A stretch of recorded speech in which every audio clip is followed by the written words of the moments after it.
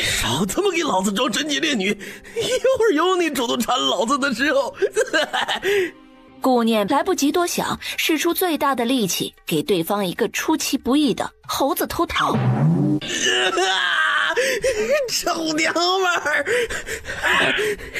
臭娘们儿！顾念顺势一个翻滚，远离了男人的危险范围，又迅速地爬起，撒腿飞奔。臭娘们儿！别让老子抓到你！剧烈奔跑之后，顾念觉得口干舌燥，这具身子像是被火烤似的燥热，乱七八糟的记忆一股脑地涌了进来。该死的，老娘一定要把你们搅和得不得安生！药效肆无忌惮地在身体内游走，发出不安分的躁动。抬眸间看见前方不远处有一间破庙，他脚步踉跄，扶着门框走了进去。只见地上躺着一个男人，一动不动地盯着他，小腿上插着一支利剑，流出的血液发黑，明显已经中毒，身体不能行动。你受伤了？滚开！嘿嘿，肩头上有毒，得赶紧处理伤口，我帮你拔出来吧。我警告你，你最好离我远一点，否则……肩头的位置还挺深的，需要赶紧拔除，否则毒素扩散就不只是身体无力，还会危及生命。只是没有麻醉，你得忍着点。话音未落，一个巧力把箭头给拔了出来。尹宁闷哼一声，冷汗直冒，似乎没有想到他如此快准狠。此时的顾念内心哭成了一团，希望这个男人看在自己救了他的份上，原谅他即将做出的不可描述的行为。合欢伞，你今日真走运。说完，那双玉手伸向了男人的裤子。我劝你即刻住手，至少这样你这双手还保得住。好可怕的样子，不过已经由不得你了。下一刻就真的向他伸出了魔爪。周围的温度已经下降到冰点，说是眼神能杀人的话，顾念的身上估计已经千疮百孔了。此时的他神智恢复以往的清明，顾念自知理亏地摸了摸自己的身上，从袖袋里掏出仅有的2件东西，一个银锭子和一个铜板。于是他抬手把一个铜板随意地扔了过去，却好巧不巧地扔到男人银色的面具上。你那个也不太行啊，全程也没有出力，本姑娘就吃点亏，便宜你了。你会付出代价的。顾念脚下一顿，心虚的头也不回的消失在对方的视线之中。主子，主子的身上只穿着一条亵裤，赤裸的胸膛上布满了牙齿和指甲抓挠的痕迹。主子，您这是……给我闭嘴！清风不敢耽误，赶紧取出一颗解药放到主子的嘴里，并上前帮忙穿戴好衣服。哎呀，这是哪个活腻歪的女人，敢趁着主子中毒把她给睡了？给本王查，务必将那个该死的猪头脸女人给我抓回来！手中紧紧攥着在草丛中捡起的发簪，似乎要把簪子捏碎一般。是，主子。主子，您欲动未轻，可动不得怒啊，小心身子啊！他与清风对视一眼，纷纷低下了头。他们终于弄清了一个事实，他们的主子被一个丑陋的女人夺走了清白。坐在浴桶里的顾念心思百转，别人穿越不是皇后就是公主，而她一穿越就把一个男人给糟蹋了，还是不负责任的那种。叹息声刚刚结束，就在意识中看到了熟悉的研究室，还有在现代刚刚研究成功的药品。这也太离奇了吧！确定这么惊悚的一幕没有人发现，这才放心的去打开手中的药，涂抹在脸上，顿时透出一丝冰凉，又试探着用意识把那瓶药收回去，手中的药立即消失在视野中。不仅研究室跟着过来了，还有了空间储存的功能，真是意外之喜呀！太傅府仙月阁，到嘴边的鸭子，你居然让它飞了，留你何用？真是白费了本小姐一番心思。二小姐，用了合欢散的人，暴毙和失身都不是好结果呀。就算大小姐回来了，那也是个残花败柳了。顾仙儿脸上的狰狞少了几分，可心中的恨意却依旧未减。她顾仙儿才是太傅府的嫡女，是父亲的掌上明珠，凭什么那个贱人抢走所有的风头？想起顾念那张妖孽魅惑的脸，就恨不得撕掉那张皮。宁王府，王爷，属下无能，那个女人不知所踪。不知所踪？他盯着手中的发簪一动不动，似乎要从中找出那女子的存在。婉，查所有名字里有婉字的女人，就算掘地3尺，也要把人给我找出来。是王爷，属下这就去查。王爷，这在长江寺庙一踏中了埋伏，肯定是有人泄露了行踪。当时属下追出去，发现他们都是死士，没有从那些人口中得到有用的消息，心里主要是着急啊。幸好那个女子替你拔出了毒箭，否则毒液侵入血液，就真的不好解毒了。暗中调查一下府中可疑之人，不要打草惊蛇了。是主子。躺在床上，想起那个猪头脸的女人离开时说的话，从未有过的耻辱感在他心里翻腾着。这该死的女人，此辱必报。哎呀，我们母女多久没有这么亲近了？母亲，女儿以前犯糊涂，识人不清，现在明白了。您还想回去吗？若不是母亲手里还有钱财贴补府中用度，只怕你父亲早已起了休弃我的心思。我对那个太傅府没什么可留恋的，如今唯一放不下的就是你了。罢了罢了，既然不喜欢，那就分开。人生苦短，怎么高兴怎么过。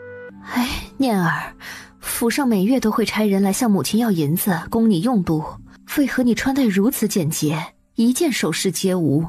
难道……母亲，他们每次都来要多少？也不算多，就10几万两吧。以前觉得你还小，就依照你父亲的话，把钱交给他派过来的人。1个月10几万两还不多？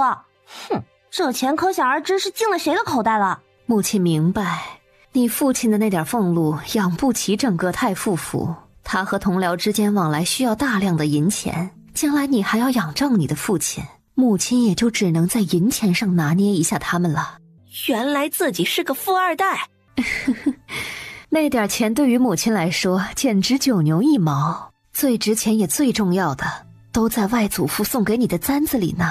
簪子？母亲，女儿只知道那个簪子重要，却不知那簪子的特殊之处在哪里。母亲，女儿只知道那个簪子重要，却不知那簪子的特殊之处在哪里。簪子的隐秘处啊，刻有你的小名婉。这个婉字是你外祖父亲自刻上的，它就如同一枚印章，能在全国所有刘府的产业通用。外祖父真是大手笔啊！这簪子肯定是慌乱逃走时丢的。若是想要找到簪子，就必须要找到，被他糟蹋的那个人。想想就头疼，这事儿很难办啊。怎么突然就皱起眉头了？虽说如同印章，但是簪子在外人看来并不贵重，况且也没几个人知道你的小名，你也不用有压力。好的，母亲。看来找簪子的事情需要从长计议了。这最先考虑的是已经失身的事情。经过一晚上的记忆梳理，他清楚了原身从小到大的所有事情。和母亲一起用完早膳，这才不慌不忙地赶回家中。母亲，姐姐一晚上都没有回来，会不会出事啊？仙儿别担心，念儿她一直都有自己的主意啊！大家不要误会，念儿虽然性子放纵了些，可她是个好孩子。太傅府的大小姐原来是这种不要脸的女人。哼，是啊，真是不知羞耻。我看二小姐倒是温柔贤淑，比大小姐强多了。随后顾仙儿又对着人群的一角使了个命令式的眼神。你们不要误会大小姐，我与大小姐是两情相悦，她并不是你们口中不检点的女人，她一夜未归，只是与我在一起。嘿呀，突然出现一个相好的，他怎么不知道？顾大小姐真是不知廉耻，竟然和男人无媒苟合啊！谁说不是呢？这样的女人娶回家也是个不安分的，谁敢要啊？议论纷纷之中，一辆马车徐徐而来。太傅大人顾江下朝回府。出了什么事了？老爷，念儿一夜未归，那个男子说和念儿在一起是两情相悦。您看这……那个孽女呢？把她给我带过来。父亲是在找我吗？女儿回来了。哎呀，念儿，你怎么才回来呀？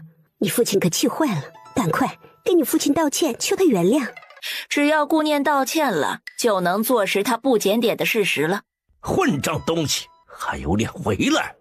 姐姐，你不要怪父亲生气，不是因为你丢进了太傅府的颜面，只是因为担心姐姐的安危啊。昨日的药就是这个小白莲的妹妹所为，表面温柔无害，内心狼心狗肺。孽女，你那是什么表情？到现在还不知悔改？哼，父亲啊，您询问情况了吗？调查了吗？有证据吗？就这样给我定罪了？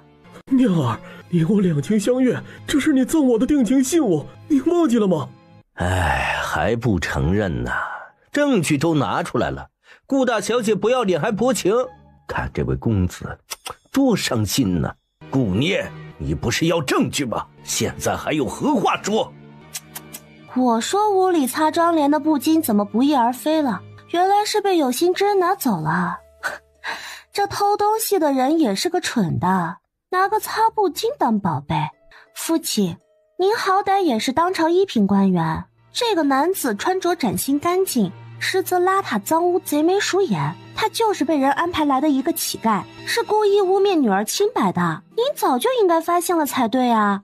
难道您是觉得女儿没有分辨是非的能力？难道父亲觉得女儿会喜欢上一个品行不端的乞丐？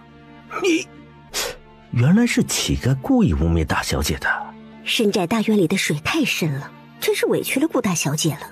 念儿，别说了，看把你父亲气的，有什么话给母亲说。打住，我只有一个母亲，她在庄子上住着呢。我和父亲说话，希望你不要插嘴。你既是被他说的脸色难看，袖子下的手攥得泛白。是的，父亲，这是母亲给的10万两银票，女儿昨晚就是在庄子上陪着母亲。这个月府上的用度，女儿直接带过来了，就不用安排人去母亲那里拿了。原来太府都是刘夫人出钱供养着的。哎呀，花着刘夫人的钱，还把人赶到庄子上去住，这不是欺负人吗？难怪大小姐受委屈，母亲都被赶到庄子上去了，留下一个女儿可不是得受委屈。念儿在父亲心中一直都是乖巧的好孩子，父亲还是相信你的品行。都是这个乞丐无故跑到太傅府门前制造混乱，企图污蔑念儿的清白。父亲一定严惩这个乞丐，把他给我抓起来送到官府。冤枉啊，我是真心喜欢大小姐的。压下去。二小姐，救命啊，是你说。来人，给本夫人堵上她的嘴，胡乱嚎叫，别吓着两位小姐。哼，每月10万两银票养着你们这群白眼狼，我早晚要把这些钱全部拿回来。顾念走进念熙院时，玲珑和琥珀已经在院门外等了许久。大小姐，您可回来了？您没事吧？哭什么？我这不是好好的吗？走吧。在这个太傅府中，也许只有这2个丫鬟是和他一条心的。这2日的经历比上一世许多年过得都精彩，现在终于可以安静一会儿了。但是有些仇该报的还是得报。原主被他们害死了，自己可不是任人拿捏的软柿子。夜色渐浓，繁星点点，一道娇小的身影在太傅府中穿梭，挥出手的瞬间，一阵清风吹过，药粉纷纷扬扬四散开来。这特制的迷药最大的好处就是不留痕迹，让人无处可查。顾念悄悄地潜进去，月色下依稀能看清那床上的人正是睡得正香的顾仙儿。把昏迷的男人从空间里扔到床上，拿出银针在两人的穴位处施针，让他们更加尽兴。良辰美景不可辜负。待明日醒来，真是期待呀。此时的海棠院仍然亮着烛光。言儿一夜未归，到底怎么回事？我要听实话。老爷，老爷，仙儿给念丫头下药，让男人把她带走，所以一夜未归。仙儿也是一时糊涂，求老爷别怪罪仙儿，要怪就怪妾身吧。你糊涂！前几日娘家侄儿的喜宴上，太子殿下突然到访，太子第一次见到念儿丫头，眼神就被勾住了，妥妥的狐妹子。仙儿喜欢太子殿下已久，一时气不过才做下错事。老爷，仙儿也是一时糊涂，妾身没有管教好女儿，都是妾身的错，请老爷责罚。罢了，事已至此，多说无益。这以后你和香儿给我紧闭上嘴巴。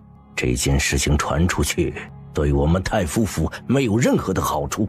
刘氏若是知道了，直接断了府上的经济来源，看你们以后的生活还能不能够如此优越。季氏听到这话松了一口气，只要不追究仙儿的责任就好说，赶紧上前替她更衣，温柔又妩媚。顾江的宽恕也让她整晚极力表现。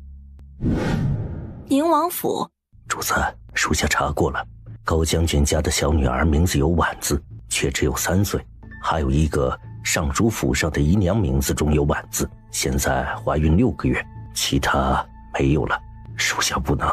清风说完，悄悄抬眸看了一眼主子的脸色，在主子即将发火之前，赶紧继续禀报。主子真是料事如神，正如您所料，太夫妇不想让顾仙嫁给主子。顾家大小姐顾念现在还是嫡女身份，他们想让大小姐嫁过来，但是属下得到一个奇怪的消息。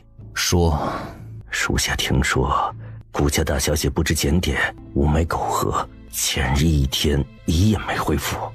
前日1天1夜没有回府，这是巧合还是冤家路窄？哼，好，本王知道了。成婚过程还是按照以往方式办，能不能活下来就看他造化了。是，主子。叶宁眼神盯着一处，心思百转，看来要去试探一下，看看这个女人到底是不是铜板和发簪的主人。想到此处，他戴好面具，翻身从窗户飞了出去。叶宁悄悄在太傅府中间的屋顶落下，确定了一个方向后，飞速落在了另一处不太明显的一处房顶上。他轻轻地掀开瓦片，往屋里看去，然而下一秒却差点从屋顶上摔下去。昏黄的烛火下，屋里的顾念正一丝不挂地泡在浴桶里。尹宁的俊脸瞬间通红，心里暗道非礼勿视，非礼勿视。他赶紧轻轻地把瓦片放回去，然后远离此处。回到府中，却久久赶不走心里的悸动。主子，您的脸色怎么这么红啊？要不要叫府医啊？出去。主子趴在一个女子闺房的上方，又是脸红又是流鼻血的，还能看见了什么？哎呀，没想到一向不近女色的主子竟然也有这种时候。翌日，天空破晓，阳光渐渐透过云层。坏了，怎么就起晚了呢？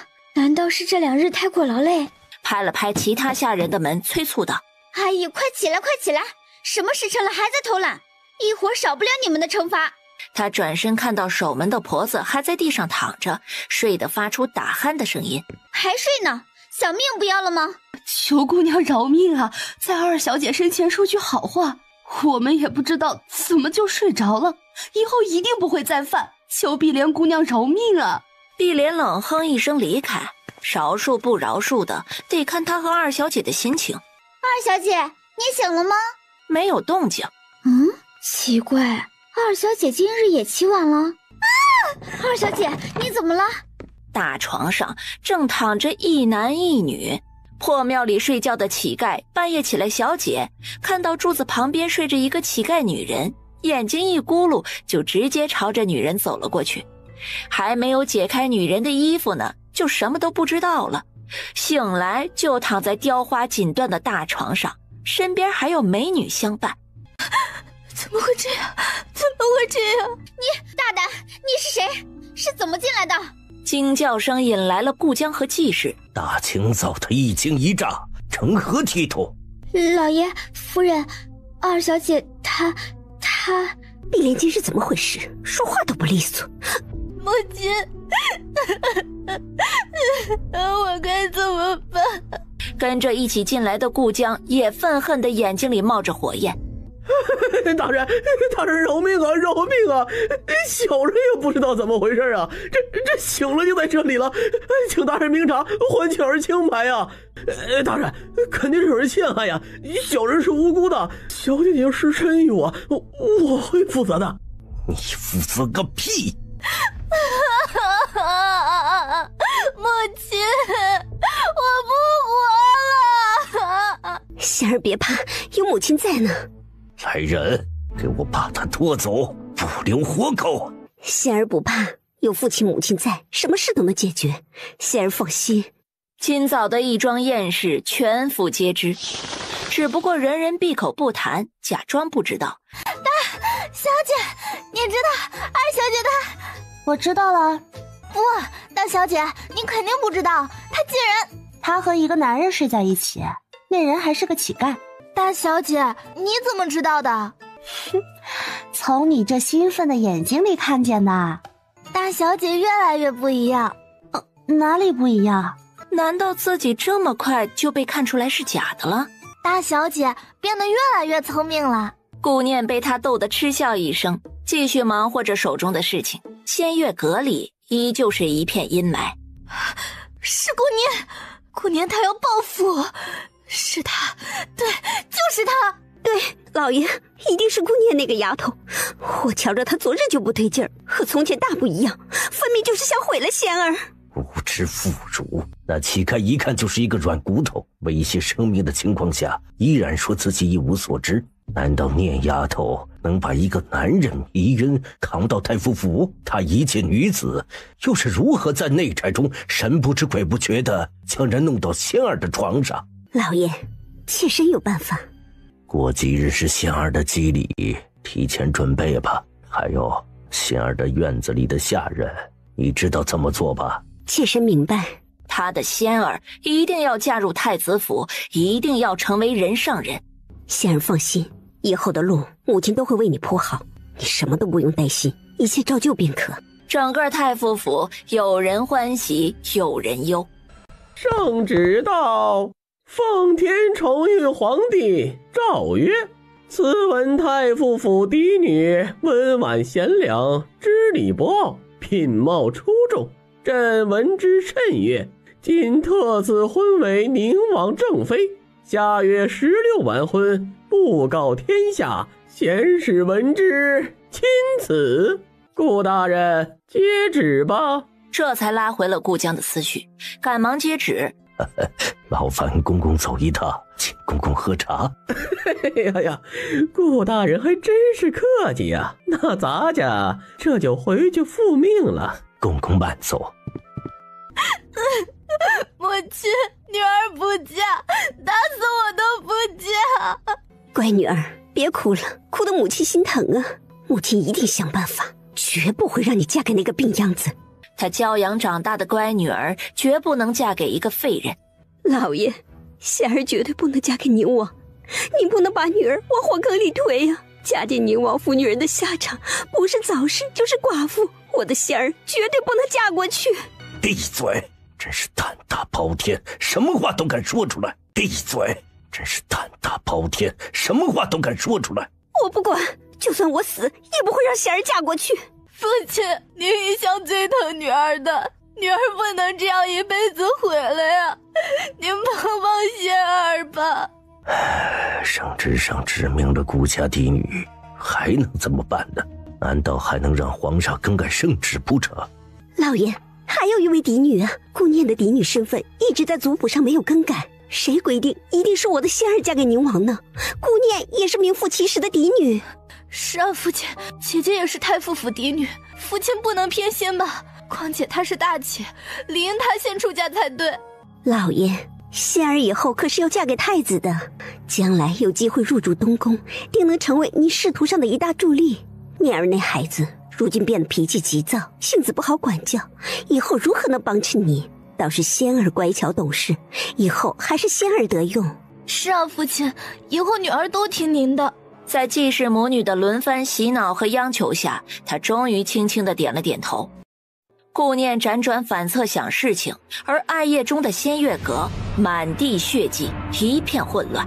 顾仙儿身边的碧莲吓得浑身颤抖，最终在顾仙儿的维护之下逃过了一劫。如今知道这件事的只有你一个了，若是以后听到二小姐一点不利的传言出来，本夫人就会让你死无葬身之地。谢夫人不杀之恩，奴婢一定紧闭嘴巴。奴婢什么都没看见，什么都不知道。谢夫人大恩大德。你不用谢我，要谢就谢你家主子吧。若不是他求我饶你一命，如今你也和外面那些人一样，只剩一具冰凉的尸体了。以后好好伺候你家主子，报答他的救命之恩。谢谢小姐救命之恩，奴婢谨记您的大恩。谢谢小姐仁慈。好了，起来吧。是，小姐。一日一早，仙月阁伺候的下人全部换成了新人，一切照旧。大小姐，仙乐阁的下人只有一个二小姐的贴身丫鬟，其他都被换成了新人，以前伺候的人都不知被安排去了哪里。顾念心中一凉，是自己考虑不周了，以后只要不侵害自己利益的条件下，还是多做善事来弥补自己的失误吧。夏日天气多变，一夜醒来，荷叶上沾满了露珠。小翠，让你打听的事儿怎么样了？三小姐，奴婢打听到了，这几日二小姐很是平静，没有如以前一样找大小姐的麻烦，还有故意躲着的意思，看上去心情也不错。大小姐整日在自己的院子里，也是一副悠闲自得的样子。哼，果真如此。父亲为他们二人安排，何曾想过我这个女儿也到了该嫁人的年纪呢？若是顾念死了，顾仙儿嫁给一个废人，那自己就是太傅府小姐中唯一的指望。看来自己得多在父亲面前走走才是啊。仙月阁的房间内，季氏拍着女儿的手，温柔劝慰。中亲王府昭华郡主的吉吉宴很重要，仙儿还是去吧，一切照旧才能不让人看出破绽。过几日你的吉吉宴也能有来有往，给昭华郡主送帖子啊。顾仙儿想了想，她隐忍着心里的抗拒，点了点头。这才对嘛，我的女儿是最美的，母亲去给你准备东西。安静的念熙院此时热闹了起来。大姐，中亲王府送来拜帖，郡主今日举办吉吉礼，咱们姐妹一起去吧。可是我没什么准备啊。大姐是天生丽质，不施粉黛已是倾城之貌，再刻意打扮，让我们可怎么出门啊？顾念心下嗤笑，这一个两个的都是影后级别的。顾念故作犹豫之后，和两位影后出了门，看着中亲王府内人头攒动、热闹非凡的景象。主子，就您这名声，就算送礼物过去，昭华郡主也不会喜欢您的。你可真敢说！昭华郡主整日抱着她的猫，你递过去的时候，一定想办法靠近她，请喝上面的药会自然挥发，使猫心情躁动。主子，就算昭华郡主不喜欢您，也不用害她受伤啊，这不是主子的风格呀。青羽，属下在。罚俸1个月。啊，是。主子想从那个特别的包扎手法招来，郡主身边跟着很多武功高手，不会让她出事的。今日的吉吉宴会有京都城内大部分的贵女前来参加，还有那个可疑的顾大小姐，她就不信查不到一点蛛丝马迹。顾念他们3人到的时候，厅堂里已经聚满了人。郡主气质高贵，所有东西在郡主身边都仿佛失了颜色，希望仙儿的礼物郡主不会嫌弃。锦盒打开，顿时发出了一片光芒，好漂亮的东珠，一看就是极好的品质。她顾仙儿怎么会有？该不会是母亲的嫁妆吧？顾念来的时候本就仓促，怔愣的片刻，却收到世家夫人和小姐鄙夷的眼神。他以最快的速度思考着自己有什么是不太值钱，面子上还能过得去的东西。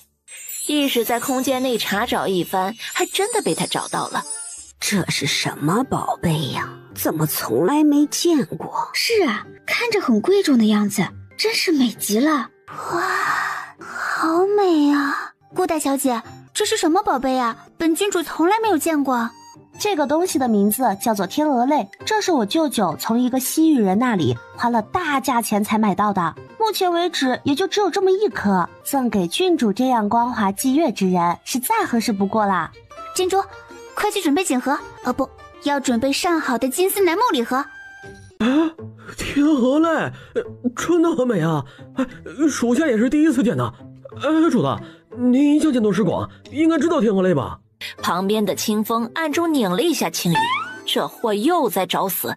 青羽，是时候过去了。是，属下这就去。青羽说完，立刻消失在原地。郡主，属下是宁王殿的随从青羽，殿下身子不适，不能前来，命属下给公主送了吉吉礼，请公主笑纳。青羽上前一步，拱手递上锦盒，微不可察地对着面前的白猫轻微晃了晃。谢谢宁王哥哥的礼物，昭华很开心。是，郡主的话，属下一定带到。属下告退。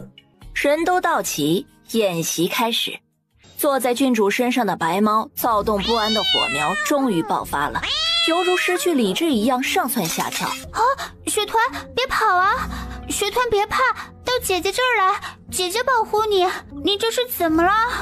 白猫喵喵叫着，一味的上蹿下跳，躁动不安，蹭蹭的爬上了院中的假山。假山下很快就聚满了人。别动，你们谁都不能去，会吓到雪团的。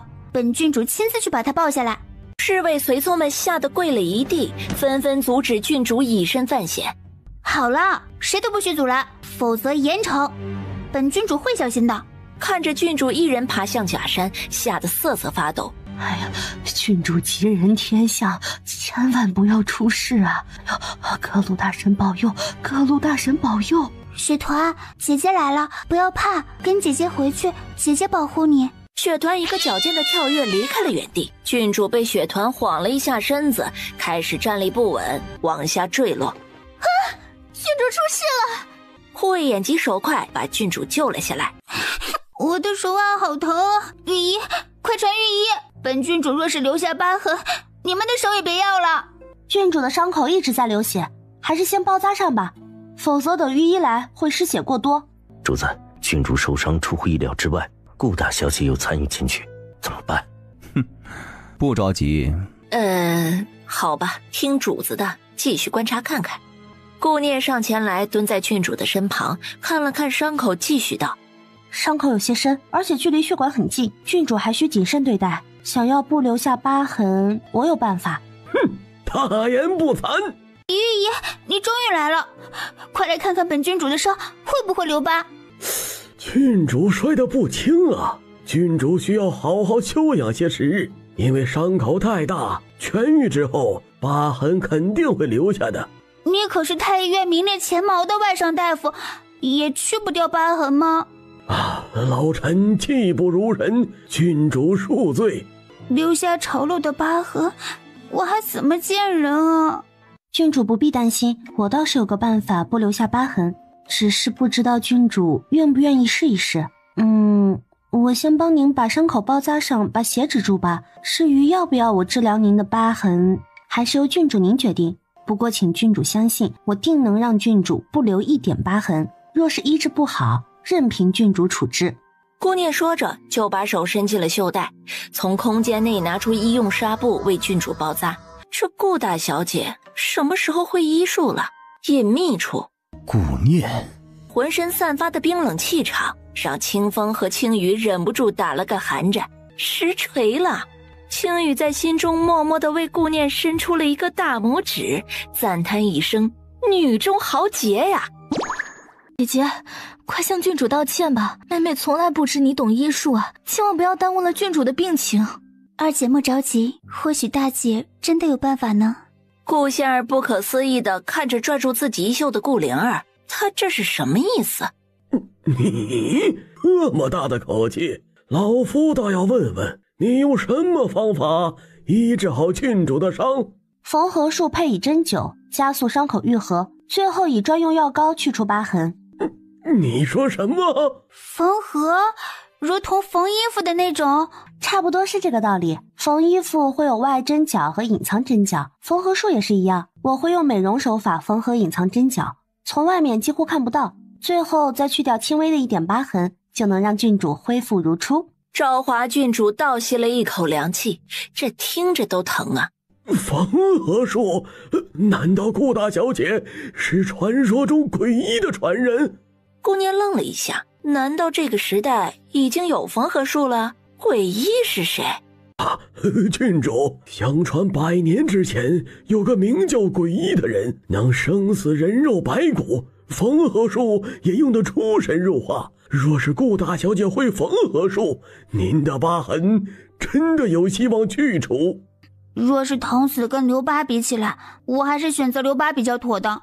手术的时候会用麻药，一点疼的感觉都没有，试试就能恢复如初，不是就注定留下丑陋的疤痕。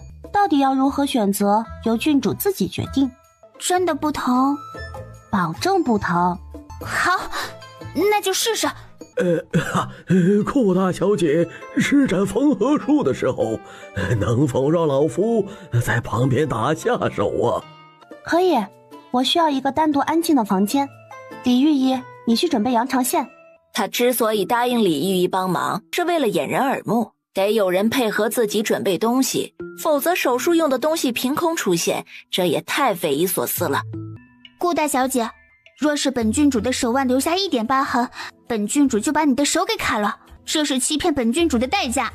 顾大小姐，若是本郡主的手腕留下一点疤痕，本郡主就把你的手给砍了，这是欺骗本郡主的代价。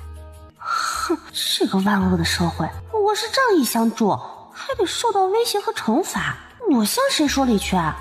可以，若是我医治好了郡主的伤疤，郡主该当如何？你想如何？我想要今日二妹送与郡主的东珠。哎呦，真敢要啊！是啊，简直是狮子大开口。郡主医治应该是他的荣幸。这个顾念，没人找他的麻烦，他自己给自己找麻烦。郡主觉得是您的手腕重要，还是一颗东珠重要？若是郡主失去这次去掉疤痕的机会，以后就真的不好去除了。好，郡主，我一定尽心尽力，每天都会过来给你换药，直到你的伤疤去除为止，最多7天，药到病除。姐姐，你不要欺骗郡主，向郡主道歉吧，否则你承担不起后果。聒噪，把他拉出去。是，郡主。到了安排好的房间，顾念趁着李御医快要回来的空档，用麻醉针给昭华郡主注射麻药，并拿出外科缝合用的相关用具。郡主不要乱动，我要开始为你做手术了。顾念进入工作状态后，就变得无比的严肃认真。咦，只有线拉扯的感觉，真的不疼啊？旁边站着等着帮忙的李御医一点忙都没帮上，整个过程满眼都是崇拜和震惊。原来缝合术还可以这样。郡主，你的手腕不要碰水，不要用力，卧床休息，最多7日就能恢复。顾大小姐，本郡主还真没有听说你有这么高的医术造诣。我母亲被降为平妻，逼到了庄子上去，我若是不藏拙一点，早就入土为安了。那颗东珠是我母亲的陪嫁，被二妹拿来送给郡主，可想而知霸占了我母亲多少东西。原来那东珠是这么来的呀！哼，真是欺人太甚！本郡主今日就将东珠还给你。多谢郡主。两人说说笑笑出现在众人面前时，所有人都以为看错了，尹宁目光灼灼地盯着昭华郡主那条包扎的手腕上，想起那天那个女人厚颜无耻地脱掉了她的裤子，恨不得立刻捏碎她的脖子，同时又很好奇顾念是否真的这么厉害，能去掉昭华郡主的疤痕。他心里有种莫名的期待，最后冷哼一声离开了。顾念被郡主的豪华马车送回府，刚进府门就对上顾仙儿阴恻恻的眼神。大姐是想害死我们太夫府吗？这么大的事情，竟然自作主张欺骗郡主！别给我扣这么大帽子，乱说话才会害死太傅府。他转身迈出脚，又收了回来。哼，害死太傅府，这个主意真不错呀！谢谢二妹提点。这个贱人真的变了，比以前装无辜的样子更加可恶。顾灵本想坐山观虎斗，让他们斗得两败俱伤，奈何顾仙儿不中用啊！深夜，房间里灯火通明。主子，府中已经查过了，您住的宣宁院里面负责洒扫的小厮，竟然是个会武功的，深藏不露，就是为了探寻府中的动向。此次破庙遭埋伏，也是小厮透露出的消息，只是他宁死都没有说出背后指使，属下办事不力，请主子责罚。哼，一个小厮竟然暗中隐藏在府中如此之久，继续暗中观察，什么人和小厮传递消息，以防遗漏之人。是，主子。装病的尹宁不由得想起中敌人圈套那天在破庙的情形，当时无法行动的自己竟然还有些享受。万一属下在，仔细伪装，小心被发现了。下一刻就从窗口飞了出去。太傅府，你们都下去歇歇吧，我也困了。是，小姐。顾念眼瞅着他们退出房间，关上了门，就赶紧进入研究室，准备昭华郡主需要的药水和药膏。他有一个神奇的发现，研究室里的任何东西都是无限补充的，这让他着实兴奋了一把。处理好药膏，他感觉又困又累，刚出来走到床榻边准备睡觉，就听见窗户被撬的声音。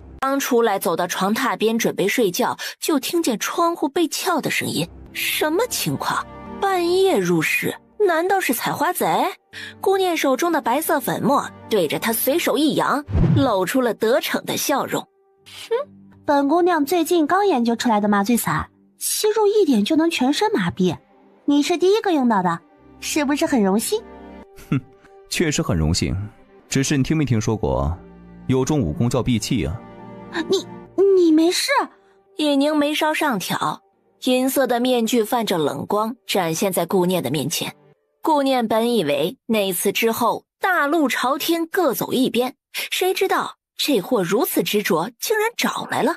不好意思，我走错房间了。哼，你应该认识我吧？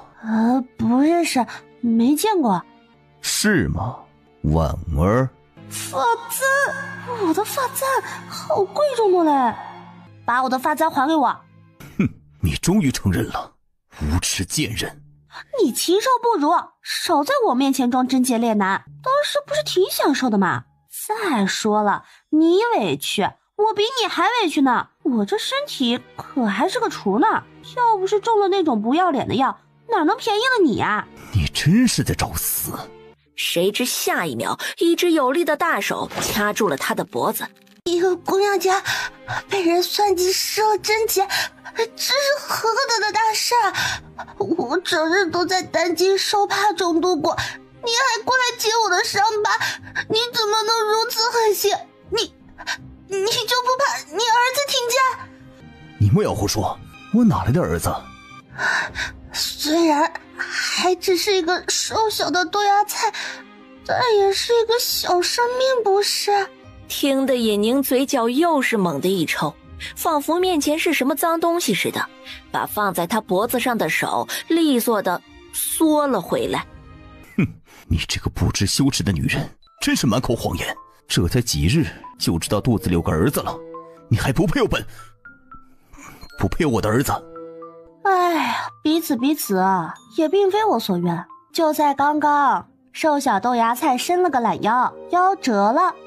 不行了，被气得脸颊发烫，头晕脑胀了，看都没再看他一眼，转头就飞出了房间。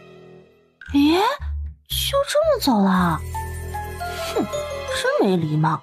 哎，我的发簪还没还我呢。不过他说飞就飞的样子，真让人羡慕，好像武功很好啊。哎，心好累。顾念自言自语一阵，打了个哈欠就去睡觉了。刚回到府中的尹宁就遇到了青羽。主子，您的脸色怎么这么红啊？青羽，罚俸1个月。我说什么了？清风一把捂住了青羽还在小声嘀咕的嘴，退出了房间。你又找死了，不是让你在主子面前少说话多做事吗？我也没说什么呀。哎，你有没有发现主子自从那次从破庙回来就特别反常啊？房间里的尹宁心情烦躁，每次遇到那个女人都情绪起伏，无故烦躁，今日竟然落荒而逃，真是该死。早晨起来的顾念精神焕发，用完早膳就匆匆去帮助昭华郡主换药了。哎呀，你怎么才来啊？赶快给本郡主看看伤疤怎么样了？郡主，今日的伤疤已经好了很多，边缘的地方也开始结痂，我把药膏涂抹上，会有一点冰凉和疼痛的感觉，这都是正常现象，郡主不用担心，明日就能全部结痂，然后我们就开始用祛疤的药膏。你真的能把疤痕去掉？一点都没有？郡主，你应该知道用人不疑这句话吧？再说了，郡主长得美若天仙，我竭尽所能，定不能让郡主留下疤痕。好，本郡主信你。你除了信我，还有其他办法吗？顾念每次给郡主治疗的样子都极为认真，和平时说话时的样子判若两人。他以银针刺入穴位，加速伤口愈合，最后再涂上特制的药膏。手腕包扎好了。还是要注意洗澡的时候不能碰水，注意休息，熬过去这几天就好啦。郡主加油！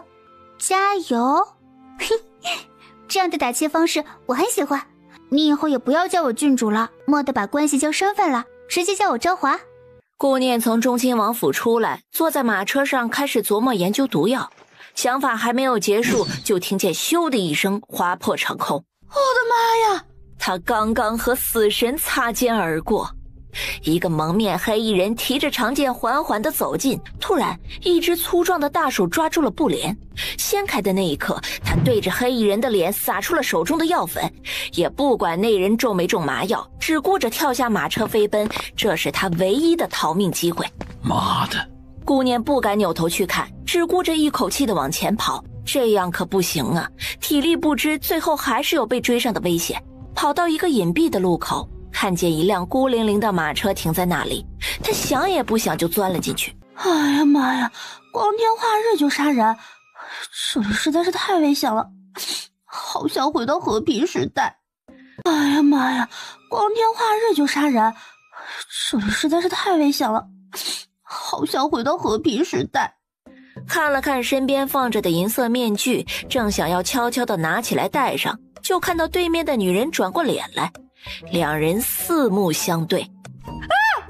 你以为马车里没有人，转过身后对上一双带着隐忍恨意的眼睛，着实吓了他一跳。你这是怎么回事？一声不吭的在背后偷窥一个女子，是可耻的行为。他默默地把深色的银色面具藏到身后，此刻不能暴露身份，哪个身份都不能暴露。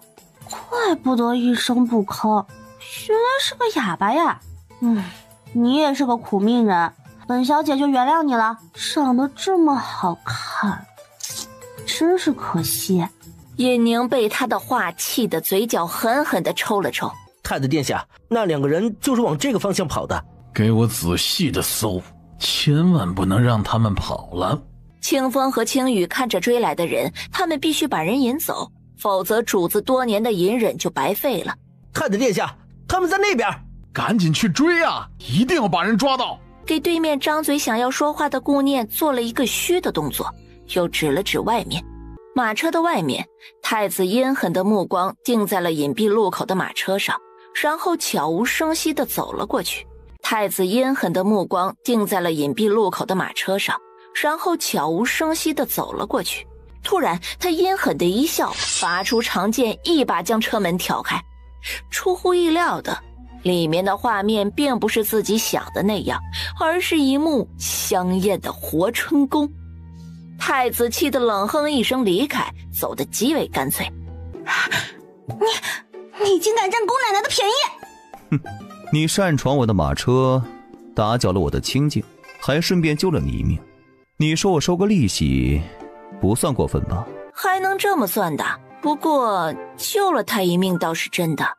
算了，就当被狗咬了。顾念狠狠地瞪了他一眼，转身跳下马车，这才想起来，原来他不是哑巴。你真狗！此时的马车里，尹宁脸上没有一点生气之色，还隐隐地透着高兴，犹如终于找回场子的胜利感，确定没有人跟着的清风轻雨回来了。主子，那人确实是太子殿下的人，里面说了什么，属下还没有听清楚就暴露了，请主子责罚。猜出来了，从太子追杀你们的决心可以看出来，他有不可告人的秘密。既然已经打草惊蛇，还需从长计议。啊，是主子。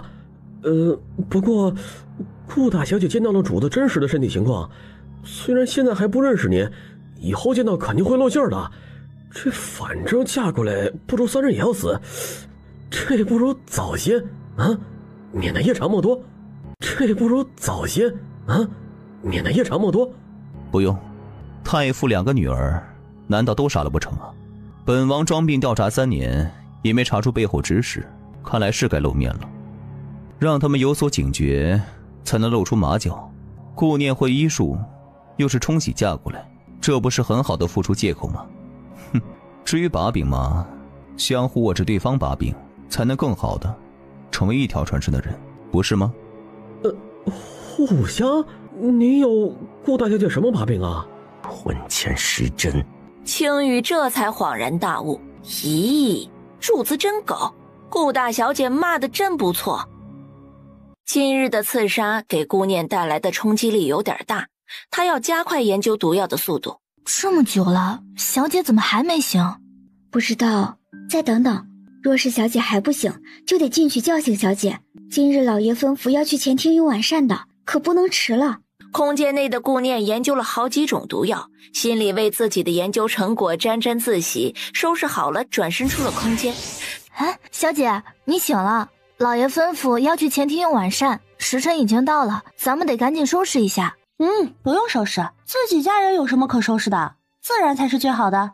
带着丫鬟到膳厅的时候，所有人都抬头看过来。一家人都在等你，像什么样子？懂不懂规矩？孩子的性子哪有一样的？有仙儿这样乖巧的，也有叛逆的。老爷不要和孩子生气，气坏了身子。坐在那里的顾念眼神灼灼地盯着季氏头上的首饰耳坠。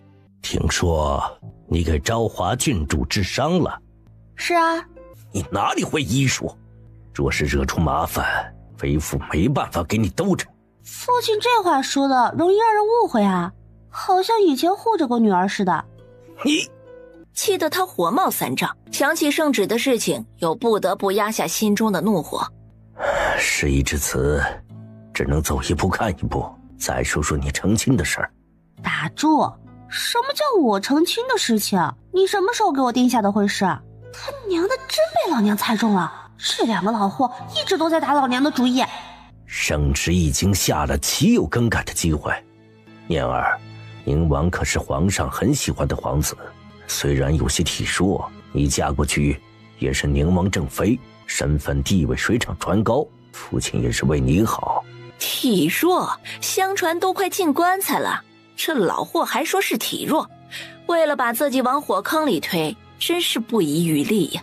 你嫁过去也是宁王正妃，身份地位水涨船高，父亲也是为你好。还有这么好的事啊！顾江看着他的表情，心中一喜。女儿没这个命，自己几斤几两我还是清楚的。女儿资质平平，哪里配得上宁王这样高高在上的人物？只有二妹这样温柔体贴又多才多艺的女子，才和宁王是天生一对呀。你是大姐，自古都是以长为尊，你的婚事之后才能是仙儿。可别以前怎么对女儿，如今照旧就可，突然的主动示好，女儿承受不起。在家从父，出家从夫，为父的话你无需反驳，安分待嫁吧。冷着脸命令完事情就甩袖离开了。回到仙月阁的顾仙儿听说顾念在路上遭到了刺杀。谁这么得力，竟找人刺杀？讨厌他的人还真是不少，可惜啊，让他活着回来了。是啊，小姐，大小姐的性子惹得很多人不喜，遇到不测再正常不过。二小姐这样温柔娴雅的性子才是最讨喜的。小姐，三小姐来了，让她进来。小姐，三小姐来了，让她进来。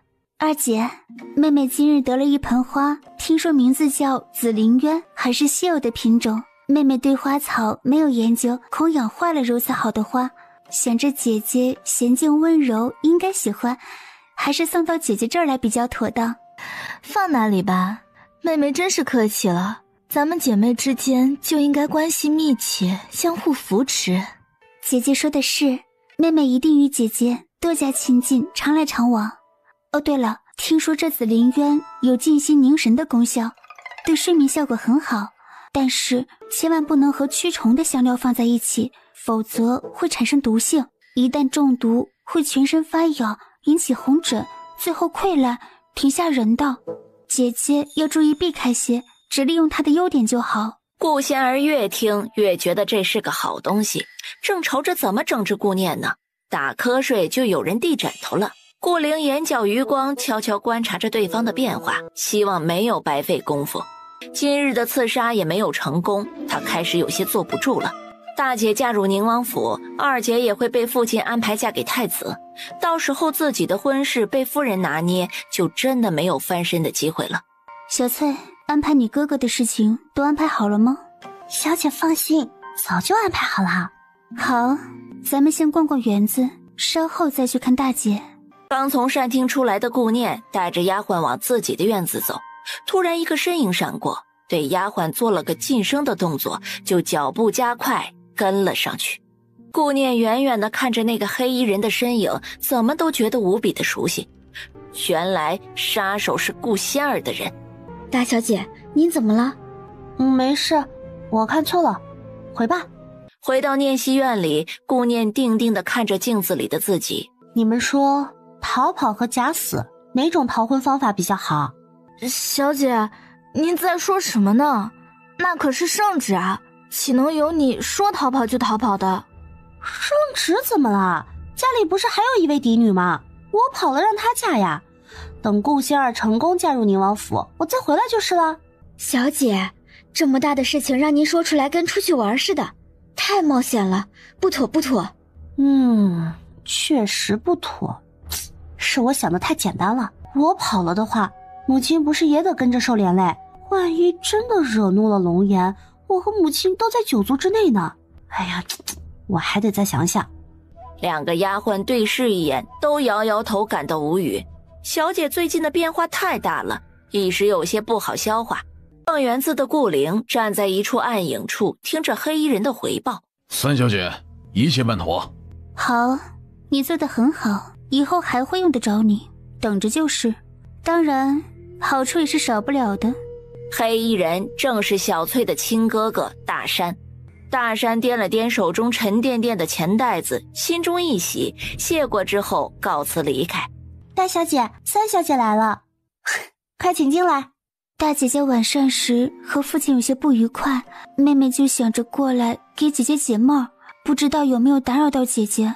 妹妹不必担心，姐姐没事儿，不就是成亲嘛，年纪到了都要走这么一遭的。姐姐答应了。父母之命，媒妁之言，不答应还能怎么办呢？终究是胳膊拧不过大腿。不管答不答应，都不能活着嫁入宁王府。姐姐别难过，妹妹绣了个香囊送给姐姐，还望姐姐不要嫌弃。天气炎热，蚊虫多，里面放些驱虫的药草最合适了。多谢三妹，我一定好好收着。天色不早了，妹妹不打扰姐姐歇息，改日再来看姐姐。顾灵的目的达成，便也没有多做，告辞离开了念熙院。顾念拿着香囊闻了闻，里面确实是驱虫的草药，并没有其他的成分。二小姐来了。顾念无语的在心中呵呵两声，一个接着一个的，怎么都这么多心思呢？请进来吧。大姐，你看妹妹给你送什么来了？这个紫菱鸢是稀罕品种，瞧瞧这花开得多讨喜。多谢二妹妹，这花很是漂亮。姐姐喜欢就好。寒暄了几句话，就赶紧告辞离开。真有意思，你的计划我好像已经知道了呀。还是要陪着你把这出戏演完啊。玲珑，花盆上有驱虫药，快把花搬到院子里无人的角落吧。大小姐，能驱虫不是很好吗？这么好看的花搬到院子里去，多可惜。这花没有问题，驱虫草药也没有问题，问题是此花和驱虫草药相互反应，就会散发毒性。奴婢赶紧搬出去扔了。不要扔，我还有用呢，以其人之道还治其人之身。想到明日的大戏，心情甚好。大夫人安。你怎么来了？看您说的，我来请个安都被人怀疑，既然被您看出来了，那我就直接说了吧。昨日新得了一盆紫菱鸢，很是名贵，希望大夫人喜欢。送花不是最重要的，请夫人帮忙才是最重要的。想让我帮什么忙？我的婚事啊，你也知道我不想嫁入宁王府，您帮忙向父亲说些好话，别让我嫁过去了呗。你是真傻还是装傻？你觉得我会去说？我还专门给您送花贿赂您，想让您跟父亲说说，让他想个两全其美的办法，让我和妹妹都不用嫁给宁王呢。没想到您不肯帮忙。那算了吧，我还是把花拿走吧。我试试。真的？真的，但是你父亲的脾气你也是知道的，我只能试试。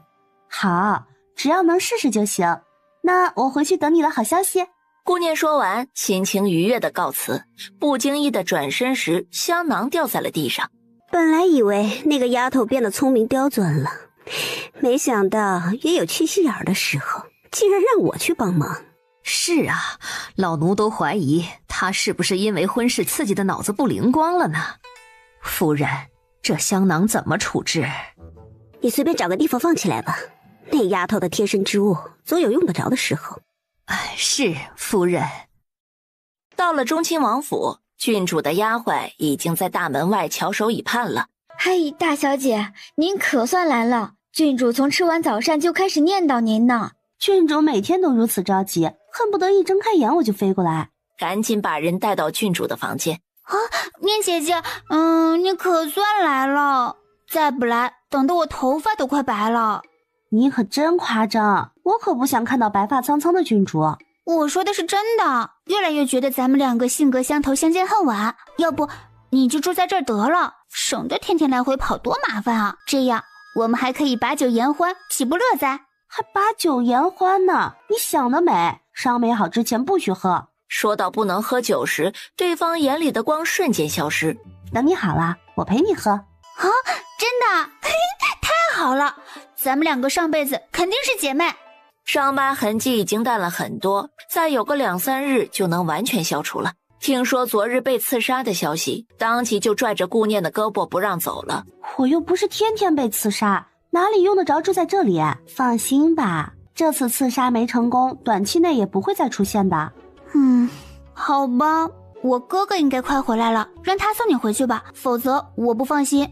可别，您是觉得我的名声太好了吗？我可不想找麻烦。嘿呀，你干脆做我嫂子吧，我哥哥一表人才，风度翩翩，绝对不会让你失望的。嘿呀，你干脆做我嫂子吧，我哥哥一表人才，风度翩翩，绝对不会让你失望的。打住，你真是越说越离谱了。念姐姐，我没开玩笑，我说的都是真心的，我哥哥长得可好看了。你还说，这你还说不说？念姐姐饶命，饶命饶命。顾念一转头就看到了一个风光霁月的男子。哥哥，你回来啦。念姐姐，这就是我的哥哥程毅。哥哥，他就是我跟你说过的念姐姐，不仅医术好，性格也好，和我很是投缘。你们这里的男人都长得这么帅吗？念姐姐说什么？没什么。刚才的话声音虽小，但还是被路过的尹宁听得一清二楚。习武之人耳聪目明。水性杨花，这个讨厌的家伙，他骂谁呢？你才水性杨花，你猪狗不如。多谢顾大小姐依着小妹的腿，在下感激不尽。顾大小姐认识刚才的人？不认识，本小姐可不认识猪狗不如的畜生。这相传只有阎王阁的阁主戴着一张银色面具，从来不以真面目示人。阎王阁不仅接单杀人，阁主还是个救济百姓的隐居侠士。我去，顾念呐顾念，你可真能耐呀！穿越来的第一天就强了这样的人物。刺杀我的黑衣人不会是顾仙儿买通阎王阁的人吧？哎呦，我的妈呀！那啥，我这就回去了，请主好好休息。顾念说完就上了自己家的马车，这犹如闪电的速度惊得在场的人不知所以。哥哥，念姐姐是不是被你吓着了？有吗？这个顾大小姐还真是与以往见到的贵女不同，着实是有趣。她难道比我好看？这个该死的女人总是能轻易激起我的怒火。我不是因为她生气，是因为阎王阁的事情生气，和那该死的女人无关。此去正是准备永绝后患，灭了他傀儡殿的势力。跃上柳梢头，召集起阎王阁的势力，直奔傀儡殿老巢。你中了我的毒，会慢慢失去意识，毒发身亡。就算我死，也拉着你一起。放心吧，你临死前的心愿怕是达不成了。董顺眼神一暗，对着尹宁飞速而来。尹宁赶紧挥起长剑，做出抵挡的动作。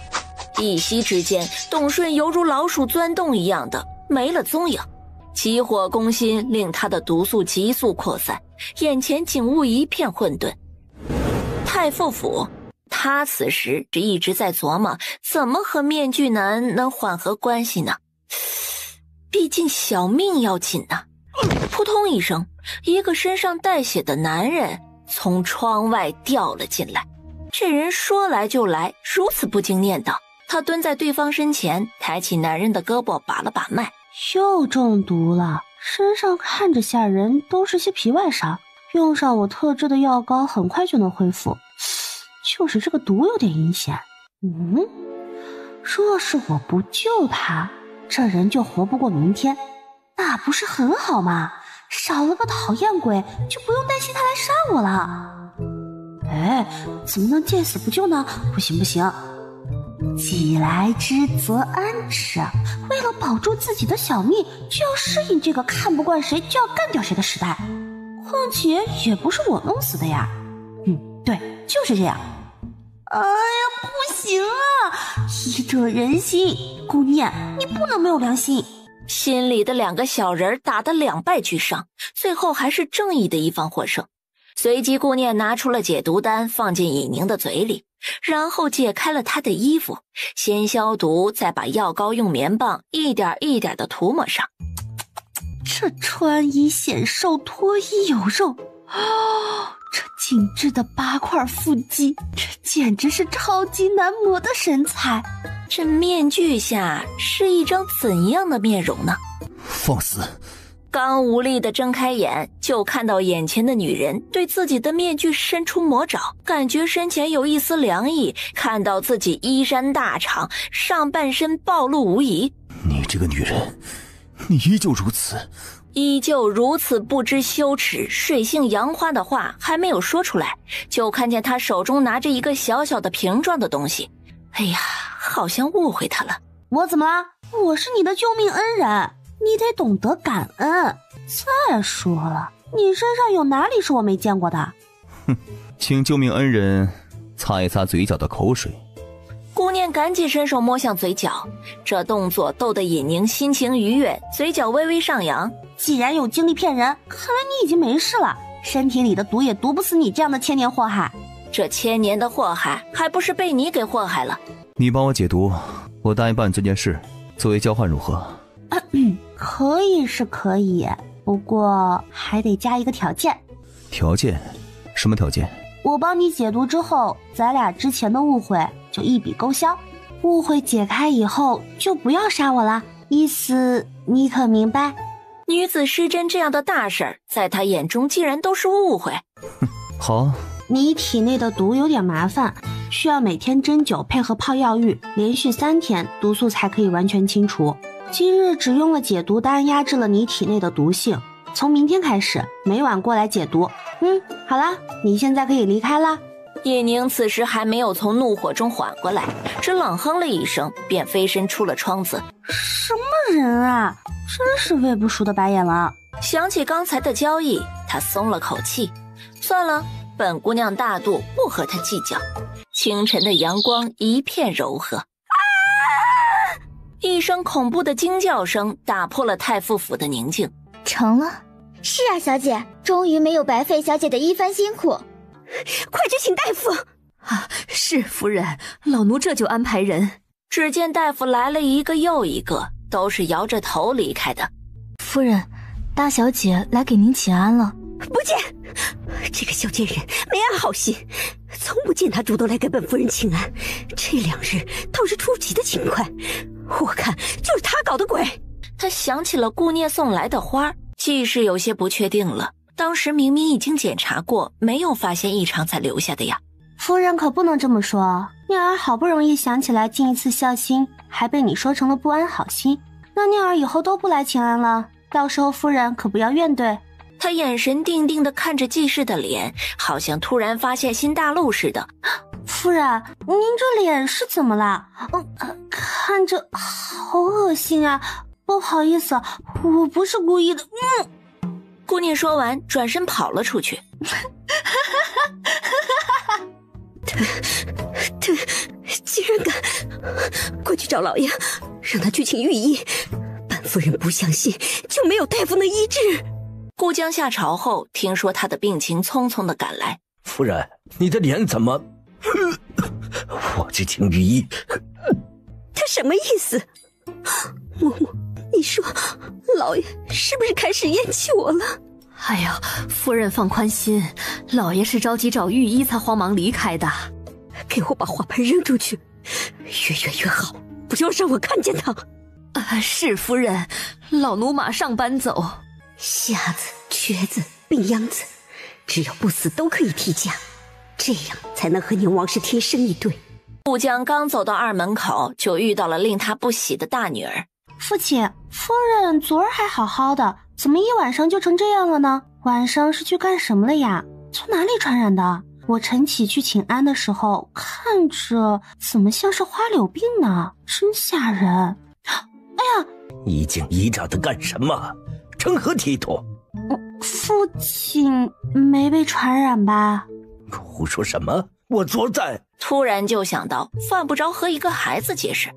为父没有。父亲康健女儿就放心了。最近还是离夫人远点吧，花柳病是传染人的。父亲还是问清楚，昨夜夫人到底去了哪里？要不然父亲的头上可就是一片绿了。除非父亲不怕绿。吓唬完顾江就跑，也不管身后的人是个什么表情。约莫一炷香的功夫，御医随着顾江的脚步进了季氏的院子。李御医，你一定能医治好我的，对吧？夫人，您的心情老臣理解，得等把脉之后才能知道是什么情况。用丝帕盖住手腕，速速诊脉后就退出了房间。顾大人，夫人这不是病，是中毒啊。不过解药的药材有一样比较稀有，老臣暂时没有解药，您还是另请高明吧。李御医，您再仔细看看，您都无法医治，那就真的没希望了。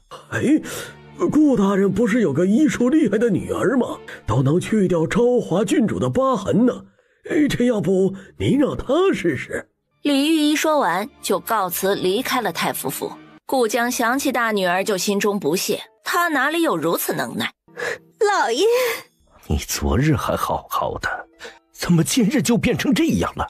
夫人去过哪里？可接触过什么东西？老爷，前日念儿来给妾身送了一盆花，肯定是花有问题。顾江按照季氏所说，让府医仔细检查了一遍，结果是紫菱渊能静心凝神，并无不妥之处。夫人可还有什么遗漏之处没说？季氏对上顾江灼灼的眼神有些心虚。老爷，妾身昨夜去了二夫人的院子，你也知道我只是一个庶女，司库里的东西并不多，念儿马上就要成亲了，肯定会带走二夫人的陪嫁。我想给仙儿留点东西。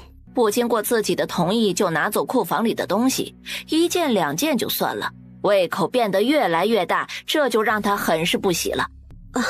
仙儿是要嫁给太子的，陪嫁肯定不能失了太傅府的颜面，所以就去了二夫人的库房里拿了一些。难道是二夫人的陪嫁有毒？胡说，若是有毒，你早就中毒了。妾身除了那些也没接触别的东西了。顾江眼神转了转，沉思片刻，便让人送大夫过去检查刘慧的库房。顾念以前胆小懦弱，从不敢反驳，如今变得胆大包天，伶牙俐齿，真的在刘慧的陪嫁上做了手脚，那也不一定。老爷，不好了，不好了呀！出了什么事了？如此慌张。老爷，库房空了。什么是库房空了？把话说清楚。老爷，奴才去的时候，库房确实是空的，干干净净，空无一物啊！真没想到，夫人竟然这么大的野心，哪里有毒？连东西都没有了，还怎么查？贼喊捉贼，别以为顾本柔弱，我就会既往不咎。管家，迅速派人去查。是，老爷。老爷，不是妾身，真的不是妾身拿走的，请老爷明察。搬空库房是要很大动静才能做到的，妾身哪有那么大的能耐？请老爷一定要相信妾身啊！去传大小姐过来。是，老爷。听到老爷的命令，管家匆匆离去。大小姐，老爷说让您去海棠院呢。大小姐，看管家的模样不像好事，您要小心点儿。没事儿，本小姐等的就是这一刻，她不来才令我失望呢。放心吧。顾念在琥珀的耳边嘀咕了几句，就带着玲珑走向海棠院。父亲找我？你去整理你母亲的陪嫁了？没有啊，我母亲的陪嫁怎么了？你这个小贱人，害我中毒，又把刘氏的陪嫁搬走来陷害我，小小年纪怎能如此恶毒？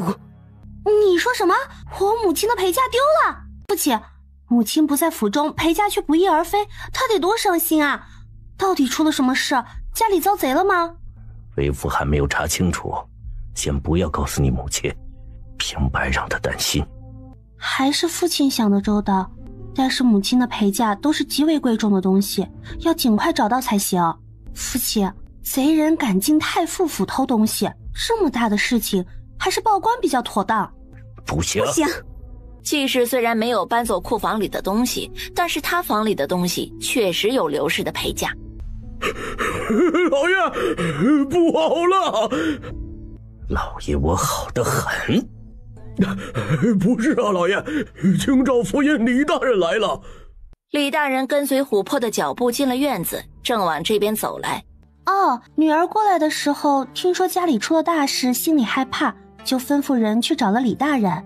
父亲不要怪罪念儿，念儿也是为了咱们府上着想。顾江被这个不省心的女儿气得眼珠子都快瞪出来了。李大人，府上遭贼，把我母亲的陪嫁偷了个干净，把父亲给气得眼睛都出了毛病，小女心疼不已。李大人，您一直公正严明，破案神速，还望李大人帮小女找回丢失之物。顾念说完，又回到父亲身边劝慰。父亲千万别气坏了身子，李大人一定会抓到贼人，找到丢失之物的。有劳李大人前来，只怪本官御下不严，让奴才钻了空子，偷走了二夫人的陪嫁，只是家丑不可外扬，本官自己惩罚府上的奴才便可。我夫人中的毒，为今之计，还是先把下毒之人找到才是关键。这对父女着实是奇怪，既然是家丑不可外扬，那中毒之事就光耀门楣了。顾大人莫要忧心啊，本官一定会尽心办案。顾念瞧着渣爹的行径，心中冷笑，他就知道老头子会选择调查夫人中毒的事情。母亲的陪嫁已经被他暗中收入了空间，两权相害取其轻。季氏一口咬定是紫菱院那盆花有毒。李大人听到季氏的话，立刻就找来了大夫。最后的结果依旧是无毒。有多年断案经验的李大人用手指抹了一下，指腹上顿时一片浅棕色。瓦盘上喷洒过驱虫的药草，经过挥发已经没有气味了，只有草药的粉末残留。此花确实是稀有的品种，但是它的香气不能和驱虫草药混在一起，否则会有毒素散发。症状正是夫人和嬷嬷的症状。老爷要为妾身做主啊！念儿这孩子一直对妾身心存怨怼，没想到竟然不惜明示要加害于我。顾念，哎呀，父亲千万别生二妹的气！您看您一气的眼睛又出了毛病，女儿这就去把二妹叫过来向您解释，也许二妹不是故意的呢。你在说什么？这花明明是你送的，还敢污蔑给仙儿！看来今日为父不惩罚你，你就无心悔改。可是这花是二妹送给女儿的呀，女儿看着难得才送给夫人。难道二妹妹是要毒害我吗？你胡说！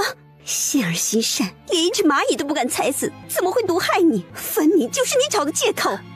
父亲、夫人，二妹是顾家的女儿，我就不是吗？你们非得把事情赖到我身上才肯罢休？这个小贱人什么时候变得这么伶牙俐齿了？父亲母亲出什么事了？母亲，你的脸……夫人中毒了，我看着二妹送来的紫灵元很是难得，就送给了夫人，谁知会是如今的样子。顾念学着顾仙儿白莲花的样子学了个10成10，当日府里的小厮丫鬟都看着呢，容不得任何人狡辩。二妹，你把带毒的花送给姐姐是何意啊？姐姐，妹妹不知道花有毒啊！父亲母亲一定要相信女儿啊！花是三妹送给我的，我一片好心才送给姐姐，怎知好心办了坏事。顾江气得眼冒金星，一盆花在府中转了一大圈，竟然3个女儿都有参与其中，这是要气死他的节奏啊！父亲、母亲，女儿听说府中出了事，就赶紧过来看看，这是怎么了？我竟不知三妹如此狠毒，竟然在花上做手脚，害得母亲中毒，大姐也误会于我。顾灵低着头，一副怯懦的样子。他知道自己必须要把这个罪名推出去。他和顾仙儿现在有着共同的目的，那就是把顾念先解决掉。三妹胆小懦弱，怎么可能下毒害我呢？哦，对了，三妹前日还送了我一个香囊呢，我一直用的都很好。哦，对了，三妹前日还送了我一个香囊呢，我一直用的都很好。有什么想法最好给我收起来，否则把香囊拿出来你也逃不掉。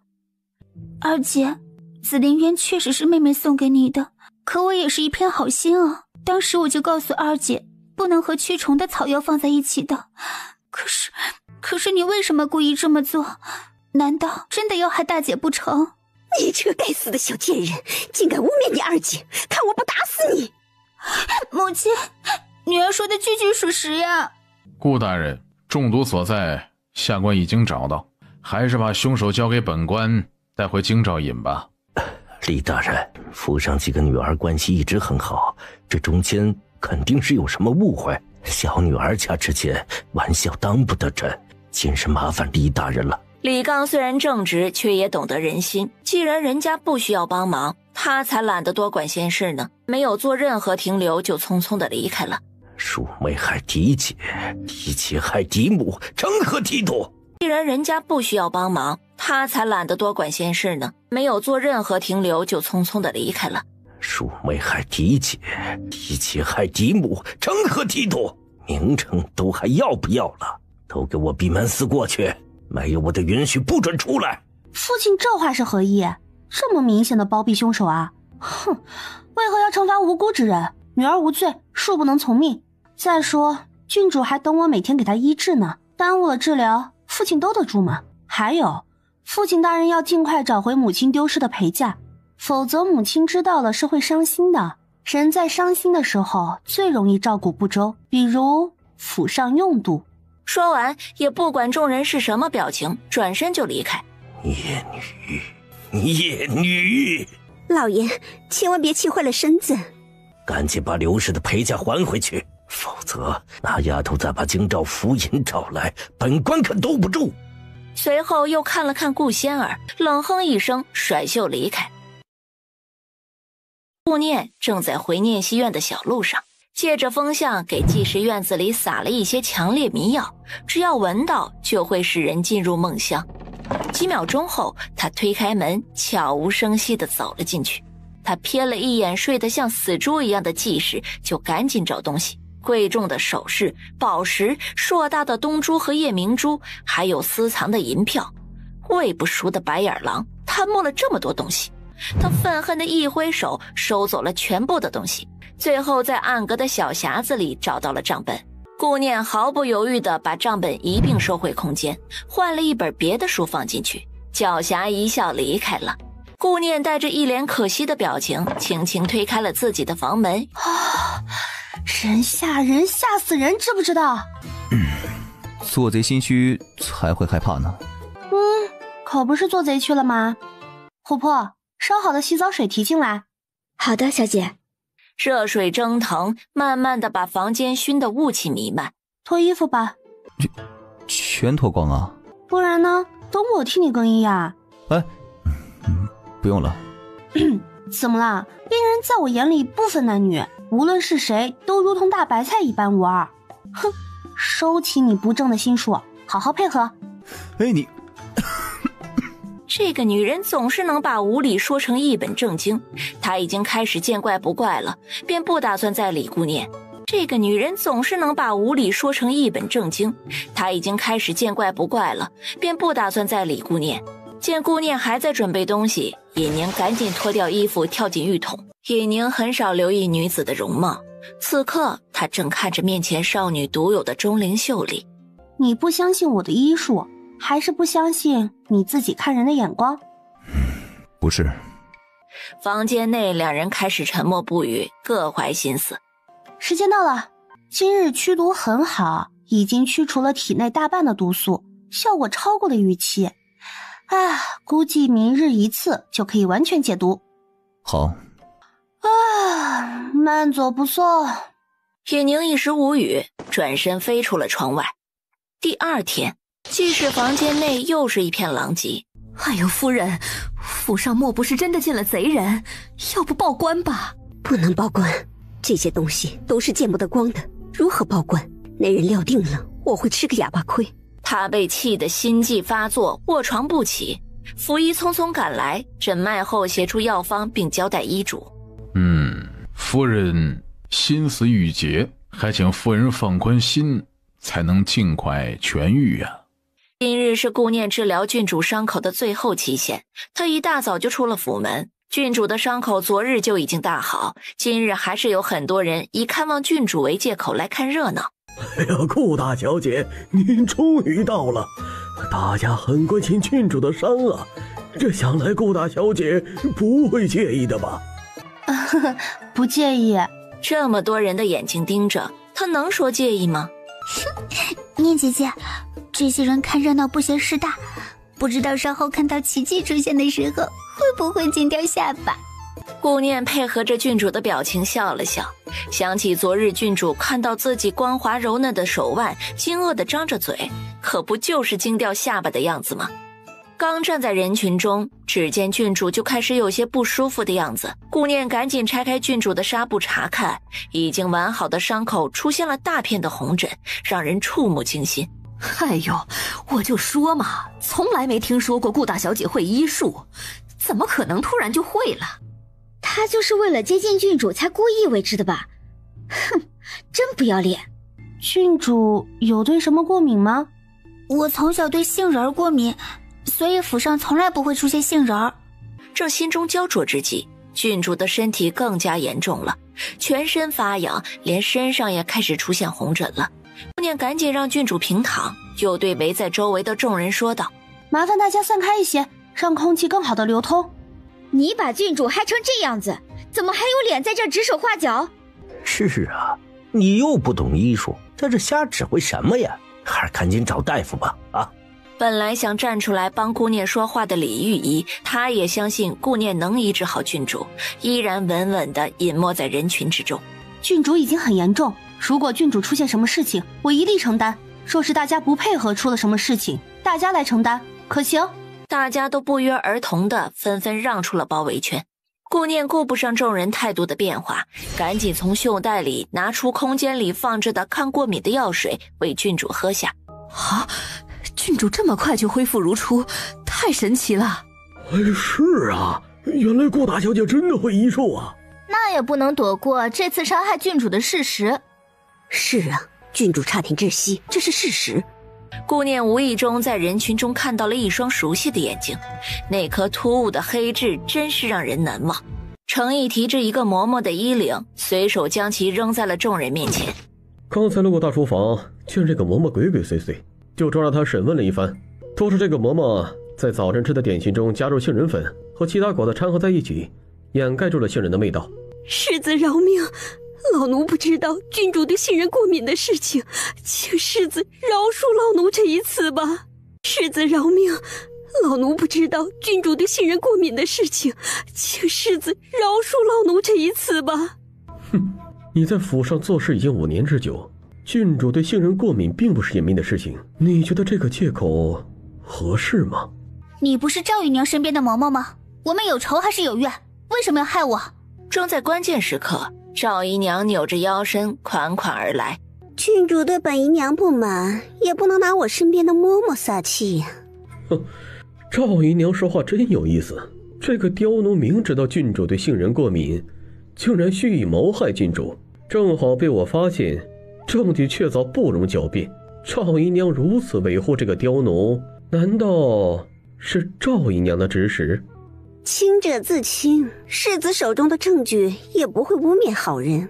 哼，难道要把锦囊交到京兆府的手上，才能让真凶吐露真言？赵姨娘脸色巨变，嬷嬷真是不中用了，怎么能留下把柄呢？你这个刁奴，怎么能私自做出如此龌龊之事？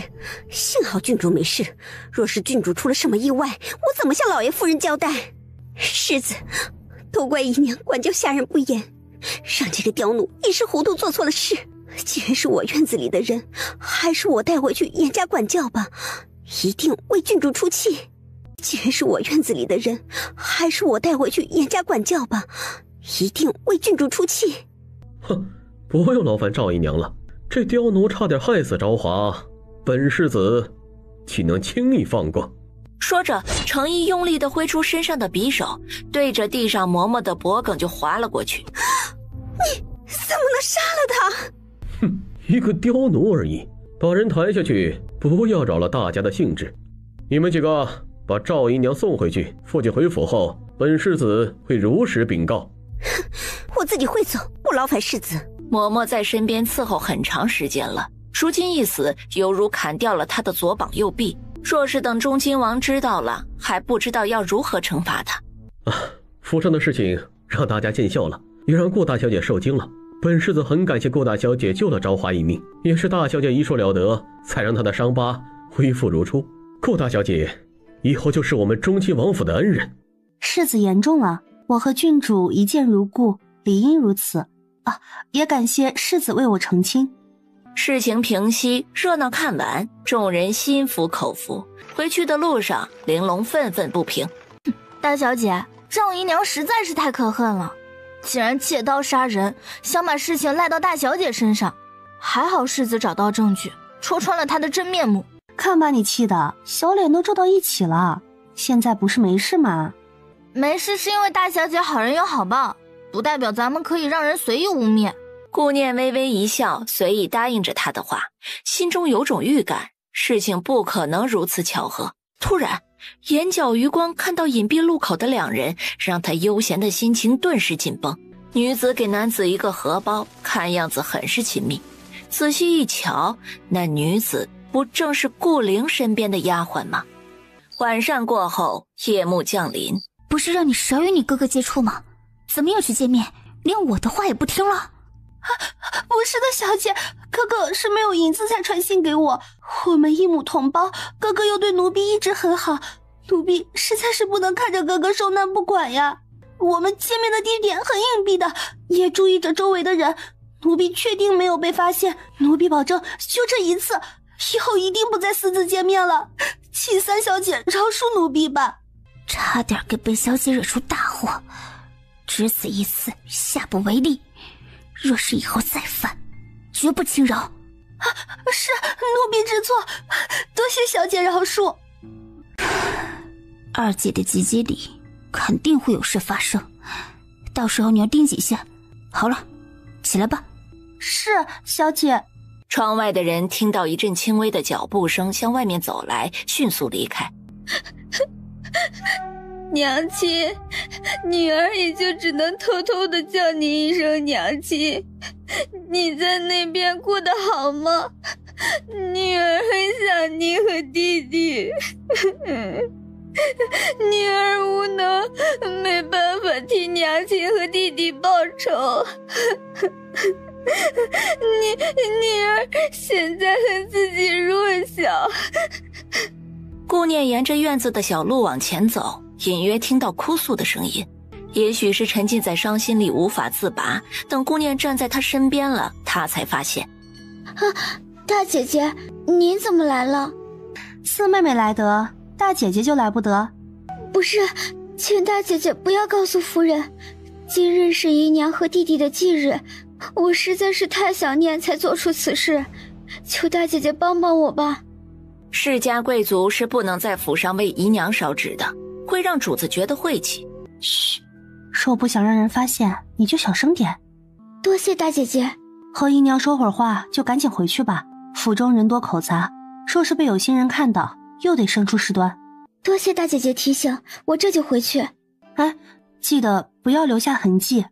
西院房间里的男人等得心急如焚，顾念刚推开门，就被人从里面拽了进去。喂，你发什么疯？今日属下把中亲王府上发生的事情事无巨细的都禀报给他，特别是说到程毅的表情和看顾念的眼神时，更让他心里犹如火烧一般难受。不管对方是谁，你都不能什么？最讨厌说话说一半的人。看着嫣红的小嘴一张一合，带着诱惑，情不自禁地附了上去，力度急促又霸道，好像为了证明它是属于自己的私有物，又像是在惩罚一般。一个长长的吻终于松开了，一个响亮的巴掌也随之而来。他舔了舔嘴唇，回味一下对方的甜美滋味，露出了得逞的一笑。无耻！不要以为本姑娘失身于你就任你欺辱，小心姑奶奶一包毒药让你归西。哼，是你最厉害了，请姑奶奶以后不许看任何男人，否则还会给你惩罚。这话是什么意思？你喜欢我？这么直白地问出来，让尹宁微微皱眉，一时不知道该如何回答。今日解毒之后，我们就不要见面了。我是有未婚夫的人。今日解毒之后，我们就不要见面了。我是有未婚夫的人。提起未婚夫，顾念忽然眼神一亮，兴奋道：哎，请你们阎王阁杀人要多少银子？你能不能帮忙杀掉我的未婚夫？我付你报酬。哈，自己杀自己？哎呀，算了算了，不为难你。哎，那帮忙杀个小人物应该可以吧？报酬照付。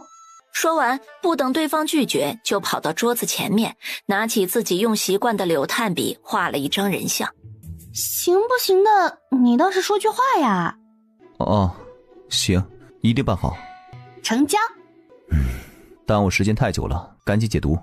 顾念吩咐玲珑送水，如上次一样，房间很快就雾气袅袅。一个丫鬟环顾四周没人注意，就悄悄地从院子里溜了出去。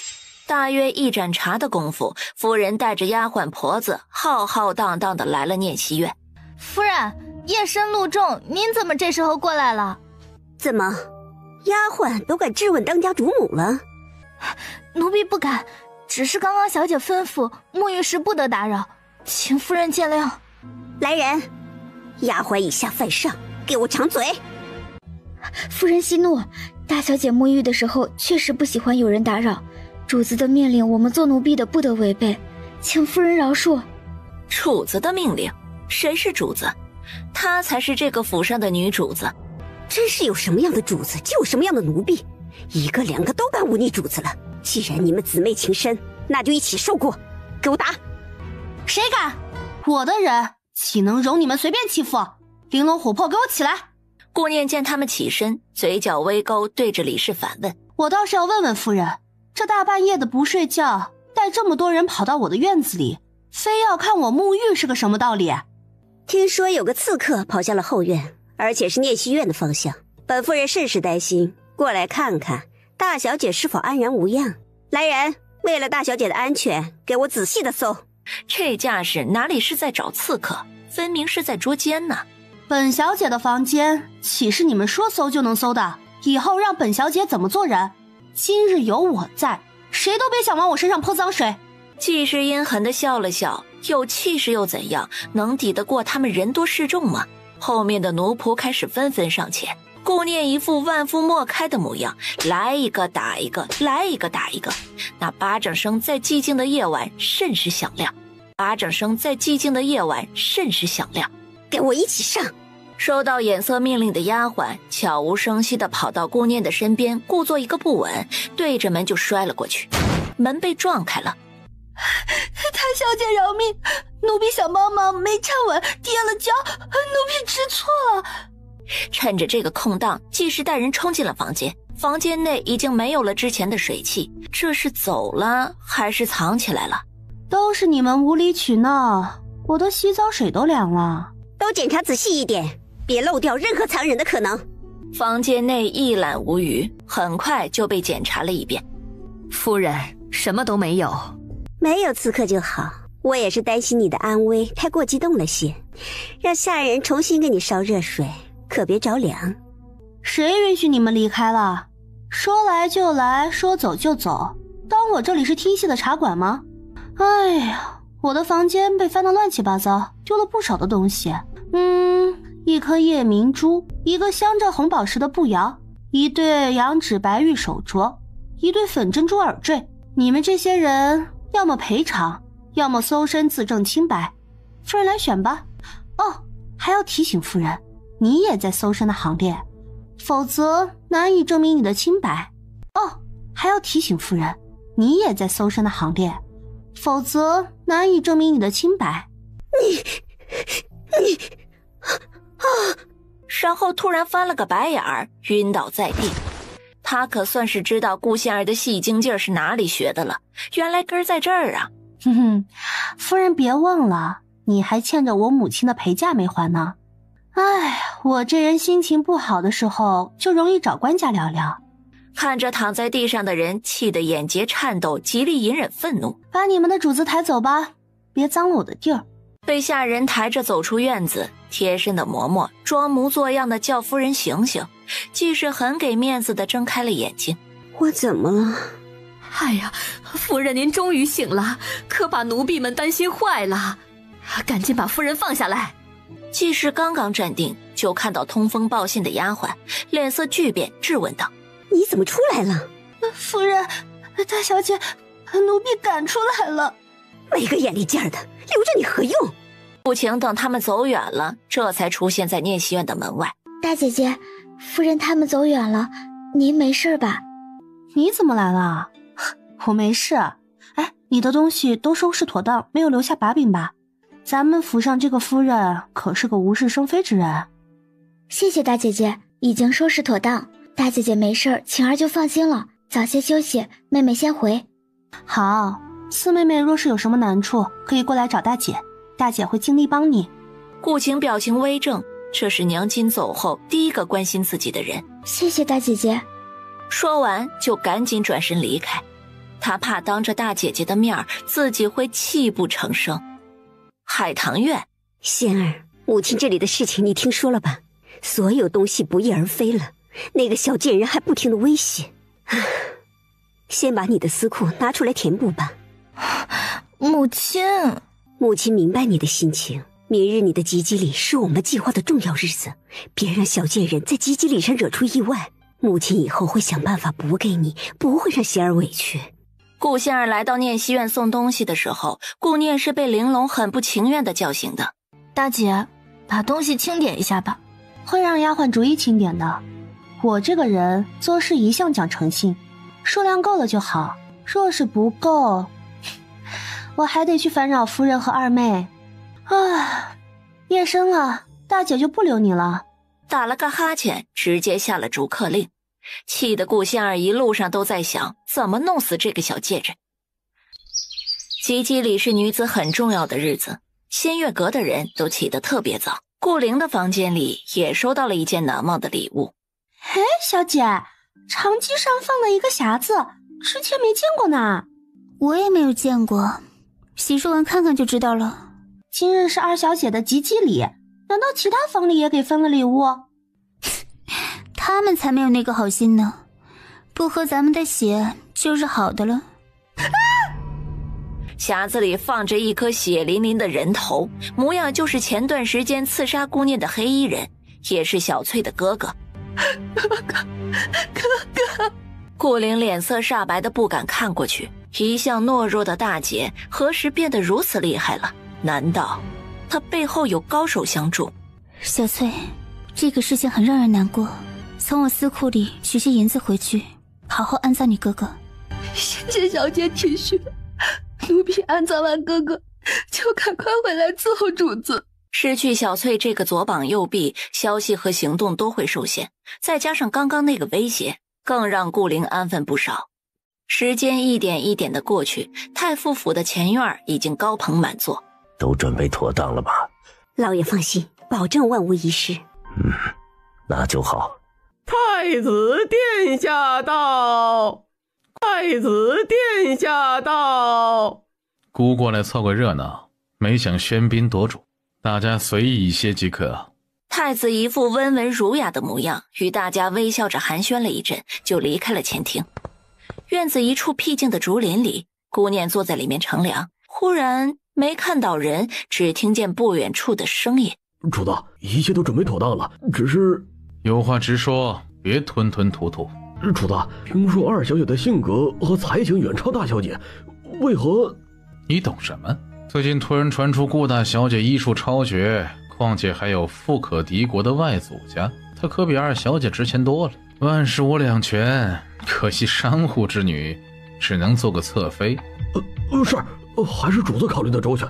走吧，做事谨慎一些，不要引起怀疑。是，主子。他们是谁？某个王爷还是太子？权力之下，黔驴技穷啊！顾念轻手轻脚的离开，回了自己的院子。他不出来，那些人的戏怎么往下唱呢？哎呦，大小姐，您可回来了！老爷吩咐让您去前院参加二小姐的吉吉礼，已经过了好一会儿了，估计已经开始了。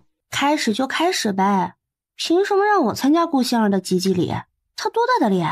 顾念悠哉过去的时候，吉吉礼已经结束了，正好开始宴席。太子眼神里灼灼的光，透着势在必得。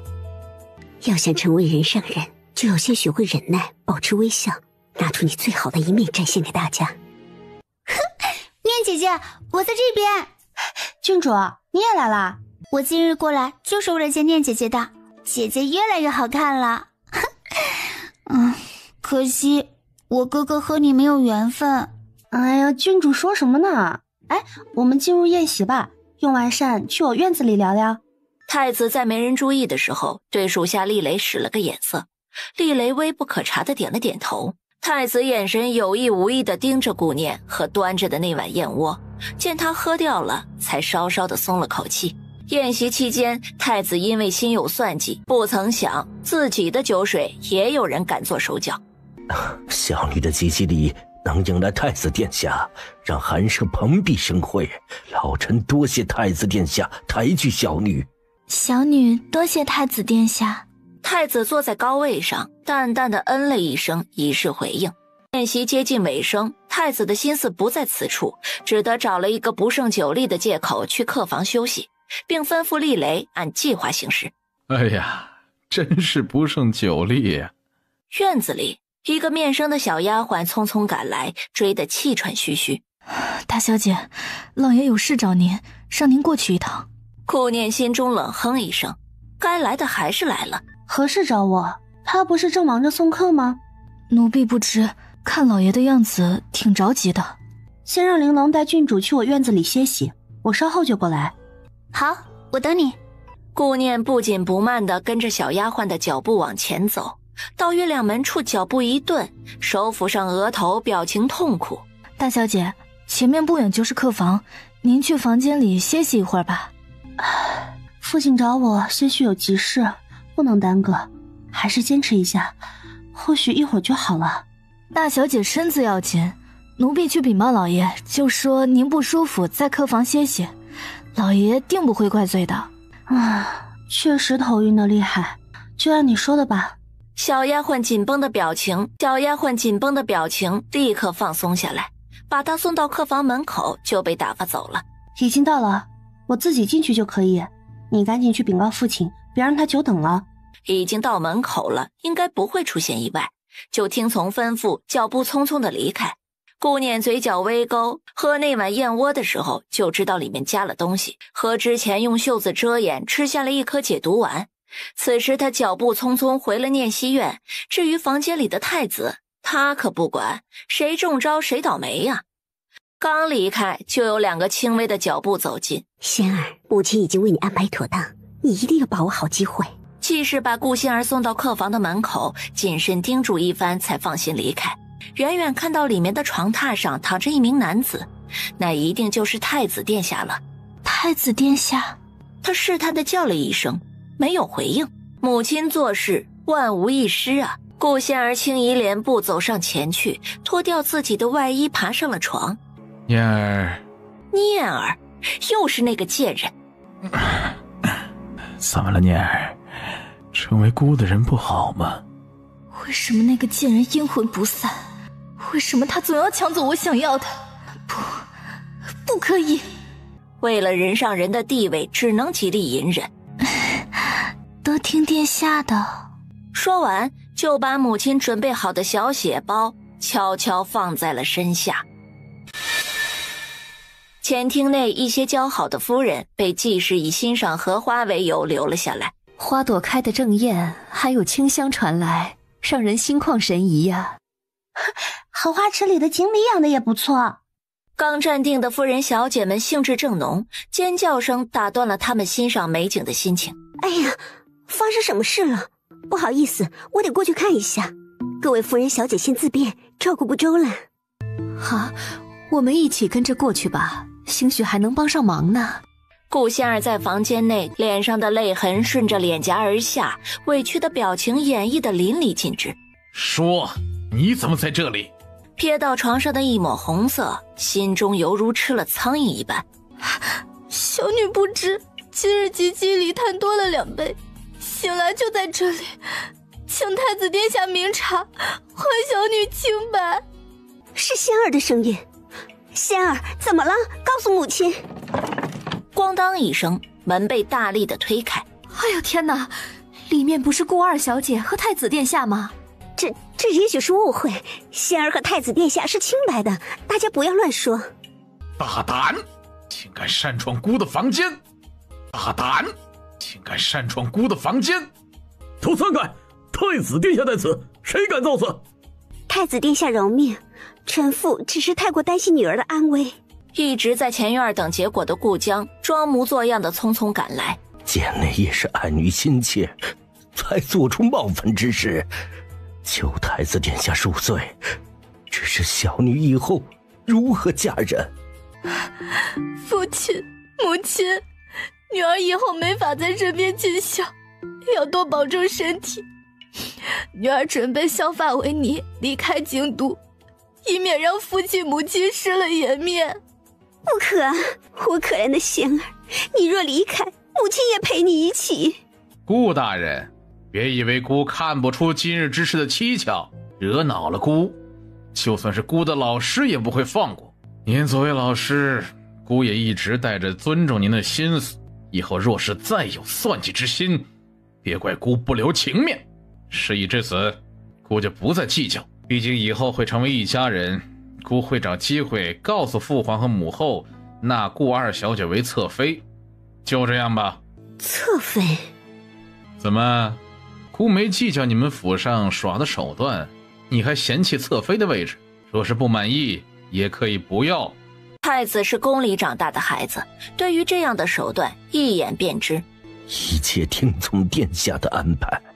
满屋子的哭泣声着实是让太子心烦，淡淡的嗯了一声，甩袖离开。老爷，我们仙儿怎么能是侧妃呢？还能不能再给太子殿下说说？无知妇人，小心祸从口出。今日之事已是万幸，太子殿下是何等聪明之人。再说侧妃怎么了？只要得到太子的宠爱，今生指日可待。日后太子登基，仙儿就是人上人。还是老爷想得周到，妾身着相了。宁王府，清风禀报了太傅府上发生的事情。哼，敢觊觎本王的女人，太子是些日子过得太安逸了吗？清风清雨两人站着一动不动，确定主子对顾大小姐是认真的。把传信人的尸体扔进太子府，在暗中派个人混进去，盯着太子的一举一动。是主子。哎，等一下，那个本王有个朋友，他很困惑，已经定亲的女子，且很有好感，但是女子不想嫁给他，总想躲避他，该怎么办？哦，这是我一个朋友的事情，本王帮他问一下。什么朋友的事儿？主子有几个朋友，他们还不清楚吗？主子，属下没和女人接触过，实在不懂女人心，属下无能，没办法帮助主子的朋友解惑。主大，这事属下知道，您以送聘礼为由，同时送去几个人，一边能教导下礼仪，一边能盯着他，以免在朝婚前出了差错。哎，青羽这个主意不错，有赏。高兴之余，他突然想起，竟忘了一件事情：聘礼。本王成婚好几日啊！回主子，还有3日就是您和顾大小姐的大婚。什么？婚礼近在眼前，为何没人提醒本王送聘礼啊？主大，您以前伺候的几位王妃不曾送过聘礼，您还说送聘礼等于肉包子打狗啊？这本王何时说过那么无耻的话呀？分明是你们两人办事不力，误解了本王意思。快准备聘礼送太傅府去，要足够的聘礼，大张旗鼓送过去，让金嬷嬷带2个会武功的丫鬟一起过去。哎，对了，告诉花公公，安排府中的人赶紧准备起来。本王不能行拜堂之礼，但给他一个盛大的成亲礼还是要的。主子终于开窍了。衣袖试了试眼角溢出的泪珠，颇有一种自家孩子长大了的欣慰。不知花公公前来有失远迎，洒家今日前来是替主子送聘礼的。季氏听到消息过来，看到院子里摆满了聘礼，看得他眼花缭乱。这么多贵重之物放在院子里实在不像话，宁王送的聘礼怎能怠慢？赶紧让人清点一下，入库稳妥，是吧，老爷？顾江很想答应，他看花公公的脸色，见花公公没什么表情，他有些拿捏不准。宁王娶的是顾大小姐，这聘礼当然也要送到顾大小姐的院子里。宁王想得周到，不仅送了聘礼，还送了1个嬷嬷和2个丫鬟。这一来呢，是为了教导大小姐皇家礼仪；二来也是为了帮助未来王妃管理私库。毕竟王府的钟会是要交到王妃的手中。他的一席话直接让季氏傻了眼，怀疑自己的耳朵是不是听错了。不是，谁家的聘礼是送给姑娘家自己的？这不合规矩啊！不远处轻轻地传来一个婉转的声音：宁王府送的东西肯定是宁王府定规矩，夫人非要替我保管也不是不行。丑话说在前头，宁儿出嫁时是要当做嫁妆带走的，若是里面丢了东西，都由夫人来赔偿。您还要替我保管吗？夫人若是觉得保管有风险，那还是按照宁王府的规矩来吧。你听说要赔偿，季氏就想起那日搜身受到的屈辱，一时语塞。哟，这就是顾大小姐了吧？老奴给大小姐请安了。公公折煞小女了。主子真有眼光啊，一出场就有王妃的气势，和咱们宁王府有缘分。夫人不说话就当默认了。抬到大小姐的院子里，小心点啊，别给我磕着碰着。这个不孝女，还是她的心儿乖巧可人。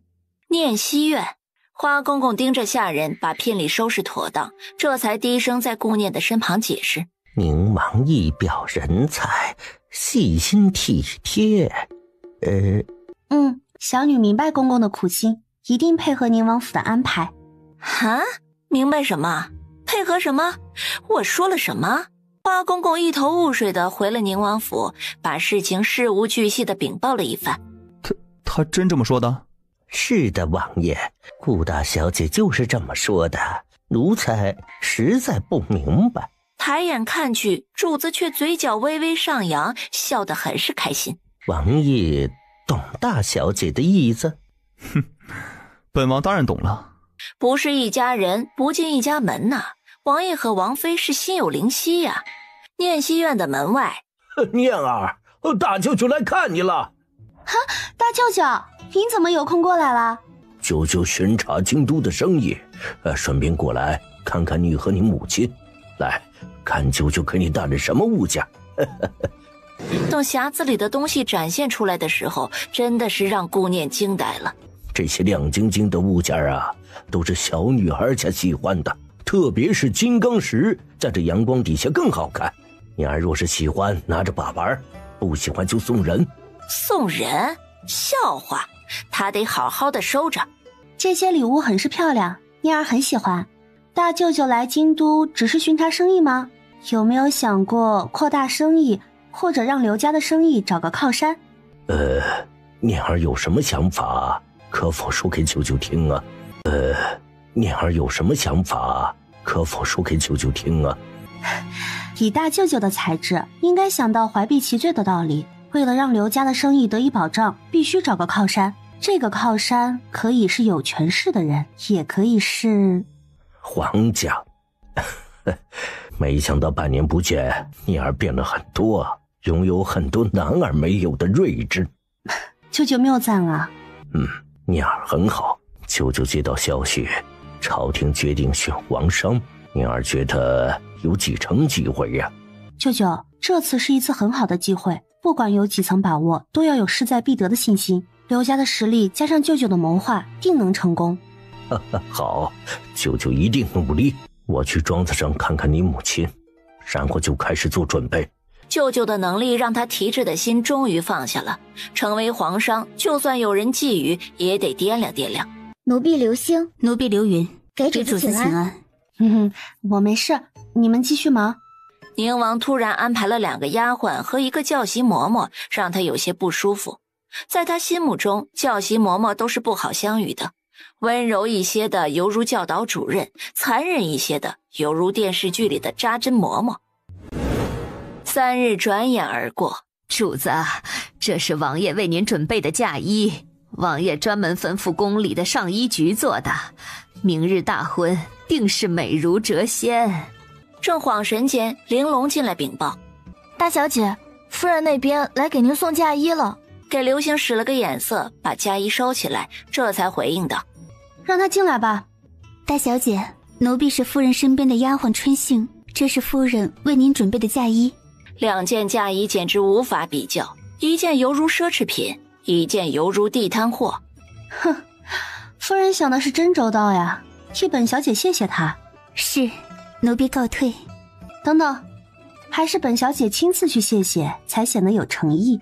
是，大小姐。海棠院里，季氏母女2人在房间里还在沾沾自喜，做着美梦。这大婚之日就是顾念的死期。听到丫鬟的禀报，2人相视一眼，警惕起来。他怎么过来了？难道这么快就发现了？季氏也心中狐疑，隐藏得这么好，不应该呀。待顾念进来，季氏2人立刻变了脸。念儿，明日大婚由得你忙，怎么还亲自过来了？是啊，大姐，恭喜你明日就成为宁王正妃了。这母女2人的心理素质可真好啊，做了亏心事儿，竟然能脸不红心不跳。夫人费心都替我准备好了，我是专程来谢谢夫人的。明日念儿就要出嫁了，突然有些不舍得夫人和妹妹，拥抱一下告个别。他说着，将手中的银针快准狠地刺向了季氏的后脑勺。因为顾念抱得无比用力，盖过了银针犹如蚂蚁咬一下的痛感，令对方毫无所觉。姐们明日大婚心情好，就不抱你了，拜拜。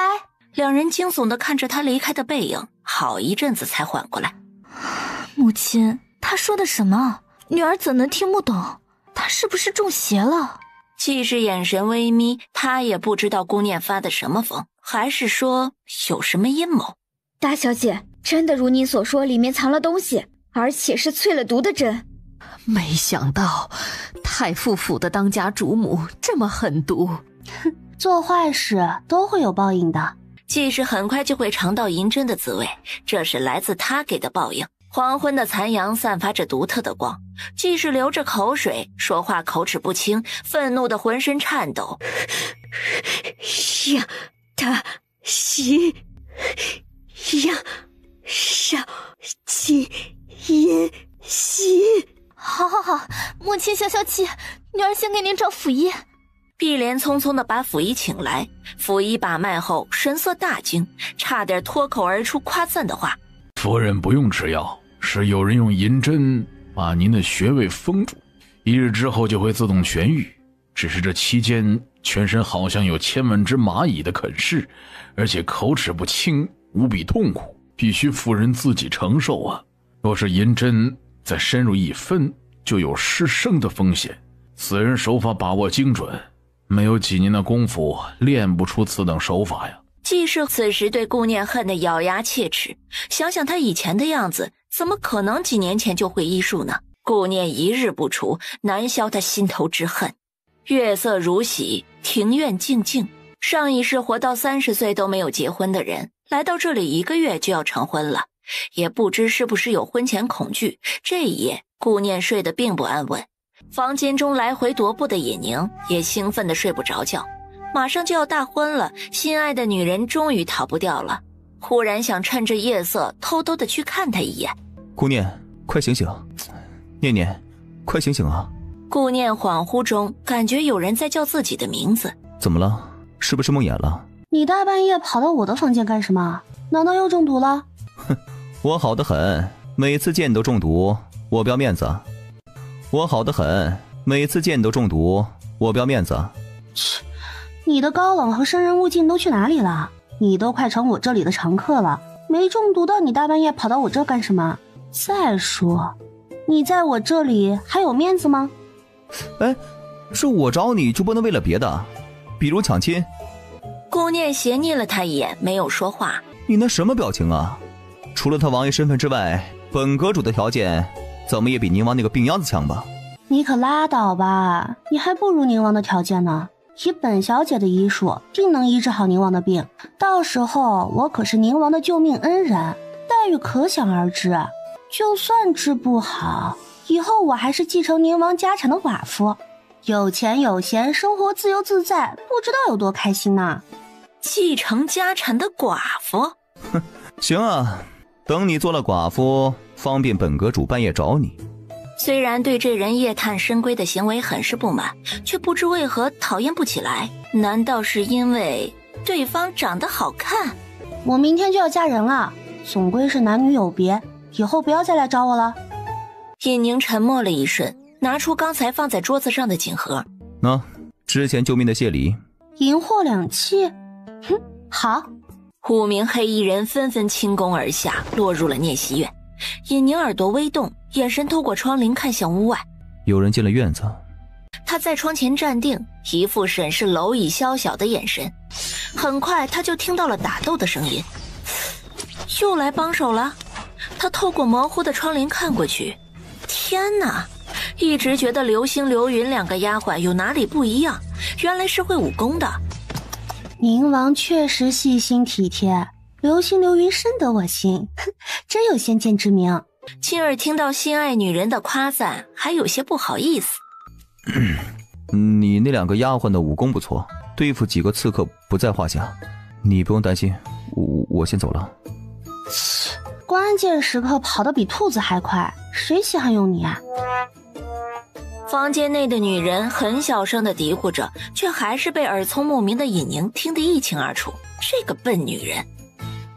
院子慢慢的恢复了平静，刘星低头禀报：主子受惊了，可惜没留下活口，不知受谁的指使。刘星和刘云在宁王身边是做暗卫的，如今被安排过来做个丫鬟，一时之间还没有转换过来身份。没事，我知道是谁干的，辛苦你们了，赶快去休息吧。除了季氏母女，还能有谁呢？没有，不辛苦，替主子分忧是奴婢们该做的。别紧张，你们救了我，我是真心感激你们的。哎呀，以后了解我的性子就懂了。好了，赶紧去睡觉。他不管两人惊愕的表情，转身上床休息。已经是后半夜了，再不睡觉，天都要亮了。翌日，天光大亮，顾江一直小心翼翼地对刘氏隐瞒着顾念的婚事，但还是被刘氏知道了。今日一大早就风风火火地进了府门。你怎么回来了？怎么，我还不能回家了？不是，为夫的意思是提前通知你一声过去接你。哼，为什么把我的女儿嫁给宁王？念儿也是你的女儿，你竟然如此狠心！为夫也是为了她好。宁王是皇上最疼爱的皇子，虽然是有些病弱，嫁过去也是正妃。以后宁王府还不是他说了算吗？既然这么好，怎么不把顾仙儿嫁过去？咦，念儿是大姐，长幼有序。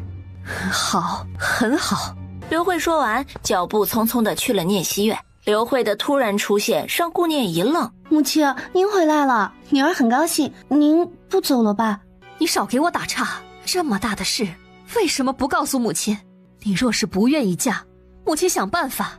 不是女儿不愿意告诉母亲，其中有父亲的阻挠，也有怕母亲担心。女儿想嫁，女大当婚这个命运是逃脱不了的，还不如嫁给宁王。顾念把心里的想法告诉了刘慧。糊涂，什么医术，什么寡妇，越说越荒唐。母亲不曾听说你会医术，再说哪里有人盼着当寡妇的？哎呀，母亲，女儿也不想嫁给别人，三妻四妾的男人都是大猪蹄子。哎呀，你呀，女大不中留，留来留去留成仇。母亲是一点都猜不透你的想法呀。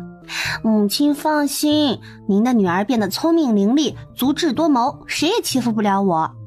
多大的人了，还不知羞，哪有自己夸自己的？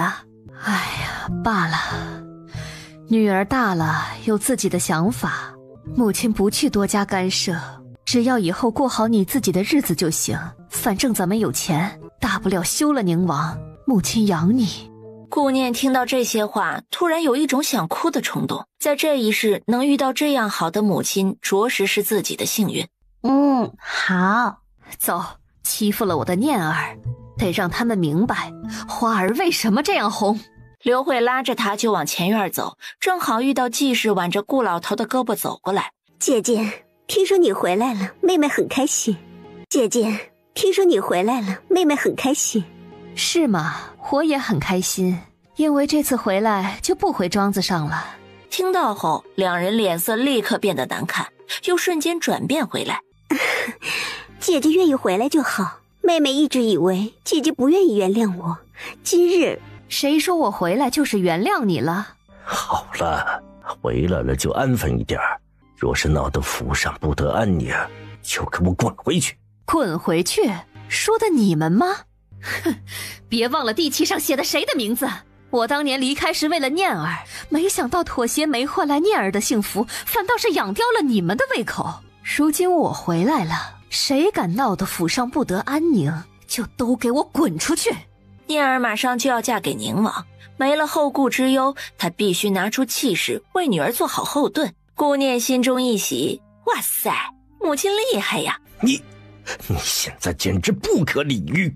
刘慧的话让顾江很没有面子，气得无语凝噎。姐姐，老爷不是这个意思，本意也是好的，想让府上兴旺和睦。夫人说的对，想要府上兴旺和睦，有个吃里扒外的人怎么可能兴旺得起来？想要府上兴旺和睦，有个吃里扒外的人怎么可能兴旺得起来？念儿说的是什么话？府上一直很好，怎么可能有吃里扒外的人呢？父亲，女儿无意中捡到了一个账本，只是这账本太过无稽之谈。咱们太傅府的奇珍异玩还有铺子的收成，怎么都到了礼部侍郎季大人的府上呢？太奇怪了。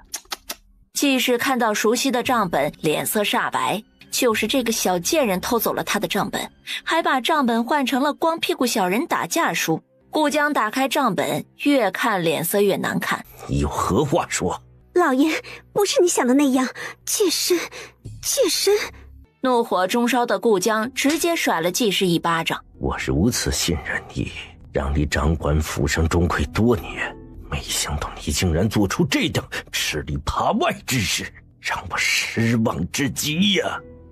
我母亲掏心掏肺的往府里送银子，供父亲维系官僚关系，希望父亲官运亨通。夫人却阻碍父亲的官途，这是何意啊？就算季家以后发达了，也不会照顾我们顾府的。夫人糊涂啊！顾江一听季氏在阻碍他的仕途，瞪得眼珠子一片猩红，忍无可忍，又一巴掌甩了过去，打得季氏头脑发昏。父亲大人，一个是往府上送银子，一个是往外拿银子，这两相比较，就不难看出哪个女人更适合太傅府的当家主母。老爷，妾身是你明媒正娶回来的妻子，你不能说改就改。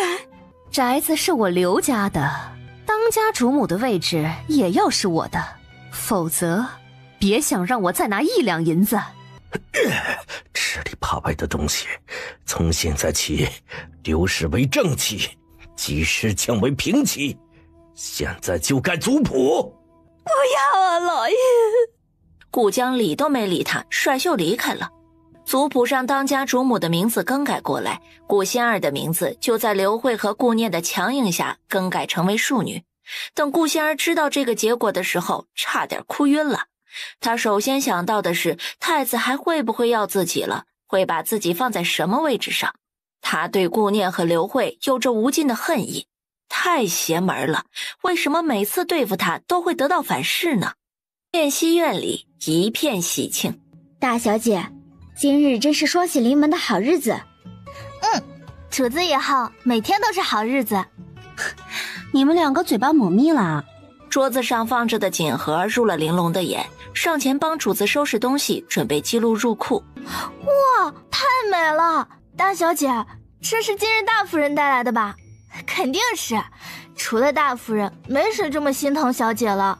顾念轻轻地拿起来一套金闪闪的凤冠，一时间看得发呆。这个真好看，小姐戴上肯定美若天仙。哎呀，是啊，奴婢们该死，都忘记准备。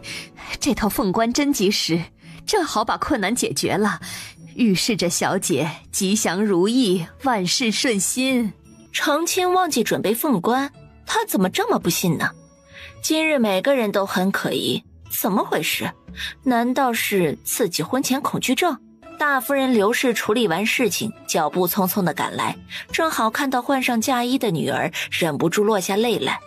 嫁入宁王府，做事要小心谨慎，千万不能任性而为，伺候好宁王，万一宁王不好相遇，就回来找母亲。嫁入宁王府，做事要小心谨慎，千万不能任性而为，伺候好宁王，万一宁王不好相遇，就回来找母亲。母亲放心，女儿不会让自己受委屈的。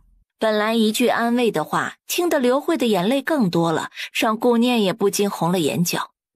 大夫人，大小姐该上花轿了，莫要耽误了吉时。刘氏听到金嬷嬷的提醒，赶紧用衣袖试了试眼角。良辰吉日，宜嫁娶。宁王府也是满院子红色，喜气洋洋。三弟的病好些了吗？姑进去看看。主子吩咐，因体力不见任何人，请太子殿下恕罪。太子看着眼前紧闭的房门，眼神微眯。三弟的身体真让人心疼啊，姑就不进去了，让三弟歇着吧。有需要帮忙，可以去找姑。多谢太子殿下，属下一定转告王爷。清风清雨两人对视一眼，眼神中都不约而同地看出了阴谋的味道。长街上10里红妆，长长的队伍吹吹打打，热闹非凡。喜轿都已经步入长街了，后面新娘的陪嫁却还没有抬完。哎呦喂，这嫁给宁王还这么大排场，不是糟践东西吗？这谁说不是呢？都知道嫁过去活不过3日的诅咒，还如此高调，不知道的还以为嫁了多好的夫君呢。很快他们就到了宁王府，正如之前所想，没有人踢轿帘，也没有人牵着红绸带他往里面走。被金嬷嬷搀扶着到了大堂，真的是一只公鸡和他一起草草行了拜堂礼。伴随着一声入洞房的高声唱和，再次被金嬷嬷搀扶着向前走。没多久便在一处房门前站定，金嬷嬷脸上扬着笑意，贴心地告诉他洞房到了。王妃，快坐下歇息吧，老奴去给王妃准备一些饭菜。顾念一听饭菜，确实是有些饿了。上喜轿之前他们都不让吃饱饭，真是习俗饿死人呢。王爷要不要掀盖头？惊得身旁的尹宁猛地咳嗽2声，然后忍着笑意没有回答。正好金嬷嬷带着丫鬟进来，王爷可以掀盖头喝合卺酒啦，老奴扶您坐好吧。宁王装模作样的轻咳2声，身体虚弱地坐在床榻边上。哎呀，喝了合卺酒，和和美美，天长地久。顾念心中狐疑，不是应该先揭盖头的吗？一对新人在嬷嬷丫鬟的注视下完成了仪式。你们先下去吧。是，王爷。随着盖头慢慢的挑起，穿着喜服的男性身体展现在眼前。是你？哼，夫君不是病秧子，王妃是不是很高兴啊？宁王笑着调侃，不等他回答，接着说：哎，不用说，看王妃高兴的样子，本王都懂。顾念怒瞪着面前的男人不说话，心里却是一片哭声，计划全泡汤了。想好的给王爷治病谈条件，这下没得谈了。万一狗男人让他圆房，那自己岂不是得被进猪笼啊？那个王爷，是夫君。好，夫君。说吧。咱们就见了一次面，估计你也不喜欢我这样性子随意的。哎，商量一下，以后兄友弟恭，不是，相敬如宾，怎么样？嘿嘿，王爷装病肯定是有苦衷的，在外人面前帮王爷隐瞒病情，给足王爷面子，做好王妃的本分。在家里咱俩互不干扰，不管你娶侧妃也好，纳妾也好，告诉我，我绝对帮你张罗的妥妥的。想到他会排斥，没想到竟然会扯到纳妾上，忍着心中的怒火沉思，一定要让他尽快喜欢上自己。好，这个条件本王可以答应你，只是以后不要再提侧妃和纳妾，若是再提，立刻圆房。吓得顾念倒抽了一口凉气，怕什么说什么，宁王会读心术吗？忽然宁王一个拥抱把他压在了身下。又来，这个狗男人刚答应自己的话就反水。只听咻的一声，利剑划破空气的声音，穿过窗棂，又咚的一声刺进了拔步床一侧的木雕上。人在家中坐，锅从天上来呀！接着外面打斗的声音响起。你现在知道本王为什么装病了吧？如今自己也被卷入了皇家的纷争，漫漫长路，其修远兮。夜色中的打斗声渐渐平息，黑衣人都是死士，没有一个活口。清风，趁着夜色把尸体让太子府去。是，主子。顾念想了想也对，就太子的德行，真能干出这么狠的事儿。念念，时辰不早，该歇息了。念念，听得顾念起了一身的鸡皮疙瘩。这个宁王不仅傲慢，还是个自来熟。不是，你在干什么？还能干什么？睡觉。我们不是说好相敬如宾吗？你怎么能出尔反尔呢？傻不傻呀你？本王一个卧病在床几年的人，突然走出去了。再说了，夫妻2人不住在一个房间里，传出去要如何解释？不嫌麻烦啊？喂，你睡床，那我睡哪里啊？你赶紧下来！这是本王的床，凭什么本王下去啊？谁怕谁啊？他说完，躺在了床的外侧，中间拿了一个被子相隔，以为和一个陌生男人躺在一个床上会睡不着的，没想到累得不一会儿就进入了梦乡。宁王躺在里侧，看着身边的女子安静的睡颜，心中无比的满足，一直在暗中拒绝父皇的赐婚，没想到竟真有一个女子走进了他的心里。翌日一早，宁王睁开眼，看着小腹上放着的一条腿，那个位置，这个女人在惹火。王爷，王妃，您醒了吗？时辰不早了，王妃还要进宫敬茶呢。顾念突然听到声音，猛地睁开了眼睛。自己的动作如此不堪入目，犹如一只吊在树上的树袋熊，抱的男人那叫一个结实。那个，你可以把我推开的，说不能怪我。不怪你，本王推了没推动，下次一定努力。这个臭不要脸的男人！王爷，王妃，宫里来人了。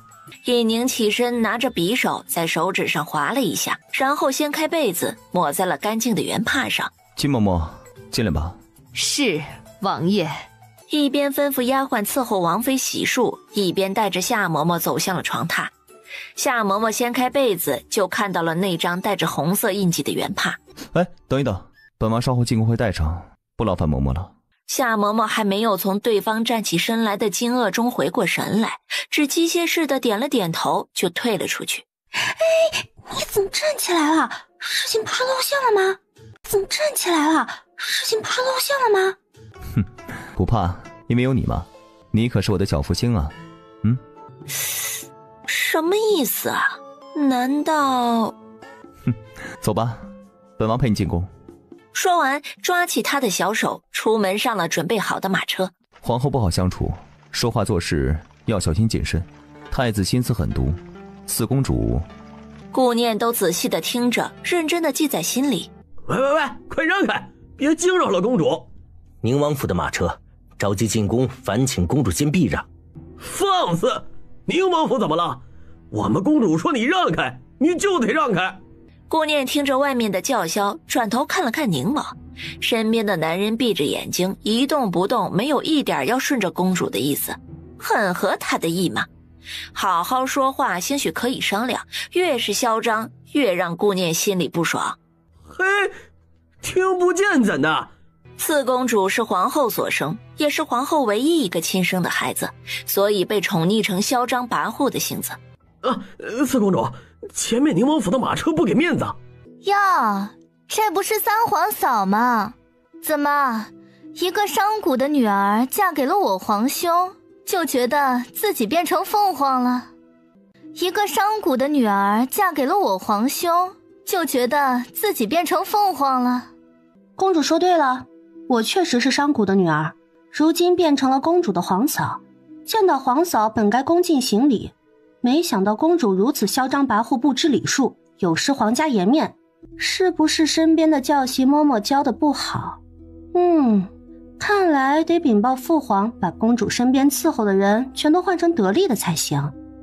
你有什么可得意的？你只不过是给我三皇兄冲喜的。顾念听到冲喜2个字，不但没生气，反而忽的一笑。你笑什么？竟然对本公主不敬！我当然得笑，因为我不仅是冲喜王妃，还是个大功臣，父皇可等着呢。你若耽误了，责任谁来担呢？你胡说什么？什么大功臣？皇妹，见了皇嫂怎能如此无礼？难道三皇兄多日未出门，竟让皇妹不放在眼里了？三皇兄，你真的好了，我这就让路，让皇兄先走。快让开！你这个蠢货！旁边马车内的那双眼睛盯着他走进马车的背影，咬牙切齿。顾念，他记住了。你怎么了？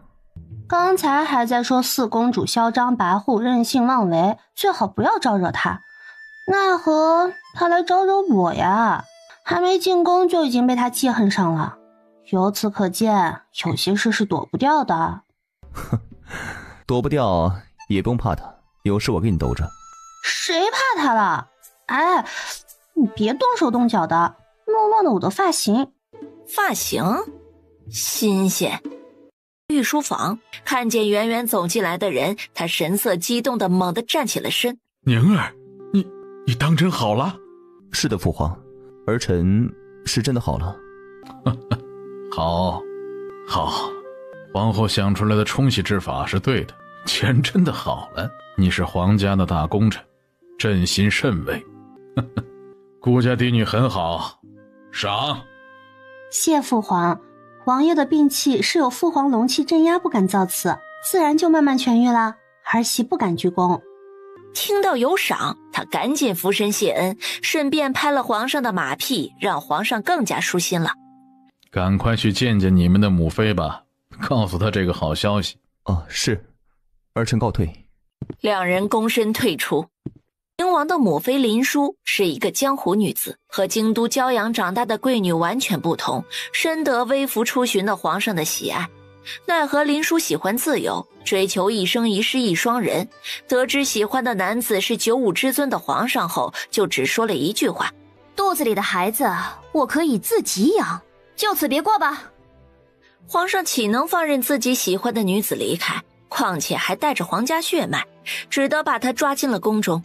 为了防止他逃跑，还安排了护卫。林殊一气之下住进了冷宫，再也没有出来。王爷王妃安，奴才是凤仪宫的，皇后娘娘已经等候多时了，特来提醒王爷王妃别忘记时辰，以免耽误吉时。王爷，我去给皇后娘娘敬茶，您去见母妃吧。我以后肯定会自己面对很多事情的，别担心。好吧，你先过去，我稍后去找你。凤仪宫，宁王的病真的冲洗冲好了，还宠幸了顾念。是啊，娘娘，老奴看得真真的。让你准备的东西准备好了吗？回娘娘的话，都准备好了。顾念进来的时候，皇后的脸色已经变得和蔼可亲了。身边的丫鬟递过来一杯茶，她端起来恭敬地送到皇后面前。母后请喝茶。好，宁王的病好了，真是个天大的好消息，你是个有福之人。只见他喝了一口茶，就放到了小鸡上。宁王妃快坐下，喝口茶。谢母后。杯盖的遮掩下，他嘴角微勾。宁王妃怎么不喝呀？是茶不合口味吗？不是的，母后，茶有些烫，一会儿再喝。皇后笑了笑，没有说话，像是默认了他的说辞，眼角却对着夏嬷嬷瞪了一眼。夏嬷嬷接收到主子的眼神，赶紧胆怯地低下了头。宁王自从生病在床，哀家的心里就难受得紧，整日的吃不好睡不好，头疼的毛病都犯了。如今已经痊愈，哀家也就放心了。宁王妃功不可没呀。母后谬赞了，只是巧合而已。宁王妃不必自谦，宁王妃的茶水凉了，快添上热茶。顾念没有想到对方第一次见面就如此狠毒，竟然给他下绝子药。哼，我就不喝，我就吊着你。宁王妃怎么了？茶水不热了吧？母后，水是不热了，里面是放了什么东西吗？怎么可能？和哀家喝的是一样的茶，今年进贡的新茶。是吗？那母后的口味，真的很特别。这味道儿媳真的喝不下，若是母后喜欢，您就多喝点吧。夏嬷嬷，把茶端过来，哀家看看，到底什么味道让宁王妃如此为难？皇后的脸色有些难看，明目张胆的不给本宫面子，真是大胆。皇后刚打开盖子，就闻到了一股臭鱼腥味儿。顾念心中冷笑，刚才端起茶杯的时候，就已经微不可察的把鱼腥粉放了进去。母后怎么了？这是您喜欢的味道呀。一句话说的皇后无语凝噎，心里却一直在咒骂这个小贱人，她就是故意的。本来和宁王府的关系就水火不容，暗中焦灼，此时心中的怒火让她连维系表面关系都不想了。皇后娘娘，宁王殿下来了，请他进来吧。皇后娘娘，宁王殿下来了，请他进来吧。顾念看着宁王走进殿内，还没等男人行礼问安，就犹如一个小钢炮一般扑进了他的怀里。王爷，母后的口味太过特别，妾身实在是受不了臭鱼腥的味道。不喝母后的茶，会不会觉得妾身矫情不给面子呀？妾身好怕。放心吧，母后是善良大度之人，不会和你计较的。是不是，母后？自己对他怎么样了吗？如此做作的告状，好像受了多大的委屈似的。听夏嬷嬷说，宁王要亲自把原帕带过来，实属不合规矩。既已如此，宁王把东西拿出来吧。今日夏嬷嬷已经见过原帕了，本王突然来了兴致，把原帕做了一幅画。雪白的原帕犹如皑皑白雪，红梅傲然绽放，更显鲜艳，甚美。本王决定要留作纪念，母后就不要夺人所好了。你，老祖宗的规矩，你还放不放在眼里？老祖宗的规矩，你还放不放在眼里？哼，规矩哪有情趣重要啊？让本王娶妻，不是母后的意思吗？我们夫妻之间感情好，母后也会高兴的吧？做甚好斤斤计较？念念胆子小受了惊吓，带他回去了。儿臣告辞了。他说完，搂着顾念佯装柔弱的身体出了凤仪宫。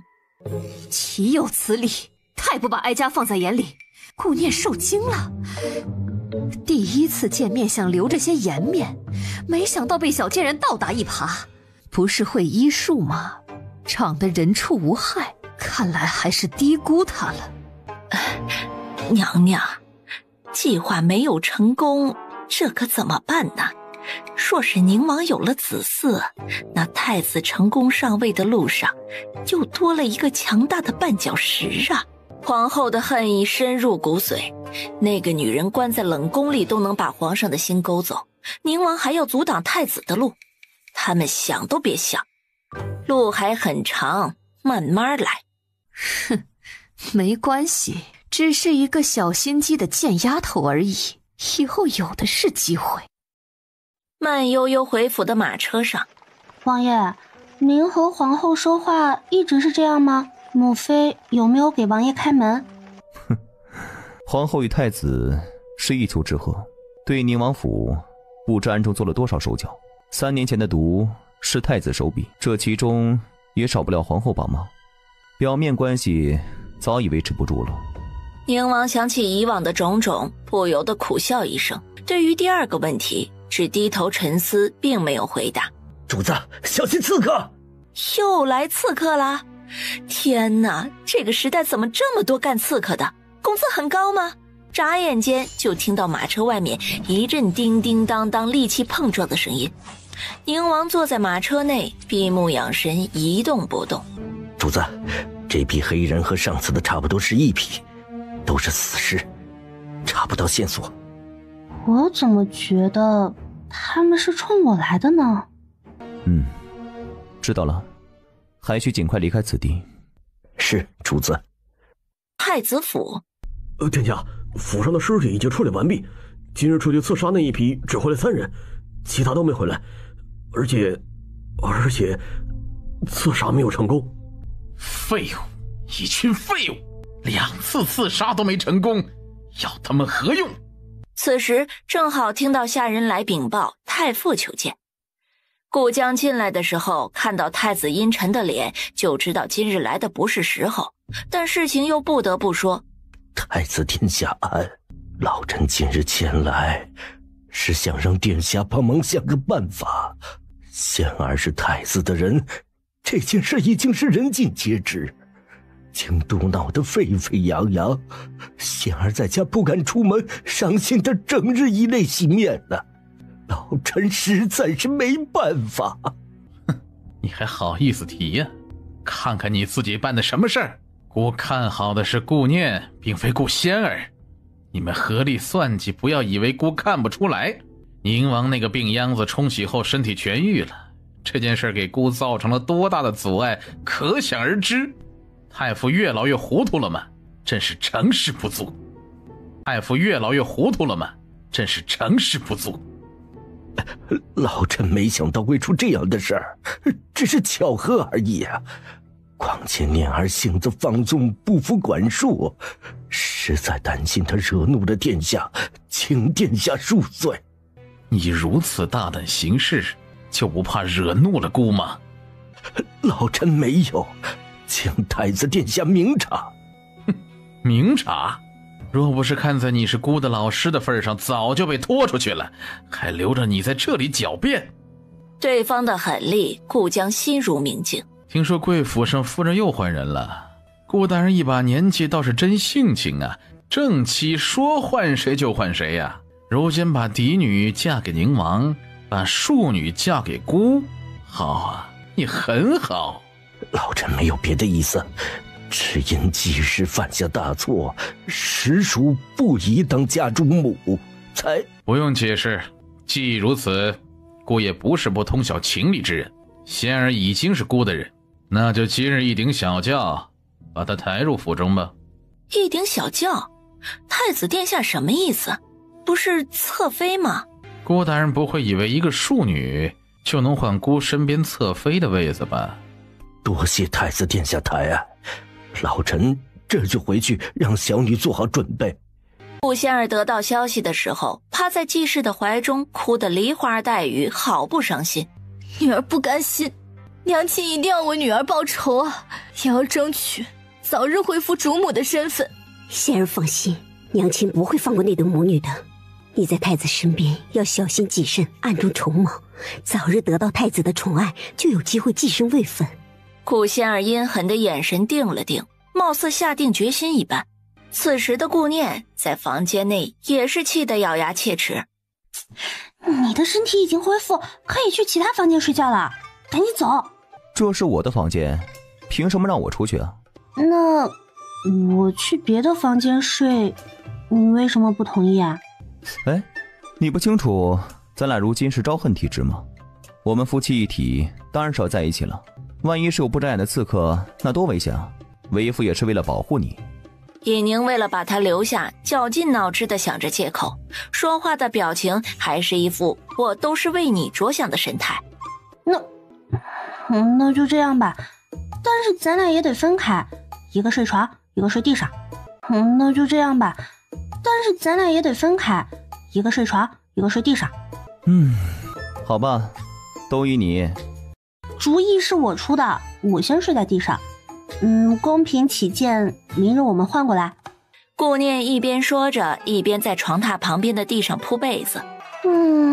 还是躺下舒服，就是地板有点硬。许是今日斗智斗勇有些累了，地上的人很快就进入了深度睡眠。尹宁听着对方呼吸平稳，才下了床榻，轻轻地把地上的人抱起，放在了床榻上。一日清晨，顾念迷迷糊糊地看见面前男人的俊脸。我怎么在床上啊？我怎么知道你为什么半夜爬上来？还有，把你的爪子和腿拿下去再说。那个，对不住啊，今日是我太累了，下次不会了。听说舅舅在参与皇上选拔，路上会遇到很多阻碍，你需尽快提醒他做好应战准备，最好能拿出让父皇龙颜大悦，又能让朝中官员心服口服的计策来。他知道这条路上肯定会荆棘不断，希望舅舅能够挺住。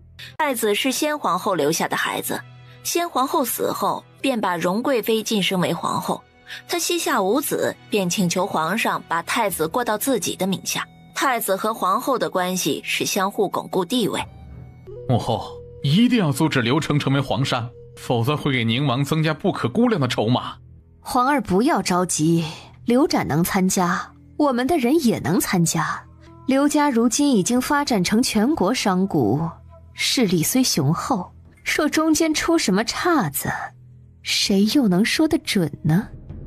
好，还是母后足智多谋，儿臣一定听母后教诲。您看，京都最大的商贾徐良怎么样？很好，尽量帮助徐良争取夺得皇商的头衔。其他皇子暂时还构不成威胁，最主要的是宁王那边，他可是皇上最喜欢的皇子，实力不容小觑，直接对付有些不太好办，可以把手伸向他身边的人，譬如宁王妃。这件事儿臣已经着手策划，相传顾念会医术，想要对付宁王，必须先砍掉他身边的帮手。杀身之祸已经降临，在街上闲逛的顾念全然不知。哎呀，这位夫人是怎么了？快来人啊！有人晕倒了！一名老夫人正捂着胸口，嘴唇发紫地倒在地上。顾念皮个箭步跑过去，扒开了人群，快速地把手按在老夫人的脉搏上，脉象杂乱，心跳过速，急性心脏病。老夫人别怕，保持呼吸平稳，不要紧张。一名年轻的男子匆匆跑过来，身边跟着一位大夫。起来起来，别耽误大夫看病。男子目中无人的态度令人满腹不平，想着许是因为家人病重太过着急了，并没有过多注意男人际遇的神色。哎呀，这是心痹之症，老夫治不了了，你还是另请高明吧。不过还是给您提个醒，没有大夫能医治了这个病啊。大夫，您别走啊！大夫！躺在地上的老夫人开始呼吸急促，嘴唇发青，惨白着一张脸，虚弱的似乎连眼睛都没有力气睁开了。情急之下，顾念不管年轻男子的态度，当即拿出了银针，在老夫人的神门、内关、至阳等穴位处一一施针。你是什么人呢？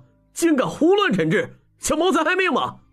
我告诉你啊，若是我祖母有什么三长两短，定要你的命！赶紧滚！我的针灸术能让老夫人在1刻钟内醒过来，若是真的把我赶走，你家老夫人会立刻全身抽搐，呼吸急促，到时候就真的没有救了。你确定不是想害死老夫人？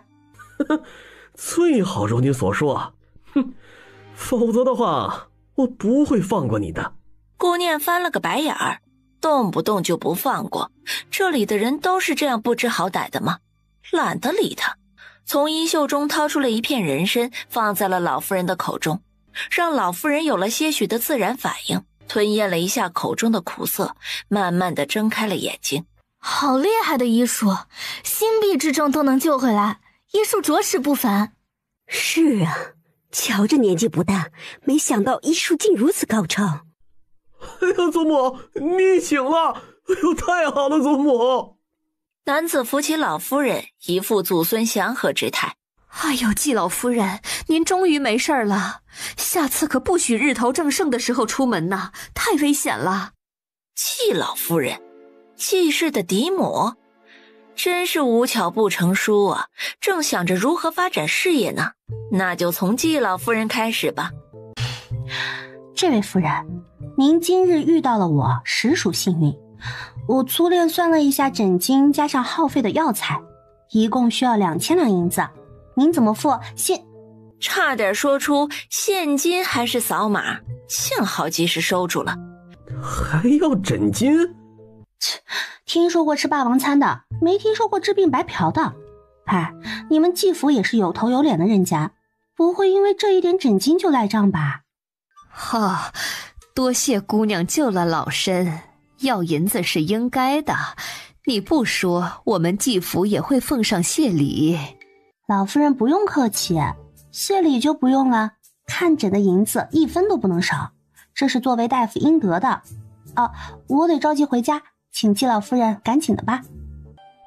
庆儿，把诊金付给他，咱们季府不缺这点银子。顾念接过银票数了数，季老夫人当然不缺钱，有个孝顺的女儿比儿子都强。还有，老夫人的病只是用针灸打通穴位，暂时救回了您的性命，还需要用药维持一段时间才能痊愈。惜命的话，可以去宁王府找我买药，1副药2000两。你是宁王妃，顾家嫡女？你是宁王妃，顾家嫡女？是我，看来季老夫人看见我很惊喜啊。我得回了，老夫人不要太想我哦。原来是宁王妃呀！听说她是诡异的关门弟子，还帮昭华郡主去了疤痕呢。哎呦，这医术真的厉害，还会缝合之术啊！就是这个小贱人，把季平从主母的位置上拉下来，降为了平妻。想起以前季平送来的好东西，如今就恨毒了刘慧和顾念，都是因为他们才断了自己的财路。回府。季庆坐在马车上，帮祖母顺着背，试探着问道：祖母就这么放过他了？哼，放过？怎么可能？祖母说的对，如此目中无人，不能放过。祖母，您看收拾那丫头的时候，能不能……臭小子，整日精虫上脑，那可是宁王妃。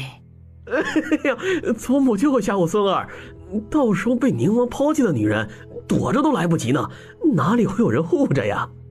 老夫人只是冷笑一声，并没有说话。季庆的心情更加愉悦了。顾念哼着现代流行歌曲进了府门，玲珑一脸焦急地迎了上来：王妃，您可算回来了，以后您可不能一个人偷偷跑出去，让奴婢们担心了。有什么可担心的？你们主子我出去散心，顺便干了一件大事。王妃干什么大事了？危险吗？下次带上奴婢给您帮忙。好好好，下次一定都把你们带上。说完还顺便对他们眨了眨眼，一副不宜言说的举动。这王妃又开始不着调了。流星流云，你们看看王爷回来没？玲珑去厨房吩咐纯善，琥珀帮我准备洗澡水。把丫鬟都吩咐出去没几分钟，就看见一个眼生的小丫鬟端着一碗燕窝走了进来。王妃，这是王爷出门前吩咐的，担心您回来饿肚子，这燕窝在灶上一直温着等您，请王妃趁热喝吧。顾念并没有多想，只以为进王府没几天，看人眼生是正常的，放到唇边时才发觉出了异样。有毒？还是见血封喉的毒？什么情况？在自己家里竟然一次一次的被害。丫鬟见他放到嘴边的碗又放了下来，神色也跟着变化，心知计划失败，瞬间从袖中抽出准备好的匕首，唰的一下刺向了顾念。你到底是谁的人？为什么要杀我？你到底是谁的人？为什么要杀我？哼，你不用知道是谁，不过在你临死前可以告诉你，我主子的目标不是你，但是你却是他成功路上最大的绊脚石，只要你在宁王身边就必须死。对方的话让顾念瞬间恍然大悟，如今自己成了宁王那孙子的挡箭牌了。去死吧，王妃小心！流星流云长剑一挥，叮当一声打落了小丫鬟的匕首。丫鬟见计划失败，嘴里的毒药咬碎，嘴角瞬间流出了一滴黑血，一场惊心动魄的场面就此停止了。顾念坐在浴桶中闭目养神，动不动就被杀的生活很是不安定。自己的仇家报复也就算了，如今竟成了宁王的护身符了。他的仇家肯定会不遗余力地让自己死。不行，他不能在宁王的身边，他必须离开。想到此处，顾念猛地睁开了眼睛。现在宁王还没有回来，正是离开的好机会。出了宁王府后，立即去最近的马行买了一辆马车。哎，谢姨娘，那不是宁王妃吗？竟然在买马车，难道是奴婢看错了？啪的一声，一个响亮的巴掌落在了碧莲的脸上。什么宁王妃，分明就是个贱人！顾仙儿心中不平，听说宁王的身体痊愈了，宁王那样天人之姿的模样，怎么就便宜了顾念那个贱人呢？再看自己却成了太子的妾，恨得一巴掌发泄在了丫鬟的身上。是奴婢说错了话，奴婢该死。只有他一个，贱人落单了，这是个极好的机会。随即露出了阴险的一笑，带着丫鬟匆匆回了太子府。太子殿下，仙儿想请您帮个忙，教训一下嫡姐。太子尹言瞬间眉头紧皱，他没死，看来计划又失败了，都是一群废物。你嫡姐怎么了？殿下，您也知道，姨娘和我在府中深受嫡姐的欺负，如今都把姨娘降为了平妻。贤儿进入了太子府，逃过了嫡姐的魔爪，可是姨娘还在府中备受主母的折磨，仙儿怎么咽得下这口气？仙儿想借殿下2个人，给嫡姐一个教训。担心太子误会自己是一个心狠手辣的女人，失去在太子心中的温柔形象，赶紧补充道：仙儿不会把嫡姐怎么样，只是小小的教训她一下就好，让她收敛一下欺负人的行为。姨娘在府中实在太苦了。好。顾仙儿神色一怔，是听错了吗？仙儿多谢太子殿下怜惜。马车上的顾念悠哉悠哉地走着，漫无目的的不知道去哪里。唉，失算了，应该先做一个完美的计划再离家出走啊，真是笨呐。这位小姐啊，小人已经围着京城转悠3圈了，您到底去哪里呀？你催什么啊？又不是不给你钱，本小姐在思考人生呢，不要打扰我。哎，继续往前走。哎呀。车夫无奈的叹息声刚刚结束，就看到远处2个黑衣人倾弓而来，吓得车夫连滚带爬的勒紧缰绳下了马车。有钱人的人生啊，小人实在是理解不了，小姐慢慢思考吧。哈？说的什么话？雇来的人就是不忠心，主家的鱿鱼说炒就炒。喂，你别走啊！这几个字还没有说出来，我操！刺客！在黑衣人隔着门帘长剑刺入之时，他身形一闪，进了空间。哎呦，我的老天爷呀，差点把空间给忘了。唉，人在紧张的时候，就是容易脑袋一片空白，忘记最重要的事情。只是不能为了躲避刺杀，一直生活在空间里吧。本来气定神闲很有把握的太子得到消息的时候，震惊地瞪着眼睛。什么？让他跑了？2个武功高强的男人竟然让一个手无缚鸡之力的女人悄无声息地跑了？加派人手越多越好，姑就不信这么多人还能让他跑了。是主子。宁王府内，丫鬟婆子急得团团转，刚回府的王妃洗了个澡的功夫就不见了。府上都找遍了，也没有找到人。主子，王妃刚刚经历刺杀，这次又出门了，并且没有与任何人说。贴身的丫鬟也不知王妃去向，估计被刺杀，吓得逃跑了。放心吧，她会自己回来的。想明白了，就知道宁王府比外面安全。哎，万一发现王妃落单，后果不堪设想啊！这万一王妃有个3长2短，想回也回不来呀。话音刚落，嗖的一下，王爷刚刚站立的位置空空如也。主子明明心里有王妃，这时候不去英雄救美，获得美人芳心，可奈何时啊！哎呦天哪，我咋这么聪明呢？派出来的黑衣人围着逃跑的范围向外寻找10公里，都没有找到他的身影，只得回到消失之地再次巡查。没想到刚到此地，就看到一个女子悠闲地从马车内走了出来，真是踏破铁鞋无觅处，得来全不费工夫啊。顾念深吸了一口气，看了看不远处树上的叶子，东风很好，拿出袖中的丝帕遮挡住毒粉的散播，一阵东风吹来，粉末随风而去。姿色是不错嘛，也可以先让你舒服够了再死。话音刚落，就一个一个的闷哼声响起。臭娘们儿，怪会使阴招。不行，不能再等了，需速战速决，主子还在等消息呢。顾念呢顾念，上一世死无全尸，这一世也有千疮百孔的趋势啊。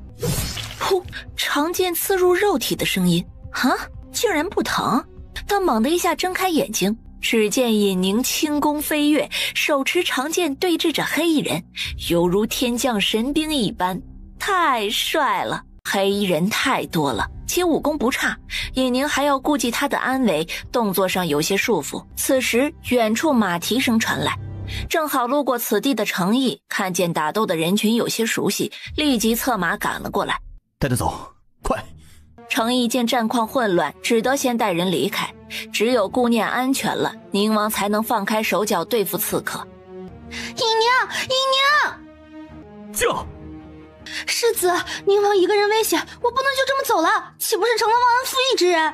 既然宁王把你的安全交付于我，我就得全心全尾把你送回去。看来你还是太不了解宁王了，内军刺客再多一批，也不是他的对手。你放心吧。顾念立即闭了嘴。宁王这么厉害？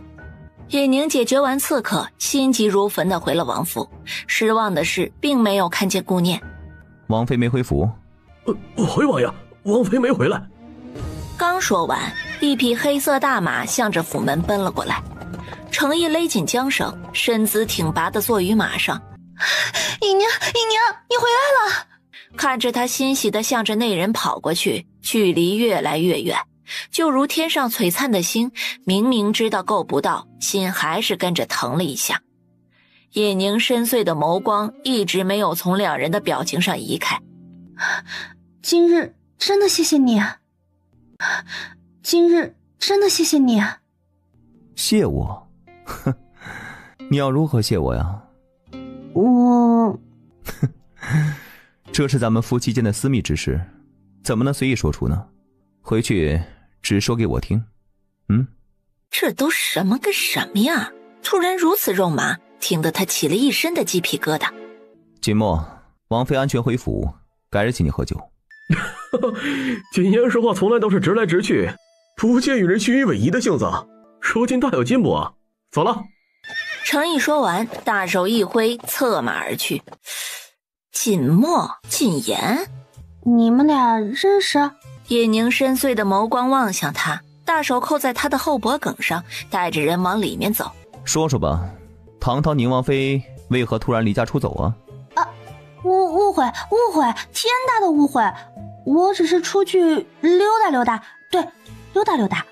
叶宁盯着他心虚的不敢与自己对视的模样，冷笑一声，并没有拆穿，只要知道留在自己身边才是最安全的就行。此时顾念真的是欲哭无泪，兜兜转转，差点把命都折腾没了。外面的生活太过危险了，武力只碾压一切，得想办法研究一些见血封喉的毒药才行，自己太弱了。今儿怎么没出去？王爷竟然翘班？翘班？今日陪你回门，等明日父皇安排了职位，就没空闲陪你了。叶宁睨了他一眼，自己回门的日子都能忘，真是不长心呢。多谢王爷。父皇会安排什么官位给你啊？没中毒之前都是领兵在外，如今身子恢复，估计父皇会让我任五军总督督之职。见他满脸疑惑，接着解释了一句：五军都督府掌全国兵马大权，它分为中军、左军、右军、前军、后军5个都督府。总都督手握虎符，有权调动兵马，是所有高位之人都想得到的职位。顾念听完瞬间了然，这不仅是一个非常有权力的职位，还是一个危险性极高的职位，看来以后会很心累呀。太傅府所有人都站着没有动，只有刘慧看见女儿眼圈变红了，泪水在眼圈里打转，上前行礼。顾念赶紧拖住母亲欲行礼的手。母亲，莫要折煞女儿。哪有折煞一说，这是规矩，规矩都是人定的。是啊，念儿说不用就不用。顾江也懒得和他们在门外寒暄，冷哼一声就准备回府。本王竟不知王妃在府中过这样的日子，处处受人欺负，回门的日子不仅对她不敬，更是对本王不敬。老臣不知王爷驾到，请王爷恕罪。怎么，你们这样态度是欺负王妃，还是瞧不起本王啊？老臣不敢。他说完赶紧向旁边使了个眼色，示意众人跪下行礼。参见宁王，参见宁王妃。刘慧被顾念紧紧地抱着胳膊，没办法行礼。宁王的气势吓得他瞪了女儿好几次，都被女儿一笑而过。岳母不用担心，念念免了您行礼，本王不会怪罪，都依念念的。这样的互动看在顾仙儿的眼中更加愤怒了。前厅内王爷身体痊愈，真是天大的好消息啊！念儿这孩子脾气不好，若是惹了王爷不快，王爷尽管惩罚。顾大人，念念很好，本王舍不得惩罚他。若是听说太傅府上有人欺负念念，本王绝不轻饶。王爷说的是，府上肯定没人欺负他，王爷放心。本王好些事，有时再来接念念。好，老臣送王爷。顾念回府后就被母亲带回了房间说私房话。念儿，宁王待你如何？有没有被欺负？王府的下人尊不尊重你？宁王细心体贴，对我也很好，母亲不用担心。那就好，那就好。宁王的身体痊愈，算是让他放下了一块心病，犹如谪仙一般的女婿护着女儿，他很是高兴。那件事呢？懂不懂得疼惜你呀？哪件事情啊？你是在跟母亲装傻，还是真傻？还能什么事？母亲，您怎么问这件事呢？好羞人啊！他不想回答这个问题，只能故作害羞遮掩过去。都嫁人了，有什么可害羞的？夫妻之间讲究琴瑟和鸣，才能感情长久。他懂得疼惜女儿，那母亲就放心了，争取早日生下一儿半女，让他把你放在心上，稳固正妃的地位。王爷身份尊贵，肯定会有侧妃妾室进门，到时为了彰显正妻的大度，也得帮忙张罗。但有了子嗣就不一样了，孩子是一个女人后半生的依靠啊。母亲啊，女儿知道了。这屋里太热了，我出去透透气。海棠院里，夫人，李柱来了。好，让他进来。夫人，您找小人。听到夫人交代的事情后，更加胆战心惊了，吞吞吐吐的想要拒绝，却又不敢直言。夫人，上次大小姐还是府中的小姐，出了事小人能逃走躲一躲，但是今时不同往日啊，她现在可是宁王妃啊，小人真的不敢呐。李柱，你的母亲还在城南庄子上住着吧？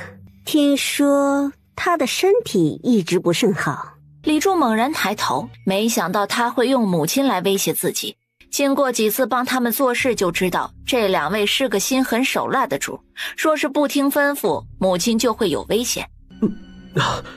应该怎么做？夫人请吩咐。你放心，只要按照本夫人的吩咐做，你的母亲会安安全全的住在庄子上。是，多谢夫人。既是吩咐梁嬷嬷把收藏起来的香囊拿出来，交给了李柱，交代几句后，才放心的让李柱离开。此时，流星轻功飞跃，离开了海棠院，脚步匆匆的回去报信儿。顾念听到后，忽的就笑了，知道回门不会太平，专门让流星过去盯着。香囊很好，一切都在意料之中。等来等去，也没有等到叫李柱的男人过来，他还想报仇呢，这执行力也太慢了吧。就在他们接到消息的时候，大夫人刘氏的牡丹院里有个小丫鬟脚步匆匆地跑了进去。你说什么？这个恶毒的女人！奴婢听得一清二楚，不会有错。好，本夫人知道了，你赶紧回去，别让她发现端倪。是，夫人，奴婢告退。今日是女儿回门的重要日子，既是母女不安分，当她刘慧是好欺负的。在贴身丫鬟夏至的耳边悄悄地嘀咕了一阵，两人一前一后出了房门，走到院子的小径上，就看见前面踌躇的陌生男子身影，腰间挂着的女子香囊很是显眼。走到假山旁，两人趁着假山遮挡的好时机，从后面一个闷棍对着那个人的后脑勺就敲了上去。夏至伸手放在李柱的鼻子下，见夫人看过来，轻轻地摇了摇头。死了更好，本夫人还担心打不死，再给他一刀呢。赶紧把尸体扔到假山后面去，别扰了念儿回门的好心情。夫人，李柱的母亲还在城南的庄子上，要不要？不用，一个老人家而已，冤有头债有主，既然和他母亲没关系，就暂时放过吧。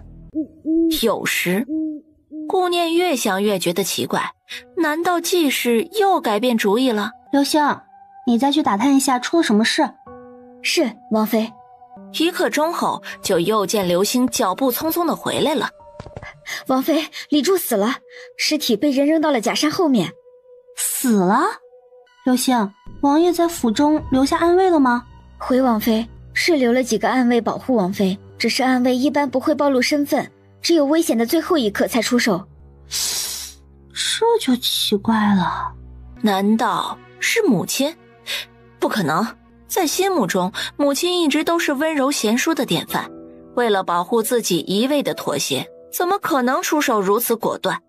宁王按时过来接他回府，见对方百思不得其解的表情，有些奇怪。怎么了？出什么事了？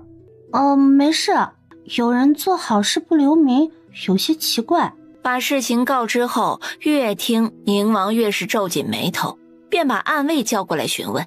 暗卫把看到的听到的全部都说了一遍，简直惊掉了顾念的下巴。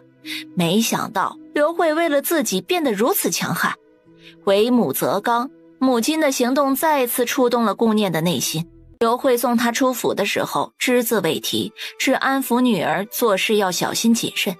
顾念上前拥抱住母亲，在她耳边轻声说了一句：谢谢母亲。哎呦，这孩子都嫁人了还撒娇。直到顾念上了马车，都没给顾老头一个眼神。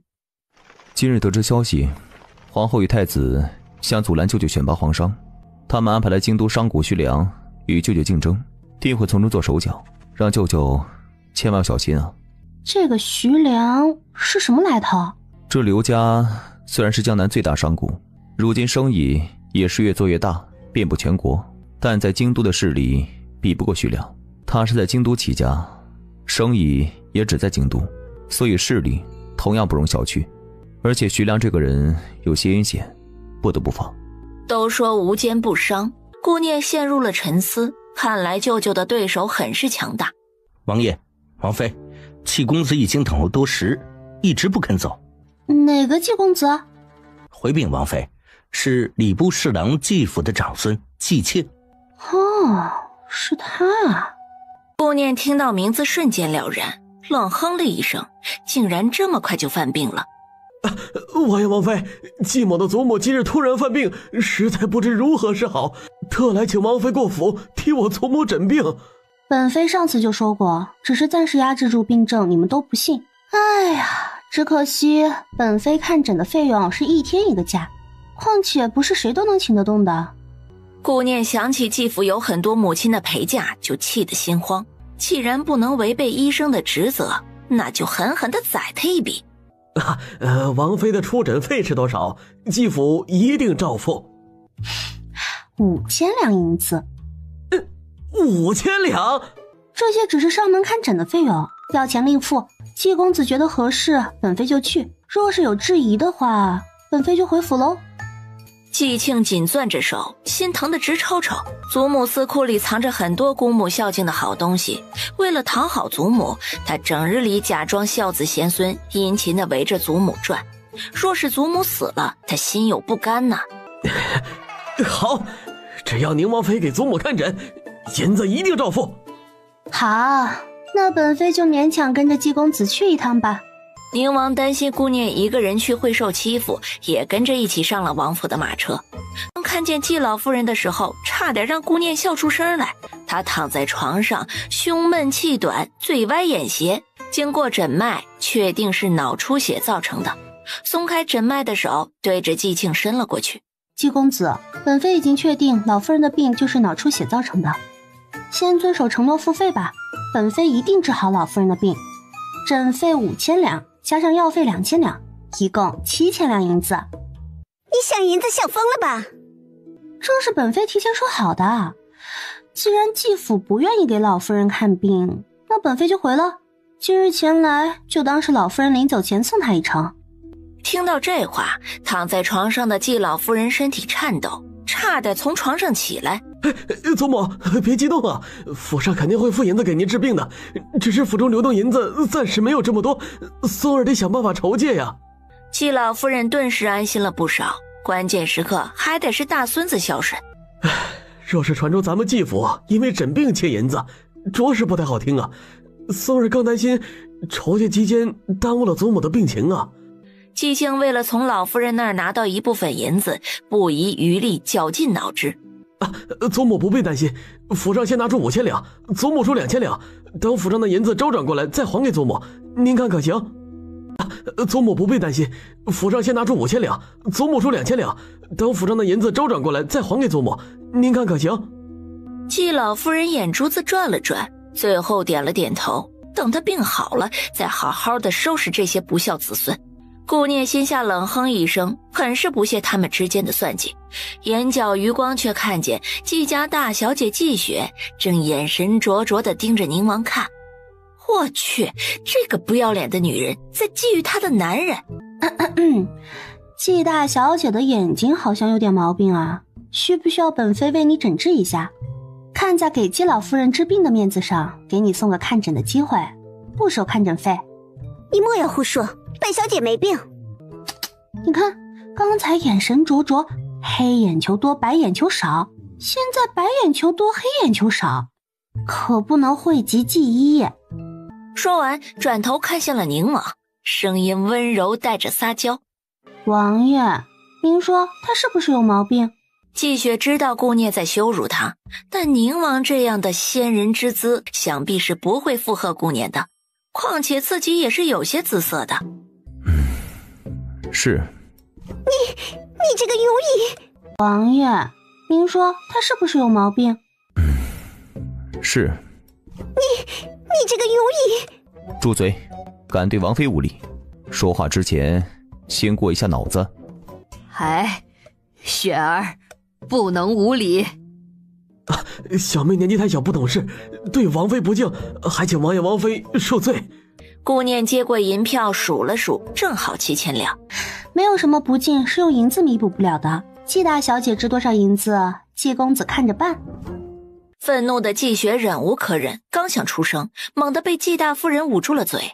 季青在顾念灼灼的眼光下，慢慢的从袖中又拿出了100两，一脸为难的开口：季某身上只有这些银子了，请王妃恕罪。哎呀，好吧，既然季大小姐只值100两银子，本妃一向大度，不与不懂礼数的人计较。不过季大小姐的礼数还需教导，万一哪天惹了贵人，就没本妃这么好说话喽。转身去季老夫人的身边为其施针，得意的小表情尽收宁王的眼底。宁王眉梢微挑，他的女人甚是可爱。父皇，近日选拔皇上的事情已经进入最后的关头，儿臣听说京都最大的商贾徐良是做生意的一把好手，不仅种类多，质量也属上乘。这个徐良朕也听说过，他可以一起参与选拔，还有江南刘家的实力也不错嘛。尹岩没有想到父皇竟然提到了江南刘家，说明刘家在父皇心中的地位不低啊，得让徐良好好的琢磨琢磨要怎么处理。宁王身子已经痊愈，朕心甚慰。即日起，宁王任武军总督的一职，众大臣可有异议？最不愿意争抢高位也最有能力的就是三子尹宁，储君的位子有心传给他，他们母子都不稀罕，也是自己最为头疼的。皇上英明，宁王兵官护国多年，有领兵的经验，武军总督督的要职非宁王莫属。太子恨极了父皇独宠宁王的样子，心中的怒火直冲炉顶，又暗中给顾江使了个眼色，示意他上前反驳。顾江心虚地接收到太子的信息，有些不太情愿，但是太子阴狠的眼神令他心中胆怯，不得不从。皇上，以老臣之见，武军总督督之职太过重要，不能草率决定。这个太傅真是越老越不中用了。然后又看了看身体右后方的刑部尚书江大人。皇上，万万不可呀！手握兵符之人都要深思熟虑，恐日后放权容易，收权难呐。哼，江大人这话是何意啊？话里有话，含沙射影，非君子所为。再说了，宁王在边关领兵多年，只有他有资格接受兵符。父皇，儿臣以为三弟大病初愈，不适合担任此职务，替父皇分忧的心，儿臣感同身受。只是作为大哥，更担心他的身体，如今还是以身体为重比较妥当。微臣以为宁王殿下的身体已经痊愈，继续以身体为由阻挡宁王殿下为皇上分忧，会让人误会有所企图。皇上眉梢微挑，暗自高兴，表面神色没有任何变化的看着殿中的一切。父皇，儿臣身体好得很，皇兄多虑了，儿臣能够胜任这个职位，帮父皇分忧。一席话让皇上意外又高兴。好啊，既然大家都同意，那就这样决定。太子党都懵逼了，什么叫大家都同意？听不到有这么多反对的声音吗？下朝之后，宁王被皇上留在了御书房，尹岩怒气冲冲地离开。宁王手握兵符，权力之大，以后所做的事情都会束手束脚，假以时日，想要除掉他更是难上加难。李雷，给阎王阁送封信，姑要卖宁王的命。是主子。厉雷收到命令，闪身而去。阎王阁副阁主莫方收到信件的时候一阵冷笑：“此单不接。”阁主说句话呀，多少银子可行？本阁主接单全凭心情，心情不好多少钱都不接。若是哪日送银子要尹岩的命，本阁主倒是可以考虑考虑。你在找死，敢对当朝太子殿下不敬，就算你是阎王阁，也定然给踏平。既然道不同，不相为谋，那就请回吧。厉雷的狠话犹如打在了棉花上，只得冷哼一声离开。厉雷低着头躬身回话，任务没有完成，不用看也知道主子的脸色有多难看。什么？不接单？多少银子都不接？属下无能，请主子恕罪。正愁眉不展之际，看到前面不远处有个人捂着肚子踉踉跄跄地向前走。这位侠士可需要帮助啊！这位公子，董某落单受伤，能否请公子搭救一场？董某，此人姓董，相传傀儡店的店主就姓董。李雷，帮扶一下。在路上得知董顺的困难，尹岩主动给他在京都安排了一处院子，让其养伤，还派了大夫过来给他医治。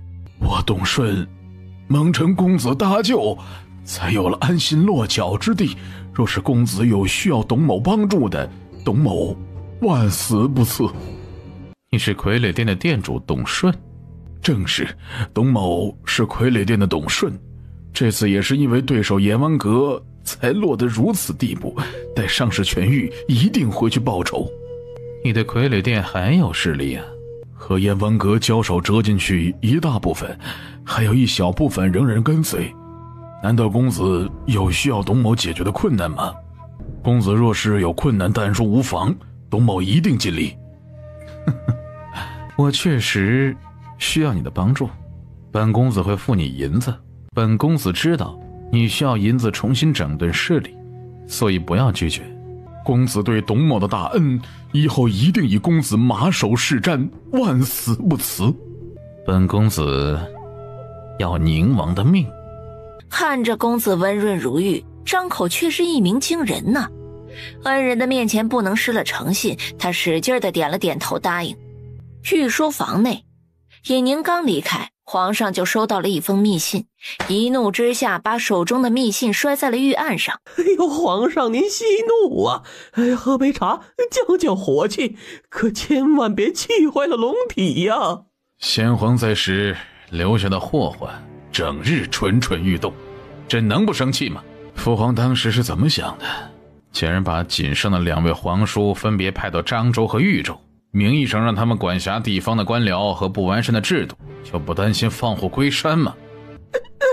皇上，老奴愚笨，着实不懂朝堂之事，无法替皇上分忧，皇上恕罪。你呀，跟了朕这么多年，朕还能不了解你？皇上心里跟明镜似的，奴才的一点小心思哪里能瞒得住皇上的慧眼呢？老奴不聪慧，不过可以把聪慧的人请到御书房下棋呀。皇上一怔，一语点醒梦中人呐。就这样，刚出宫门的宁王又被请回了御书房。皇上一边下棋，一边提起禹州和漳州的事情，询问宁王有什么想法。儿臣想快些为父皇分忧，只是此事事关重大，容不得一丝马虎。儿臣要仔细思考之后才能回答父皇的话，请父皇等待儿臣几日。好啊，宁儿懂得替父皇分忧，朕心甚慰。王妃，王爷回来了，浑身是血。顾念跑到宁王的身边，抓着他的胳膊，左看看右瞧瞧。哪里受伤了？严不严重？不用担心，不是我，是青羽，他替我挡了一剑，你可有办法？顾念转头看向青羽，赶紧上前查看，关心的程度不亚于面对宁王时的样子。一个医者对待病人的正常态度，看在宁王眼中，醋意悄悄在心底萌生。虽然知道是为了救治青羽，但他心里就是有些不得劲儿。伤势有些严重，伤到了经脉，必须得缝合，否则这条胳膊就要废了。王妃，属下还能恢复如初吗？当然，本王妃的医术保你没有后顾之忧。顾念眼神清明，说话的语气斩钉截铁，给众人吃了个定心丸。事情太过突然，顾念一点准备都没有，只能通过袖带从空间里拿东西。手术中需要用到的手术刀、剪子、钳子、镊子，还有缝合线和消毒用具等，一点一点地往外掏。惊得站在旁边的宁王睁大着眼睛盯着他的袖带，一度怀疑自己的眼睛出了毛病。袖带能装下这么多东西吗？进入到工作中的顾念判若两人，仿佛浑身散发着光芒，让他更加移不开眼。顾念手法很快，手术也很成功，最后一步消毒包扎完成之后，终于松了一口气。手术很成功，好好休养就行了。这是涂抹的药膏，记得不要让它乱动。看都没有看宁王一眼，就心虚的匆匆去了前厅，终于可以坐下休息喝口茶了。王爷在厢房，马上就来。大人在前厅稍等一下。王爷在厢房，马上就来。大人在前厅稍等一下。刚喝了一口茶的顾念抬眸看了过去，吓得他一口茶喷出去老远。面具男。顾念赶紧放下茶杯，就冲到他面前，还没有来得及说话，就瞥见宁王远远地走过来。完了，心里着急的犹如热锅上的蚂蚁，对着面具男使劲的使眼色，眼睛都快抽筋了。对方也没明白是什么意思。王妃的眼睛是不是需要看大夫？哎呀，这面具男竟然装疯卖傻，气得顾念真想劈头盖脸揍一顿。在下以前得罪过王妃？你拿走本王妃的簪子给还了吧，赶紧的，否则我不客气了。簪子？什么簪子？在下怎么听不懂呢？两人的对话被赶来的宁王听得一清二楚，脚步匆匆，赶紧制止了他的话，给莫方使了个稍安的眼色，又亲密地揽过顾念的肩膀，带着往后院走。哎呦，念念怎么如此生气啊？谁惹你了？告诉夫君，夫君把你教训的。没人惹我生气啊，我就是，我就是累着了。哦，好，念念好好休息，稍后啊，我再来看你。一脸懵的莫方坐在前厅的椅子上，绞尽脑汁也没有想明白王妃话里的意思。王爷，你可别误会啊，我什么都没干。他认错人了，把你当成了我。哦，原来是你欠下的感情债啊！做阁主的替身，乐见其成。感情上的替身，我也可以勉为其难的协助一下的。你想得美，说正事儿。莫方一贯的放松姿态，慵懒的坐在椅子上继续说：好，说正事儿。太子送信瞒你的命，直接被我拒绝了。估计还会想其他办法，你小心点。就在刚才已经经历过了。动作如此之快。莫方，把徐良收买太子的证据找到。哼，让他绷得太久了，只有一点一点砍掉臂膀，才能更心痛。好，我这就去准备。清风在门外看了看莫方离开的背影，张了张嘴，一副不知该不该说的表情。有话直说。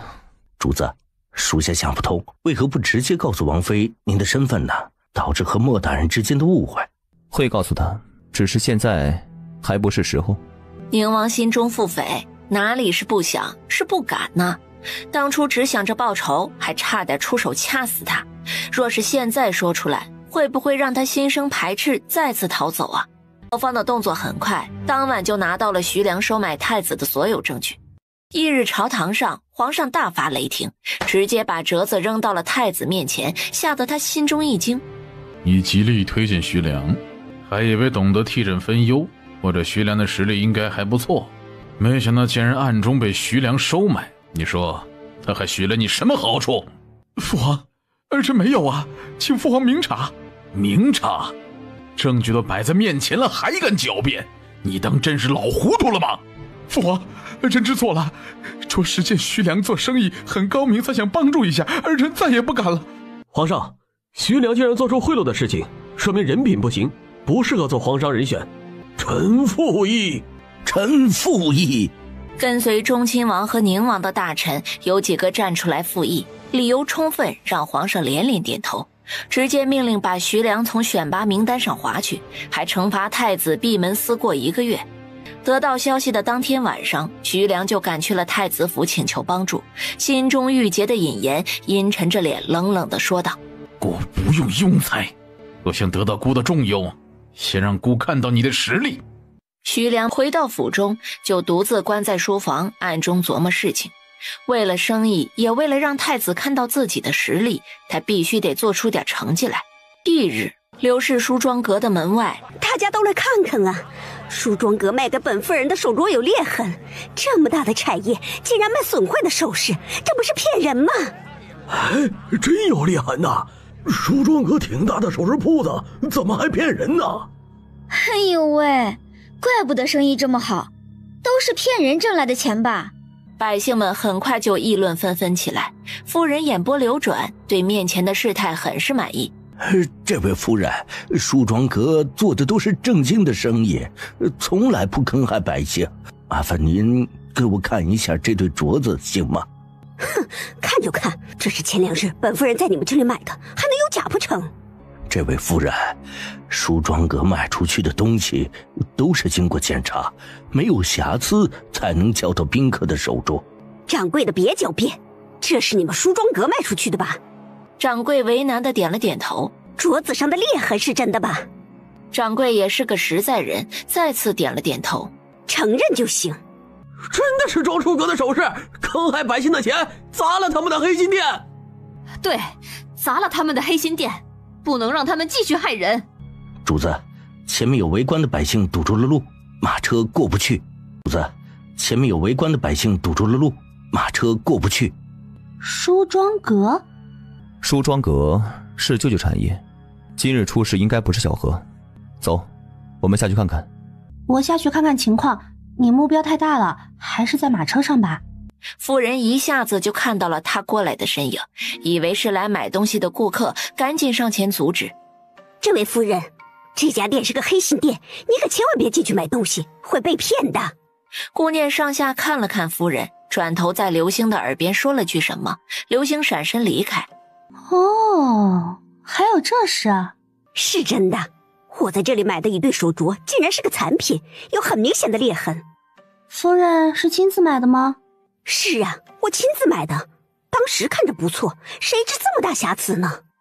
既然裂痕很明显，瑕疵如此之大，为何买的时候夫人没有看见？这说不过去啊。也是啊，这么明显的裂痕，买的时候怎么没有发现？我当时只顾着欣赏款式了，没注意。小人记得很清楚，这位夫人拿着手镯看得很仔细，还对着光线看了许久。夫人，这就是您的不对了。买的时候看得如此仔细，都没有发现如此明显的裂痕，就说明当时的镯子是完好无损的。为什么在夫人的手中又出现了瑕疵？哎呀，这值得推敲啊！难道夫人是故意弄上去的？说完，又一副恍然大悟，仿佛说出了什么天大的秘密一般，捂着嘴。哦，夫人，我是不是说的太多了？一不小心把你的秘密暴露了。我好心提醒你，以免上当受骗，你却倒打一耙。老天爷啊！我好心提醒，却变成了诬陷，受害者也变成了坏人，真是没有天理了。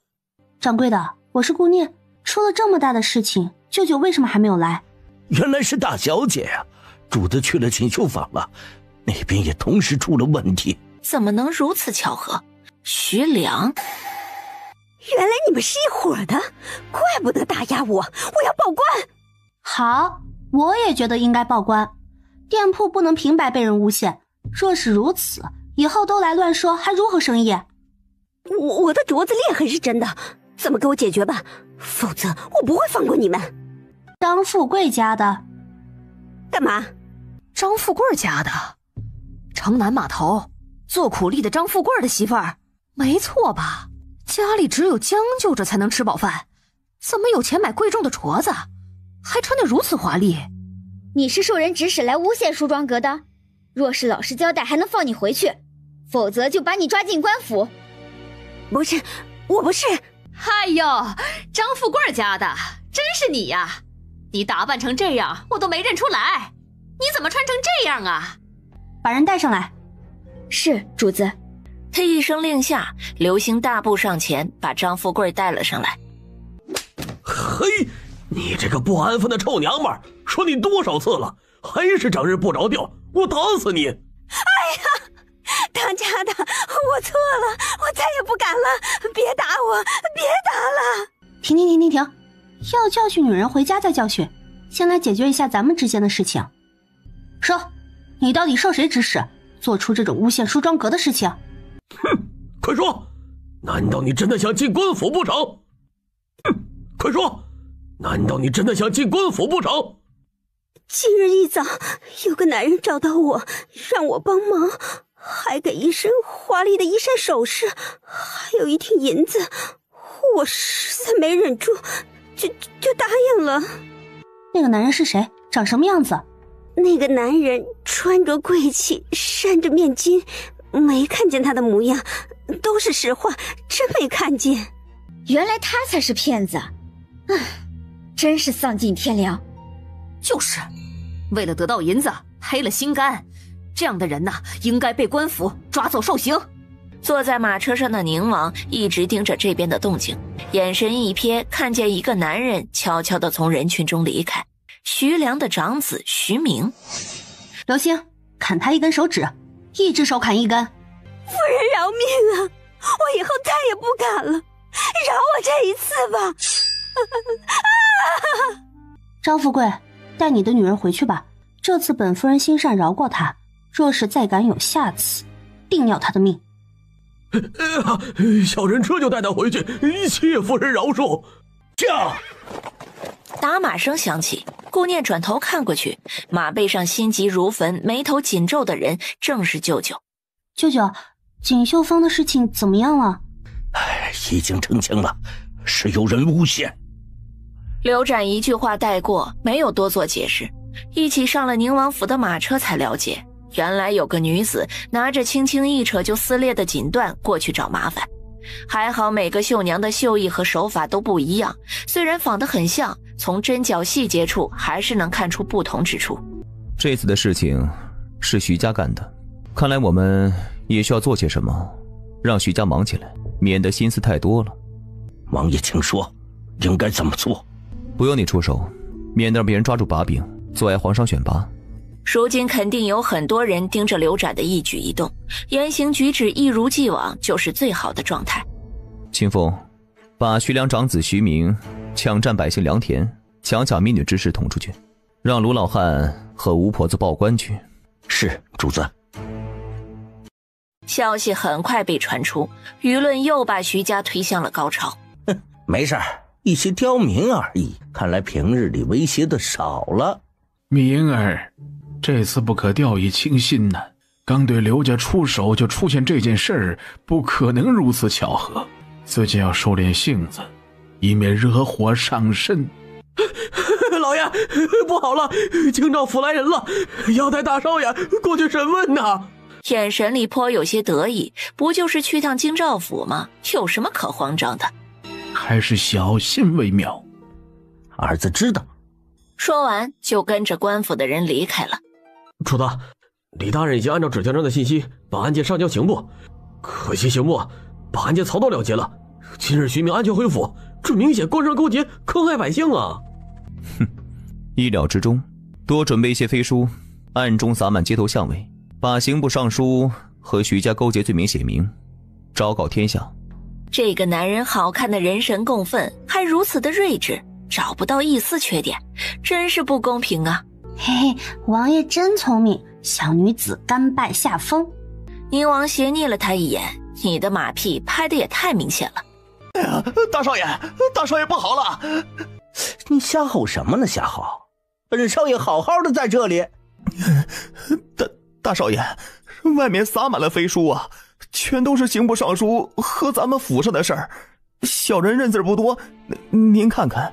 徐明心中咯噔一下，拽过来飞书极快地扫了一眼，完了，事态转变得太快，让他不知如何是好，赶紧让小厮搀扶着去找父亲。外面大街小巷传遍了徐家和刑部尚书江大人勾结的事情，百姓们很同情卢老汉和吴婆子的遭遇，奏折犹如传信的飞鸽，一个一个地砸向御书房。没想到皇城脚下竟然做出欺压百姓、强抢民女的事情，真是胆大包天呐！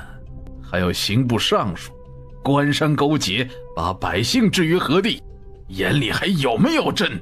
朝堂之上，皇上直接下令把徐明的卷宗带上来，他要亲自过目。大胆，竟敢私自更改犯人的卷宗，谁给你的胆子？在你任职期间，是不是经常干这种偷天换日的勾当？在你任职期间，是不是经常干这种偷天换日的勾当？没有啊，皇上，老臣不敢呐。徐家势力太过庞大，他威胁老臣我才一时糊涂啊，求皇上开恩呐！皇上，小人没有威胁江大人，小人一介草民呐，拿什么威胁高官？只用银子贿赂了而已啊。皇上，这件案子是从京兆府转交过去，正好臣这里还有一份备用卷宗。跪着的三人心中一惊，还有备用卷宗，这下真的是证据确凿，不容狡辩了。李大人收到第二封匕首信的时候，不相信谁会有如此大的本事，因为上面写着必要时启用备用宗卷，保你连升3级。但现在朝堂上的情况让他不得不信那人的本事，主动把备用卷宗上交了。欺压百姓屡教不改，徐家要给死去的人家一个交代。徐明3日后处以死刑，刑部尚书江大人收受贿赂，徇私枉法，纵容犯人作恶，罢官免职。皇上开恩，皇上开恩，小人知错了，求皇上饶命。臣一时糊涂，求皇上开恩呐，求皇上网开一面。皇上怒火中烧，大手一挥，让人拖了出去。父皇，刑部尚书一职过于重要，不可空缺，儿臣以为光禄寺卿魏大人可以胜任。皇上，光禄寺卿在本职事务中做得很好，一时间没有合适的官员补上光禄寺卿的空缺，况且一介文人不熟悉刑部的事宜，老臣觉得不合适。说完还给旁边顾大人暗中使了个眼色，好好说话，可别再搞砸了。皇上，老臣以为苏大人所说有理，更换了职位，蒲秦原职位上缺少一位好官，新职位若是不好胜任，就得不偿失了。苏大人说的是，还是丞相考虑周全。宁王这是什么意思？这么容易就妥协了？父皇，李大人正直刚毅，办事周全，此次又立了功，正好有行事经验，儿臣以为可以让李大人先填补上刑部尚书的职位。苏大人心有疑惑，这李大人一向是耿直不收贿赂，没听说他加入了宁王的麾下呀？难道他们暗中有了交集？皇上不可呀！就算立功，也历来没有连升3级的官员，难以服众，请皇上三思啊！依丞相说法，李大人是武将出身，也懂审案流程，况且他性情耿直，不被人贿赂。苏大人依旧阻止，是什么意思？一定要和本王作对吗？老臣不是这个意思，只是就事论事罢了。本王后退一步，同意苏大人第一个观点，没想到每个建议都被反对，让本王不得不觉得苏大人在针对本王。不是，老臣……好了，朕觉得李大人说的不错，有审案的经验，那就依宁王所说，把李大人调去刑部。至于京兆府尹的位置，就从任期满的地方官员中调任吧。苏大人低着头，眼神里满是不甘。皇上就是会偏袒宁王，太子不在朝堂上，他们这些老臣都没有说服力了。主子，李大人已经进入酒楼。意料之中。李大人在天字号门外站定，开门的那一刻，看到宁王悠闲地坐在那里喝茶，一颗心终于落地了。宁王殿下。李大人不必拘礼，请坐。本王一直以为李大人是一个性格耿直、为百姓着想的好官，所以尽力推举你，把你推上高位，不想埋没人才。王爷谬赞，下官只懂得在其位谋其职，能被王爷夸赞是下官的荣幸。李大人，不要怀疑心中想法，本王很欣赏你的品格，所以才会在朝堂之上不惜和朝臣发生口角，也保你官职。李大人应该明白什么意思吧？李刚心中暗暗为宁王赞叹，别人以为是一石二鸟，其实不然。不仅除掉徐明，打压了徐家，铲除了太子的臂膀江大人，还把他招揽到麾下。多谢王爷，李某愿效犬马之劳。好，本王以茶代酒，与李大人喝上一杯。下官敬王爷。达成协议的两人推杯换盏，气氛比刚开始的时候缓和很多。太子府内，主子，属下暗中跟随李大人，见他进了吉祥酒楼。继续打探他和谁见面。是，主子。一炷香后，没有查到和谁见面。是的，主子。李大人离开后，阎王阁的阁主进入了天字号房，而且嫌弃酒楼上菜太慢，生气离开了。太子阴沉的眼眸微眯，怎么听都觉得蹊跷。他需要好好的想一想，接下来该怎么做才能扭转现在的局势。殿下，妾身亲手为您煮了莲子羹，殿下要不要尝尝？放下吧。殿下，妾身不知殿下为何事忧心，但是妾身看不得殿下愁眉不展的样子。朝堂大事妾身不懂，妾身只知道受了欺负，暗自用法子告知父亲母亲，让他们帮忙收拾。太子眼神波光流转，想着他无意间说出的话，如果暗中想法子告知母后，让他帮忙收拾。是了，他的脸顿时由阴转晴，看向顾仙儿的眼神也温柔了许多。当天晚上就歇在了顾仙儿的房中。翌日一早，太子就进宫给母后请安，对付宁王刻不容缓。妍儿，今日刚刚解了禁足，就早早过来，可有事？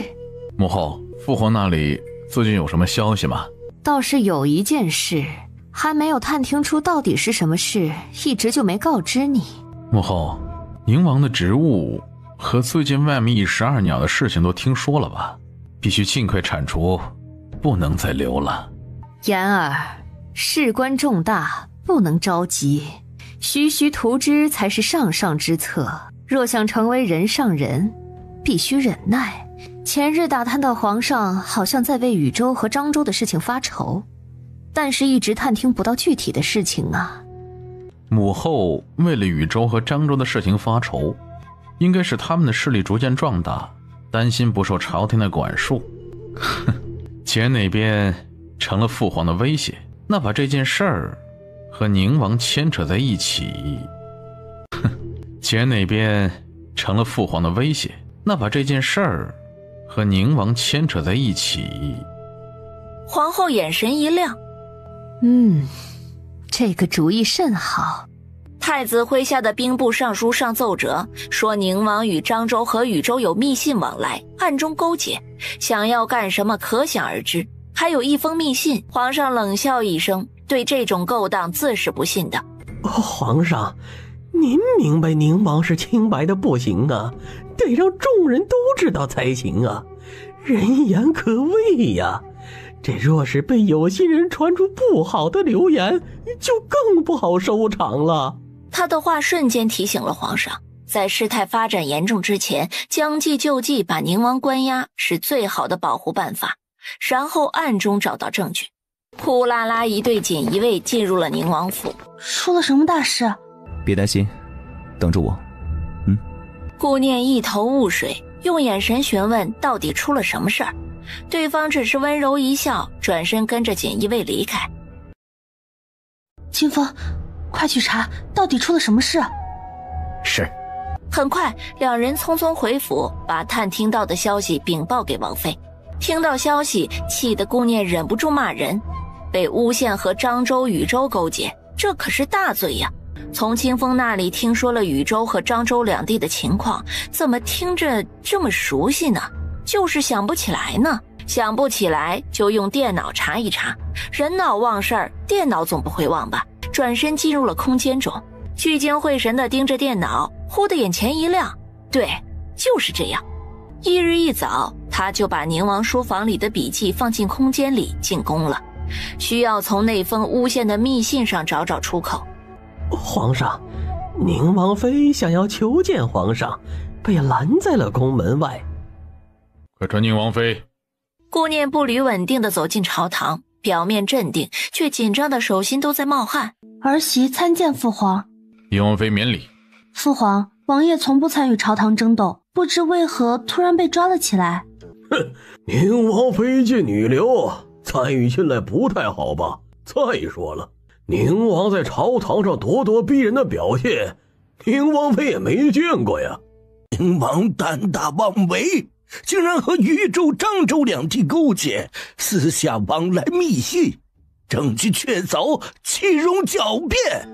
父皇，俗话说相由心生，王爷一向正直做派，儿媳绝不允许有人恶意污蔑，反倒是长得贼眉鼠眼、咄咄逼人之人才有心虚的嫌疑，让人怀疑是不是想赶快找个替罪羊，让自己脱罪呢？指桑骂槐的样子，气得那人怒火中烧。你胡说八道！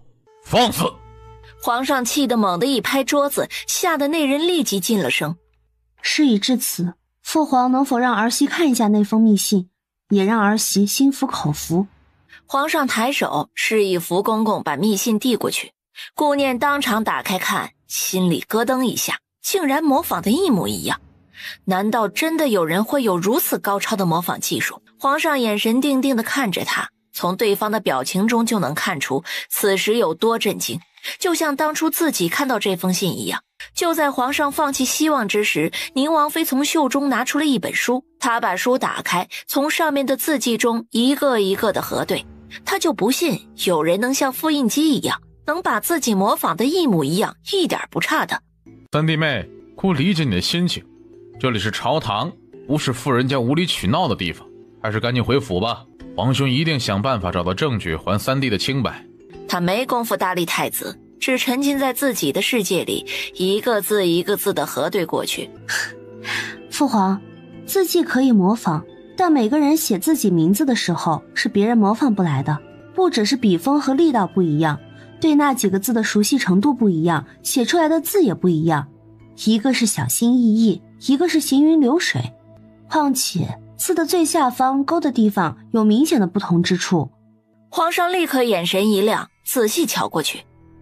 宁王妃有些强词夺理了吧？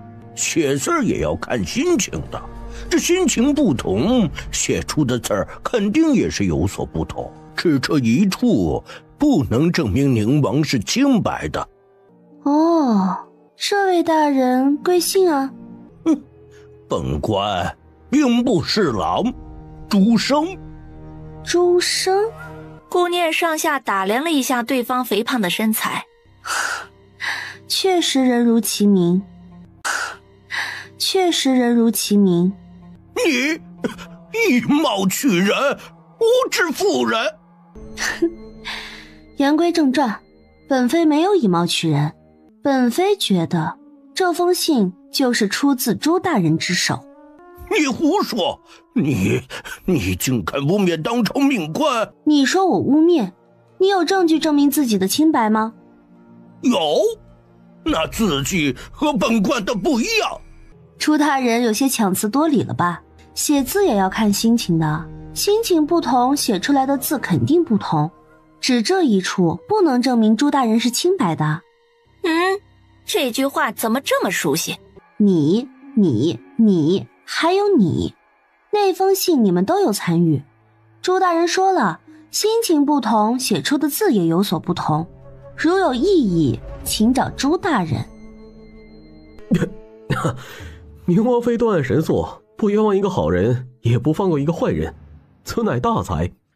世子谬赞。宁王妃，我们都是朝中重臣，岂能容你随意污蔑？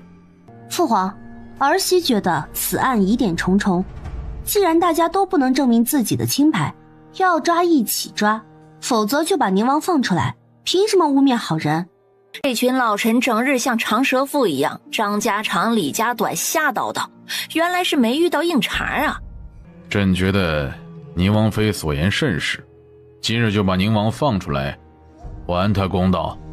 父皇，儿媳还有一个证明宁王清白的方法，但是只能说给您一个人听。好啊，宁王妃上来吧。皇上觉得带着儿媳妇去后面内室有些不太方便，压低声音说上两句话应该是没问题的。一番话说完，皇上越听眉心越是舒展，越听嘴角越是上扬，看得朝堂上的大臣们心中腹诽，这是听到了什么让皇上如此高兴？都是王爷吃不好睡不着，日思夜想才想到的，王爷的一片苦心可不能被冤枉啊。妙哉妙哉，要把宁王放出来，他不仅无过，还立了大功，赏。宁王妃到底和父皇说了什么，让父皇高兴的立刻放了他？谢父皇。有本启奏，无事退朝。一炷香的功夫，宁王的身影出现在了大殿上。宁儿的主意甚好，父皇很高兴你能替父皇分忧，这两人的事情委屈你了。皇上看着最中意的儿子，越看越满意。此时宁王一脸懵逼，什么主意？自己怎么听不懂呢？皇上递给他一张纸，看完之后让宁王心中一惊，纸上跃然写着瓜分权力。父皇的话中透露出朝堂上出现的所有事情，心中一惊，他的女人为自己做了这么多事儿。最震惊的是顾念的睿智，宁王都不知道是怎么从御书房内出来的，回到府中就匆匆找顾念的身影，激动的双臂相扣，将她抱在怀里。哎呀，怎么了？受刺激了？谢谢你。至于吗？多大点事儿啊！我此生绝不负你。顾念眼神闪躲，不敢直视。听到这话，怎么心中莫名的触动呢？我保证，我这一生只想和你一生一世一双人，绝不纳妾。好，我知道了。感觉房间内到处都飘着粉红泡泡，让他尴尬的只想离开。正好刘展求见，打破了尴尬，让他松了一口气。刘展拜见王爷王妃。刘展拜见王爷王妃。皇上选拔迫在眉睫，怎么有空闲过来啊？前日在一个西域人的手中得到了一个极好的东西，用好了能利国利民，但是西域人好像在躲避追杀跑得太快，没问清楚怎么用，特来求助王爷。舅舅，你找到了什么稀罕东西？他们西域人管这个叫珍珠米，说是产量高，味道也好。我看着金黄金黄的挺好看，就买了下来。先是怕引人注目，只带了这些。顾念伸着脑袋往袋子里一瞧，我去，这不是玉米吗？舅舅，总共有多少珍珠米啊？当时西域人为了逃往局脱手，带着一袋子，就都被我买了下来。舅舅，我从一本书见到过这个，现在好像已经过了种植的时间了，得明年3、4月份才是种植期。啊，那怎么办？我还想着把这么好的东西献给皇上呢，到时候龙颜大悦，拿下皇上的头衔，那如此来说，没戏了。舅舅，你只管献给皇上，种植的时间也如实禀报，但是可以先在大的盆栽内种植2棵，天凉的时候放到屋内，这样就不怕被冻死了，也能让皇上看看收成。这个法子好，就按王妃说的办，我就知道过来准没错。得到答案的刘展一脸欣喜地离开，坐在一旁的宁王看顾念的眼神变化，让他越发好奇。他仿佛像一本书一样，越往后翻越有惊喜。一日朝堂上，刘展把玉米种子献给皇上的时候，有些大臣还一阵唏嘘，半信半疑。父皇，既是种子，肯定会长出东西来。和伴刘进说的，先在盆栽中种植2棵，看看情况呢。如果真是粮食，又提高产量，就是利国利民的好事啊。宁王所言有理，论实力和人品，还是刘家最为可靠。皇上的人选，就选定为刘家了。刘展听后大喜，太子眉眼低垂的，不知道在想些什么。父皇，为了防止有心人破坏，还是派专人保护盆栽为好。朕准了。刘家夺得皇商的消息传遍了街头巷尾，紧跟着刘家的礼物也大箱小箱的抬进了太傅府中。哥哥，你怎的送这么多东西过来？这点东西啊，算什么呢？妹妹高兴才是最重要的。如今成了皇上，哥哥准备在京都置办宅院，把父亲母亲都接过来，离得近了，也可以经常往来，相互有个照应。对于刘慧来说，确实是个好消息。自从嫁给顾江，想见一次亲人难上加难，举家搬到京都是她做梦都没有想到的事情。从院子里路过的季氏嫉妒的眼珠子发红，她阴郁的眼神闪了闪，狡黠一笑，扭着纤细的腰身回了自己的院子。第二天，外面传出谣言，说太傅府都是靠刘家养着的，如今又被评选为皇商，不仅有钱，也有了地位，往后太傅府更会靠着刘家养着了。谣言越传越恶劣，慢慢的传入顾江的耳中。既然离下是我当初的选择，有舍才有得，总有一天我会把失去的所有尊严拿回来。等着看刘慧笑话的季氏故意跑到牡丹院去请安，进门后，季氏惊得眼睛睁大，嘴巴微张。他看到了什么？在府中一向有些威严的顾江正坐在小凳子上给刘慧捏腿。二夫人怎么站在这里？没事儿，我过来给夫人请安。既然老爷在这里，我就不打扰了。说完赶紧离开，一路上都在思索，为什么事情不是按照自己预期的发展呢？是哪里出了问题？这母女2人都是一样的，一对狐狸精。夫人，这个力度可行？还行。刘慧忍着恶心，让他给自己捏腿。自从庄子上回来，顾江要求来牡丹院歇息，都被他拒绝了。这2日又传出流言，顾江反其道而行，不但没有发火，竟然更加讨好，这让刘慧心里有了合离的想法。他太了解顾江了，表面一套，背地里一套，和这样阴险的人一起生活，太过危险。今日七夕宴是皇后安排的，虽然父皇也会在，但这中间不知会出什么岔子，一定要小心。刚进了宫门，就看见前面不远处走着2个人，那不是太子和顾仙儿吗？顾仙儿一个妾室，她怎么能进宫呢？太子的女人若是得宠了，皇后指明让她来的话，是可以跟随进宫的。顾念瞬间了然，顾仙儿这个戏精都来了，看来此次宫宴会更加热闹。大姐，仙儿好久没见到你了，今日在这里遇见，真高兴。顾念看了他一眼，并没有搭理他，而后两人只是和太子简单的打了个招呼。顾仙儿瞪着他们渐渐走远的身影，气得咬牙切齿。殿下，你看姐姐她好像对我有所误会。仙儿这么好，是她不可理喻，不必放在心上。今日也是他央求太子把自己带进宫的，称自己有对付他的法子，太子这才勉强答应。妍儿、宁儿，你们都快坐。旁边坐着的皇上一改威严之态，看着下面渐渐坐满了人，很是高兴。皇上，臣妾以为既然是七夕节，就让他们展示一下才艺，热闹一番吧，正好能看看哪家的贵女有福气，入了各位皇子的眼。皇上点头答应，皇后才对着众人发话。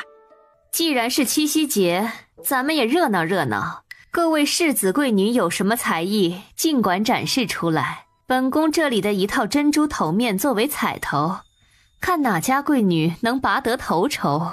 顾念听到这些话，只觉得无聊至极。顾仙儿向顾念的方向望去，一脸看好戏的样子。是宁王妃又能怎么样？才情远远不如她。这些贵女们的才艺，无非就是跳舞、弹琴、作诗、吹箫。轮到顾仙儿的时候，顾念以为她会表演最擅长的舞蹈，然而出乎意料的，她只弹了一曲。一曲终了，皇后夸赞一番，突然拿出的乐器让顾念睁大了眼睛。小提琴？哎，这是什么？是乐器吗？不认识啊，从来没见过。皇后的眼神扫视了一圈，最后落在了顾念的身上。哼，没见过世面。这话若是让顾念听到，非得笑掉大牙不可。这是本宫无意间得到的一种乐器，据说是西域那边传过来的。它还有一个好听的名字，在座的各位有没有人知道的？皇后娘娘，臣女倒是对此琴略有了解。此琴名字为小提琴，几年之前有幸在琴师那儿见过一面，只可惜还没有学会，琴师就被人害死，从此就再也没有见过了。苏贤说完，还把眼神转向了宁王，试图对方能给他一个回应。皇上，臣妾看左丞相家的嫡女不错，看样子也很喜欢宁儿呢，不如……这档事儿需要提前问过宁王的意思才能决定，不要乱点鸳鸯谱。堵得皇后没有话说，瞬间坐直了身子。苏大小姐对琴的造诣，这京都敢称第二，没人敢称第一，再加上见多识广，堪称才女的典范呢。皇后娘娘谬赞，苏贤愧不敢当。皇后的一番话着实给予了很高的评价，让苏贤很是开心。皇后娘娘，能让小女试试吗？曾经见琴师弹奏过一次，臣女斗胆想试试，不知道臣女有没有这个荣幸。臣女斗胆想试试，不知道臣女有没有这个荣幸。那感情好，就请苏大小姐为大家弹奏一曲吧。见皇后答应，苏贤开心地看了宁王一眼，然后娉娉婷婷地上前。哎，清梦里的女子还真是不少啊，这个苏大小姐不仅长得好，又多才多艺，要不要帮你纳入府中？念念说这样的话，本王能认为你是吃醋了吗？顾念瞪了他一眼，不再理会他。哎呦妈呀，听到的这是什么？动作让人惊艳，听到的声音却出乎意料的难听，还不如弹棉花的声音悦耳呢。原来小提琴的琴音是这样的，真好听。是啊，苏大小姐不愧是大才女，小提琴这样的稀罕东西都会。刚才皇后的表情她一直看在眼里，自己还是躲出去透透气吧，别在这里污染耳朵了。顾念悄悄地起身，猫着腰准备往外走，突然一个路过的丫鬟猛地一撞，把没有准备的顾念一个趔趄撞得后退了好几步。宁王妃，没想到你如此急切地想要表演小提琴，本宫就如你的愿，以免觉得遗憾。敢和苏大小姐比啊，真是不自量力。嘿，她是第一次见到小提琴吧？别说小提琴了，他连别的琴估计都弹不好。宁王皱着眉头，刚想起身亲自把顾念带走，就见顾念步伐坚定地走向了皇后。多谢皇后娘娘给儿媳这个展示的机会。只见顾念轻松地把小提琴放到肩膀上，右手拿着琴弓，慢慢地搭在上面。学苏大小姐的动作倒是有模有样，弹奏可不是随便学就能学会的。是啊，等着看她出丑吧。此时苏贤听到羞辱顾念的声音，更加得意了。慢慢的随着动作的开始，悠扬的琴声徐徐传出，让周围的议论声顿时消失。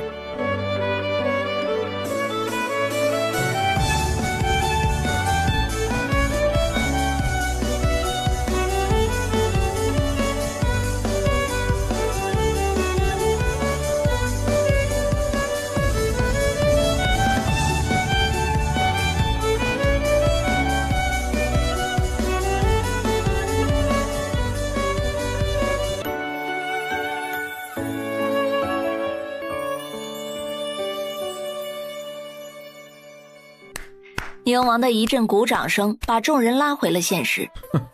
好啊，没想到宁王妃如此多才多艺，看来这头筹拿得当之无愧。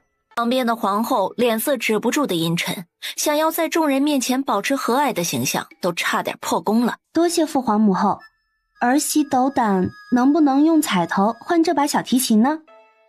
你好啊，反正别人也不会，既然这把琴与宁王妃有缘，就赏给你吧。多谢父皇母后赏赐。顾念高兴的俯身一礼，拿着东西走回座位上。哎，皇上，那是臣妾好不容易才得到的。皇后是一国之母，做事有皇家风范，以后真遇到好琴一定留给皇后。皇上敷衍的话让皇后心里更加生气了，给身后的嬷嬷使了个眼色。嬷嬷微不可察的点了点头。宴席中的氛围都维持着表面的和谐。膳食用到一半时，苏贤突然脸色煞白，口吐鲜血，吓得周围的贵女们心中一阵慌乱。太医，快去看看苏大小姐。是。太医不敢停留，赶紧转身跑到苏贤的身边把脉。皇上，苏大小姐是中了荆棘草的毒，没有生命危险，老臣可以解毒，只是需等半炷香的时辰制作解药。好，赶紧去做。今日之事太过蹊跷，皇上一定要找到下毒之人，还苏大小姐一个公道。凶手竟如此大胆，必须找到严惩。太医送来解药，苏贤很快就好了很多。臣女自知没有和谁结下仇怨，不知是谁如此狠心，竟然下毒害臣女，求皇上皇后给臣女一个公道。苏大小姐，赶紧坐下，朕答应你的诉求。李御医，查一下宴席中所有的膳食可有问题。是皇上。李御医不敢停留，赶紧忙碌起来。所有的吃食检查完毕，竟然没有发现任何异常。哼，曲川大理寺卿孔融。皇后心中冷哼一声，只要闹大了，想脱罪都难。孔大人接到命令后不敢耽搁，在吕依依的配合下找到了中毒所在。原来药粉在苏贤的丝帕上，和他有接触的所有人都有了嫌疑。想来想去，最后都把目光锁定在了顾念的身上。因为顾念在大殿上亲手从苏贤手中接过了小提琴，大家都怀疑他是因为嫉妒对苏贤下此毒手。宁王妃，你好大的胆子，简直不把皇上放在眼里。皇上，宁王妃太狠毒了，怎么能因为一时嫉妒害人性命呢？一定得严惩，否则不足以平息苏家的怒火呀。母后说这话，好像亲眼看见念念下毒了。只有宁王妃与苏大小姐有过接触，其他人没有机会。不是她还能是谁？不管什么事都要讲证据，母后只凭猜测就给念念定罪了，难道母后的话才是真理？皇上，臣妾不是这个意思，只是事发突然又如此严重，有些过于激动。孔大人，这件事你怎么看呢？皇上，臣以为首先要从接触过苏大小姐的人查起，一一排查，才能最终得出结论。就由孔大人查案吧。宁王妃，得罪了，老臣找个嬷嬷帮忙搜身，请您配合一下。孔大人，不是本王妃不配合，唉，这着实让人心里感到委屈啊。谁说和苏大小姐接触的只有我一个人呢？不是还有母后身边的嬷嬷吗？不是还有那些上菜的丫鬟吗？这么多人都有嫌疑，竟然只查本王妃一个人，着实让我寒心。父皇母后，您说儿媳说的对不对？放肆！本宫身边的嬷嬷跟随本宫10几年，岂是你能怀疑的？母后这话儿媳不赞同。难道儿媳在宁王府只是挂个名吗？竟不知身份，还不如一个嬷嬷。皇后赶紧看向皇上，担心被误会，解释道：不是，臣妾的意思是，嬷嬷不可能做出此等事情。那儿媳就有可能做出这等事呗。嬷嬷见皇后极力隐忍怒火，赶紧在旁边跪下，主动要求搜身检查，以证清白。首先搜身的是嬷嬷，并没有任何不妥之处。第二个搜身的是负责苏大小姐膳食的丫鬟，依然是没有任何异常。皇后心中冷哼，这一次这该死的丫头应该逃不掉了吧。顾念一脸平静地站在那里，犹如看待蹦跶的跳梁小丑。最后的结果显然一无所获，这样的结果让皇后惊讶不已，眼神瞬间瞥向了嬷嬷，询问到底是怎么一回事。嬷嬷也是一脸的疑惑。怎么样，查出结果了吗？怎么样，查出结果了吗？回皇上的话，搜查结果无异议，也有可能是被转移到其他地方，一时半刻还不能得出结论，请皇上恕罪。这下毒之人真是心机深沉，都把东西转移了，这如何是好呀？哎，李御医，碰触过荆棘草的人身上会不会残留药味呢？皇上，幸好宁王妃提醒，荆棘草确实会在身上残留味道，而且生主闻到荆棘草的气味会变得躁动不安。皇上立刻就吩咐贴身的公公去淑妃的院子里抱他养的一只猫。小猫咪，你叫什么名字？小猫只懒懒的喵喵叫了几声。回宁王妃的话，它叫小虎。猫如其名，很贴切。顾念的眼神转了转，让公公抱着猫走向了丫鬟。这该排除的人都排除掉，省得嬷嬷最后反水不承认。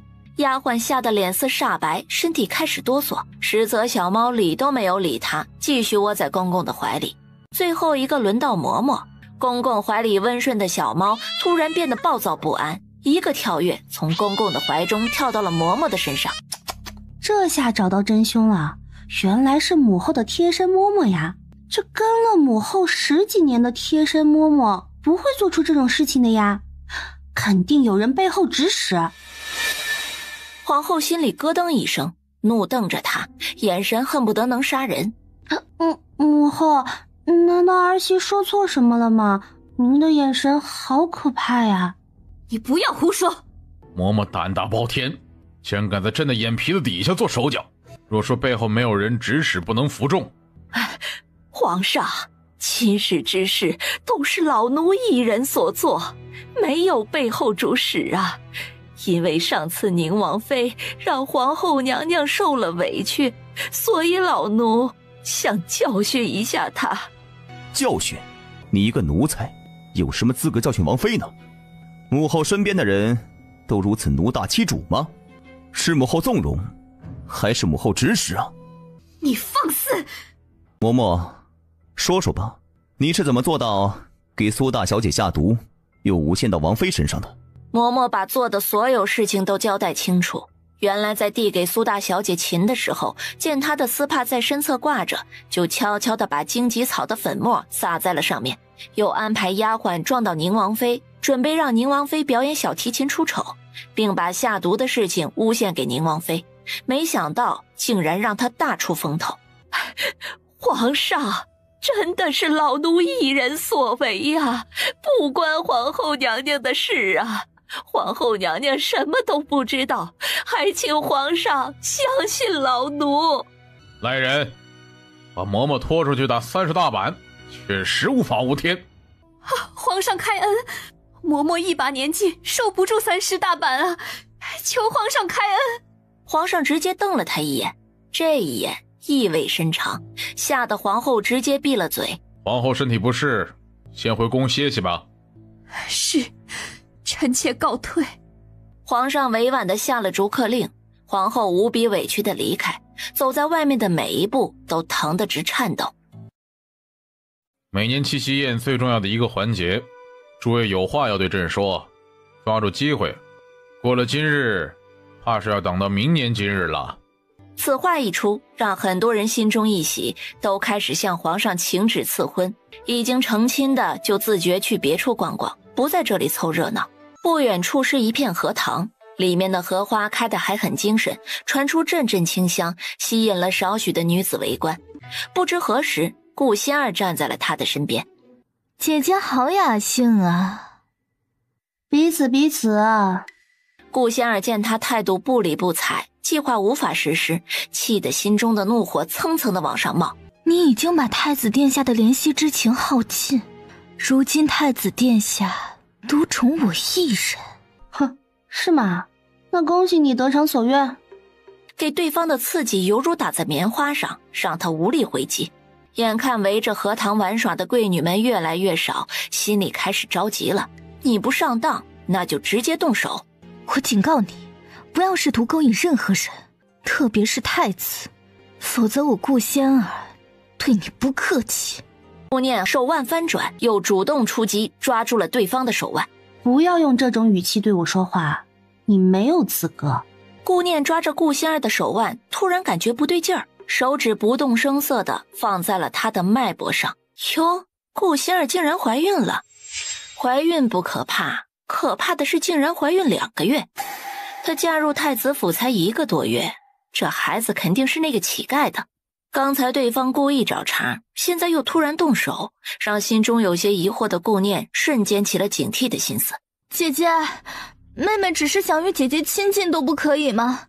纵然对妹妹不喜，也不能加害于我呀！姐姐，不要了！一个人自导自演，声音委屈柔弱，一副受害者的模样，表现得淋漓尽致。荷塘边上，木兰高度及腰，他见时机成熟，一个后仰，顺便手部发力使劲一推，身子向后倒去。你怎能把他推下去呢？好恶毒的心思！是啊，你们可是亲姐妹啊！顾念电极手快地伸出手，将他要倒进去的身体给拽了回来。顾仙儿仰倒过去的时候，后腰碰到木兰，受到了撞击。被顾念拉回来的时候，后腰又在木兰那里剐蹭，身体一个趔趄，摔倒在地上。很快，裙摆后侧被染了一片血红。顾念暗中把手里的东西迅速地往他嘴里一塞，然后从脖颈处向下一顺。你给我吃了什么？7步断魂丸。你给我吃下的7步断魂丸到底是什么毒药？你刚才害我时的自信哪里去了？实话告诉你，7步断魂丸顾名思义，7步之内暴毙身亡。别紧张，只要暂时不走路就没有生命危险。顾念看着他怀疑、愤怒、害怕的表情，心中嗤笑。怎么不信？那你大可以起身走2步试试，到时候别怪我没提醒你，暴毙而亡的样子实在是不太好看。周围看着安然无事的两人，都慢慢的靠近，想听听两人的对话。快叫太医，还有禀报太子殿下。哎呀，妹妹，你没事吧？吓死姐姐了，你的力气好大呀，拽着我就往后退。你是自己想不开，还是想把姐姐推进去？幸好姐姐使出了全身的力气才把你救上来。啊，姐姐好伤心啊。不是的，不是你们想的那样。妹妹肯定已经后悔了，又受到了惊吓，不管她做了什么我都原谅她，麻烦大家别再指责了。妹妹别担心，姐姐去找太医。顾念委屈的说完就远离了人群，不就是扮柔弱的小白莲吗？谁还不会呀？他刚刚离开，宫女就带着太子和太医匆匆而来。殿下，求您救救仙儿，求姐姐下毒害我，她给我吃了一颗7步断魂丸。7步断魂丸？顾仙儿见他们两人疑惑，又把顾念的话解释了一遍。7步就暴毙身亡？太医可听说过此物？回殿下，老臣孤陋寡闻，竟从未听说过此等药物。太医赶紧把脉看看。太医聚精会神地把脉，时而眉头紧皱，时而眉头舒展。恭喜殿下，贺喜殿下。喜从何来啊？仙姨娘是喜脉。太医的诊断惊得顾仙儿目瞪口呆，明显已经滑胎了，怎么可能还能保得住？不可能！怎么有了姑的孩子这么让你失望？妈，有了姑的孩子这么让你失望？不是，殿下，妾身不是这个意思。妾身的意思是，太医有没有诊出体内的毒？老臣只诊出喜脉，其他并无异常。仙姨娘体内根本没有中毒的迹象。顾仙儿不相信，他是亲自被那个贱人下毒，强迫咽下去的，怎么可能没中毒？请问仙姨娘，那粒药丸有没有特殊的味道？没什么特别的味道，酸酸甜甜的，还挺好吃。太医心中也开始怀疑，悄悄睨了一眼她的裙摆，流这么多血都没有滑胎，难道是吃了什么保胎药？仙姨娘真的没有中毒，吃的酸酸甜甜的，许是糖豆。愚蠢至极！毒药和糖豆都分不清楚，真是愚蠢。你最好好好给我保住这一胎，否则你也不用回太子府了。太医也跟着太子的脚步匆匆离开了此地。保住这一胎了吗？孩子没掉，那以后会不会露馅儿啊？以太子刚才重视的程度来看，有这个孩子或许也是好事呢。想通了之后，小心翼翼地迈开脚步，1步2步3步6步，第7步迟迟没有走出去。然后他双脚并立，开始向前蹦，蹦了几步就开始气喘吁吁。这么蹦下去，估计到不了宫殿就把孩子给蹦掉了。他思来想去，心下一横，闭上眼睛，小心翼翼地迈开脚。没事儿，真的没事儿。这仙姨娘在干什么呢？不知道啊，难道是什么功法？你去给本夫人准备一件披风，快点。是，奴婢这就去。顾念和郡主两人也逛累了，直接进了吉祥酒楼。小二，把你们这里最拿手的菜都上来，还有一壶好酒。好嘞，客官请稍等，马上就来。你赶紧回王府，把玲珑和琥珀他们带出来玩。今日答应他们的，竟然给忘记了。赶快！王妃，王爷吩咐奴婢不能离开您的身边。我和郡主在一起没有事的，我们在吉祥酒楼等你们，快去快回就行了，这是命令。你放心吧，我们就在吉祥酒楼，哪里都不去。刘星在主子的严肃命令和郡主的撮合下离开，速度之快犹如闪电。这可是我们酒楼最好的酒，珍珠泉，客官请慢用。念姐姐，来，咱们尝尝这里的酒怎么样？以前哥哥总是在旁边像个管事嬷嬷，管这管那的不让我喝酒，我都多大个人了，还要管那么多，好烦啊！今日终于没在了，我们一定要尽兴哦。世子也是关心你，这样的哥哥已经做得很好了。我知道哥哥对我好，可有的时候就是不想听。顾念呵呵一笑，好吧，你叛逆，你最大。两人碰杯，怀着无比的期待，放在唇边小小的抿了一口。没尝出味道，这也能算酒？哇哦，好酒！好吧，只要郡主高兴，他奉陪到底。酒过3巡，两人的状态开始有些迷糊而不自知了。宁王府内，宁王刚回府就接到酒楼小厮前来禀报。王爷，不好了！王妃和赵华郡主打起来了。怎么回事？回王爷，小的也不清楚，这房间内只有郡主和王妃2个人，丫鬟在门外守着，听到里边的动静，这才急忙进去。看到之后就是2个人纠缠在了一起，掌柜的不敢耽搁，赶紧让小的来禀报消息了。宁王听完，脚步匆匆出了府门，天字号房间。他推开门，看到了什么？2个女人搂抱在一起，头靠着头，脸贴着脸，嘴巴嘟嘟撅着，哪里有一点2人打架的样子？只听清晰的一声咔嚓，宁王的视线从他们的姿势转移到顾念手中拿着的东西上。嘿，老公，你来了，要不要拍张照片？老公，照片？这都是什么东西？嘿，老公，笑一个。咔嚓，和他们一模一样的2个人出现在了黑匣子上。刚才顾念和郡主2人纠缠在一起，就是为了争抢手机。郡主看着手机新奇，爱不释手，而顾念也要玩，好不容易拿出来一次，都被郡主霸占，怎么能行？2人争抢的时候，正好被丫鬟和掌柜撞见，才误以为他们在打架。我喝多了，笑话！你们古代的酒度数这么低，还不如红酒、啤酒度数高呢，怎么会喝醉呢？太小瞧我了。顾念不屑地瞪了他一眼，全然不知道手中的东西已经被人调包了。清风，属下在。失忆丸还有吗？主子，还有3颗。这种失忆丸是很珍贵的药材制作而成，吃完之后能让人忘记1个时辰前所有的事情。宁王看了看趴在桌子上流着口水的昭华郡主，忍不住抽了抽嘴角，吩咐道：喂他吃1颗。清风不知道房间内的情况，不就是喝醉了吗？至于用失忆丸吗？不论心中如何吐槽，都一如既往地听从主子的命令。秦墨过来了吗？回主子，已经按照主子吩咐通知过了，应该快到了。顾念这一晚睡得特别的香，好像梦到了现代。他拿着手机逛街，平坦的马路宽阔，高楼大厦林立，交通工具飞速而过。久违了。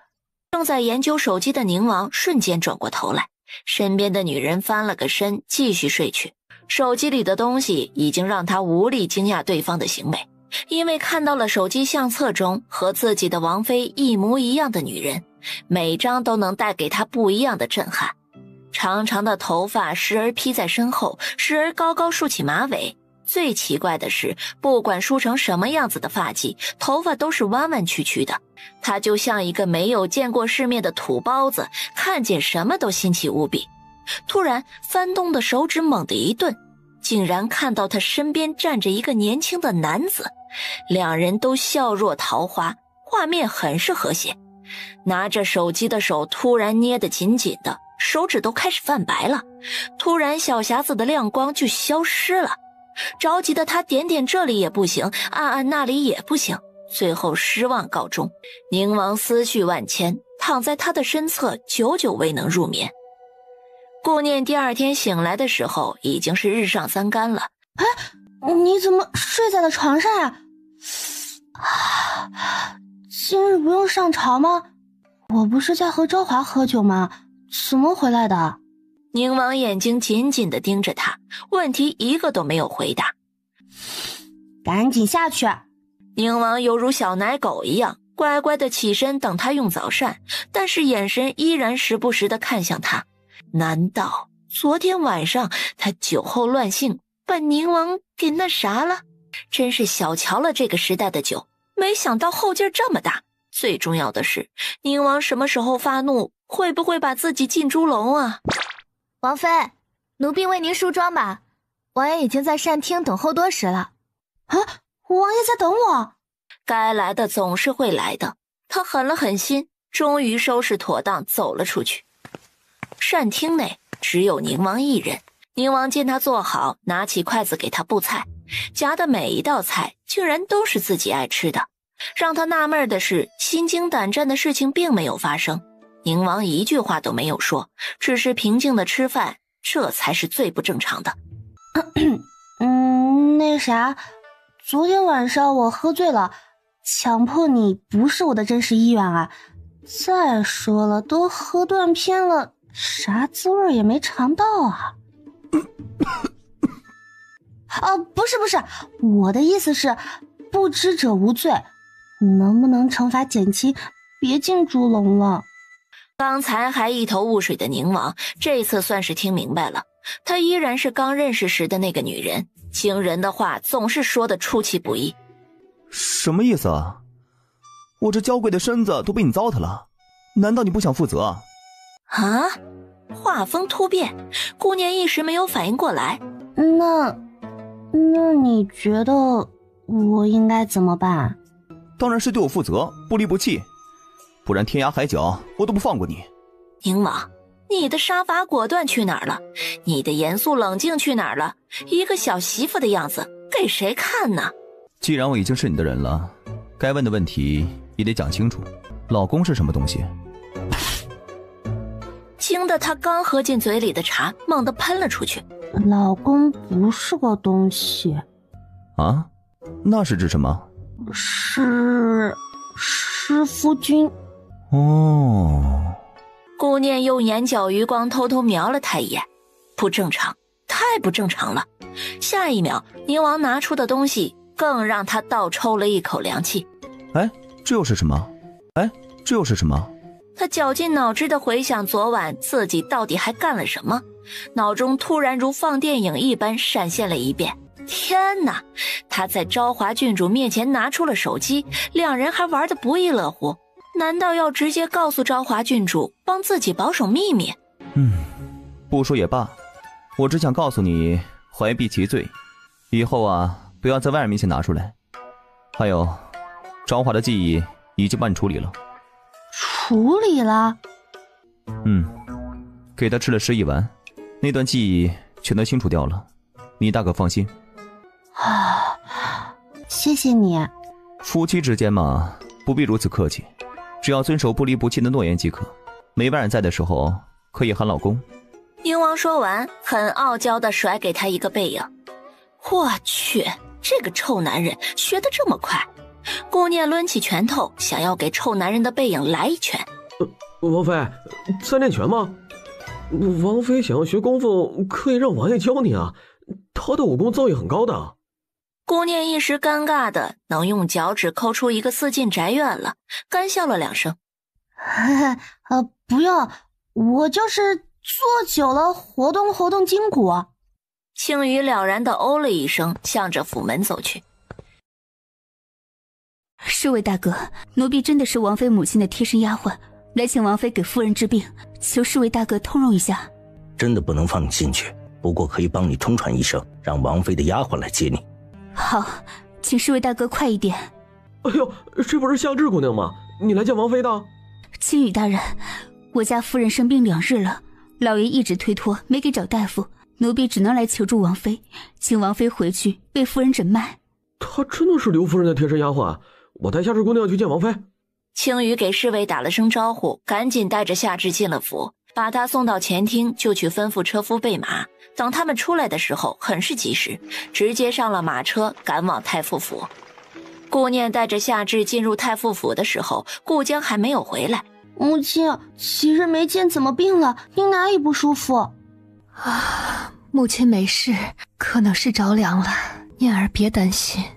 顾念赶紧上前握住母亲的手腕把脉，结果越诊脉越是心惊，不是生病，竟然是中毒。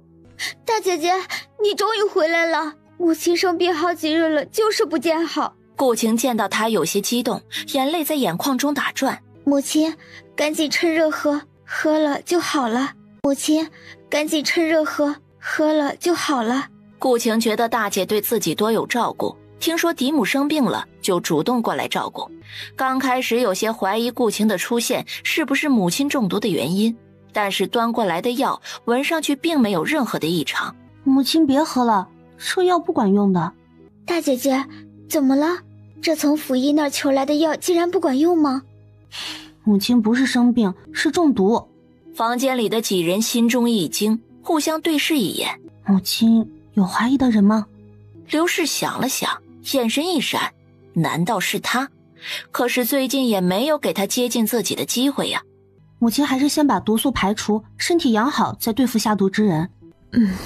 小心谨慎，还是被人钻了空子。这件事我们需从长计议，从背叛之人那里查出背后指使。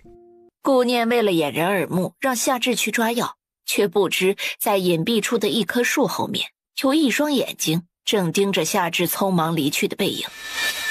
这是解毒丸，连服3日就可解毒。好，幸好念儿今日过来，否则母亲就真的被有心人钻了空子。你父亲最近变得很是奇怪，每日都来牡丹院，表现得比以往更加殷勤，但是一直称忙，只让府医给我看诊开药，病情才拖了这么几日。念儿，若是母亲和你父亲和离，会不会连累你在宁王心中的地位？母亲既然和父亲没有了感情，那就和离吧，不用考虑女儿。父亲是个很懂得隐忍的人，他一直因为这件事情压抑着情绪，但是流言蜚语就像最后一棵稻草，会让他崩溃的，到时母亲就危险了。顾念的话说到了刘慧的心坎里，他也是这么想的，甚至怀疑中毒这件事情就是顾江干的。他得好好的查一查，若是最后查出的结果和自己猜测的一样，那正好拿这件事情作为威胁，跟他和离。回到宁王府后，他刚坐下喝口茶，就听见下人来禀报：王妃，户部侍郎田大人的夫人求见。没听说他们和府上有来往。顾念思索片刻，让人请了进来。臣妇是户部侍郎田楼的妻子田景氏，冒昧前来，希望王妃莫要怪罪。田夫人喝茶，这是今年的新茶碧雪翠，不知合不合田夫人的胃口？多谢王妃款待。既然合口，那就多喝几杯，咱们闲话些家常。臣妇有个难言之隐，不知王妃能不能帮忙？夫人说说看。臣妇已经成婚5年有余，肚子却一直都没有动静，这样的病症也不好明目张胆地找大夫医治。听闻宁王妃医术超群，考虑再三，还是过来打扰一番。顾念把手搭在脉搏上，一瞬间变得无比认真。除了有些气血虚之外，并没有什么病症，补气血就可。无法怀孕不是你的问题。真的吗？我真的都正常？5年了，这5年受了多少白眼和委屈，只有他自己知道，不是他的问题。若是不医治，就算有满院子的小妾，也于事无补。臣妇明白了。他小心翼翼，满怀希望而来，心神不宁，失望而归。宁王刚回府就知道了今日之事。我家念念可是小神医啊，怎么好小神医不能治的病啊？小神医也不是万能的，就像扁鹊告诉他的弟子，信者医之，不信者不医。扁鹊是谁啊？我师父。那刚才说的弟子就是你自己？顾念给他伸了个大拇指，一副孺子可教的表情。其实心虚的脚步加快，赶紧离开。说是不走，下一秒不知道他又会问出什么问题来。月光朦胧，星光迷离，户部侍郎田大人的房间依旧是亮着烛光。夫君，今日妾身去见了宁王妃。你今天去看诊了？听说这宁王妃医术高明啊，她怎么说？确实是去诊脉的，宁王妃说妾身没病。那就好，看来还是夫君不够努力。夫君待下次休沐，陪妾身一起去见一见宁王妃，可好？为何呀？不是诊脉没病吗？妾身是觉得宁王妃医术高明，帮助我们夫妻调理一下身子，以后若是真的有了孩子，会更加健康。夫人真是多虑了，为夫的身子好得很啊。田景世看着这个油盐不进的男人，心中更加焦虑了。今日宁王妃和你到底说了什么？夫君，没有，你别多想。快说。夫君，你也听说宁王妃医术高超，对于隐晦的病情也不方便找外面的大夫，我们只能去求宁王妃医治。这种病情需要夫妻2人共同治疗才行。荒唐！为夫的身体好得很，不需要治疗。夫君，你知道的，孩子一直是妾身的心病，这些年所有的流言都得听着，所有的委屈都受着，就是因为妾身心里愧疚。既然还有做母亲的希望，妾身真的不想放弃，想为你生个孩子。烛光照着委屈抽泣的人，好不可怜，激起了旁边田楼的怜悯爱护之心。好。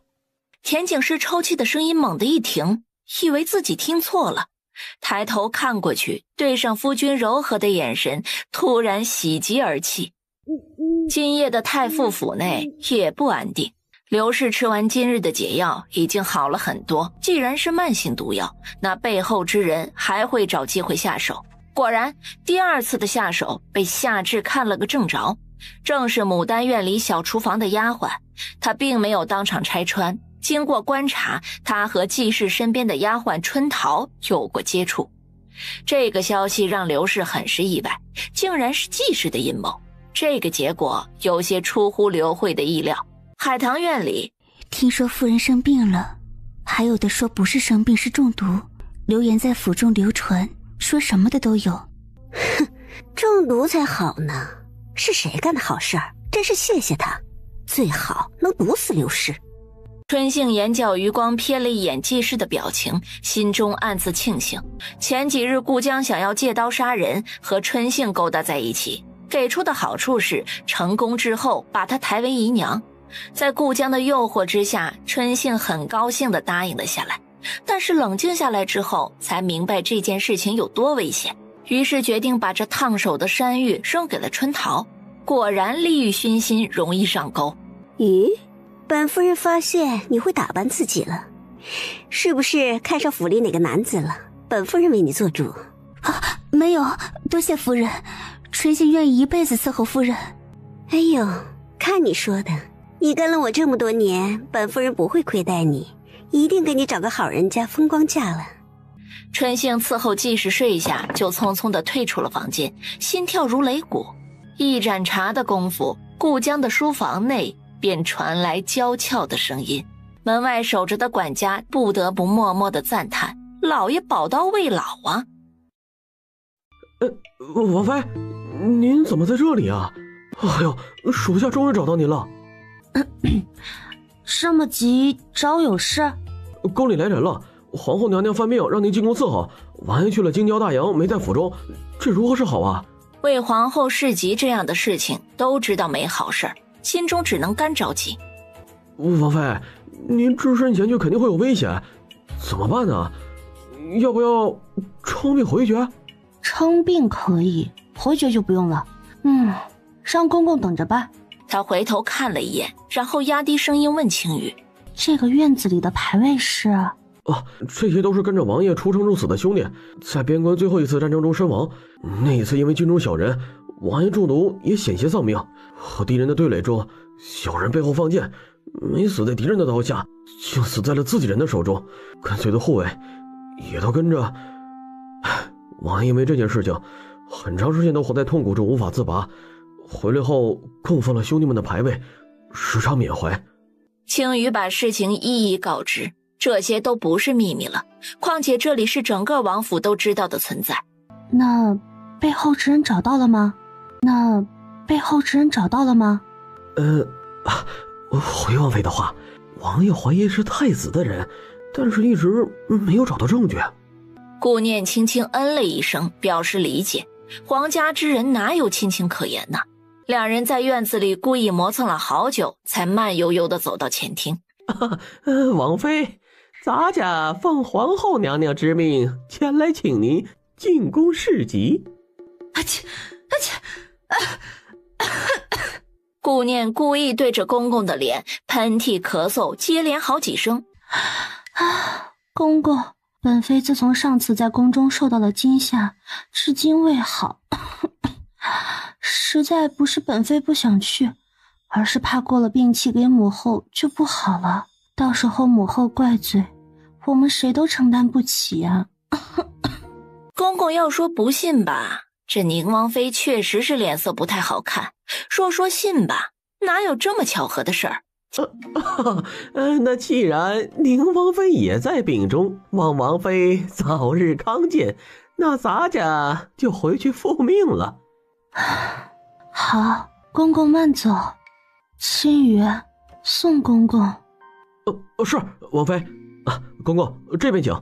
青羽心中赞叹王妃变脸的速度。青羽把公公送出门外，回来依然称赞王妃，拍了一番马屁，却得到对方的一个大白眼儿。高明什么呀？我这只是开胃菜。公公还会再来的，且等着吧。公公不是回去复命了吗？怎么能还会再来呀？没把我叫去宫里搓磨一番，皇后是不会甘心的。王妃，那怎么办呢？没事啊，不就是进宫嘛，又不是进棺材，有什么可怕的？青羽被他的话一噎，王妃威武。皇后娘娘听到他的禀报，当场砸了杯子，吓得她浑身哆嗦。混账东西，他说病了就病了，他是个会医术的，会让自己病成虚弱的样子。只要没得肺痨，就得出现在本宫面前。再去带上太医，本宫就不信有太医诊脉，他还能狡辩。皇后娘娘恕罪，奴才这就过去。公公吓得点头哈腰，赶紧出了凤仪宫，来到了宁王府。再次看见宁王妃，就想起皇后娘娘的训斥，格外的愤怒。宁王妃，皇后娘娘之命，令您即刻进宫侍疾。啊，公公何故去而复返？本妃不是说了，担心过了病气给皇后娘娘，本妃侍疾没有问题，就是担心母后的凤体。皇后娘娘体恤宁王妃的身子，专门安排了太医过来给宁王妃诊脉，请宁王妃莫要辜负皇后娘娘的一片好心。唉，虽说本妃也是医者，但是医者不能自医的道理大家都听说过吧？承蒙皇后娘娘关怀，有劳太医了。顾念把另一只手放到被把脉的胳膊上，不经意地点住穴位。太医搭上脉搏之后，眼睛微闭，眉头紧皱。宁王妃气若游丝，实属惊吓之症。惊吓之症可大可小，能否侍疾呀？说着还不停地向太医眨眨眼睛。公公的眼神示意，他也心如明镜。惊吓之症可大可小，应该是没有影响。哦，宁王妃听到了吧？皇后娘娘的凤体牵动着很多人的心，还是先侍疾最为重要。唉，本妃已经告知，担心过了病气给母后。那既然都不在意，那本妃就去吧。若是母后凤体病症加重，可与本妃无关啊。王妃，没事，皇后娘娘贤良大度，不会为难本妃的。凤仪宫内，皇后听到丫鬟的禀报，闭着的眼睛微微睁开一点，再次闭上。皇后故作没有听到禀报似的，没理站在院子里等候的顾念，心中冷哼一声。到了凤仪宫，就不是她能随便蹦跶的了。顾念抬头看了看天空，坐在栏杆上晃着小腿，向外看着雨，姿势洒脱，表情惬意，一点都没有被为难的感觉。你说什么？他竟然坐在廊下看雨？是的，娘娘。珍珠出去看看，就说本宫刚睡下。听到皇后的话就明白是什么意思了，赶紧出去走向顾念。宁王妃，娘娘头痛难忍，好不容易刚睡下，奴婢们不好打扰，麻烦您等等，娘娘醒来一定赶紧过来告知。顾念听完，眼神一闪，扭头就走。宁王妃要去哪里？母后不是睡下了吗？本妃是来侍疾的，那就等母后醒了，本妃再来。宁王妃说笑了，难道王妃不应该规规矩矩的等着吗？本妃为什么要规规矩矩的站着？本妃是来侍疾的，不是来受罚的。母后如此贤良大度之人，身边怎会有你这样心思歹毒的丫鬟？珍珠瞬间无语，她自己成了那个坏人。皇后把殿外的声音听得一清二楚，给身边站着的丫鬟使了个眼色。丫鬟匆忙走了出去。宁王妃莫要生气，娘娘头七实在睡不安稳，这时已经醒了，请王妃进去。好，母后醒来的真及时。刚才的中气十足立刻不见，变得气息不稳，身体虚弱的跟随丫鬟走进殿内。给母后请安，儿媳来侍疾了。皇后冷哼一声，一会儿就让你装都装不下去。唉，本宫头疼的厉害呀，全身也哪都不舒服呢。皇后眼皮都没抬一下，自说自话的这里疼那里不舒服，这不是明摆着让她过去伺候吗？姑娘好像没听懂一般，站在那里一动不动。既然不理她，那干嘛还上赶着过去？宁王妃，你知道是来作甚的吗？知道呀，公公传话过来伺候侍疾。宁王妃，本宫有些渴，给本宫端杯茶过来。好。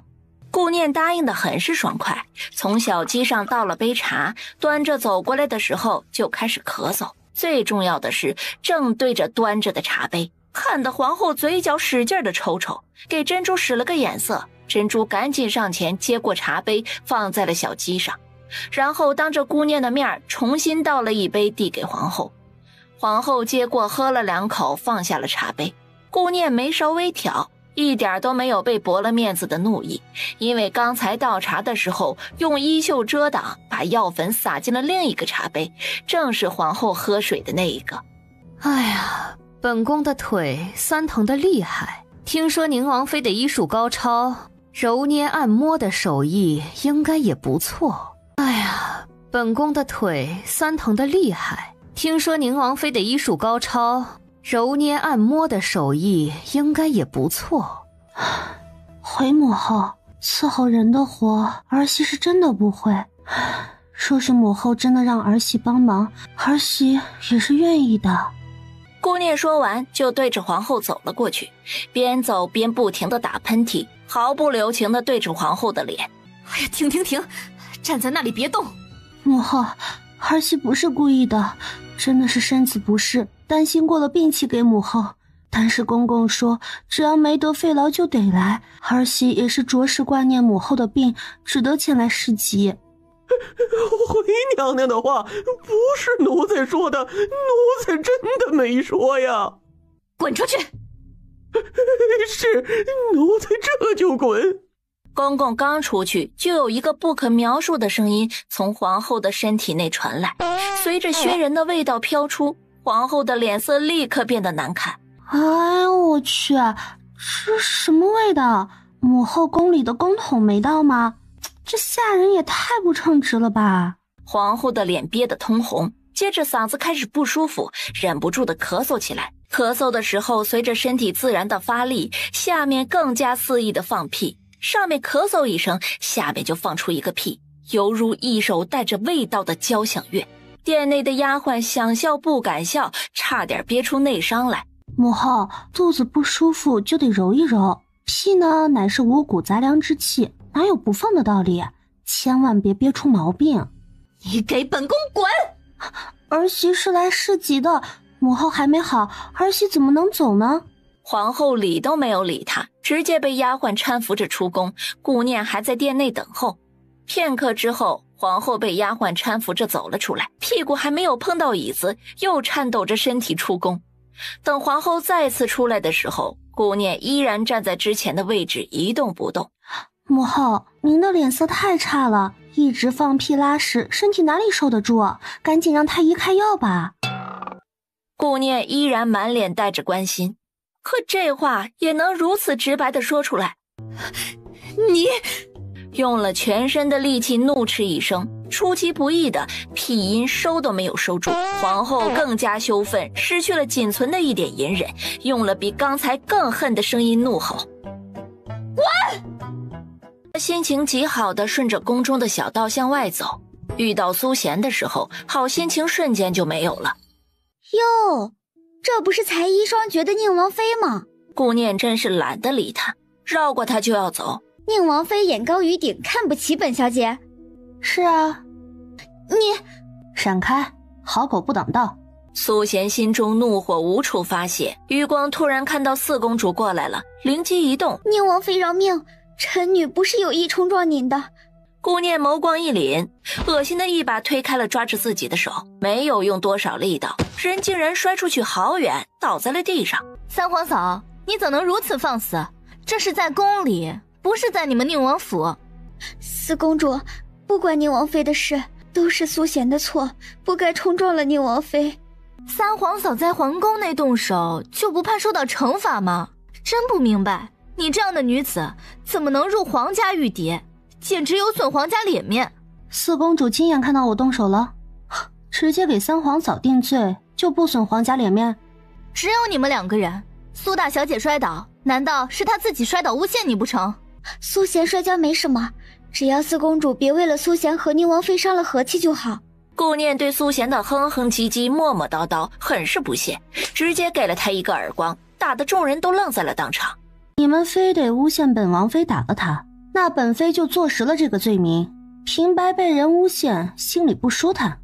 没想到顾念能这么放肆，刚想发飙之际，顾念一把抓住了四公主的手腕，四公主条件反射一般挥手甩开，顾念却踉踉跄跄的后退好几步，软软的倒在地上。哎呀，四公主对三皇嫂下手真是毫不留情啊！是你自己摔倒的，本公主都没用力。四公主说没用力，谁信呢？最终的结果是三皇嫂摔倒了，你做出不敬三皇嫂的事情，就得承担责任。你真无耻！四公主不用惊慌，这种事情有个名字叫做碰瓷。我刚才就被人碰瓷了，三皇嫂也知道你并不喜见我，但看事情要擦亮眼睛，不能诬陷清白之人。四公主，不是你想的那样。走水了，走水了！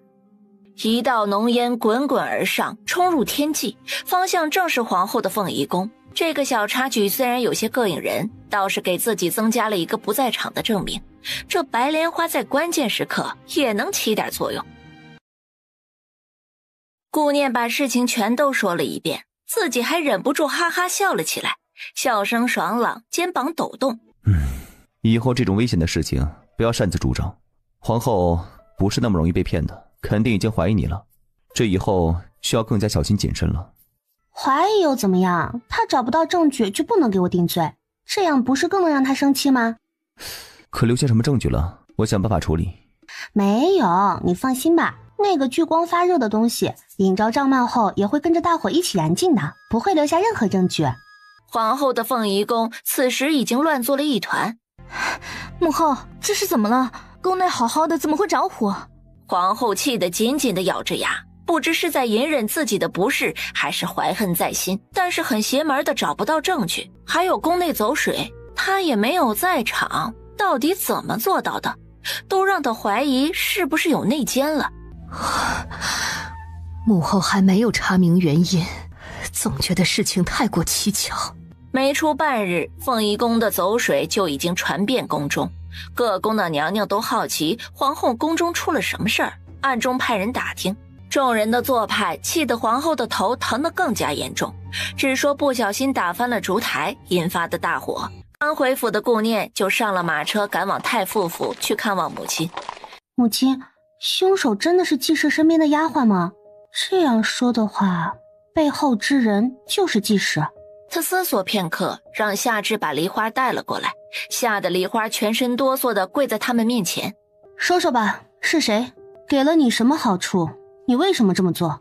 梨花眼神闪躲，跪在那里吞吞吐吐。事到如今还在犹豫吗？事情已经败露了，你不仅得不到太多的好处，还会替他们受过，更何况你的家人也要跟着受到牵连。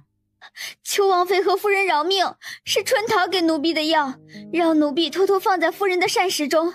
她说只要事情办妥，就给奴婢一笔银子。奴婢的母亲患病在床，实在是需要一大笔银子，是奴婢鬼迷心窍做了错事，求王妃和夫人饶恕奴婢的家人吧。给你一个将功补过的机会，能不能把握住，就看你的造化吧。是，请王妃和夫人吩咐，奴婢一定尽力做好。你去把春桃传过来，而且要有技巧。待梨花走到近前，压低声音说了一阵，然后躬身退出了房间。一炷香后，梨花带着春桃进了牡丹院。他们两人前脚刚进牡丹院，后脚季氏就知道了，顾念就是故意的，一边把春桃传过来，一边把消息透露给季氏，让他心中起疑。流星走过来，贴着顾念的耳边，把季氏的反应禀报上来。他微微点头，鱼儿已经上钩了，很好。春桃，本夫人已经知道了真相，但还是想给你一个机会，让你自己亲口说出来。你只有一次机会，可要想好了再说，否则本夫人让你见不到明天的太阳。求夫人饶命，求王妃饶命，奴婢全都说是二夫人吩咐春信干的，还许给她事情成功后抬她为姨娘。但是春信不敢做，把事情推给了奴婢。其实奴婢也不敢的，但是为了春信姐姐不被二夫人惩罚，只得硬着头皮去找了梨花。求夫人和王妃饶命，奴婢真的知道错了。抬为姨娘？怎么可能？季氏的嫉妒心这么强，怎么可能让身边的人抢走男人的恩宠？季氏的嫉妒心这么强，怎么可能让身边的人抢走男人的恩宠？好，你禀报的事情和查到的一样，先回去吧。母亲说给你一次机会就会放你一马，若是再有下次，本妃一定不会放过你。多谢夫人饶恕，多谢王妃饶恕，奴婢不敢了，以后一定安分守己。等人一走，刘慧赶紧询问女儿：念儿，怎么把他放走了？心思不正的人轻易放过也不会走上正途的。母亲放心，他会得到应有的惩罚，不需要我们动手，以免脏了我们的手。解决完母亲这里的事情，就准备回府。走在院中的小道，突然看见一个鬼鬼祟祟的身影，这不是季氏身边的春杏吗？仔细一瞧，才看清他双腿轻微打颤，走路虚浮无力。顾念视线转移看向他来时的方向，正好是顾江的书房。哟，螳螂捕蝉，黄雀在后。只是这个黄雀嘛，还不一定是谁呢。马车晃晃悠悠地向前，咦，那不是顾老头吗？刚和春杏温存完就跑出来，不得不佩服他的体力和精力呀。只见他四周环顾了一下，小心谨慎地进了旁边的一条巷子，吩咐刘星在马车上等自己，便下了马车。眼看着顾江的身影快要隐没在巷子的尽头，顾念赶紧走进巷子。顾江进了巷子最深处的一处院子，对方的紧张程度让顾念更加好奇，赶快向着那边走过去。他贴在门缝处向里面窥探，什么都看不到。在干什么？背后猛的一个声音吓得顾念一个机灵。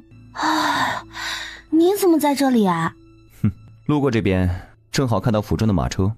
宁王解释了一番，然后才听到顾念的目的，嘴角微勾，长臂一伸，搂着顾念上了房顶，轻轻地掀开房顶的瓦片，房间里的一幕清清楚楚地展现在眼前。父亲，您什么时候才能接我们回府？哥哥明年春日就要科考了，买通路子也得有身份才能有前途呀。杏儿别着急，为父很快就能接你们回府了啊！这些年让你们一直流落在外边，父亲心中很是愧疚啊。这次是真的快了，你们且耐心等待好消息。杏儿别着急，你父亲都想着我们呢，要给你父亲一些时日筹谋。哦，女儿知道了，父亲要快些呀。你看人家府上的小姐都如何风光的在人前，您看杏儿都不敢说出自己的父亲是谁，好委屈哦。杏儿别闹，父亲说快了就是快了，你们要相信父亲。听了他们的谈话，再想起府中的春杏，顾念心中存在的疑虑瞬间被解惑。怪不得太傅府全是女儿，一个儿子都没有，顾老头竟然一点都不着急，原来早就已经儿女双全了。这个老狐狸隐藏的真够深的。回到宁王府中的两人，就见田楼夫妇已经在前厅等待。王爷王妃安，臣今日待内人有事相求，故前来叨扰。坐吧。田楼说出了来此的目的，他对田景世的爱护之心让顾念很是感动。顾念把脉之后眉头紧锁。田大人不用紧张，是有些身体上的问题，但是本妃能医治。王妃，臣到底得了什么病？可否如实告知啊？王妃，臣到底得了什么病？可否如实告知啊？夫人无法怀孕，是因为田大人元阳中的蝌蚪较少，少的原因是因为输精管有些梗阻，并不是什么大问题。听完之后，旁边的宁王跟着咳嗽起来。他的王妃真是什么都往外说呀，也不斟酌一番。顾念若是知道，肯定会反驳自己已经斟酌过的好不好。田楼夫妇也跟着不好意思的低下头，一副你看着办的意思。先开药，田大人的药治疗病症，夫人的药调理气血虚弱之症，1个月之后再来把脉。吃药期间那个农耕播种啥都不耽误，放心就行。这次行了吧？比喻句不仅委婉还贴切，谁知对面的两人一下子就听懂了，又闹了个大红脸。看诊已经结束，宁王赶紧大手一捞，抓住他的后脖梗就带出了前厅。我的诊费还没收呢。本王的王妃这方面很懂啊。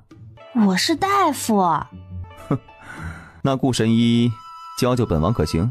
两人的声音渐行渐远，田景世露出了羡慕的神色。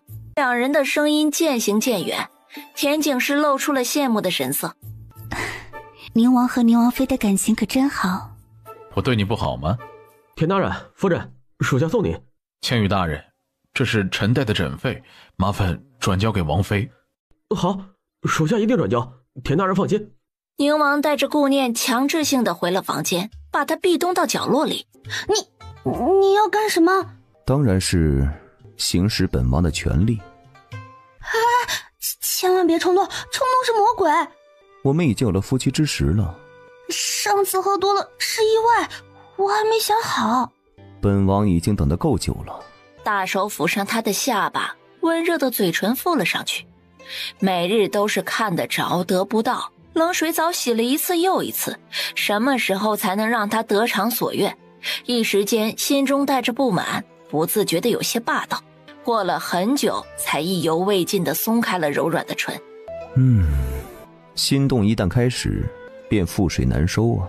顾念一时回神，抬起脚狠狠地跺了上去。突然的疼痛瞬间让宁王松开了对他的禁锢，他这才趁机逃出房间。哎呀，完了，一不小心就沦陷了，都怪他长得太帅。他慌慌张张的一边走一边嘀嘀咕咕。王妃。你走路没有声音啊？属下以后一定注意。王妃，这是田大人给的诊费。青羽正把银票递过去，宁王就从房间内走了出来。主子，磨坊传来消息，那位夫人和太傅夫人是青梅竹马，他们很早就在一起了，并生下一儿一女，儿子叫顾源，明年春日参加科举，女儿还没有及笄。顾姥姥和我母亲成亲之前就已经和那个女人有了苟且。是的，王妃。呀的，既然原主的父亲如此无情无义，猪狗不如，那就不用再留情面。太傅府的人一个一个的收拾吧。太傅府，顾念的身影出现在牡丹院的时候，刘慧惊讶了一瞬。念儿，你怎么来了？他看了看跪在地上的春杏，没有回答母亲的话。母亲，出了什么事？牡丹院里的丫鬟梨花被春杏砸死，扔在了后院的废井中。夫人，王妃，饶命啊！这都是二夫人让奴婢干的，奴婢真的是迫不得已啊！春杏，杀人偿命，我们是可以把你送官的。还有你做下的所有事情，要是被二夫人知道了，你猜她会怎么对你？奴婢知错，求夫人和王妃饶恕，奴婢一定听从夫人和王妃的安排。很好，把大夫人想要和离的消息无意中透露给二夫人。顾念的话让春杏微愣，赶紧低下头答应，那对她来说也是好消息。是，奴婢一定办妥。春杏悄悄地出了牡丹院。念儿，到底发生了什么事？母亲，千万不要为不珍惜你的男人伤心。顾念还是把知道的消息一一告诉了刘慧。刘慧听到这个消息还是伤心了一下，但很快就恢复了正常。早就应该知道他是个无情无义的男人，这个消息更加坚定了刘慧想要和离的决心。第二天，刘氏一家在京城繁华之地购置了一处房产，举家搬迁。念儿，快到外祖母这里来，还是女子温婉可人呐，哪像你几个表哥，这日里乱窜，找不见个人影。还是女子温婉可人呐，哪像你几个表哥，这日里乱窜，找不见个人影。表哥都是干大事的人，外祖母哪能拘着他们？你这丫头还替他们说话。因为刘家成为皇商，地位不只是普通的商贾，所以来了很多达官贵人。这些客人中竟然看到了季氏和季府的老夫人。顾念眸光微闪，压低了声音对着刘星嘀咕了一阵。刘星闪身离开。乔迁的喜宴没有太多的花样，寒暄之后就进入了宴席。宴席过程中，季氏和季老夫人互相递了个眼神，然后走了出去。宴席进行到一半的时候，刘慧突然感到头晕，用手扶在额头，看上去真的不舒服。母亲，你怎么了？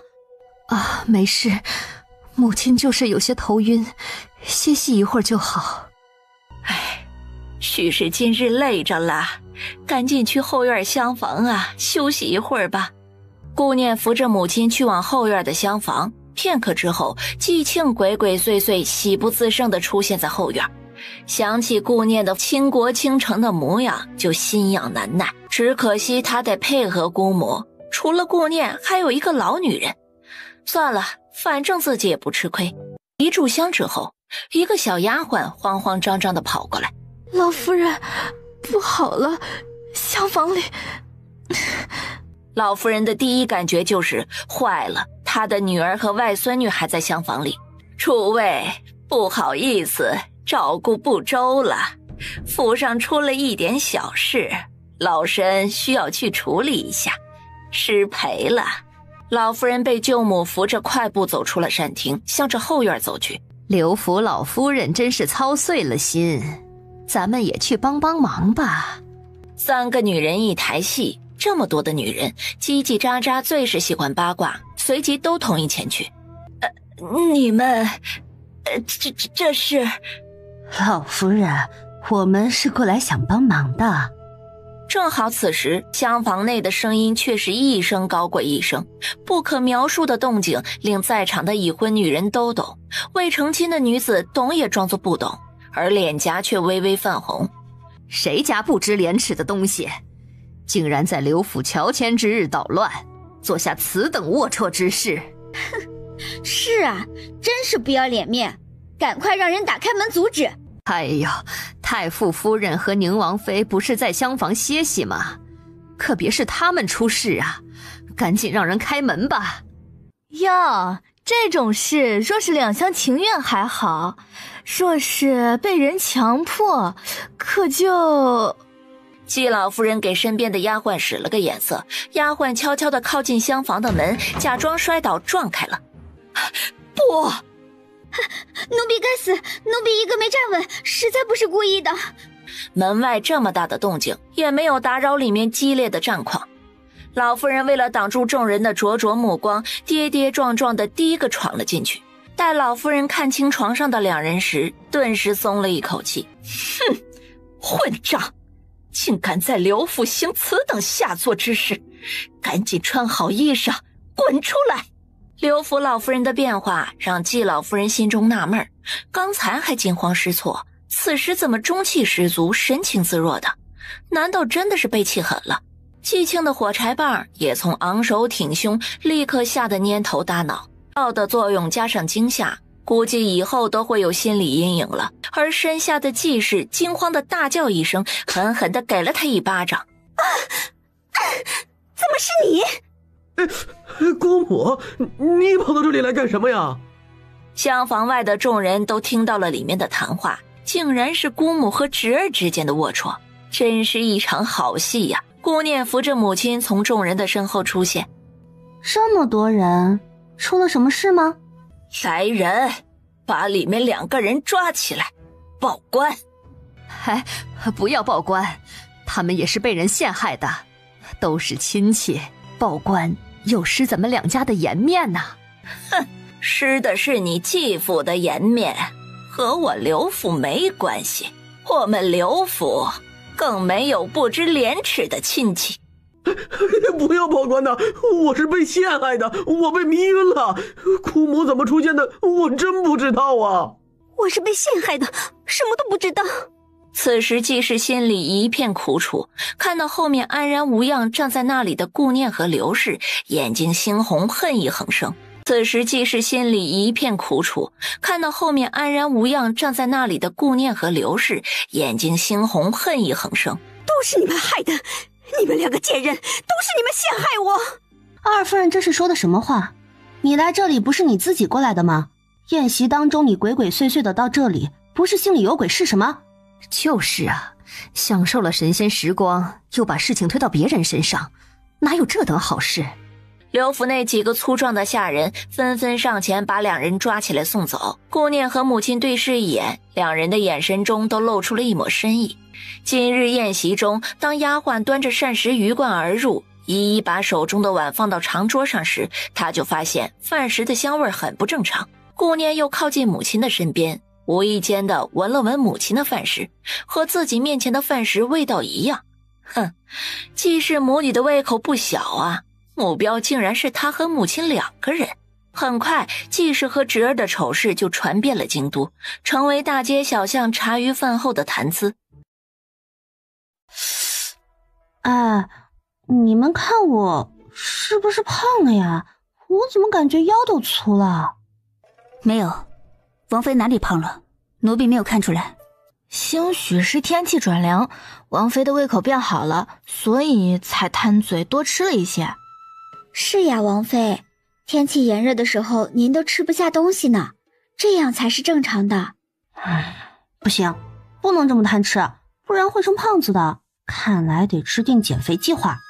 什么是减肥计划？王妃多吃些没关系的，以前身子不好，宫寒严重，如今好不容易调养好了一些，还是得多补补身子为好。玲珑无意间的话倒是提醒了他，赶紧询问。玲珑，我约是多久没光顾了？王妃，这次大概有3个月。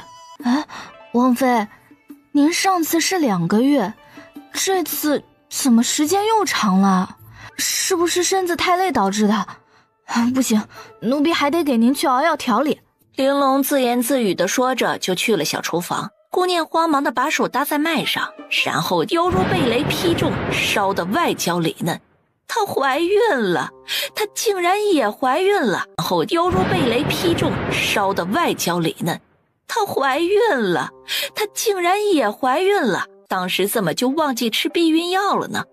在心里咒骂了面具男千万遍，表面上也不敢露出一点端倪。宁王进来的时候，他还怔愣在那里。他伸出手在顾念眼前晃了晃。怎么了？我想问你怎么了？出什么事了？被今天的事吓到了？宁王关心的询问，觉得他不是会因为今日的小事而惊吓到的人。今日的事？什么事啊？顾念眼神躲闪，赶紧躲避对方的试探。我有些累了，睡觉吧。累了就先睡，我去书房忙点事。书房内，宁王突然变得严肃冷然。流星流云，今天到底发生什么事了？如实说来。流星流云恭敬地把今日在刘府发生的所有事情都禀报了一遍。仔细想想，王妃是从什么时候开始出现情绪变化的？事无巨细。2人极力思考着，突然流星猛地抬头说：哦，王妃好像是从说起调养身体开始的。对，王妃还给自己把脉来着。2人又把当时的事情说了一遍。退下吧，刚才的事不要告诉王妃。是，王爷。自己把脉，神思恍惚，难道他病了，得了自己都医治不了的病？清风，他出关了吗？回主子，明日就是出关的日子。出关之后立即带他来，速去速回。是，主子。而此时床上躺着的顾念辗转反侧，本来想留着这些人慢慢玩，让他们看着自己一无所有而痛苦，可如今孩子来得太过突然，怕是等不及了。宁王站在院子里，能够感觉到他的气息，他能看出来顾念不想让自己知道。互相面对的时候，他不仅思虑过多，好像还有一丝担忧，他只能尽量避开。第二天，顾仙儿慌慌张张地赶到大牢看望季氏，季氏坐在角落里蓬头垢面，没有了以往的高贵模样。母亲，怎么回事？怎么会这样？仙儿，母亲是被人陷害的，你救母亲出去，一定要想办法救母亲出去啊！好，母亲放心，女儿一定会想办法救您出去。顾仙儿刚离开，就迎来了季府的大夫人和大小姐季雪。大嫂，我在这里，你是来救我们出去的吗？大嫂，我在这里，你是来救我们出去的吗？呸！你这个不知廉耻的东西，出的什么馊主意？事情没办成，竟勾引我儿子做下这等龌龊事，季家没你这种不要脸面的混账！大嫂，你说的什么话？我怎么会勾引侄儿？这都是意外，我也是被陷害的。我不管你是不是被陷害的，反正我的庆儿被你连累了，你休想让我救你。就这样，关在不远处的季庆被季大夫人用大笔的赎金救了出去，只剩下季氏在牢房内思考人生。太子府内，太子殿下，妾身的娘亲被人陷害关进大牢，妾身求殿下帮忙救出娘亲。出了这样的事情，太子都觉得丢人，本想装作不知道的。顾仙儿此时求到了他这里，若是因为阿扎人影响了孩子，便得不偿失了。仙儿别难过，姑想想办法就是了。真的，多谢殿下相救，妾身感激不尽。京兆府尹是从下面任期刚满的官员中提拔上来的，名字叫做孙贵。臣恭迎太子殿下。孙大人，任职可还适应啊？多谢太子殿下挂怀，京都人杰地灵，又有龙气笼罩，臣已经适应。听说太傅府的二夫人被关在牢里。回殿下，是在牢里，殿下可有什么吩咐？没什么，太傅大人担心夫人，请求姑过来问问案件的进展。太傅二夫人没犯什么大事儿，臣正准备放她回去呢。怎么劳驾殿下您亲自过来了？派个小厮过来告知一声就是，臣马上就放人。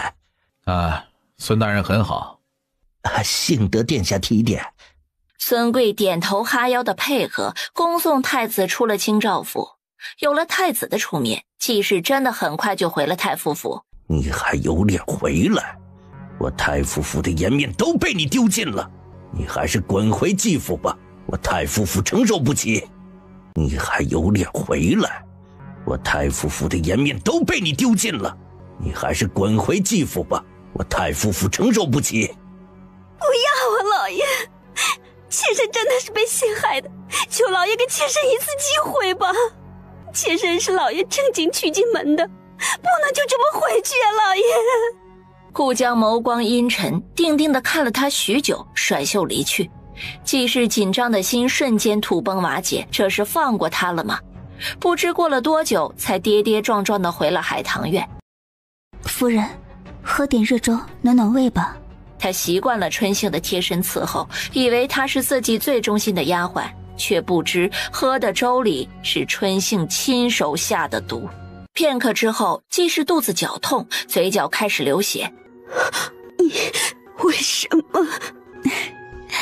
二夫人，这是奴婢最后一次叫你二夫人，千万不要怪我呀，这可是老爷吩咐的。哪个男人能容忍自己的女人是个不干净的呢？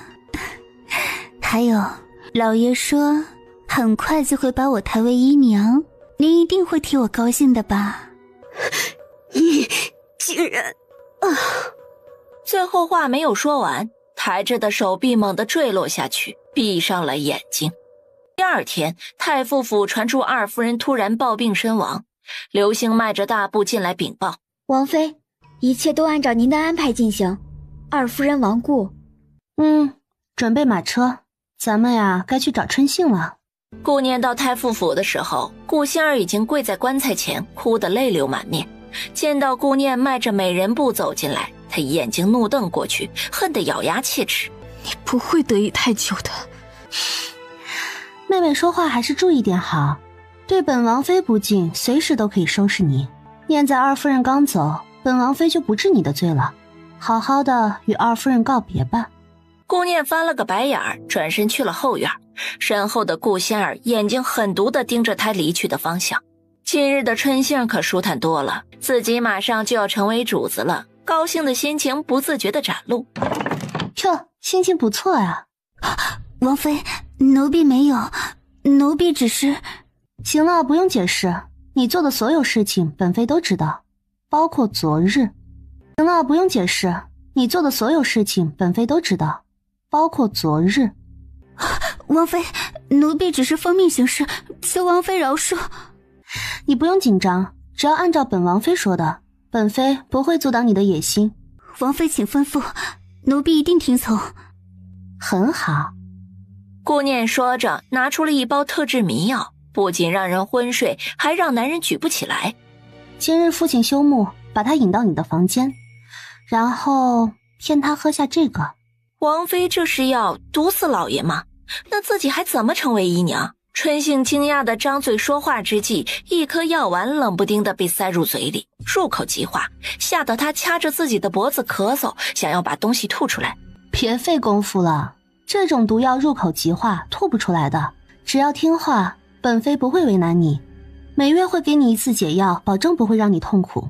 最重要的是，你要管好自己的嘴，小心祸从口出。还有，给老爷的不是毒药，只会让人睡一觉。好了，本妃没有时间耗在这里，去按照本妃说的做。春杏赶紧答应，只要不是毒死老爷，她就有机会，如今也只能顺从。顾念拿出空间里的手电筒，照着光一路向下，走到尽头出现了一个密室。哇，这么多！一箱一箱的金子、银子、珠宝、银票摆满了房间。怪不得顾老头不费吹灰之力地养着他的外室，原来有这么多的资本。这老狐狸把所有人都骗得团团转。他快走几步，围着房间转了一圈，除了闪闪发光的东西，还有一个黑色的匣子，里面装着的是一个簿子，簿子里记着的是顾老头和太子联手的把柄。他挥了挥手，收得干净又利索，密室内空空如也，他才放心离开。老爷，不好了，出事了！出什么事儿了？老爷，不好了，书房空了，又空了。顾江双腿一软，赶紧跌跌撞撞地往书房跑。推开门，一无所有，空空如也，连张纸都没有放过。事情太过诡异，让他想起刘氏的库房，也是这样突然就空了。到底发生了什么？心里慌乱的顾江直接后仰晕了过去。主子，沈姨已经出关，马上进入京都。沈姨每年都会闭关一次，专心研究医术，这次正好赶上她出关，希望沈姨能够治好顾念的病。好，让他尽快进府。还有个消息，王妃离开顾大人的书房之后，太傅大人就病倒了，里面的东西被偷得一件不剩，除了值钱的东西，就连书桌、椅子、书柜等家具都不翼而飞。宁王深邃的眸光一凛，脑中开始思索，他的王妃出来的时候什么都没有带，怎么书房就空了呢？脑中突然闪现出顾念为青羽治伤的情景，瞬间了然。好，本王知道了，这一件事不要再提起，先下去吧。是，主子。2刻钟后，一个风尘仆仆的男子进入了宁王府。什么10万火急的事儿啊？让我老人家这么着急赶路，你是想要老夫的命吗？王妃可能有了眼疾，急需你把脉诊治。打住！虽然老夫闭关，外面的事也是有所听闻的。相传你的王妃可是诡异的传人，你这小子是故意羞辱老夫吗？不是都说医者不能自医吗？胡扯！除非有自己也医治不了的病，沈一说完，看了看宁王担心的神情，赶紧止住了话。不是，老夫的意思是，这自己把脉，由于心理因素可能会出现失误。宁王抬眸看了他一眼，并没有说话。他一直在想，顾念现在故作隐瞒的样子，肯定会拒绝把脉，只能用最直接的方式对待了。行了，老夫照做就是了。听从吩咐，暗中盯着顾念的青羽，正好这时进来禀报。王爷，王妃好像准备出府。宁王赶紧起身，轻功飞跃，接力飞向了屋顶。看着顾念走的方向，确实是准备出府。他身边还跟着丫鬟玲珑，他手中出现了2粒碎银子，轻使力道对着他们2人掷出。碎银子正好打中2人的昏睡穴。宁王抱着顾念赶回房间。快，给他把脉看看。沈一坐在旁边的椅子上，把手搭在了他的手腕上，刚闭上的眼睛就立刻睁大了，一副惊喜又惊恐的样子，吓得宁王扑通扑通心脏跳个不停。怎么了？是什么隐疾吗？有些话不知当讲不当讲。哎呀，快说呀！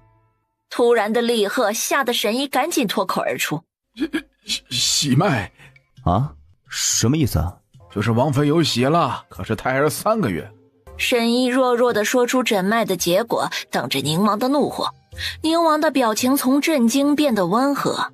3个月，不正是京郊破庙那一次？随即笑了起来，从嘴角上扬到笑出声音，最后是仰头哈哈大笑。事已至此，一定要放宽心啊！哼，我有孩子了，这是我和念儿的孩子。宁王的话让神医立刻停止了安慰，他眼睛圆睁，不可思议，有情况啊！他闭关期间到底错过了什么？哎，吩咐下人，王妃的一切用度都换最好的，这膳食也跟随王妃口味变换，记着啊，千万不要寒凉和辛辣的。是主子，属下这就去安排。在我面前显摆吧，臭小子就会欺负一个孤寡老人，有孩子了不起啊，到时候还得喊我一声舅舅呢。随即把需要注意的事项仔细地写在纸上，担心宁王不懂，又解释了一番，口是心非的模样逗得宁王抽了抽嘴角，懒得揭穿他。顾念悠悠转醒的时候，房间内只有刘云、刘星在旁边伺候着。我这是怎么了？怎么在床上？王妃，您忽然有些头疼，奴婢就扶着您回来，躺床上您就睡着了。刘星、刘云说的一本正经，其实心虚的一批。啊？是吗？他怎么一点印象都没有？此时宁王自己躲在书房里不敢出来了，一直在纠结到底要不要向姑念摊牌。之前有意隐瞒，还差点杀掉他。若是知道了，这一气之下的后果会是什么？会不会失去他？可若是一直隐瞒，他因为担心被发现，郁郁寡欢，对孩子也不好。思来想去，最后还是下定决心要告诉他真相。在院子里正好遇见准备出门的顾念，赶紧叫住了他。哎，念儿，我有话对你说。我现在有急事，回来再说吧。顾念匆忙的脚步没有停留，翻身上了马车，直奔太傅府。他着急忙慌的，这是要干什么去？着实是不放心。宁王轻功飞跃，直接跟了上去。自从机密步子下落不明，顾江的心整日七上八下的，总担心有人暗害自己，就把众多的护卫都调到自己的身边，这样才能睡个安稳觉。顾念到的时候，就发现护卫有了变化，随即眉头微皱，这可如何下手？宁王轻功飞起，搂着他引在了不远处的一棵大树上，低声训斥：书房刚出事，你此时过去会引起怀疑的，众多护卫保护你也进不去啊。我就是想离近点找找机会，没想到现在就过去。你觉得这能靠近吗？顾念往下一看，10多个护卫各自隐藏，一阵唏嘘。你要做什么？我帮你。慢慢的把准备好的东西拿了出来，一张纸上面写了几行字。宁王看都没看，拿出一个普通的匕首，甩手对着顾江房间的窗户使劲扔了过去。随即两人飞身出了太傅府。管家紧张的四下张望，没了动静才把屏风上的匕首拿下来递给了老爷。需正妻合离，否则秘密公布。这个提议倒是很合心意，但是如今身无分文，着实不是时候。说是不按照这上面的做，一旦机密泄露，太子也不会放过自己。思量再三，还是先答应为好，否则小命不保啊。这是哪儿啊？城郊千岁山。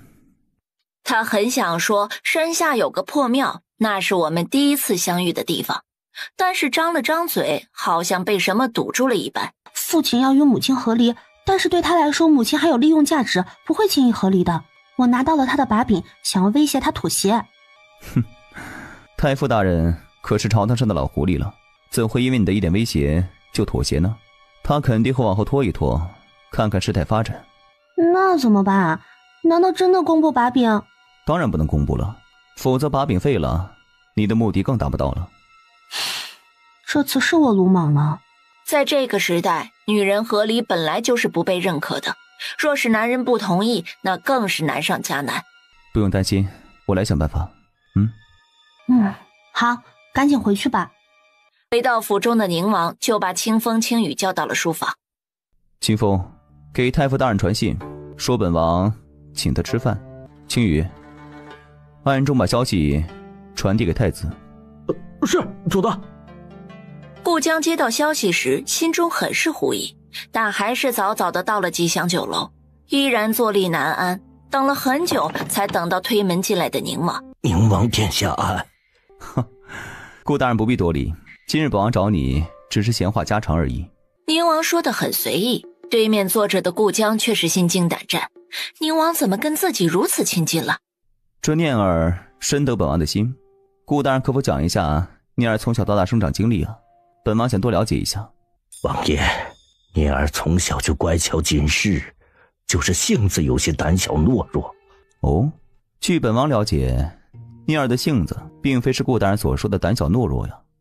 老臣说的句句属实。小女自从3个月前去了一趟城郊庄子，就变得不一样了。哼，3个月前成交？哼，3个月前成交？对，王爷，就是3个月的成交。回来之后就与以往不同，变得胆大强势，不受约束。何谓强势？又为何要受约束呢？一句话问得顾江哑口无言。这时清风突然推门进来。主子，太子的人过来了。宁王眼角余光正好看到太子身边的厉雷故作无意地从房门前经过。宁王见目的已经达到了，连对顾江敷衍的心情都没有了，起身便离开。留下的顾江心里七上八下，这是把宁王给得罪了吗？恍恍惚惚地离开吉祥酒楼，在半路上就被太子的人拦了去路。顾大人，太子殿下有请。好，老臣这就去。顾江随即吩咐马车改变方向，去往太子府。太子看到顾江进门，极力隐忍下心中的怒火，阴阳怪气道：顾大人移驾孤到太子府，真是蓬荜生辉啊！顾大人移驾孤到太子府，真是蓬荜生辉啊！太子殿下，折杀老臣了，不知老臣做错了什么，惹得殿下发怒。不知，孤竟然不知道顾大人是个有如此野心的人，难道孤不能给你想要的，还是没有给你应有的安全感呢？老臣实在不知殿下指的是什么，求殿下明示。明示？顾大人，不要在孤面前装糊涂了。孤警告你，若是事情败露，孤第一个饶不了你，滚！回到府中，在房间内来回踱步，慌乱不已。难道书房的机密被偷？太子这么快就知道了？联想起太子最后说的话，更加肯定了自己的想法。还有那个威胁自己的人，若是不合理，事情真的被公布出来，他不仅太傅的位置做到头了，小命也将不保啊！管家，拿纸笔来。他大笔一挥，速速写好了和离书，拿着就去刘氏的牡丹院了。你想和离？你最近有没有与外面的人有接触？你到底想说什么？真是莫名其妙。这是和离书，去备个案就可以。啊，为什么突然和离？和离是给你的体面，看在你辛苦多年的份上，为父不想为难你，也希望你配合，别闹得大家都不好看。好，刘氏答应的直接又干脆，顾江的眸光猛地看了过去。哦，我的意思是，老爷既然不为难我，我也不给老爷添麻烦，一切都按老爷的意思办。算你识时务。随即他又吩咐管家把何离书送去备案。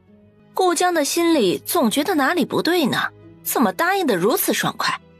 不一会儿管家就回来了，何离书备案结束，两人的关系已经变成了熟悉的陌生人。顾大人，我们已经不是夫妻，刘府的匾额很快就会换上，请您尽快搬出刘府，以免让人嚼舌根，说太傅大人寄人篱下，不太好听呢。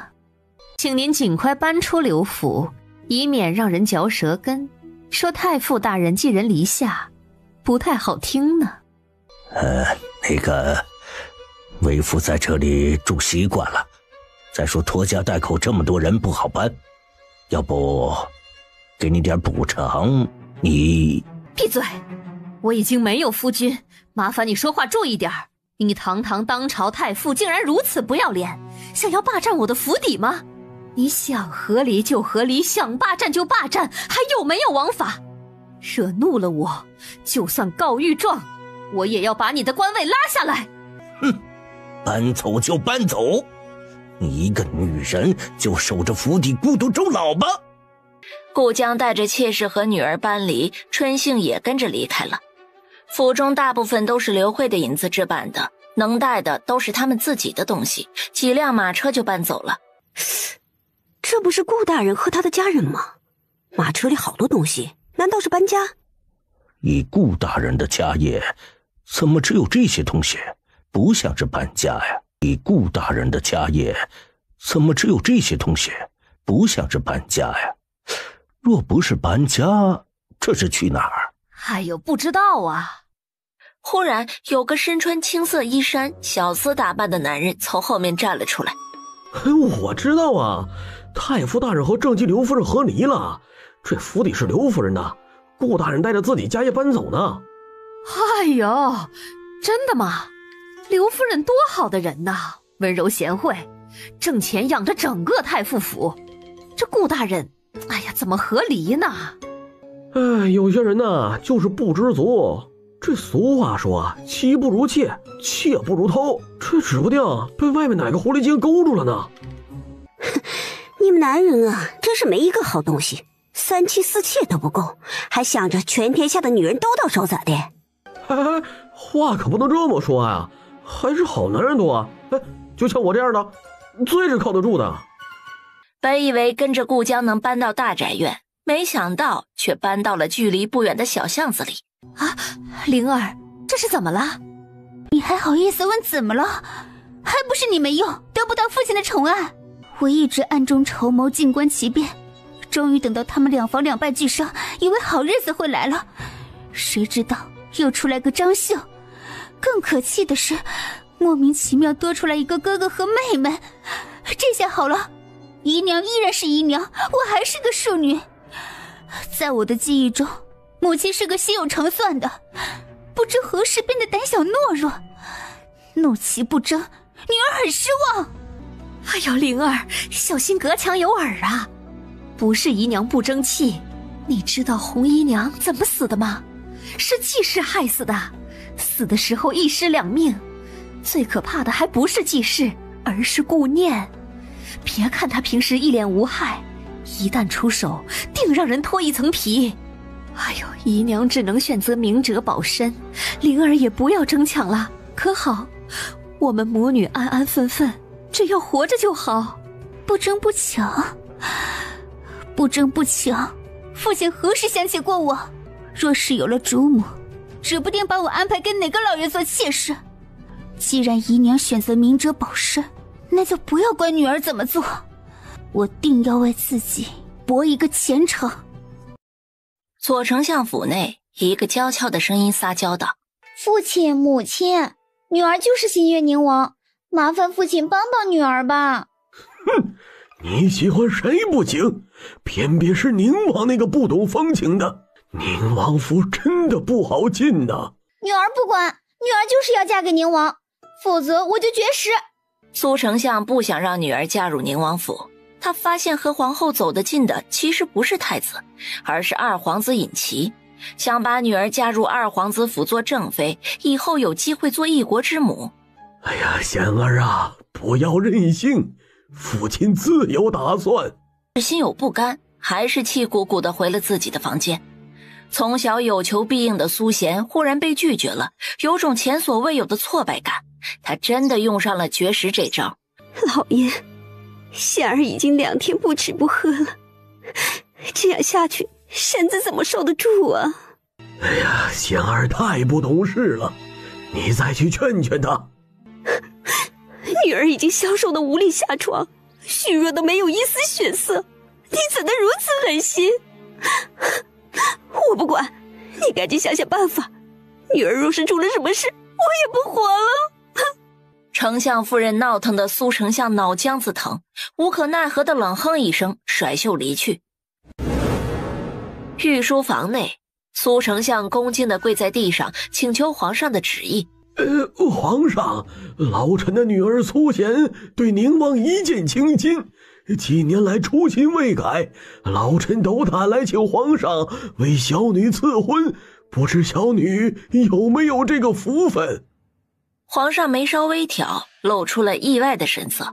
其实上次宫宴，皇上就已经看出苏贤对宁王有意，但是宁王没有任何表态。皇上为了苏家的面子，没有直接给出拒绝的答复，只说考虑一下，就把苏丞相打发了。哎呀，皇上，好消息呀！下人传话说，种在盆栽中的珍珠米长出来了。不是已经长成，长势喜人，颗颗饱满呐。好，刘展为百姓做了一件大好事，功不可没呀。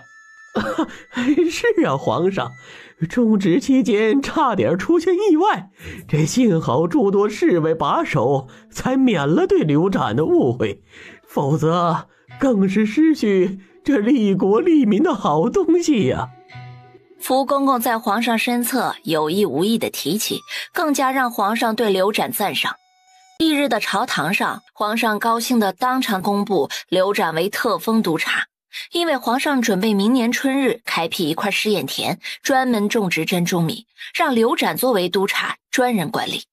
皇上，刘展大人本就是皇上，家大业大，若再封一个官职，恐怕忙不过来呀。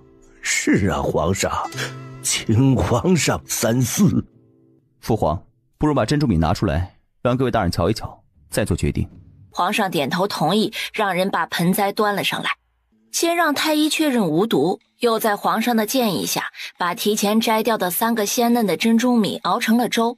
先是给动物尝试有没有毒，动物没事了，又给牢房里的死囚犯试毒。皇上，珍珠米已经成熟，可以摘下来了。好啊，就由刘爱卿去采摘吧。父皇，这种没见过的东西还是小心为妙，这万一有毒，后果不堪设想啊。太子放心，这都是经过检测的，无毒才放心拿出来大量种植，毕竟这么多老百姓在。皇上一句话就把太子搪塞了，最后还是给了刘展督察特使的官职。顾念带着刘星、刘云去刘府祝贺舅舅加官进爵，回来的路上，刘星突然想起丫鬟春杏，有些不解地问：哦，对了，王妃为什么要放过春杏？她知道的太多了，小心后患无穷啊。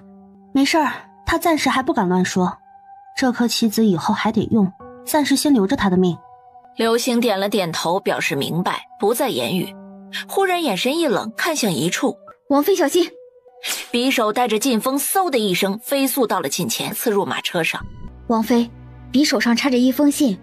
顾念打开后，上面的字迹一览无余。玲珑琥珀在城郊千岁山，想叫人速来。王妃，您没事吧？出事了，玲珑和琥珀被人抓走了。刘云，你赶紧回府找王爷，把这件事情告诉他。刘星，我们先去千岁山。王妃，还是等王爷一起去吧，您一人去太危险了。没事，分成2路，刘云去找王爷，他很快就能跟上我们的。快去！2个丫鬟只能按照吩咐做事。刘星跟着顾念快马加鞭地赶往千岁山。山林中，刘星见主子累得汗流浃背，着实是心疼。王妃歇息一会儿再走吧。不行，耽误1刻钟，他们可能都会有危险，我得坚持啊！顾念一边往上爬，一边大喘着气呼吸着。终于到了，立刻松了一口气。但是此时再次飞来一把匕首，带着一封信直直地插在了地上。山下破庙，只有你一个人来，否则后果你明白。呀呀的，他想骂人呢，这是耍着他玩啊！王妃，太危险了，让我去吧。不行的，他们让我一个人去，你们去了也是羊入虎口。王妃只身前去，岂不是羊入虎口？还是让奴婢替您去吧。不要争了，他们既然让我去，就说明我对他们还有用。能拖延一会儿时间，等王爷赶过来，你就告诉他我的位置。刘星和李管事陪着顾念到了山脚下，就不能往前走了。顾念一个人前往破庙，这是他第2次来到这个地方，感觉记忆犹新呢。青椒大营内，起来吧，你可以如实禀报，是谁打的你？回禀王爷，是杜培打的，他下手太狠了，求王爷做主。回王爷的话，是属下打的。没有了？不解释一下为何打人吗？确实是我打的，解释改变不了事实。好，既然已经认罪，那就把他抓起来，等待军法处置。广通站在身旁露出了得意之色，看着众多将士有种威风之感。看吧，自己不仅有太子做靠山，这宁王还不是得给太子几分面子。还有你们，不也是被打了吗？都说一说是谁打的，本王一视同仁，一起为你们做主。将士们互相对视，眼神中都是同样的胆怯。把杜北带上来，军法处置。杜北没有一丝挣扎地趴在长凳上，青羽拿着军棍站在一边等待主子的命令。众位将士，你们来参军是为了什么？你们是保家卫国和百姓的英雄，战场上对待敌人的血性不能拿来对付自己的兄弟。你们是保家卫国和百姓的英雄，战场上对待敌人的血性不能拿来对付自己的兄弟。有勇气有担当才能成大事，才能称之为真正的英雄。你的同伴为你们挺身而出受到惩罚的时候，你们却躲在背后不敢站出来帮忙澄清。此行为实属懦夫行径，还有什么资格参军呢？如何能承担得起国家和百姓的责任呢？一番激昂澎湃的陈词说的将士们瞬间增加了气势。王爷，都是因为我们，杜参将才出手帮助我们的，让我们替他受过吧。我也有参与，让我来替他。我还有。好，既然都参与了打斗，那就说说是什么原因吧。本王不是昏庸之人，是非曲折自在人心，本王会还你们公道的。王爷，广通副参将经常欺负将士，看谁不顺眼就打一顿，将士们都不敢与他还手，只能受起殴打。是啊，王爷，广通副参将在军中作威作福惯了，这次也是他欺负我们3营的人太狠了，这杜参将才出手反击的。为什么在军中作威作福惯了，都没人敢还手？因为听说他的妹妹是太子的人，所以仗着背后的靠山。不是啊，王爷，我是与他们切磋功夫才这样的，切磋的时候拳头无眼，才打的他们，都是误会。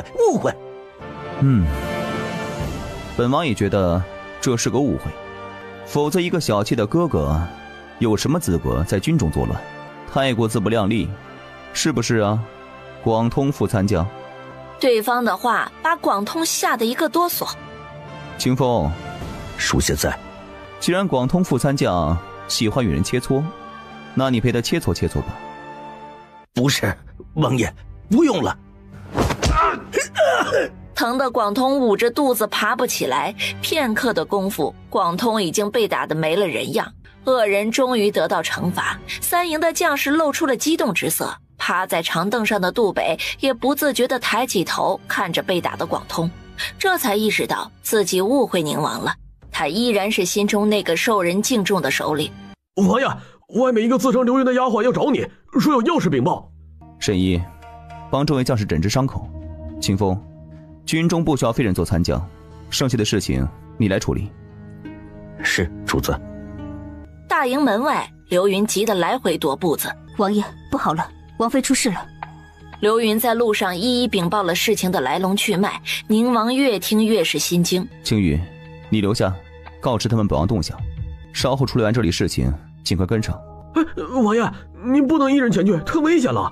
对方的目标不一定是王妃啊。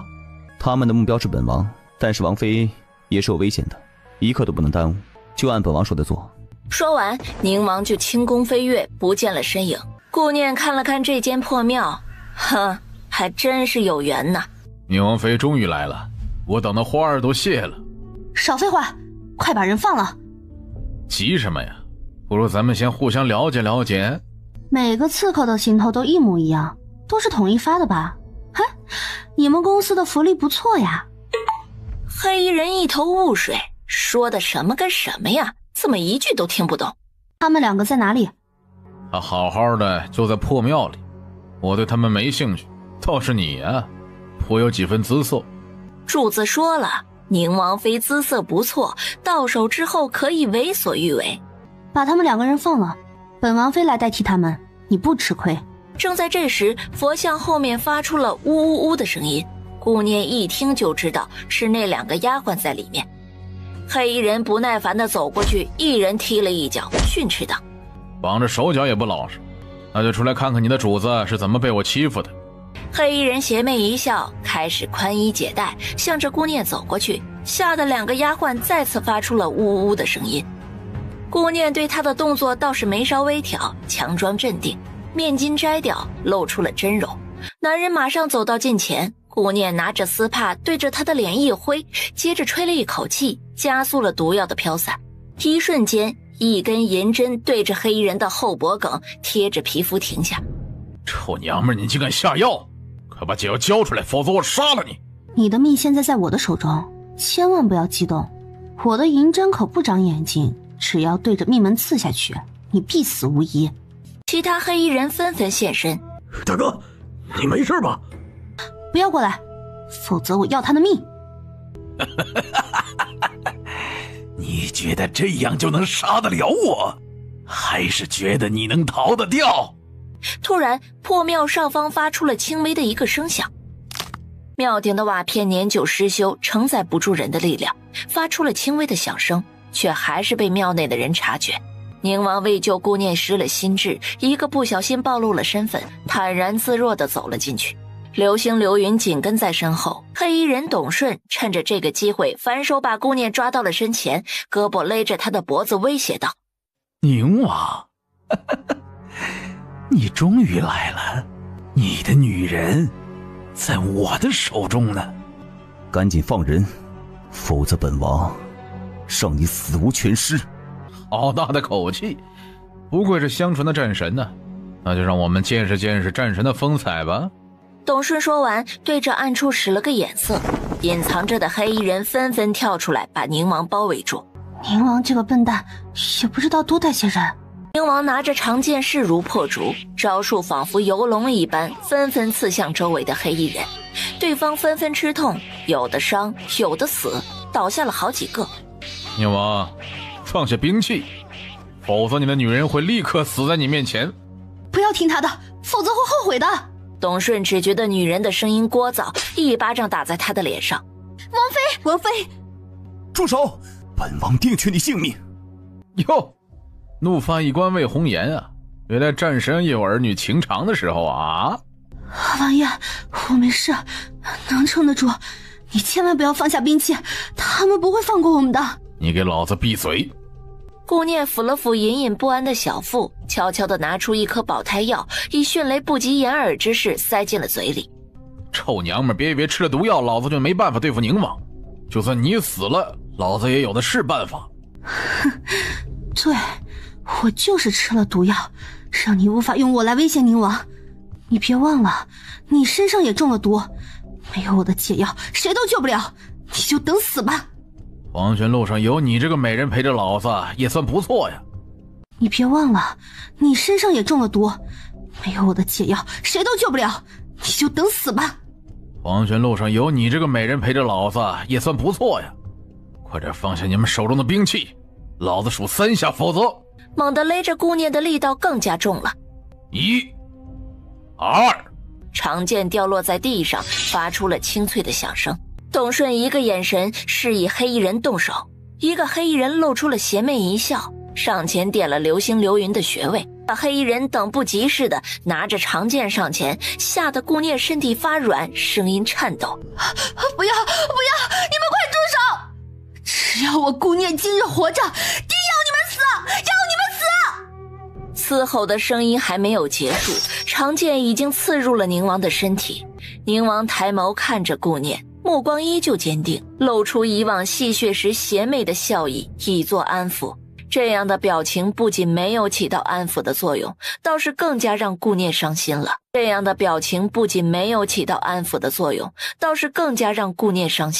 不知何时，自己已经悄悄地爱上了他，在这一瞬间才发现，已经爱到深处。突然，一个利剑冲破空气的声音传出，紧接着刺入肉体的声音响起。禁锢顾念的胳膊一松，正在挣扎的顾念见缝插针，冲开了松动的禁锢，冲向了宁王。清风和青羽已经带人赶过来，破庙瞬间打斗一片。剩下为数不多的黑衣人对突如其来的危险有些慌乱，最后也没能逃过死亡的命运。董顺在受伤的第一时间就想到了逃跑，见情况不妙，更是见机没了踪影。你怎么样？你怎么样？别担心，本王命大着呢。宁王还是忍不住安慰一番，越是这样，越是让顾念动容。突然把头埋在宁王的怀里，哭得泣不成声。宁王府中，应宁王的要求，只用局部麻醉。他说他想看着顾念。顾念撑着自己虚弱的身体进行缝合手术，为了空间的秘密不泄露，只能一个人进行，整个过程严肃又认真。对面的一双眼睛直勾勾地盯着自己，也没有影响顾念的工作，紧紧地绷着一根弦，强撑着身体做完手术，最后身心一松，终于体力不支倒了下去。快来人，传沈一！等在门外的几人听到主子慌张的叫声，赶紧推门而入。把王妃放到床上来。主子，您的伤……哎呀，无碍，快放上来。王妃躺到床上，沈一赶紧把手搭在她的手腕上，片刻之后睁开眼睛说：王妃身体无碍，只是身体疲劳虚脱，导致晕倒，孩子也没有什么大碍。知道母子平安，他就放心了。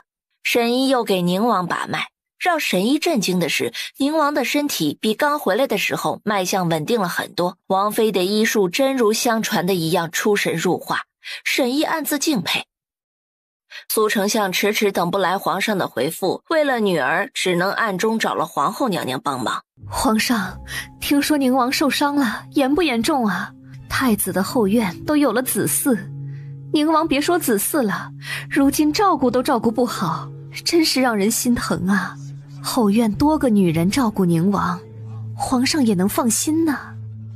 皇后的话一句都没有提苏丞相嫡女的事情，但是却说到了皇上的心坎上。随即皇上对请旨赐婚的事情就有了别的想法。顾念神奇的医术让沈一彻底折服，趁着给王爷王妃看病的这段日子，沈一整日里厚着脸皮请求顾念收他为徒。顾念不收徒弟，但还是答应让他跟在身后学习，这也让沈一欣喜万分。清风把传来的消息禀报给主子。王爷，属下不能又让同顺给跑了。宁王眉头微皱，拳头紧握，满是怒意。王爷，太子府的暗线传来消息，说见到董顺出现在太子府中。好，本王知道了。你说什么？这件事是太子做的。宁王嗯了一声，不只是太子的手笔，还有顾仙儿。董胜已经中了慢性毒药，每隔10天发作一次，以后会越来越频繁，他会自动出现的。他不知道董顺和宁王的仇怨，但是能想到用一个丫鬟来把他引走，再用他来威胁宁王，这样女儿家惯用的伎俩不可能出自太子，只能是顾仙儿。一日朝堂上，宁王递上奏折，告太子暗中利用身份之便，命人扰乱军心。父皇，儿臣没有，其中必有误会啊。哼，误会？广通是太子梁帝的哥哥，在军中打伤众多将士，口口声声说皇兄是他的靠山，你又作何解释啊？父皇，儿臣真的不知情啊，请父皇明察。广通在军中可是一口一个太子殿下，若是没有皇兄为其撑腰，他如何有胆子作乱？将士乃国家的铜墙铁壁，你身为太子不做出表率，反而让人在军中作乱，实在让朕失望。若是再有类似的事情发生，你掌管的6部之职就让贤吧。朝堂上，皇上刚给了太子当头一棒，紧接着也砸向了宁王。宁王，苏大人嫡女对你一见倾心，亲至赐婚，朕觉得这桩婚事挺好，已经定下这门亲事。对于别人来说，这是一件喜事，但是对于宁王来说，这就是一道惊雷呀。父皇，儿臣不喜苏家嫡女，求父皇收回成命。朕乃一国之君，一言九鼎，怎能出尔反尔啊？朕觉得甚好，就这么定了。皇上已经决定的事情很难改变，此事不能在朝堂上顶撞父皇，只能再行计划。宁王被朝中大臣绊住了脚步，福公公带着圣旨来到宁王府的时候，宁王还没有回来。王妃，福公公来了。老奴参见王妃。皇上听说宁王妃因为宁王的事也受了惊吓，派老奴来瞧瞧。多谢父皇挂心，已经好多了，请福公公转告。老奴一定转告皇上。啊，还有一道圣旨是带给宁王和王妃的。圣旨？什么圣旨？怎么感觉不是好事呢？奉天承运皇帝诏曰：自闻左丞相苏家嫡女苏贤温婉贤良，才貌兼得，今特赐婚为宁王侧妃。入府之日，且等钦天监算出吉日，钦此。一道圣旨同样犹如一道惊雷，在顾念的头顶炸开，果然没好事儿。若是以前，顾念肯定毫不犹豫地帮着宁王张罗喜事儿，如今知道自己的心思了，心中犹如堵了一团棉花，噎得人喘不过气来。失魂落魄的他都不知道福公公是如何出的宁王府。顾念呆呆地坐在房间里，手轻轻地抚上自己的小腹。自己因着这个孩子一直都觉得对不起他，这样也好，有个喜欢他的人陪着，总比把心思放在自己身上强。不能逃跑，不打掉孩子，还有一种方法，就是等待休妻。宁王回府的时候听说此事，后悔的一拍脑门，赶紧走进房间看看顾念的反应。我有话对你说。不用说了，我都知道了。宁王看着对方笑得温柔，以为误会解开了，完全接受了自己，瞬间开心的像个得到糖的孩子。什么？你都知道了？那太好了。我知道，但是不代表我接受。啊，这只是误会，不是我的本意。好了，不要说了，今天晚上需要你做件大事。顾念赶紧转移话题，宁王听得一头雾水。夜幕降临，房间内就开始发出悉悉索索的声音。这是什么？我也是第一次做这个，得去没人的地方实验效果。好。很快到了城南的一片空旷之地，半夜时分没有人烟，这里也没有什么人家。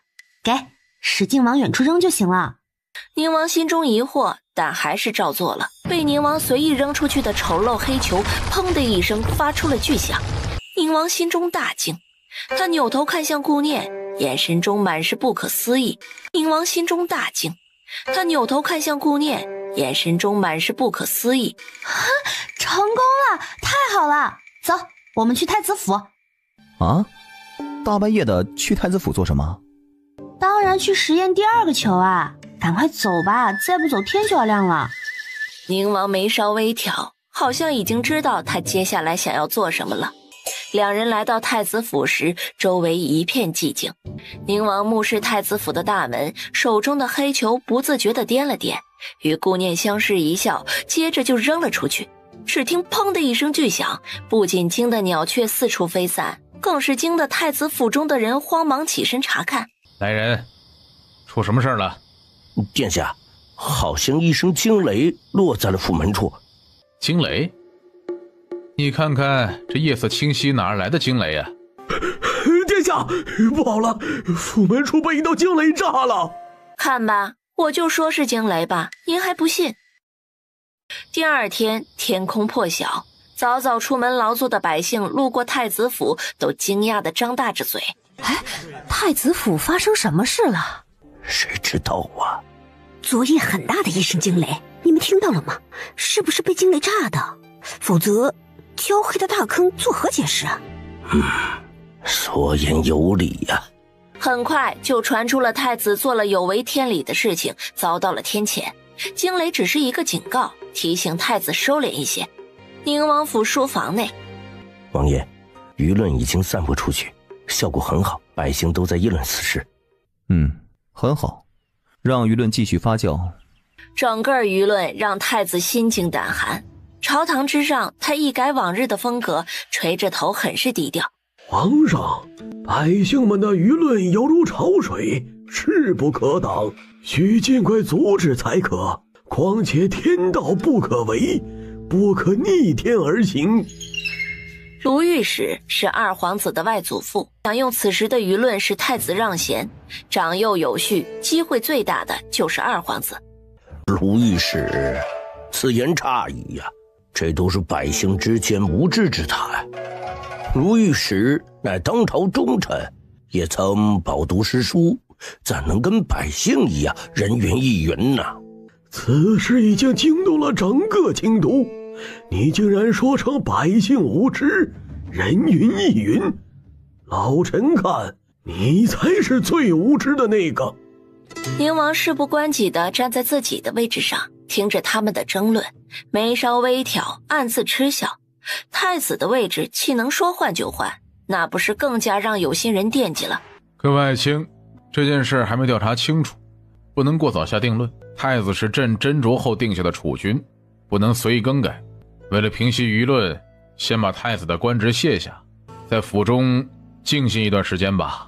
站在一旁的2皇子升起的希望顿时就破灭了，低垂的眼睛里满是不甘，看来自己的动作让他们无所畏惧啊。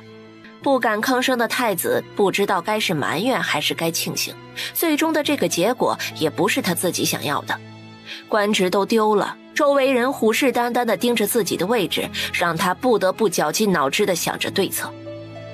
顾江在小院子中憋屈了1个多月，终于把府上几个店铺的进账收上来，置办了一个像样点的宅子，仓促决定今日就成亲。顾念到的时候，花轿已经抬进门了。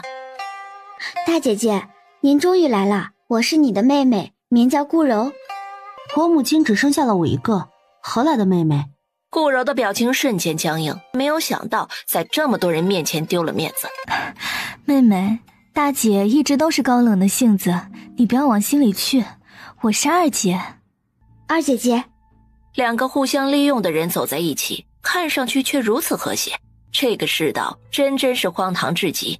刚想找个地方清静一下，就看见顾仙儿又过来恶心他。姐姐，你看看谁来了？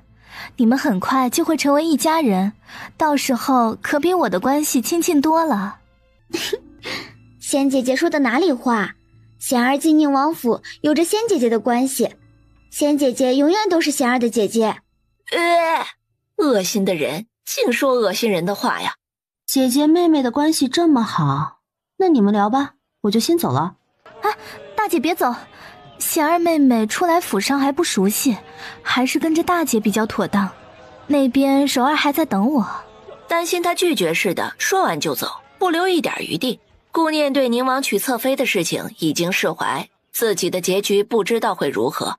宁王身边有个女人喜欢并且尽心照顾着，他也能安心了。就算是个白莲花，只要别出歪心思就行。哎，那不是宁王妃和宁王侧妃吗？他们的关系竟然如此和谐。这还没进门，当然和谐。以后的事谁说得准呢？你说的也对，后院之中什么事都能发生。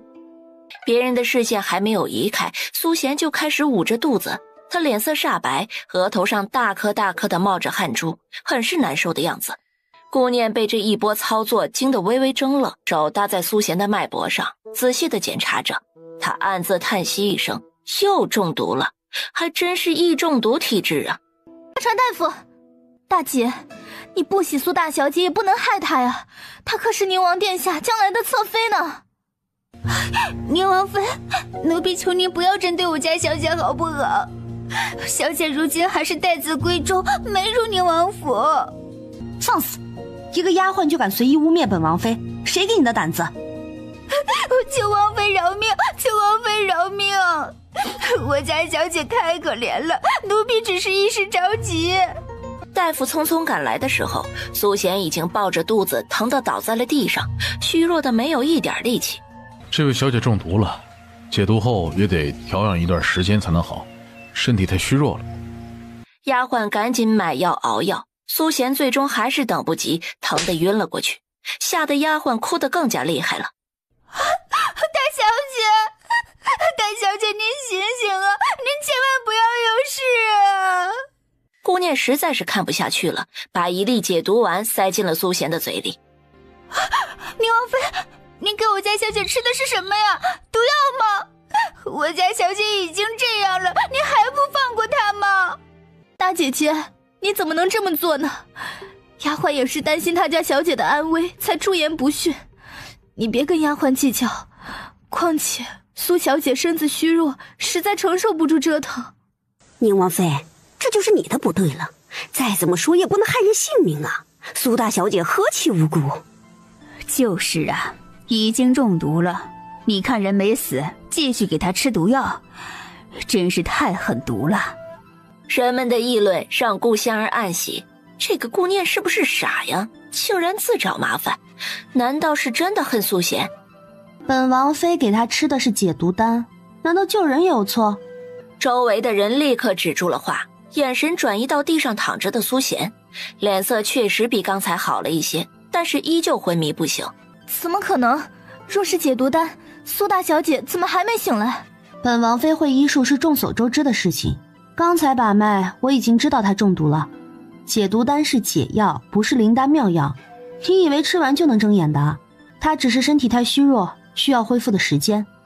顾念心中狐疑，到底是谁在陷害自己？难道又是顾仙儿？小姐，小姐，您终于醒了，吓死奴婢了！丫鬟跪在地上哭诉，苏贤这才从丫鬟的话语中知道自己中了毒。苏大小姐，药已经熬好，趁热喝了吧。本小姐已经好了，不需要喝了吧。大小姐已经熬好了，还是喝了吧，巩固一下身体。还巩固巩固，以为这是大补汤呢。你家大小姐喝了这碗药就一命呜呼了，你到底什么居心？大小姐，奴婢没有，奴婢跟了您这么多年，一直都是忠心耿耿，不敢害您的，请大小姐明察。宁王妃不要危言耸听，她的丫鬟怎么可能害她？是啊，给自己脱罪才是真的。大家都不相信顾念说的话，顾念眉梢微挑。大夫人应该还在府中，把人叫回来看看不就知道了。刚要走出府门的大夫又被叫了回去。麻烦您看看这碗药，是您开的没错吧？您仔细检查一下有何不妥之处。不对呀，这不是老夫开的药啊，刚才开的药里边可没有蓝须草啊，那是毒药啊，老夫治病救人怎么可能开毒药呢？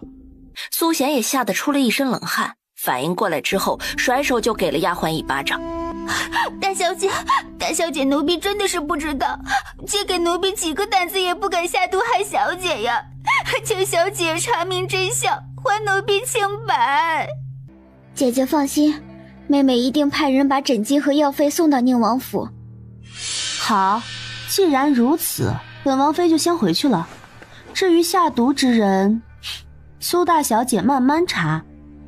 顾念说完就离开了太傅府，身后的顾仙儿眼神带着毒盯着他的背影，又失去了一次好机会。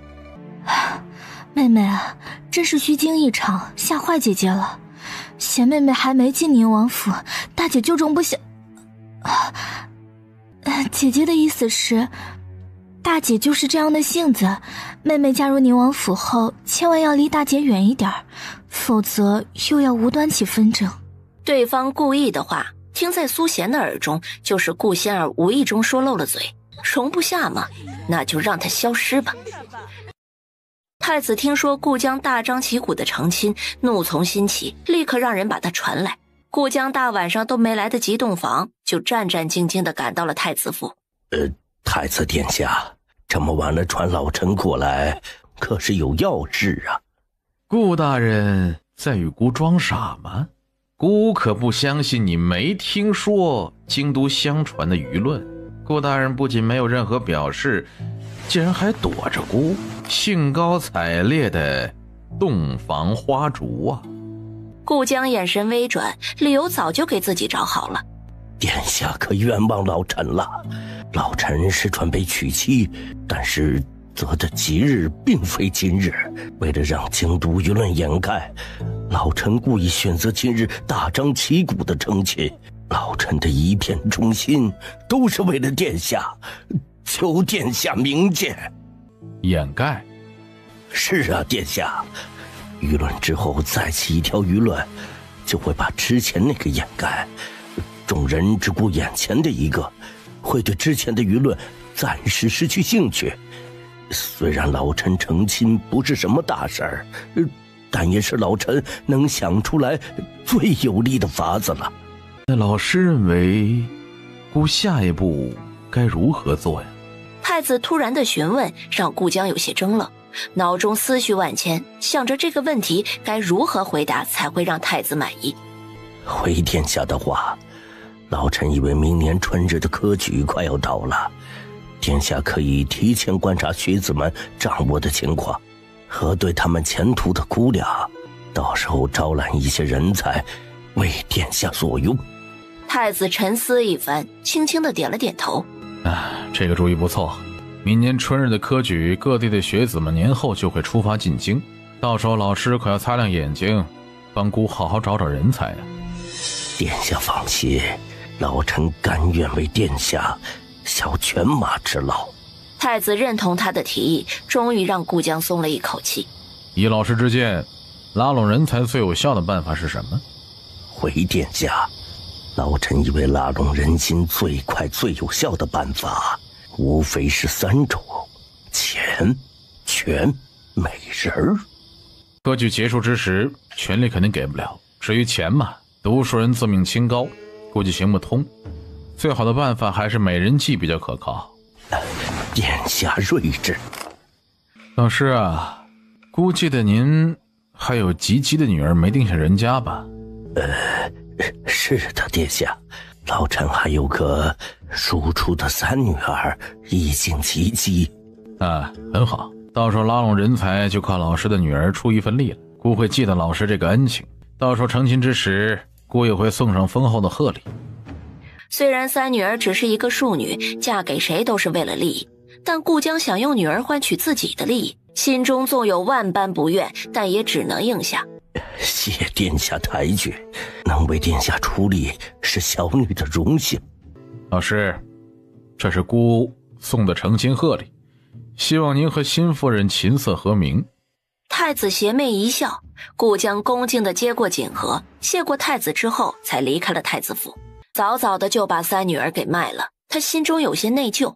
第2日就往顾灵的房间里送了很多东西，上好的布匹、首饰、摆件作为补偿，但其实都只是想安抚自己不平衡的心罢了。小姐，老爷心中有小姐呢，送来了这么多的好东西，那下一个有好消息的就是小姐了，老爷肯定会给小姐选个如意郎君的。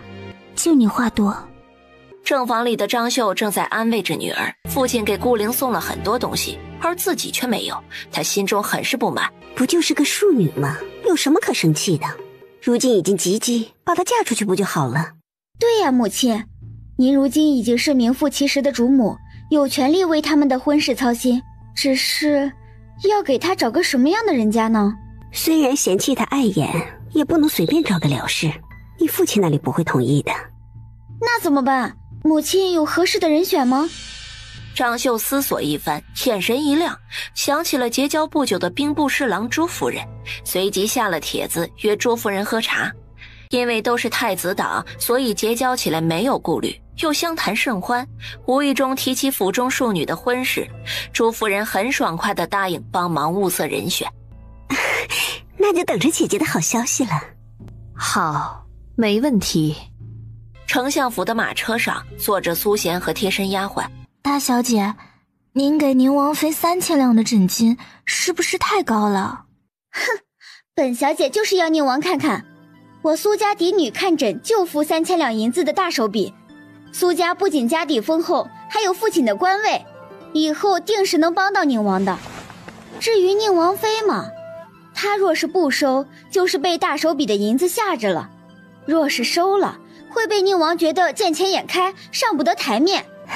大小姐睿智，奴婢佩服。苏贤冷冷一笑，不再言语，却不知顾念每次收的枕巾加上药费都不止这些。马车摇摇晃晃地到了宁王府。这位侍卫，我们是苏丞相府的，我家大小姐来给宁王妃送枕巾，请禀报一声。侍卫白了他一眼，只说了稍等2个字，就进门禀报。回王妃，外面苏家嫡女求见，说是来送枕巾的。是有这么回事，让她进来吧。侍卫听从王妃的命令，赶去传达消息，正好在府门处见到刚刚回府的宁王。主子，苏大小姐来给王妃送枕巾，王妃答应让她进去。宁王轻嗯了一声，便进了府门，连个眼神都没给站在旁边的苏贤。见宁王大步的离开，赶忙紧追其后。宁王殿下，稍等片刻，小女有话要说。苏贤对上宁王的眼神，羞涩的不敢抬头与之对视，面容娇柔，声音婉转的询问：宁王殿下，小女就快要嫁入宁王府了，殿下就不能给小女一个单独说话的机会吗？苏大小姐想何说话的机会啊？苏丞相向父皇请旨赐婚的时候，可有问过本王的意见？本王并不娶苏小姐，也没打算娶苏小姐入府，还望苏小姐尽快歇了心思吧。对方的话却犹如一记重锤，锤在了他的心口。两人面对面说话的状态，正好被走出来的顾念看见了。但是苏贤的脸色红润，双手捏着裙角的样子，在他的角度看来，分明就是羞涩的小女儿的模样。顾念的心猛地泛起了一丝刺痛，以为会为了爱情释然，没想到情不知所起，一往情深呐。喂，想什么呢？思绪神游到哪里玩了？没有，怎么急匆匆的回来了？可是有事？我有事出去2日，照顾好自己。等我回来，可不想看到消瘦的念儿，不然到时候会惩罚你的。远处的两人相处和谐，宁王对待顾念的样子是他从来没有见过的温柔模样。两人的亲密正好看在他的眼中，同时对顾念的恨意也在心中放大。宁王很快从府上离开，苏贤才隐去心中的恨意，慢慢的走向前。姐姐，这是妹妹带来的枕巾和药费，里面是3000两银子，烦请姐姐一定要收下。没想到对方直接哦了一声，让丫鬟把锦盒接了过去。苏大小姐不会以为这些银子很多吧？没听说过本王妃的枕巾很贵吗？本王妃出诊就是2000两，加上药费，从来都没有低过3000两。虽然解毒丸都是上好的药材制作而成，看在你马上成为一家人的份上，差的那些就不与你斤斤计较了。差的那些不斤斤计较，顾念说的都是实话，听在苏贤的耳中都是无尽的羞辱。殿下刚才说，因着还没进宁王府的门，不能亲自照顾，让妹妹照顾好自己，养好身子，等待钦天监选出良辰吉日。宁王殿下真是个贴心的男人，也是如此照顾姐姐的吗？姐姐真幸福。妹妹相信，等进了宁王府的门，殿下也会对妹妹体贴入微的，是不是啊，姐姐？顾念心痛的更加厉害了，有些喘不过气来。苏小姐若是喜欢宁王府，就随便逛逛吧，我就不奉陪了。转身离去的背影让人看上去潇洒随性，其实心中犹如塞了一团棉花般憋闷。张绣拜托朱夫人的事情，第2日就有了消息。妹妹，今日姐姐前来是送好消息来的。太好了，姐姐的速度真是快，是哪家公子啊？是我那刚来京都上任没多久的弟弟，就是京兆府尹孙大人，今年30有8，想要娶房妾室，充盈后院。朱夫人把自家弟弟夸成了一朵花，张绣看中的不是对方的人品，而是对方的官职以及对老爷和儿子的帮助。孙大人任职京兆府尹，三小姐嫁过去，咱们就是一家人，什么事都好商量。再说，以三小姐的好颜色，定能让孙大人日日娇宠。姐姐说的对，灵儿嫁过去，我们就是一家人。等我家老爷回来，就告诉他这桩喜事。好，那我就回了，妹妹不必相送。顾江下朝后，张绣就找了个机会坐在他的身边，斟酌一番开口：老爷，您知道新上任的京兆府尹孙大人吗？老爷，您知道新上任的京兆府尹孙大人吗？听说过，不熟。那个位置掌管的权力也不小吧？对老爷有没有助力呀？你到底想说什么？是这样的，老爷，京兆府尹想纳一房妾室，看上了咱们三小姐。张绣的话还没有说完，就迎来了顾江狠狠的一巴掌，吓得张绣猛地怔愣住。老爷，谁允许你自作主张的？竟然不提前与本老爷相商，私自做主，会坏了本老爷的大事儿，知道吗？灵儿的婚事我自有安排，不用你操心。说完便甩袖离开了张绣的房间，委屈的泪水止不住地顺着脸颊滑落，还要琢磨着如何与朱夫人交代。片刻之后，张绣恢复了一下状态，起身出了府门。哎呦，好妹妹呀，你怎的亲自过来的？哎呦，好妹妹呀，你怎的亲自过来的？姐姐，都是我这个当主母的不好，给三女儿操心，还遭到她的嫌弃，在府中要死要活的。姐姐评评理，若是我这个当主母的强硬把她塞进花轿，万一出什么事儿，不是好事办了坏事吗？婚事也得两厢情愿，既然三小姐不同意，这么好的姻缘，就此作罢吧。得到朱夫人的应允，张绣顿时松了一口气，只有把这件事情推给顾灵才能解决，否则会让太傅府难堪呐。京都城100里之外有一个灵隐寺，不仅风景秀美，也非常安静，是个修身养性的好地方。王妃，您带上我去吧，保证不打扰佛门弟子。是啊，王妃，带上我们去吧。我们去那里住2天就回来，你们放心吧。顾念只想去讨个清静，不想与任何与宁王有关的事物和人有牵扯，否则会时刻想起宁王。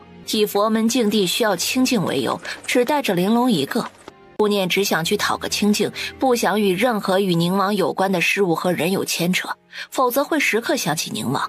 以佛门净地需要清静为由，只带着玲珑一个。王妃，您变得不一样了。哦，哪里不一样了？变得更美了吗？主子以前胆小且心思重，经常受季氏和顾仙儿的欺负。后来主子突然变得聪明勇敢，奴婢好欢喜。主子终于不用受气了。可是最近，主子好像又回到了原来的样子，也有些不一样，依然的勇敢，心思却重了。奴婢希望你有事不要憋在心里，可以命令奴婢去做。就算奴婢不行，还有王爷呢。王爷对主子这么好，他肯定也想看到主子高高兴兴的。顾念的思绪被玲珑打乱，再次想到了宁王。本来是出来躲清静的，却到处都是宁王的影子，不禁暗自叹息。玲珑，你你也累了一天了，去隔壁厢房歇息就行，不用陪着我。主子，您在府上不用奴婢守夜就罢了，这里可不比府上，而且只有咱们2人，需要时刻注意。奴婢一定要给主子守夜，绝不离开。好，好，好，就按你说的办。真不知道咱俩谁是主子呢？当然您是主子了，奴婢不能离开您半步。顾念只能依了这个执着的丫鬟，不知何时变得有些嗜睡，外加累了一天，顾念很快就睡着了。玲珑听到顾念平稳的呼吸声，才睡在旁边的小榻上。夜深人静，2名黑衣人拿着桶围着厢房转了一圈，然后点燃了几个小小的火把，扔到泼水的地方。随着黑衣人的动作，厢房周围很快就燃烧了起来，火势把厢房包围。顾念躺在床上咳嗽起来，接着玲珑也跟着咳嗽起来。主子，馊水了，怎么办？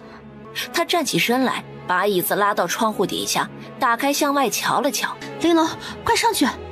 让玲珑先趁着火势还小跳出去，博得一线生机。他自己还有空间，万一出不去，也不至于死在里面。玲珑，快上去！不，主子，还是你先出去。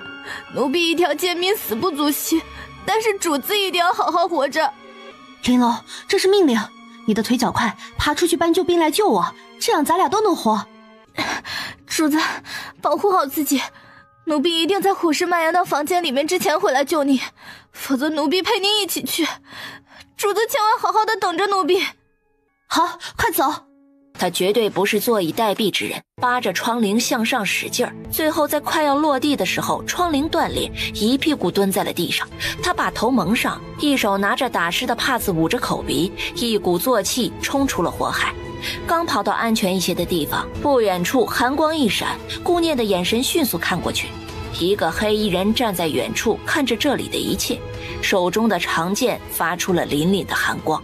而此时宁王在阎王阁也忙得焦头烂额，阎王阁的所有人都突然疼得在地上捂着肚子，严重的还口吐白沫，全身抽搐。赶快查一下到底是谁干的。片刻之后，清风匆匆回来，手里还拿着一封信。主子，大门外有一个老人家送的一封信，一目十行，他的表情越来越难看，犹如将要发怒的野兽。竟然是董顺，上次让他逃走了，这次自己送上门来，看本王不扒掉你一层皮。信中提到了沈一，想让沈一帮他解毒，却并未透露自己的真实身份。清风，扮成沈一的徒弟，跟着一起去。不用，我自己去就行了，随便一点毒药就把他搞定了。这个董顺不是你想那么简单的，到时候万一受制于他，你也只能听从。他武功不低，逃跑技术也是一流，一定要提高警惕。沈一从来没有和董顺打过交道，以为他就是一个泼皮无赖。宁王的话让他改变了对董顺的看法。屋内的董顺眼睛死死地盯着进来的2人。你就是沈一啊？就是老夫，谁要看诊啊？老夫看诊的机会可是千金难求啊！你话快说啊，老夫没闲工夫。哼，口气不小啊！来了本店主这里，哪里还有给你嚣张的机会？来吧，诊脉吧。本店主中毒了，你可有办法解毒啊？就算没有，你也要研究出解药来。清风被他的话气得就要上前，被沈一暗中拽住。顾念的医术在自己之上，他可没有把握能解毒，就是有办法也不能解，还得给他下点毒。宁王的人一直远远地跟着自己，此时正等在暗处，只等这边发暗号，那边就能过来抓住董顺了。确实中毒了，这毒不好解呀。毒性发作起来的症状可否描述一下？宁王那个丑娘们儿长得模样不俗，就是心狠，下的毒也如他的人一样，以为温和没感觉，一旦发作起来需要人命，折腾的老子死去活来的。那是当然，王妃下毒的本事比他高了不知多少，受着吧你，满嘴喷粪的玩意儿。哎呀，这毒药太过霸道，一时半会儿还解不开呀，容老夫想想对策吧。好啊，那你就研究解药吧，千万别耍什么花样，否则老子手中的剑是不长眼睛的。好啊，老夫既然来了就能医治好你，否则那不是砸老夫的招牌吗？知道就好。直到深夜，沈一抬头从窗口处看了看月色，拿出手中的东西递给董顺。终于把解药研制出来了，不是老夫吹啊，老夫的本事只有试过才能知道。里面是半碗黑乎乎的汤药，抬了抬下巴，示意沈一先喝一口。老夫最不喜为你们这种人诊病，别人都捧着老夫，恨不得把老夫当成神仙供着，你们这样的人自命清高，却最后怕死。更可气的是整日担心被害，老夫一个大夫能害你什么？为了你那把破剑不成吗？沈一正说着话，就被一把冰冷的剑抵住了脖颈。那啥，老欢，你把剑放下，咱们有话好好说呀。快点，你先喝。吓得沈一身子哆嗦，赶紧听从命令喝了一口。哎呦我的妈，咋这么苦啊？你这是想做甚呢？药还没使完就准备杀人灭口啊？沈一的名声不是一般大夫能比的，若是死在自己的手中，以后会被千夫所指啊。放心大胆的喝，老夫能害你不成啊？你过来喝一口。沈一故作轻松的神态立刻一紧，自己是提前吃了解药的，一直没有机会给清风，这下可如何是好？你过来喝一口。清风却毫不犹豫地上前端碗，在碗放到嘴边的时候，沈一一个趔趄摔倒了，正好拍掉了清风手中的碗。哎，老胳膊老腿不中用了。还有你，让你喝你不喝，看吧，全没了，害得我一番苦心。你把老子当傻子耍吗？竟然想毒死老子，看老子今日不要你的命！几名暗卫纷纷冲入房间，董顺的长剑立刻改变了方向，阻挡刺向自己的利器。你是不是傻呀？明知道里面有毒还喝呀？只要能对付董顺，死有何惧？沈毅对清风竖了个大拇指，大大的佩服，但心中依然说他傻。董顺一看不妙，赶紧找机会逃走。打斗中出其不意地把白色粉末洒了出去。有毒，快捂住口鼻！房间内瞬间视线模糊，一片白茫茫。董顺犹如泥鳅一般不见了踪影。宁王在宁王阁等待着消息，他心中有种预感，董顺如泥鳅一般，今日不会顺利。回禀主子，又让董顺逃了，属下失职。以往都是愤怒至极的宁王，这次只是嗤笑了一下，已经对董顺逃脱的伎俩习以为常了。既然有毒在身，那就让他先受着吧，总会出来的。宁王不着急。宁王带着清风回了宁王府，刚回到府中，就听说顾念去了灵隐寺，不在府中。清风，查王妃去之前发生什么事情了？要快。是主子。顾念身边的丫鬟都在府中，想要知道什么，很快就能查到。青羽把苏贤说过的话一五一十地说给宁王听，气得宁王拳头紧握，指节泛白，狠狠地捶在旁边的树干上。王爷，苏大小姐求见。宁王顺着侍卫的眼神看去，正好看到苏贤娉娉婷婷扭着纤细的腰肢走过来，立即眸光一片犀利。王爷，贤儿听说王爷回府了，正好路过就来看看您。哎，姐姐怎么没出来迎接王爷？如此不贴心呢？以后贤儿一定不会如此怠慢王爷。请苏大小姐离开，宁王府不欢迎你。本王以为上次已经把话说得很清楚了，没想到苏大小姐听不懂人话。贤儿第一次见到王爷的时候就倾了整颗心，一心想要嫁给王爷。难道王爷心里一点都没有贤儿吗？就算顾念已经死了也没有吗？你说什么？你再说一遍。贤儿第一次见到王爷的时候就倾了整颗心，一心想要嫁给王爷。难道王爷心里一点都没有贤儿吗？就算顾念已经死了也没有吗？你说什么？你再说一遍。很心疼吧？不知是谁与顾念有深仇大恨呢？贤儿也只是听说而已，不信王爷可以调查。贤儿好心过来通知王爷，不仅没有得到王爷的感激，还惹得王爷不喜。看来王爷心里真的没有贤儿。我告诉你，你的废话本王一句都不信。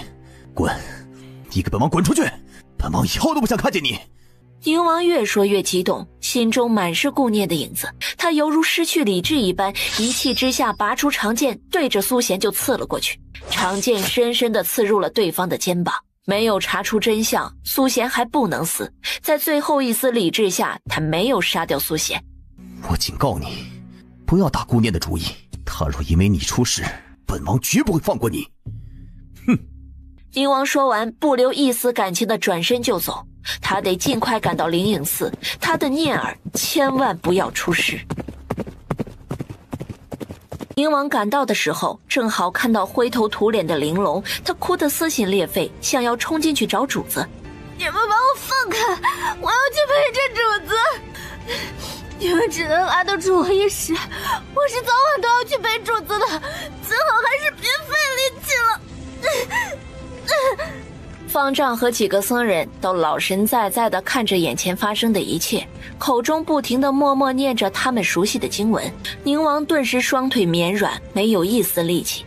不，他不相信他的念儿还活着，一定要找到他。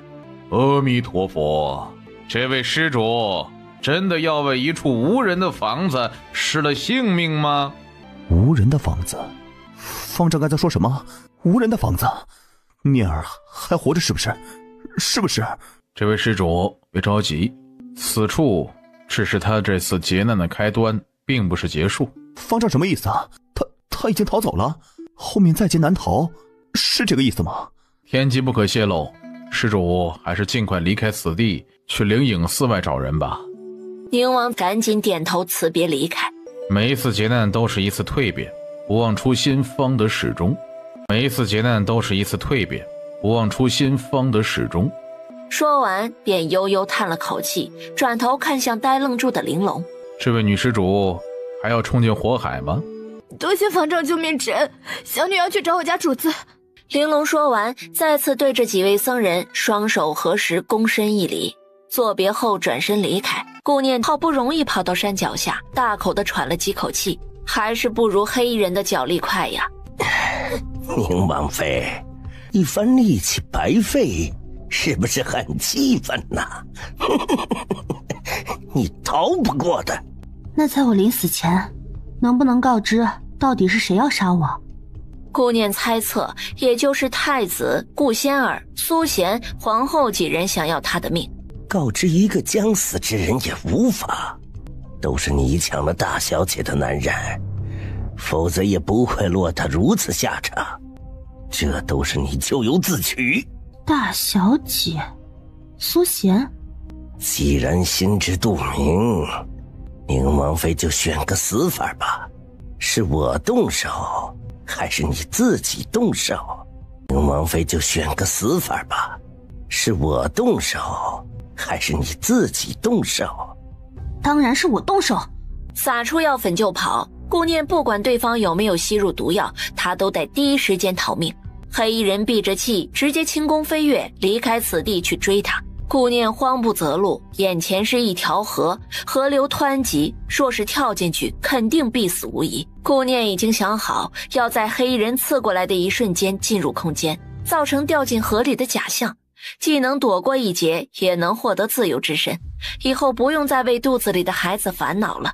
黑衣人表情阴沉，拿着长剑没有任何停顿，直指对方的心脏，刺了过去。就在长剑快要刺入身体之时，宁王一个闪身出现在他的身前，挡住了黑衣人的利剑。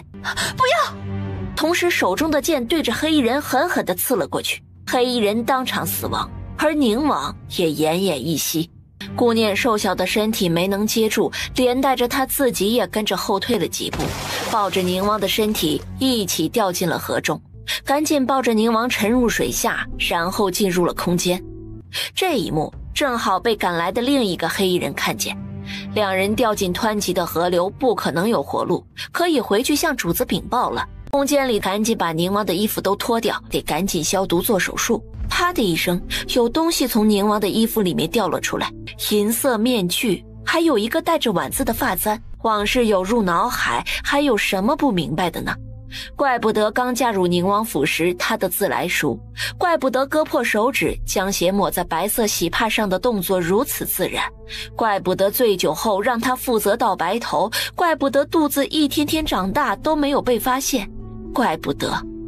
伤心加上大幅度的动作，顾念的小腹开始隐隐作痛，赶紧拿出2粒保胎药服下。这是他和宁王的孩子，两人经历了这么多的磨难才找到对方，不能这么容易就被小人伤害。2个小时后，手术终于结束了，仪器检查一切正常，顾念紧绷着的身体这才猛地一软，坐在地上，长长的呼出了一口气，两个手臂放在宁王躺着的病床上，看着他的脸，思绪万千，不知何时慢慢的睡着了。他太累了。丞相府，太好了，姑娘那个贱人真的死了。禀报大小姐，可是宁王在最后关头为了救宁王妃，一起跳进了河里，当时还身受重伤，这估计……宁王真是痴情啊，竟然为了顾念不惜自己的命，这样的男人不要也罢。你下去吧，我要见父亲。是，大小姐，属下告退。苏丞相听到禀报，吓得心脏都跟着哆嗦，赶紧脚步匆匆地来到苏贤的房间。哎呀，女儿啊，到底发生了什么事？宁王和宁王妃怎么死了呀？还死在你的手中。虽然宁王母妃是个江湖女子，她没有多大的机会争夺储君之位，可是宁王也是皇上最喜欢的儿子呀。父亲，您不用担心，女儿做得很干净，不会有人知道。皇上喜欢她又怎么样？这件事最后也会成为一桩没有后续的案子。苏丞相还是忐忑不安，紧张地在房间里来回踱步。父亲，您来回走的女儿头都晕了。贤儿啊，你不是西岳宁王吗？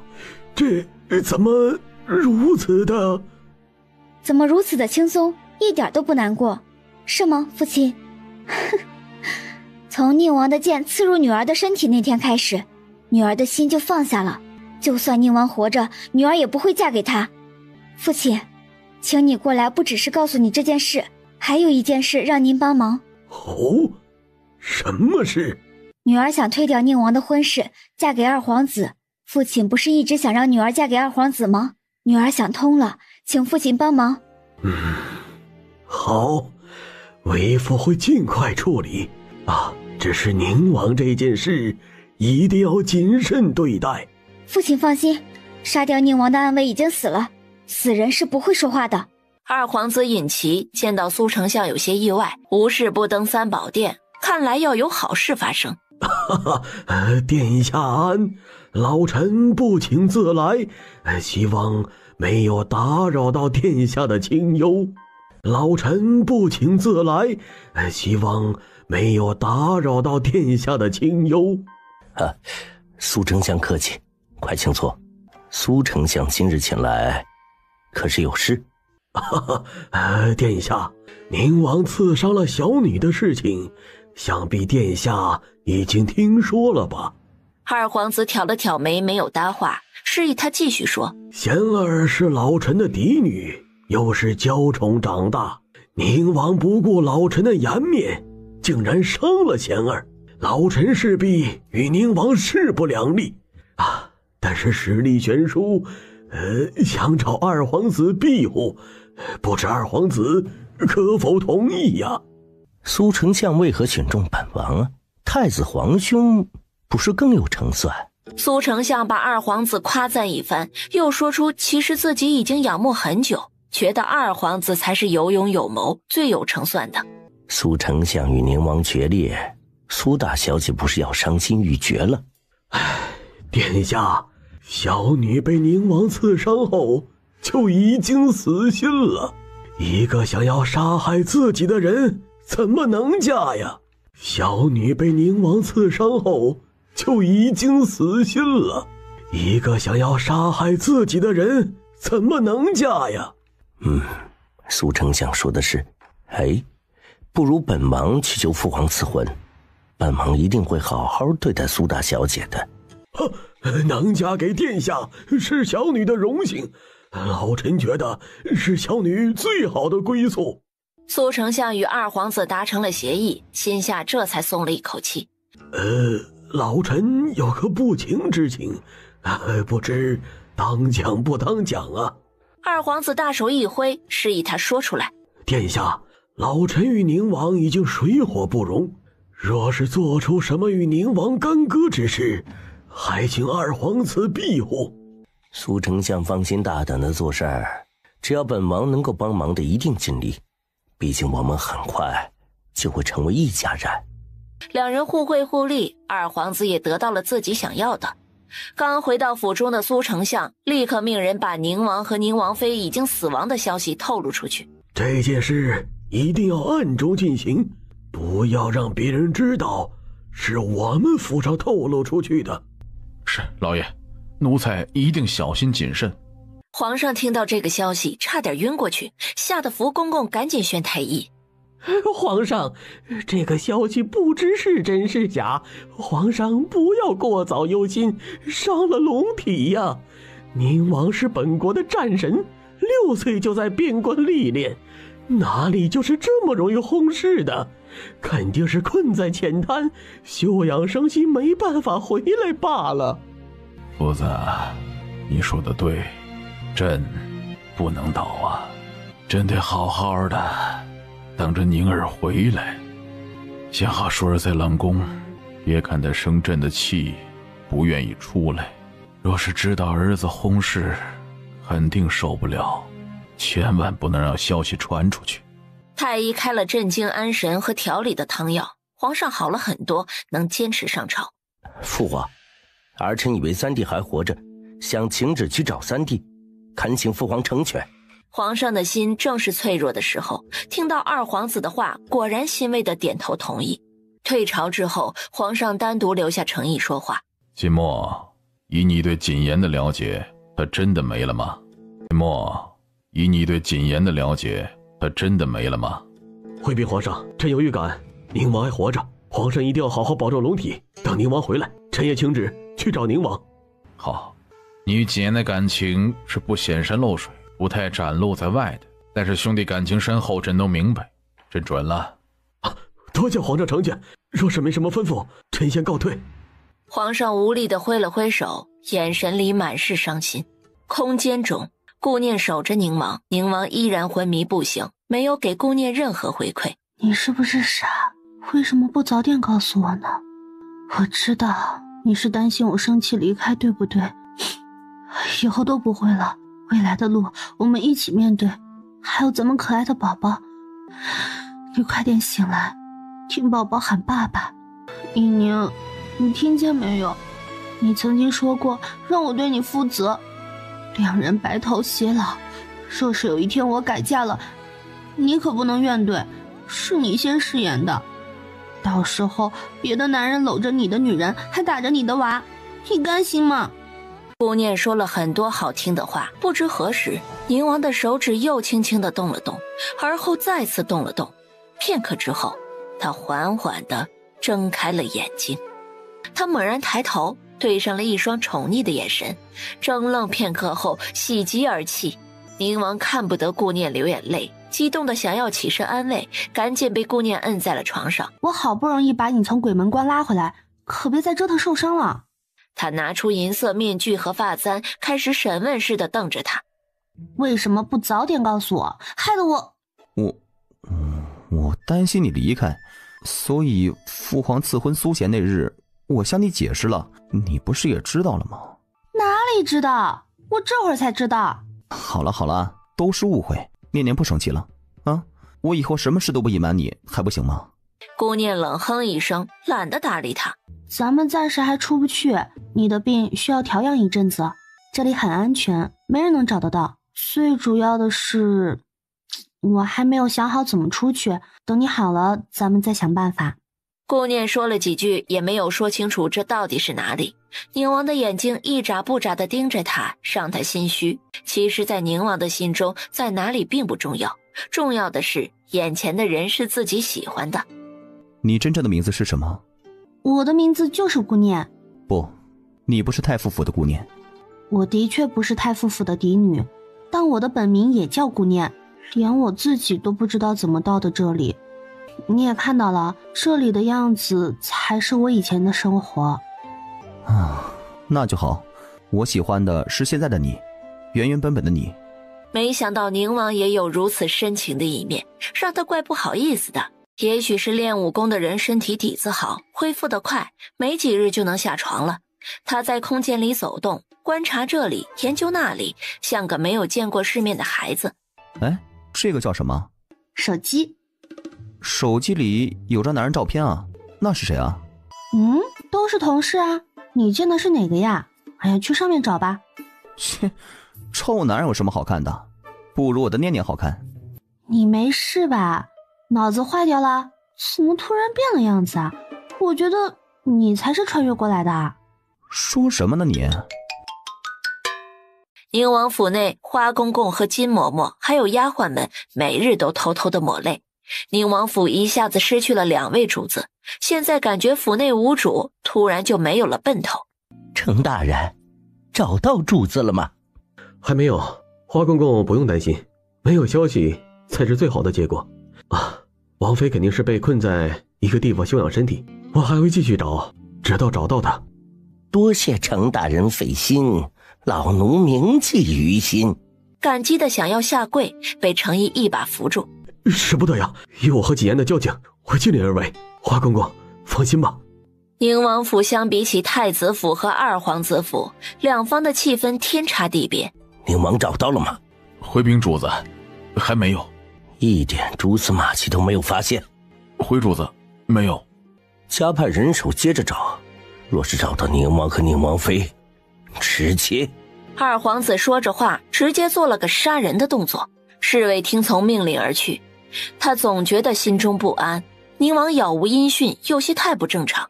算了，不想了。重要的是趁这个时候想想怎么利用太子做点事情。太子在人来人往的长街上，两人漫无目的的逛着。走到近前，太子看直了眼，一眨不眨地盯着上面杂耍的年轻女子。他的眼神让顾仙儿心中咯噔一声。混账东西，老子看你就是故意的！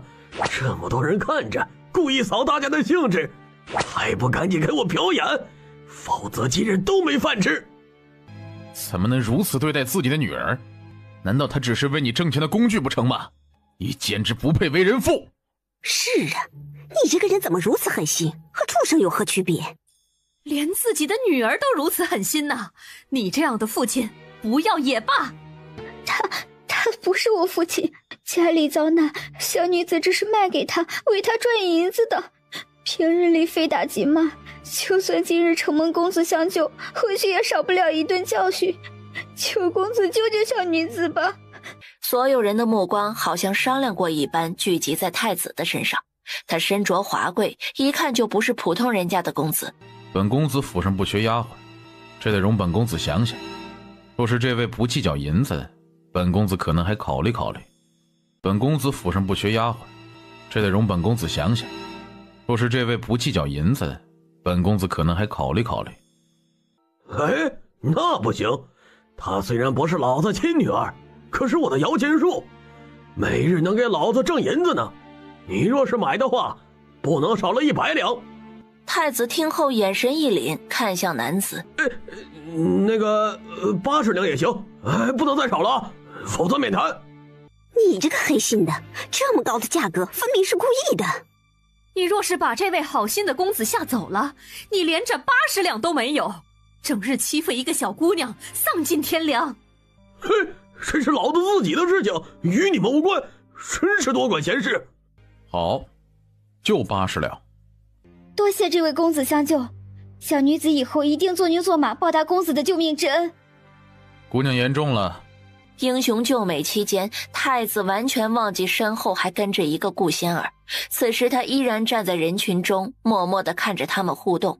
他心碎至极，满眼痛苦。太子别院，沐浴装扮后的女子出现在太子面前，犹如出水芙蓉般清丽脱俗。你叫什么名字？回公子的话，小女子名叫嫣儿。嫣儿，为了让你和过去的孤苦伶仃的日子告别，今日本公子重新为你更名，你可愿意？小女愿意听从公子的意思。从今日起，你就叫冰儿。冰儿多谢公子赐名。想要改变自己的命运，嬷嬷教学的礼仪要好好学习。是，公子，冰儿一定好好学习。顾仙儿心中懊恼不已。自从见了那个女子，太子的暴烈脾气是改变了，但是心思也不再留恋后院，去了哪里可想而知。二皇子府中，暗卫正在禀报：主子，按照您的计划，太子已经把人带走了，人被养在了太子的别院。好，随时注意太子别院的动静，及时禀报。先下去吧。是，主子。二皇子心中暗自欢喜，是该好好想想与苏丞相联姻的事情了。得找个父皇心情好的时候提起此事。主子，苏丞相求见。二皇子知道苏丞相的来意，随即让人请进来。老臣请殿下安。苏丞相快请坐。多谢殿下。殿下，小女苏贤的事，殿下准备何时向皇上提起呢？也让老臣心中有个准备，请殿下明示。苏丞相急什么？三皇帝刚刚出事儿，本王此时提出，不是正触父皇的眉头。别说答应了，只怕训斥一番都是轻的。这一点丞相不会想不到吧？老臣为女着急，请殿下莫怪呀。二皇子暗笑，苏贤还真是苏丞相的软肋呀。苏丞相不用着急，这件事本王已经记在心中了。既然你我二人同在一条船上，就要同心协力，不是？本王岂会弃苏大小姐于不顾啊？本王只是静待时机，找一个合适的机会，一次成功而已。还请苏丞相耐心等待，本王相信用不了多久的。好，那多谢殿下，老臣就安心等待了。殿下有需要老臣帮忙的，请殿下明示。苏丞相刚刚离开，二皇子就吩咐人备马往皇宫而去。淑妃在宫中的小榻上，心中正想着儿子在宫外忙些什么，几日都不来他的宫里坐坐。娘娘，齐王殿下来给您请安了。哼，这个臭小子终于想起本宫了。刚刚惦记的人此刻已经在门外，淑妃心中一喜。母妃，儿臣给您请安。母妃今日可好？本宫好得很，有乖巧温顺的小虎陪着，好吃好喝伺候着，哪有不好的？唉，母妃有了小虎就忘了儿臣，儿臣心中委屈。你呀，近日在宫外忙些什么？为何迟迟不见你过来？母妃，儿臣在办一件大事儿。什么大事儿？宁王刚刚出事儿，这个节骨眼上千万不要轻举妄动，否则会惹得一身骚。母妃放心。齐王在淑妃耳边嘀嘀咕咕了一阵子，淑妃听得越来越心惊。竟有如此相像之人，自己可行，千万别留下什么把柄。那是当然，儿臣也是之前无意中发现的，只是得委屈母妃一阵子了。母妃都是宫中的老人了，有地位也有你，只盼着你以后好好的，其他的对于母妃来说都不重要。再说男人的宠爱最是靠不住，母妃都是过来人。这件事情让太子出面再好不过，得罪了皇后，到时候皇后就会向着这边靠拢，帮助自己的儿子。关于太子职务一事一直都没有消息传来，太子心中有些着急。你怎么不问问要去哪里啊？冰儿的命是公子救的，不管公子把冰儿送去哪里，都甘之如饴。冰儿说过要当牛做马报答公子的救命之恩。很好。不过姑姑要告诉你，要带你去见本朝最高贵的人，一定要好好表现。以后荣华富贵享用不尽，能不能成功就看你自己了。姑也不需要没有价值的人。冰儿一定努力。太子的心思起起伏伏，心头的不舍再次出现，怪不得父皇对林殊许多年都念念不忘。很快，两人的身影出现在皇宫。太子与平时一样，步履平稳地向御书房走。皇上正在御书房里批阅奏章，听到福公公一脸尴尬的禀报：回禀皇上，太子殿下来请安了。他不是闲置在府上吗？难道有了任职理由啊？皇上心中满是疑惑，宣人进来。父皇，儿臣几日未见父皇，甚是想念，今日专程过来给父皇请安。淑儿，淑儿，你终于愿意出来了。淑儿，淑儿，你终于愿意出来了。走到近前，意识回神后才反应过来，这不可能，淑儿的年龄不可能还是个少女的模样，这分明就是与淑儿长得一模一样的女子。她是谁啊？民女冰儿给皇上请安，皇上万福。回禀父皇，这冰儿是儿臣前几日在外面救下的女子，会些杂耍功夫。太子府上不缺丫鬟下人，见她乖巧伶俐，想着送来给母后解解闷儿。父皇，可有什么不妥？皇上立马觉得不妥。皇后憎恨舒儿至极，看到她的容貌，肯定要每日搓磨这个丫头。太子故意的话正中皇上下怀，皇上的犹豫让太子心中暗喜，低着头的眸光中也满是计划即将成功的喜悦。朕记得灵秀轩里有个戏台子，那里适合表演，先把她安置在那里吧。福公公默默地叹了口气，皇上心里依然过不去那道坎儿啊。冰儿进入皇宫，这个消息如同长了翅膀一样，没出1个时辰就飞遍了整个皇宫。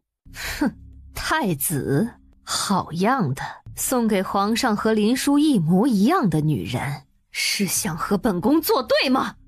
皇后娘娘，莫要着急呀，这事情还没有问清楚，咱们自己可不能先乱了阵脚。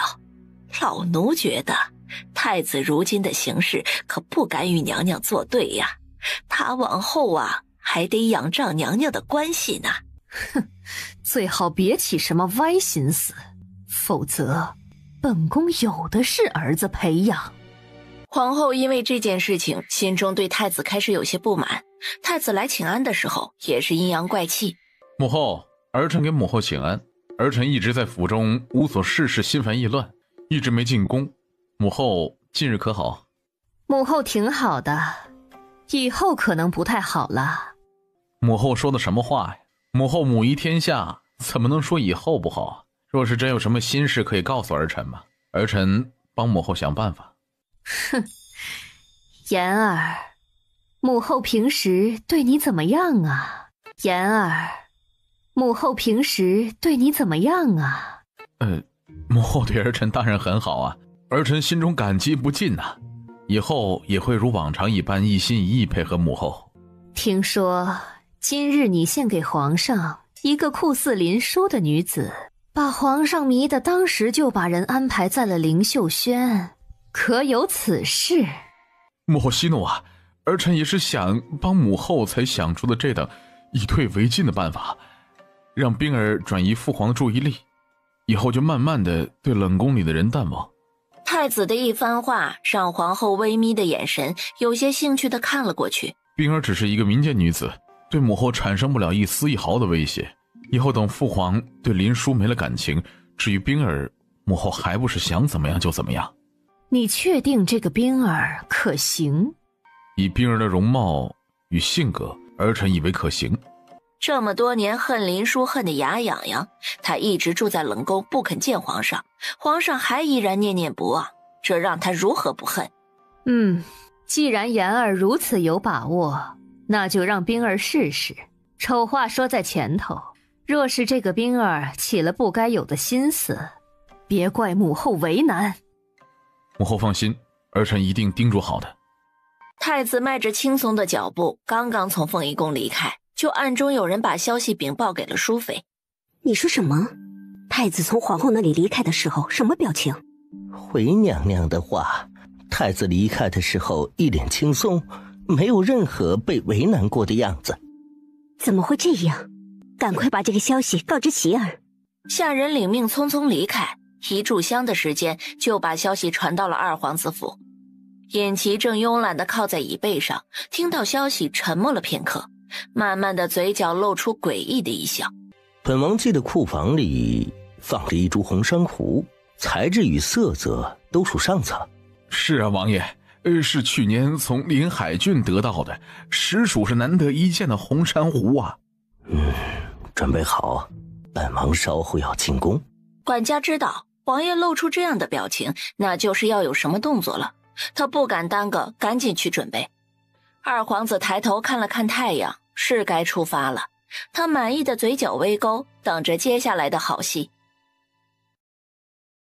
皇后此时变色依旧不太好看，虽然是个计划，但是哪个女人能心甘情愿的拱手把自己的男人推到别的女人身边？二皇子进来请安，皇后依旧没有睁开眼睛。儿臣给母后请安，母后脸色不太好看，要不要请御医？琪儿，都是老毛病，没事。你怎的这时候过来了？可是有事？儿臣没事儿，就是过来看望母后。最近得了一株稀罕的红珊瑚，儿臣想着放在母后的凤仪宫最适合不过，就着急送来给母后赏玩。二皇子经常过来给皇后请安，每次来都会带各种各样的贵重礼物来讨皇后的开心，很是殷勤。如此好的东西，其儿还是送到你母妃那里比较妥当。如今小虎才是母妃的心头好，暂时用不上。母后操劳整个后宫甚是辛苦，红珊瑚寓意极好，也是儿臣的一片心意。一番话听得皇后很是欣慰，让丫鬟把红珊瑚摆在了长机上。闲聊几句之后，二皇子无意中提起父皇刚刚纳入后宫的女人。母后，太子皇兄也真是，怎么能为了一己之私不顾母后的感受呢？母后，太子皇兄也真是，怎么能为了一己之私不顾母后的感受呢？太子皇兄为了讨好父皇，千辛万苦找了一个女人。儿臣虽然没见过这个冰儿长得如何，但太子皇兄也不能为了自己的职务让父皇沉迷美色之中啊，既有损父皇的形象，同时也伤了母后的心。皇后眼神微眯，原来太子主要是为了自己的职务，看来太子如今翅膀硬了。深夜，皇上依然坐在御书房中批改奏折，只是奏折几次批改还是桌上的那几个，并没有什么进展。皇上，今日新安排住处的小主不知是什么位分，奴才们怎么称呼啊？不知道适不适应住处，皇上要不要去瞧瞧？是忘记给他位分了，那就过去瞧瞧吧。皇上走进灵秀轩，各宫的女人都怀有各自的小心思。冰儿给皇上请安，皇上万福。皇上依然看着这张脸心动，他眼神灼灼地盯着冰儿的脸，迸发出无尽的火花。他一步一步对着冰儿走近，冰儿被皇上的气势逼得一步一步的后退，直到站到床边退无可退，一屁股坐在了床榻上。皇上，提前被调教过的女子懂得如何让男人满意，第二天就从一个没有位分的后宫女子晋升为美人，速度之快让后宫女子啧舌，掀起了后宫的小小风浪。朝堂上，皇上神清气爽地坐在龙椅上，今日看太子无比的顺眼，立刻决定恢复太子的职务。二皇子眸光微闪，嘴角时有时无的微勾，然后暗中给苏丞相使了个眼色。皇上，老臣求皇上做主啊！小女自从被宁王刺伤后，在府中伤心欲绝，如今没了名声，整日寻死，老臣就这一个嫡女，实在不忍心呐。宋爱卿啊，如今宁王了无音讯，朕如何为你做主啊？宋爱卿啊，如今宁王了无音讯，朕如何为你做主啊？皇上，既然宁王不喜小女，小女也不能赖着这门亲事。就算宁王回来，也不会娶小女，不如作罢吧，皇上。小女名声已毁，以后青灯古佛相伴，也能留条性命啊，皇上。父皇，三皇帝如今下落不明，既然不喜欢苏小姐，那就把苏大小姐嫁给儿臣吧。儿臣心甘情愿帮助三弟解围，儿臣相信三弟本性纯良，也是一时冲动才会做出这等事情。皇上忽地看向跪在地上的二儿子，心里一阵感动。以前怎么没发现二儿子如此得胜心呢？把苏大小姐与宁王的婚约解除，为了安抚苏丞相父女，重新赐婚给二皇子为正妃。苏丞相心中的石头终于落了地。朝堂之上风浪暗涌，空间内的两个人却是一片祥和，幸福美满。真想知道你以前到底生活在什么样的世界里？我以前生活的世界非常好，高楼平地起，人在天上飞。哎，你不是看见电脑上的视频了吗？就是那样的。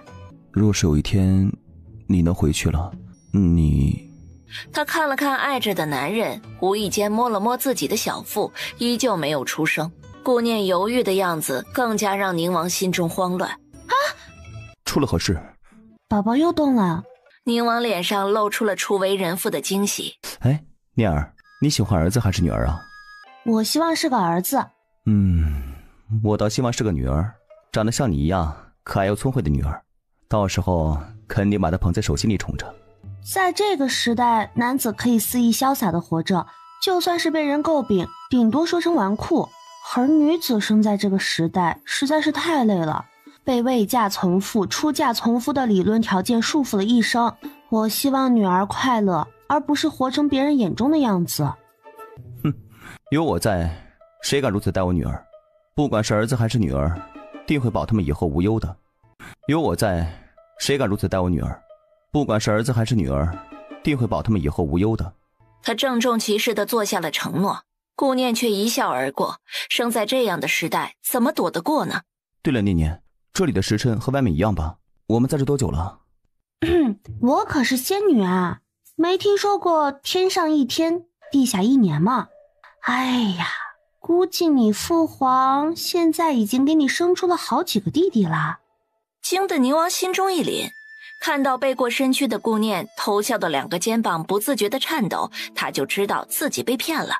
快说，什么时辰了？放心，与外面的时间是一样的，我们在这里住了有10余日了。什么？10余日？我感觉身体好的差不多了，咱们要尽快回去。朝堂上变化瞬息万变，外面不知会发生何事。对于这样的事情，顾念心知肚明，但依然担心他的身体，再次为他做了全面的检查，这才放下心来。湍急的水面上，突然哗啦一声，两人破水而出。哇，你快看，天空的月亮好美啊，我好喜欢。我也很喜欢。一阵利器碰撞的声音惊得两人迅速隐蔽身体，转眸看过去，是程毅带着人和一群黑衣人打在了一起。你们先走。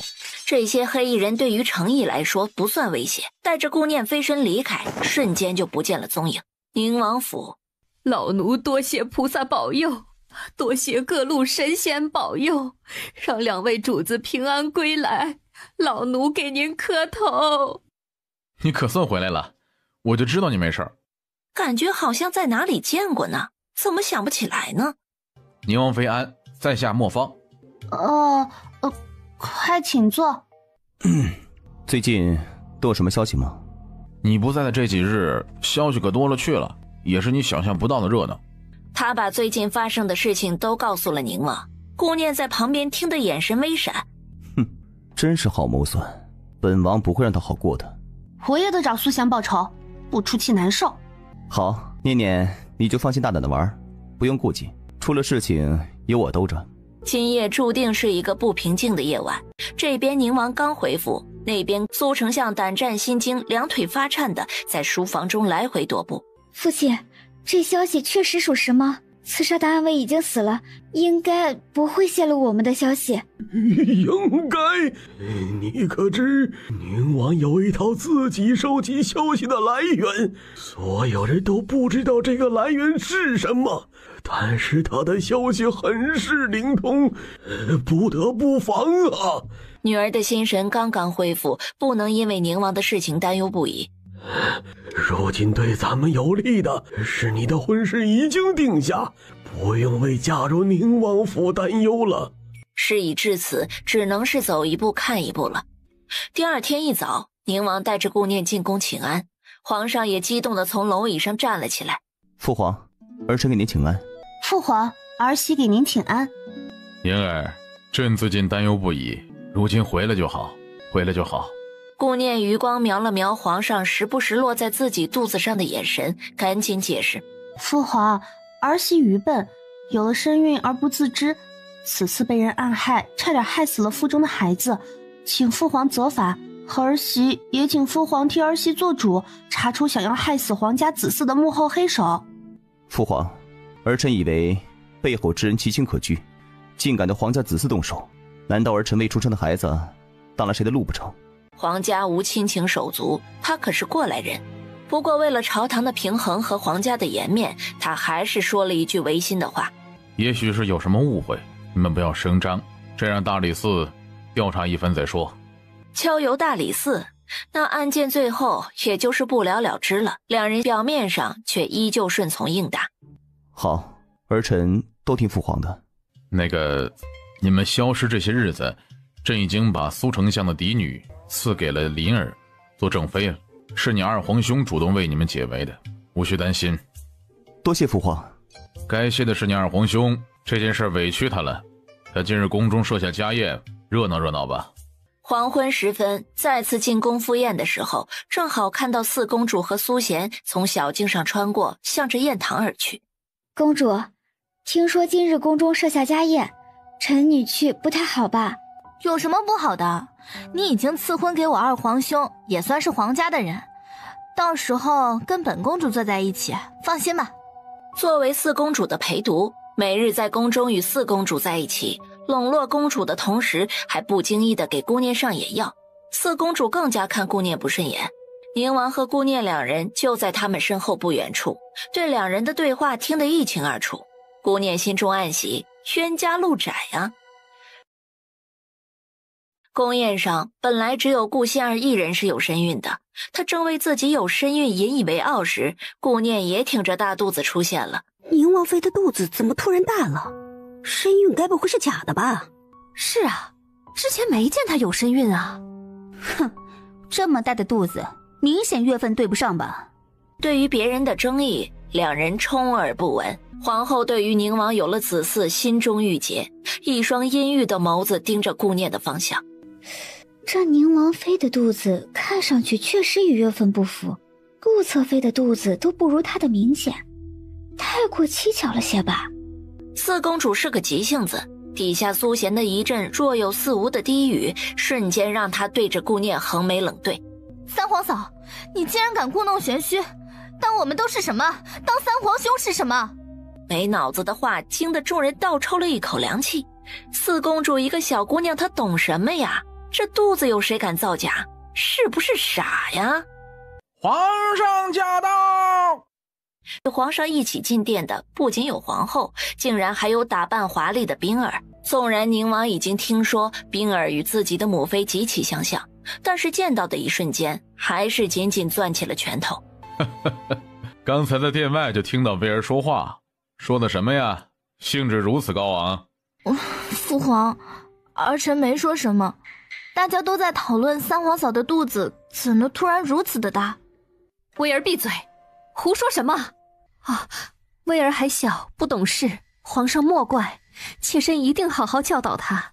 哼，本王竟不知还没出生的孩子能给你们带来什么威胁，让有些人不遗余力的污蔑。意思不言而喻，谁在说话，谁就是那个所谓的有心人。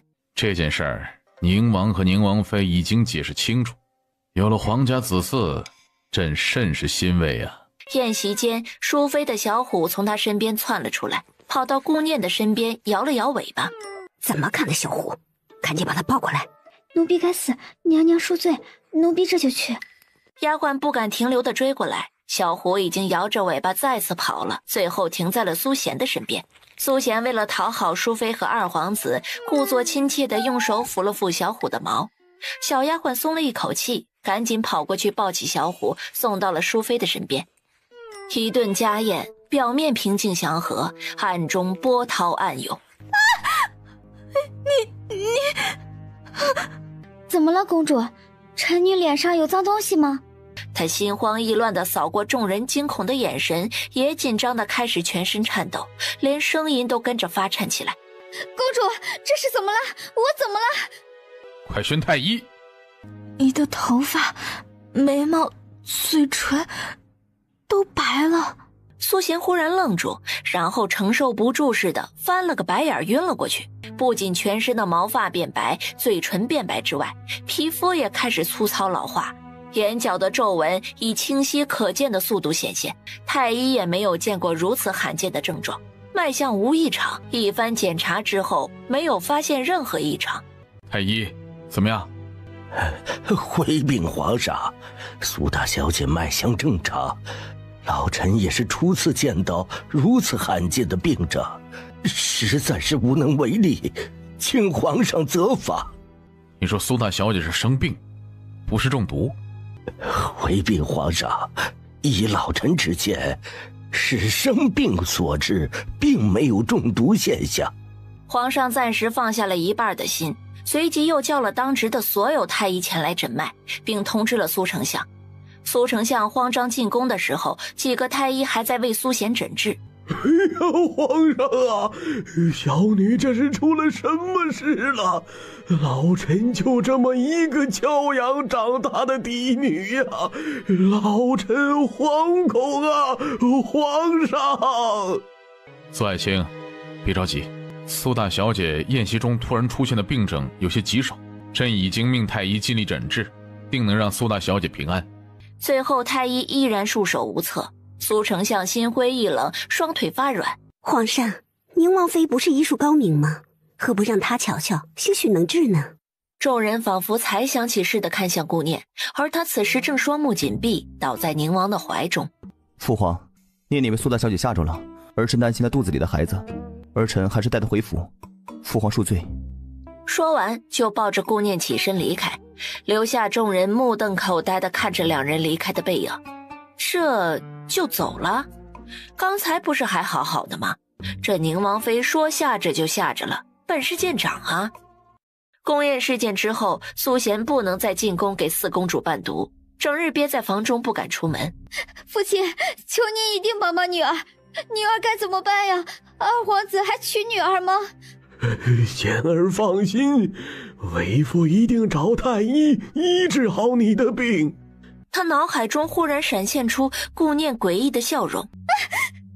肯定是顾念那个贱人报复我，肯定是他，我要杀了他，杀了他！啪的一个响亮的巴掌甩在了苏贤的脸上。痴心疯了你什么话都说！苏丞相愤怒地训斥着，就算嫡女被毁，也不能什么都说，毁了整个丞相府。顾念捡着手中的花枝，心情很好地哼着现代的曲子。哼，你做的？他那是恶人自有天收。念念说的对。哎，为何只有他中毒啊？药只对桂花香起作用，那日只有他自己用那个刺鼻的桂花香。宁王瞬间了然，神思微转，对着清风低语几句，清风领命离开。苏贤的事情很快传遍了京都，一时间流言四起。宫宴时，苏贤一直和四公主坐在一起，谣言愈演愈烈，说是皇后为了阻止二皇子和苏丞相结亲，这才下此毒手。你们听说了吗？苏丞相嫡女不是生病，是中毒。听说了，是在皇宫中中毒，当时和四公主坐在一起，四公主都没事儿，她就中毒了，没做手脚谁信呢？是啊，都说皇宫是吃人的地方，里面龌龊事多了。哎呦，你真是什么话都敢说，小心祸从口出。如此荒唐的传言，谁都不信，却传得沸沸扬扬。慢慢的，不信也信了。几日过去，谣言没有一丝消散的意思。四公主听说苏贤病了，因着伴读的关系，想要送些补品，却被皇后制止。薇儿，你暂时不要与苏贤来往了。谣言凶猛，不得不防。咱们虽清白，但是送的东西万一给人做了手脚，把事情做实，就当真百口莫辩了。好吧，母后，当真查不出是谁干的吗？又是谁传出的谣言？皇后摇了摇头，有些无奈的没有回话。二皇子躲在府中沉思了几日，通过太医的无奈，也知道苏贤已经不配成为他的正妃了，但是又不能从他的口中提出，着实是憋屈。对于苏丞相的到来，二皇子一点都不意外。老臣这个时辰前来打扰到殿下，请殿下恕罪。无谓，苏丞相有事请讲，本王一定尽力而为。殿下呀，老臣深知贤儿如今这个样子，配不上殿下的龙章凤姿。可是老臣不只只有贤儿一个女儿，雅儿的才貌不输贤儿，传到嫡母名下，一样是老臣的嫡女。听到他舍弃苏贤，重视苏雅，令他起了兴致。好，当初父皇下的圣旨也是苏家嫡女，并没有提及哪位，如此甚好。苏丞相与本魔的交情，不能因为这件事情而中断。殿下说的是。宁王府，青羽匆匆前来禀报。王妃，田大人夫妇求见。宁王妃安，我们夫妻今日过来是专程来感谢您的。本来想着早些过来，之前的事。两个孕妇之间仿佛有很多话题，说话间比以往多了热络与亲切。两个大男人无奈地进了书房。王爷，臣近日发现上缴国库的银子与往年有出入，事关重大，臣又担心打草惊蛇，所以……怎么，数目很大？是的，王爷，因数目有些大，臣不敢自作主张，也不敢轻举妄动，特来与王爷相商。暗中查清楚是哪里出了问题，不要打草惊蛇。只有知道是哪里出了问题，才能着手调查。是王爷，臣一定谨慎小心。事关重大，田楼不敢大意。有了宁王做后盾，心里也有了些许底气。田楼夫妇离开，顾念就坐上了前往刘宅的马车。哼，你这个没心肝的，终于想起母亲了。知道母亲有多担心吗？母亲，女儿错了，女儿这不是忙完就赶紧过来了吗？您消消气，千万别气坏了身子。唉，你呀，到底出了什么事？之前的传言着实吓死母亲了。顾念把事情轻描淡写的说了一遍，好像在说别人的事情。一个刚及笄的小姑娘，怎得如此恶毒？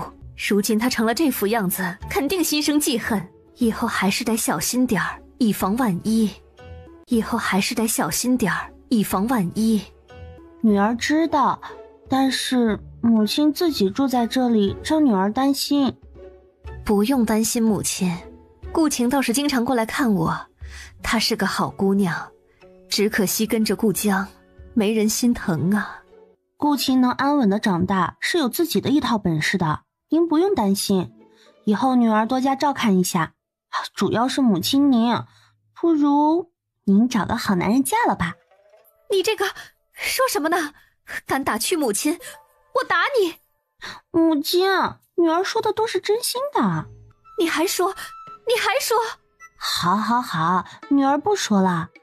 母女两人打闹一阵，刘慧像个羞红了脸的少女，露出了这个年纪鲜少显露的一面。苏丞相非常着急把苏贤送走，不管女儿如何乞求，他都哄骗带威胁的把她送去了尼姑庵。为了不耽误与二皇子的相互利用，他必须这么做，就算为女儿报仇，也要更有势力才能办到。婚期定在了年前，已经没有几日了。二皇子心中着急，今日便早早地坐在凤仪宫里，等待皇后的出现。皇后娘娘到，儿臣给母后请安。琪儿今日怎来得这样早？母后，儿臣信中有事，想请母后帮忙。说来听听。母后，苏丞相之女如今实在，儿臣与苏丞相之女有婚约，不敢擅自违背旨意，想让母后帮忙向父皇求情，解除婚约。二皇子说的情真意切，其实只有二皇子自己知道，他想以退为进，得到皇后的信任。琪儿当真不喜这门婚事了吗？母后，苏家之女变成这样，儿臣实在……好，既然琪儿不愿意，那母后就帮你问问。但是你父皇的旨意很难改变，母后只能尽力而为。何不让你母妃一起也向皇上说说？多个人胜算也能大一些。何不让你母妃一起也向皇上说说？多个人胜算也能大一些。母后说的是，儿臣会向母妃提起，也让她帮忙向父皇求情。二皇子从皇宫出来后一身轻松，终于暂时稳住了双方的局面。娘娘，老奴看着这二皇子的心倒是向着娘娘的。哼，他是为了本宫身后的娘家势力，否则哪里如此殷勤？若不是他的母妃还算安分，本宫面前岂能容得下他蹦跶？如今二皇子府多事之秋，太子又心生其他小心思，哼，真是哪个都不省心。娘娘不必忧心，他们还不是得巴巴的依靠着您，您且等着他们的孝敬即可啊。唉，可惜本宫没有儿子，否则哪里还有他们的份儿？不管是太子还是二皇子，到头来也是相互利用罢了。最可气的是，宁王妃竟然悄无声息的就有了宁王的子嗣，平白让宁王增加了筹码。娘娘，宁王妃的孩子还在肚子里呢，这以后的几个月有个什么事儿发生，谁又说得准呢？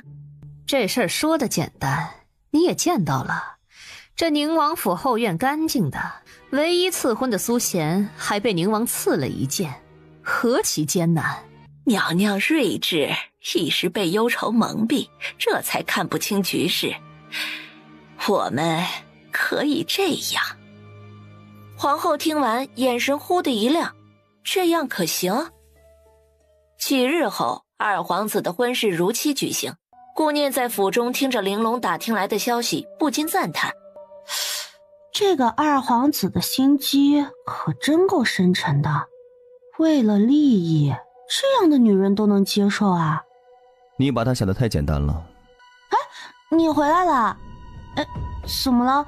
二皇子迎娶的不是苏贤吗？若是没猜错的话，应该是换人了。苏丞相不止苏仙一个女儿，况且齐王不是坐以待毙之人。这样也行，令顾念一阵唏嘘呀。年关，纷纷扬扬下了一场大雪，年夜宫宴一如既往的举行。父皇，路上积雪不好走，耽搁了些时间，请父皇莫怪。无碍，宫宴还没开始，快坐吧。皇上，一转眼又到了新年，几位皇子陆续成亲，太子至今还没有正妃，着实有些说不过去呀。是该物色一个太子妃人选，就由皇后来操办吧。是皇上，妾身一定亲力亲为。太子这孩子也是内敛的性子，听说早就与妾身娘家的侄女两情相悦，只是两人碍于面子没有说通罢了。哦，袁家嫡女。冰儿坐在座位上，一副端庄之态，不知为何有一丝丝的痛，那一丝丝的痛被隐藏得很好。这酒据说是民间最好的酒，名字叫做珍珠泉，大家若是觉得好喝，就多喝几杯。皇上，听说此酒入口温润，后劲却很足，不知是真还是传言。大家尝尝看。听到珍珠泉的那一刻，顾念就转头对上宁王戏谑的眸子，他顿时尴尬一笑，赶紧低头喝了一口桌子上的银耳莲子羹作为遮掩，同时斜对面的冰儿也喝着面前放着的银耳莲子羹。喝着喝着，突然他肚子猛地一阵刺痛，嘴角开始流血。快宣太医，快！床榻上慢慢的有一滩血迹渗出，太医匆忙赶来，诊脉结果与猜测的相同，冰儿确实是中毒了，而且此毒还有落胎药。回皇上，小主中毒了，毒中有落胎药，小主小产了。皇后本想对付顾念的，为了以防万一，还做了两手准备。不成想顾仙儿的一个动作，阴差阳错地打掉了冰儿的孩子。还不赶快诊治！是皇上。太医听到皇上的怒吼，慌忙起身为冰儿开方子熬药。皇上，妾身的孩子没有了，求皇上替妾身做主。可怜的孩子，他还那么小，就这么没了。冰儿，别伤心哦，以后还会有孩子的。朕一定查明真相，还孩子一个公道。多谢皇上，只是切身可怜的孩子再也回不来了。皇上不忍冰儿伤心，不得他法，只得劝慰，哭泣好一会儿才渐渐的平息。皇上见冰儿已经渐渐好转，起身到门外吩咐锦衣卫严查此事，然后眼神转向太医。爱卿刚才欲言又止，可是有话要说？皇上，臣惶恐啊！刚才在厢房中不敢乱说，小主不仅小产，也伤了身子，以后恐怕很难。不过小主还年轻，好好调养也是有一线机会的。哼，查，赶紧给朕查！到底是谁如此大胆，竟敢在朕的眼皮子底下做手脚，严惩不贷！臣领旨。锦衣卫首领领命而去，因为出了这样的事儿，整个新年夜宴都没有刚才的气氛。约莫半个时辰，锦衣卫首领回来复命：回禀皇上，朕调查过送膳食的丫鬟，还有御厨等，与膳食有接触的人都没动过手脚，审问过程中都不清楚事情的真相，臣无能，线索就此断了。还有毒的膳食本来是送到宁王妃的桌上的，因为太子侧妃的小动作打乱了丫鬟的顺序，才送到了小主的桌子上。父皇，儿媳真的不知，儿媳只是肚子不舒服，想要稍微挪动一下，没有想要害谁，求父皇明察。太子怒瞪了顾仙儿一眼，心中暗骂成事不足败事有余。父皇，仙儿真的不是故意的，儿臣一直在旁边看着她，她也没这个胆子伤害皇嗣。是啊，父皇，儿媳真的没有这个胆子，与儿媳真的没有关系。皇上眼神微眯，他怎么能不清楚顾仙儿的品行？有些小毛病不足为奇，着实是没有胆子做出这种事情。皇爷，咱们的孩子招谁惹谁了？怎的成日有人想要害他呢？他也是皇家的子嗣啊！念念别怕，父皇定会为我们查出真凶的。给朕继续查！皇上知道后宫之中手段层出不穷，但是他没有想到有一天竟然敢在老虎嘴边拔毛。皇上，锦衣卫已经去调查了，妾身相信很快就会有结果。皇上千万莫要气坏了龙体。话音刚落，就见锦衣卫首领步履匆匆地走进大殿，把手中的尸体随意地往地上一扔。皇上，臣找到他的时候已经是一具冰冷的尸体，想来是这个宫女下的毒。但是经过臣的调查，这个宫女只是御膳房洗菜的，而且是个孤儿。经过臣的排查和审问，得知事发前她与一个名叫珠儿的宫女有过接触，还曾经两人躲在一处说话。被拽进大殿的珠儿吓得扑通一声跪在地上。求皇上开，奴婢真的不知道，奴婢只是与他遇到，打了声招呼。你是哪个宫里的？奴婢是林秀轩的，是伺候冰小主起居的丫鬟。哦，皇后本想给姑念下毒嫁祸给冰儿，没想到事情变化到自己有些措手不及了。说，是谁指使的你？大胆奴婢！皇上问话还犹豫不决，难道你不想见到宫外的家人了吗？快如实说来。如今深受威胁，为了宫外的家人，自己只能与亲人永别了。皇上，奴婢嫉妒冰小主受皇上的恩宠，她也是一介平民，却一步登天做了主子，奴婢心生嫉妒，所以下了毒药，求皇上赐死。求死？如此恶毒之人，岂能轻易饶恕？来人，执行车裂之刑，以儆效尤。最终的结果让原本还算镇定的珠儿突然变得不再镇定。皇上，求皇上饶了奴婢吧，奴婢也是一时鬼迷心窍，求皇上饶了奴婢吧，皇上。皇上无动于衷地目视前方，他哪里听不出皇后话里的意思，只是牵一发而动全身，后宫牵扯前朝，只能睁一只眼闭一只眼了。皇上，冰美人还年轻，以后会好起来的，您也别太难过。梅园的红梅开得旺盛，每年的新年都会采摘一些红梅，插入瓶中放在殿内，图来年有个好兆头。宁王妃怀着皇家子嗣，宁王去采摘一些回来吧，就当是为了皇家子嗣祈福了。我陪你一起去，就当是欣赏梅园的风景了。还是我自己去吧，外面太冷了。宁王真是心疼宁王妃呀，咱们这么多人陪着呢，有什么不放心的？你先去，稍后我们大家一起去找你，可行？宁王看了皇后一眼，他想说，就是因为你们都在才不放心呢。宁王脚步很快的离开，他得以最快的速度回来。一首曲子过后，宁王还没有回来，顾念有些坐不住了，时不时的向门的方向瞧瞧，依然没有任何动静。哎呦，皇上，这宁王与宁王妃两个人的感情啊，真真的好，就分开这么一会子，就想得不行了。不妨咱们一起过去看看梅园的精致吧，你也该散散心，不能一直沉浸在伤心事中，有伤龙体呀。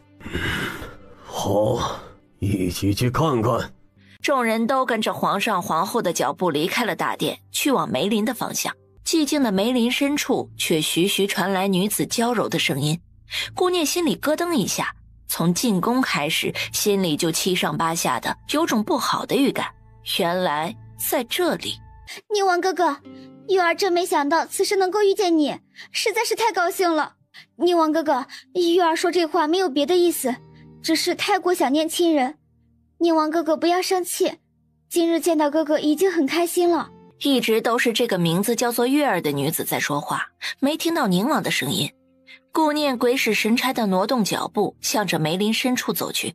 宁王哥哥，你说话呀，你不想见到月儿吗？你不问问我这么多年我是怎么过来的吗？本王命人找过你，却杳无音讯。真的？宁王哥哥，月儿知道你不会不管我的，对不对？本王月儿就知道宁王哥哥是挂念我的，我就只有宁王哥哥一个人了。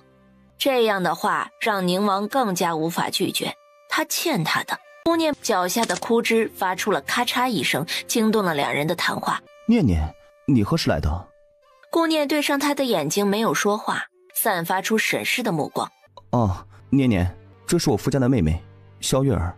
月儿，这是本王正妃顾念。初次见到姐姐，果然名不虚传。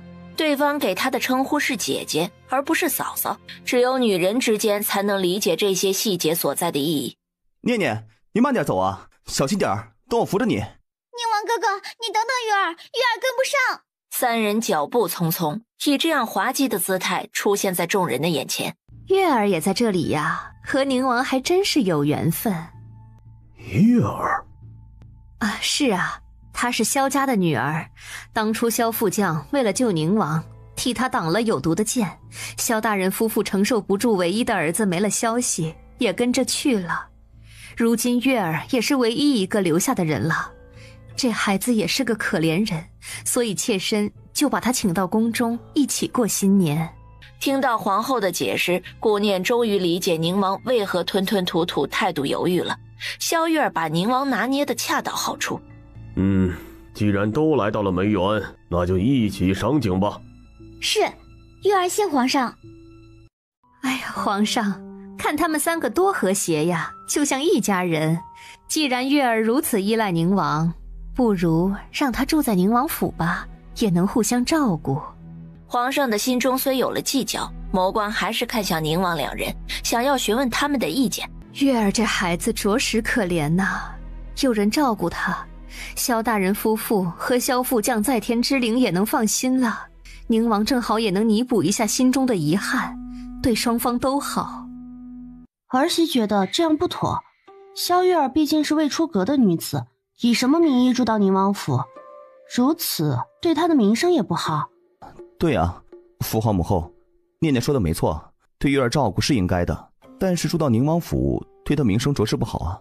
啊，皇上，妾身见月儿这孩子可怜，又有救宁儿的情分在，想要认她为义女，您看可行？月儿整日里喊着宁王哥哥，这样成为宁儿的义妹，也不算辱没了月儿。住进宁王府，就没人敢嚼舌根了。皇后一番话堵住了皇上的嘴，同时也堵住了顾念找的借口。皇后认你为义女，你可有想法？臣女谢皇上皇后恩典，皇上皇后为臣女思虑周全，臣女感激不尽。既然都同意，那就按照你们的意思办吧。月儿，赶快起来，怎么还臣女自称呢？以后都是一家人了。是，母后，女儿记住了。来时的马车2个人，回府时的马车变成了3个人。宁王哥哥，月儿今日见到你很高兴。对于我来说，我不仅仅是有了住的地方，而是从心底里感觉自己有家了。宁王哥哥，你替月儿高兴吗？一定是替月儿高兴的吧？去把天雪阁收拾出来，给萧小姐住。姐姐，天雪阁是在什么地方？离你们住的院子远吗？萧小姐这么多年都是一个人，想来是喜欢清静的。天雪阁是个安静的好地方。宁王哥哥，月儿因为家人离开的早，一个人担惊受怕的过日子，所以最是害怕孤独。宁王哥哥，能不能让月儿离你们近一些？月儿害怕。宁王哥哥，能不能让月儿离你们近一些？月儿害怕。月儿，来了宁王府，一定要听王妃的，由王妃安排吧。本王还有事呢。宁王一副怕媳妇的样子，落荒而逃。女人呐，太可怕了。宁王哥哥，别走啊！宁王哥哥，萧小姐要懂得客随主便的道理。宁王府的下人多，晚上也有守夜的丫鬟，没什么可害怕的，一切习惯就好。这里没有你，请称呼为宁王妃，或者是嫂嫂，千万不要乱了分寸，否则会让人觉得你很没有礼数。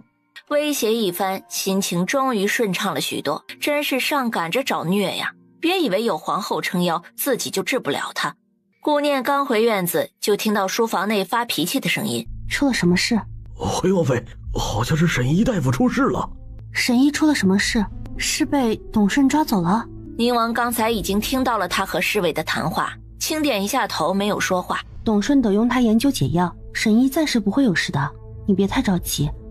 宁王知道这个道理，就是因为董顺太过狡猾，让他逃走多次，心里气不过，才如此愤怒。小院里，哎呦，你怎的想我想成这副鬼样子了？放你娘的屁！哎，你这就不对了啊！打人不打脸，骂人不骂娘，如此做人的道理都不懂，白瞎长这么大个子。哎，你闭嘴吧你！哼，闭嘴就闭嘴，以为谁稀罕与你聊似的？有种你把我松开！等了片刻，没有等到回应。你说你怎的就这么喜欢抓人呢？有话好好说不行吗？老子现在废了你，信不信？废了我，也没人给你解毒。那就把你的嘴封上，或者割了舌头，只要不聒噪，什么方法都可用。唉，那我还是不说话了。此时夜已深，董顺开始毒发了，躺在床上辗转反侧，连滚带爬的出了里间，来到沈一不远处。快给老子诊脉，否则老子杀了你！好，可是我被绳子绑着。告诉你，给老子安分点，老子毒发也能要你的命。告诉你，给老子安分点，老子毒发也能要你的命。外面都是我的人，你也别想着逃走。上次让你侥幸逃脱，这次就没机会了。若是有什么不该有的动作，老子会直接杀掉你。终于解开了绳子，沈一赶紧活动了一下手脚。快点儿，赶紧给老子诊脉！把手搭在了对方的脉搏上，令沈一大吃一惊。脉象不止紊乱，还时有时无，甚是跳脱。疼死老子了！你他妈的在不在诊脉啊？你的毒已经侵入五脏与血脉，不好解呀。老子全身都疼，疼死我了！快想办法，治不好老子，老子也杀了你！宁王妃，那个该死的臭娘们儿，真是阴险，也不知道下的什么毒，折腾的老子死去活来。等老子好了，定要找他索命！老子一定要杀了他，杀了那个臭娘们儿！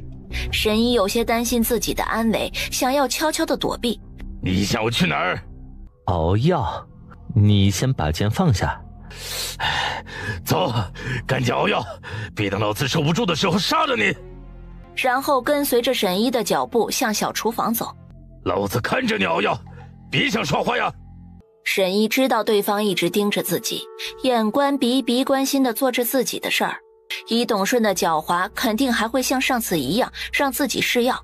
果不其然，沈一试药之后，对方才放心喝下。老子的毒是不是没解？当然不会这么容易，喝掉只能减轻痛苦，并不能解毒，毒性太过霸道，我暂时还不知如何解毒。尽快研究出解药来，老子时刻盯着你，别有什么不该有的心思，小心老子的剑不长眼。宁王府内，找到董顺了吗？主子，还没有找到董顺的住处。王爷，我有办法把董顺给引出来。不行，我不能让你冒险。董顺的毒只有我能解，沈一也只是能暂时压制，不可能为他解毒的。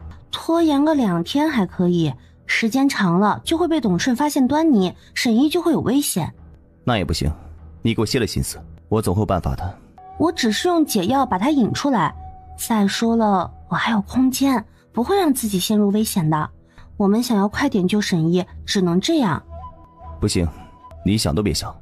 宁王带着清风轻雨去了阎王阁，与莫方商量对策。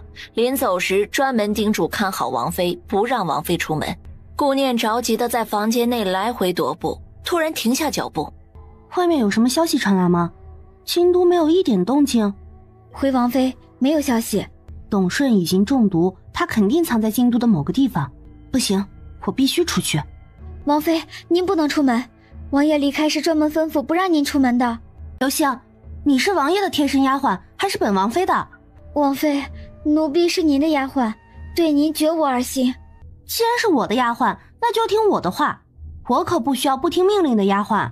吓得刘星磕头认错，不得不听从命令。但是到了府门，有侍卫把守，依然不让他出去。顾念软硬兼施都不管用。那不是顾念吗？他在干什么？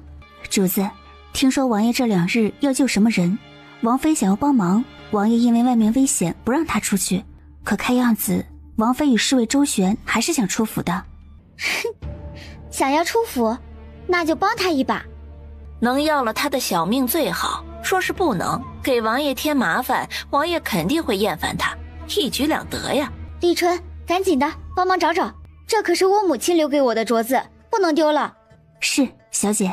萧月儿找了一阵，见侍卫没动静，哎，你们过来，都帮忙找一找，本小姐的镯子丢了，那是我母亲留给我的唯一东西，很是重要，赶快找找。侍卫走了过来，以为有什么重要的事情，没想到是让他们帮忙找东西。回萧小姐的话，属下正在当值，府中规定不能擅离职守，请萧小姐莫怪。顾念趁着他们说话的机会，顺着墙溜了出去。他没想到萧月儿故意的做法竟然帮了大忙。没事，你们当值吧，我带着立春再找找，兴许是忘在哪儿了。多谢萧小姐体恤。萧月儿带着立春离开，心里甚是欣喜，连脚步都变得轻松了。顾念出了府门，就直奔城中乞丐聚集地，让刘星观察片刻后，带过来一个衣衫褴褛的小乞丐。主子，他是小乞丐们的头，那些小乞丐都听他的。你叫什么名字？我叫铁子。这位贵人有什么吩咐吗？我需要你帮个小忙，你过来。待铁子走近，顾念压低声音嘀咕一阵，小乞丐点头表示知道，双手接过嗓音迅速离开。小院子里，沈一正在装模作样的研究解药，董顺一眨不眨的在旁边盯着。天主，得到消息，宁王妃带着解药在找您呢。天主，得到消息，宁王妃带着解药在找您呢。怎么回事？有小乞丐都在传，解铃还须系铃人，解毒还需下毒人。宁王妃那个臭娘们儿又在耍什么花样？说完，他看向沈一，眼神灼灼地问：他想救你，你们认识？不可能，不认识，没见过。沈一在心里把宁王和宁王妃骂了一顿，师父挺着肚子以身犯险，出了事让他如何面对？你不会真的想去吧？宁王妃一个女人能有什么解药？我可是号称神医的，很快就能研究出解药。毒是臭娘们下的，她当然有解药。你不是说她狡猾吗？以我这见，你还是别去，万一有去无回，你害怕我去找他？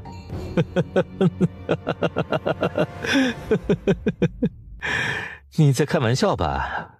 我能害怕什么？好心劝你，你爱去不去？董顺没管他的反应，起身走了出去。同时，阎王阁也接到了消息。你说什么？再说一遍。回禀主子，王妃出府了，而且给董顺传出消息，找他拿解药。估计这时候，董顺也收到了消息。通知所有人待命，围剿董顺。说完，顾不上停留，起身离开了阎王阁。此时，顾念坐在马车里等待着董顺前来。马车帘子猛地被掀开。你怎么来了？我怎么来了？我还问你呢。你怎么如此不听话？你知不知道董顺有多危险？真是胡闹。董顺是危险，但我也得救沈一啊！再不救他，他就会有危险的。你也不想沈一出事吧？我不想他出事，更不想你出事。快回去！我不回去，我的计划已经开始了。你相信我，我肯定能安全的救出沈一。你，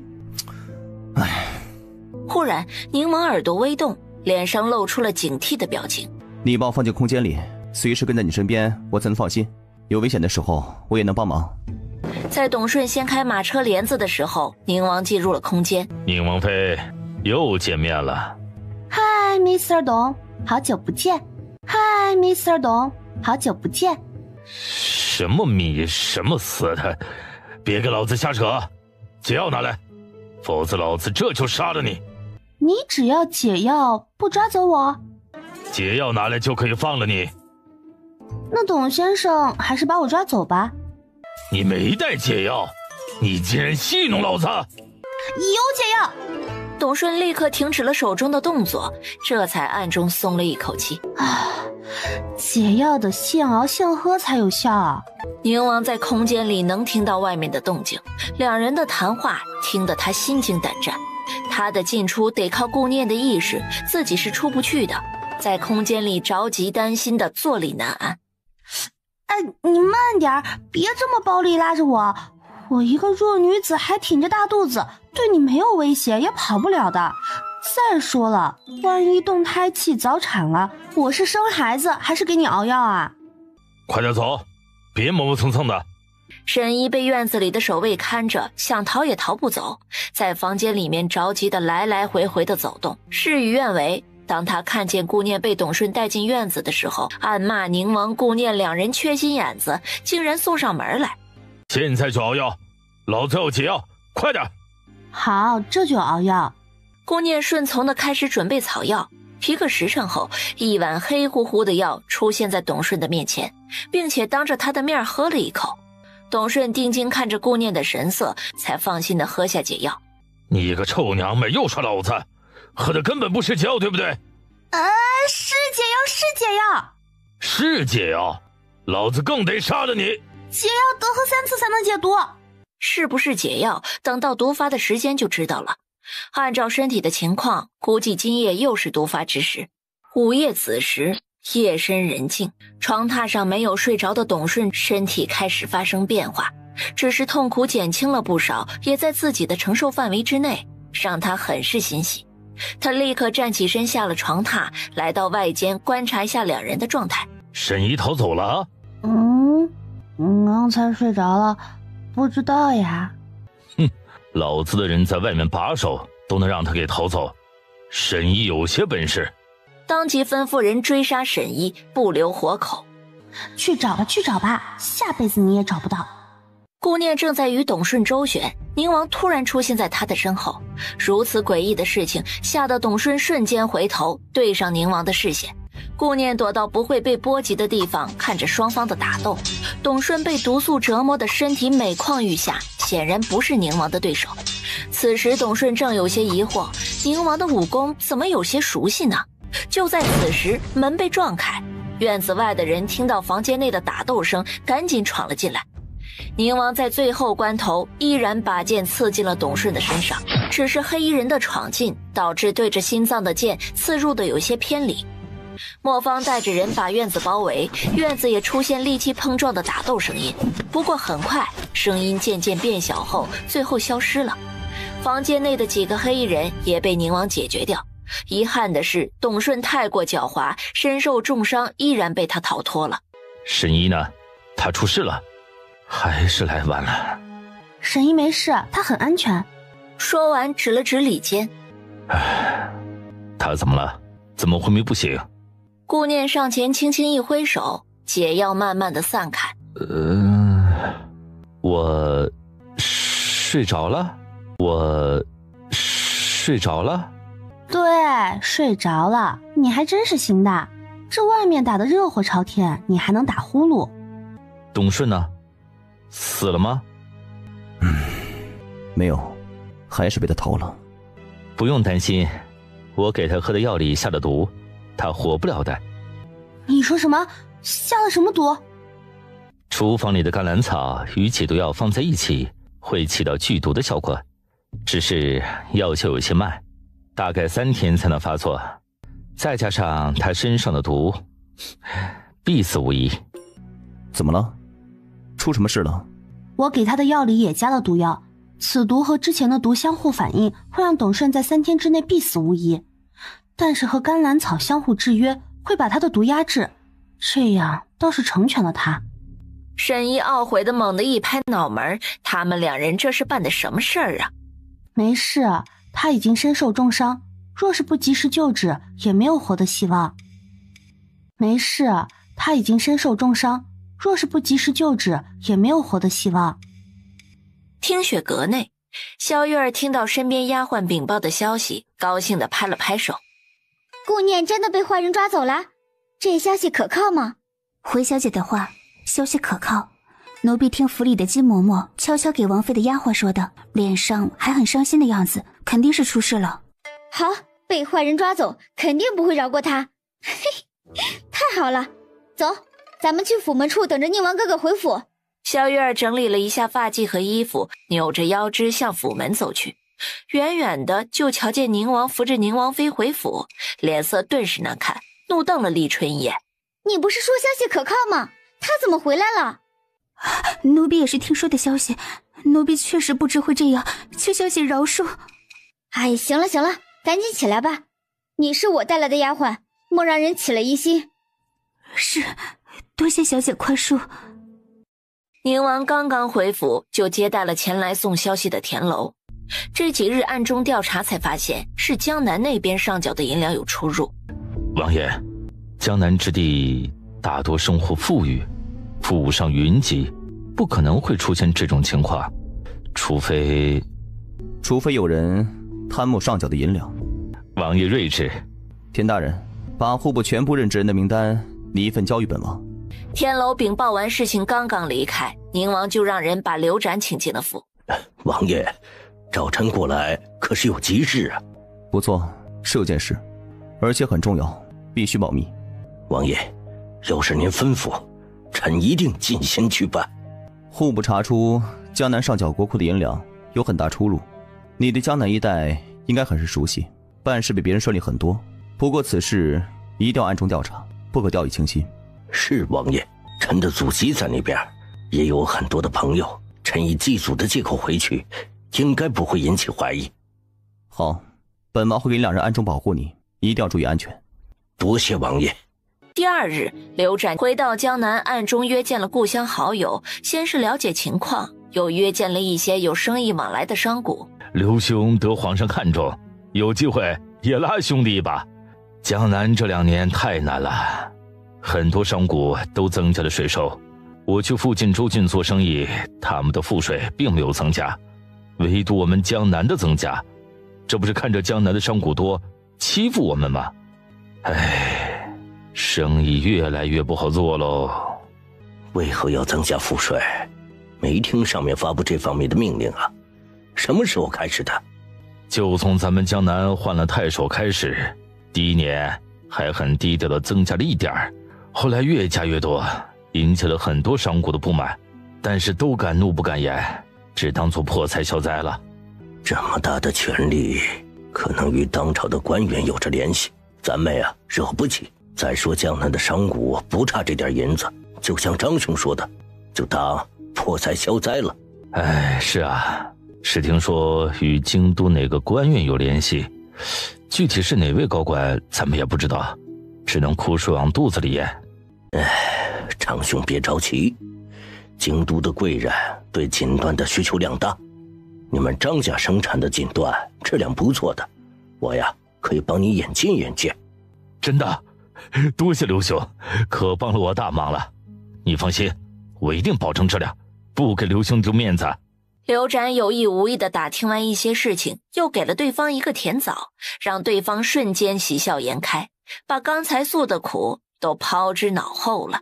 十一在书房恭敬禀报着得到的消息。主宰，属下调查江南一案，无意中发现了那人的踪迹，属下跟着他回来，进了太子府。哼，真的是太子。江南一行还发现什么了？回主宰，江南太守杨茂的府上富丽堂皇，一个太守府堪比皇子府一般华贵，看来真得与太子联手了，否则也没有如此大的胆子。你潜入太守府拿到证据了吗？回禀主宰，属下发现了证据所藏之地，但是不好动手，因为属下发现杨茂的书房中挂着一幅山水画，画中有蹊跷，但是属下不能动，担心打草惊蛇。你做得很对，要拿到证据还需另想办法，不能让他们提前发现端倪。你还是回江南暗中盯着那边一举一动，有情况速来消息。是，属下告退。太子府内，太子殿下已经按照您的意思告知杨茂，他承蒙殿下的诏符，很是爽快的答应。江南是富庶之地，对于那些富户商贾来说，增加点税收，他们只会敢怒不敢言。他们想要在江南生存，还需要太守的关照。为了贿赂太守，不会反对的。殿下说的是，有了银子，殿下以后通路子养死士都会一帆风顺。白风见太子已经放心，接着提起科举之事。如今京都各地文人聚集，殿下有眉目了吗？还有顾大人之女，到时候会不会出现纰漏啊？到时候顾江就是绑，也会把女儿绑上话交代。至于那些文人，姑还没去试探，你可有举荐之人？属下也只是听说，从豫郡来的刘岩和鲁郡来的于松确实都不错，成绩也一直很稳，不知科举时能不能稳操胜算。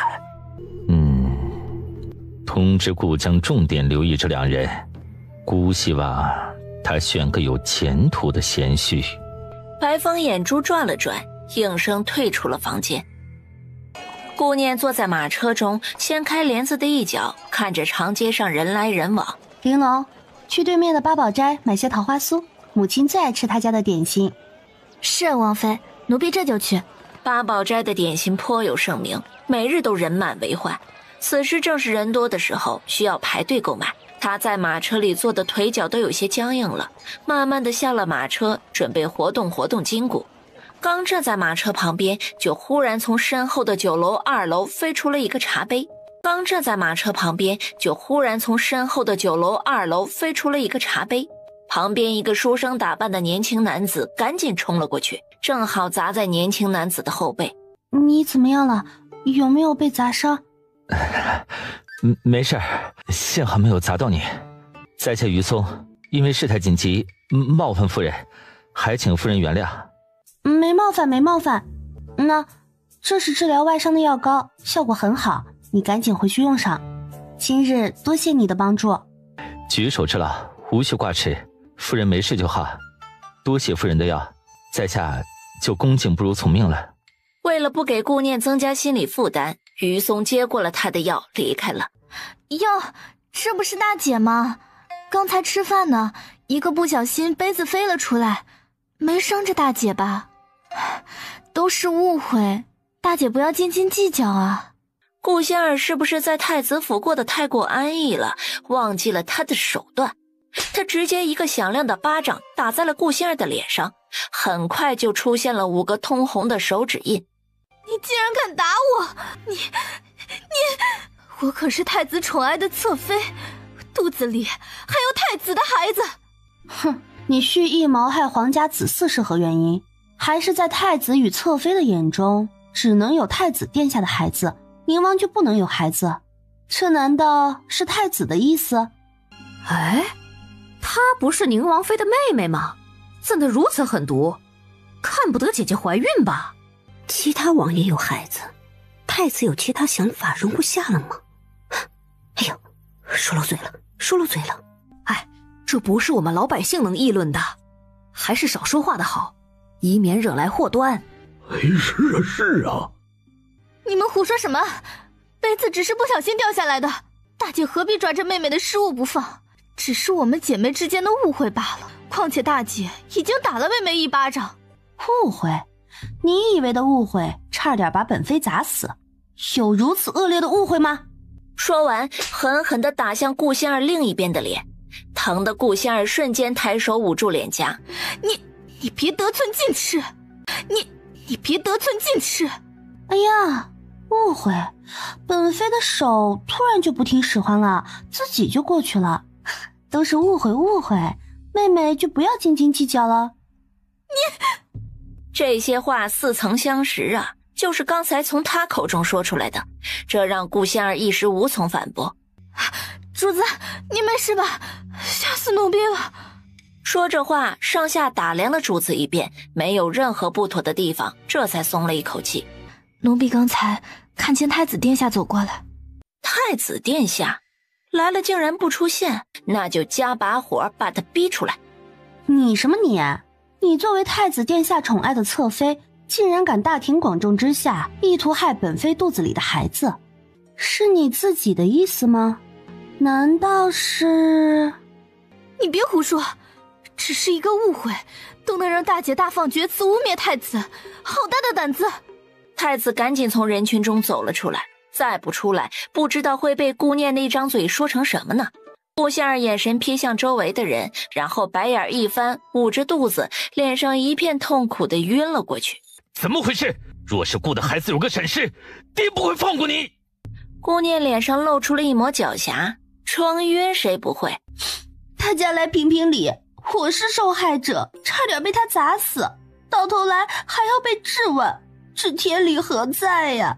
说完，他捂着肚子，身体慢慢的靠在了玲珑的肩膀上。玲珑，本妃的肚子好疼，哎呀，好疼呀！我的孩子！哎呀，宁王妃也有身孕呢，刚才被砸受了惊吓，还要受气，孩子不会有事吧？是啊，希望孩子没事儿。王妃，您可千万不要有事啊！怎么马上就恢复诊治？顾念临上马车时，还对着太子虚弱地说：“说是我的孩子有个闪失，我定不会放过你。”把同样的话还给了太子。太子看着他的马车离开，却无法阻止。马车绕路，很快到了刘宅。母亲的女工真好，若是挂到梅树上，可以以假乱真了。你来了就会打趣母亲，都快要做母亲的人了，怎的越发没规矩？女儿说的都是实话，哪有不让说实话的道理？就你有理。顾晴端着一碗粥进来，递给了刘慧，满是笑意。姐姐说的对，晴儿也觉得义母绣得好。义母？母亲喜欢晴儿，认她为义女了，这样她经常到我这里来，也不会有人说什么了。顾老头知道吗？顾晴摇了摇头。这是我和晴儿的事，与她没关系，她不必知道。顾念点了点头，表示赞同。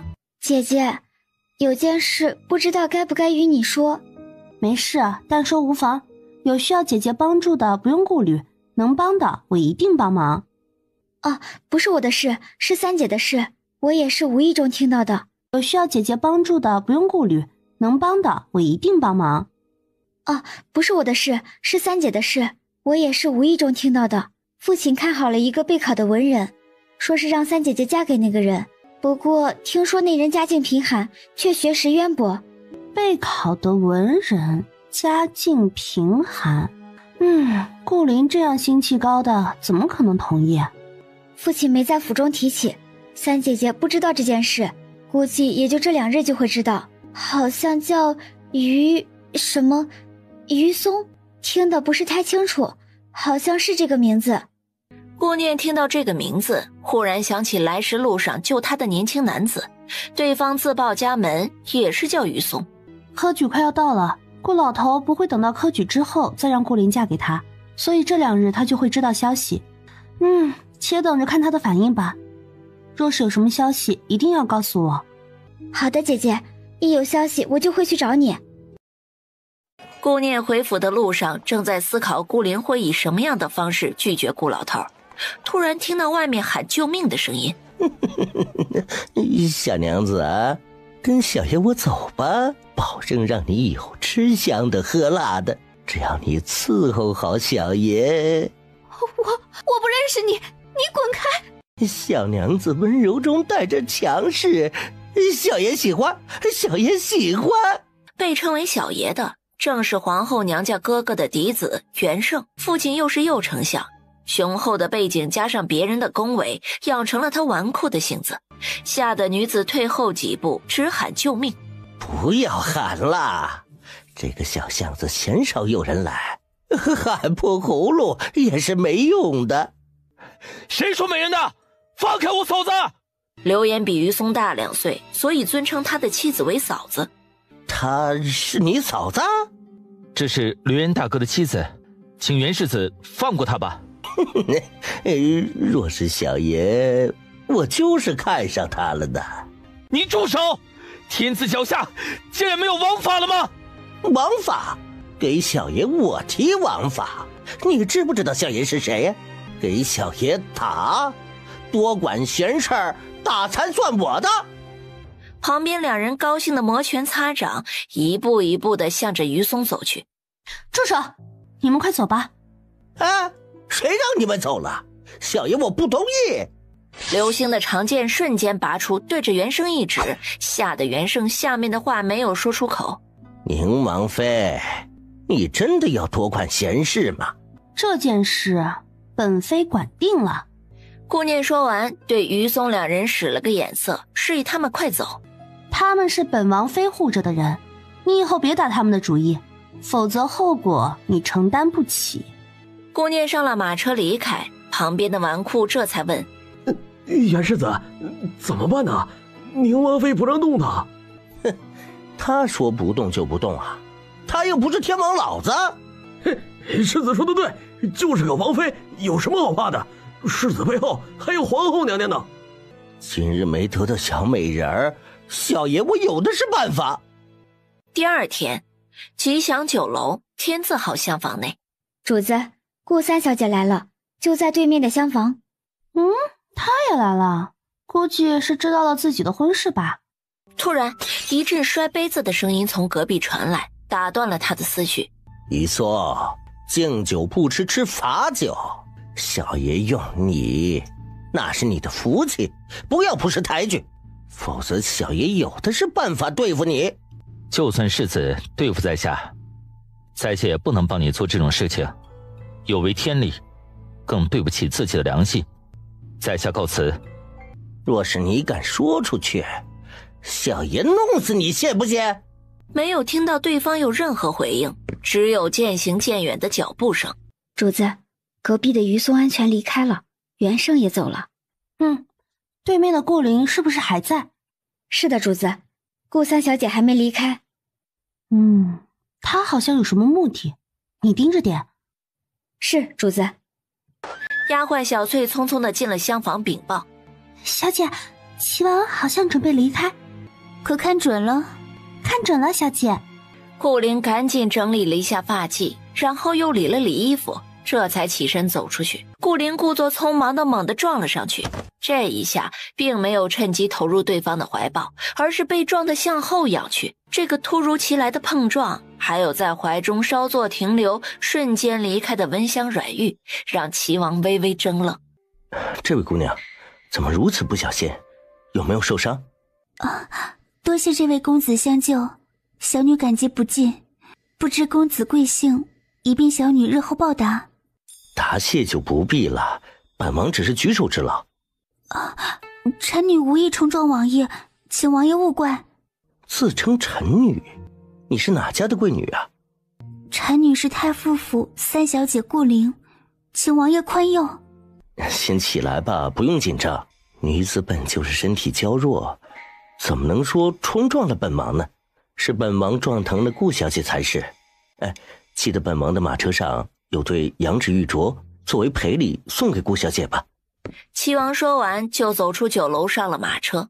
顾灵小步地跟着出了酒楼。王爷的东西太过贵重，臣女不能收。顾小姐受惊了。王爷，臣女实在……顾三小姐是故意撞上本王的吧？王爷，小女没有，小女只是……千万不要说心悦本王这样敷衍的话，本王不信。小女实在是没有办法，想要找王爷庇护。嫡母想要把小女嫁给一个我不想嫁的人，小女实在是没有办法。太子殿下与二姐的关系，不仅不会帮助我，还会把我的意思告诉父亲和母亲。大姐的冷傲性子更是不会帮我的，这才想到了王爷，请王爷帮帮小女。小女想要用一个秘密换王爷的侧妃之位，这个秘密绝对让王爷认为值得。若是王爷不同意，小女只能另想他法。可以。王爷答应了。王爷答应了。怎么不满意？不是，满意。只是王爷什么时候去提亲？若是晚了，小女担心嫡母私自把我的婚事定下。这个得容本王想想对策。你先回去等消息吧。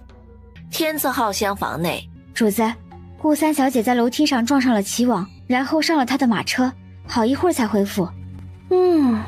原来她今日的目标是齐王。哼，我这个妹妹野心还真是不小。真好奇她是怎么说服齐王的。等齐王和顾灵离开片刻后，顾念才带着流星回府。在距离自己住的客栈不远处，有一个人在等着他。于公子，我家老爷子在吉祥酒楼恭候，特让老奴过来等候，请于公子前往一叙呀。在下已经说得很清楚，不会做那种事情，请世子歇了心思。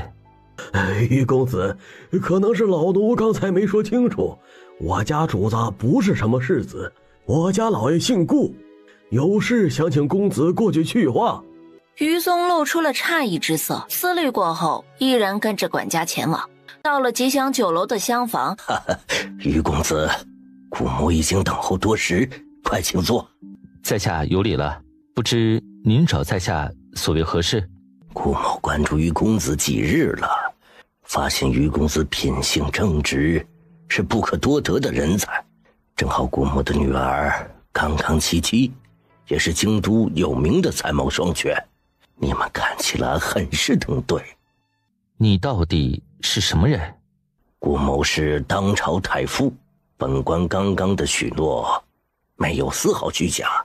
于公子意下如何呀？顾大人的女儿是不是有什么不为人知的隐疾？顾大人的女儿算得上京都有头有脸的贵女子，怎么就选中了在下一个没有任何背景的穷苦书生呢？本官的三女儿顾灵不仅没有任何隐疾，而且温柔贤惠。既然于公子怀疑，本官就直言不讳了。本官也是有私心的。于公子的才学，本官很是看好。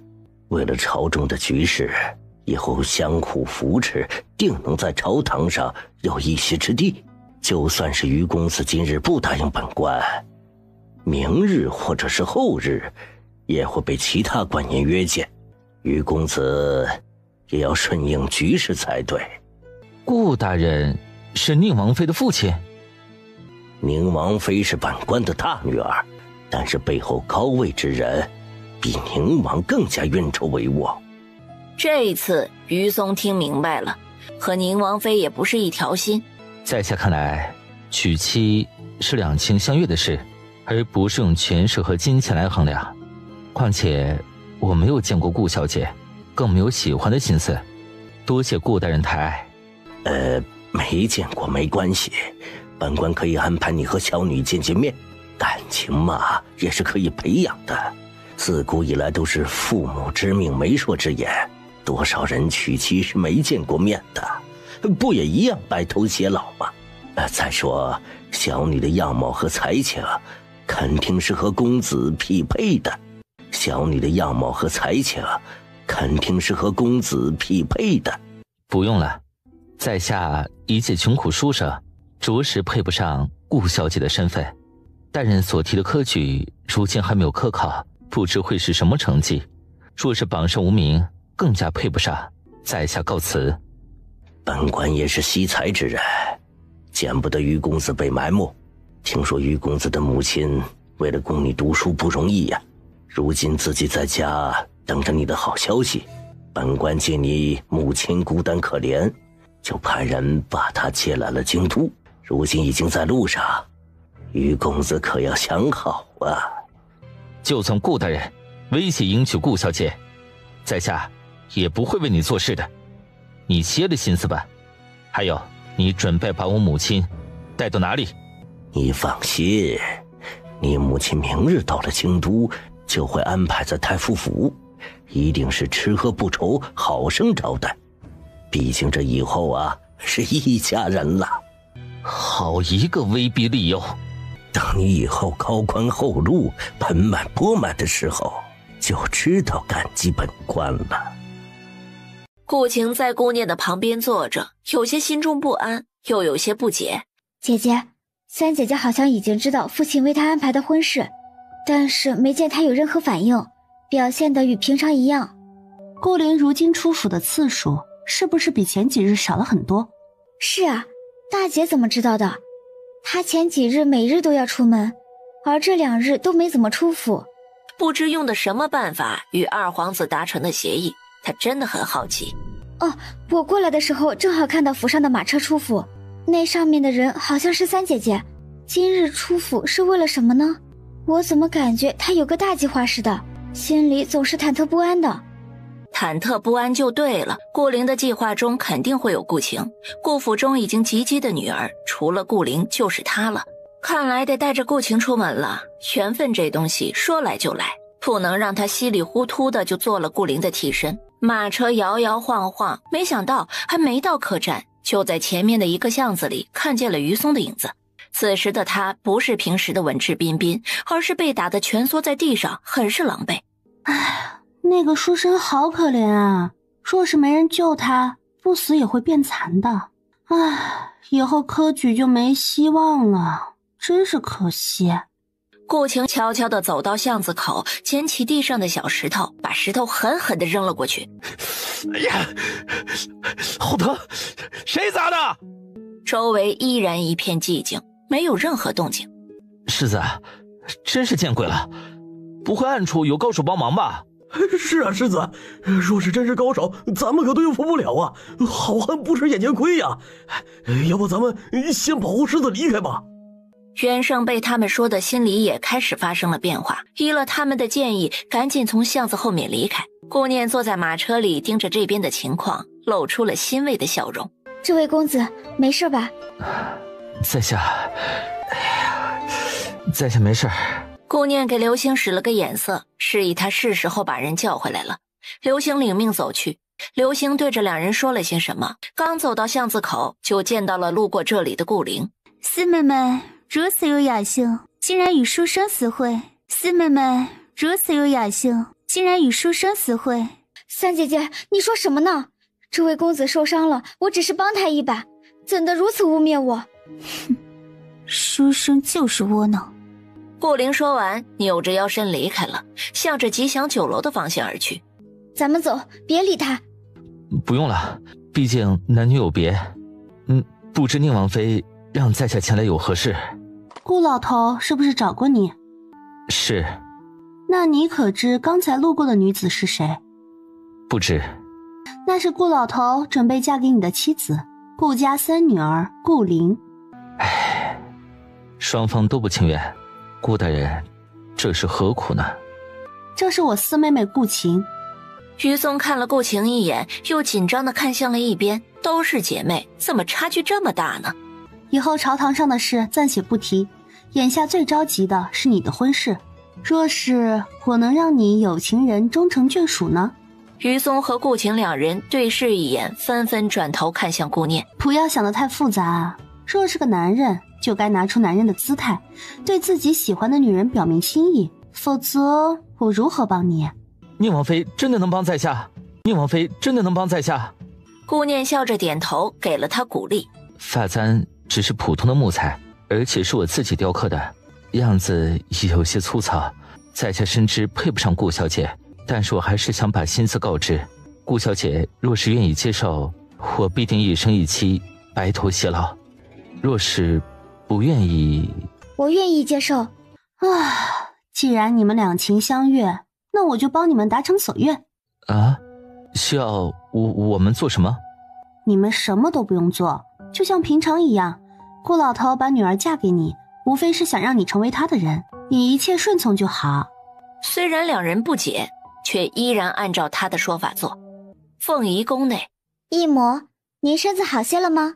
月儿给您按揉一下双臂，义母试试月儿的手法可否舒服？月儿的手是一双有灵气的手，只能珍藏在宁王府的后院，真是可惜了。义母，您不知道，女儿去了宁王府就被冷落在后院的一处僻静的院子里，别说宁王哥哥了，连个人影都见不着，身边也只有院子里的几个下人陪着。岂有此理！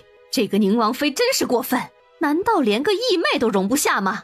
你也是个傻的，见不到宁王不会自己想办法吗？他不去找你，你可以去找他。义母明白你的想法，为了成全你，想尽办法把你送进了宁王府。你可要争气呀，利用好近水楼台先得月的好处。是，多谢义母为月儿思虑周全，月儿一定为自己争取。你明白就好，以后还是得靠你自己，义母也不能一直帮你啊，毕竟宁王府的后院，义母不宜过多参与。萧月儿献了一会儿孝心，两人闲聊一阵，皇后以身子乏了打发了萧月儿。最后的5天时间转瞬即逝，齐王一直没有返回京都，逼得顾灵不得不对顾晴下手。三姐姐正忙的时候，找妹妹过来，有何需要帮忙的吗？四妹妹快坐，姐姐没事，只是马上就要出嫁了，心中不舍，想找妹妹闲话家常。姐姐说的哪里话，今日是姐姐大喜之日，一定要高高兴兴的，以后都还在京都，可以随时见面。妹妹说的是。小翠怎的如此没眼力劲儿？快给四妹妹上茶。姐姐不用忙活，今日姐姐的事最重要，不用照顾妹妹。不忙活，喝杯茶还是要的。他想起了大姐的话，一定要顺势而为。三姐真的对自己下手了。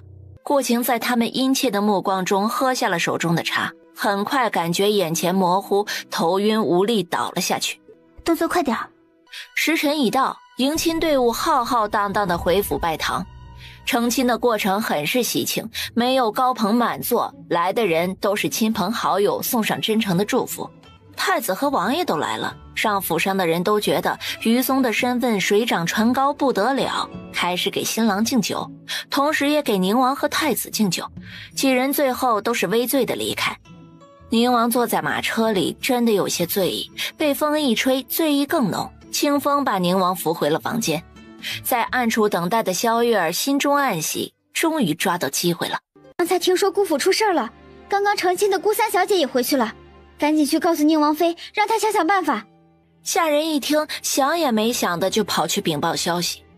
刚把宁王的锦靴脱掉，盖好被子出来的顾念，就遇到了前来禀报的小厮。王妃，出事了，顾府出事了，听说刚成亲的顾三小姐也回府了。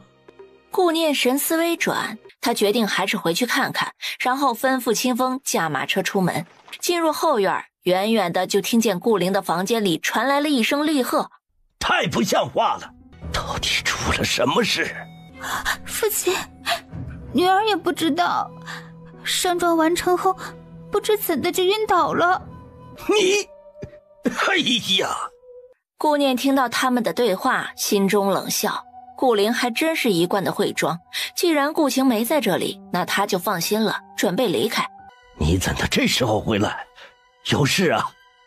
本来有事的，现在没事了。本王妃这就走。回到宁王府，一身疲惫的顾念自己抬手捶了捶肩膀，往房间的方向走。咦，不对啊，怎么如此安静？房间里烛火昏暗，他突然双腿发软，嘴唇开始颤抖，这才明白好一出调虎离山之计。对方赶紧慌张地整理了一下衣衫，从床榻上走了下来，然后床幔再次垂落。姐姐，您怎的这么快就回来了？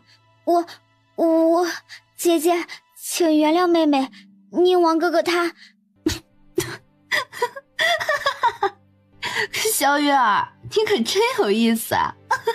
姐姐，这是什么意思？话音刚落，就迎来了狠狠的2个巴掌。字面意思。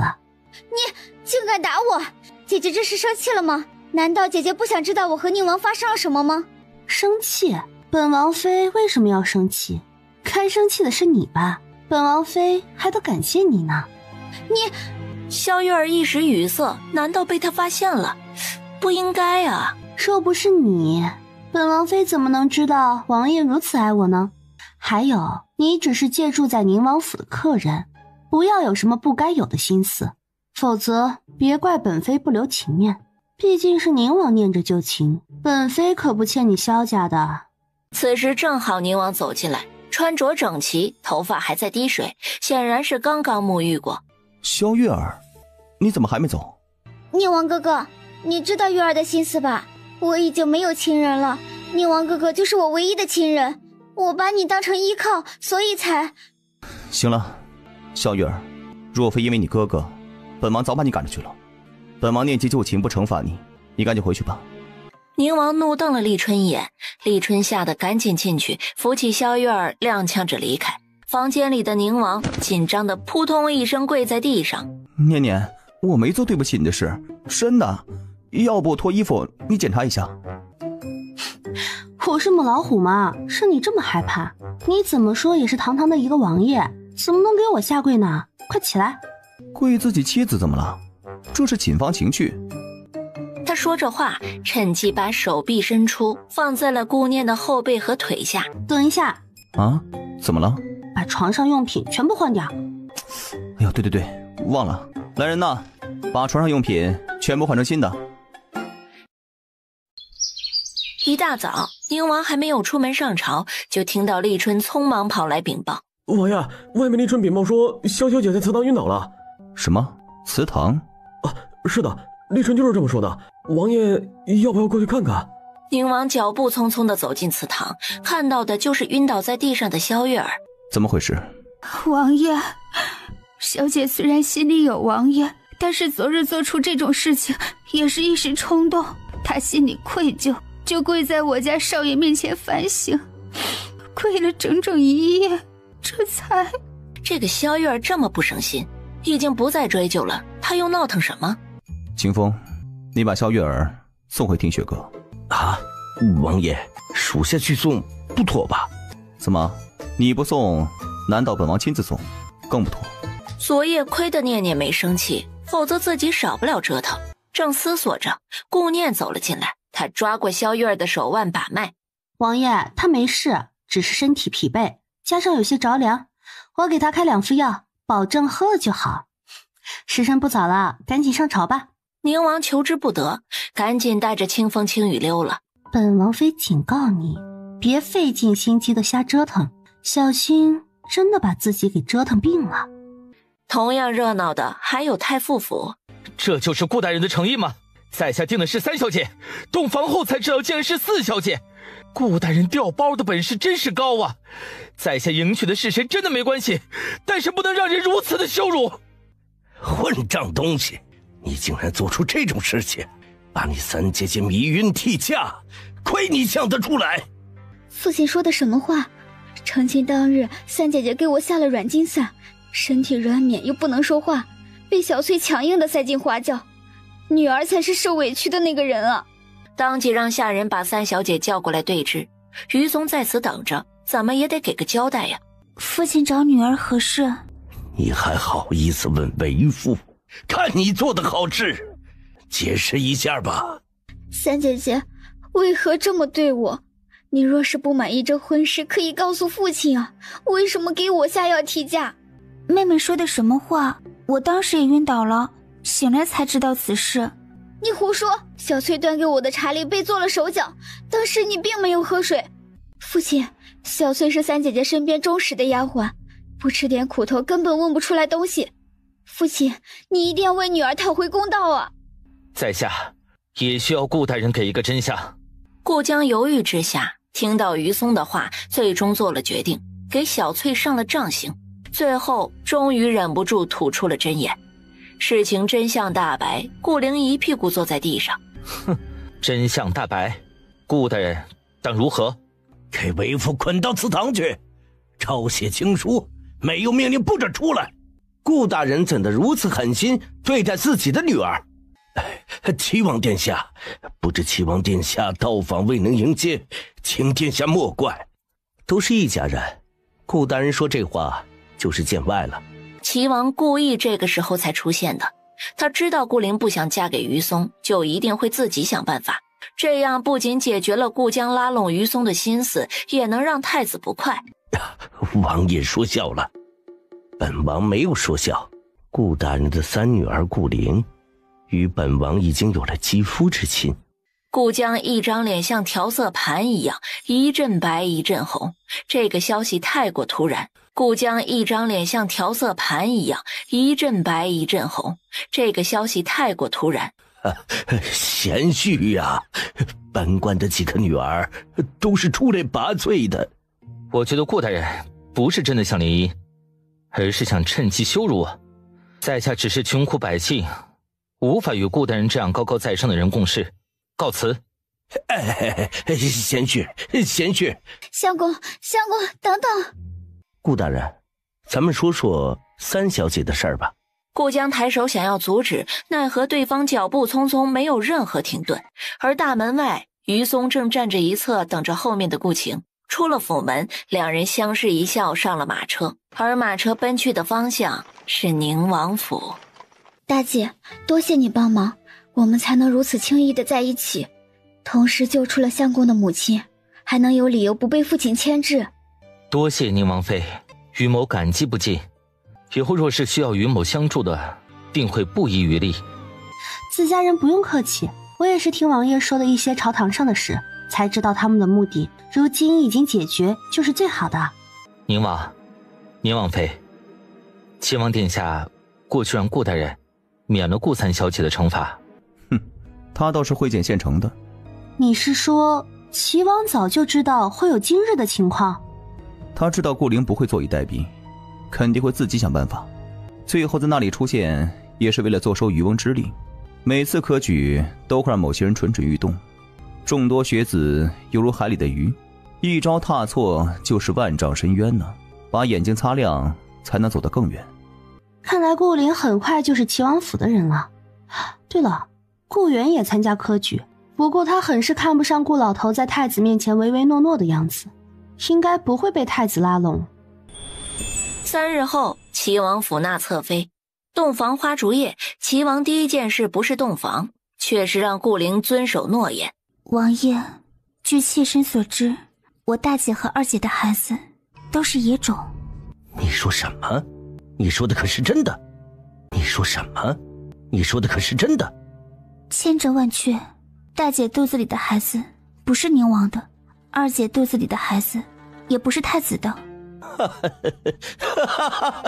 好，太好了，这真是一个天大的好消息呀！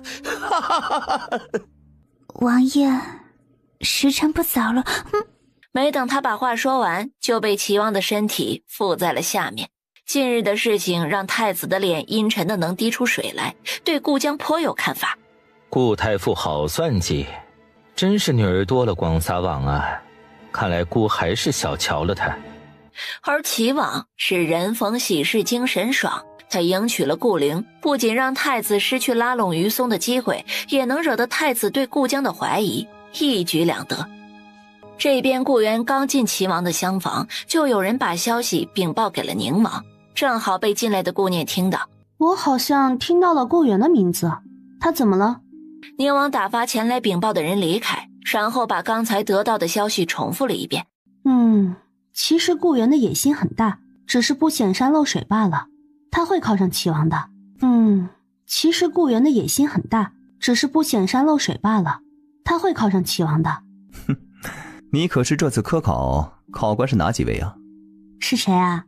你父亲顾江，翰林院院士郑祥，大理寺卿孔融。顾大人是太子的人，郑祥是齐王的人，而孔融是保皇党。大理寺卿孔融是一名武将，怎么也坐在了考官的位置上？每年都是如此，都要有一名武将作为考官，是因为学子众多，担心考场闹出事端。皇上的人不容置疑，但是考官里有太子的人，也有齐王的人，你就没有什么想法吗？宁王冷嗤一声，怎么可能没有想法？若是朝堂上被他们的人占据一席之地，自己的处境就更加艰难了。皇上的眼睛犹如明镜，能不知他们的小动作吗？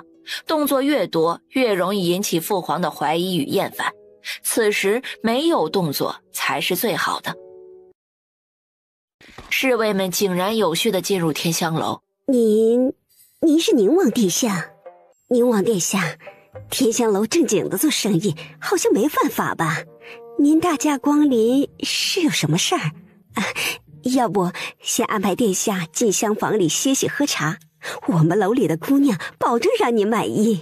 宁王目光锐利，冰冷地瞪了他一眼，他挥了挥手，侍卫们都明白是什么意思，纷纷行动，在天香楼内大肆搜索，翻了个底朝天。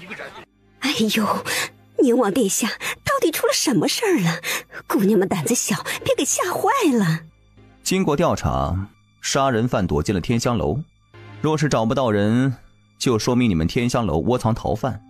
殿下，楼里真的没有杀人犯，我们都是老实本分的人，哪里敢做那种事儿？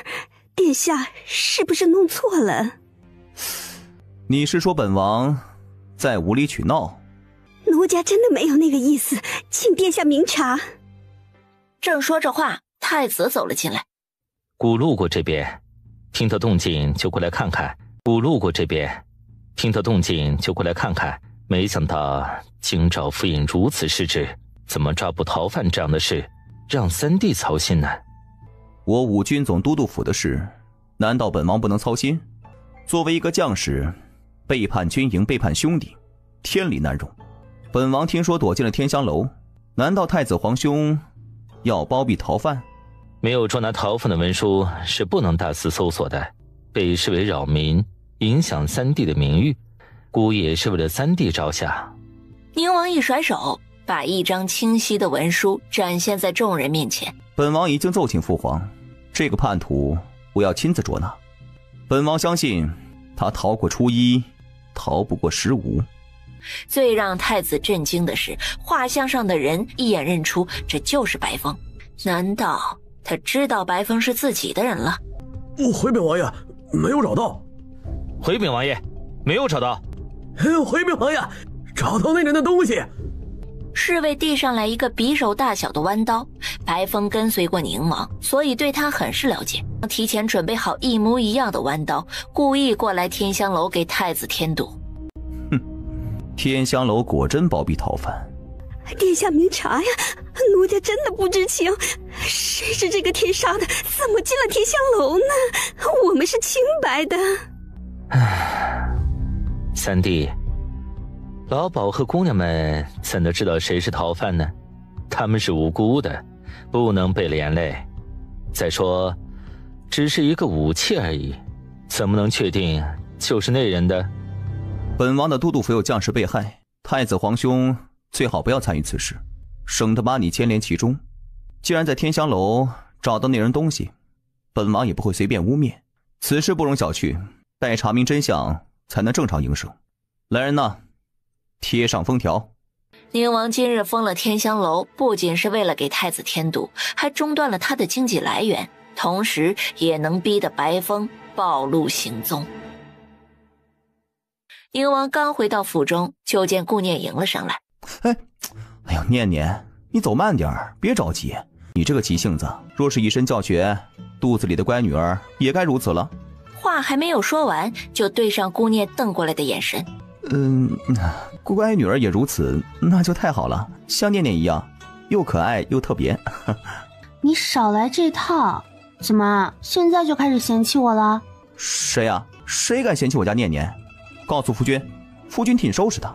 我家念念心地善良，美若天仙，谁这么不长眼睛啊？宁王把顾念夸得心花怒放，他哪里听不出对方是在逗自己。我想去给你帮忙，我是个大夫，肯定能帮你查出蛛丝马迹的，证明死者不是白风。不用调查死者了，我有办法让这个谎言不攻自破。什么办法？天机不可泄露啊。切，故弄玄虚。念念，你慢点，为父扶着你啊。说着还从怀里拿出一个小小的锦盒递给了顾念，一瞬间差点晃瞎了他的眼。你说你们那里的人成亲都送指环？哦不，应该是叫戒指。我去命工匠师傅做了这个，不知道是不是和你们那里的一样啊？应该是叫戒指。我去命工匠师傅做了这个，不知道是不是和你们那里的一样啊？没想到你还记得。我当然记得，念念说的每一句话我都记得。两人情真意切，你侬我侬。隐藏在暗处的萧月儿嫉妒的快要把手中的帕子扯碎。为什么宁王哥哥独宠他一人？为什么宁王哥哥看不到我？我到底哪里比不上他？小姐，奴婢之前听院子里的嬷嬷说，男人都是喜新厌旧的，兴许王爷对宁王妃的新鲜劲儿还没有过去，过段时间等两人的感情不再新鲜的时候，兴许就看到小姐的好了呢。是这样吗？小姐，整日闷在府中也容易心思郁结，不妨咱们出府散散心吧。长街上依旧热闹，车马穿行。这不是萧小姐吗？想买布料？没有必须要买的，倒是看着人太多，突然不想进去了。萧小姐，既然我们都不想进去，不如找个地方聊聊。你住在宁王府，天天见到姐姐，我这里有好多姐姐的喜好和有趣的事情，不知萧小姐有没有兴趣听听？果然，萧月儿眼神转了转，答应了顾仙儿的提议。两人到了一家茶馆，进入厢房后，萧月儿才开口：“顾侧妃的肚子好像和宁王妃的月份差不多吧？”“是啊，我比姐姐晚差不多半个月。”“真羡慕宁王妃啊！她不仅得到宁王哥哥的宠爱，还怀着宁王哥哥的孩子。这有什么好羡慕的？女人之间就怕有比较。再说我大姐的性子可不是一般女子能比的，她走路带风，说话直爽，见到人一副高傲的模样，可不要学我大姐这样的性子。萧小姐这样才是最好的，温柔贤淑，姿态优雅。别说男人了，就连我都喜欢萧小姐这样的呢。”“我哪有顾侧妃说的这么好，只是一个孤女罢了。”“哎呀，我都忘记了，姐姐快要临盆了。听说女人生产的时候，犹如在鬼门关走一遭，是生死的大事啊。萧小姐一定要转告姐姐，让她照顾好自己和肚子里的孩子。”“鬼门关走一遭，生死的大事。”顾仙儿看到如此纠结的萧月儿，就知道她已经听进去了，又说了一些不着痕迹的话。见时辰不早，就被丫鬟搀扶着离开，留下萧月儿在那里自顾自的沉思。回到府中，就遇到太子在商议事情，好像与宁王有关，就听了一耳朵。“殿下，不好了！”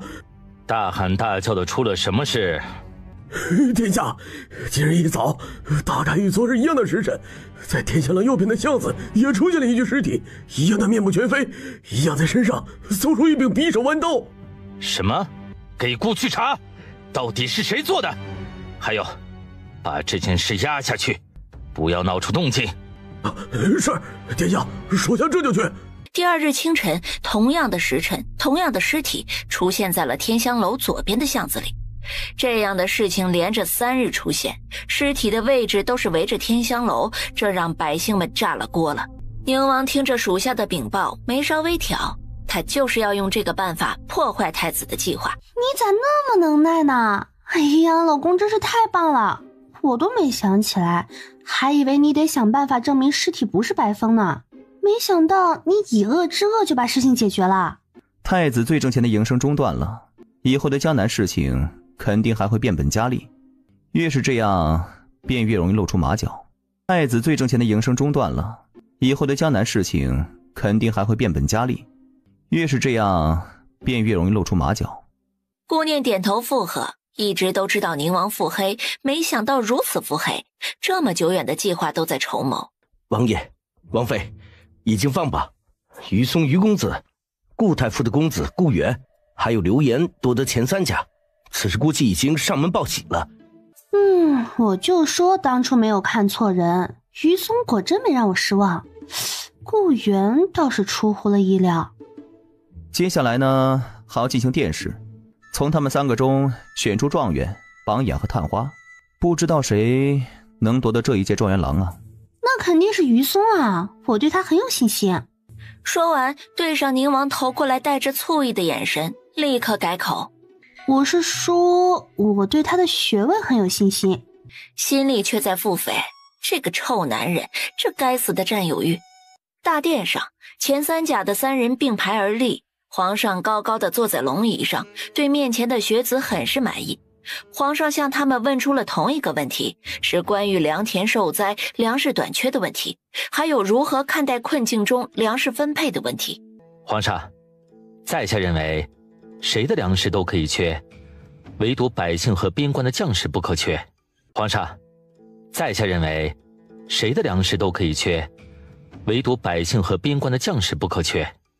于公子，话可不能这么说呀，若是全国受灾，何来的粮食送到边关啊？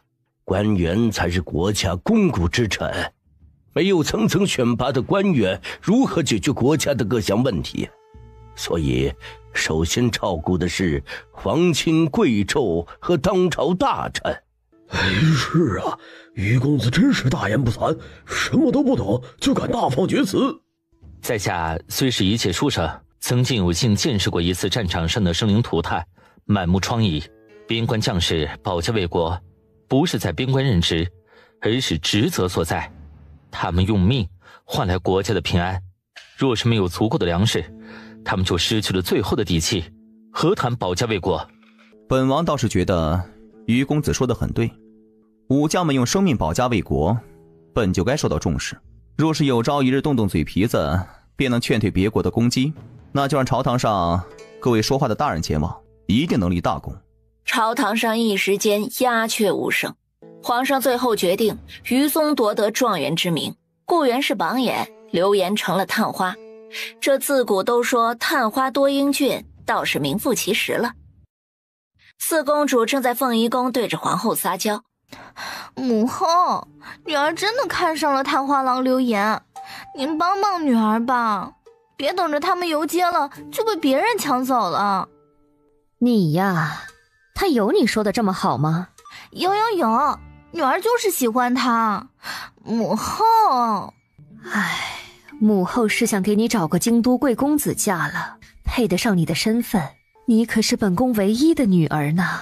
母后，让刘岩做驸马也很好啊。你想啊，他一介贫苦书生，做了驸马还不是得把女儿捧在手心里，绝对不敢欺负。哎呀，你呀。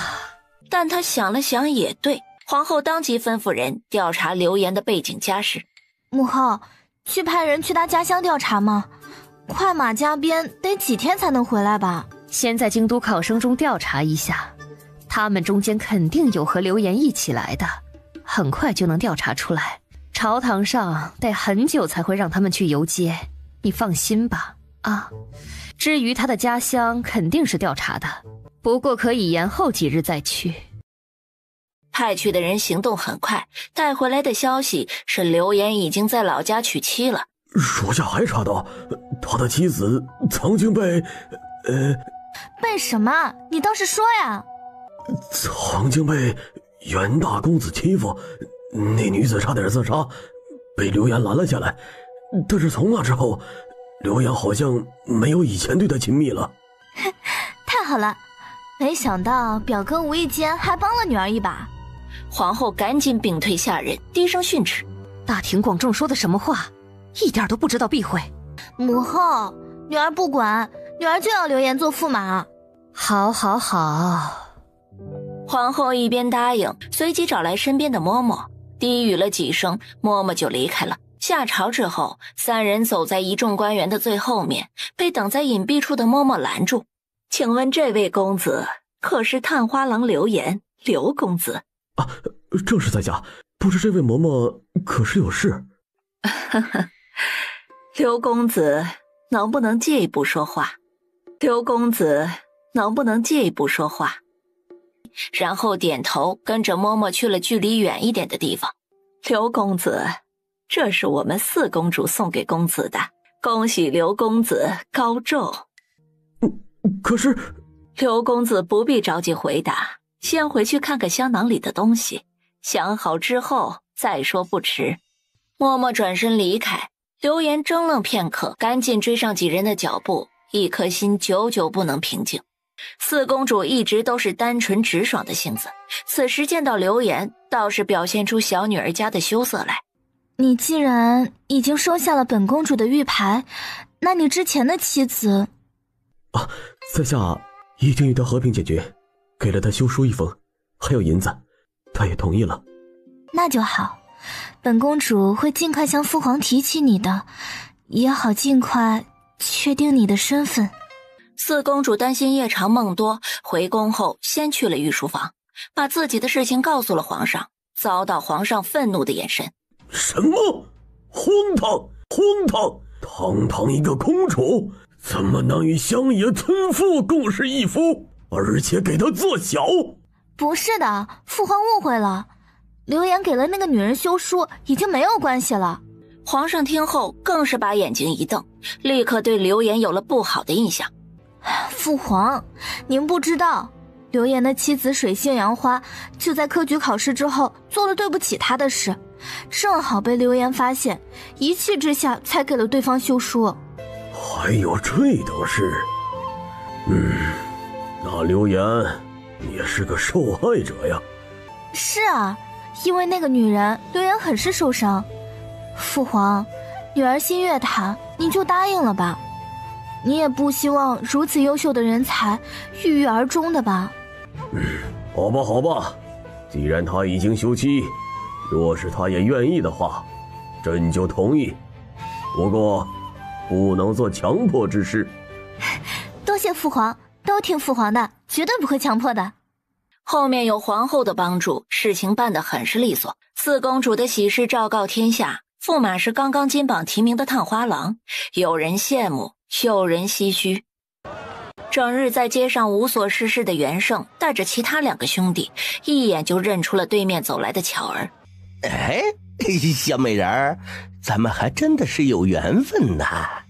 犹如行尸走肉一般的巧儿终于有了反应，吓得他身体跟着颤抖，连连后退躲避。小美人别躲着小爷呀，让小爷好好疼疼你啊！巧儿吓得慌不择路，转身就跑，咚的一声，正好撞上了行驶到近前的马车上。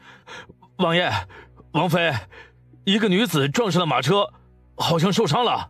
顾念赶紧吩咐车夫把女子抬上马车。他作为医生，见到这样的事情，第一反应就是赶紧救人。顾念为他把脉，发现他不仅头上有碰撞的伤口，身体也已经虚弱到极限。车夫，快点回王府。是，王妃。回到府中，顾念就给巧儿输了营养液，同时宁王吩咐人把巧儿的底细查了个透彻。顾念对巧儿的身世很是同情，同时也对刘岩这样的人深恶痛绝。巧儿醒来的时候，回想起晕倒之前发生的一幕，依然心有余悸。多谢恩人的救命之恩，不过可能浪费了夫人的好意。你不讨好任何人的性子，我很欣赏，但是我也希望你不要为了任何人为难自己，好好爱自己，为自己而活，人生才能不后悔。巧儿的神色稍稍起了变化，眼神逐渐清明，仿佛在思索着他说的话。你的身体太过虚弱，需要静养几日才行。你且安心，府上很安全。这位夫人，您一看就是善良的人，您救了小女子一命，小女子无以为报，请求留在您身边伺候。我已经无家可归，求夫人收留，我想一辈子做牛做马，报答您的救命之恩。可是我身边不缺伺候的人。夫人随便给安排个活计就行，我不要工钱，只要有饭吃就行了。夫人刚才的话提醒了我，我不能自暴自弃，我以后只为好好活着，卖身为婢也可以。我以后只为好好活着，卖身为婢也可以。你能这么想就最好，卖身就不用了。玲珑，等他好了，给他安排个后院洒扫的活计吧。是，王妃。顾念说完就离开了房间，跪着的巧儿怔愣地看着门外的方向。他刚才好像听称呼恩人为王妃，人生从来不会让人陷入绝境，就算为你关上了一扇门，也会为你开启一扇窗。太子阴沉着脸，吓得众多下人都战战兢兢，担心自己做错什么事情被惩罚。顾仙儿，不要以为府中的钟馗暂时由你掌管，你就可以挥霍无度。你只是一个侧妃，要懂得什么该得，什么不该得。殿下，怀有身孕的人总是饿得很快，听嬷嬷说是肚子里的孩子想吃了，所以才有想吃东西的欲望，还请殿下勿怪，妾身以后一定注意。不要以为拿孩子做筹码就可以为所欲为，姑可没糊涂，更不会为了哪一个孩子放弃底线，因为姑以后还会有很多孩子。殿下，妾身没有这个意思，妾身只是说了实话。仙儿不仅可以为殿下生孩子，也可以为殿下分忧呢。顾仙儿每次从前厅路过，都听到太子发脾气的声音，他知道太子为什么生气。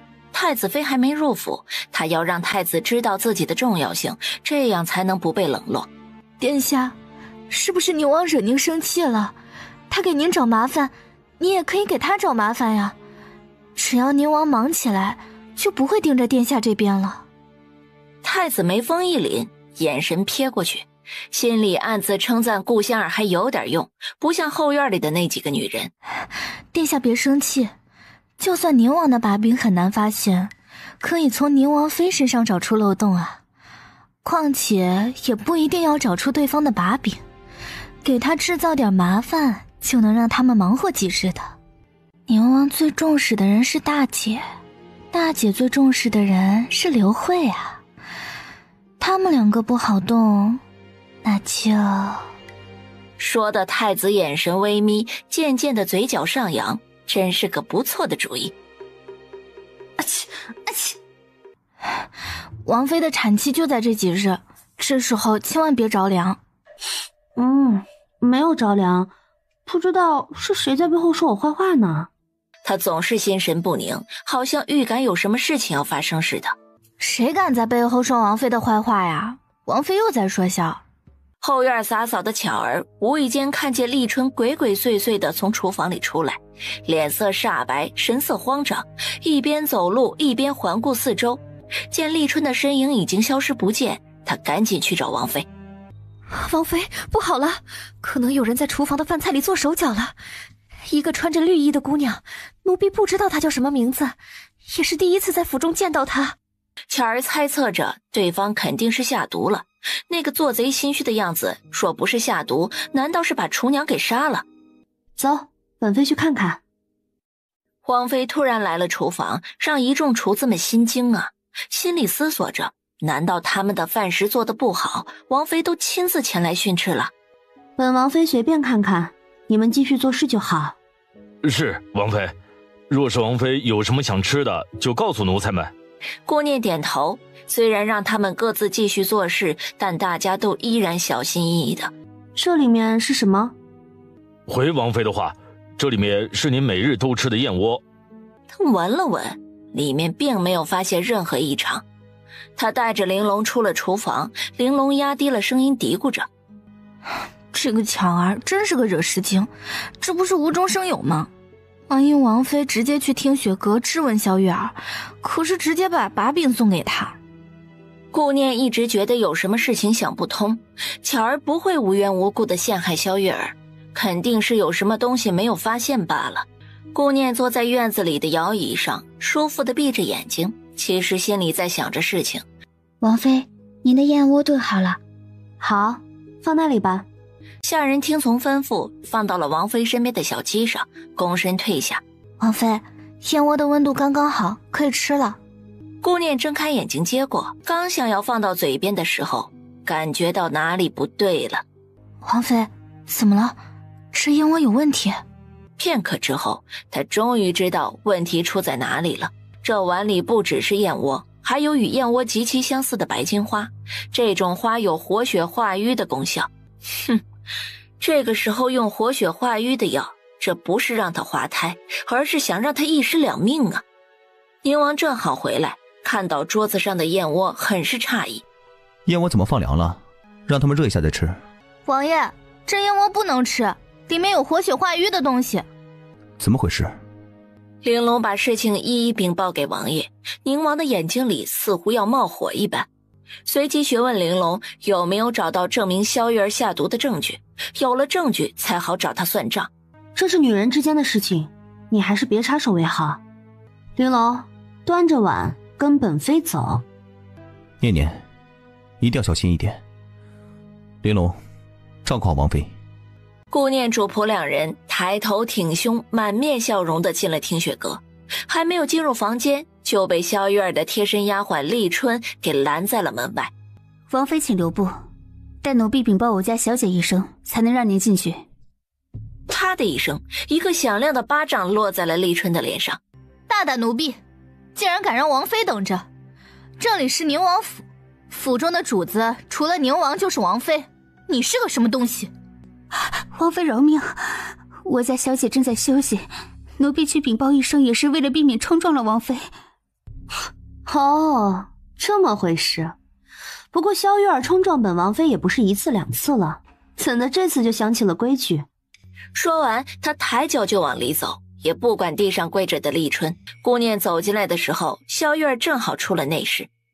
姐姐来了，快坐。姐姐有事让下人过来传话就是，怎的劳烦姐姐亲自过来呢？本王妃在自己的府上，自然是想去哪里就去哪里。念你在府中还算安分，本王妃赏赐你一碗燕窝粥，喝了吧。就这？他该不会以为这里面有毒药吧？他神色如常地接过碗，一口一口地喝下去。府中大厨的手艺真不错，多谢姐姐赏赐。你满意就好。还有，萧小姐好像没有记性，本王妃说了很多次要称呼王妃，不要与本王妃乱认亲戚。若是不听劝告，就不是一碗燕窝这么简单了。顾念带着玲珑离开的时候，萧月儿还一阵鄙夷，顾念的威胁也就如此而已，不知道的还以为他多有本事呢。小姐，王妃是不是发现了什么，来兴师问罪的？兴师问罪？你也看到了，把没有毒的燕窝拿过来让本小姐喝掉，这就是她的兴师问罪？有那份恩情在，宁王哥哥不会对我怎么样，何况是他。顾念和玲珑两人慢悠悠地走在府中的小路上。玲珑，怎么了？怎么没有刚才的气势了？王妃，人家都欺负到咱们头上了，奴婢以为您亲自出马，会狠狠地让他们长长记性呢，没想到就是把燕窝粥给他喝，这哪里是惩罚，简直就是赏赐啊！王妃，人家都欺负到咱们头上了，奴婢以为您亲自出马，会狠狠地让他们长长记性呢，没想到就是把燕窝粥给他喝，这哪里是惩罚，简直就是赏赐啊！你呀，就看到赏赐了一碗粥，你的眼力界都去哪里了？王妃，除了那碗粥，奴婢也没见您赏赐其他东西啊。且等着吧，明日一早你就能知道。听到这话，玲珑的脸立刻多云转晴，高兴起来。原来王妃还有后手啊！一片平静祥和而美好的早晨被听雪阁一阵尖叫声打破。我的腿，我的腿！小姐，您怎么了？立春，我的腿突然不能动了。萧月儿神色慌张，想到昨天顾念赏赐的那碗燕窝，突然更加紧张起来。立春，赶紧去请宁王哥哥，告诉他我得了急症。是，小姐，奴婢这就去。而此时前院也乱作了一团。不好了，不好了！王爷王妃，有个叫掐指的丫鬟前来求救，说是刘夫人被人抓走了。你说什么？顾念心中一慌，猛地站起身来，动作猛加上急火攻心，肚子突然间就疼了起来。怎么了？肚子不舒服还是要生了？我没事，你先吩咐人传下旨过来，我要知道母亲到底出了什么事。哦，好，你别动啊，坐着就好。云龙，倒杯水来。倒水回来的时候，夏至已经跟着侍卫前来。我母亲出了什么事？王妃，主子一般不出府的，收到四小姐的帖子，说是邀请夫人踏青。夫人觉得现在正值春日，天气很好，就欣然答应了。可谁知到了城郊，没有见到四小姐，却被几个黑衣人给抓走了。是顾晴。听到顾晴的名字，顾念的心里有些接受不了，突然肚子剧痛，让他倒抽了一口凉气，全身无力，眼睛慢慢的失去了神采。快把稳婆叫到房间，还有沈一，念念，你和我说说话，千万不要有事啊。王爷，先赶紧吩咐人去找我母亲，她手无缚鸡之力，我担心会有危险。哦，好，你别急，我这就吩咐下去，一定会尽快找到的，别担心啊。顾念依然虚弱的躺着，肚子的阵阵疼痛也没有停歇。沈一把完脉就推到门口处的屏风后。怎么样，有没有危险？王妃她因急火攻心，心理压力过大，导致身体虚弱，没有生产的力气，可能会有危险。拖的时间越久，越容易大出血。什么？一定不要让她出事，诸多磨难都能挺过来，我相信她会没事的。房间内的两个稳婆已经开始行动了，一边唤着王妃，一边教给她怎么用力。念念乖，听稳婆的话，试试看看能不能用上力，念念一定会没事的。相信我们的孩子，他是想出来的，但是他需要母亲的帮助。你怎么还在这里？赶快出去！我不出去，孩子出来的时候，我要第一个看见。念念不能和我抢。顾念努力扯出一丝笑意，也只是嘴角动了动。他知道宁王担心，故意这么说。哎呦，王爷，王妃她使不上力气，这可如何是好啊？沈一在屏风后面同样紧张。王爷，王妃不是给你一些固元丹吗？还有几颗？哦，还有3颗。赶快拿出1颗给王妃服下。沈一知道顾念研究的药效果很好，固元丹入口即化。哎，对了，就是这样。这每一次的阵痛啊，都是孩子在用力的往下走。您呐，要顺着孩子的力量一起使劲儿。固元丹继续喂。在最后1颗固元丹的作用下，孩子终于生了出来。一个长长的响亮的哭声传遍了整个院落。念念，辛苦你了。恭喜宁王，恭喜宁王妃，是个小世子。抱下去，交给奶娘吧。宁王说完，帮顾念掖了掖背角，轻声劝慰。你之前说过要亲自带孩子，现在你的身子太虚弱了，并不合适，等好了再说吧。王爷，我母亲的事情查到了吗？放心吧，已经派人去查了，你别急，要是累了就先睡会儿，有消息一定告诉你。顾念在心中暗骂这个落后的时代，生个孩子差点丢了小命，闭上眼睛睡着了。宁王为他往上拉了拉被子，脚步放轻走了出去。主子，嘘。清风刚要禀报，就被宁王噤声的动作制止了。被白了一眼的清风不明所以，委屈的撇撇嘴，跟着主子的脚步走远一点。说，查到什么了？回禀主子，经过调查，顾四小姐跟着于松公子及家人回了家乡，并不在京都。那查到是谁做的吗？回主子，还没有。再去查，应该是熟悉顾晴和王妃的人做的，重点查一下他们。是，主子。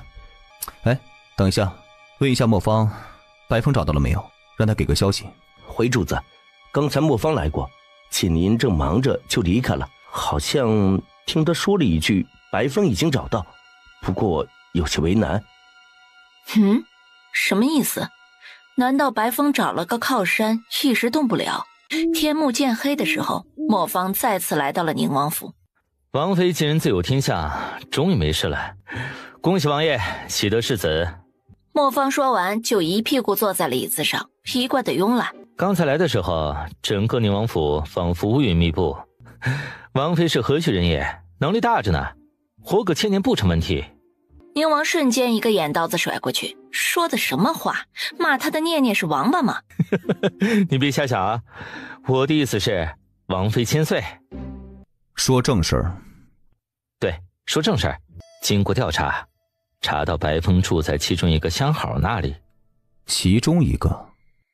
是啊，没想到白风还是个流连花丛的多情人，好几个相好都对他死心塌地的。他最近就住在其中一个相好那里。说重点。好，重点来了。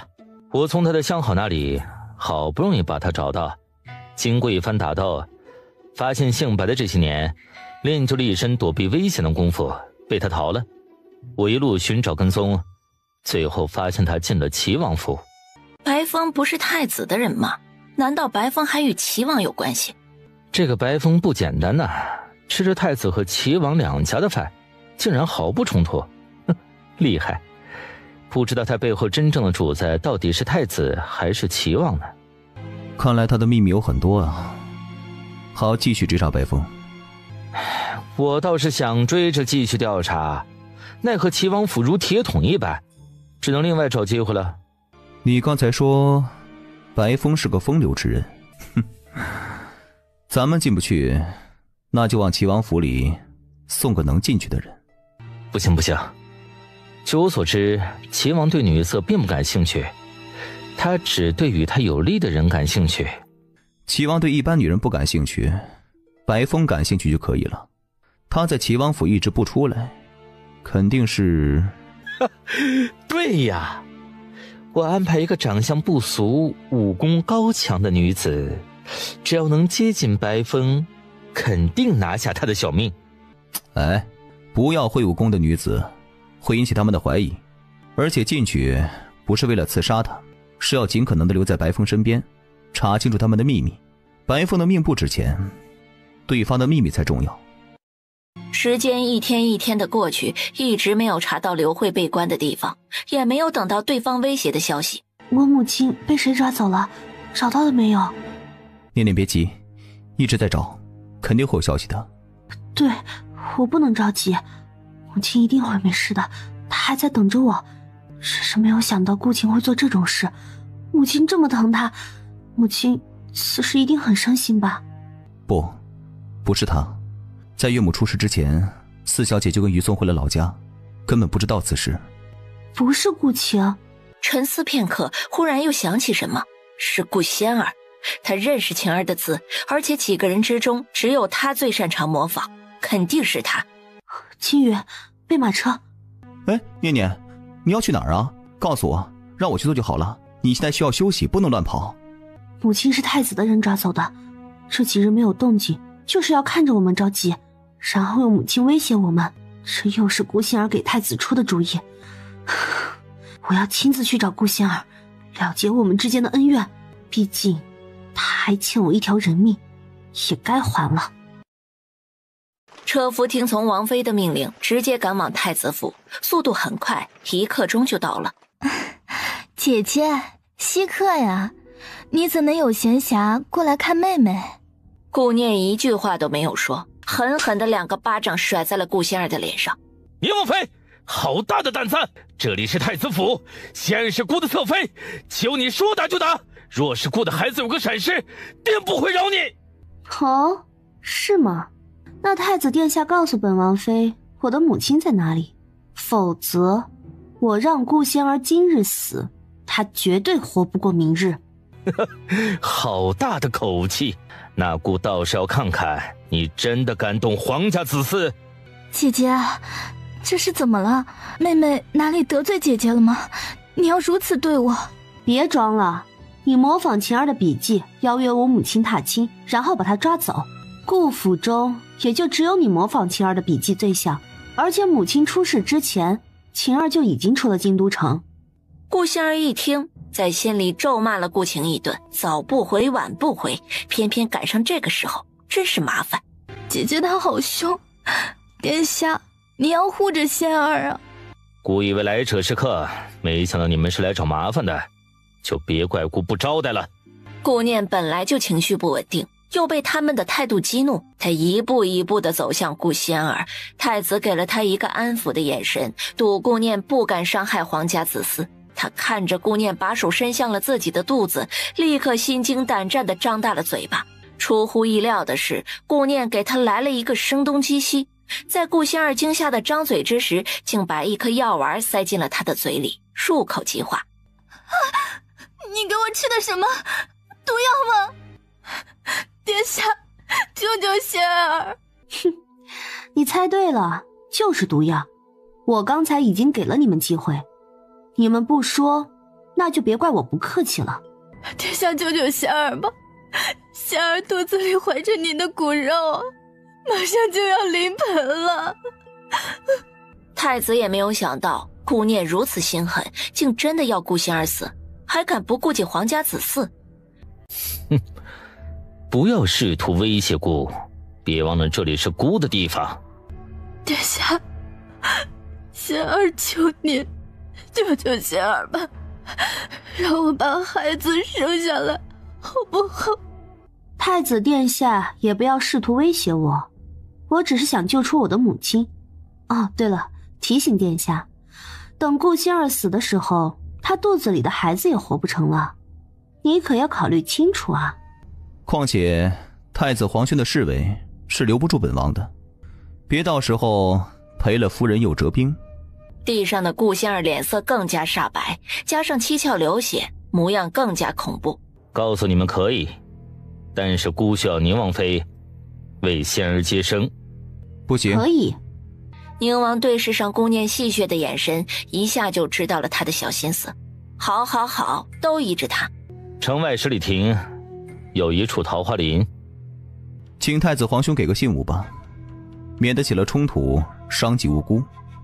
殿下，求你先救救仙儿，我快要支撑不住了。姐姐不能如此狠心，同样身为顾家血脉，救救妹妹吧，我以后再也不敢了，救救我，姐姐。太子懒得看他那个鬼样子，一个女人死不足惜，若不是为了孩子，他早就不管她了。他们的速度出乎意料的快，清风很快就带着刘慧到了太子府。母亲，他们有没有为难你？你有没有受伤？没事，他们只是把我关起来，没做什么过分的事。母亲没事就好，女儿放心了。姐姐，救我，救我！人给你完好无损的带来了，可以给仙儿接生了吧？太子话音刚落，顾仙儿仅存的一点力气也消失殆尽了，一动不动晕了过去。太子慌忙起身，把手放到顾仙儿的鼻子下面。顾仙儿死了，顾的孩子也跟着夭折，今日你们谁都别想走，顾一定要你们付出代价。太子殿下，您若是再耽误本王妃接生，孩子就真的会在顾仙儿的肚子里夭折。你说什么？孩子还有救？当然了，赶快把他抬到房间里，谁都不许进来。在房间里，顾念利用空间里的医疗器械给顾仙儿做了剖腹产手术。门外的人等得焦急，特别是太子更是持着怀疑的态度。宁王不管众人的表情如何变化，他老神在在地站在门外一动不动，神一般的相信顾念能够成功。宁王妃这么长时间都没出来，是不是孩子已经死了？为了逃避责任不敢出来见顾？这是顾侧妃生孩子，不是出宫，太子皇兄着什么急？你……太子无语，作为一个皇子，宁王说话怎的如此粗鄙？孩子发出来到这个世界的第一声啼哭，外面的人都震惊地停住了动作，各有各的心思。只见顾念脸色泛白，身体虚弱地抱着孩子走了出来。只见太子向房间里面走了几步，却没有想到看见紧闭双眼的顾仙儿血淋淋地躺在床上。没想到宁王妃如此狠毒，竟然剖腹取子！没想到宁王妃如此狠毒，竟然剖腹取子！太子殿下真当本王妃是神医呢？如今的顾仙儿如何生孩子？若是不用这种办法，孩子根本无法存活。我也是按照太子殿下的意思救孩子而已。给姑围起来，一个都不要放过。姑的侧妃死了，是宁王妃一颗毒药毒死的，而且姑的孩子差点死在侧妃的腹中。宁王妃如此狠毒，姑先把宁王妃抓起来，然后再告知天下，你们会遭到天下人的唾弃。你答应好的，只要我女儿救出殿下的孩子，就放过我们。太子殿下怎的出尔反尔呢？姑和宁王妃谈的条件，一直都是用刘夫人你与宁王妃救出孩子作为交换条件。姑可没说不追究顾侧妃之死的事情。太子殿下，你确定你的顾侧妃已经死了吗？宁王妃不要试图逃避责任，姑不会因为你的狡猾放过你们的。清风清雨，进去把人抬出来，让大家看看顾侧妃到底是死了还是活着，也好让大家做个见证。清风清雨两人用床上的被子直接把人裹了出来，放在地上。此时的顾仙儿虽然还流着血，虚弱的只剩下一口气，但是眼睛确实是睁着的。顾念剖腹取子的时候，为了不让顾仙儿死掉，给他喂了一颗补气血的丹药，但也只是让他维持到把大戏演完。太子殿下，本王妃说的没错吧？你的顾侧妃可没死。你刚才明明给他吃了一颗毒药，然后蹊跷流血，到底怎么回事？我故意逗你们玩啊！你，太子殿下，我有个关于你的秘密，这个秘密绝对让你超乎想象。宁王妃一向狡猾，你以为姑还会再上你的当？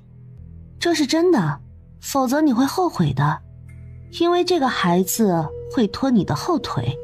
孩子是他获得父皇偏爱的筹码，虽然在父皇心中的分量比不上宁王，但有了这个孩子，比过齐王还是可以的吧。我是为了太子殿下好，所以才把实话说出来的，否则我大可以闭口不言，只等着以后看好戏就是。所以太子殿下一定要认清谁是罪魁祸首啊。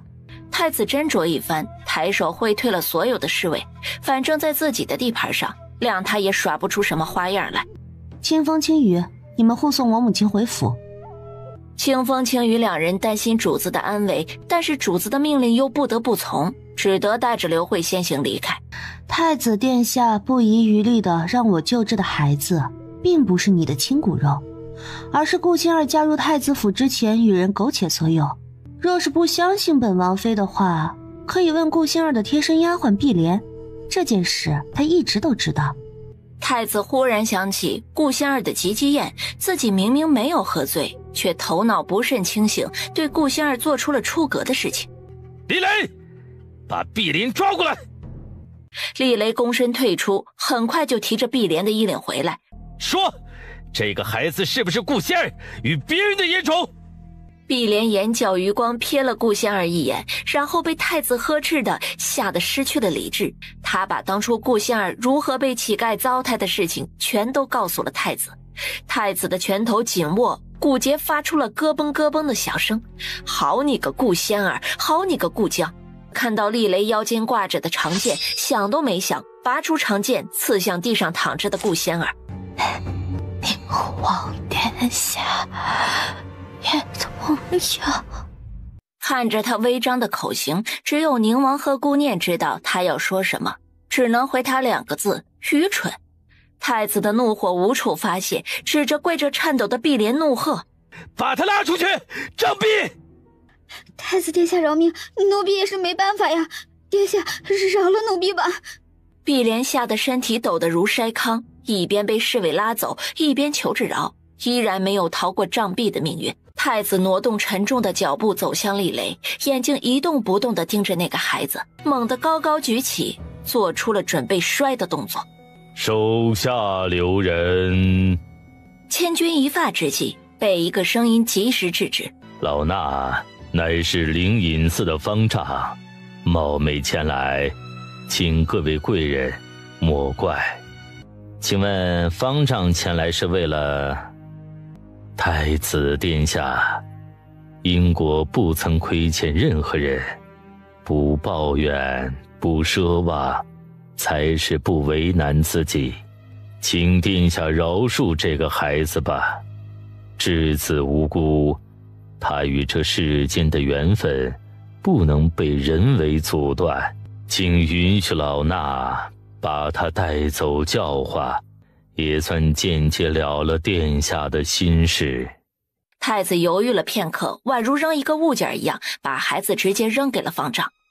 这位施主，心境变得强大可以，但是不要变得铁石心肠。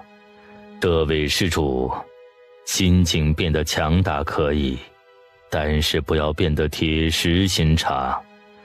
更不要让施主那双治病救人的手沾染上肮脏的血。老衲曾经讲经时说过，不忘初心，方得始终。难道我只能被别人害才算是不忘初心？不要用你普度众生的思想来劝我善良，况且我一直都不是善良的人。不，你本良善，只是被仇恨蒙蔽了双眼。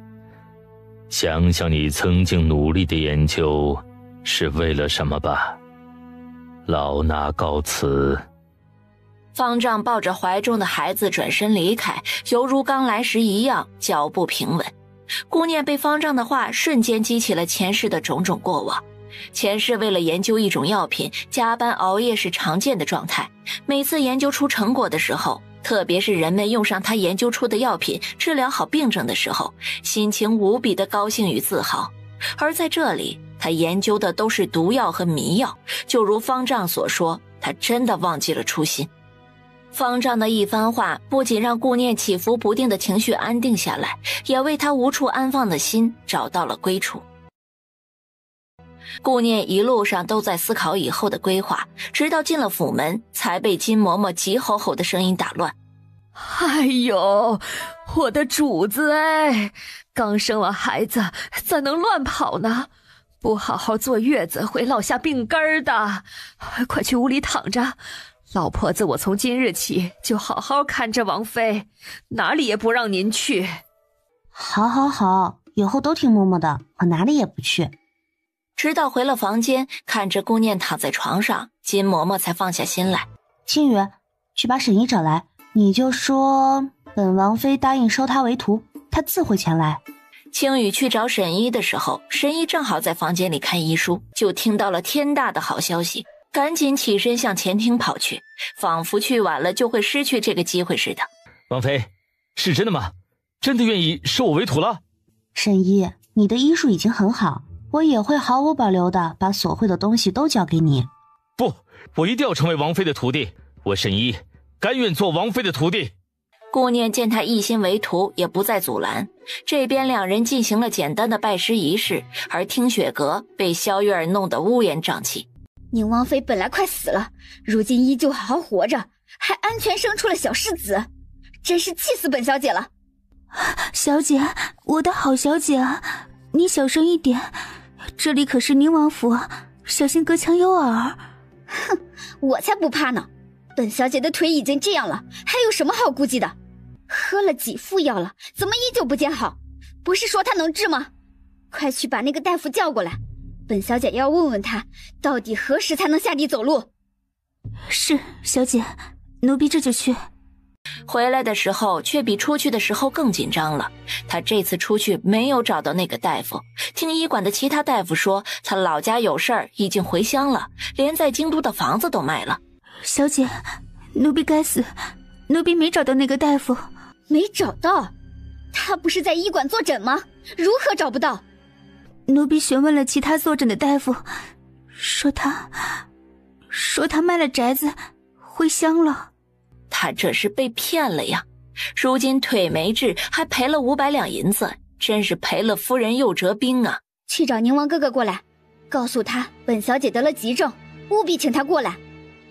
是，小姐。立春到的时候，宁王和姑念都在。王爷、王妃，我家小姐得了急症，整日郁郁寡欢，想请王爷过去瞧瞧。得了急症赶紧叫大夫呀，本王也不会医术。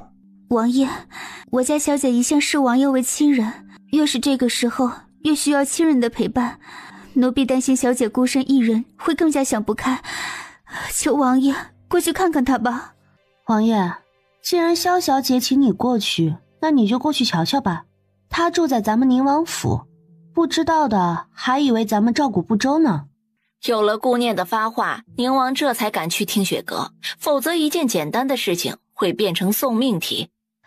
宁王哥哥，玉儿的腿不能动了，怎么办？我以后是不是要在床上度过了？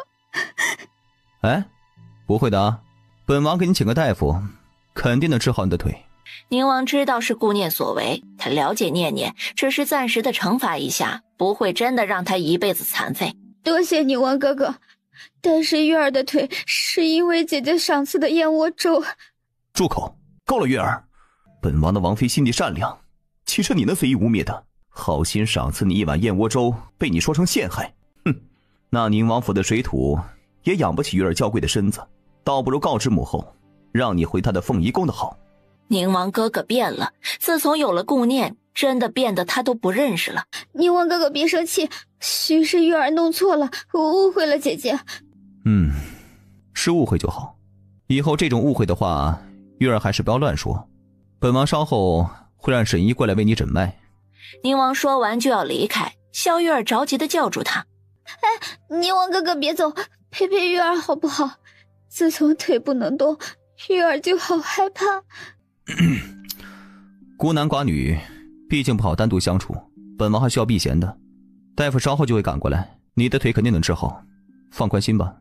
好不容易请来宁王见一面，就这样说了几句话就走了。萧玉儿更加憎恨顾念。既然王妃让萧玉儿老实一阵子，那给她治疗一段时日，免得在府上又闹幺蛾子。治病救人你可以，欲好非好你也懂吧？沈医直接伸了一个大拇指，还得是你腹黑呀！儿啊，你的命好苦啊！真的生下孩子就撒手人寰了呢。哼，是顾太好说话，还是顾大人胆子太大，竟让顾大人父女摆了一道？殿下何出此言？老臣不明白呀。顾大人别装了，顾先生的鸡鸡眼，顾一直都知道有蹊跷，睁一只眼闭一只眼罢了。没想到你们竟敢如此大胆，混淆皇家子嗣这样的事情也敢做，这可是欺君的大罪。殿下，仙儿他只报喜不报忧，老臣真的不知啊，借给老臣个胆子，也不敢做出这等事情，请殿下明察。太傅大人，还是先把您女儿带走吧。顾仙儿混淆皇家血脉，犯了欺君之罪，论罪当株连9族。念及老师与顾的师生感情，顾才没把顾仙儿直接扔到乱葬岗。顾大人知道该怎么做办。还有，把柄会一直握在顾的手中。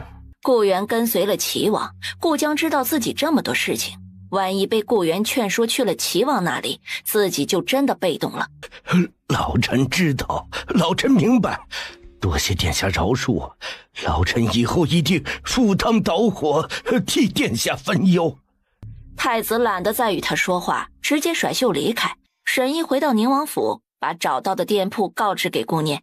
师傅，找的店铺位置很好，在吉祥酒楼对面，本来也是个酒楼，被吉星酒楼挤得没了生意，低价往外出售。你办事我很放心，这些银子拿去置办一些医馆里用的东西。之后的时间，沈毅特别忙碌，他的动作很快，半个月就完成了图纸上全部的工程。沈毅和顾念成了医馆的坐诊大夫，有了他们的名号，医馆很快成了京都最有名、可信度最高的医馆。这位夫人，哪里不舒服？本夫人小产伤了身子，听说你们医馆妙手回春，本夫人来瞧瞧还有没有怀孕生子的希望。顾念看向他伸出来的手，手腕白皙，手指纤细，把脉后确实如他所说，是伤了身子，不过还是有希望的，必须先调理身子。此话当真？当真，当然必须听从我的安排，好好调理才能恢复。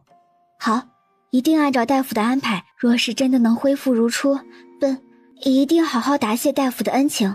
调理身子是一个漫长的过程，所以你不要着急。这次我先为你开一些药，吃完以后再来复诊。好。丫鬟拿了药，扶着夫人上了马车离去。暗中跟上那辆马车，看看他去了哪里。青羽领命而去，回来的时候带来了一个令顾念想不通的消息。王妃，属下一路跟随那辆马车，他们去了皇宫，宫门的侍卫并没有为难，看来是宫里的人。宫里的人？小产伤了身子的，难道是冰美人？他大可以告诉皇上，宣自己进宫为他诊治，为何偷偷的跑出来？这里面到底有什么不为人知的事情？宁王府为小世子办满月宴，前来赴宴的人络绎不绝。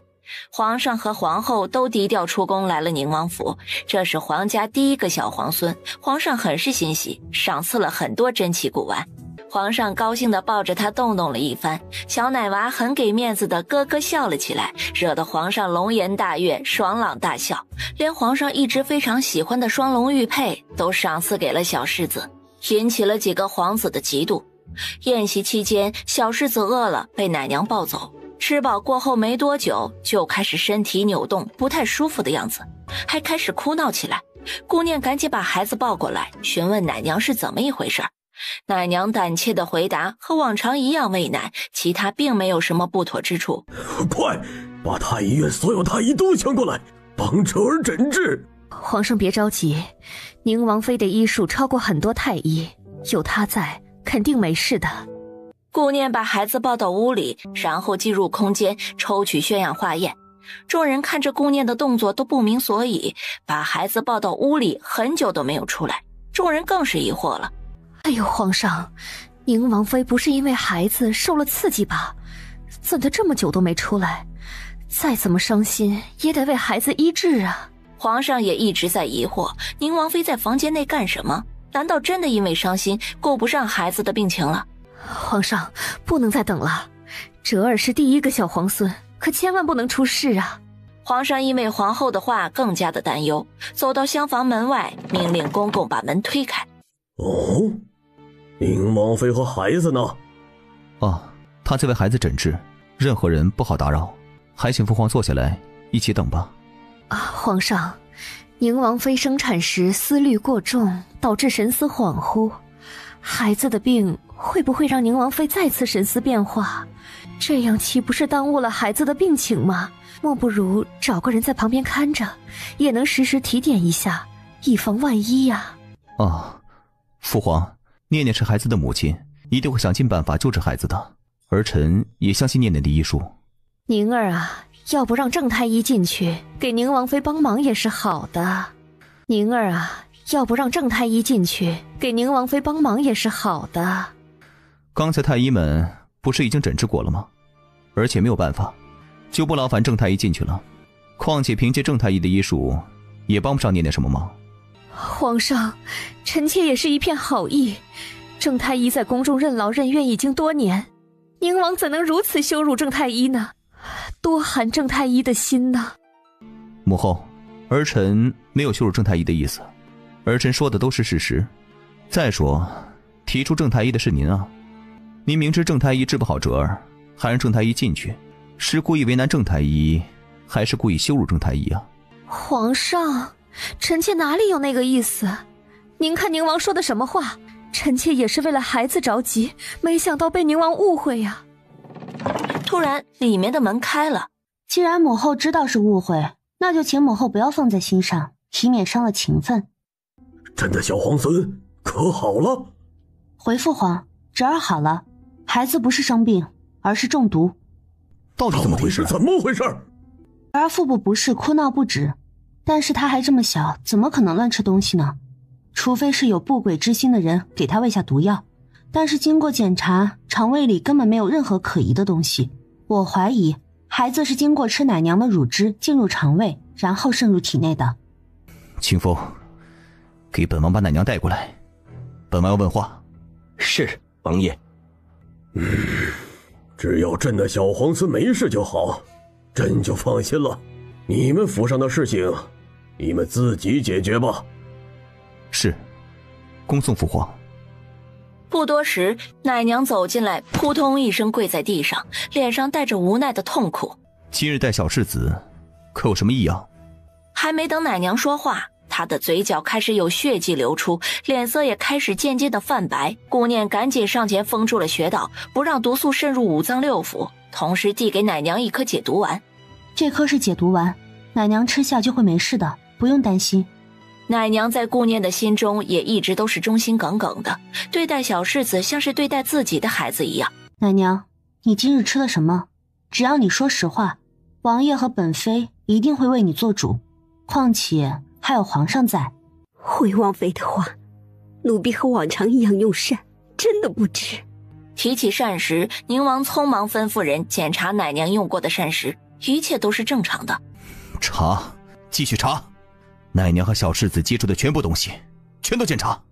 侍卫纷纷领命检查，但是最终毫无所获。对方做得如此隐秘吗？还有一种可能，除非奶娘自己心甘情愿地吃下了毒药。本王妃一直都是相信奶娘的，但是此时希望奶娘能再给本王妃一个相信你的理由。奶娘抬头看了看王妃，脸上的表情有些动容，但是一句话都没有解释。难道真的是我想的那样？奶娘平时如何对待世子，我看得很清楚。奶娘，你是不是有什么苦衷，可以直接说出来？奴婢不配做一个母亲，更不配做小世子的奶娘。多好的孩子啊！奴婢这就追随小世子去了，一辈子好好照顾小世子，替自己赎罪。奴婢这就追随小世子去了，一辈子好好照顾小世子，替自己赎罪。由于奶娘情绪激动，身体内的毒素扩散加快，身体也跟着瘫软下来，歪倒在地上。从奶娘的手中滑落出一颗解毒丸来。清风青雨，你们去奶娘的家里，把她的夫君和孩子接过来，要快点。清风带着人进了宁王府，见到严肃坐着的两人，心虚的扑通一声跪在地上。草民叩见宁王妃。奶娘毒害小世子，如今已经畏罪自杀。他真的走了，他还是走了。说说吧，到底怎么回事？请宁王妃恕罪。前日草民家里突然出现了几个陌生人，说是让草民的妻子给小世子下毒，但那人对的小世子是有感情的，根本不同意。那几人就把草民和孩子抓走了。那几个人凶神恶煞，一看就不是好人。草民的妻子也是受他们的威胁才对小世子下手的。求宁王妃饶命啊！他们是什么人？草民不知道，他们都戴着面巾，拿着利器，实在是吓人。草民躲着还来不及，哪里敢与他们对视？草民抱着孩子离开，也是害怕那些人再次找来。还有，你放心，只要你说出实情，本王妃不会追究你的责任。你再仔细想想，有没有什么特点被你紧张给忘记的？比如长相，或者穿着什么？是好像有些不对劲儿啊。草民当时吓得跪在地上，但是余光看过去，感觉有个男人的其中一个衣袖是空荡荡的，因为当时天色已晚，不知草民有没有看错？宁王眉头紧皱，顾念看出他一时有些为难，赶紧让人把奶娘的丈夫带下去。宁王眉头紧皱，顾念看出他一时有些为难，赶紧让人把奶娘的丈夫带下去。一时想不起来也没有关系，我们的对手除了皇后、太子还有齐王，其他那些都不足为惧，咱们慢慢筹划。哎，你刚才说什么？我刚才说一时想不起来也没有关系，咱们慢慢筹划。不是这句，还有呢。我们的对手除了皇后、太子还有齐王，其他那些都不足为惧。对，就是这个，是太子的人动的手脚。顾念一头雾水，从哪里看出是太子的人？曾经广通在军中作乱，被他的人打断了一条手臂，应该是他没错了。随即叫来清风，低头吩咐几句，这才让人退下。随后有2封密信暗中送出。右丞相府，小姐，好消息，齐公子来信了。真的吗？快给我。景甜一目十行，越看越是惊喜，但是惊喜之中又带着胆怯。小姐怎么了？齐公子来信不是应该高兴吗？芳儿，你自小跟着本小姐一起长大，一直都知道我的心思。我与齐公子早就两情相悦，此次齐公子来信诉说相思之苦，我又何尝不是呢？可是他提出要带我私奔，你说我该怎么办？小姐千万不要冲动啊，不如小姐去求求情，把齐公子的事情告诉老爷，看看能不能让老爷退掉和太子的婚约。不可能的，本小姐早就告诉过母亲，母亲嫌弃齐公子家贫，还说一个前途渺茫的读书人是最不能嫁的，让我歇了心思。太子是因为什么娶她，他心知肚明，不过都是因为利益罢了。芳儿，这件事一定不能让父亲知道。距离成亲的日子还有多久？回小姐的话，还有不到10日。把本小姐的首饰全部卖掉，不要一起拿出去，要一点一点的拿，千万不要让人发现。你先帮我送封信，我要见齐公子一面。宁王府内，青羽把收到的消息禀报给宁王，一切尽在计划当中。能促成有情人终成眷属的美事，也算是你功德一件，佛祖会看到你的功劳的。听得青羽嘴角直抽抽，这话说的好像他以前干的都是杀人放火的坏事似的。王爷，收到兰儿送的消息，说白风在齐王府的待遇很高，齐王对待白风也要收敛一些脾气。白风应该是齐王的一颗重要棋子。看来这个白风混得不错呀，在太子面前得到重用，在齐王面前同样得到重用。让兰儿继续盯着，有重要消息来报，千万不要暴露自己。王爷，还有江南一事，那边也传来消息，已经找到江南太守杨茂勾结太子贪墨银两的证据，但是不敢轻举妄动，想请王爷拿主意。告诉安卫，本王会尽快去一趟江南，亲自解决此事，让他继续盯着可疑之人。是，王爷，属下这就去办。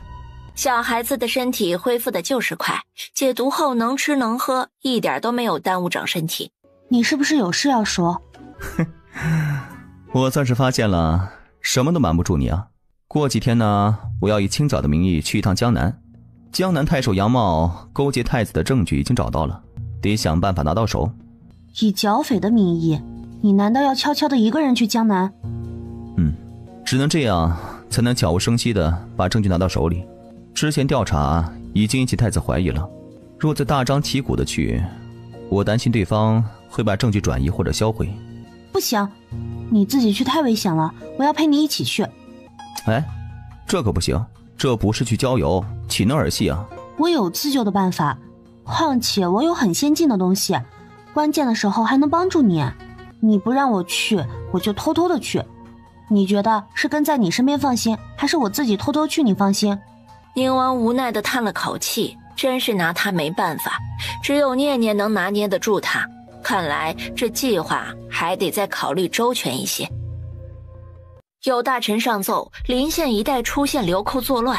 朝堂上先是开始了关于谁去讨伐流寇的激烈讨论。皇上，老臣认为太子前去最为合适。那边百姓已经被流寇祸乱的失去了家园，人身安全更是无法保障。太子前去，定能让失去生活信心的百姓立刻恢复对美好生活的信心。不是只有太子能安定人心，只要能把流寇剿灭，让百姓安定生活，哪个皇子都能让百姓恢复对美好生活的信心。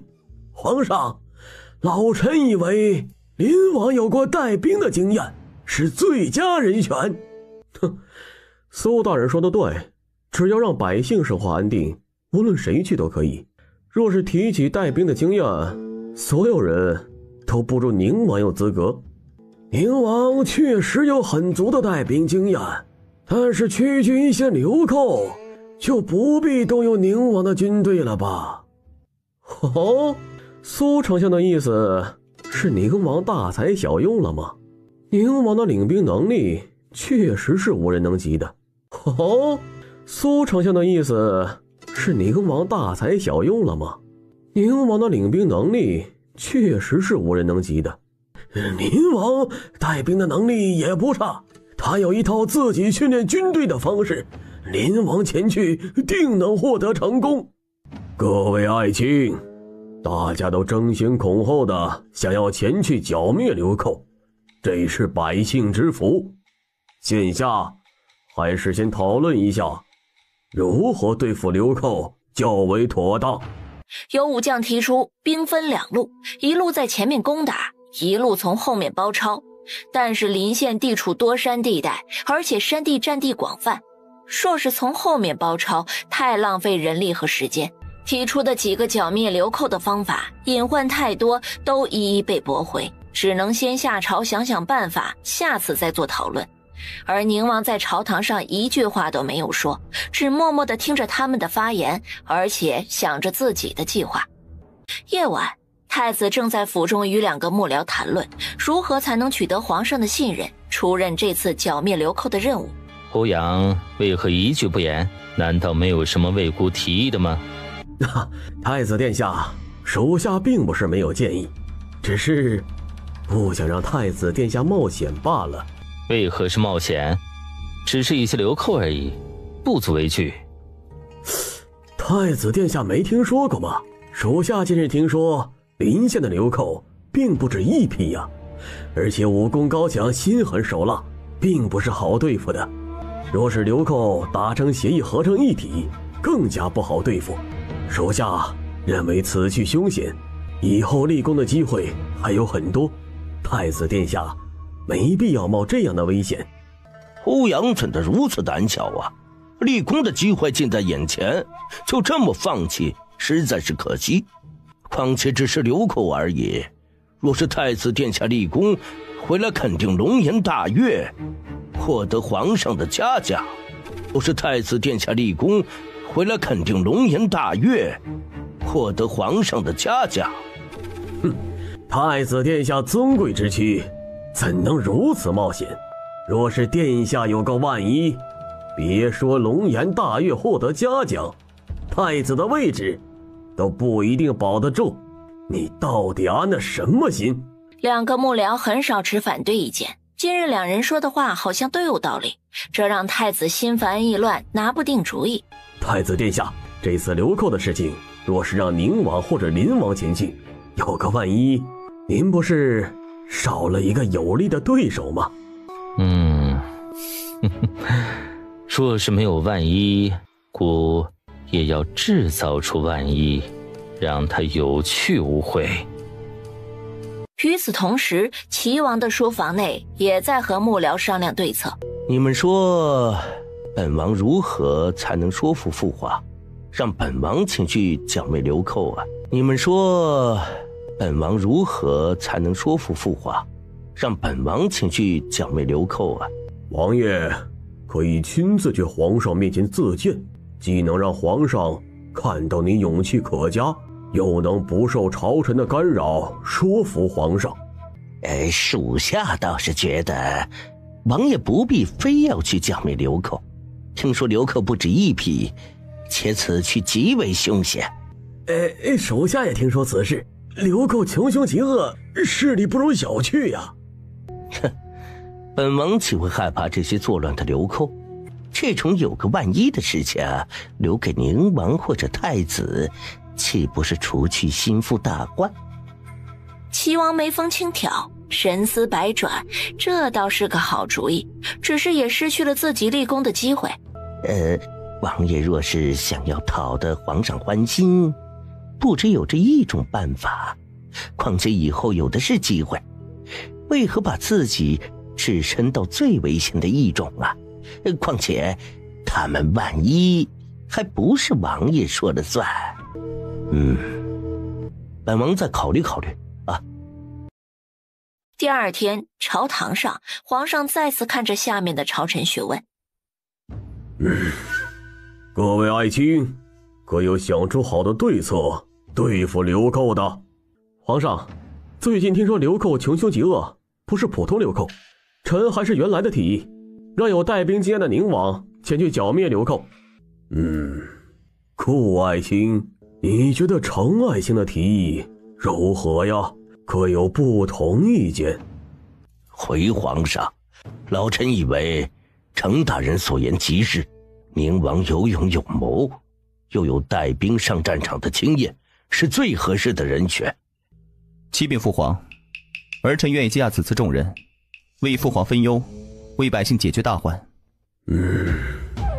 好吧，那就让宁王前去剿灭流寇。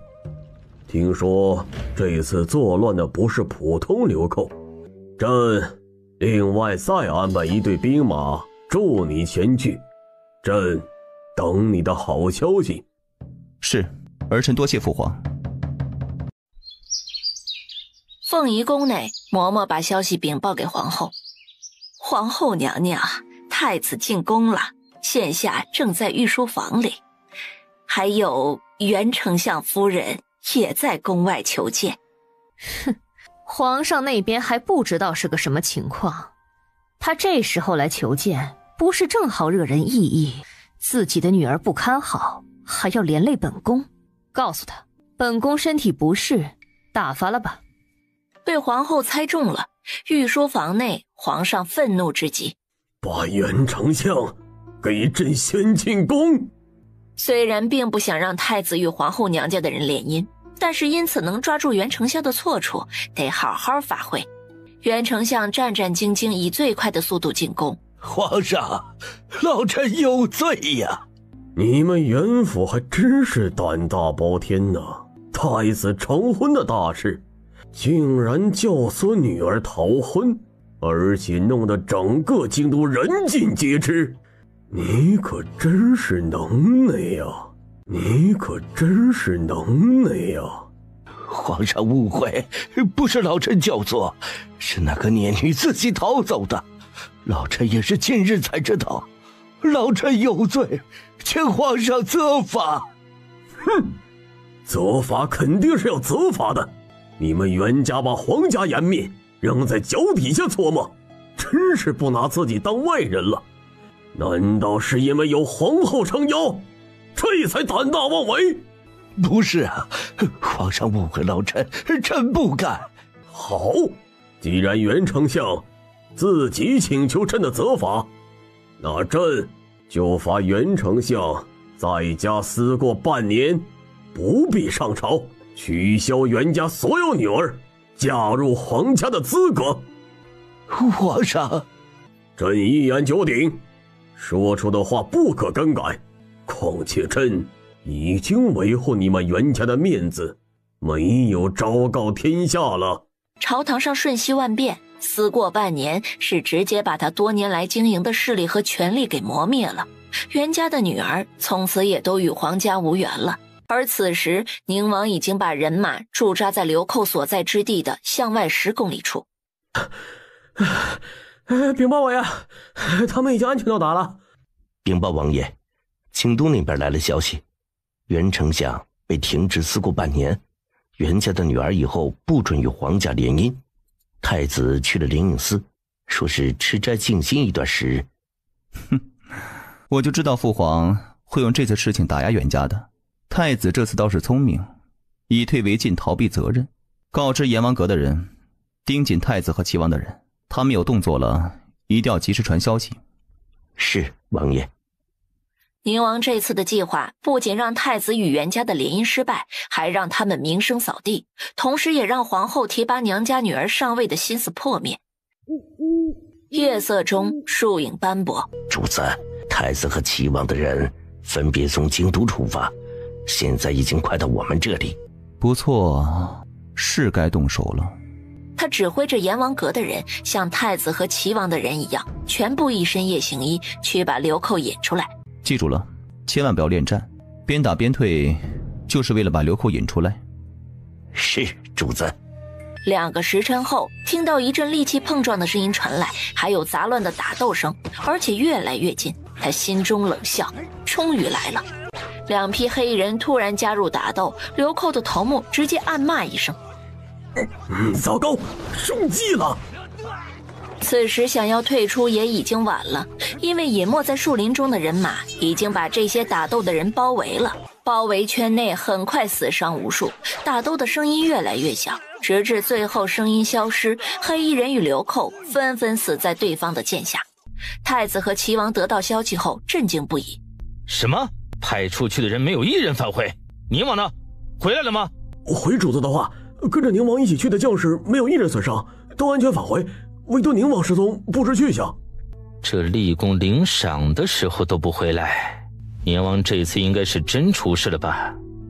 太子嘴上说着肯定的话，但心里总觉得有哪里不对。皇宫中，清风和青羽把一封信暗中交给了皇上，禀告此次剿灭流寇的过程中没费一兵一卒。皇上听后，在御书房内高兴地哈哈大笑。宁王给皇上的信中提到江南贪墨一案，皇上心中愤怒，又对宁王很是欣慰。这个儿子聪明又果敢，与当年的自己一模一样。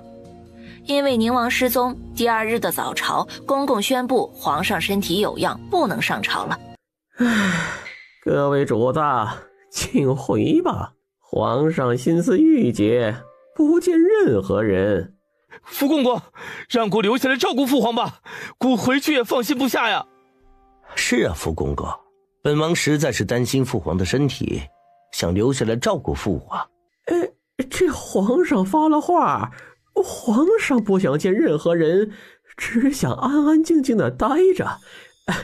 请主子们不要为难奴才呀。福公公一副油盐不进的样子，让各位皇子实在是没办法，只能陆陆续续的回去了。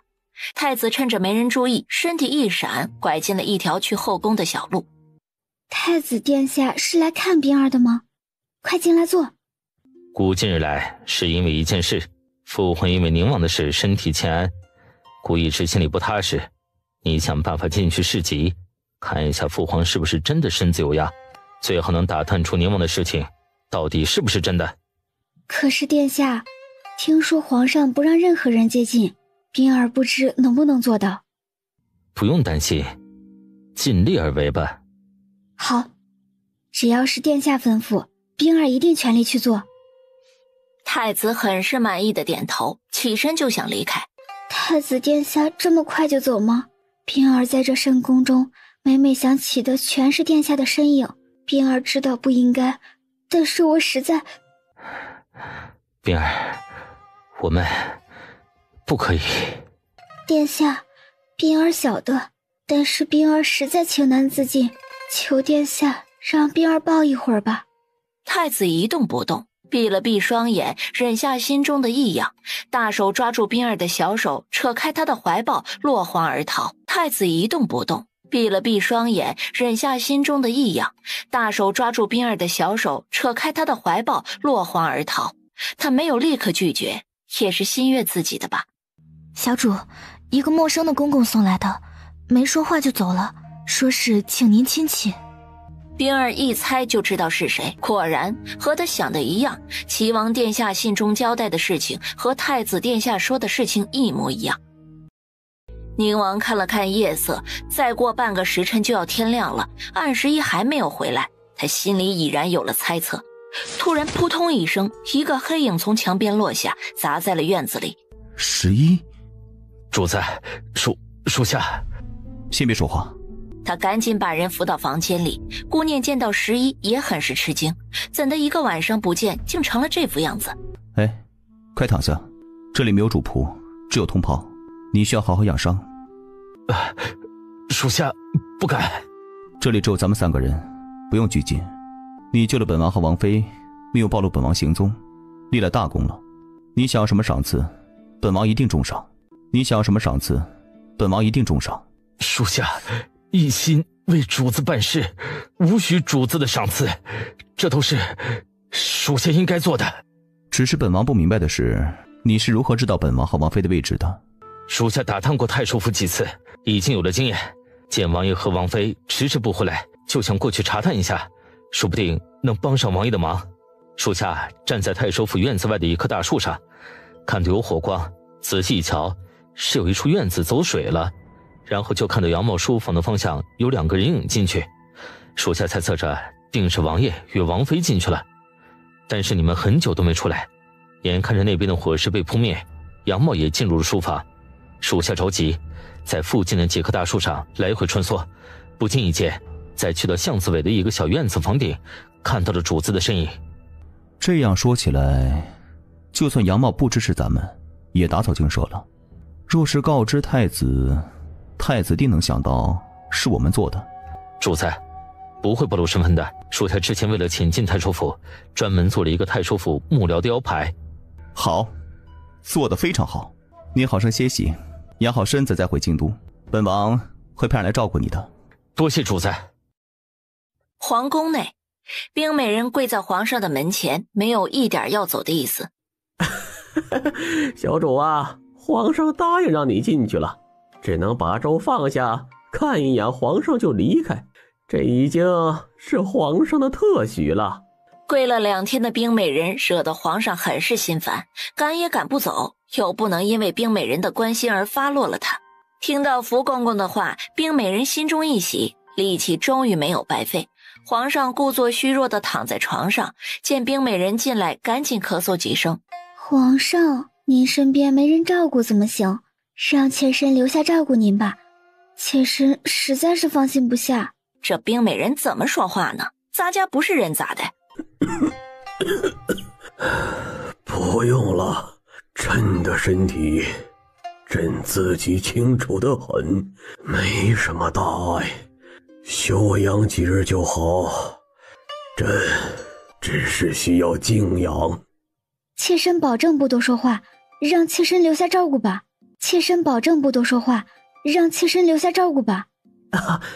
小主，还是出去吧。进来时已经传达皇上的旨意了。小主啊，还是不要惹怒了龙颜吧。冰美人见皇上的脸色确实不好了，就赶紧告退。离开时，眼神瞅了瞅伺候皇上的几个下人，心中有了计较。回去后，让丫鬟打听了一下那个公公的当值时辰，等待下职的时候，找个由头把他传唤过来。小主传奴才过来，可是有事儿啊？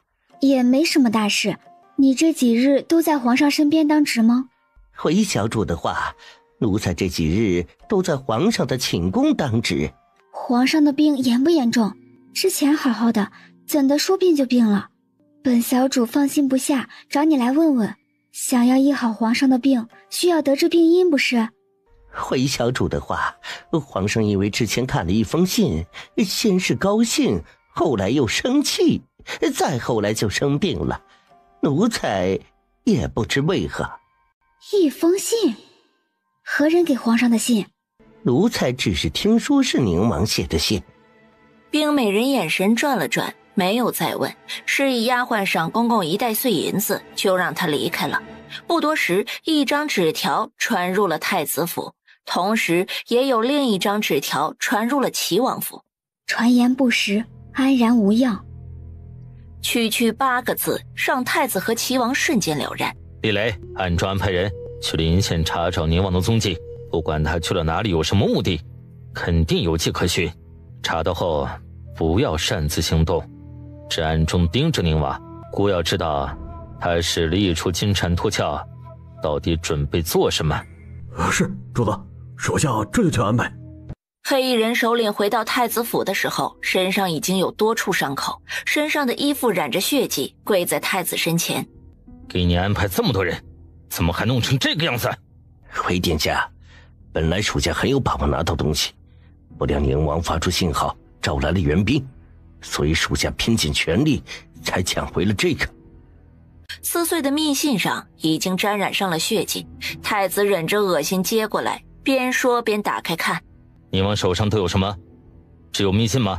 回殿下，不只有密信，还有一个类似于账本的东西，属下只瞧见一眼，不确定。好你个杨茂，有个账本也就罢了，竟然与故来往的密信都留着，只是想为自己留后路，还是想将顾一军？想起杨茂给自己留下的把柄，就恨不得立刻杀了他。太子斟酌片刻，猛地站起身来，回到书房。此时的宁王把顾念送回府中就进了宫，连衣服都没有来得及换。启禀父皇，这是儿臣这几日在江南太守杨茂书房搜到的，本来还有一封密信，但是途中遇到刺客抢走了，剩下的碎片没法作为证据。皇上接过账本，打开才看了几眼，就气愤地猛地一拍桌子：这个杨茂竟然打着国家征税的旗号坑害百姓，真是胆大妄为！父皇息怒，不要因为这件事伤了龙体啊！哼，朕怎能不生气？江南一地是国库每年上缴银两的大头啊，收了百姓这么高的税银，让朕寝食难安呐！宁儿，看过密信没有？可有怀疑之人？宁王低眉顺眼，没有开口。太子可是未来的储君，他不知此时说出太子，父皇会不会信？怎么，对父皇还不说实话不成？不是的，父皇，儿臣只是在想怎么告知父皇较为妥当一些。这件事若是朝中没有可靠的关系，杨茂作为一方太守是不敢擅自增税的。儿臣怀疑是太子皇兄和杨茂联手做的。宁王说完，一直没有抬头，等待皇上的反应，但皇上却一声不吭，没有了下文。正在此时，福公公弓着身走进来禀报：皇上，太子殿下在外求见。皇上与宁王两人对视一眼，摆了摆手：是，儿臣告退。宁王退出了御书房，在殿外正好遇见了太子。太子的眼神里满是恨意，待宁王走近，立刻变了脸色。三皇帝这是去哪里了？怎的弄得一身的狼狈？也该更衣之后再来给父皇请安呀。以往三皇帝可最是注重仪态的。本王没事，只是在途中杀了几只狗而已，不知道是谁家狗放出来乱咬人，想来狗的主人也不是什么好人，竟做些无德的事情。太子殿下请。此时在皇上的御书房外，太子一贯的温润形象不好在这里反驳对方，只得甩袖随着福公公进殿。儿臣给父皇请安。起来吧。儿臣听说父皇的身体有了好转，欣喜万分，赶紧前来探望。不过父皇还是不要太过操劳，当以龙体为重。父皇身子好多了，无需养儿挂心。可还有其他的事？父皇，儿臣无意间查到江南上缴的银两数目不对，就派人前往探查。没想到江南太守杨茂竟然如此胆大。皇上慵懒的眼皮终于抬起，没想到太子竟然弃车保帅，把责任全部推到了江南太守的身上。皇上拿着奏折没说话，也没有任何表情，更是没有愤怒。这个态度让太子心里有些拿捏不准了。御花园中，公公匆匆跑过来，躬身在皇后身边禀报着什么。年复一年，过得真是快呀。御花园里的花都开了，正是赏景的好时候。在御花园里办个赏花宴吧，明日给朝臣中的夫人小姐送帖子。是娘娘，奴婢整理好名单给您过目。许久没有见到顾念了，每次见他都会弄得自己头疼。太子最近还被宁王摆了一道，看来宁王有些闲呢，竟然管起了户部的事情。宁王看着顾念手中的帖子，声音温柔的安慰：若是念念不想去，也就不用去了，差人和皇后说上一声也就可以了。去，哪能不去呢？一次两次不去也就罢了，每次都不去就会落人口舌。顾念也很无奈，他对皇宫一直没什么好感，这下又得小心谨慎些了。第二天，江南太守贪墨一案在朝堂上掀起了轩然大波。各位爱卿，可有什么异议？皇上，臣以为江南太守胆大妄为，应当全家斩杀，以儆效尤。臣复议，像这样的贪官，若是不严厉惩罚，恐会有人步江南太守的后尘，给国库造成损失。启禀父皇，儿臣倒觉得，若非有人给杨茂撑腰，他也不敢做此等事情的。毕竟不是主谋，莫不如抄家流放，既补偿国库亏空，又惩罚了贪墨之人。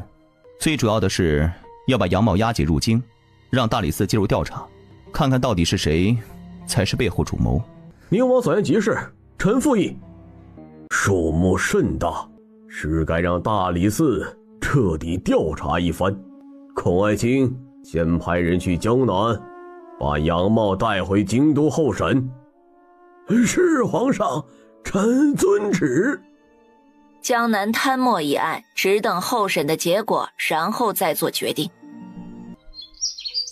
御花园中，皇后带着朝臣中的夫人小姐也在热闹的赏花喝茶。每年这个时候，御花园里的花争奇斗艳，甚是鲜艳，所以请夫人小姐们过来一起赏花，热闹热闹。是啊，娘娘，御花园里的花比外面的花更显得贵气呢。您看这牡丹，透着高贵的气质。要说这牡丹高贵呀，在皇后娘娘身边都显得没那么光鲜了。一个接一个的马屁拍得皇后脸上挂满了笑容，听得顾念撇了撇嘴，实在是不想继续听这些虚伪的话。他借口出来走走，还不如自己赏花来的清静。一个人走着走着，不知怎的就到了一处偏僻之地。他这个路痴也不知道自己走到了哪里，好不容易遇到一个路过的宫女，随手往一个方向一指，就匆匆的离开了。他顺着宫女手指的方向走了没多久，就看到了一处八角亭。顾念心中一喜，终于找到一处干净又清静的地方歇脚了。玉儿的腿诊治这么久，终于能站起来了。玉儿很是开心，也心存感激。顾念听这声音娇媚的有些恶心，但是怎么越听越不对劲儿呢？他不是在宁王府治疗腿吗？难道他与外男有勾结？宁王哥哥，我们这样不好吧？念姐姐会不会生气啊？顺着纱幔看过去，风起纱幔飘，女子真的是萧月儿。从纱幔的缝隙中还看到一个身穿朝服的男子正抱着萧月儿深情的亲吻。顾念不敢相信似的倒退两步，迅速转身离开。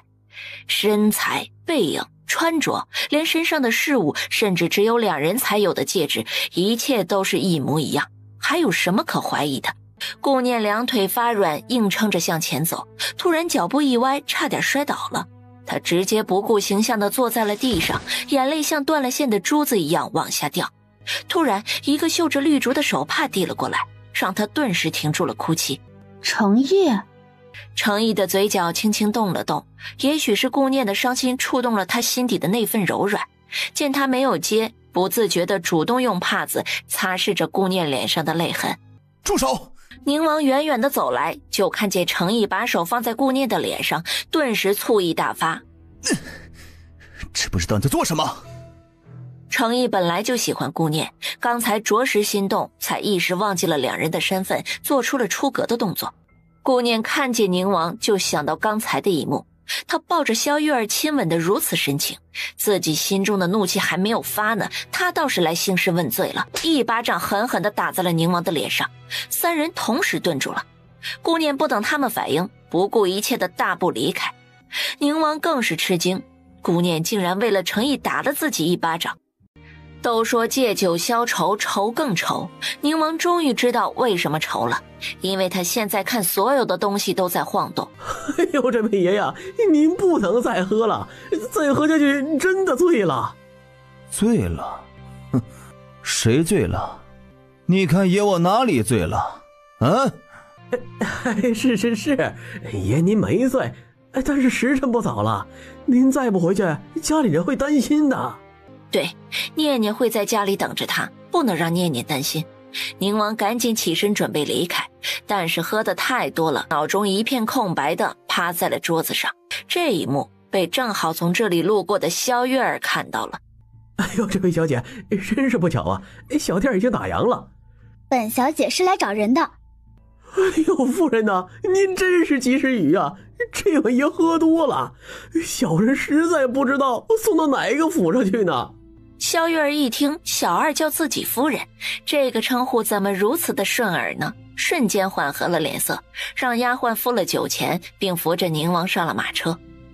等着宁王回来的顾念一直都没有睡，想给他一个解释的机会，没想到听到的是宁王依然与萧月儿在一起，还去了他的听雪阁，气得顾念咣当一声关上门。说是在八角亭是个误会，那这一次还是误会吗？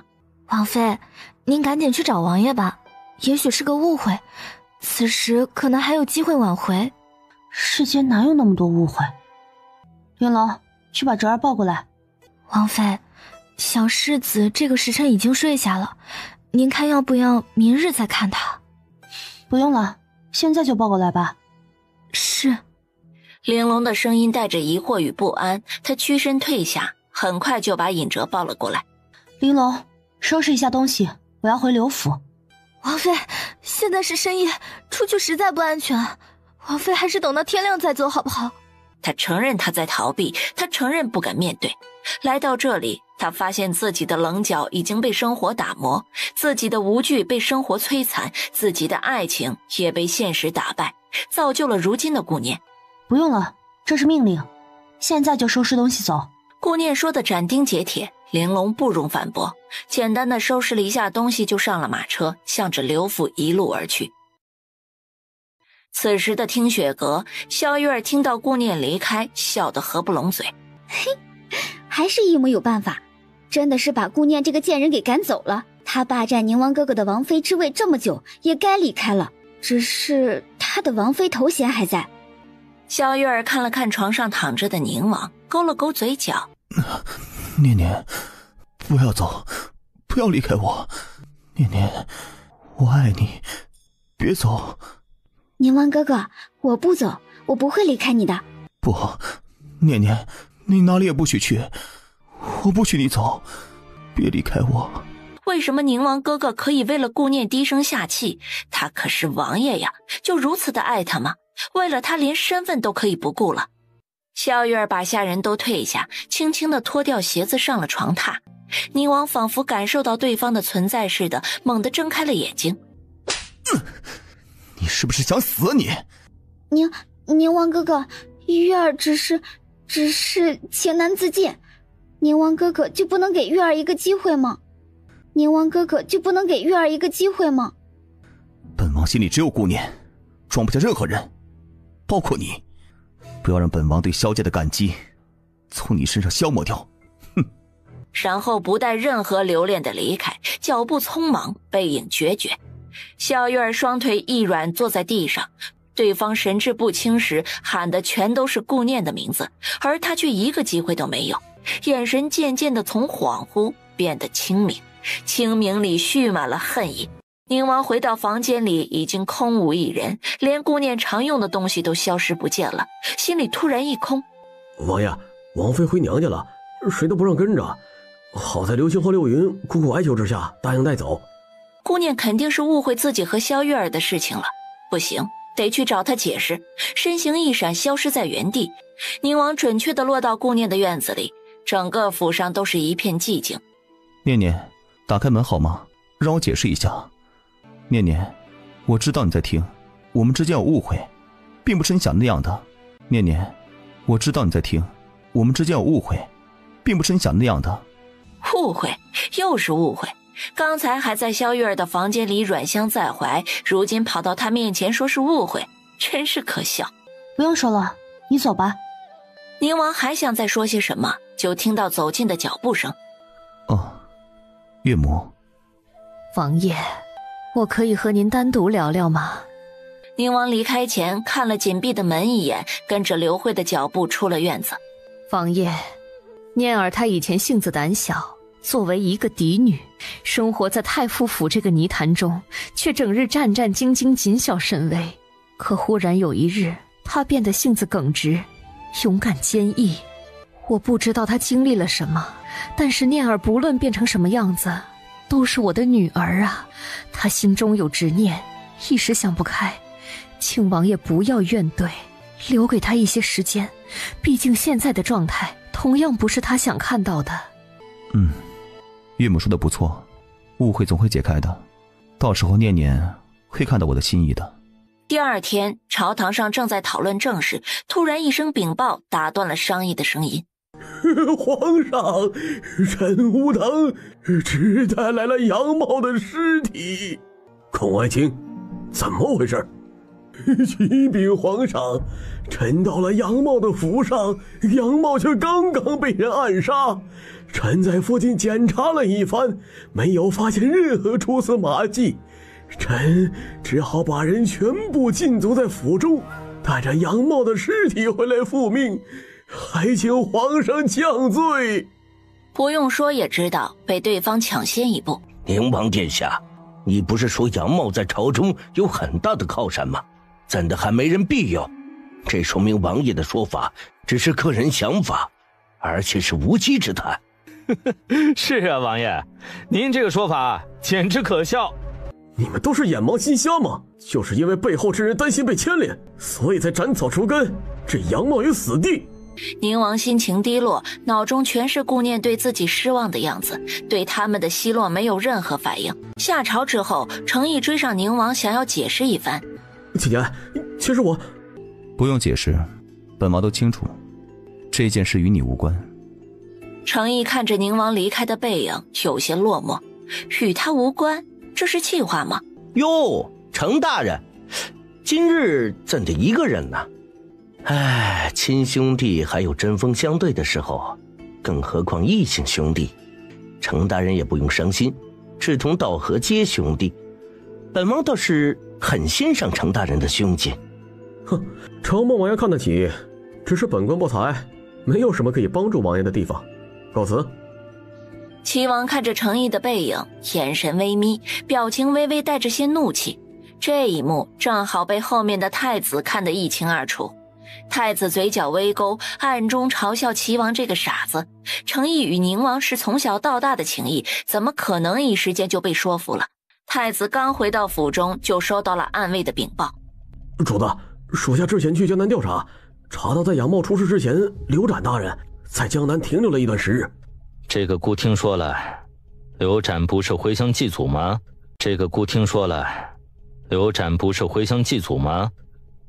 但是在属下调查中，他不止回乡祭祖，还联系了很多商贾喝酒畅谈。杨茂大人暗中抬高了商贾们的税收，那些商贾心存不满，保不准会和刘展说些什么呀。太子眼神微转，他明白了，原来是想用祭祖的事情掩人耳目。好，刘展很好。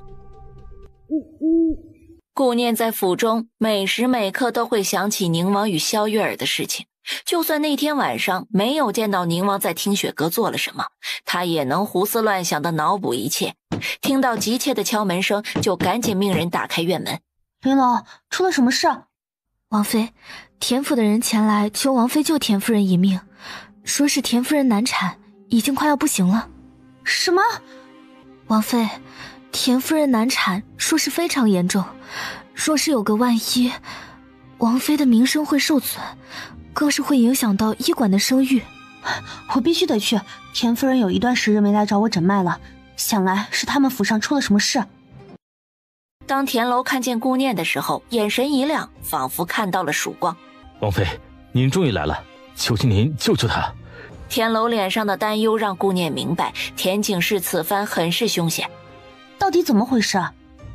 王妃，里面已经有一个稳婆，还有一个大夫，但是稳婆说孩子体位导致难产，大夫也用了办法，但是都无能为力，而且那人从生产开始就全身无力，求王妃救救他，田某感激不尽。顾念为田景世把脉，突然眸光一凛，田景世的体内竟然有毒，此毒已经时日不短，会让人身体无力，怪不得这么久都没有来找他把脉。还有胎儿的体位确实是倒置，现在唯一的办法就是剖腹取子，就是不知田楼会不会同意。王妃，谢谢您能来，只要能救下孩子，不用顾及产妇。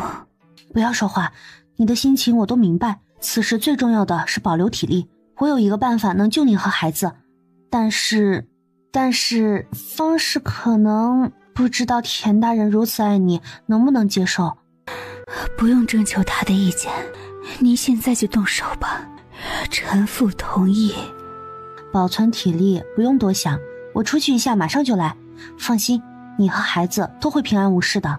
见顾念这么快就出来，田楼的心瞬间跌入谷底。王妃，他怎么样了？若是有机会只能救一个，你希望是保大还是保小？保大。保小。保大，必须保大。不行，你若是不听母亲的，母亲就死给你看。母亲，您若是死了，儿子今日也陪您去，您看着办吧。田某心意已决，求王妃救他。有了田楼如此坚定的回答，他就放心了。他转身回了房间，开始给田景世做手术。时间一点一点的过去，等在房门外的人焦急万分。老夫人，宁王妃都进去这么久了，怎么还没动静？莫非没有本事救出孩子？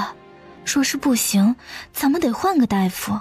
傅一，你进去给宁王妃帮忙，千万不能让孩子出了问题。是。妾室心中一喜，只要溥仪进去，为了服从老夫人的命令，只保孩子，那自己升为夫人的时机又近了一步。溥仪刚走到门口，就传来了一声孩子嗷嗷啼哭的声音。听到孩子的哭声，老夫人心中一喜，眼眶湿润。多谢佛祖保佑，我田家终于有后了。哎呦，恭喜老夫人，恭喜田大人，是个俊俏的小公子。好。稳婆，夫人怎么样了？她还好吗？田大人，王妃还在为夫人诊治。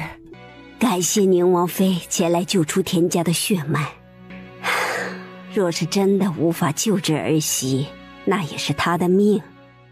是啊，老夫人，万般皆是命，姐姐生的孩子，妾也会视如己出的。谁说夫人不行了？门忽然被推开，顾念表情冷然地走了出来。王妃，我夫人她怎么样了？田大人，夫人的手术很成功，母子平安。田大人，夫人的手术很成功，母子平安。但是诊治过程中，我发现夫人中了毒。这本是您的家事，本妃不该参与。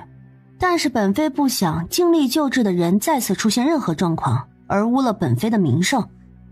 中毒。此时天已经微亮，顾念回到房间交代了一下该注意的事情，然后安排医馆的人前来照顾几天。因为这件事情，顾念更是名声鹊起，就算他的档期已满，花大价钱也愿意。顾念忙得不可开交，回到府中正好看到坐在前厅与母亲说话的舅舅。舅舅，您今日不忙？每日都有忙不完的事儿，正好路过进来看看。出了什么事了，舅舅？京都的好几家店铺都被人陷害出现的问题，背后之人不知是谁，竟然如此狠辣的手段，让店铺同时出事儿，一时无暇顾及，已经关闭了几家店铺了。调查了吗？可有怀疑之人？已经请宁王殿下帮忙了，相信很快就会有消息。不过初步的判断是太子的手笔，还是因为之前调查江南贪污一案怀恨在心。舅舅，太子殿下心狠手辣，手段肯定不止这些。以前就有传言刘家富可敌国，如今的刘家更是不可同日而语。他若是盯上了刘家，下一步肯定会做出蛊惑皇上的事情，恐怕会引起皇上的忌惮。啊，这可如何是好？舅舅，若是让您无偿出银子为百姓做好事，你可愿意？我准备开设医学院，建立更多的医馆。哦，不为盈利，只为解决百姓被病痛折磨的痛苦。舅舅可愿意与我联手？好，舅舅同意。这也许是目前最好的办法了。有了银子，医学院的事情进行得很快。顾念和刘家共同办的医学院和医馆，让百姓们纷纷称赞。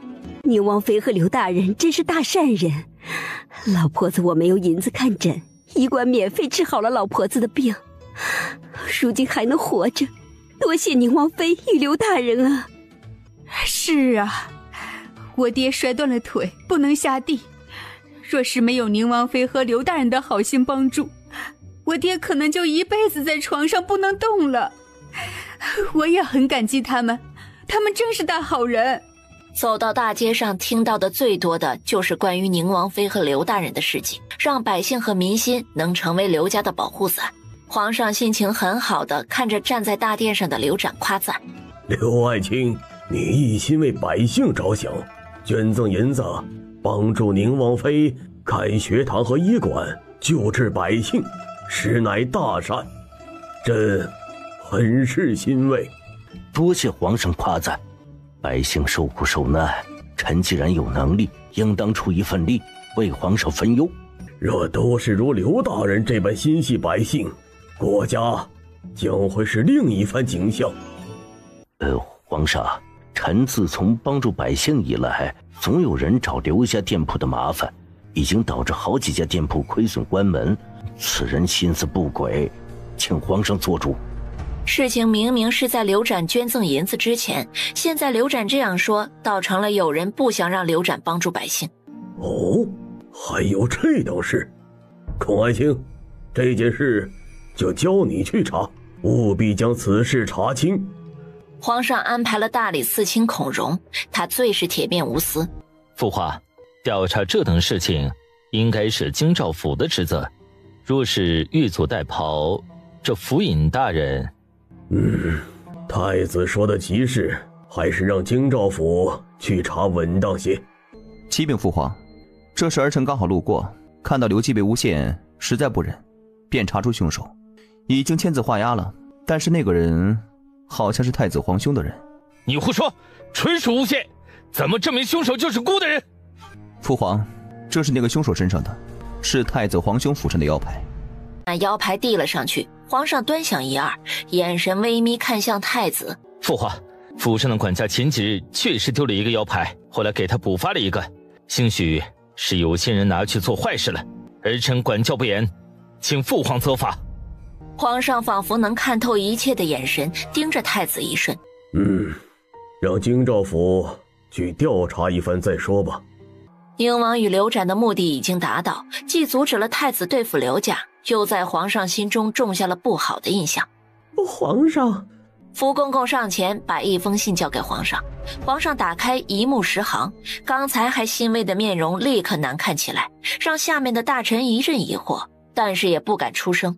各位爱卿，池州连降大雨，又发生水患，马上就是粮食收获的时节，但是田地全被淹没，颗粒无收，导致很多百姓饿死街头。众位爱卿可有良策？皇上，老臣以为百姓及时送去粮食，才能保民生。皇上，臣附议，要派一位有威望、可信度高的人前去办理，也让百姓们知道皇上心系百姓。臣附议。田爱卿，户部可以筹集多少粮食？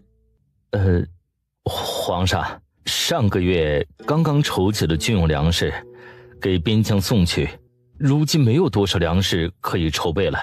皇上，臣愿意出银子，大量购买粮食，为池州的百姓出一份力。刘家银子多，想要显摆也别拉着我们大家呀，真是可恨。好啊，刘爱卿，不愧是百姓相传的大善人。危机度过后，朕一定加强刘爱卿。还有没有如刘爱卿一般一心为百姓的好官？宁王、太子、成义、齐王，这些皇子大臣们纷纷站出来，有人纵使心有不甘，也得做给皇上看。其他的大臣也跟着不得不捐了。很快，朝堂上筹集出了第一批赈灾粮。白风，躲了这么长时间，这风头已过，你呀也该回到太子身边去了，总不能一直躲着吧？是，属下是该回去了。王爷，属下离开，能不能带走兰儿？齐王随意一笑答应了，只要能好好的帮自己办事儿，一个女人而已。低声吩咐了几句，白风立刻点头表示明白。王爷放心，属下一定办好。当天晚上，白风就跪在了太子的面前。太子殿下，不是属下不回来，是属下遇到了追杀，差点死在外边。好在兰儿把属下救了，如今属下的身子稍微好些，就赶紧回来向殿下禀明。休养了这么久，你的伤还没好？之前的伤好的差不多了，这是属下回来的路上碰到了几个黑衣人围攻属下，属下也是死里逃生，才得以回来面见殿下。可知是谁的人？属下不知，属下只想早点回来为殿下分忧。属下在路上听说池州水患，要去赈灾。哼，别给顾提赈灾，父皇就是偏心宁王，什么好事都留给他。这次赈灾可是一个立功的大好机会呀，就这么失去，着实可惜呀。哼，可惜也没用，父皇已经定了人选，还能作何？把立功的机会拱手让给宁王，殿下能甘心吗？太子怒瞪他一眼，这不是废话吗？不甘心也晚了。属下倒是有一个良策，不知是否可行。什么良策？快说。白风再次靠近太子一些，用只有2个人才能听到的声音向太子殿下说了自己的计策。装扮成山匪，抢了他们的赈灾粮，然后争取去送第2批，看宁王还怎么跟父皇交代，怎么跟池州的百姓交代。别说得百姓民心，连父皇也得失望吧。好，妙，就按你说的办。是，属下这就去安排。有白谋士在姑身边，姑甚是欣慰。白风抿唇一笑，躬身退出了房间。深夜，晚风轻拂，宁王站在顾念的门前，定定地看着里面。虽然看不到顾念的影子，但站在这里就仿佛没有与顾念分开，因为这里是距离顾念最近的地方。王爷，为何不把前去池州的事情告知王妃？兴许王妃……不用了。宁王每个夜晚都会来顾念的院子，就如今日一样，定定地站在门前。清风啊，都准备好了吗？王爷，一切准备妥当，只等您一声令下。好，即刻出发。消息很快传到太子府。殿下，属下打听到了，宁王的赈灾粮队伍走的是商道，并不是官道，应该是避免半路出现问题，所以临时更改。宁王一贯的狡猾，临时更改路线并不奇怪。若是没有变化，故才会怀疑对方有诈。去，准备一队人马，一定要在他们赶到之前做好准备。是，属下已经做好了安排，就等着殿下发话呢。这一次，就算姑不去赈灾，一样可以立功。这一次，就算姑不去赈灾，一样可以立功。李雷，东西拿到了吗？回殿下，林王府侍卫的腰牌已经拿到，属下已经交给可靠的人了。很好，这次要让他们互咬，只有姑独善其身。古代消息迟缓，收到宁王的送粮队伍遭到山匪袭击抢劫的消息已经是几日之后了。而且收到的消息是宁王受伤，暂时不能回京都了，依然带着受伤的身子前去灾区看望受灾的百姓，以振民心。你说什么？池州水患，宁王前去赈灾？你别担心，他这次去没有危险，而是好事，不仅能在百姓中树立威望，又能立功。不行，我必须进宫一趟，你赶紧去采购药材，越多越好。其他地区的药材也安排人去采购，速度要快。他的惊慌神医不懂，但是知道一定是出了什么大事了，赶紧听从吩咐去办。刚到宫门口就被皇后的人阻拦。哟，好巧，这不是宁王妃吗？你也是听到消息来的吧？三皇帝此次不仅没有立功，还犯了大错了。唉，太子殿下什么意思？让宁王妃进去吧。侍卫侧身放行，顾念来不及与他纠缠，迅速进宫，心里一直在猜测宁王到底出了什么事儿。福公公走到皇上身边，躬身禀报：皇上，宁王妃进宫了，在宫门口与太子说了几句话才进来，看来是听说宁王受伤的事了。宣他进来。给父皇请安。行了，你着急进宫不是为了给朕请安的吧？说说吧。父皇，儿媳听说宁王出事了，他怎么样了？你是宁王妃呀，他有没有事，怎来问朕呢？父皇，儿媳消息之后，请父皇告知。儿媳听说池州发生水患，水患过后往往都伴随着瘟疫，父皇要早做准备，以防万一啊。此时已经没心情斗顾念了，赶紧把宁王受伤但已经好了的事情告诉了他。顾念顿时松了一口气。父皇，儿媳没有危言耸听，一定要早做准备。没有瘟疫最好，就算是真的发生了瘟疫，做好措施防范不是更好吗？皇上陷入沉思，摆了摆手让他退下。顾念还想说些什么，福公公赶紧上前：宁王妃，皇上已知晓此事，不过还得明日早朝与大臣们商议一番再做决定，还是请回吧。第二天的早朝，皇上，宁王真是不把百姓放在心里呀，竟然丢失了赈灾粮，池州的百姓还等着粮食救命呢。皇上，老臣怀疑宁王与山匪勾结，做下此等事情，着实让百姓心痛。各位爱卿，最先要解决的还是粮食的问题，谁能告诉朕筹集赈灾粮的办法？一句话让滔滔不绝的大臣立刻闭了嘴。皇上冷冷地扫了一下众人。一句话让滔滔不绝的大臣立刻闭了嘴。皇上冷冷地扫了一下众人。怎么不说话了？各位爱卿，不是有很多话想说吗？大家可以各抒己见，多提方法，然后择优。父皇，母后当年留给儿臣一处庄子，位置在京郊，还算有些银子。儿臣想把庄子上的所有费用拿出来购买粮食，送往池州，帮助百姓。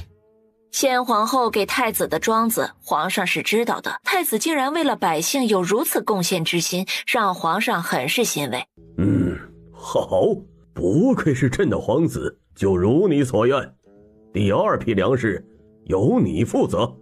刘爱卿，你这次捐赠的粮食直接交给太子即可。臣遵旨。齐王嘴角勾了勾，鱼儿上钩了。太子在朝堂上做出了承诺，回府后赶紧做好安排。百峰，让你在京郊找的地方找好了吗？百峰，让你在京郊找的地方找好了吗？回禀殿下，已经找好了，地方很隐蔽，殿下请放心。好，粮食应该很快就到，只要粮食一到就直接运过去，以免节外生枝。不好了，殿下！什么事？那批赈灾粮里面都是石粒和沙粒。废物！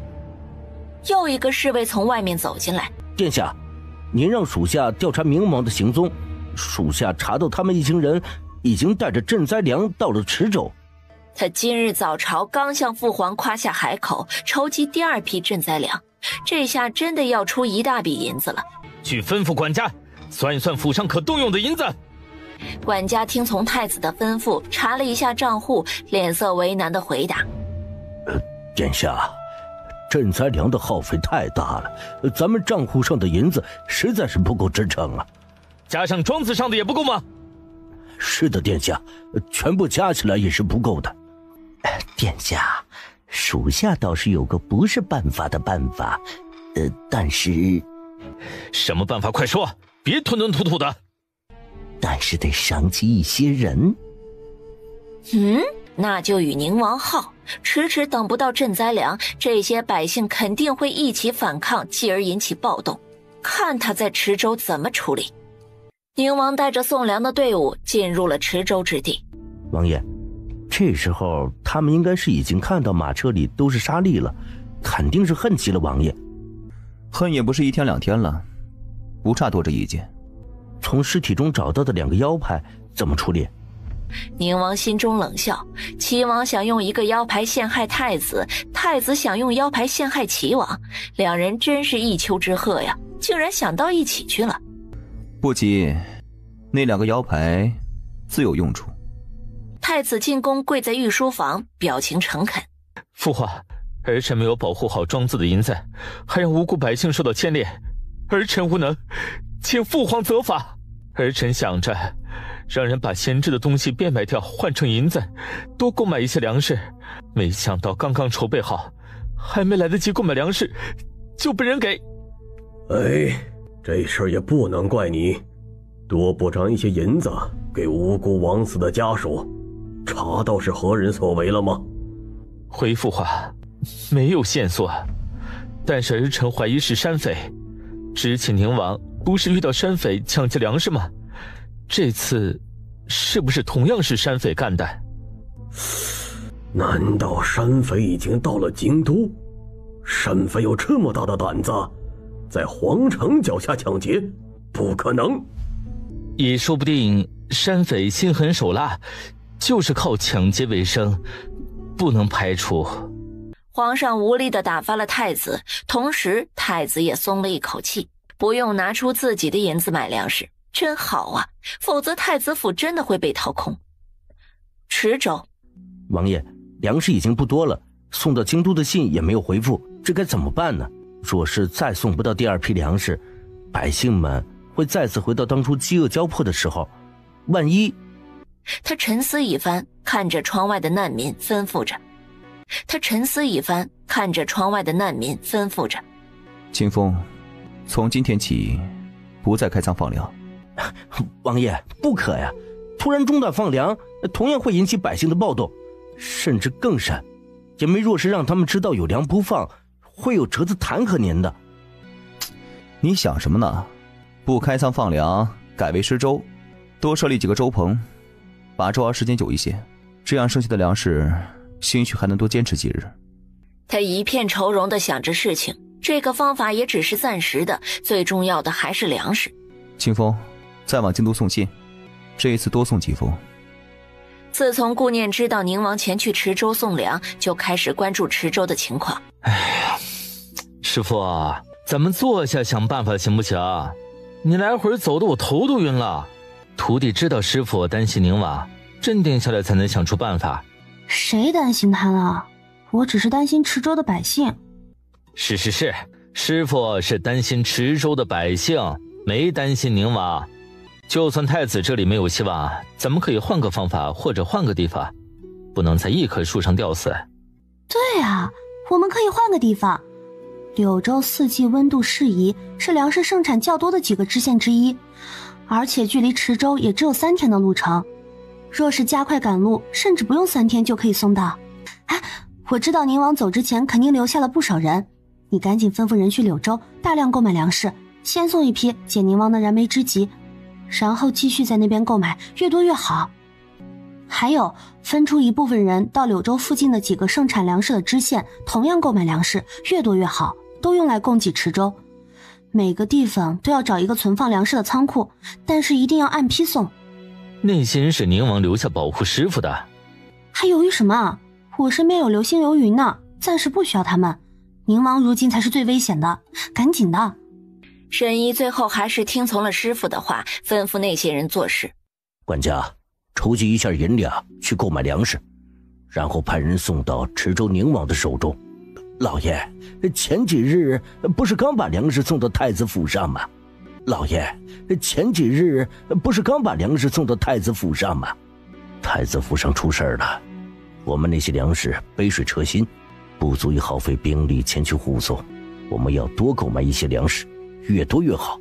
老爷，京都的粮食价格已经被抬高数倍，况且店铺没有可用银子了。出什么事了？老爷，这次进货的时候，一直负责采购的当日生病没法前往，只得换人。但是这次那人用购买上等货的价钱买了中等货，用中等货的价钱买了下等货。咱们店铺中等货与下等货最少，但是上等货最多，都是花了大钱的。刘展明白这是被人算计了。此时顾念慌慌张张地走进来。怎么了，念儿？舅舅，皇上有没有在朝堂上提起瘟疫的事情？提起了。顾念看见刘展犹豫的样子就知道了。没有人相信，对不对？突然提起是不信，可能明日后日就都信了。顾念微微苦笑一下，知道舅舅是在安慰自己。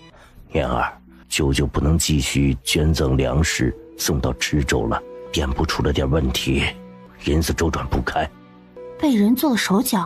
舅舅放宽心，我已经有了办法，很快就能把粮食送到池州。算算时间，应该是在收购粮食了。若是送往池州，还需要3天，而此时的宁王已经快要断粮了。王爷，咱们的粮食只够今日1天的池州了，怎么办呢？咱们发到京城的信，估计被人截获了。王爷，属下请求亲自回一趟京都，向皇上送信，求得援助。他们不会让你回到京都的，还是别白费力气了，留着性命为本王处理吧。宁王在房间内踱步，一片愁容。青羽站在旁边，听着主子的脚步声，都着急的眉头紧皱。我们这次来也没带什么银子，你带人去临县筹集粮食。临县太守与本王是故交，你带本王令牌前去，他肯定会帮忙的。迅速筹集一批粮食过来，解燃眉之急。临县太守与本王是故交，你带本王令牌前去，他肯定会帮忙的。迅速筹集一批粮食过来，解燃眉之急。可是临县距离池州来回最快也要2日，百姓们没有粮食，明日王爷可能会有危险。行了，别可事了，听从命令，速去速回。清风领命离开。眼看池州的粮食慢慢的吃完，连施粥的能力都快没有了。王爷，不好了，他们真的起了暴动，这如何是好啊？走，去看看。百姓们看到大人出来，纷纷激动地询问情况，有人这样问，有人那样问，一起说话变成了叽叽喳喳，最后什么也听不清楚。各位百姓，本王知道你们担心的是什么，本王在此承诺，朝廷并没放弃你们，赈灾粮正在路上，但是路上出现事情耽搁了，需再等2日，最多2日便能到池州了，希望大家忍耐一下。忍耐？凭什么让我们忍耐啊？我们穷苦百姓已经够苦的了，朝廷既然送粮，为何不加快速度？就是不想让我们池州的百姓好，这故意的吧？此人的挑拨让百姓的心又开始动摇了，纷纷交头接耳议论起来。大家安静一下，你们希望快点送粮食过来，却不知边关将士同样需要粮食啊。国库中粮食有限，只能筹集，可是大多数人家粮食只够自家维持生计，并没有多余粮食相赠，所以朝廷一直在为池州想办法。朝廷并没放弃你们，你们也需要给朝廷一些时间，不要偏听某些人蛊惑。你胡说，什么偏听蛊惑？蛊惑人心的分明是你。我有个亲戚就在京都，那边说宁王已经与京都失去联系了，粮食根本就没有送了。百姓们，他才是骗子。哼，本王问你，你不是京都中有亲戚传递消息吗？你的亲戚是谁？说出来，本王也认识认识。跪在地上的那个人稍稍的拉回了思绪，万万不能说呀。大家看一下，自己的亲戚都说不上来，你们信吗？他分明就是敌国潜藏在百姓中的细作。不是，我不是细作，是真的不是。不是细作，为何自称京都有亲戚，并且说不出亲戚是谁？这种自相矛盾的问题，不是细作是什么？只要你说出京都亲戚是谁，本王从轻发落，否则你就是细作无疑。我刚才说错了，京都没有亲戚。好，既然京都没有亲戚，为何故意煽动百姓暴动呢？你想做何？想让我国家的人自相残杀吗？还说不是细作？不，我没有。事情都已经做了，还有什么让人相信的？老百姓的眼睛是雪亮的，不用狡辩了。本王承诺，2天之后，粮食定能送到池州。本王会和大家一起坚持2日，不能让敌国的人在咱们受灾难之际做出祸乱之事。竟然是敌国的细作，快杀了他，不能留着祸害咱们国家。对，快杀了他！百姓们说着不自觉地动起手来，石头砸，拳头打，最后把那人淹没在人群之中，被众多百姓打得奄奄一息。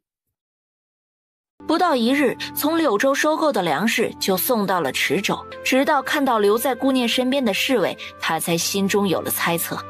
留下你们保护王妃，你们竟敢违抗本王的命令！属下失职，任凭王爷责罚。王妃听说您在池州遇到困难，就命令属下到柳州和附近一些知县收购粮食，这是第一批，后面还在收购，定能解决池州的困难。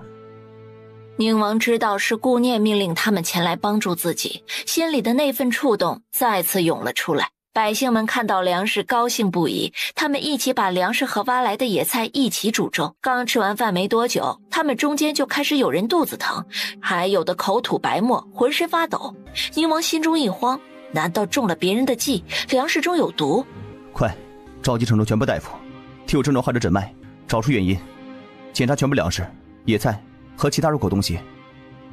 是。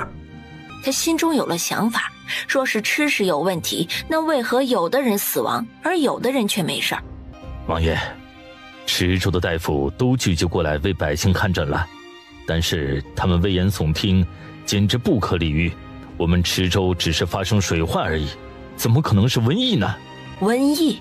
宁王心中一惊，说真的是瘟疫，那可就麻烦了。宁王到了地方之后，向着正在诊脉的大夫走过去询问一番。怎么样，大夫，查出什么病症了吗？王爷，请相信老夫所言，这次爆发的真是瘟疫呀，情况很是严重。王爷还是赶紧回去，不要再到这里来。唉，百姓才是国家根本啊，本王怎能只顾自己呢？本王相信一定能有办法的。只是老夫暂时还没有查到瘟疫的根源所在，一是没有找到可以治疗瘟疫的药材，很是惭愧。池州百姓就靠你们几位大夫了，本王想办法联系皇上，一定会尽快给出办法的，咱们都不能放弃。好，能得您这样关心百姓、得民心的王爷，是百姓之福，池州之幸啊。大夫说完，就看到又有人被抬着进来，赶紧跟着进了房间。房间里很快就住满了人，几位大夫在患者之间忙碌地来回穿梭。太子的人截获了一封密信，紧接着皇上那里收到了宁王送来的第2封信件。朕要这些朝臣何用？国家有困难的时候，没一个挺身而出的。宁王妃说水患过后可能伴随瘟疫，这些人是什么态度？一个个的都不相信，若是早点做出措施，也不至于被瘟疫打个措手不及啊！唉，也不能全都怪他们，朕也有错，朕从心里也怀着侥幸的心理，否则，宁儿还在池州呢。本来朕是让宁王立功的，却亲手把他送到了危险之地呀！皇上絮絮叨叨一阵子，心慌意乱。不只担心池州的百姓，更担心的是宁王的安危。几名太医和一队侍卫快马加鞭，不眠不休地赶往池州支援。王爷，皇上收到消息就派我等前来，希望还能来得及呀。你们能尽快赶来，本王很欣慰。快检查一下如何诊治有效。李太医诊治一番，了解了患者的病情之后，同样没有找到解决办法。李太医，连你也没办法吗？王爷，老臣没有接触过这种症状，而且病症来势凶猛，患病时间快，这着实有些摸不准呐。老臣只能研究一下，希望尽快找到解药。好。王爷，您怎么了？本王无碍，可能是有些累了。李太医，快去里面看看吧。他被回来的清风扶着回了住处，清风眼神里蓄满了担忧。王爷，您还是别去那边了，这几日一直没歇息好，人都瘦了很多。再说那边也太过危险，您有什么事情要办的，让属下替您去吧。不行，瘟疫发生太快，本王实在不能不管。主子不听劝，清风没办法了，吩咐人给王爷熬了一碗粥，但是宁王喝了一口就吐了出来，赶紧叫了李太医给王爷诊脉。得到的结论和想象的一样，被传染了瘟疫。医馆内正在写药方的顾念心脏猛地一阵刺痛，突然的症状让他有一种不好的预感，难道宁王那边出事了？他看向不远处的沈一，他眼神闪躲。你今日是不是有事瞒着我？没有啊，你想多了，这不是好好的吗？你平时并不这样，是不是宁王那边出了什么事？你快告诉我。他眼神紧张地盯着他，仿佛他说一句假话他都能知道似的。是，宁王出事了，池州爆发瘟疫。近日皇上接到消息，宁王也被传染了瘟疫。本来我想悄悄地前去池州帮助宁王的，但是又怕你担心，如今你都知道了。师父，你的医术好，快想想办法吧。顾念听到宁王感染瘟疫的消息，身体踉跄地向后退了一步。瘟疫真的爆发了。沈一，之前让你大量收购药材都准备好了吗？准备好了。好，我今晚就出发前往池州，你安排人马立即把药材送出去，依然分批送，然后分成2队，按2条路线走。你安排人马立即把药材送出去，依然分批送，然后分成2队，按2条路线走。不行，你去太危险，还是我去吧。沈一，我的能力你是清楚的，瘟疫不能小觑，更不能耽误时间，况且那边还有宁王。你放心吧，我一定会竭尽所能。你在这边做最有力的后盾即可，不用担心，我会及时与你联系。深夜，2个身穿男装的女子快马加鞭地从官道上疾驰而过。这几日都在赶路，累到骨头酸疼，越靠近池州越感觉凄凉。上面有令，池州暂时不进不出，请回吧。顾念拿出玉牌摆在将士面前。卑职无意冒犯，请您王妃恕罪。无妨，快起来吧，我送来了一批药材，马车行进的速度有些慢，还需要2日才能送到。本妃需要先进去看看宁王。宁王妃，池州真的很凶险，您还是不要进去的好啊。本妃是来帮助池州百姓的，不用担心，要是真的出了什么事情，由本妃一力承担。快开门。本妃是来帮助池州百姓的，不用担心，要是真的出了什么事情，由本妃一力承担。快开门。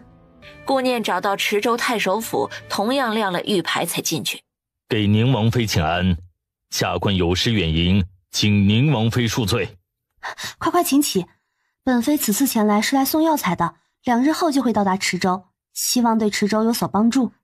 多谢宁王妃出手相助，宁王在厢房内，但是我要去看看宁王，太守带路吧。王妃，这边请。只见躺在床上的宁王紧闭着双眼，眼圈发黑，下巴上长出青色的胡茬，瘦了很多。顾念见他睡着了，赶紧对清风做了一个噤声的手势，给宁王把脉后，又轻手轻脚地走出门外。宁王的症状出现了多久？前来的太医有没有找出瘟疫的药方？患病的趋势如何？清风把池州的情况一一禀报给王妃，也希望王妃能够找出治疗瘟疫的药方。龙榻上时不时传出咳嗽声。皇上，如今宁王妃已经去了池州了，宁王肯定会好起来的，您可要保重自己个身子呀！宁王回来看见您这样会伤心的。福子，你说朕把冰儿收入后宫是不是做错了？朕感觉自从收了冰儿，宁王与朕的关系没有了以前的亲密呀。皇上，您放宽心吧，宁王睿智，以后会明白您的苦心的。希望吧，朕的心思你最明白，他们兄弟之间的勾心斗角，朕心里明镜似的。冰儿和舒儿如此相似，不是巧合。是啊，皇上，若是不收下，下一步还会有新的招数。冰美儿在后宫能让不少人放心，还能转移有心人的注意力。皇上此举很是高明，皇上此举很是高明。高明什么呀？只是暂时阻止了他们的小动作，同时却疏远了朕与宁王的父子之情，还留下一个祸患在后宫。朕真的是老了。皇上，您正值盛年，还要看着宁王继承江山呢，可不能灰心呢。据传皇后让他来给朕侍疾。是，老奴这就去。福公公眼神一转，皇上一向不喜皇后，看来皇上是有什么计策了。很快，皇后带着几个宫女从远处走来。皇上，臣妾来了，您一定要保重龙体呀！要不要传太医过来再诊一下脉吧？朕传你过来是有要事商量。皇上，您说，臣妾听着。朕的身体实在是虚弱，太医说不宜劳累，朕想着选个皇子监国，你说哪个皇子能担此大任，让朕放心呢？皇上这是什么意思？试探他吗？皇上，您只是累着了，歇息几日就好，哪里用得着皇子监国？朕已经老了，是该让贤了。皇上，不许胡说，您正值盛年，怎的就老了？唉，那臣妾是不是也老了？一大把年纪了，还学年轻人娇嗔，真是违和。见皇后这里试探不出什么，就自顾自地做出决定。太子已经在你名下，那就默认太子监国吧，也能趁早锻炼一下。臣妾本来觉得皇上不用这么早让太子监国的，但是臣妾看见皇上如此虚弱，着实不忍心呢。唉，也好，这样皇上不用整日操劳，终于能歇歇了。等皇上身子好些，再主持朝政。罢了罢了，朕的身子需要静养，皇后回吧。皇后离开之后，皇上吩咐福公公把监国的事情通知下去。是，老奴这就去。皇上此时重用太子，希望能把注意力都转移到太子的身上，给宁王喘息的时间。池州经过几次试验，最后决定把几种清热解毒的药材放在一起熬出药，让患者喝。李院首，麻烦你带着其他几位太医一起，随时观察病患的状态。顾念和李院首一起查看病患情况，发现一个值得高兴的事情，虽然症状没有减轻，但是也没有再加重，一直维持在原状态。宁王妃的医术真是高明啊！老臣从见到您的缝合术开始，就心存敬佩。李太守谬赞了，您和几位太医同样付出了心血，本王妃也是想尽自己的能力帮助池州百姓。得意什么呀？不就是研究出了药吗？再说这药又不是解药，只是暂时压制而已。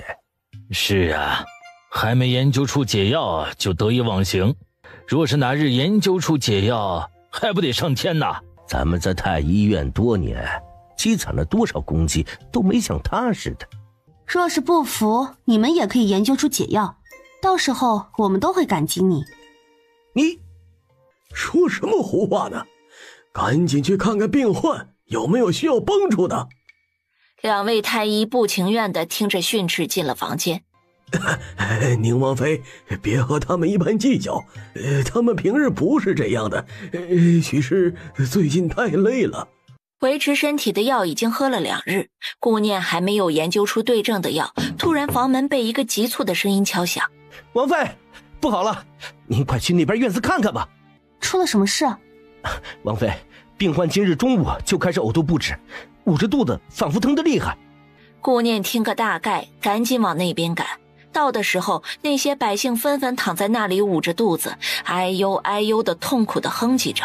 顾念一一给病人把脉，然后根据李院守诉说的情况判断，这就是中毒的症状。女儿好疼，肚子好疼啊！快，娘给你揉揉，一会儿就不疼了。不要揉她的肚子，会加重她的疼痛感，赶快放手。这个是解毒丸，你女儿喝下去就没事了，相信我。小女孩喝完药之后，额头上渗出了浅浅的汗珠，哭喊的声音也渐渐的消失了。娘，喝的药真的管用，女儿不疼了。多谢神医救我女儿一命。没事就好，大家都没事才是我想看到的。因为解毒丸的药效猛，剂量大，顾念担心这些人的身体太过虚弱，承受不住药效，只能化开。喝完之后没多久，身体的症状就有所缓解，这让百姓们纷纷称赞顾念为神医。大家放心，今日的突然症状不是解药的问题，是因为有人在背后下毒。你们呕吐不止，腹中绞痛也是因为中毒所致。晚上再喝一次解药就会完全解毒，请大家放心，我们一定会找出幕后黑手，保护大家的安全。多谢神医救命之恩，多谢神医救命之恩。大家不用谢，当今圣上心系池州百姓的安危，所以派我过来帮忙，这是我应该做的。大家如此信任我，也请大家相信自己一定能行，我们一起渡过难关。顾念的一番鼓励让百姓们热血沸腾，顿时信心倍增。王妃，王妃，王爷不好了，您快去看看吧。顾念心中一惊，加快了脚步，推开门就看到宁王半坐半躺地倚靠在床头，手上拿着刚刚咳嗽时捂着的丝帕。有我在，你一定会好起来的。有我在，你一定会好起来的。念念别担心了，我今天感觉好很多了。说完，一股腥甜从口中溢出。怎么会突然这样？之前不是已经好了很多吗？怎么会这样？没事，或许吐出来的都是毒素呢。你还有心思开玩笑？顾念抓起他的手就把脉，但是眼神却随着把脉越来越亮。他一把掀开宁王的枕头，把刚才他藏起来的带血的丝帕拿了出来，进入空间检验。顾念在空间里等有了结果才出来，血液里确实大部分都是毒素。他又抽了宁王的血进行检验，得到的结果更是令他意外。通过血液检查，宁王的身体竟然好了一些。以毒攻毒？顾念用了毒草加入到新研究的药方中，必须找一个快要病入膏肓的患者施药才行，否则后果不堪设想。宁王吩咐清风把前些日子在百姓中挑拨离间的男人从关押着的屋子里拉了出来。男人跪在两人面前，身体颤抖得很是担忧。看见宁王的那一刻，突然就放松下来。没想到赫赫有名的战神王爷也逃不过瘟疫的命运。哎，被折磨的滋味不好受吧？是啊，本王也没逃过瘟疫的命运。天灾人祸，生老病死，有几个人能够逃脱呢？但是本王能掌握自己眼前的命运，而你却不能。不，你不会让我死的，你还不知道背后是谁的指使，你不会杀死我的。你真以为本王需要你的答案吗？不，王爷，你需要的，小人可以把知道的全都告知，请您给小人一条生路。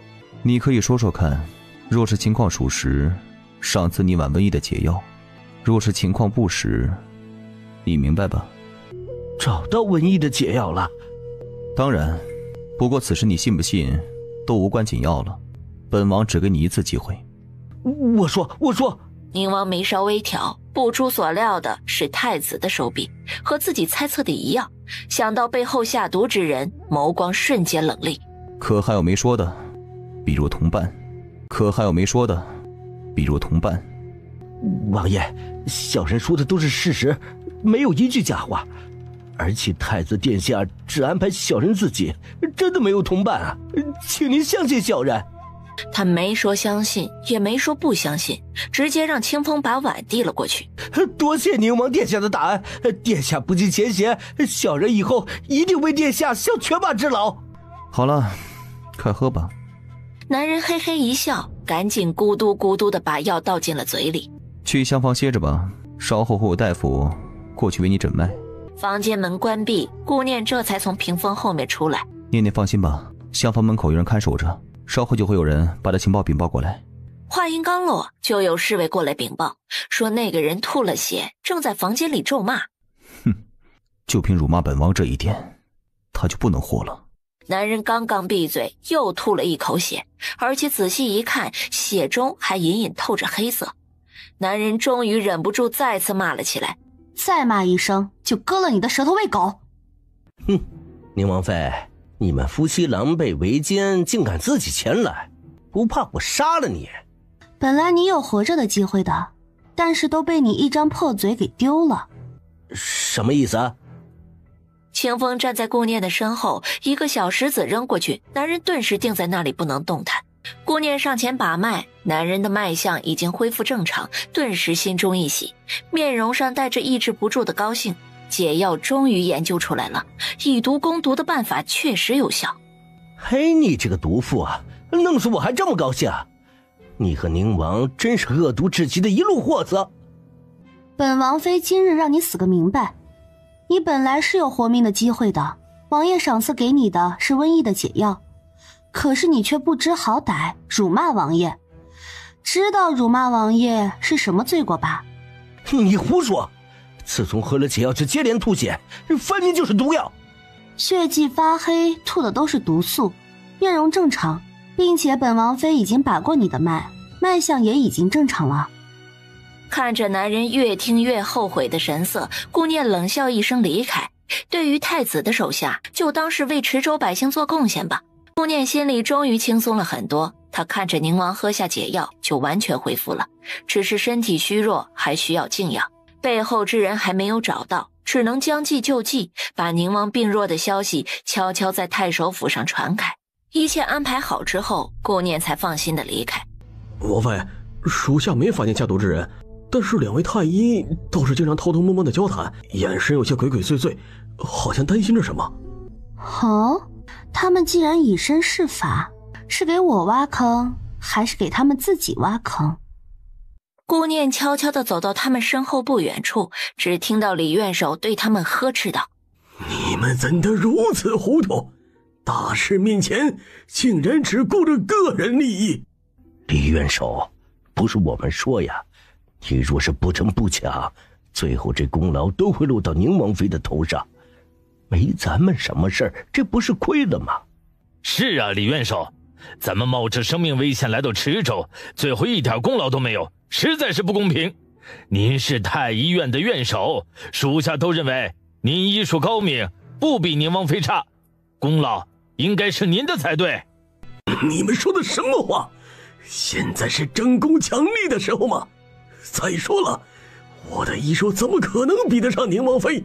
现在最重要的事情应该是找到瘟疫的解药，把池州百姓医治好。大家都是大夫，应该是医者仁心，而不是利益熏心呐。你们也都知道瘟疫的厉害，若是池州控制不住蔓延了出去，到时候整个国家都会跟着遭殃的。行了，咱们知道李元首品行高洁，但是咱们同在太医院做事，还是我们的院手。若是被人发现是我们俩做的手脚，那你也跟着受牵连。所以，您还是只当没看见的好。你，哼，都在呢。谁？我们刚才的谈话，你都听见了？是啊，都听见了。你们真不够意思，讨论的内容里有本王妃，为何不叫上我一起探讨呢？既然宁王妃都听到了，那就别怪我们不客气，要怪只怪你听到了不该听的。你们还是晚了一步，我已经找到了治疗瘟疫的解药，你们嫉妒我也是正常的，谁让你们没有真本事？真的吗？哎呦，太好了！宁王妃，您不愧是百姓们心中的神医呀！快把药方交出来，可以饶你一命。好啊，药方就在我身上，但是你们没本事拿。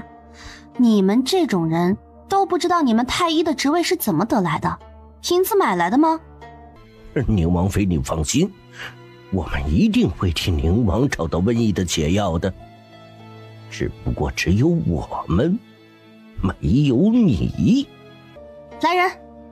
身后突然出来4个侍卫，纷纷拔出长剑，转眼间的功夫就到了2位太医的身边。宁王妃，您大人大量，饶恕我吧。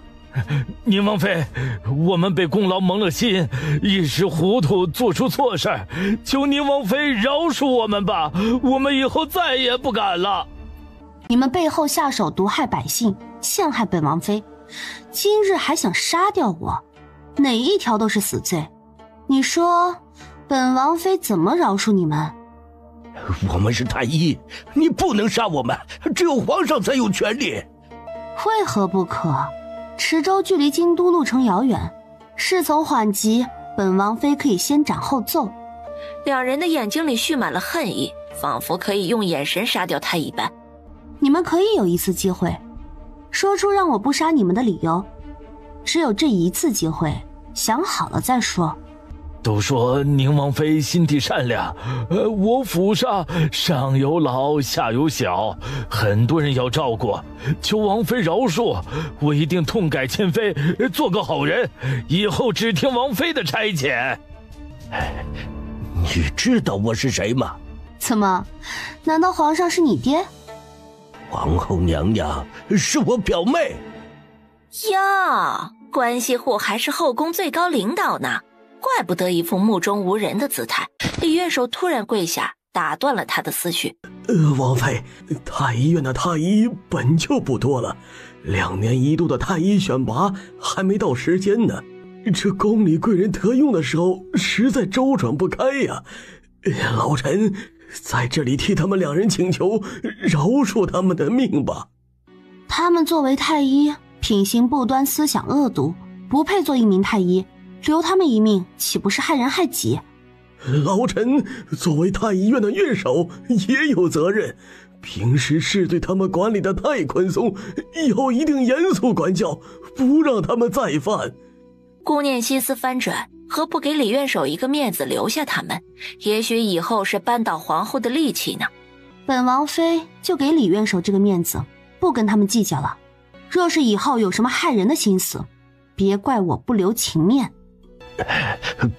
多谢宁王妃的饶恕，多谢宁王妃不杀之恩。皇宫里，提前回到京都的太医在朝堂上把功劳直接抢了过去。皇上，老臣愧对皇上的信任，去了这么久才把瘟疫的解药研究出来，请皇上责罚。太医说的是哪里话？朕知道你们此行辛苦，你们都是有功之臣，等宁王他们回来，一定好好封赏你们。多谢皇上。父皇，有一件事儿臣觉得很是蹊跷，之前宁王往池州送赈灾粮，却毫发无伤的离开，难道……皇上，臣也以为宁王与劫匪之间有蹊跷，否则怎么可能毫发无伤？皇上，听说宁王是拱手相让的，宁王怎么能不顾池州的百姓与劫匪勾结呢？臣附议。各位爱卿，何出此言？事情过了这么久都没见你们提起，宁王快要从池州回来，你们倒是都积极起来了。皇上，宁王与宁王妃还在池州帮助百姓，他们冒着生命危险救百姓于水火，得到了池州百姓的信任，不能因为不实的言论污蔑他们了。刘爱卿说的是，定罪也是需要证据的，事情查明真相之前，不能知道传言，会让百姓们寒心。若有疑问，可以等到宁王回来当面对质。父皇，太子皇兄与三弟没有仇怨，应该不会胡说的。而从大殿外突然传来一个声音：是吗？但是本王这里倒是有个证据。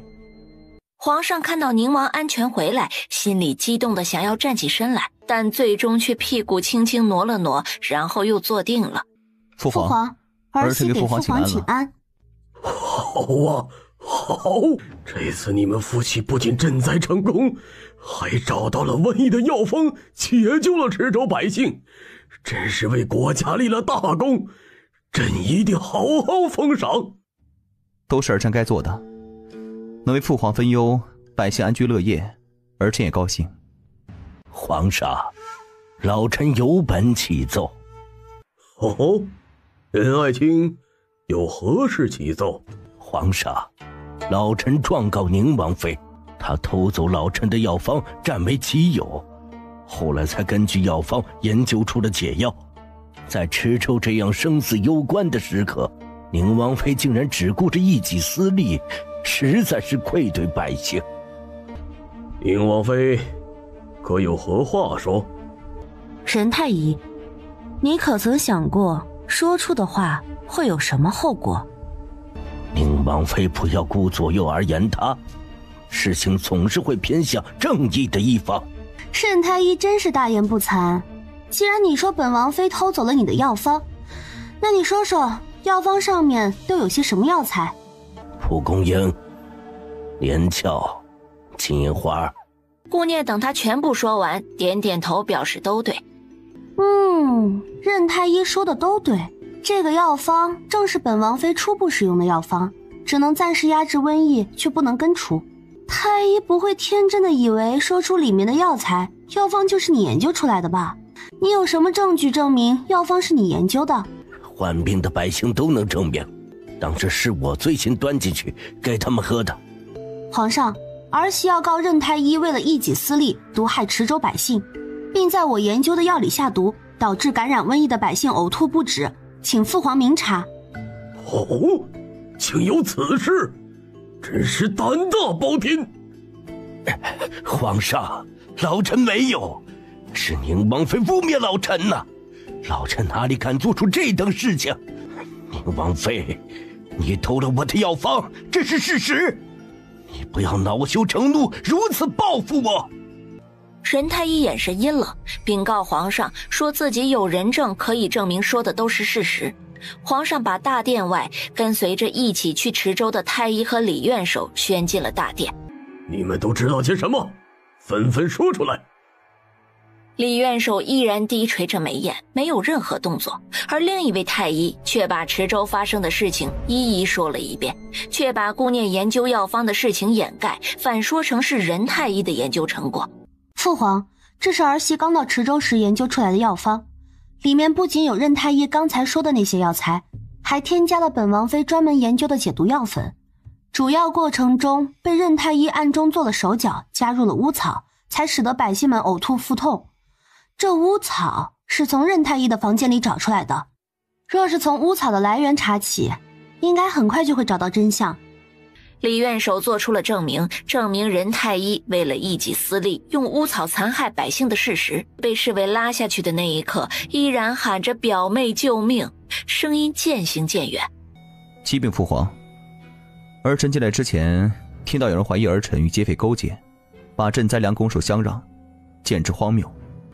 儿臣朕在出发前便想过路上不太平，所以故意装了沙粒和狮子上路，把粮食暗中运往池州。不出儿臣所料，果然在路上遇见劫匪，幸好儿臣早有准备，劫匪已尽数伏诛。事后儿臣清点劫匪尸体时，找到这两样东西。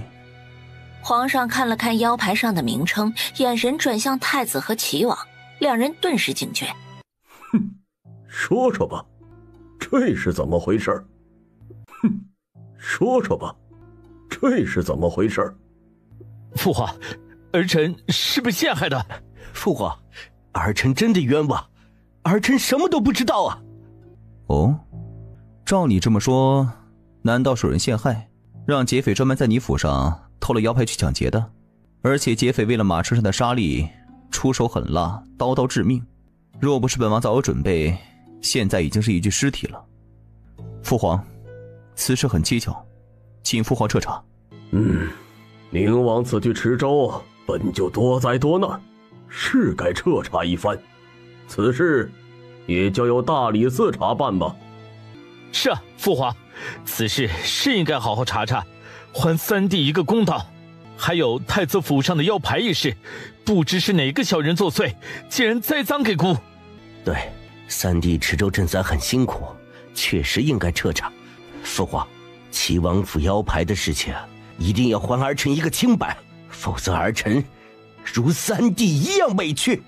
皇上微垂眼角，罢了，要求太多，只能自寻烦恼。有本启奏，无本退朝。最后在太监的一声长长的唱和之中结束了早朝。皇上身心疲惫地喝着福公公递上来的茶，端着茶杯就感觉到身边的人欲言又止。福子，想说就说，你在朕身边多年，还没见过你今日这样犹豫。皇上，奴才心中确实有些疑惑，这腰牌之事明显就是太子和林王做的手脚，本想陷害两方，却没想到出了这种岔子，全部都卷了进来。是啊，皇上，若是查明此事，不是明摆着让宁王与那两位明面上对立了吗？过去这么久，你以为还能查得出来吗？最后会成为无头案的。把这件事情挑起来，才能让太子和林王对立，他们背后的皇后和淑妃也会跟着牵连的。皇上英明啊，奴才这样的脑袋无论如何是想不到的呀。皇上睨了他一眼，这句话明显是在拍马屁，别以为朕听不出来。皇上还得费神想想应该怎么给宁王夫妇封赏啊。最后经过深思熟虑，才决定把池州和宁王常住的边关封赏给他们作为封地，而且落在宁王妃的头上，这样就会降低其他人对宁王的仇恨。医馆在整个京都都很是盛名，求医问药的人络绎不绝。师傅，遇到麻烦了。火急火燎的什么样子？什么急事儿？师傅，来了一个女子，徒儿居然摸不到脉。学了这么久，把脉时间也不短，怎能犯如此低级的错误？是，徒儿学艺不精，以后会跟师傅好好学。大夫边认错边带着神医来到女子的身边。这是我师傅，在京都号称神医，让我师傅帮你把脉看诊。神医见女子伸出手，他就如往常一样随意地坐在椅子上，把手搭在女子的手腕上，但是什么情况？竟然摸不到脉搏。他把手挪了挪地方，依然没有。请这位小姐伸出另一只手。女子不露声色地把另一只手放到了脉诊上，最后一无所获。哎呦，老夫肚子突然疼起来，不好意思，这位小姐先稍等，老夫继续就回。神医趁机赶紧溜了，找了一圈才在院子里找到了顾念。师傅，遇到大事了，今天可是咱们医馆的大喜日子呀，他莫不是来砸场子的？你是不是忙糊涂了？说的都是什么呀？哎呀，师傅，刚才进来一个看不见容貌的神秘女子，竟然摸不到脉搏。顾念看沈一的神色不像是说胡话，赶紧跟着沈一进去。唉，大夫换了一个又一个，看不了就直说，何必为难？只是这京都声名远播的永安医馆也不过如此嘛。这位小姐，我们是不是在哪里见过？况且没试过，怎么知道看不了呢？顾念忍下心中那股似曾相识的感觉，认真把手指放到了脉搏处，结果和沈一刚才的惊讶一样，一个大活人竟然真的没有脉搏。请问这位小姐哪里不舒服？中医讲究望闻问切，您戴着帷帽什么也不说，若是出现误诊，我们医馆可不担这个责任。本姑娘得了一种不知名的怪病，每月15月圆夜，脸上的皮肤都会剧痛无比，而且还会面目全非，过去之后又会自动痊愈。听说你们永安医馆医术高超，本小姐就过来一试，没想到竟然是这般徒有虚名。既然小姐也想把病症治好，何不把帷帽摘下，让我看一下您的发病所在，或许可以找到病因呢？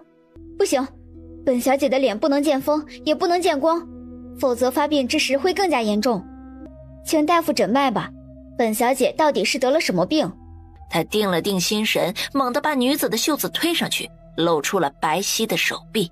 果然，跳动的脉搏在臂弯下1寸处消失。你不是得了什么怪病，而是中毒，而且从你的脉象上看出，你不止中毒1次。请问大夫，本小姐应该如何医治？小姐中毒已深，我暂时无法提供解药，需要一些时日研究一下。小姐不妨留个地址，若是研究出了解药，我给您送过去。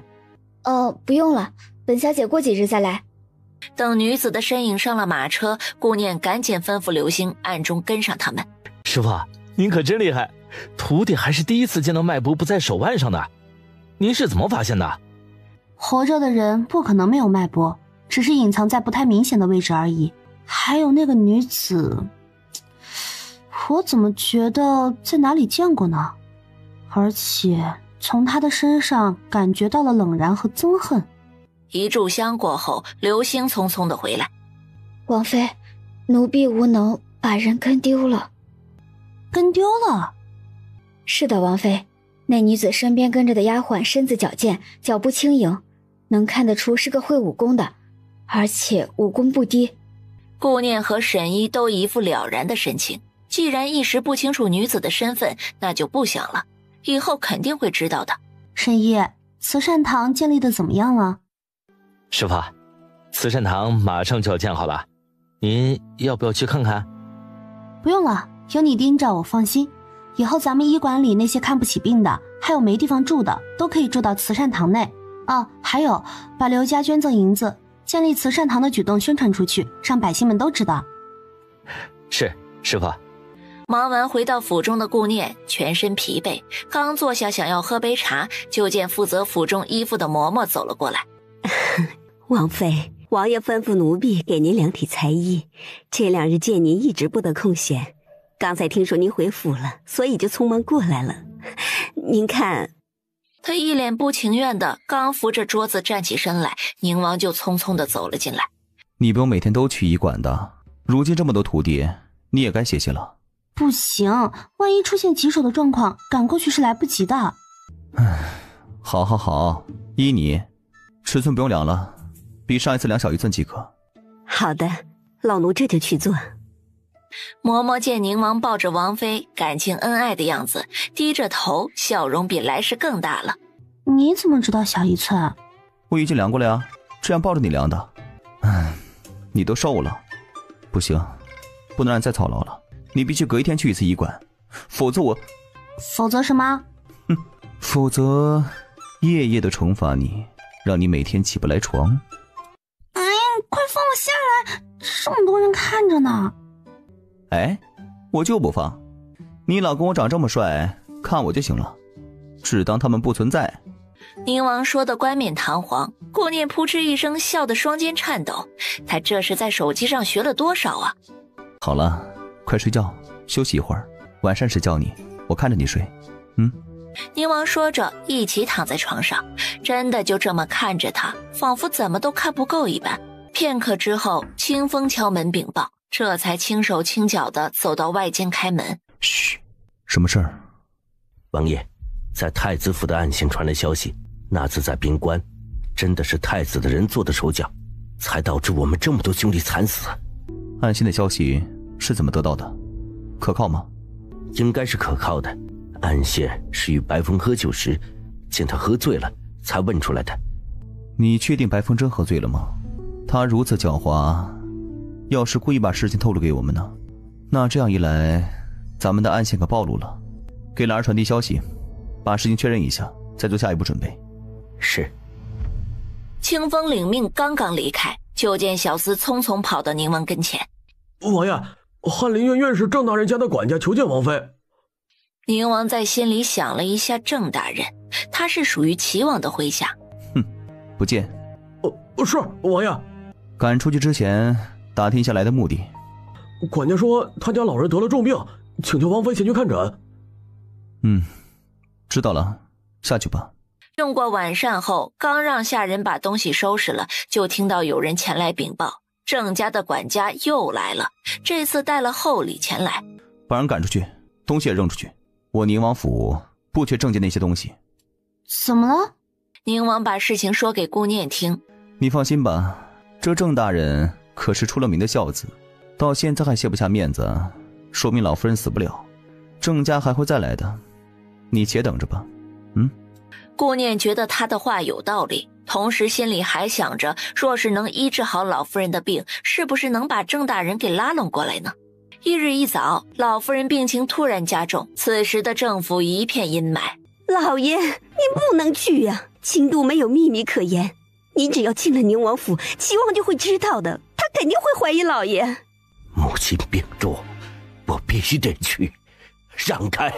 夫人身子一歪，看着他决绝的背影，眼泪顺着脸颊滑落。到了宁王府，郑大人来不及整理衣服，就赶紧带着礼物求见。顾念被宁王拦在房间里，非得亲热一下才能出去。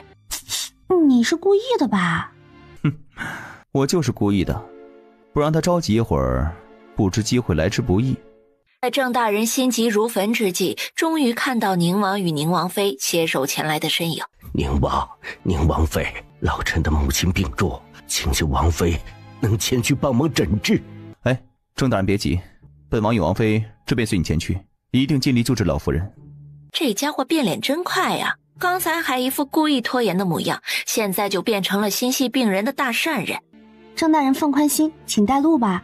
母亲的病情确实不能再等了，他赶紧忍住已经微红的眼眶，在前面带路，同时忍下的还有心里千万种感激。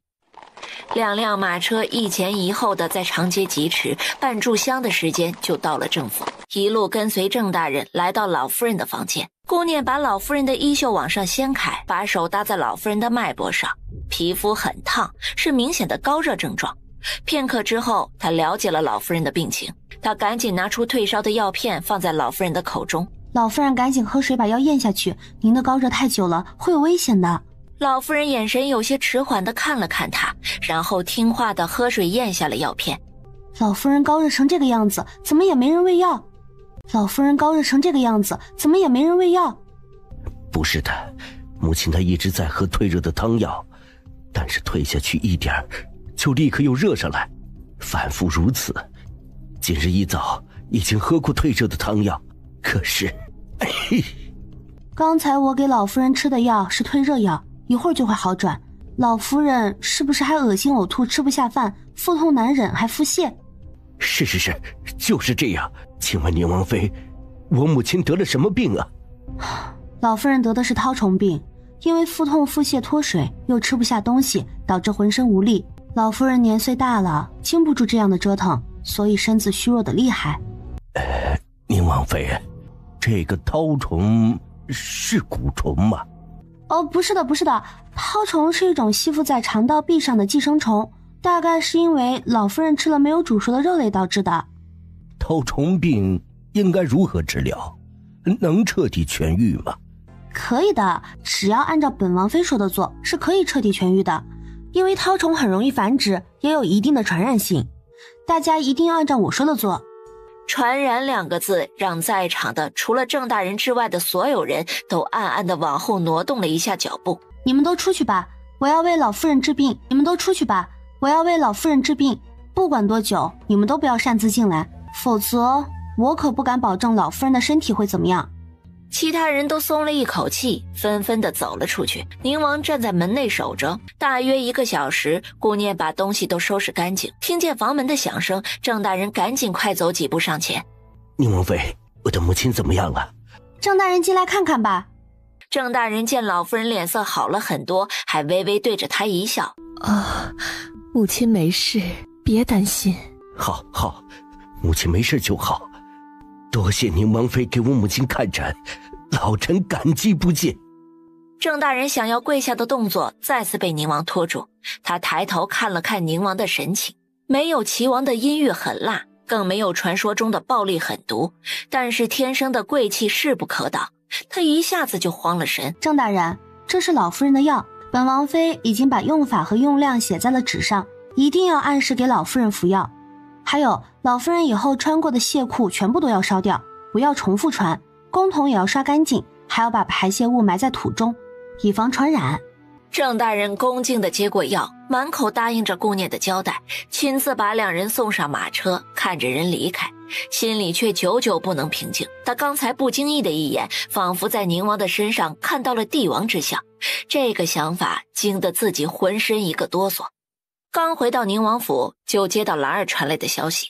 王爷，兰儿说那日白风是喝了酒，白风的状态是半醉半醒的样子。兰儿本想套话，为了保险起见，没有做出任何动作，所以那日兰儿也不确定白风到底是不是真醉。还有，兰儿发现白风每个月的月末都会在天香楼暗中与齐王见面，大概是汇报情况。齐王真能耐啊，竟在太子眼皮子底下和白风见面。白风是天香楼的常客，自然不会引起太子怀疑。齐王也经常以听曲为由前去，这样想来，他们前去天香楼的日子确实相撞。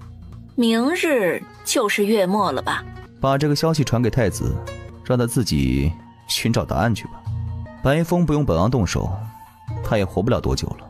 是，属下这就去安排。房间里，嬷嬷把几套衣服放到桌子上，等待着王妃的吩咐。这怎么都是些骑马装，样式还挺好看的。是的，王妃，这些都是王爷吩咐的，你试一下，不合适的地方奴婢再改。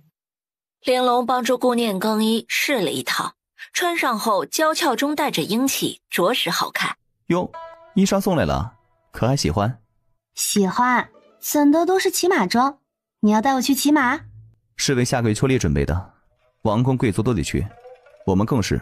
不知这次父皇会带谁前去？顾念倒是有些不情愿去，宫里每次有什么娱乐，10之8九都不会太平静。在你眼中，我是淑女型还是凶悍型？他一时没有找到答案，在他的心中，这2种都不是他属于的类型。正愣间，就看到顾念威胁的眼神。当然是淑女型。顾念听出了他的违心，瞬间一个威胁的眼刀子扫了过来。那是凶悍型。顾念再次把威胁的眼刀子扫过来，比刚才的回答更加不满了。不可能的，念念不是淑女型，更不是凶悍型，在我心里犹如山上白狐一般，可爱中带着睿智，睿智中带着一丝狡黠，独一无二，无人能比。宁王暗自松了一口气，这个答案应该是满意的吧。第2天，太子府中的幕僚见到回来的太子心情不错，就上前行礼。殿下，属下听说一个消息，不知道当讲不当讲啊？你何时变得吞吞吐吐的了？有话就说，孤绝不迁怒于你。属下听说，白谋士每年月末必去天香楼。这件事孤早就知道，白谋士这个邪号，还是不要打扰他的好。不是，殿下，属下是想说，这个日子正是灵王殿下必去天香楼的日子。有人见到两人在一个房间，很是神秘的谈话。太子眉峰一凛，竟然有这等事情。李雷，做好安排，不要打草惊蛇。是，属下这就去安排。厉雷刚刚退下去安排事宜，正好宫里的人匆匆来禀报事情。太子殿下，凤仪宫出事儿了。出了什么事儿？殿下，皇后娘娘中毒了。中毒？不等公公乘坐的马车，太子骑着马心急如焚地往宫里赶。这样的小心思在外人眼中倒是成全了他孝顺的美名。太子赶到宫里的时候，凤仪宫的内室里下人跪了一地，几个太医也在皇后身边为她诊治。父皇，母后怎么样了？还在等太医的诊脉结果。妍儿，你来了，母后以为再也见不到你了，如今见到，母后就算走也没有遗憾了。只是这下毒之人实在可恶，后宫中有如此恶毒之人，着实让人难安呐。母后莫要说不吉利的话，你一定会好起来的。父皇肯定会找到下毒之人，为母后出气。皇上，老臣诊脉发现皇后娘娘中了千机草的毒，此毒无色无味，很难被人发现，喝上一点儿就能让人口吐鲜血，身体脱力。若是服用的多了，就会丧命。幸好皇后娘娘服用不多，否则后果不堪设想。但是老臣无能，暂时没有解药，需等些时日。但是时间久了，这皇后娘娘又……可以侦查，务必查出真相。跪下的丫鬟下人全部被拉到院子里一一审问，从皇后的吃食到喝水的茶水，再到用过的东西，全部都查了一遍，并没有发现任何异常。正在嬷嬷帮皇后掖被角之际，皇后使了个眼色，嬷嬷心知肚明，回了个眼神暗示，皇后放下心来。片刻之后，淑妃的小虎走着猫步，轻盈地蹦跳着进了凤仪宫。哎呀，那是什么？好像是小虎留下的痕迹呀！皇上立刻让太医检查小虎的爪子留下的粉末，经过太医检查，最后确定那是千机草的粉末。啊，淑妃，为什么？皇上，是臣妾做错了什么吗？淑妃怎能如此狠心，想要臣妾的命啊！皇上，淑妃的小虎最近经常来凤仪宫，娘娘心善，她每次过来，皇后娘娘都命令不许动她，还给她一些喜欢吃的东西。哎呀，没想到淑妃娘娘竟然……父皇，儿臣以为淑妃娘娘为人和善，与世无争，没想到竟然如此狠心。把淑妃传过来。片刻之后，淑妃进了内室，她跪在皇上身前，眼泪不要钱似的往下掉。皇上，臣妾一直以来都是在后宫安安分分，身边只有小虎陪伴，不曾有过非分之想，何来的理由下毒？请皇上明察。皇上心如明镜，太子和齐王关系牵连着后宫，他早就知道皇后和淑妃之间肯定不会消停。淑妃，你养的猫脚底上沾着千机草的粉末，皇后就是因为这个中的毒。皇上，臣妾真的不知道啊！臣妾最近发现小虎不安分了，总是往外跑。臣妾以为只是在附近溜达，没想到竟然是来了皇后娘娘的宫里。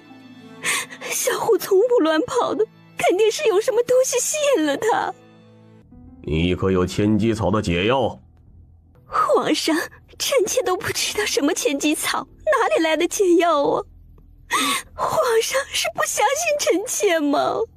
皇上，求皇上查明真相，为臣妾做主啊！去淑妃的宫里搜查。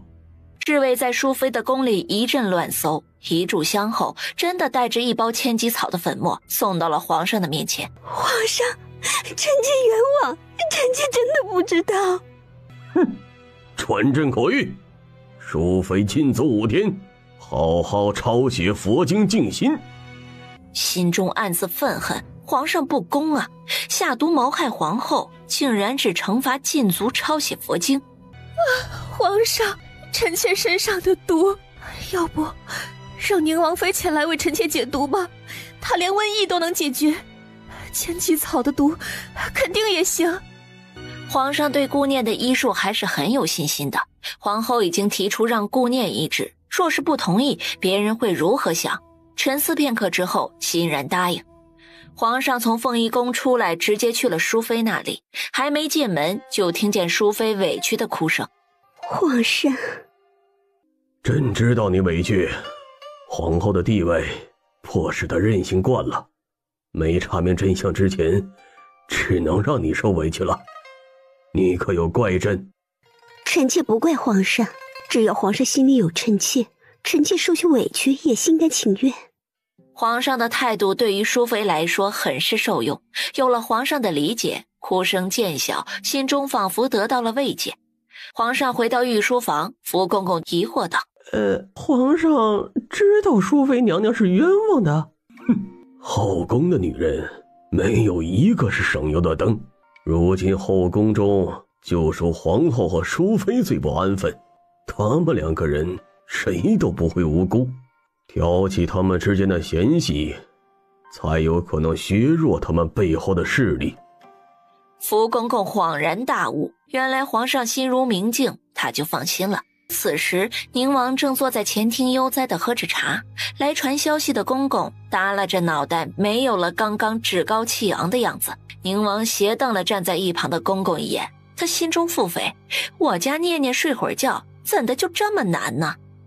清风贴在宁王耳边低语几句，宁王拧眉，又来一个。宁王点头示意清风把人带进来，这次来的公公正是凤仪宫的管事大太监连公公。哼，你这个没眼力见儿的东西，怎的惹宁王殿下生气了？看我回去怎么收拾你！宁王殿下，不知这东西怎么得罪您的，老奴回去啊，一定好好教训他。但是皇后娘娘中毒了，请宁王妃前去诊脉，这时间不等人呢。哦，皇后中毒了，你怎么不早说？年轻小公公进门趾高气昂，刚给宁王请完安，就被宁王以大不敬吓着王妃为由把嘴给堵住了。他看出来了，宁王就是故意的。宁王不紧不慢地起身回房，看到顾念已经起来，这才过去告知宫里的情况。别怕，我陪你一起去。不用，我自己去就行。皇上都知道我是去给皇后看诊，他不敢把我怎么样的。宁王真跟着去了，才会让皇后有理由说些什么。两人在房间里故意又拖延了一下时间，这才跟着公公进宫。顾念进去之后，看到病床上的皇后，脸色确实是不好，请安后上前诊脉。皇后瞪他一眼，无力说话。母后中毒了。废话。回母后的话，儿媳把脉的结果只知道是中毒了，但是儿媳不知道是中了什么毒，叫不上来名字。太医说是中了千机草的毒，但是太医没有解药。太医说是中了千机草的毒，但是太医没有解药。唉，儿媳也没有解药，只能按照母后的脉象研究解药，得等些时日。放肆！你都能研究出瘟疫的解药，一个千机草的毒还需研究几日？本宫觉得你是故意的。母后这是说的什么话？儿媳是大夫，又不是神仙，哪能说解毒就解毒的？再说了，这么多太医，不是也没有办法吗？你放肆！给本宫狠狠地掌嘴！嬷嬷走到近前，挥出有力的胳膊。皇上驾到！母后，你是中毒又不是中邪，怎么说变脸就变脸呢？吓着儿媳了。你胡说什么？看见那道明黄色的身影进屋，皇后眼神一转，露出了委屈的目光。皇上，您看宁王妃大声哭嚎什么意思？知道的是臣妾中毒了，不知道的还以为臣妾怎么了呢？父皇，千机草的毒如此厉害，竟然让母后神志开始混乱了。您千万不要靠近，以防母后做出不合常理的举动。皇后怒目圆睁，紧紧咬着后槽牙。顾念眼疾手快的3步并作2步，啪啪2巴掌打在了皇后的脸上。不等别人做出反应，顾念拿过嬷嬷手中给皇后擦汗的帕子，塞到了皇后的口中。父皇，刚才母后想要咬舌伤害自己，亏得儿媳发现的早，否则母后就危险了。被堵住嘴的皇后中毒加上急火攻心，身体更加的虚弱。皇上，娘娘她没有神志不清啊，她没有要伤害谁，更没想伤害自己，求皇上相信娘娘。皇上瞥了一眼皇后，面上表情却纹丝不动。母后今日的神志确实反常，一会儿强势威严，变得法的要惩罚儿媳，一会儿又委屈哭泣，诅咒自己死，刚才竟然还想要自残，最重要的是竟然不着急解毒，这不是神志不清是什么？床上躺着的皇后着急地渗出了一头的汗，身边的嬷嬷连连磕头为皇后澄清。确实像神志不清，前几草的毒如此厉害，宁王妃可有解毒之法？父皇，儿媳这里有暂时压制住神志混沌的药，却没有解药，解药还需要研究一些时日才行。只能先这样了。顾念明白了皇上的意思，赶紧把皇后口中的帕子摘掉，迅速将一颗巧克力豆塞进了皇后的嘴里，又迅速地把帕子堵上她的嘴。皇后神志不清，恐怕伤人伤己，暂时关在凤仪宫内，不得出去。等解药研究出来，会派人送来，好好伺候皇后歇息。皇上带着众人离开，顾念紧跟其后出了凤仪宫。此时不跑，更待何时？皇上转头看向顾念，带着对小贝的关心问：皇后没有惩罚你吧？多谢父皇关心，儿媳没事。那就好，否则宁儿会担心的。宁王只是不善于表达，其实……你给皇后吃的是什么？回父皇，那是巧克力豆。回父皇，那是巧克力豆，是一种带有甜苦混合味道的糖豆。为了不被皇后找麻烦，你最近还是不要进宫了。是，多谢父皇。连皇后的病都控制不住，给朕滚出去！没有朕的传召，不得入宫。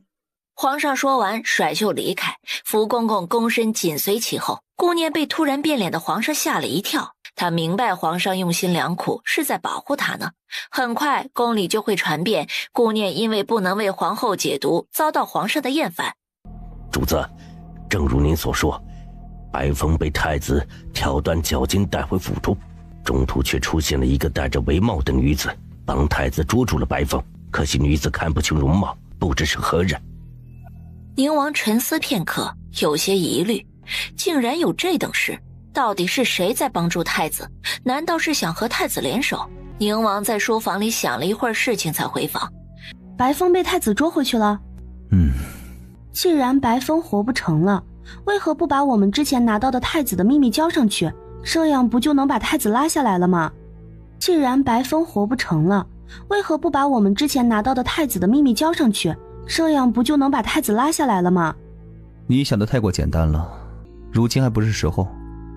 就算把东西公布出来，皇后和背后势力也会想尽办法把太子救出来，最后事情只会变成重重拿起，轻轻的放下。只要有皇后和她背后娘家的势力在，就不能轻易动太子，就如同不能轻易动皇后一样。白风不仅掌握太子秘密，同时掌握齐王的秘密，他们两个人谁都不会让白风活着。两个人间的关系进一步焦灼，咱们只当看戏吧。要想除去他们，只能一点一点瓦解他们的势力，以后慢慢谋划。心急吃不了热豆腐的道理，顾念还是懂的，只得把太子把柄的事情再次压下。对了，还有一件很重要的事情没办。什么事情啊？宁王猛地一拉被子，把两人盖在了被子下面。不一会儿，嬉笑声开始变化，变成了不可言说的声音，羞得月亮都悄悄地躲进了云层。朝堂上已经为了他的事情让皇上头疼不已。皇上，宁王妃虽说是为了给皇后娘娘解毒，但她怎能对皇后娘娘动手？如此羞辱皇家颜面。朕当时在场，皇后神志不清，想要咬舌自残，宁王妃才出手相救的。她也是出于一番好意，袁丞相不要误会了宁王妃才好。皇后娘娘一向凤体康健，怎么可能突然咬舌自残？分明是宁王妃为了羞辱娘娘，故意污蔑，请皇上惩罚宁王妃大不敬。请皇上惩罚宁王妃大不敬。哼，若是救人也能让误会成大不敬，以后谁还敢出手救人呢？以后谁家有个疑难杂症、疾病缠身的，我家念念只能袖手旁观了，否则又会被说成借机报复，岂不是得不偿失吗？听说母后的身子已经大好了，千机草的毒是如何解的？听说母后的身子已经大好了，千机草的毒是如何解的？并未解毒。皇后娘娘凤体无恙，是皇上龙气所照，才能安然无恙。如今身体依然虚弱。袁大人对皇后的事好像了如指掌，你也没经常进入后宫吧？后宫里的人都不一定有袁大人这般消息灵通啊。皇上，老臣一直忠心耿耿，可不能听信谗言的。老臣只是为了皇后娘娘委屈，无缘无故中了毒，还要受着小辈的羞辱。袁大人这话就不好听了，什么叫无缘无故啊？本王的母妃还无缘无故被人冤枉呢。千机草这种毒并不多见，虽然宫里也有，但是很少用到。父皇，宫里的千机草都有记录，知道有毒，一般人是不敢私自用的。儿臣愿意查明原因。齐王是个孝顺的，为了你母妃亲自调查此案，朕很欣慰，你母妃也会高兴的。宁王暗中勾了勾嘴角，他就知道在和父皇没有提前商量的前提下，他也能接得住。皇后与右丞相的势力独大，这不是掌权人想看到的局面。有了调查的权利，齐王就能自由出入皇宫，正好在出宫的时候遇到准备出宫的萧玉儿。玉儿妹妹，好久不见，今日是来看望母后的吧？母后身子可痊愈了？一声玉儿妹妹，让萧玉儿顿时心里甜甜的。齐王殿下，玉儿是看过义母了，她身子还没好全，玉儿正准备出宫回去了。玉儿妹妹这样称呼，莫的是关系身份了。是，齐王哥哥。这样才对。正赶上用午膳，不如玉儿妹妹赏脸，一起用膳吧。沉浸在喜悦中的萧玉儿没有听出他的异样，直接点头答应。两人一前一后进了酒楼。齐王哥哥，玉儿不会饮酒，只是一点果酒，没甚关系，有齐王哥哥在身边，不用担心。同时提起八角凉亭的事情，齐王脸上露出了遗憾的神色，不知是羞涩还是喝酒的缘故，萧玉儿的脸颊更是红润。玉儿妹妹，母后如今身体有恙，肯定有很多事情不能亲力亲为，本王很想帮母后做事，得到母后的赞赏和信赖。妹妹知道的，本王势单力薄，很想依靠母后，得以后平安。齐王哥哥别担心，义母她很好，千机草的毒已经解了，只是有些身体虚弱而已。已经解毒？太好了，母后的身体痊愈，本王就放心了。也不知母后如何种的千机草，这以后啊，都不知如何防范。齐王哥哥，玉儿相信淑妃娘娘是冤枉的，可是义母她应该也是被人陷害的。玉儿没听说义母和谁有接触，只听说丞相的夫人进宫见过皇后。丞相夫人？妹妹说的是，都是一家人，怎么可能下毒害母后？应是另有其人。齐王知道了答案，迅速转移话题。玉儿妹妹，你在宁王府住的可还习惯？挺好的。宁王妃是嚣张跋扈，不讲道理，三皇弟对她护得紧，本王看不得妹妹受委屈。宁王府发生了何事，一定要告诉本王，本王才好帮你想的对策。萧玉儿的脸色顿时泛着为难之色。告诉你一个秘密，你的哥哥宁王的萧副将其实不是为宁王挡箭而死的，他早就背叛了宁王，当时躲避不及重箭，让人们都误以为你哥哥是为了宁王而死。这件事若是被宁王知道，你觉得他还会善待你吗？不是的，我哥哥没有背叛宁王哥哥，没有。玉儿妹妹别着急，其实本王是心疼你的，妹妹好好想想吧。齐王说完，整理了一下衣袍，转身走出了酒楼。黎明破晓之时，齐王带着一队侍卫，严肃凶悍地进入了天香楼。是谁这么没眼力劲儿？这打扰小爷的好吗？因为开门太慢，齐王等不及了，直接让人一脚把门给踢开。王爷，房间里只有我们2个人，没有刺客，王爷还是去其他地方找找吧。本王没找错地方，就是袁世子这里。不过袁世子倒是好胆量啊，竟然利用千机草害人，害了皇后娘娘不说，竟然死不悔改，继续害人。王爷你说笑了吧？本世子何来的千机草害人？破进房间里，除了本世子就是娇儿，哪里有王爷所说的被害之人？齐王对着李健的方向抬了抬下巴，袁胜顺着他指的方向看过去，此时床上躺着的娇儿脸色煞白，没有一丝血色，他搂着睡了一晚上的女人竟然死了。怎么回事？睡觉前明明还好好的。袁世子毒害皇后娘娘，并杀害继子娇儿，给本王抓起来。齐王，本世子怀疑你公报私仇，事情分明不是看到的这样，本世子要禀明皇上，查明真相，还本世子清白。清白？好，本王就让你看看真相。李太医，你去检查一下房间里的女子是因何而死，否则袁世子不甘心呢。用银针检查了女子嘴角的血迹，最后得出的结论确实是中了千机草的毒而死。王爷，经过老臣的一番检查，那女子确实中了千机草的毒。不可能，不可能！检查一下女子死的时辰，千万不要冤枉了袁世子。王爷，从死者的身体温度和僵硬程度上来判断，女子是在寅时丧命，因是中毒而死。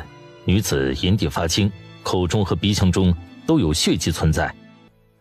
袁世子，女子中的是千机草的毒，已经证实。死的时辰是寅时，正好这个时辰是与袁世子单独在房间里的时候，所有的证据都在。若是还想狡辩，就到大牢中狡辩吧。带走。齐王对这个结果很是满意，他终于能为母妃洗清冤屈了。虽然给自己传递消息的不知是敌还是友，也不耽误此时愉悦的心情。皇后听到下人的禀报，一阵诧异。袁丞相一般不会亲自来找他，今日肯定是遇到了急事，赶紧让人把哥哥带进来。哥哥，你怎的今日过来了？可有急事？哥哥，你怎的今日过来了？可有急事？圣儿，他被抓进了大理寺，请皇后娘娘救救他。袁丞相把打听到的事情都告诉了皇后。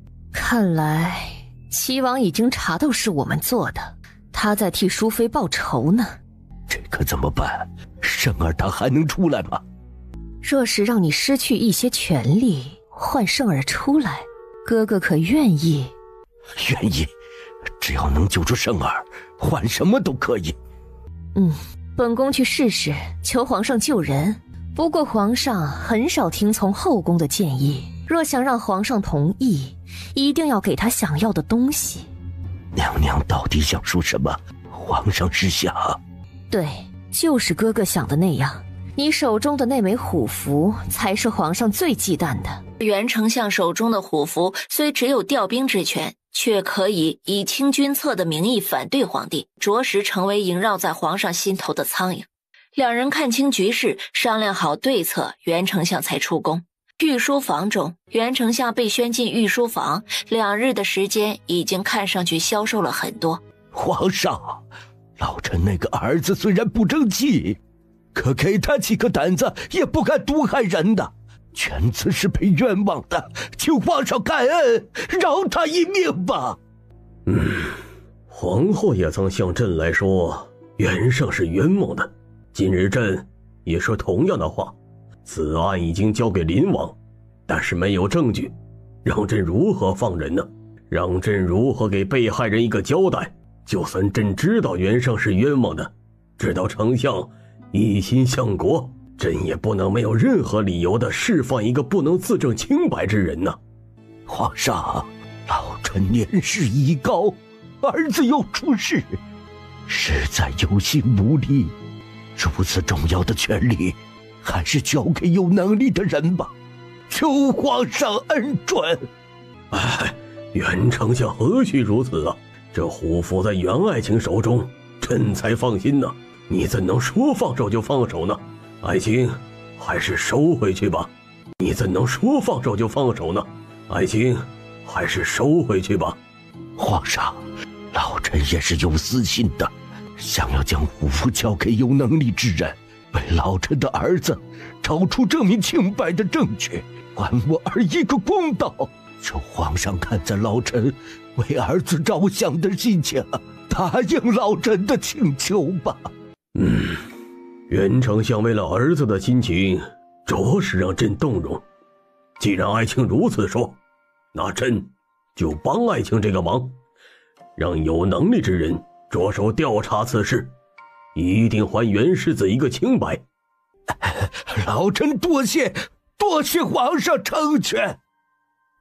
爱卿请起，你也是一心为了孩子着想，朕理解。皇上得到自己想要的，还安慰了一番袁丞相。待对方离开，皇上终于心情轻松地拿起虎符，低声吩咐福公公把消息传给宁王。他知道宁王还会有下一步的动作，父子两人配合很是默契。宁王收到消息的时候，眉梢微微挑了挑。成功了，我就知道，只要王爷出手，什么都不在话下。赏月宴上，你对袁胜是不是做手脚了？你怎么知道？我做的如此隐秘，还是被你发现了。真是不好玩。你的每一个动作都被我看在眼里，你的一切都别想逃过我的眼睛。也没有，我只是给袁胜下了点毒而已。谁让他那个爹诬陷我毒害皇后？我要让他跪下来求我。下毒？在大理寺中有安排自己的人，怎的没听说袁胜有中毒的迹象？你不是要对付袁府吗？我哪里能耽误大事，只是用了慢性毒药，延迟几日毒发而已。既然虎符已经交上，待袁胜出了大理寺，差不多时间就到了。宁王露出原来如此的表情，想到父皇送来的消息，直接吩咐：清风，把千机草的毒放到娇儿房间里，藏在一个容易找到又不刻意的地方，做成自杀假象。是王爷，属下这就安排人去办。被放回府中的袁胜已经被折磨的丢掉了半条命，心疼的袁夫人泪水爬满了脸颊。别在这里哭哭啼啼的，儿子会好起来的。希望这次的事儿能让胜儿长长教训。不好了，老爷夫人，世子他什么？怎么了？袁胜被折磨的身子还没好，脸上和身上又起了很多水泡，又红又肿。老爷，赶紧请太医吧。袁丞相心知不妙，不等夫人说完，就派人去请李太医过府。丞相大人，世子的伤老夫能医治，但是身上起的这些水泡，老臣实在无能为力呀。您还是另请高明吧。李太医已经是太医院的院首，他都医治不好，还能找谁呀？难道要去永安医馆？沈医笑呵呵的接待，并没有任何为难之处，跟着袁丞相来到世子的房间，查看一番，看出了水泡的端倪。丞相大人，您还是去求一下宁王妃吧。世子的病，老夫真的无法医治。宁王妃医术高明，想必也只有她能救治你家公子了。袁丞相为难的只说了一个字，沈医摇头叹息的抬脚离开。京都有些盛名的大夫都无法医治，那就只剩下宁王妃了。袁丞相最后没办法，只得硬着头皮去宁王府求医。顾念不急不缓地前往前厅，刚到门口，就见袁丞相着急得坐立难安的样子。宁王妃，老臣前来求医，求王妃救救犬子。袁大人，不是本王妃不去，实在是不敢看诊啊。病这个东西是很玄幻的，这医治好了吧，会被人说成病人体格好，好得快，和大夫没关系；若是医治不好，就说是大夫不行，延误了病情。还有的人已经医治好了，竟然被不要脸的说成是害他。哎呀，本王妃心惊胆战，不敢随便看诊，大人还是请回吧。袁丞相知道顾念说这么多都是在说他呢，他就知道宁王妃不会好请，再说了，本王妃也不是谁都医治的，那要看对方是谁。自己都已经如此恭敬，宁王妃还是如此态度，让他老脸往哪儿放？老臣以前误会王妃，请王妃大人不计小人过，别与老臣一般计较。顾念瞥了他一眼，虽然不知道是不是真心，表面功夫倒是做得很好。好吧，但是大人是知道的，本王妃的诊金很高，看诊费、治疗费、药材费、观察费等等。再说您儿子的病症是因为别人都无法医治才找到本王妃，可见病症罕见难医。本王妃大概算了一下，差不多2万两银子。好，都听王妃的。顾念瞥了瞥他，心中腹诽，答应的这么爽快，难道是自己要少了？本王妃还要大人找李太医做个见证，给世子看诊，若是被人污蔑，本王妃担心砸了自己的招牌。好，都听王妃的。顾念戴上口罩，防护很好的进入了袁胜的房间。袁胜此时躺在床上，确实已经丢掉了大半条命。他装模作样的诊脉之后，告知丞相和夫人：大人、夫人，世子的病本王妃可以医治，但是他的病会留下病根，终身难愈。什么病根？严重吗？不严重，身体与正常人一样，就是以后都不能人道了。夫人听后倒抽一口凉气，晕死过去。丞相的身子也随之晃了晃，才站稳。大人可要继续医治？要医治，求您医治好我儿子。让袁胜以后不能人道是顾念临时的主意，少他一个大祸害是多少女子的福音呢？袁胜的贴身小厮伺候他涂抹上药膏，身上的水泡立竿见影的好了很多，这是丞相大人近日来得到最好的消息。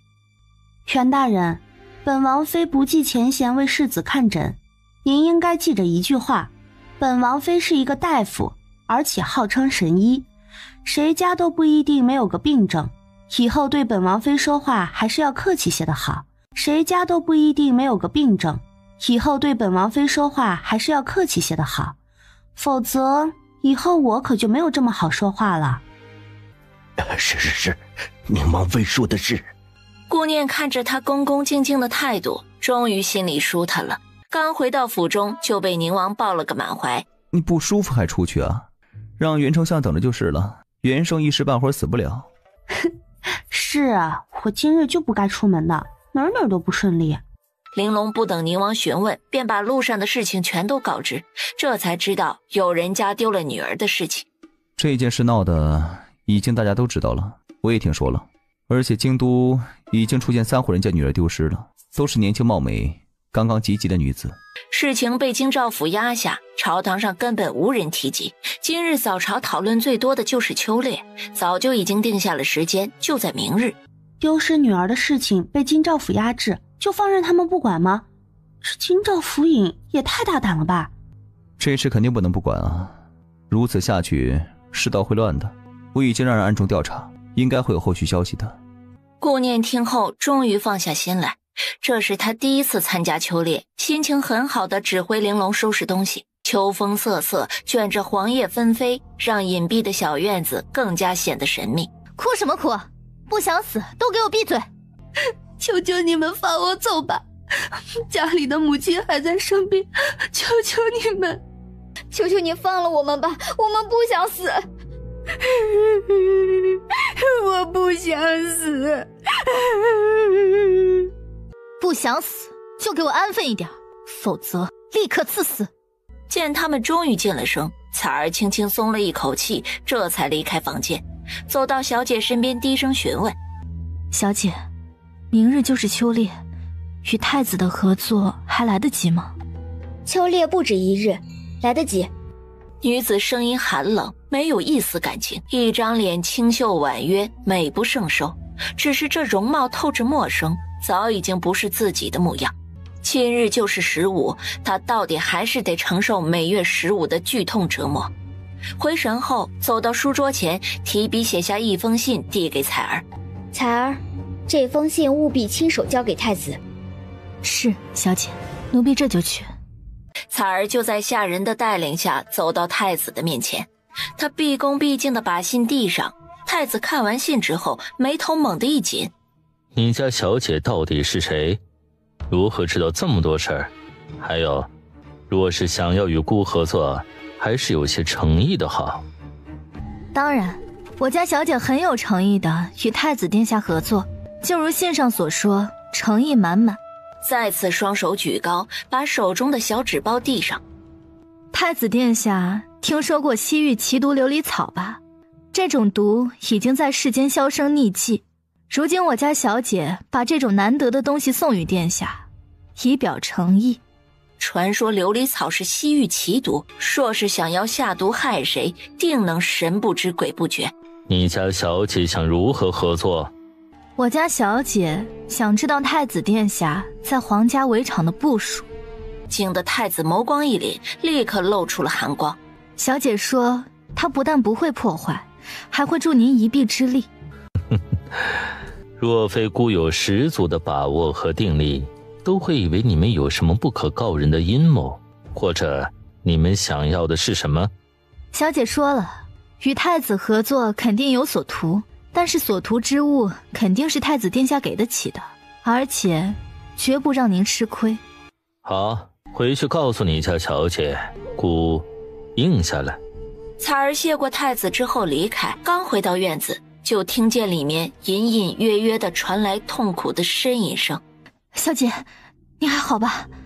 房间里，女子疼得仿佛在撕扯自己的脸，而且脸上的光滑白皙已经不在，如今只剩下满脸的疙瘩和红肿，还有皮肤皱裂、鲜肉淋漓之感。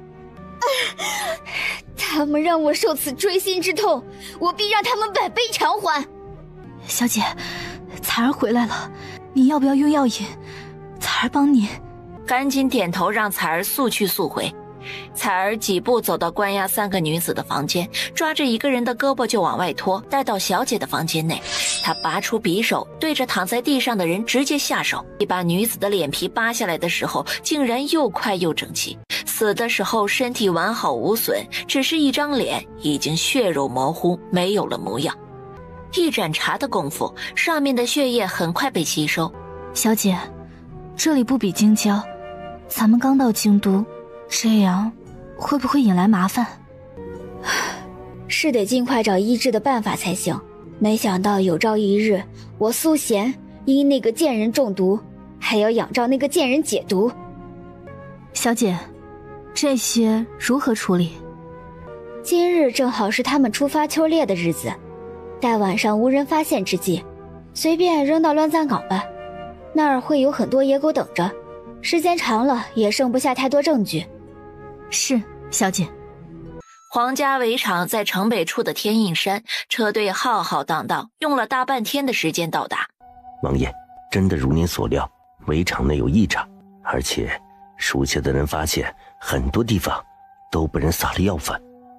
没事儿，还会继续折腾的，盯紧他们，确定一下谁的人。没事儿，还会继续折腾的，盯紧他们，确定一下谁的人。清风疑惑，几个暗处被撒了不知是什么东西的药粉都不管了吗？还会继续折腾又是个什么意思？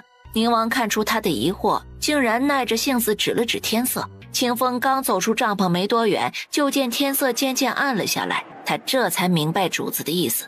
大雨将至，什么药粉都会被雨水冲刷干净，脚步匆匆地放心离开。不远处，太子的帐篷里正在对身边的人发脾气。你不是打听了钦天监的预测吗？如此大的雨，把提前的准备都废了，你可知道浪费了我多少心思？殿下，属下是提前打听的钦天监的预测，这是吴大人亲口告诉别人的，属下也不知道会这样，求殿下恕罪。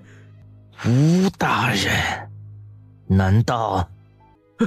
殿下，属下过来之时，见到吴大人被皇上削了过去，以吴大人的样子，仿佛对今日的雨也很是意外。暗中打听一下吴大人的预测，这场雨何时能停？提前做好准备，计划一如既往，千万小心一些。暗卫松了一口气，赶紧退出了帐篷。雨后山上的空气格外的清新，如吴大人预测的一般，太阳早早的露了出来。闲不住的顾念早早起床，伸了个懒腰，他带着玲珑出去走走，呼吸一下新鲜空气，顺着山路的方向往上走，但是并没有走那条小路，而是随性的想去哪里就往哪里走。王妃，坐下歇歇脚吧。也行。哎呀，还真的有些累了。如今被下人伺候惯了，竟然养成了娇惯的身子。若是以前，一口气上山不在话下。哎呀，堕落了！突然，一个女子激动的声音传来，让两人顿时停下了动作。不行，宁王妃是我的姐姐，我怎么能……哼，你还真是天真。你把她当成姐姐，在她心里有你这个妹妹吗？想必早就不把自己当成顾家人了。就算大姐与我们不亲近，血脉相连，她也是我的姐姐。女子冷冷地嗤笑一声，见顾柔是真的不想帮忙，也欣然同意了。不是真心的帮忙没用。等两人的脚步声渐行渐远，顾念才挪了挪硌得发疼的屁股。王妃，他们想要害你，不知道是什么计划。他们的计划咱们哪里知道，到时候再说吧。王妃，处处存在危险，怎么能到时候再说呢？您得提前谋划，防止他们的计划。看顾柔的表现，说明对方的身份不会高于顾家，或者与顾家不相上下，或者低于顾家，否则他不敢拒绝得如此干脆。一边看风景，一边想事情，不知不觉间就回到了落脚地。刚进入帐篷，就见一个蝴蝶似的人影飞奔过来。四小姐，请自重。自重？姐姐又不是男人。姐姐，妹妹等了你好久，妹妹有很重要的事告诉你，有人要害姐姐。哦，是吗？妹妹如何得知的？又是谁要害我呢？姐姐，我不能告诉你她的身份，但是妹妹说的都是真的。她还想让我帮忙，我怎么能害自己的姐姐呢？坚决不能同意。顾柔说的大义凛然，眼神瞥向顾念，竟然表情没有任何变化，都不感动的吗？姐姐，你一定要相信妹妹，妹妹是不会害你的，姐姐千万要小心。好，我知道了，多谢妹妹前来告知。顾念说着，抓住了顾柔的手，顺便把自己手腕上的玉镯划过去，戴在了顾柔的手腕上。唉，关键时刻还是亲人最可靠，毕竟我们身上流着相同的血，对方也不知道是谁，想防都很难啊。姐姐说的对。若是知道对方是谁的话，我还能想想对策。如今不知道对方的身份，就算知道自己会有危险，也不好避免。唉，妹妹说这该如何是好？嗨，这还不简单，对方不就是萧月儿吗？刚说出对方的名字，顾柔的声音就戛然而止。她都说了些什么？没有，我什么都没说。然后脚步匆匆地离开。王妃，这个萧月儿怎能如此不安分？住在宁王府，吃王府的，用王府的，还一心想要害人。王妃得好好教训一下他。这个萧月儿怎能如此不安分？住在宁王府，吃王府的，用王府的，还一心想要害人。王妃得好好教训一下他。突然，顾念眸光一闪，露出了危险的光。若是有人想要利用他伤害宁王的话，此时宁王疾步进来，见顾念安心才放心。哎呀，以后出去啊要带上流星，这里不比府中，处处需要小心谨慎。你是不是查到了些什么？是不是有人暗中做手脚？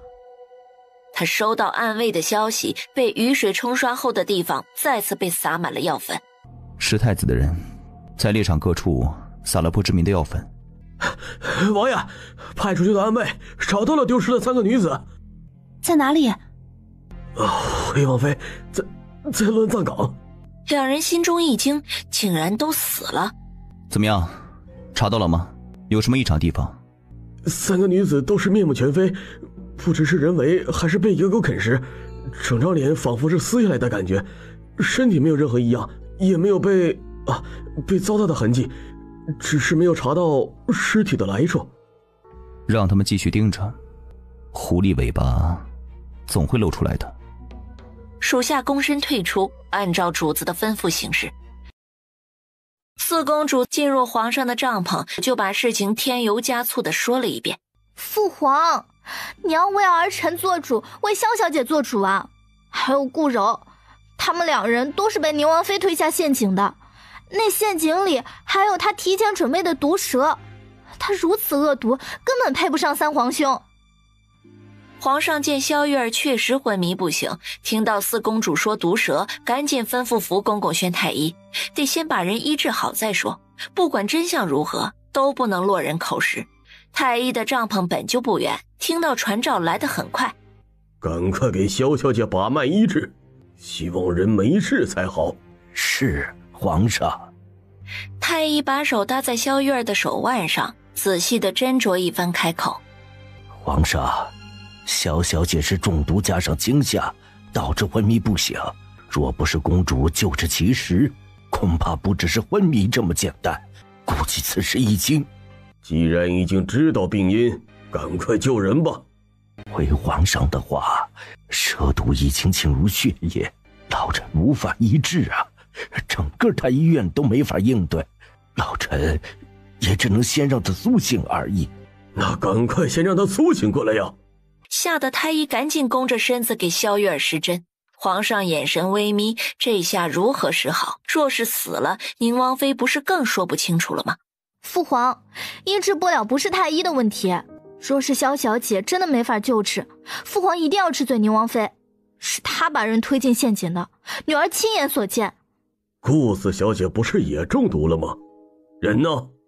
被宁王妃带走了。她不会是想杀人灭口，毁尸灭迹吧？否则中了蛇毒无法医治，她带回去做什么？皇上像看傻子一样的看了四公主一眼，她这个女儿没有继承一点自己的睿智和皇后的计谋。福公公亲自带着皇上的吩咐来到宁王妃的帐篷处，主要是按照皇上的吩咐，想要看看宁王妃如何诊治顾四小姐的。王妃安，皇上传您过去一趟。刘云、玲珑，你们2个人照顾好她，不要让任何人进来。是，王妃。交代完之后，顾念才跟着福公公离开，里面的人好像都在等他，特别是四公主，看见他的眼神中冒着怒火。宁王妃，萧小姐中毒已深，本公主是亲眼看见你推她的，你就认罪吧。婉燕儿，给朕闭嘴！被皇上训斥的四公主身体猛地一个哆嗦，顿时闭了嘴。父皇生气的样子还是很吓人的。宁王妃，萧小姐中了蛇毒，你可有办法医治吗？正好这个时候，萧玉儿在太医的银针治疗之下，悠悠地睁开了眼睛。皇上，萧小姐醒了。皇上，臣女自以为安安分分，没有故意惹到王妃姐姐，不知道姐姐为何如此对我，将我置于死地。如今臣女已经中了蛇毒，臣女死不足惜，求皇上为臣女做主。宁王妃，对萧小姐的话，你如何说？哼，她有什么可说的？这些都是事实，她狡辩不得。是，皇上，是我把萧月儿推下去的。皇上的心随着顾念说出的话一颤，心中腹诽，就算是他推的，也不能直接承认呐，这让他如何护着？父皇，您看，他承认了，我就说是他推下去的，他太狠毒了。啊，宁王妃，你为何要把他们推下有蛇的陷阱里啊？是不是有什么原因呢？父皇，您说错了，是他而不是他们。萧月儿是我推下去的，我承认，但顾柔不是。我听到顾柔的求救声，就赶紧过去想要救她，但是萧月儿带着一群人前来，说是亲眼见到我推人下去的。我没做过的事情不能承认，所以我就把萧月儿推下去了，做是他对我说的话，也不枉我被冤枉一场。没有，我没有冤枉你，顾柔就是你推下去的，而且有人看见他从你帐篷出来的时候神情紧张，你们两人本就心存怨怼，所以才狠心对他下手。神情紧张就是有怨怼吗？这样审案断得多少冤案？神情紧张就是有怨怼吗？这样审案断得多少冤案？宁王妃，你别顾左右而言他，说的是你和顾柔之间的事情。顾柔此时肯定已经被你害死了，你还在这里大言不惭。萧小姐还没死呢，公主就这样给我定罪了？萧小姐中毒已身是事实，顾柔此时肯定已经被你害死了，装什么装？就算审案，你也逃脱不了。正在此时，张绣在帐篷外哭得撕心裂肺，求见皇上。他知道顾念他们都在里面，听说他的柔儿被顾念害死了，差点晕死过去。父皇，是顾柔的母亲，求父皇让她进来吧。刚刚没了女儿，也着实可怜。皇上无奈呀，都来告御状了，能不让进来吗？心里替顾念着急，不知道他到底有没有成算，无力地挥了挥手，算是答应让张绣进来。皇上要为臣妇做主啊！我的女儿太可怜了，她还这么年轻就遭到宁王妃的毒害，臣妾也不想活了。顾柔没事，你不要用这种话搪塞我。柔儿没事，为何不让我进去看看她？你就是心虚，当着皇上的面不敢说出实情。告诉你，若是柔儿有什么事情，我与你不死不休。张夫人，是我亲眼看见宁王妃把顾四小姐推下陷阱的，这种狠毒之人一定不能放过。顾念眼神犀利地走向萧月儿，在她身边蹲下，用2个人听到的声音说：你的毒只有我能解，若是你还想活命的话，就实话实说。顾念看见萧月儿的神情，就知道她是惜命的，就看稍后她如何说了。臣妇求皇上一定要为我女儿做主，臣妇不想女儿枉死。正在皇上一筹莫展之际，萧月儿终于犹豫着开口：皇上，臣女有罪。臣女当时因为害怕误会了宁王妃，她站在陷阱的边缘是为了救人，臣女以为她是推人，臣女被惊吓，一直钻在牛角尖里无法自拔。此时想来，确实是误会了宁王妃，求皇上降罪。萧小姐勇于认识自己的错误，为宁王妃澄清事实，实属难得，朕不会怪罪。萧月儿的话让看戏的太子再次挑了挑眉梢，眼神瞥向了齐王，心中哼笑。齐王恐怕没有想到会有这种场面吧。谢皇上不怪之恩。萧小姐有没有看到是谁把顾四小姐推下去的？把当时的情况叙述一遍，解除一下误会还是有必要的。皇上，臣女也没看见当时顾四小姐是如何掉下去的，我看到的时候已经见宁王妃在救她了。不是，萧小姐刚才不是这样说的，你不是说看见宁王妃推的吗？怎的又如此说？萧月儿为了活命，拿出一贯的哭哭啼啼的演技。张夫人，臣女已经说了，是看错了，误会了宁王妃。臣女本就是一个将死之人，没必要说假话。若是不信，您可以调查。不可能！宁王妃回来就把柔儿带走了，还不让臣妇见柔儿。如今她肯定受尽折磨，死不瞑目。张夫人，你还没有见到顾柔的人呢，就一口咬定她死了，你就这么想让自己的女儿死掉？真没见过亲生母亲盼着自己女儿死的。宁王妃，你残害亲妹，羞辱主母，简直丧尽天良！今日我就要替你父亲，替顾家与你断绝关系。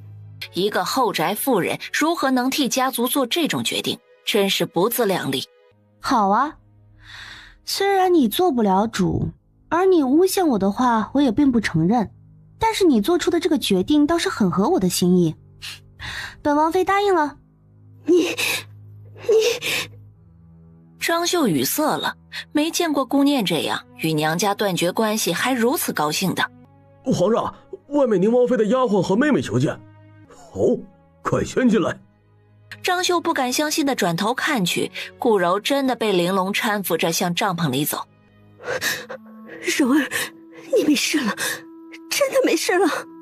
母亲，女儿没事，只是身子有些虚弱。女儿听说他们都误会是姐姐害的我，所以就赶紧过来澄清一下，不能让姐姐承担这种莫须有的罪名。况且是姐姐救了我的命。什么？宁王妃救的你？顾四小姐，真不是宁王妃推你掉下去的，你千万不要害怕被谁威胁，你实话实说，父皇会为你做主的。臣女没有被任何人威胁，是姐姐救了臣女。顾柔的话刚说完，萧玉儿就嘴唇发紫，皮肤煞白，冷汗淋漓，蛇毒的症状越来越明显。老臣无能，请皇上恕罪。宁王妃能否救治萧小姐？之前已经答应过萧玉儿，顾念说到做到，吩咐人把萧玉儿安排在旁边的帐篷里。顾念进去确定萧玉儿已经毫无知觉，便把蛇毒血清注射到她的体内。过了一段时间，萧玉儿脸色渐渐好转。既然已经查明不是宁王妃做的，剩下的事就交给孔大人调查吧。宁王妃被人误会，着实需要一个道歉，特别是张夫人和萧月儿，你们自行处理吧。张秀瞥了瞥顾念，眼神不好意思地收回，脸色一会儿红一会儿白，犹如中毒一般。母亲，你怎么了？脸色怎么如此难看？难道你也中毒了吗？张夫人刚才说顾府与本王妃断绝关系，本王妃答应了，张夫人没忘记吧？不是，我一时着急胡言乱语，宁王妃千万别当真啊。本王妃真的当真了，非常同意。有什么话你还是与顾老头说吧。张秀想拦没拦住，只能看着顾念离开。顾念回到自己的帐篷里，第一件事就是询问玲珑和刘云。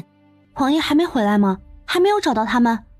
回王妃，王爷还没回来。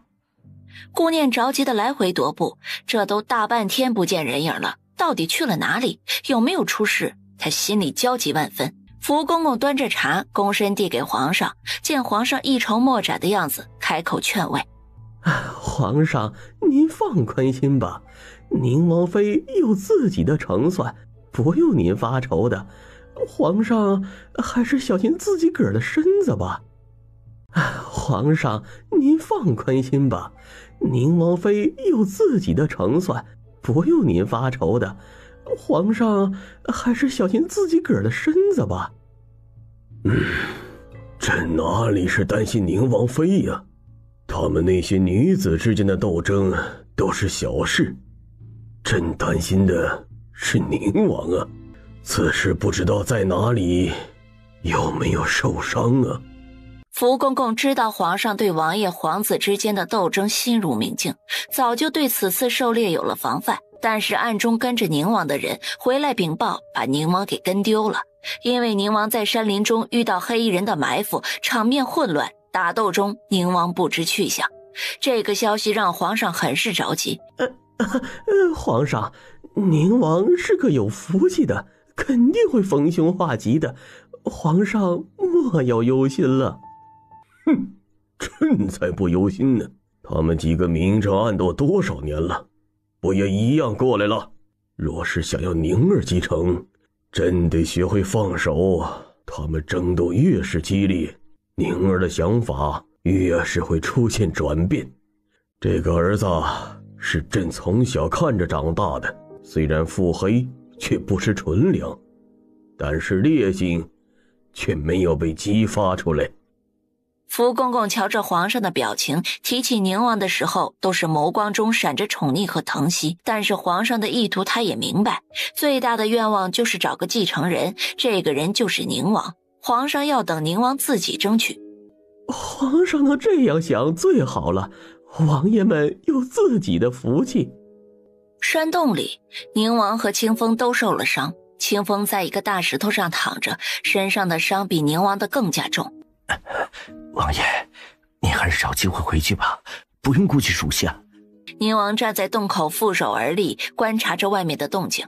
安心躺着吧，这里很隐蔽，他们一时半会儿还找不到这里，况且外面情况如何还并不清楚，就算要走也得要等晚上。这样的伤对于他们来说都是平常事儿，只是此时主子流着血，在清风看来很是刺眼，他没有保护好主子，懊恼的神情被宁王尽收眼底。哼，他们这次预谋已久，本王受伤不是偶然，你也不用自责，这点伤对于本王来说更能唤醒心底仇恨，以免自己养尊处优惯了，忘记了死去的兄弟。王爷，属下知道啊，您一直没有忘记死去兄弟们的仇恨，但是他们的势力根深蒂固，并不是一朝一夕就能扳倒他们的，王爷依旧需要筹谋。宁王之前的出手都是为了反击他们和为死去的兄弟们报仇，但他始终顾忌着兄弟亲情，不对他们赶尽杀绝。此时想来，自己还是太过心软了。他心里突然有了一个想法，若是有朝一日他们某一个人荣登大宝，那自己和念念还会有活路吗？答案肯定是没有。但是此时在深思熟虑之下，宁王渐渐地改变了想法。拥有最高权力才能保护在乎的人，决定别人的生死，否则自己的生死将会掌握在别人的手中，这样的被动他不喜欢。一大早，下人们就开始紧锣密鼓地张罗狩猎比赛的事宜和用具。狩猎场外热闹非凡，连公主、官员的家眷还有世家小姐们都纷纷前来观看。薇儿妹妹也要参加？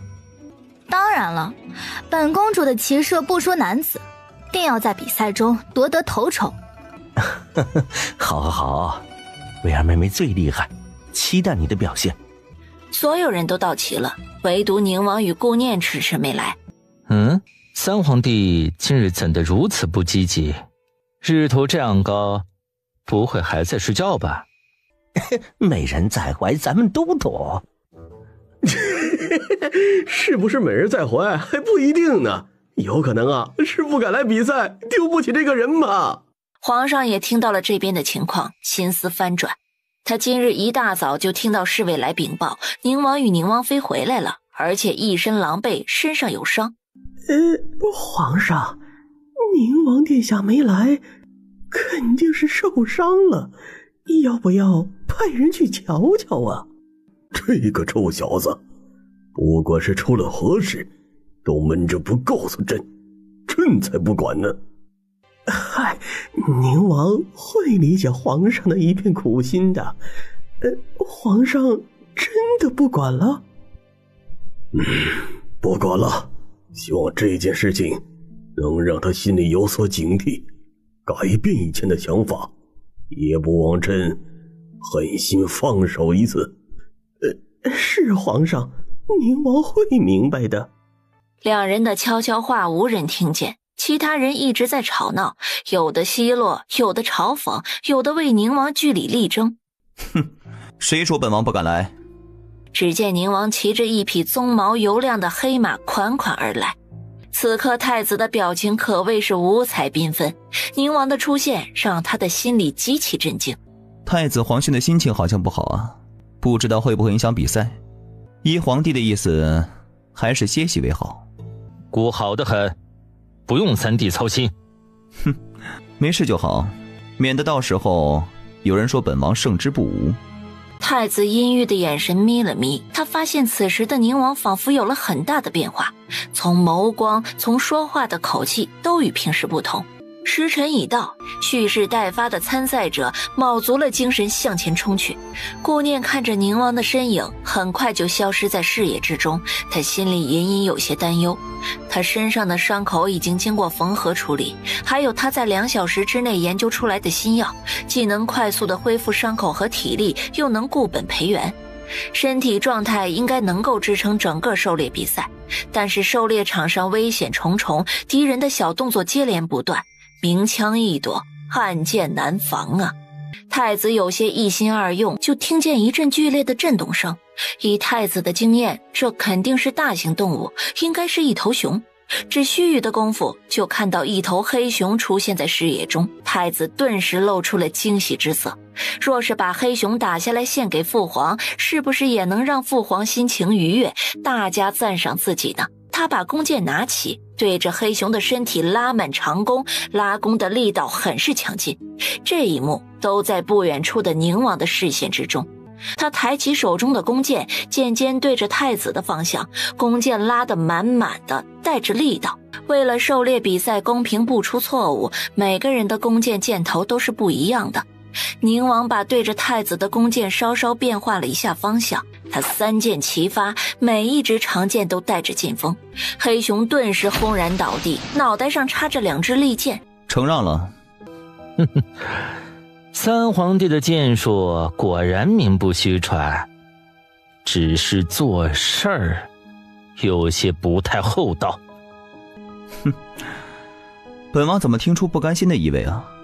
比赛这种事情都是重在参与，太子皇兄可不能太过斤斤计较，有失风度啊。时辰还早，他就不信猎到的猎物比不上宁王，因为心里有气又有嫉妒之心，越走越远。远远地顺着太子所看的方向看过去，原来是一只麂子。此时把手放到了弓箭上，就是准备出手了。还没等太子出箭，就已经松手把箭射了出去，直中目标。怎的又是你？你跟踪姑？怎的又是你？你跟踪姑？哼，太子皇兄是在开玩笑吗？狩猎场这么大，为何说本王跟着你呢？难道这里只有你能来？他怒目圆睁，愤恨的表情没有一丝掩饰，是该启用第2套方案了。宁王如此着急的找死，那就别怪自己狠心。他双腿猛地一夹马腹，快速离开。皇上看到鲜血淋漓的太子被厉雷背回来的时候，被惊了一下。太医，快点看看太子如何了。太医慌忙上前给太子把脉，然后检查了一下他身上的伤口，还有腿上带着的利剑。皇上，太子殿下身上的伤是狼爪留下的，好像是与狼群搏斗过。腿上的利剑需要尽快拔出，否则会失血过多。太子身上的伤确实看上去触目惊心，皇上赶紧催促侍卫和太医把太子送回帐篷医治。皇上让侍卫清点他们的狩猎数目，最后宁王猎到的动物数目最多，也最是难得，获得了头筹。宁王心情很好的把玄铁的匕首送给顾念，惹得周围的人纷纷眼红。这恶人呢，自有天收。太医为了救治太子，忙活了很久才回到皇上的帐篷内禀报。皇上，太子殿下的伤已经稳定，如今也醒来，只是双腿还是需要休养才行。腿上的伤是最严重的，不仅有狼的抓伤，还有箭伤。皇上轻叹一声，让太医退了出去。太子惹怒宁王自食恶果，这次长箭是射在了腿上，给了太子一次机会，下次可就不一定了。皇上莫要忧心，这是历朝历代的必经之路。再说了，宁王殿下最向皇上宅心仁厚，不会对他们如何的。夫子说的是啊，朕如何忧心，最后也免不了他们的争斗。走吧，去看看太子的伤势。啊，是皇上。到的时候，太子已经清醒了，他抬了抬上身，想要给父皇行礼，被皇上阻止。身上有伤，不要动。以你的武功，还不至于被狼群围攻受重伤吧？父皇，是儿臣的错，儿臣当时舍不得跟着多点的马，才导致如今这个模样。你好好歇息，父皇会早点安排送你回宫，路上让太医跟随，以防万一。父皇，儿臣求父皇做主，调查狼群出没的原因。儿臣出事不应该只是巧合，有人看到宁王妃昨日在狩猎场里神色可疑，不知道做了什么。儿臣出事肯定和宁王与宁王妃有关，求父皇明察。言儿莫要着急，朕一定查明真相。狼群的事情先放一放，最愤怒的是暗中刺伤你的人，不知是谁暗中安排的，朕一定派人调查。皇上看出了太子的心虚，既然提起狼群，那就一起调查吧，看看最后谁的尾巴露得最多。多谢父皇。太子低着头应着，没人看见的是闪躲的眼神暴露了他此时心虚的样子。皇上右后侧的帐篷内，冰美人担忧的双手紧握，来回走动。小主别着急，太医说太子殿下已经没事了，只要好好休养就能痊愈。可是太子身边也没有女人照顾，一群侍卫怎么能贴心照料，着实让人放心不下。小主，小心隔墙有耳。殿下，去煮一碗参汤。小主，你千万不能冲动，这可是要掉脑袋的事情。后宫之中的女人只有2种所求，一种是求得皇上的宠爱，另一种是平安度过余生。奴婢求小主千万不要做出冲动的决定啊！殿下，我只是去看看他，只看一眼，知道他平安就好。你会帮我的，对不对？可是小主……丁香只能无奈地点了点头，冰美人顿时一喜，破涕为笑。月上柳梢头，冰美人看了看外面的月色，时辰正好。厉雷大哥，我家主子想要见一见太子殿下，麻烦通融禀报一声。厉雷对冰美人的身份一清二楚，当时太子救下冰儿，把她安排在别院中的目的，并没有隐瞒她。殿下，请您进去。进入帐篷的冰美人立刻卸下了冰冷疏离的外表。殿下瘦了，冰儿为殿下熬的参汤，殿下喝点吧。此时的冰儿眸光中满满的都是疼惜，太子很久没有这种真心实意的感受了。好。两人本就有些说不清道不明的情谊，人在生病受伤时，感情最是脆弱。太子没有任何排斥，张开嘴享受着此刻的真心，全然忘记了冰儿已经是父皇的女人。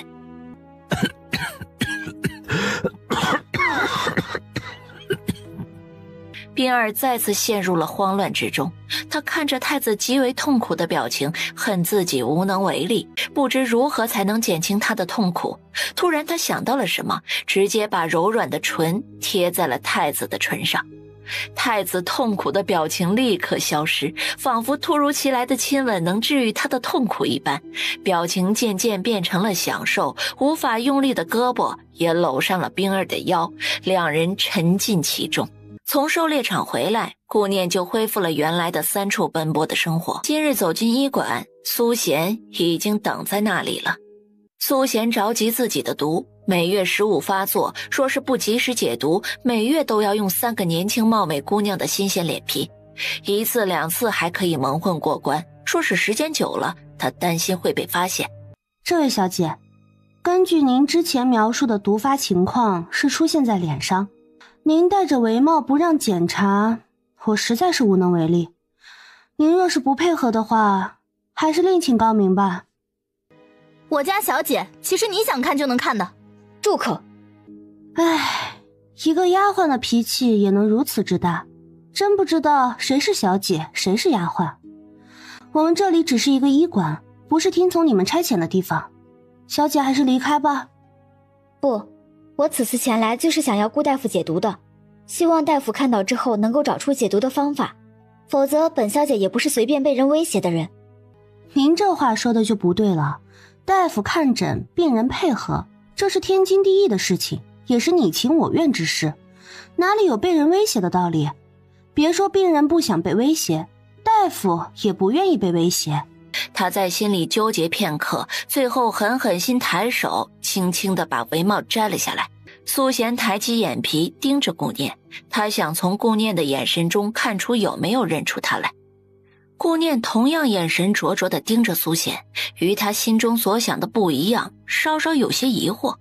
这个女子的模样是陌生的，他坚信是第一次见到，但那种熟悉的感觉到底是从哪里来的？大夫，可以看诊了吧？可以。回答完之后就伸出手对着苏贤的脸而去，彩儿立刻呵斥一声，挡在了主子的身前。大胆，休想羞辱我家小姐！大胆，休想羞辱我家小姐！什么羞辱你家小姐？我怎么就羞辱你家小姐了？你这个丫鬟真让人无语。你那样不是羞辱是什么？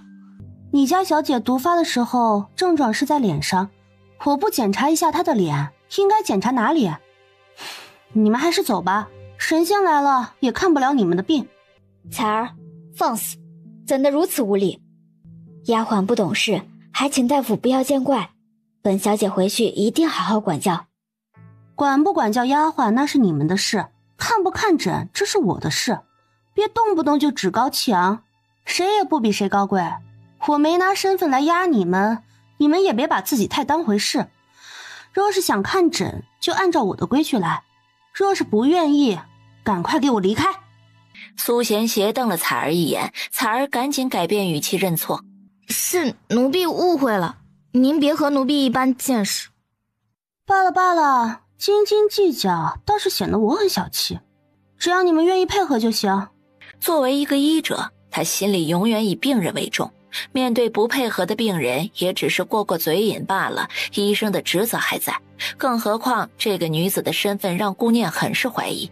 可是顾念检查一番后并没有发现任何异常，只能在经过苏贤同意后抽血检查。我已经抽了你的血样，等待检查结果吧。要等到检查结果出来才能开始研究解药，要解毒等的日子还是很长的，毕竟你已经中毒很久，而且这个毒很是霸道。我知道此毒很是难解，还是希望大夫能够早日找到解毒方法。等你的好消息。苏贤戴上帷帽走出去，正好与前来的宁王相遇。帷帽下的眸光立刻迸发出了恨意，他极力隐忍，才没让自己露出破绽。宁王还是用怀疑的目光审视了片刻。你怎么来了？怎么，我就不能来接你回府啊？当然能，就是劳殿下大驾，妾身有些受宠若惊。顾念拍马屁似的回答。两人的互动，苏贤看在眼里，他袖子下的手慢慢的攥紧，变成了拳头。终有大仇得报时。彩儿，去找戴吉姬的美貌女子。小姐，15月元夜的日子不是刚刚过去吗？您这是……不能等到15之前找人。顾念已经知道我的毒会每月15毒发，到时候会被他怀疑。以宁王的睿智，很快就会想到是我，所以要提前准备，让他们找不到线索。是，小姐，还是小姐想的周到。宁王突然来接顾念，是担心他的安全，因为今日朝堂上，太子麾下的那几个人都在不遗余力地说着顾念在狩猎场上做出可疑的事情。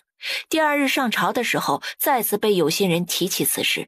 既然宁王妃有很大的嫌疑，就应该把宁王妃先抓起来审问一番才行。本王不同意，事情还没调查清楚，王妃也不是犯人，凭什么抓人？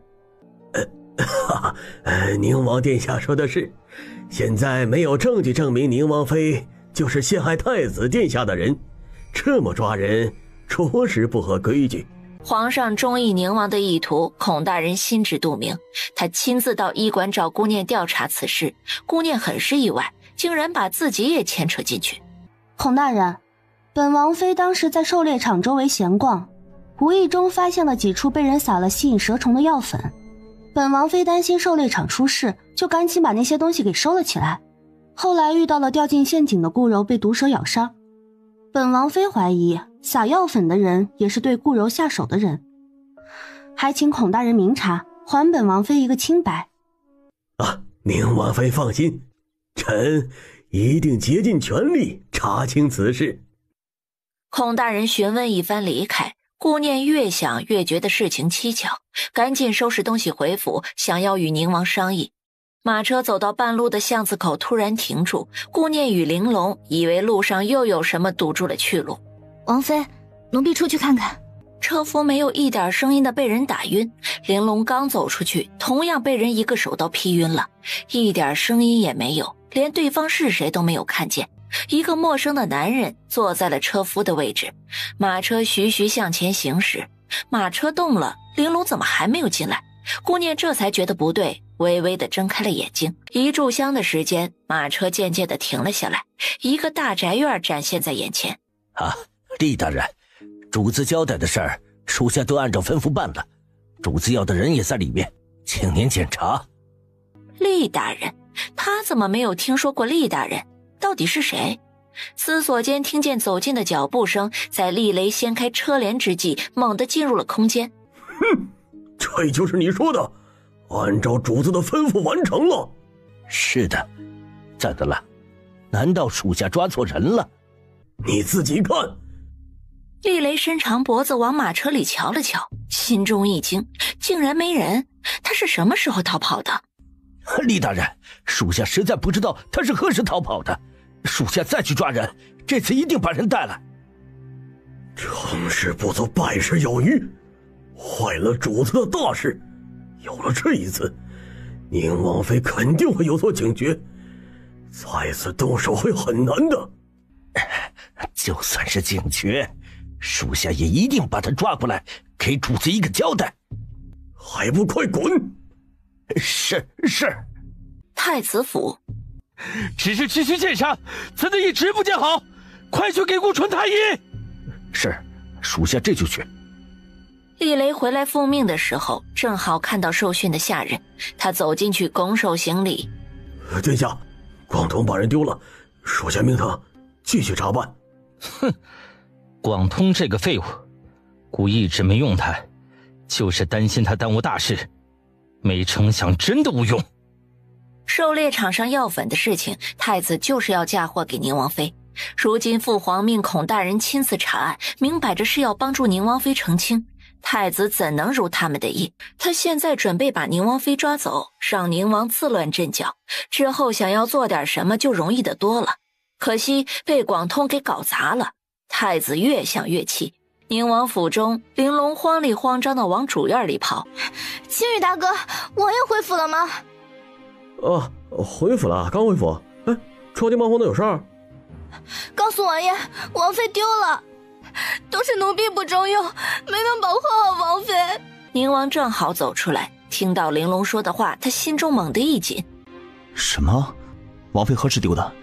在什么地方丢的？玲珑哭着把事情说了一遍。青羽，通知磨坊，让阎王阁的所有人全追找王妃，注意要暗中寻找，不能泄露消息。是，王爷。青羽说完，立刻消失在原地。天色渐渐暗下来，顾念轻手轻脚地下了马车，眼前是一个小院子，想来是那个男人住的地方。他加快脚步匆匆离开，还没走出巷子，就听到广通在后面大喊：原来你在这里，看你往哪里跑！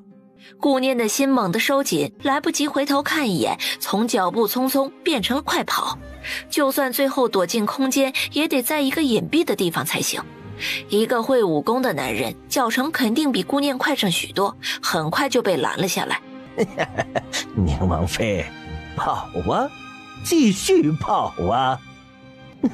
我真的好奇，宁王妃刚才藏在哪里，害我被好一通训呢。你是谁？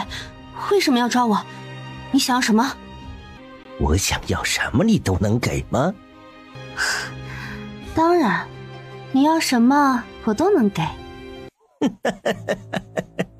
识时务者为俊杰，宁王妃很懂得这一点嘛。主子那里我会多照顾你一点的。顾念趁机甩出手中的毒药，但是广通很是警惕，猛地捂住了口鼻。臭娘们儿，你竟然用毒！就在顾念马上要被抓住之时，宁王忽然出现，瞬间出掌打在了广通的身上。只听哎呦一声，广通捂着胸口后退几步，看清眼前之人是宁王，转身就跑。京都人家又丢失女儿了，我以为，我很是担心。你没事就好。你来的刚刚好，我没事。又有人家丢失女儿。顾念想起之前在乱葬岗的那3名年轻女子，那面目全非的模样让他心惊胆战。如此残忍的手法，到底是什么人干的？刚才那人你认识？是广通。之前在营中作乱，让我打断一条手臂。他的妹妹是太子妾室，如今在为太子做事，专案的事应该是太子安排他做的。又是太子！顾念恨得咬牙，这些人怎么永远都不消停呢？丢失女子的事情有眉目了吗？宁王摇了摇头，这件事他最是闹心，一点头绪都没有。如今原京兆府尹孙贵被打入大牢，新上任的京兆府尹还没有确定，正是诱人之计，凶手也是钻了这个空子。皇宫内，淑妃扭着腰肢站在皇上的身边，递上了一杯热茶。皇上，太子的身子还不见好，婚事一直拖着，对苏丞相之女的名声会不会有影响啊？再说了，成婚是喜事，说不定还能把太子的伤冲洗冲好了呢。淑妃说的是，太子府后院也不能没个女主人，太子生病没有女人照顾，着实不行。皇上仿佛想到什么似的，点头应着。淑妃眼角余光瞥到皇上的神色，见他没有反对自己的话，而暗自高兴着，事情肯定是成了。第二天，皇上的口谕就下到了太子府，成亲事宜照旧。今日下朝，齐王与苏丞相走在最后面，低声说着话。太子皇兄成婚之日，把宁王的儿子不是皇家血统的事儿暗中告知太子。这是真的？当然，本王岂能作假？是，王爷放心，一定把事情暗中告知太子。苏丞相明白齐王的意思，借刀杀人，他也赞同。以冲喜之名成婚的太子，此刻心情极度阴郁。婚礼结束之后，太子得到了齐王精心准备的贺礼。听到消息的时候，太子惊愕怔愣了许久。没想到宁王在替别人养孩子，还高兴了当成个宝。殿下，咱们把消息告知皇上，宁王在皇上的心中地位肯定会一落千丈的。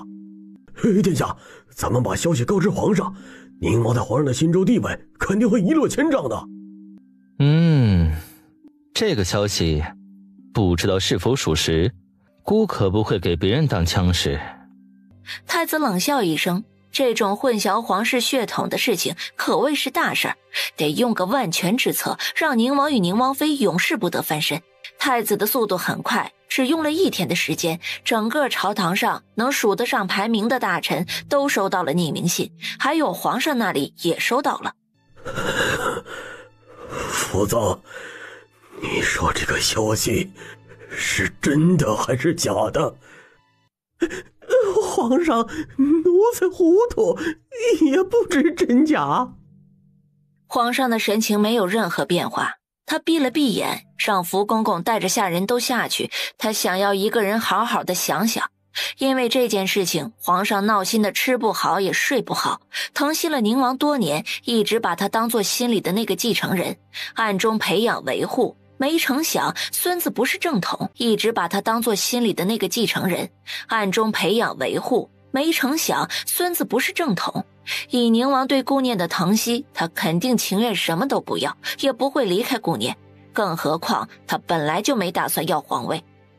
一早上朝，把折子上的事情商议完，皇上本想把宁王单独留下来询问情况，谁知整个朝堂都已经知道了这件事情，纷纷提出了建议。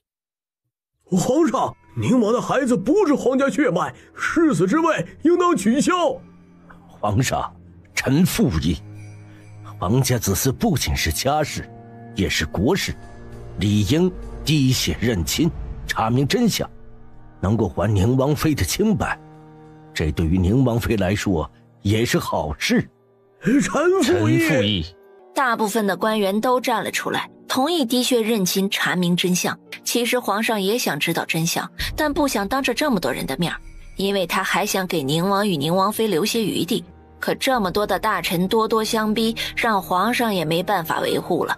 顾念今日留在府中，哪儿也没去。为了不让被抓的事情再次发生，他决定还是躲2天的好。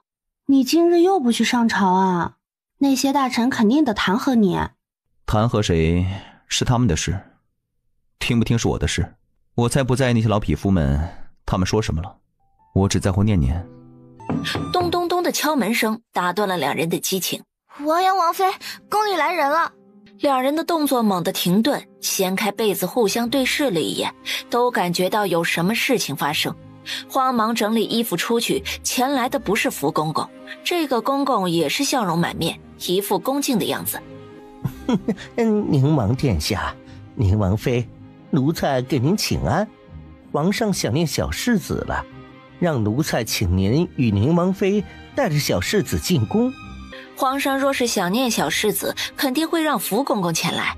这宫里不知发生了何事，宁王与顾念思绪翻飞，说是不去，那就是抗旨了。宁王抱着哲儿，牵着顾念的手，一家3口迈进朝堂，顿时引得众人纷纷把目光投过去。高傲什么呀？戴了绿帽子还不知道呢，一会儿啊有他受的。是啊，最是看不惯他这个高高在上无视一切的样子，不知道一会儿的结果能不能承受得住。说话的2人正好被擦肩而过的顾念听得一清二楚，他后退2步，直接2个巴掌打在了2个朝臣的脸上。宁王妃，你这个不知羞耻的女人，给宁王戴了绿帽子还如此嚣张，小心一会儿把你进猪笼。就是，你竟然敢动手打我们，我们可是当朝的老人儿，我与你势不两立，你等着被休弃吧。宁王刚想上前就被顾念阻止，把手中的药粉对着2人的面部挥了过去，他们立刻住了口，只能发出阿巴阿巴的声音，一个完整的词语都说不清楚。众人顿时瞪大了眼睛，都知道宁王妃医术高明，没想到毒素也用得炉火纯青啊！那2个人对着皇上阿巴阿巴的求助，没人听得懂。皇上为了不把事情闹到不可收拾的局面，赶紧出面说话，让宁王妃帮忙把2人的毒给解了。可以，只要他不乱说话，否则下次就不是下毒，本王妃直接割了他的舌头喂狗。皇上，小世子身份的事儿还需要尽快查清才行，毕竟关系着皇家血脉与国之根本。是啊，皇上，老臣以为宁王妃也希望还他和小世子清白的。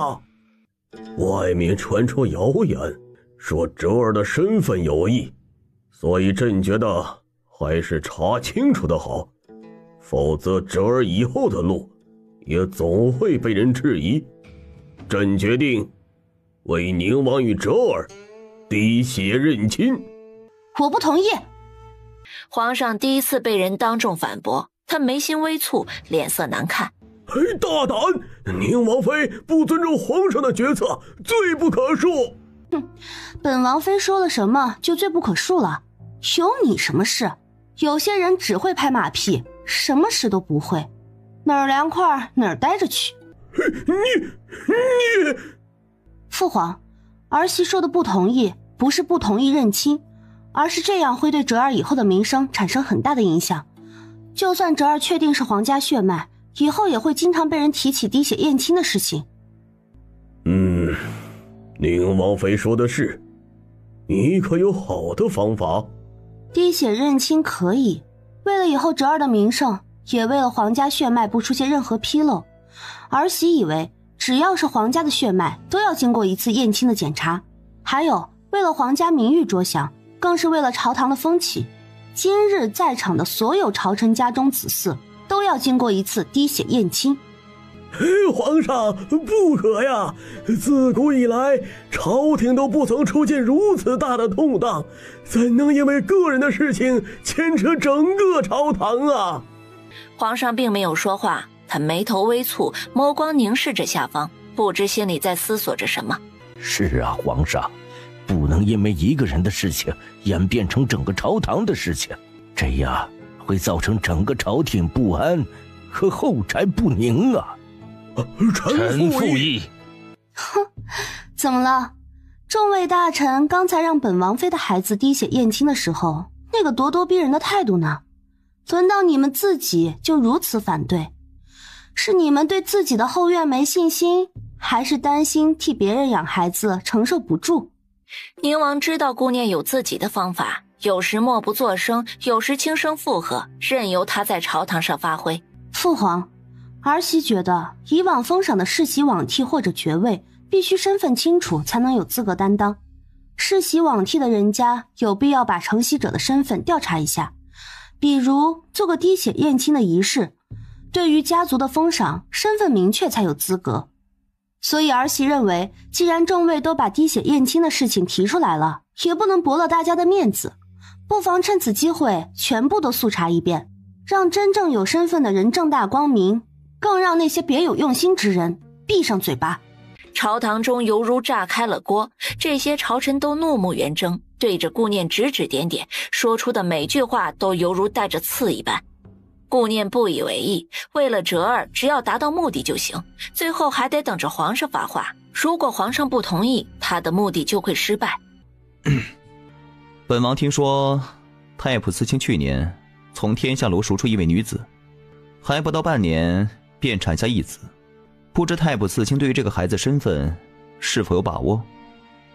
太仆寺卿脸色巨变，愤怒地瞪着眼睛。虽然老来得子很是高兴，突然被宁王说出来，一颗心仿佛一下子坠落。左御史大人，听说您今年喜得庶出的孙子，无论嫡庶都是一桩喜事。宁王说的是，无论嫡庶都是自家的孩子，都高兴。哼，您这儿子也是厉害，听说刚把姨娘接进府中，不到1个月的时间便查出身孕，而且生产的时候孩子早产1个月，真是太不小心了。一边夸赞一边关心，一语双关的话让左御史听得满头冒汗，还悄悄地用衣袖抹了一把。有阎王阁收集消息，宁王知道所有朝臣府中不为人知的秘密，只是有些事情他懒得利用罢了。若是府中没有爵位继承还好说，只是养大了一个没有血缘关系的孩子。若是府中有爵位继承，不是替别人做了嫁衣吗？皇上的眼皮动了动，神色比刚才坚定了几分。本王还有很多听说的事情，不知各位有没有兴趣听啊？众位朝臣眼神闪躲，不敢与宁王对视，担心下一个说到的就是自己，慌忙答应着。老臣以为宁王殿下说的有理。对，肃清后院还是很有必要的。老臣也同意宁王与宁王妃的意思，朝廷组织一次滴血验亲速查，老臣府上一定配合。好，那就从皇宫开始吧。朕命令把宫里所有皇嗣都接过来，并吩咐人准备清水。官员家中就由大理寺卿孔大人监督，带着侍卫前去，逐一检查。顾念终于松了一口气，悄悄给了宁王一个胜利的微笑。先查的是几个王爷皇子的子嗣，其中就有齐王刚刚出生的儿子和被宁王抱着的哲儿。齐王的孩子被银针扎了一下，立刻发出了哇哇的哭声，连齐王都瞪了瞪顾念这个罪魁祸首。同时检查的还有哲儿，一碗清水是福公公亲自准备的，福公公听从皇上的吩咐亲自来办。老奴冒犯，小世子真勇敢。爹爹勇敢，哲儿勇敢。皇上被哲儿的童言童语逗笑，随后陷入了深思。齐王眼神瞥见皇上看向哲儿的表情，再看看自己哇哇哭闹的儿子，在朝堂上有了明显的对比。福公公端着的碗中2滴鲜血在众人灼灼的目光下慢慢的靠近，渐渐的融合在了一起。朕心甚慰，几位皇孙皆是皇家血脉，毋庸置疑。以后谁若是再做出质疑，或者背后非议，朕绝不轻饶。是，恭喜皇上，贺喜皇上，臣等以后一定谨言慎行。大臣们都跟着附议。这次提出滴血验亲，就被宁王妃给整出这么大的阵仗，整个朝堂都跟着受牵连。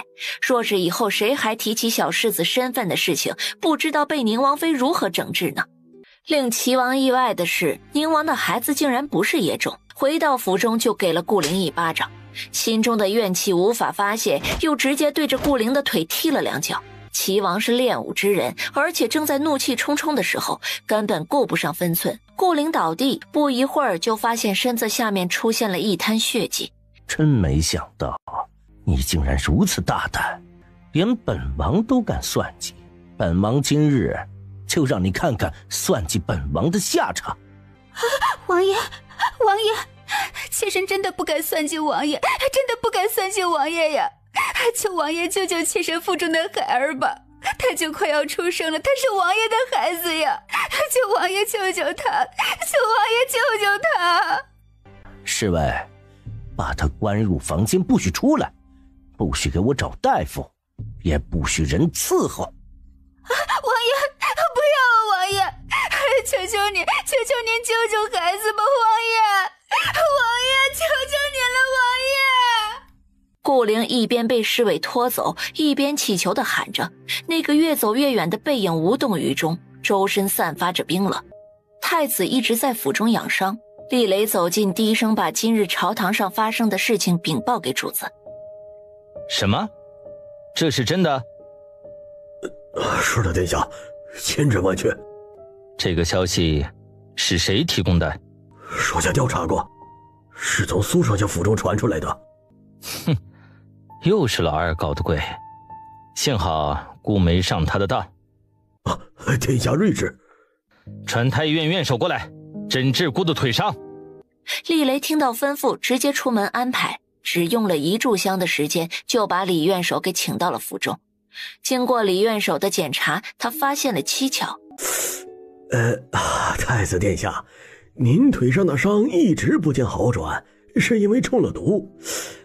但是这种毒很是罕见，老臣从来没有见过，这着实棘手啊。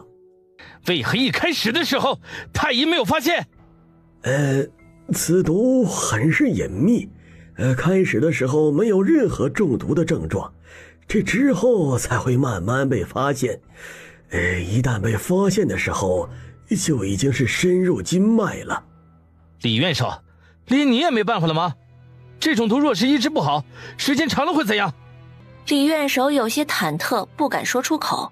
李院手无需多虑，直接告知顾即可。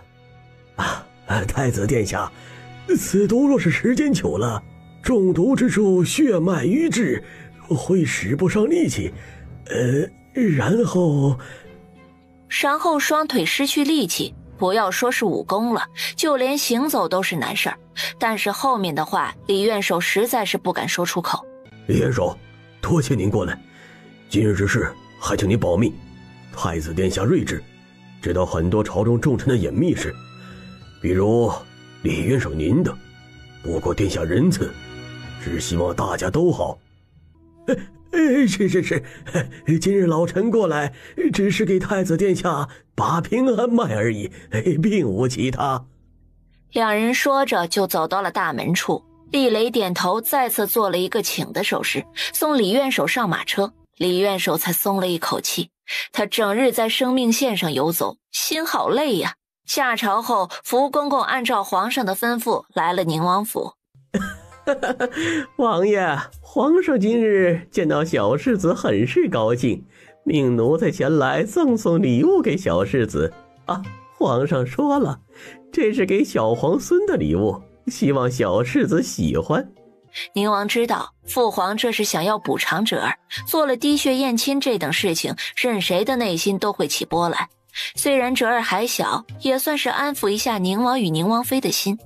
他理解父皇的意思，欣然接受，让青羽收起来。福公公的心里总算是踏实了，他就担心父子两人心里起了隔阂。本来宁王殿下就性子冷淡，不太亲近皇上，此时看到宁王殿下没有任何不妥之处，他可以放心回去复命了，依然笑容满面的告辞。刚送走福公公，就接到了阎王阁送来的消息，又是一户人家丢失了女儿，这已经是这个月的第2个了。但是整个京都覆盖广泛，刺客抓人没有规律，这让他们很是难办。很多朝臣都已经知道了此事，都是在压着不往上报。宁王为了不打草惊蛇，更不能引起百姓的恐慌，也只能暗中调查，这样更是增加了困难。调查了一些时日，却没有一丝头绪。皇上的寿辰这日，皇宫内一片喜气洋洋，大小官员纷纷入宫献上贺礼，皇上的面容也比平时温和许多，连太子都坐在木质轮椅上来为父皇贺寿。皇上洪福齐天，万寿无疆！皇上万岁万岁万万岁！他看着被宫女端着献到皇上面前的每一件礼物都价值不菲，闪瞎人眼，不禁感慨，皇上每年一次生辰，只收贺礼都能把他的私库装满。我们准备的贺礼是不是有些寒碜？不要在意细节，重要的是心意。顾念微微点头，好吧，你不嫌丢人，我陪着就是。别乱想，看前面。经他一提醒，顾念才回神认真起来。现在已经到了太子献寿礼的时候，他送了一尊布满寿纹的银鼎。儿臣祝父皇万寿无疆。太子有心了。父皇，儿臣恭祝父皇千秋盛世，龙体安康。好，林王有心了。顾念伸着脖子看去，齐王送的寿礼是一尊玉质极佳的夜光枕。父皇，这是儿臣最近得到的一个宝贝，这是夜光枕，夜晚或者黑暗的地方就会发出莹亮的光，犹如夜明珠一样，又与夜明珠不同。据说日日枕着它睡眠，会让人镇静安神，延年益寿。儿臣希望父皇万岁，所以送给父皇安枕。好好好，灵儿有心，朕一定日日都用它。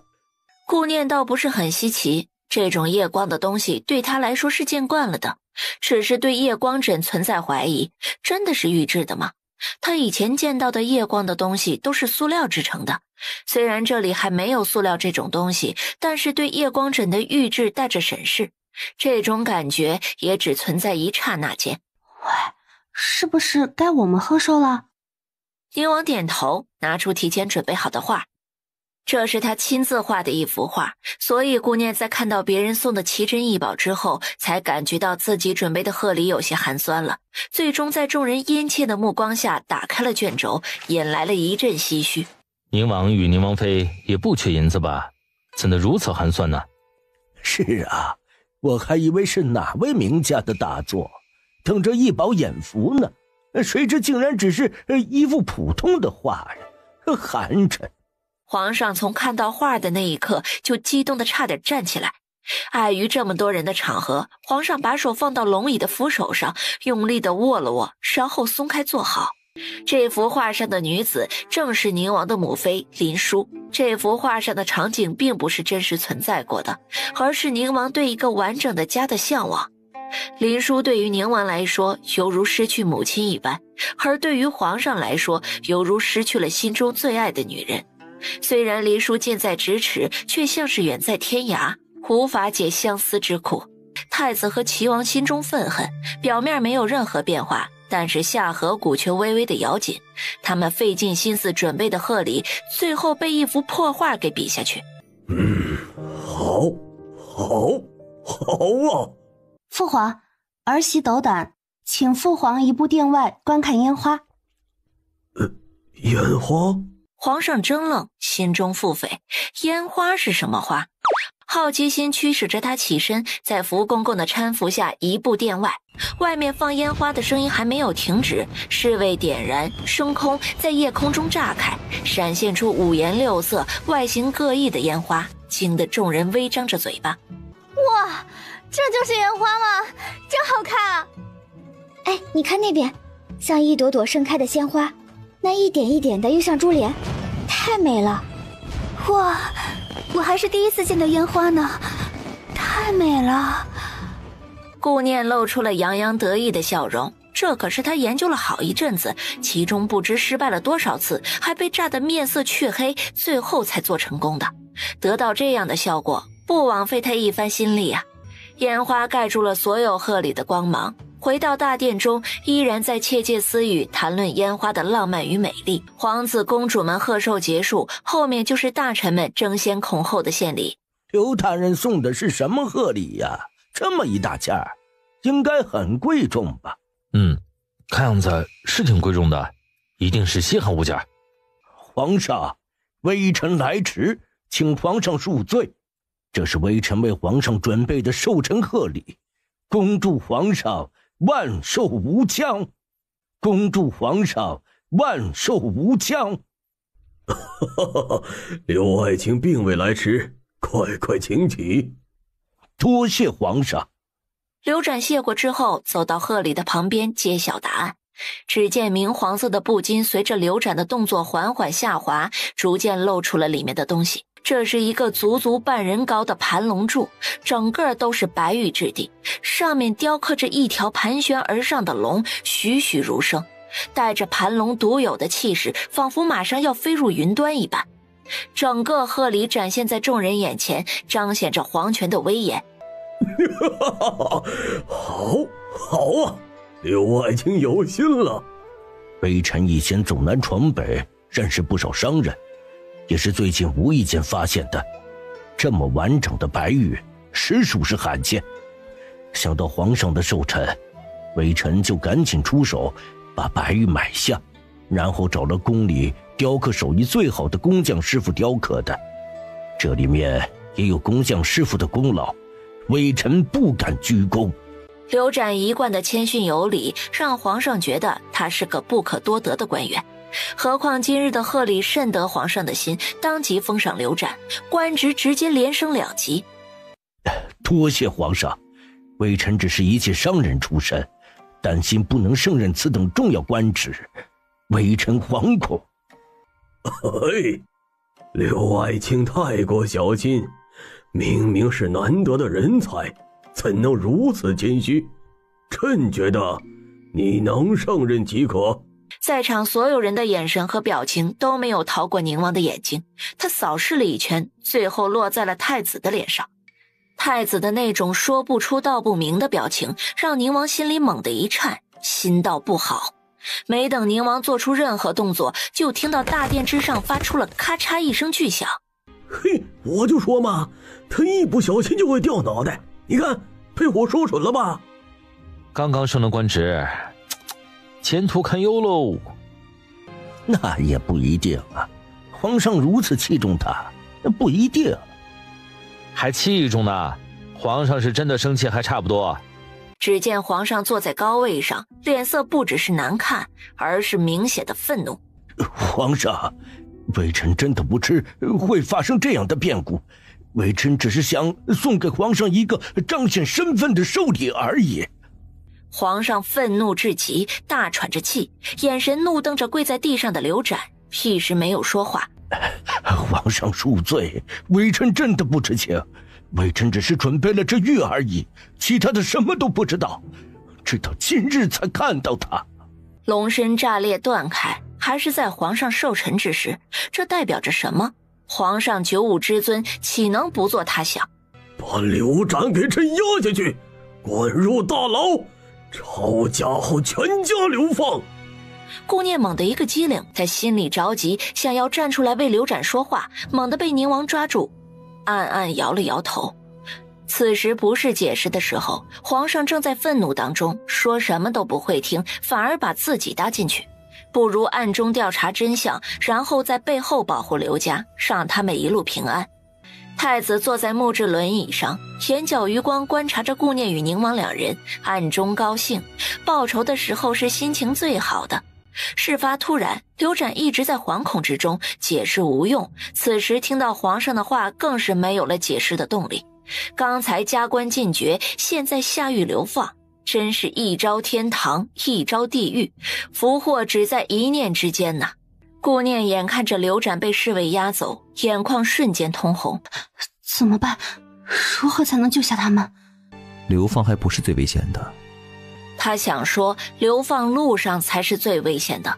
看到顾念担忧的表情，话只说了一半。宁王懂得父皇的意思，父皇深思了片刻，才做出流放的判决，这已经是他给刘家最大的宽容。此时若是求情，会让父皇更加愤怒，而且此时不能做出任何救人的动作，被小人说成抗旨不遵，这同样是死，还不如维持现状，不作为才是最好的。皇上的寿辰大摆宴席，但是皇上的心情依旧不好。宴席的过程也只匆匆而过，参加宴席的人也不敢自讨没趣。散席之后，皇上吩咐福公公亲自去刘家口谕圣旨，然后抄家。顾念和宁王离宫后，就急匆匆地赶往刘府，在半路上正好与福公公的马车相遇，赶路更加着急。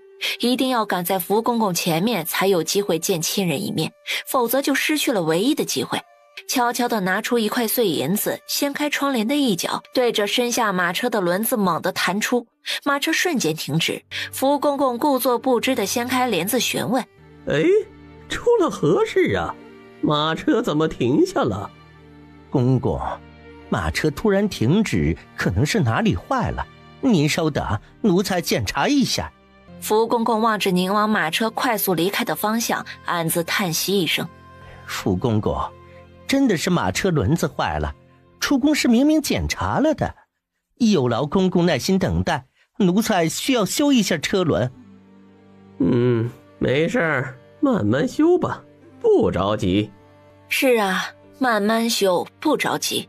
他们应该有很多话要告别吧。”到了刘府，外祖与外祖母坐在厅内的主位之上，是一家子最震惊的。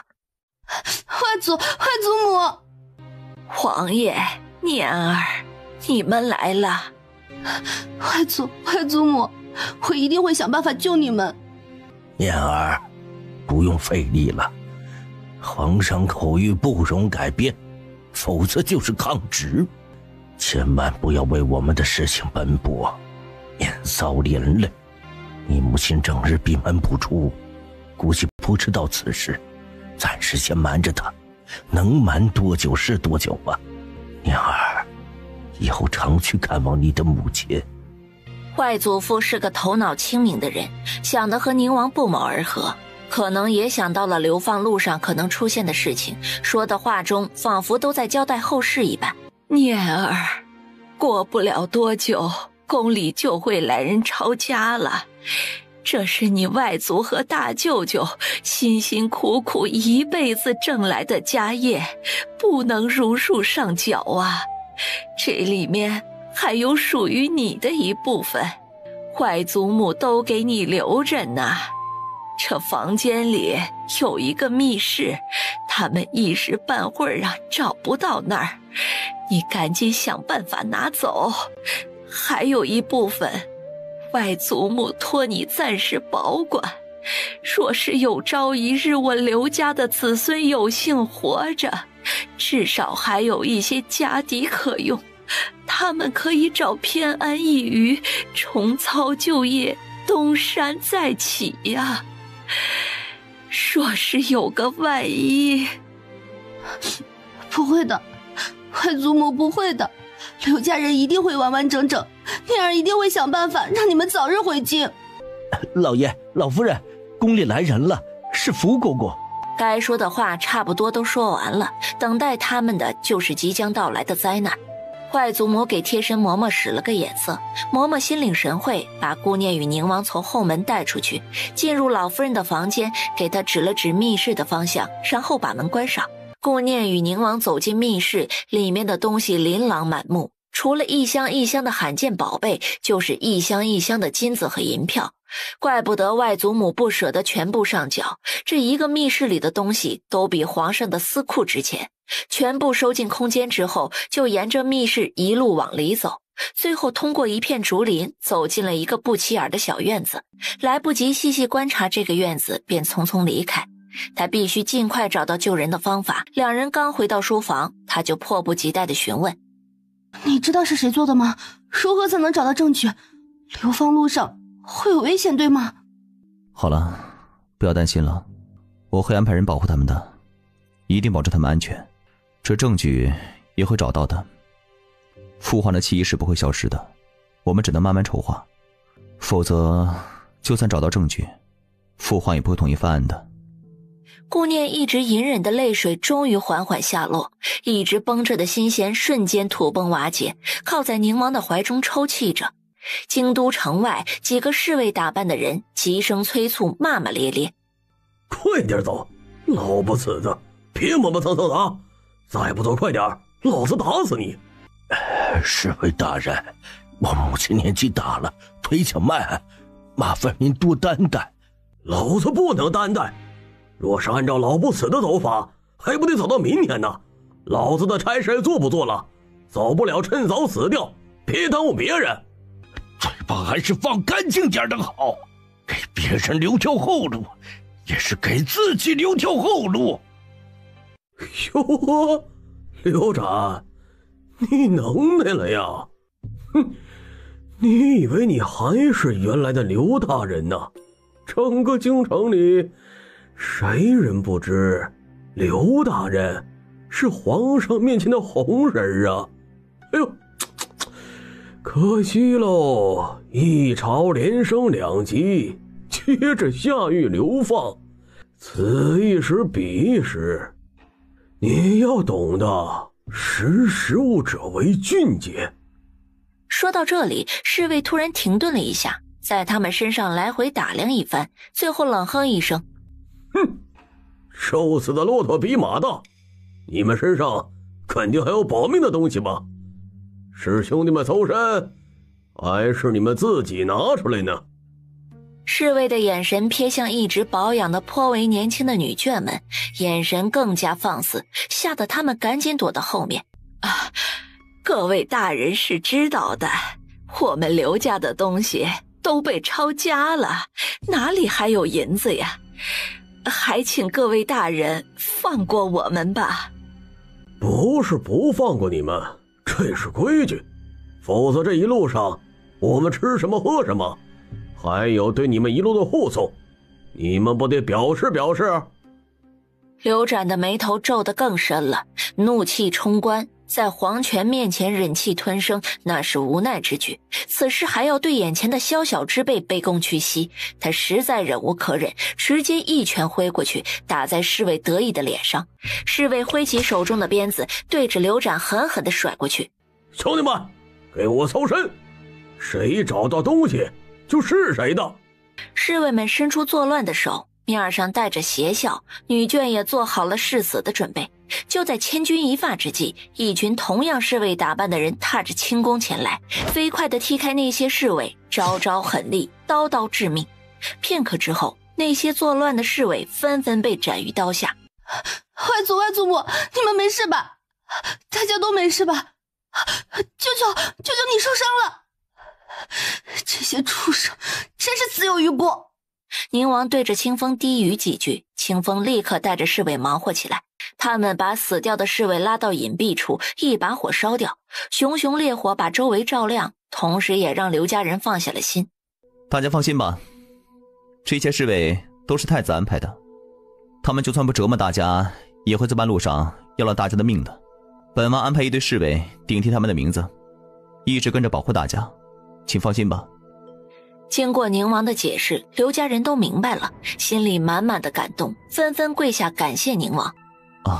快起来吧，刚刚离开京都，此地不宜久留，大家还是赶紧离开吧。到了那边要把握好自己，本王和念念一定会尽快救你们回京的。多谢王爷，王爷的大恩，我们刘家铭记于心，将来一定节操相还。顾念递上几个包袱，每个包袱里都有一些衣服。这里面全都是料子平常的衣服，颜色也不鲜艳，不会引起别人的注意。每个衣角都有保命的东西，千万不要随便洗了。衣服里面放了银票、毒药、固元丹，还有一些伤药，另外又递上了鼓鼓的1包银子。衣服里面的银票数额比较大，不太方便花用，到了那里之后看情况再说。这些碎银子在路上用，侍卫都换成了自己人，千万不要委屈了。顾念犹如一个年长的老嬷嬷，交代了一大堆，仿佛有说不完的话。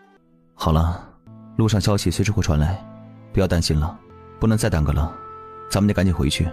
要是被人发现咱们离京，做的所有安排都会功亏一篑的。顾念也知道严重的后果，纵有千般不舍，也含泪挥别。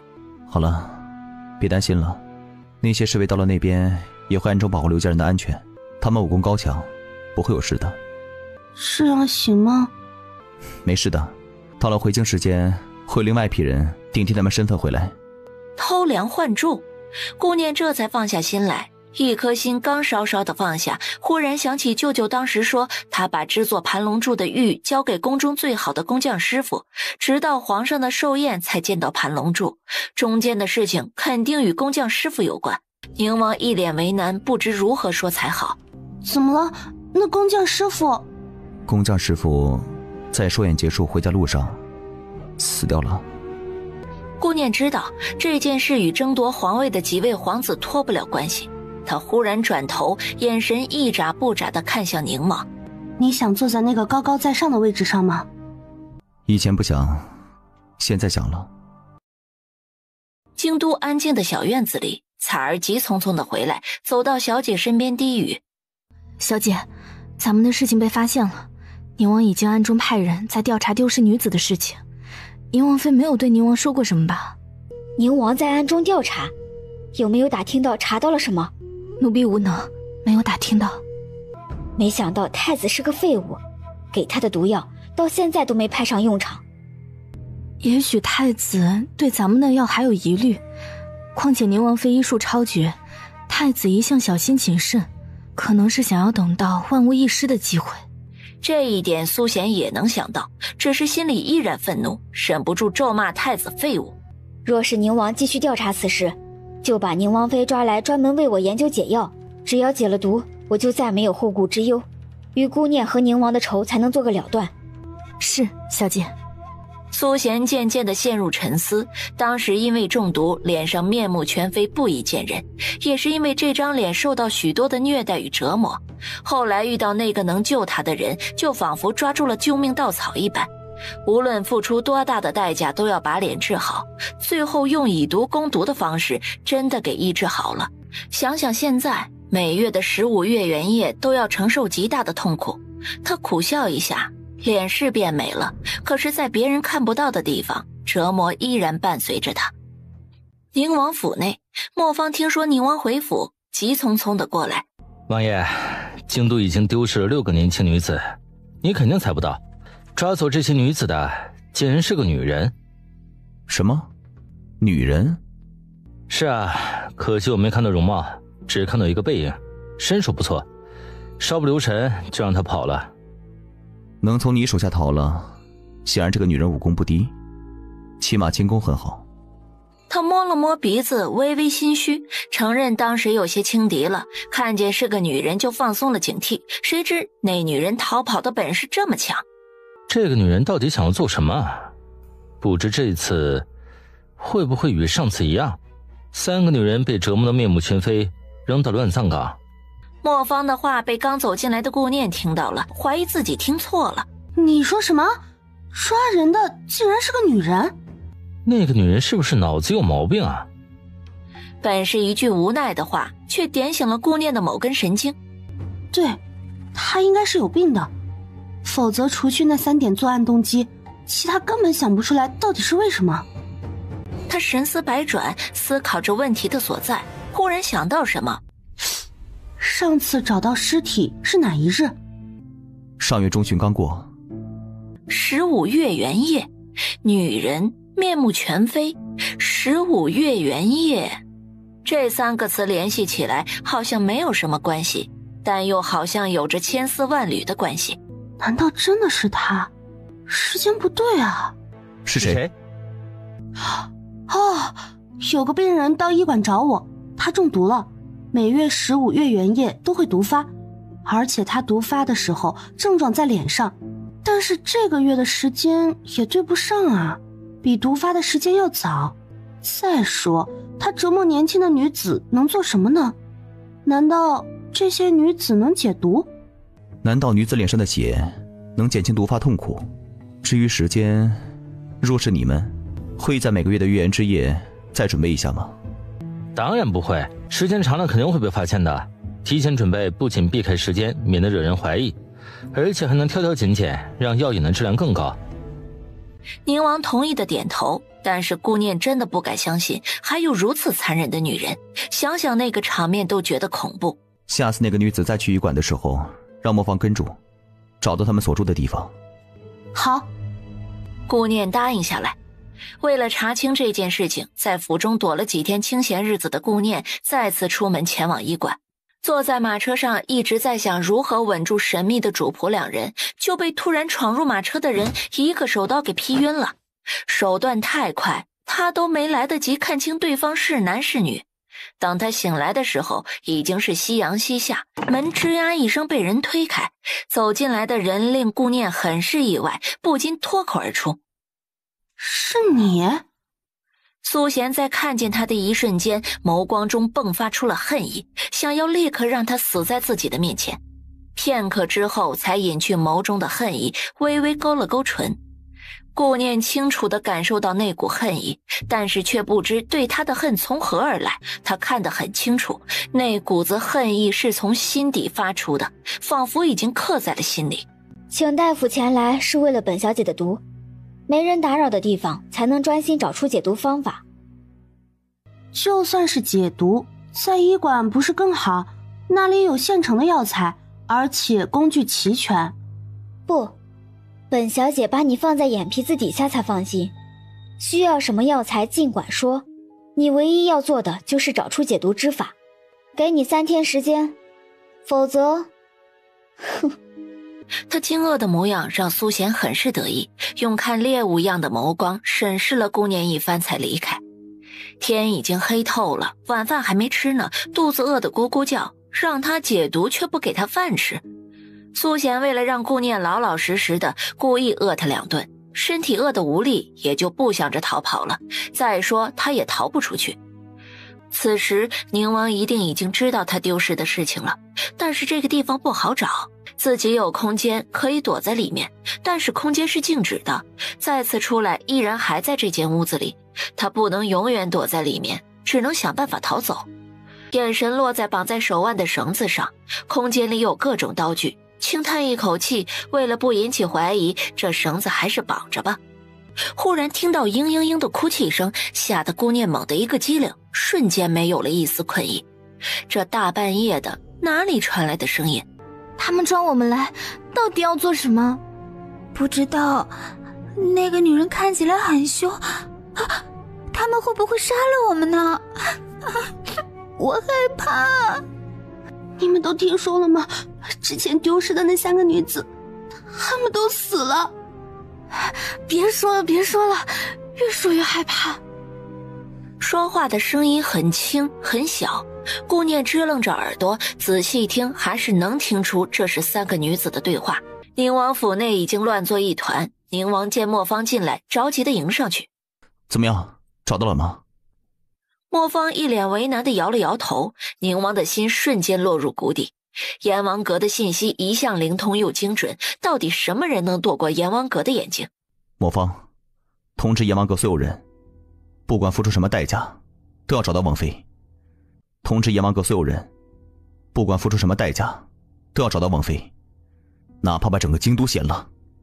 这样会不会动静太大，对王妃的名声不好？还是暗中调查，不能声张。本王觉得是抓走年轻女子那人干的。莫方一头雾水，眼神中都是疑惑。忽然想到女子中毒的事情，他瞬间了然。我们一定竭尽全力寻找王妃。莫方说完，脚步匆匆的离开。宁王一个闪身，原地已经没有了宁王的身影。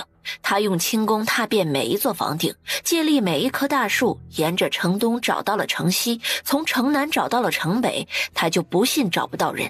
清风就这么跟着宁王，一点一点的排除查找过的地方。天微微亮，顾念就听着不远处的3个女子哭诉了一整夜。有人吗？来人啊！彩儿走过来呵斥一声：一大早吵什么？就算是解毒，也得让人吃饱饭吧。我饿的时候可想不出来任何解毒的方法。别吵了，一大早的真是烦人。正在做饭，等着就是。我要出宫，你不能一直绑着我吧？我又跑不了。彩儿对自己的武功还是很有信心的，想了想他的话，只犹豫了一瞬就同意了。顾念在出宫的空隙，在院子里漫不经心地看了看。院子的格局和普通的院子格局差不多，为了方便监视或者担心他们逃跑，关押的3个女子的房间应该不会太远。最后确定昨天晚上哭诉的3个女子与他的房间中间只隔了1个房间。神思百转，在即将迈进门槛之时，看到厨娘端着早膳走来，顾念一溜烟地跑到厨娘的面前，吓得厨娘连连后退几步，才看清来人是一个满脸无害的女人。这些早膳是给我的吗？不是，是给那3位的。赶紧把早膳送过去，别耽搁时间。我的早膳请赶快送来，吃饱了才有力气研究解药。说完，老老实实的回到自己的房间。半炷香后，隔壁房间里3个女子都口吐白沫的倒在地上，桌子上面还摆着没有吃完的食物。彩儿进门看着倒在地上的3人，有些惊慌。第一个想法就是有人下毒，她神色微惊，慌忙抬脚出门，转而进了顾念的房间。怎么啦？后悔给我吃饭了？那不行，这些早膳都是我的。不许吃了。干什么？我还没有吃完呢。磨磨蹭蹭的，不许吃了。彩儿随便含糊过去，就把东西收拾好端走了。顾念看着他离开的背影，带着些慌张，就知道他们需要的是3个活生生的人，而不是3个死人。彩儿出门就去找厨娘，一巴掌打在厨娘的脸上。怎么了？是饭食不好吃吗？彩儿没有回答厨娘的话，转身进了厨房，在里面查找了一番，没有发现任何可疑之处，然后眼神灼灼地盯着厨娘片刻，见她不像是下毒之人，这才赶紧去禀报。小姐，那3个人都死了。死了？好好的怎么死了？吃完早膳就都死了。奴婢怀疑他们是被毒死的，但是奴婢去厨房里查找，没有发现任何可疑之处。厨娘的神色也不像是下毒之人，仿佛她不知道此事。这期间有谁接触过早膳吗？有，是顾念。难道他想毒死小姐？哼，看来顾念不老实啊。去，把这个给他吃下。他拿出那颗红宝石一样的药丸，递给了彩儿。吃了这个会死掉吗？当然不会，我还等着他研究的解药呢。这颗毒药只会让他受些折磨，精神还是清醒的。是，小姐，奴婢这就去。可是那3个女子的尸体还有您的药引怎么办？既然已经死了，直接扔掉。偌大一个京都城，还怕找不到年轻女子吗？继续抓3个就是了，这样还能迷惑一些人的眼睛。彩儿走进顾念的房间，一句话都不说，直接捏着他的下巴，迫使他张嘴，然后把毒药塞进了他的口中。顾念担心苏贤给他吃下毒药，已经提前服用了解毒丹，能解万种毒素，但是毒药通过食道进入胃中，还是感到火辣辣的滋味。彩儿见顾念什么都没问，直接说出：真的是你做的，看来你什么都知道了。你在说什么？我不知道。你的如意算盘打空了，我们小姐根本不吃大厨房里的膳食。愿赌服输，我无话可说。当天晚上，顾念真的睡了一个好觉，隔壁没有再发出声音，只有彩儿拖着人离开的动静。他知道彩儿正在按照自己设计的计划行事， 3个尸体悄无声息地扔在了乱葬岗。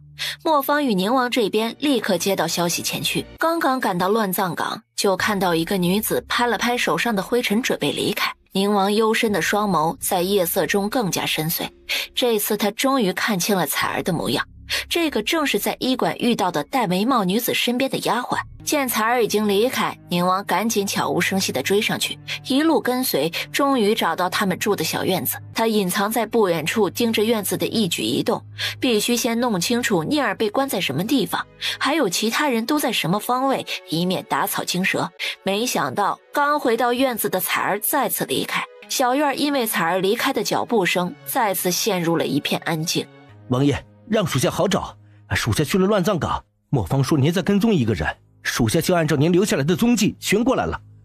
清风出现在宁王的身边，来的正是及时。宁王赶紧吩咐他去京兆府报信儿。此时刚过，彩儿抓着一个少女回来了。再不听话，立刻让你死在这里。彩儿把少女直接扔到了房间里，再次威胁几句，转身离开。今夜已经过去一半，得赶紧再去找少女抓来，以免耽误主子的大事。长夜深深，冷风呼啸，乱葬岗的莫方看着眼前的3个少女渐渐地睁开眼睛，整颗心不由得颤了一下，心思翻转，难道是诈尸了？这是哪里？阴曹地府吗？应该是吧。如此阴森的地方，除了阴曹地府还能是哪里啊？好在我们都是完好无损的。莫方眼神微转，终于弄明白了，听到他们的话，竟然不合时宜的扑哧一声笑了出来。别害怕，这里是乱葬岗，你们被宁王妃救了出来。我们没死，我们得救了。是啊，这里不是阴曹地府，我们没有死，真是太好了。我觉得你们首先想的应该是赶紧离开这里，野狗不知何时就会出现啃食尸体，你们确定要一直在这里闲话吗？3个女子再次被吓得一个机灵，慌忙起身，却不知道该往哪里走。我劝你们还是先不要回家的好，宁王妃救了你们，她现在还身陷囹圄，而且失去你们3个，那个女人还会去重新抓人，你们确定回去之后不会被她再次抓走？请问宁王妃是如何救下我们的？她是为了我们才被抓走的吗？要如何才能把她救出来？我想帮忙。是啊，我们也想帮忙救出宁王妃，想要报答她的大恩大德。宁王妃暗中在你们的吃食中下了假死的药，他们以为你们死了，就把你们扔了出来。我估计这个时候又在抓另外一批，补充你们没有完成的事情。3人恍然大悟，怪不得是在吃完东西之后就晕倒人事不知的。既然宁王妃救了你们，那我就帮她救到底，把你们先安顿好，然后再去打听宁王妃的是否安全。还是半夜时分，办事效率高，几个时辰的功夫就把主子用的3个女子抓齐了。彩儿暗自高兴，把他们3个绑上了手腕，堵上嘴巴，直接关进了房间，正准备回去歇息，就听到大门外一阵急切又乱糟糟的脚步声。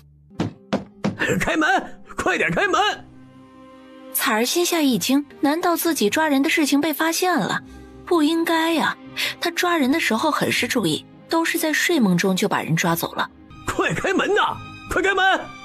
小姐，不好了，我们大门外不知是何人在敲门，好像很多人。什么？都是什么人？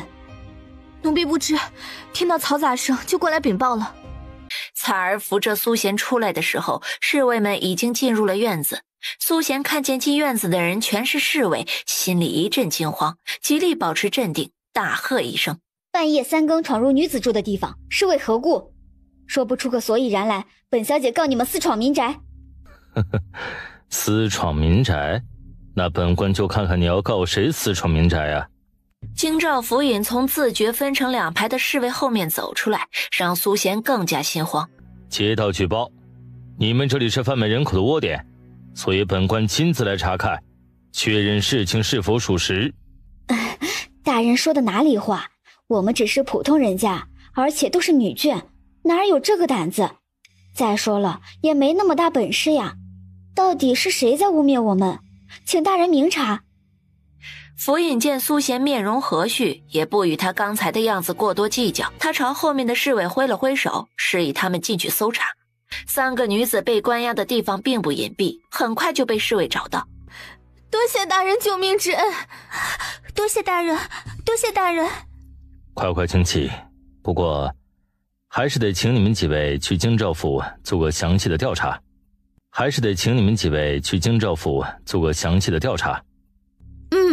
我们一定配合大人查案。此时的隐秘处，宁王正抱着顾念看着院子中的一幕。他在京兆府尹与苏贤2人在院子中发生纠葛之时，就悄无声息地潜入了顾念所在的房间，把他救了出来。你的心还真大呀，都这个时候了，还有心看热闹。嘿嘿，我知道你会来救我的，我早就想到了，惊动官府是你做的。令2人意外的是，彩儿竟然扑通一声跪在地上，对着苏贤磕了个头。小姐，都是奴婢的错，奴婢瞒着您做下这样的事情，不知竟会连累小姐，奴婢一定会向大人说清楚的。大人，这些人都是奴婢抓的，我家小姐全然不知。她一个不会武功的闺房小姐，怎么会做这样的事情？奴婢会些武功，这些都是奴婢擅自做主，因为奴婢想要抓这些女子赚取银两，所以做下错事。大人千万不要误会我家小姐。事情全部被彩儿一人承担下来，事情有些突然，宁王与顾念没有想到，连苏贤也没有想到，彩儿竟然忠心到如此地步。全部带走。京兆府尹连夜审讯，彩儿把事情全部拦下。苏贤一口咬定并不知情，厨娘确实不知情，只隐约知道他们抓人的事情。府尹并没有为难厨娘，而是重点审问彩儿。你说是因为想要赚取银两，又为何害死之前的3个少女，导致她们面目全非而死？因为之前那3个不听话，奴婢担心闹出动静，谁知他们不惊吓，都被吓死了。奴婢担心被找到蛛丝马迹，所以毁了他们的容貌。彩儿气定神闲，说出来的话没有一丝破绽，苏贤却如坐针毡。最后因为没有任何证据证明有其他人参与，只能把彩儿关押大牢等待行刑，其他人无罪释放。苏贤想来想去，还是要找人把彩儿救下，毕竟彩儿跟着自己这么久，还是这么忠心的丫鬟。到了太子府门外的时候，正好遇到回府的太子。你……太子殿下，作为合作伙伴，今日以真实面貌见殿下，殿下却不认识我了。太子殿下，作为合作伙伴，今日以真实面貌见殿下，殿下却不认识我了。是你？是我。今日有事相求，不知能不能与殿下详谈。太子思索一瞬，点头同意，抬脚进了府门。太子殿下，我想请你帮忙救一个人，不知殿下可否帮忙？孤得知道所救之人是谁，值不值得孤救？是京兆府刚刚判刑的女子彩儿，她跟了我这么久，我不忍心看着她这样死去。殿下有没有办法？当然，我不会让殿下白帮忙。这件事情闹得很大，朝中皆知，连父皇都知道了此事，着实不好周全。难道此事真的是你们做的？府尹大人已经查清此案，是彩儿所为，我只是不忍心，想要救出她而已。殿下知道的，我手中的毒药都是失传已久，而且杀人悄无声息。若是殿下不放心，让我亲自帮忙也无不可。他手下确实没有可用的女子，若是能为他办事儿，也无不可。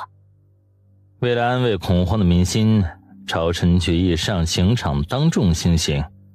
此案很受重视，牢狱3夜，劫狱肯定行不通，只能刑场上救人。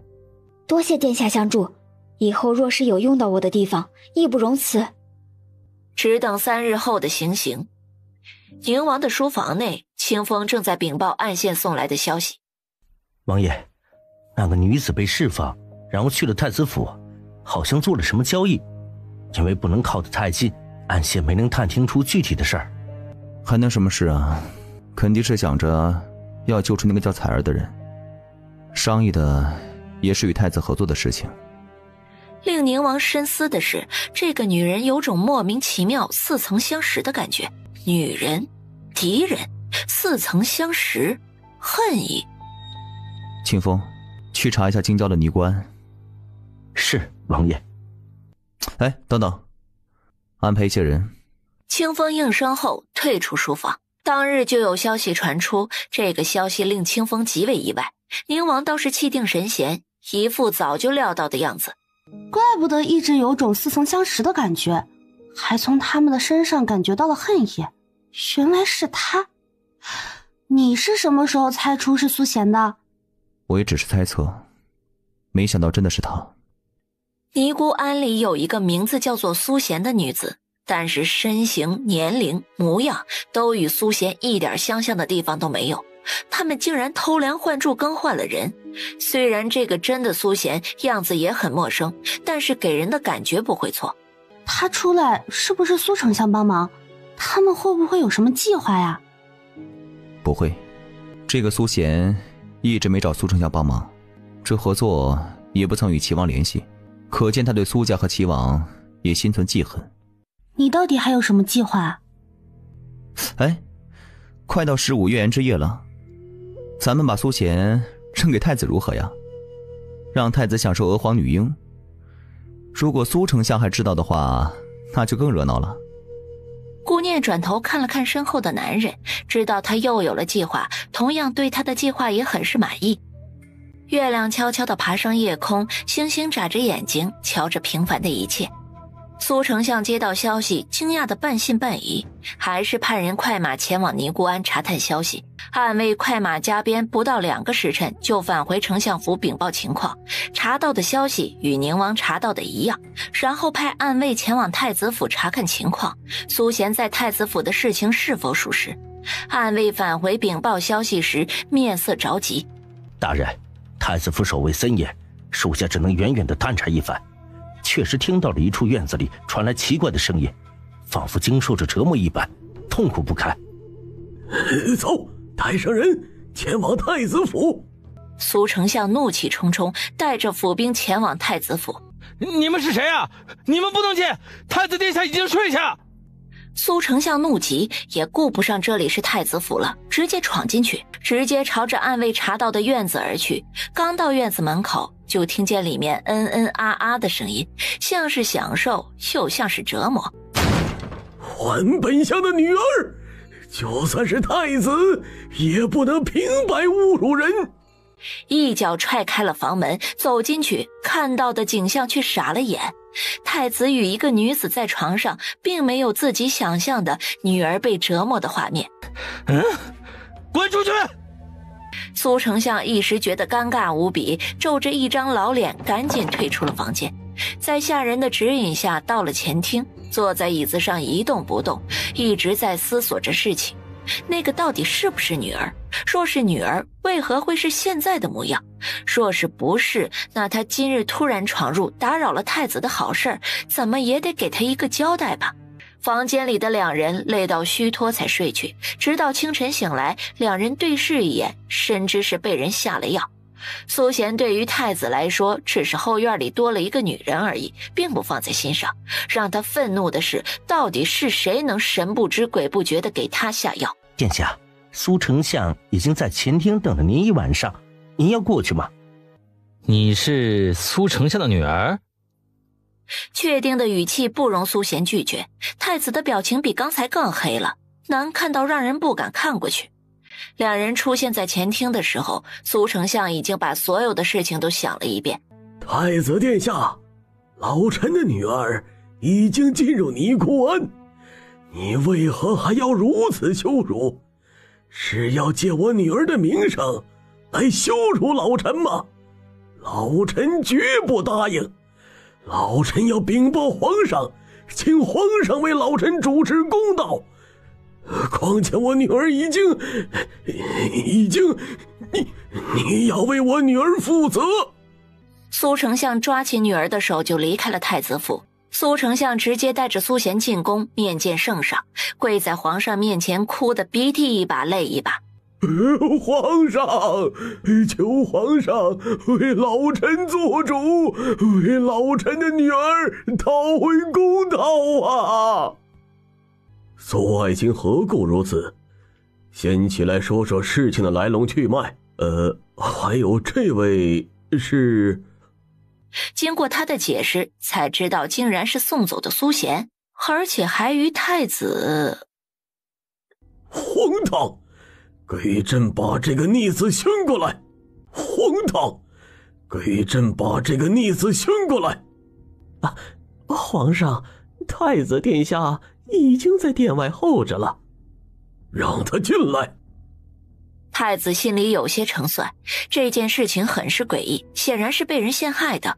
他虽然没有证据，但是有正当的理由。父皇，儿臣做下错事，前来求请惩罚，但是在惩罚之前，求父皇给儿臣一个说话的机会。哼，你说。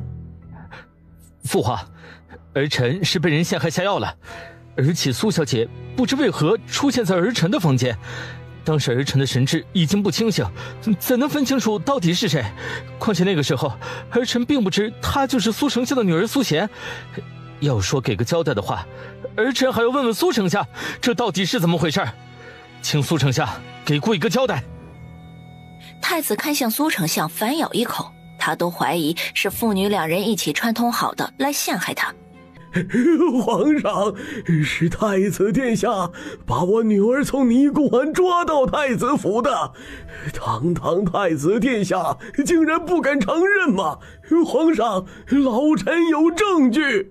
皇上，小女子不是被太子抓来的，小女子同样被人下药，不知是如何被抓出来的。但是小女子确定不是太子，因为太子同样中了药，这不符合逻辑。苏丞相眼角余光瞪了苏贤一眼，这么长时间不见，一点长进都没有，依然是以前不争气的样子。苏爱卿，你有何证据？拿出来看看。是皇上，这就是老臣说的证据。昨日夜里突然收到的，但是不知送信人是何人。福公公接过来打开，送到皇上的手中。皇上惊愕地微微张了张嘴。苏爱卿，这就是你说的证据吗？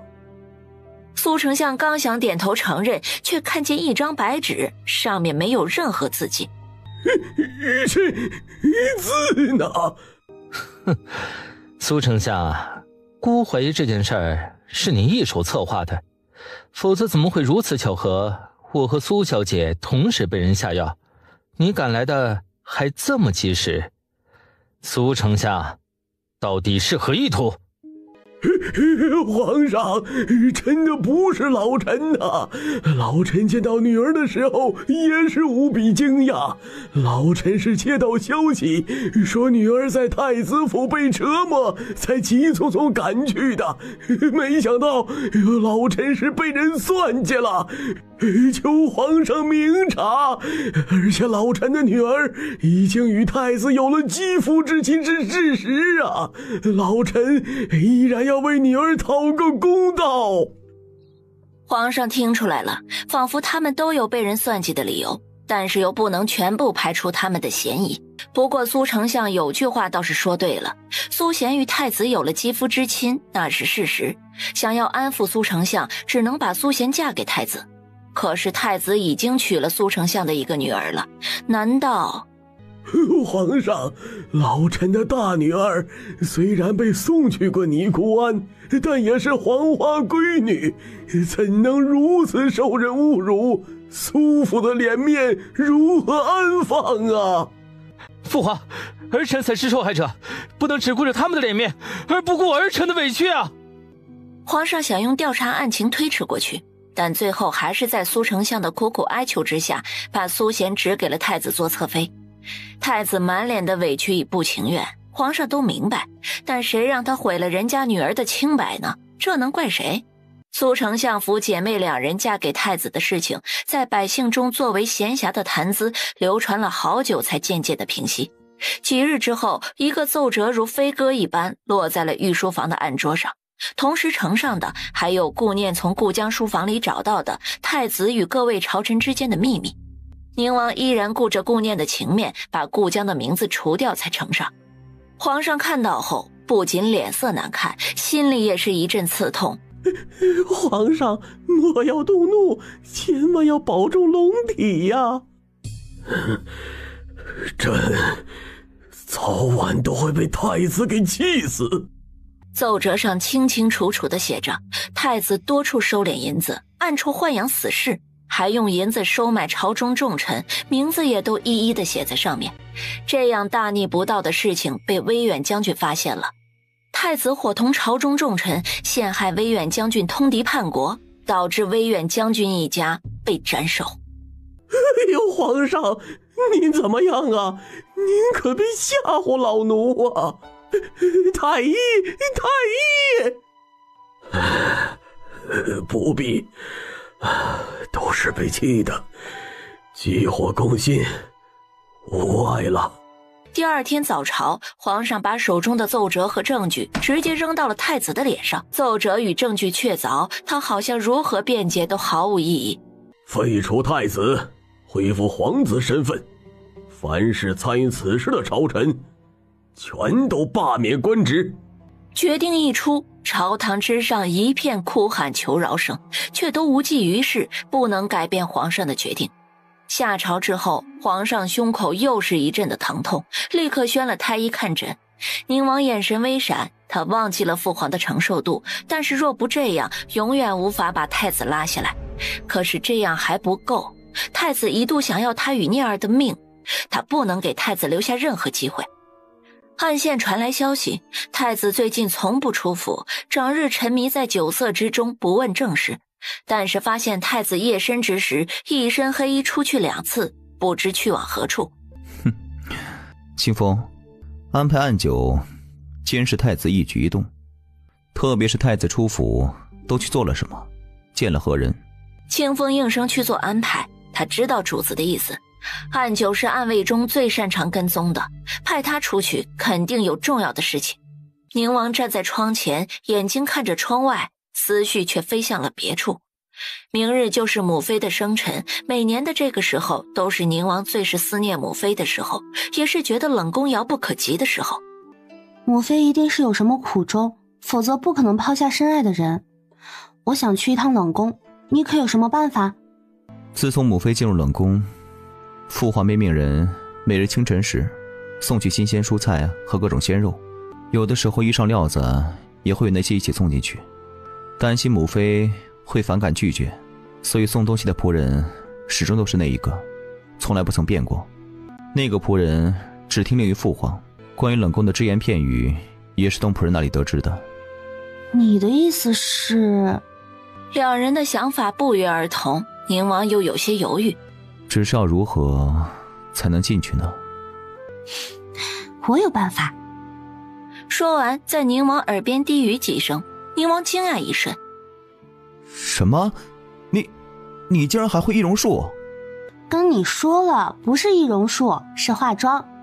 还有给那个仆人下药的事情，就靠你啦。不得不说，清宫的速度很快，仿佛一个走神的功夫就已经到达了皇宫。他们躲着皇宫中巡夜的侍卫，飞上房顶，找到那个仆人的住处，就听到2下敲门声。谁呀？这么一大早，谁会来找他？他疑惑地把手中的茶盏重新放到桌子上，转身去开门。而房顶上的宁王很是精准地把迷药弹进了茶盏中，没有发出一丝的声音。而仆人打开门查看一番，一个人影都没有。人老不中用了，竟会出现幻觉。走进屋里，重新去喝那杯茶，药效很快，仆人刚放下茶盏就晕倒在地上。两人从房顶上落下，出现在房间内，把人扶到床榻上。顾念仔细瞧了瞧仆人的脸，顾念拉着宁王进入空间，照着仆人的样子仔细地化了妆。一张脸展现在宁王面前的时候，惊得宁王一时都不知道说什么好。看向床榻上的仆人，两人的脸7成相似。这就是化妆啊？是啊，神奇吧？只是母妃身边的张嬷嬷很是谨慎，估计……我知道，化妆只能骗过一时，只要进去就行，后面我有办法应付。按照仆人每日送东西的轨迹，先去了御膳房。今日正好是忙的时候，他进来的时候只看了一眼，就递上东西，转身各自忙各自的了。出战告捷，顾念很是庆幸。他提着东西走出来的时候，对着隐藏在暗处的宁王狡黠地眨了一下眼睛。冷宫门外，顾念低着头等待他们对食物的检验，没有任何问题后，把沉重的大门打开。进去吧。是啊。他一个字都不敢多说呀，担心被听出端倪。他以往都是从电视上看到冷宫的样子，阴森、萧条、恐怖。他向前迈着脚步，看到的景象与想象中的完全不同。难道皇上为了林殊，把冷宫变成了这番景象？你在看什么？吓得顾念瞬间回神。他转头看过去，见顾念用陌生的眼神打量自己，警觉地再次开口：怎的如此没有规矩？每日都来，还需如此好奇？老奴知错，劳烦嬷嬷。过来吧。跟着张嬷嬷进了一个房间，忽然张嬷嬷就遏制住他的脖子，推到了墙上质问：说，你到底是谁？张嬷嬷，你到底是谁？想做什么？张嬷嬷，我是宁王妃。张嬷嬷，我是宁王妃。胡说！宁王妃是貌美如花的年轻女子，哪里是？你先松开点，真的是宁王让我进来看母妃的。提到宁王，也是想让张嬷嬷放松警惕，然后一只手伸向腰间，借着遮挡，从空间里把宁王送给自己的白玉簪拿出来，那是母妃给他的。你怎的会有这个？难道你真的是？张嬷嬷打量着顾念，手中既然有宁王重要的东西，不管有何目的，都要问清楚再做决定。张嬷嬷，今日是母妃的生辰，这个是蛋糕，上面有宁王亲笔写的祝福。宁王的字迹，你应该相信了吧？张嬷嬷看着那个字迹，激动的老泪纵横，有些不敢相信似的自言自语：真的是宁王殿下的字迹，是他写的。他说的斩钉截铁，因为主子每日都会看宁王留下的东西，那些不仅深深地印在主子的脑海中，同时也印在了他的脑海中。宁王与宁王妃还好吧？他们让你进来做什么？张嬷嬷，我为了进来，把自己化妆成了仆人的样子，快带我去见母妃，时间不多，不要浪费。他推开了一个房间的门，里面坐着一个穿着得体的女人，手中拿着一本书，背对着顾念，一时看不清容貌，声音甚是好听。嬷嬷，怎的去了这么久？想来我们这里也不会有什么事情发生，几年如一日，平静如如风的湖面。娘娘，你看是谁来了？母妃。林殊手中的动作猛地顿住，称呼自己为母妃的不是儿媳还能是谁？但是自己的面孔如何能见人呢？过了很久，林殊拿着手中的书遮挡着脸，缓缓地转身看过来。顾念清晰地看到林殊的额头和遮挡不住的地方皮肤不正常，让他心中一惊，难道就是因为毁容不愿意出来？母妃，儿媳前来给您请安，今日是您的生辰，儿媳带来了王爷的祝福。别过来！蛋糕上面的祝福是王爷亲自写的，母妃确定不看看吗？他故作糊涂地摸了摸自己的脸，难为情地说道：母妃是不是被儿媳给吓着了？儿媳只是化了妆容，洗掉就会恢复的，而且儿媳懂得医术，母妃常在冷宫居住，若是有身子不适的地方，儿媳也可以为您诊治。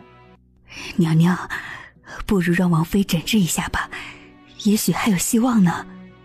还是不用了，本宫的身子，本宫自己心里清楚得很，就不要让他们知道了，以免跟着伤心。可是，张嬷嬷刚想说些什么，就被林叔制止。她身上的毒已经越来越重，自从生下宁儿就被人下了慢性毒药。一开始的时候身子没有任何的感觉，所以一时没有发现，但是后来皮肤开始瘙痒灼热，然后身上起了红疹，暗中让太医看诊，吃了很多药也无济于事。太医说这种毒他们毫无办法，只能缓解，而且还会越来越重。他开始拒绝与皇上见面，就是为了给他留下最美好的自己。皇上如何恳求都没能得到他的原谅。再后来，红疹红肿还渐渐开始溃烂，越来越严重，他只能自行进入冷宫，永远不与他相见。他也不想连累儿子，只能在宁儿还小的时候把他交给了皇上。他一个中毒将死之人，如何能养好儿子？只能忍痛与最爱的2个男人分离。母妃，您难道不想宁王殿下吗？您知道他这么多年是如何过来的吗？您知道他在边关战场的时候受了多少次伤吗？别说了，别说了。不，母妃，儿媳想说的是，您不知道他过得有多苦。父皇日理万机，无暇顾及，一个从小失去母爱的孩子，最渴望的就是亲情，您却不愿意给他这样的一个机会。难道真的如外面传的，是因为您的任性吗？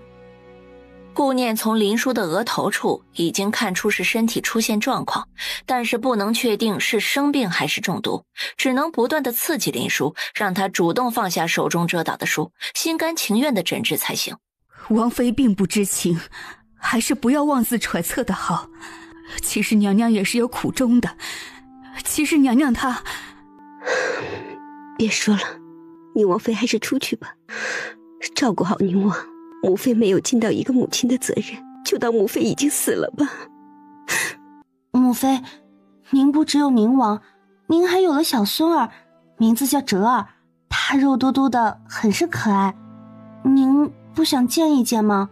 不管出了何事，我们都可以一起面对，不用您一个人苦苦担着。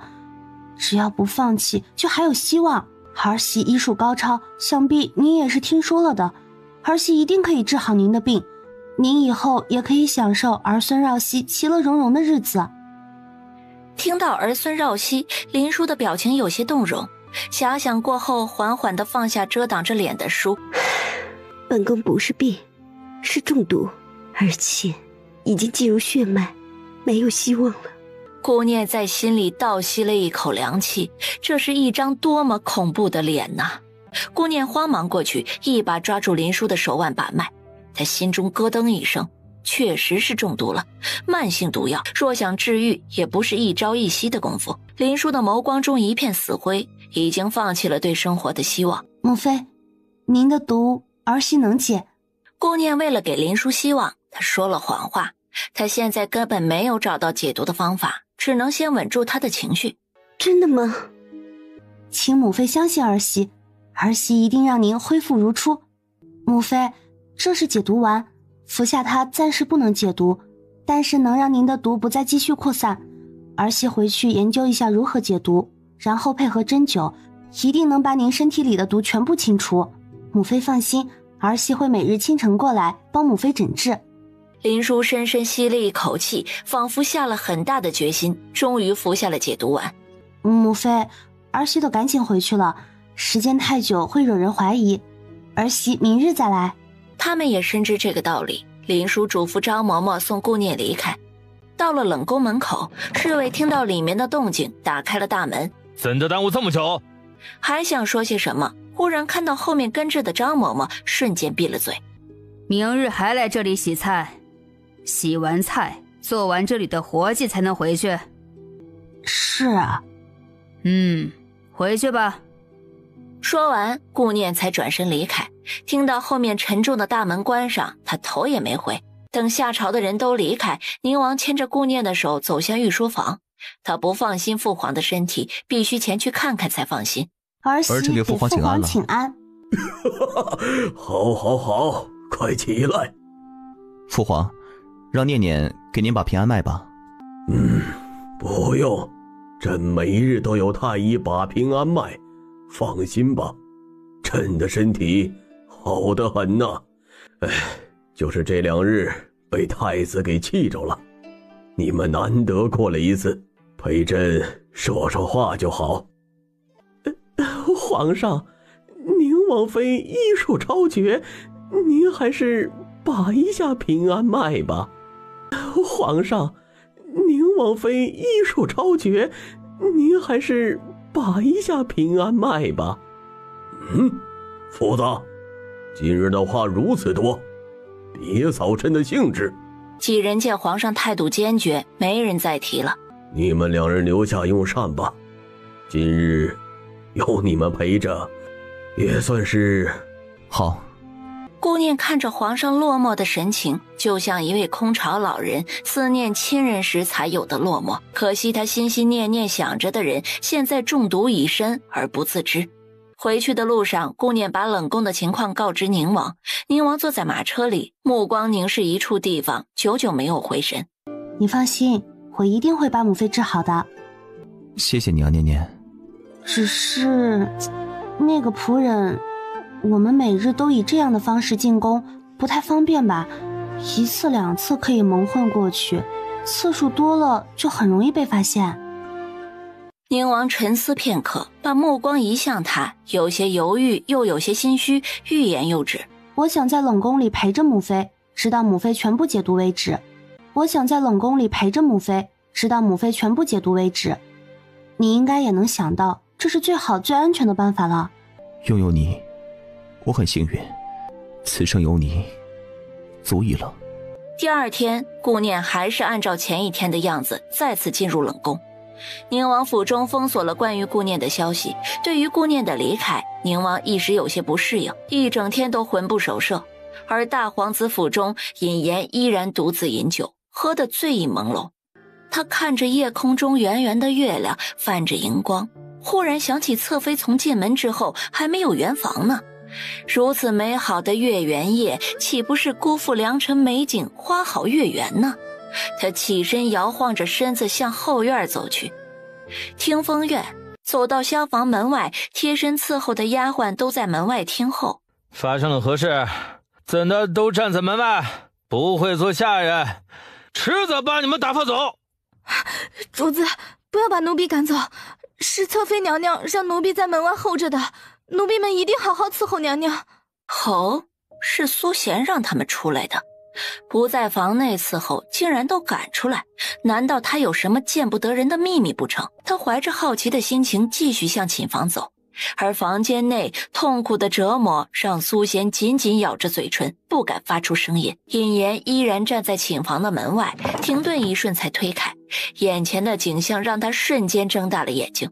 眼前的女人，一张满是褶皱的脸，上面沟壑丛生，红肿溃烂，泛着血光，已经没有当初看到瓷白光泽的样子。你是谁？娘娘，你们是尹岩的心中突然生出了一种想法，接着拔出长剑，扑哧一声，长剑没入皮肉，鲜血四溅。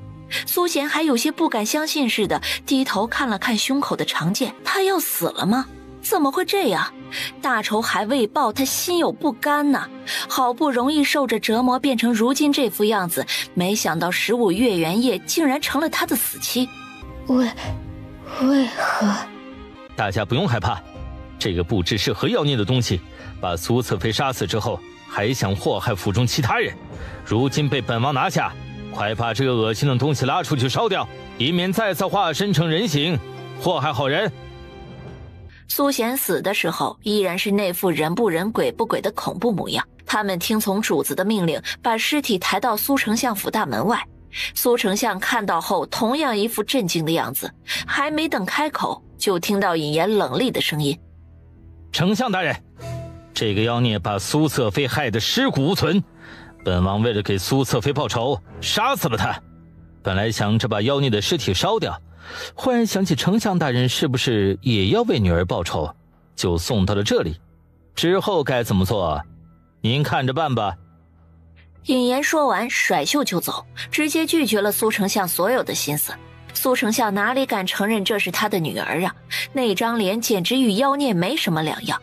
就算认出是自己的女儿，他也只能随着尹岩的话来说。苏贤的尸体被苏丞相的人随便找个地方埋掉，尹岩就是认定了这一点才敢这么做。冷宫中，顾念用林殊隔壁的一间厢房作为研究室，把提前准备好的药材纷纷摆在桌面上，拿着医书开始研究，还对林殊抽取了血样，在空间内研究所中之毒的特点。经过2日的废寝忘食，首先研究出了外用的药，用来抑制皮肤的瘙痒和红肿，还有美容的功效。母妃，儿媳研究出了抑制毒素的解药，这样就能减轻毒素带来的痛苦了，而且还有美容的功效。母妃，你看，我们再一步步变好，一定可以恢复如初的。好，母妃很高兴，只是辛苦念念了。这真是个天大的好消息啊！娘娘，有王妃在，您肯定会好起来的。老奴现在就去煮药。等张嬷嬷端着煮好的药进来的时候，一股浓郁的药香传遍整个房间。顾念先让林殊用药水洗脸，再拿出面膜布浸入剩下的药汁中，然后在脸上热敷，让药汁充分吸收。很舒服，疼痛好像也少了很多。还有这样热敷的好东西啊！眼睛、鼻子、嘴巴都能露出来，不耽误呼吸，还舒服很多。王妃真聪明，这等好的法子都能想出来。他不吝啬的夸赞，让顾念很不好意思，想说这不是他的发明，但是又不好解释是从哪里得到的，只能干干的笑了2声，不掩饰也不解释。这样的表情看在2人眼中更是谦虚的表现，让林殊更加满意了。自从顾念进入冷宫，宁王进宫的次数明显增加，每次进宫都是去御书房，在下棋的过程当中有意无意地提起当年母妃的事情，还有母妃的往来关系。你母妃当年不习惯宫中的生活，很是冷淡，也不与任何人走动，倒是皇后总因为嫉妒之心，到你母妃面前耀武扬威。因为朕对你母妃的宠爱，皇后也不敢做出什么过分的事情，淑妃那时候与皇后还有些交好，不知从何时起，他们也开始变得生分。宁王眸光微动，眼神在棋盘上，其实心思百转。淑妃是一个无利不起早的人，最擅长的就是背后下手，而且是借刀杀人。这一点齐王最像淑妃。重重包围。父皇棋高一招，儿臣输得心服口服。下棋就如同人生，黑与白的交织，也是生与死的较量，走的每一步都要经过深思熟虑，否则一个不小心就会被围困的。父皇教训的是。宁儿，近日突然提起你的母妃，是不是对她当年之事查出了什么？现在还不知，若是以后查出什么，会告诉父皇的。皇上能听出宁王的变化，心里很是安慰，这个儿子终于开窍了，后继有人的感觉，心情甚好。深夜子时，厢房里的嬷嬷刚刚躺下歇息，就听到有人进来的脚步声。清风一个手刀劈过去，嬷嬷直接晕倒在床上，清风扛起人就走。宁王坐在椅子上，冷冷地看着地上躺着的嬷嬷。宁王殿下。嬷嬷，本王记得你是皇后的陪嫁嬷嬷，自从皇后进宫，你便跟在她身边了。是，老奴一直跟在皇后娘娘身边很多年了。你清楚这里是哪里吧？是林贵妃的宫中。本王问你，本王的母妃是如何中毒的？宁王直入主题，惊得嬷嬷瞪大了眼睛。宁王竟然知道了，林殊一直在冷宫，他是如何知道的？老奴不知宁王殿下在说什么。嬷嬷，听说宁儿自己家都在依靠您的阅历过日子，他们在京郊闸口巷子可还好？宁王殿下，老奴求您放过老奴儿子一家吧，他他们就是普通的百姓，什么都不知道啊。普通百姓？哼，这衣食住行都不像普通百姓的样子，这些都亏了你啊。他们的性命去留也取决于你，你想好再回答。就算你不说实话，本王最终也会查出真相的，何必呢？老奴说，老奴都说。嬷嬷陷入回忆之中，说出了当时跟着皇后去林殊宫中的实情。当时林殊刚刚生下宁王，皇后本来就嫉妒林殊被皇上宠爱，这又生下皇子，更加忍无可忍，只觉得自己的地位岌岌可危，就出手下了慢性毒药。在此之前，淑妃娘娘经常到凤仪宫给皇后娘娘请安，然后喝茶聊天，但总是有意无意地提起林贵妃，说林贵妃生了皇子，皇后娘娘要小心自己的封印之类的话。她后来还说她养了一只鸟，整日里叽叽喳喳吵闹不停，还日渐变丑，身上华丽的羽毛都开始掉落了，让她很是头疼。她找了兽医诊治才知道是中了慢性毒药，但是养了多日的鸟儿有了感情，她不忍心扔掉，只得日日呵护，眼见着鸟儿消瘦下去，直到死去，皇上一直都以为这鸟儿是生了病自己死掉的。宁王越听下去越发的怒气横生，青红的双眸在夜色中仿佛将要喷火一般。清风替宁王伤心，猛地一脚踢在了嬷嬷的身上。老奴说的句句属实啊，求宁王殿下饶恕老奴的家人吧。你说的话本王还需证实，还有皇后那里不该说的就闭紧嘴巴，否则你的主子知道你暴露他的事情也容不下你，你懂得？懂，老奴都懂，一定不会说。下手之人是皇后，罪魁祸首是淑妃，中了慢性毒药的鸟儿。宁王眼神微眯，思索着下一步的计划。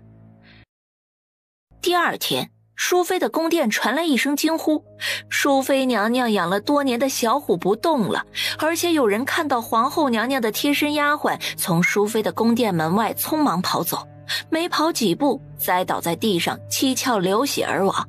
闹到皇上那里，皇上被他们闹得一阵阵的头疼，直接把事情扔给了皇后。皇后执掌凤印，朕相信皇后会秉公处理的。皇上只觉得头疼的次数越来越频繁，疼的时间也越来越长，这不是一个好兆头啊。命福公公宣太医，但是太医的结论是皇上日理万机，事情频繁，龙体过于劳累导致的。朕老了，身子各处也不中用了，幸好宁王已经开窍，否则朕操心的还有很多呀。皇上万岁，宁王殿下睿智，不会让皇上多操心的。万岁！总是听万岁这两个字，便以为自己用不完的精神，如今才恍然，哪有万岁之说呀？皇上，后宫这件事有很大的蹊跷之处，这皇后娘娘毕竟是当事人。朕没有这么多精力调停他们的纷争，让他们自己解决吧，也能间接的帮宁王处理一些麻烦。福公公恍然，不出皇上所料，2日就有了结果。皇后在淑妃宫里的偏殿内查出了用刑的工具。那依皇后之见，应该如何处理呢？皇上，后宫动用私刑是重罪，从先皇那里就明令禁止的规定，岂能包庇？会让众人不服，下次如何秉公处理啊？淑妃妹妹伺候皇上多年，也不能不留情面，那就罚她闭门思过，无诏不得出。皇上，您看可行？看似皇后在替淑妃求情，实则跟把淑妃打入冷宫有何区别？护照不得出，就是没有机会翻身了。皇后负责后宫事宜，就依皇后之言处理吧。局势落定，皇后终于放下了心。齐王因为母妃的事情心中懊恼，觉得自己有些力不从心。他忽然眼神一亮，想起了前段时间遇到的术士，赶紧让人请到府中。大师，今日请你前来是想询问还有没有夜光枕之类的东西。送给父皇的夜光枕就是从术士这里得到的，里面发光的东西并不是宝贝，而是一种慢性毒药，可以扰乱人的心智，使人的身体也日渐虚弱。敢问王爷是要送给女人还是男人呢？女人要一眼就能吸引住眼球的东西。贫道手中还有一件稀罕玩意儿。他说着，从袖袋里拿出一个女子用的书币，小巧精致，样式别致。它的不同之处在哪里？王爷，可千万不要小看了这个书币呀！据说这个是真的凤凰，也是世间唯一一只凤凰，人人都想捉住它，几经逃生，凤凰还是惨遭毒手被人毒死。它的骨骼满含毒性，却无人能发现。它的眼睛带着对人类的憎恨，若是每日用它梳头，毒素会慢慢进入人的身体，就仿佛凤凰眼中的憎恨报复。好，甚好。大师，留在本王的府中吧。本王相信，有了大师的相助，肯定能达成所愿。到时候本王定不会亏待大师。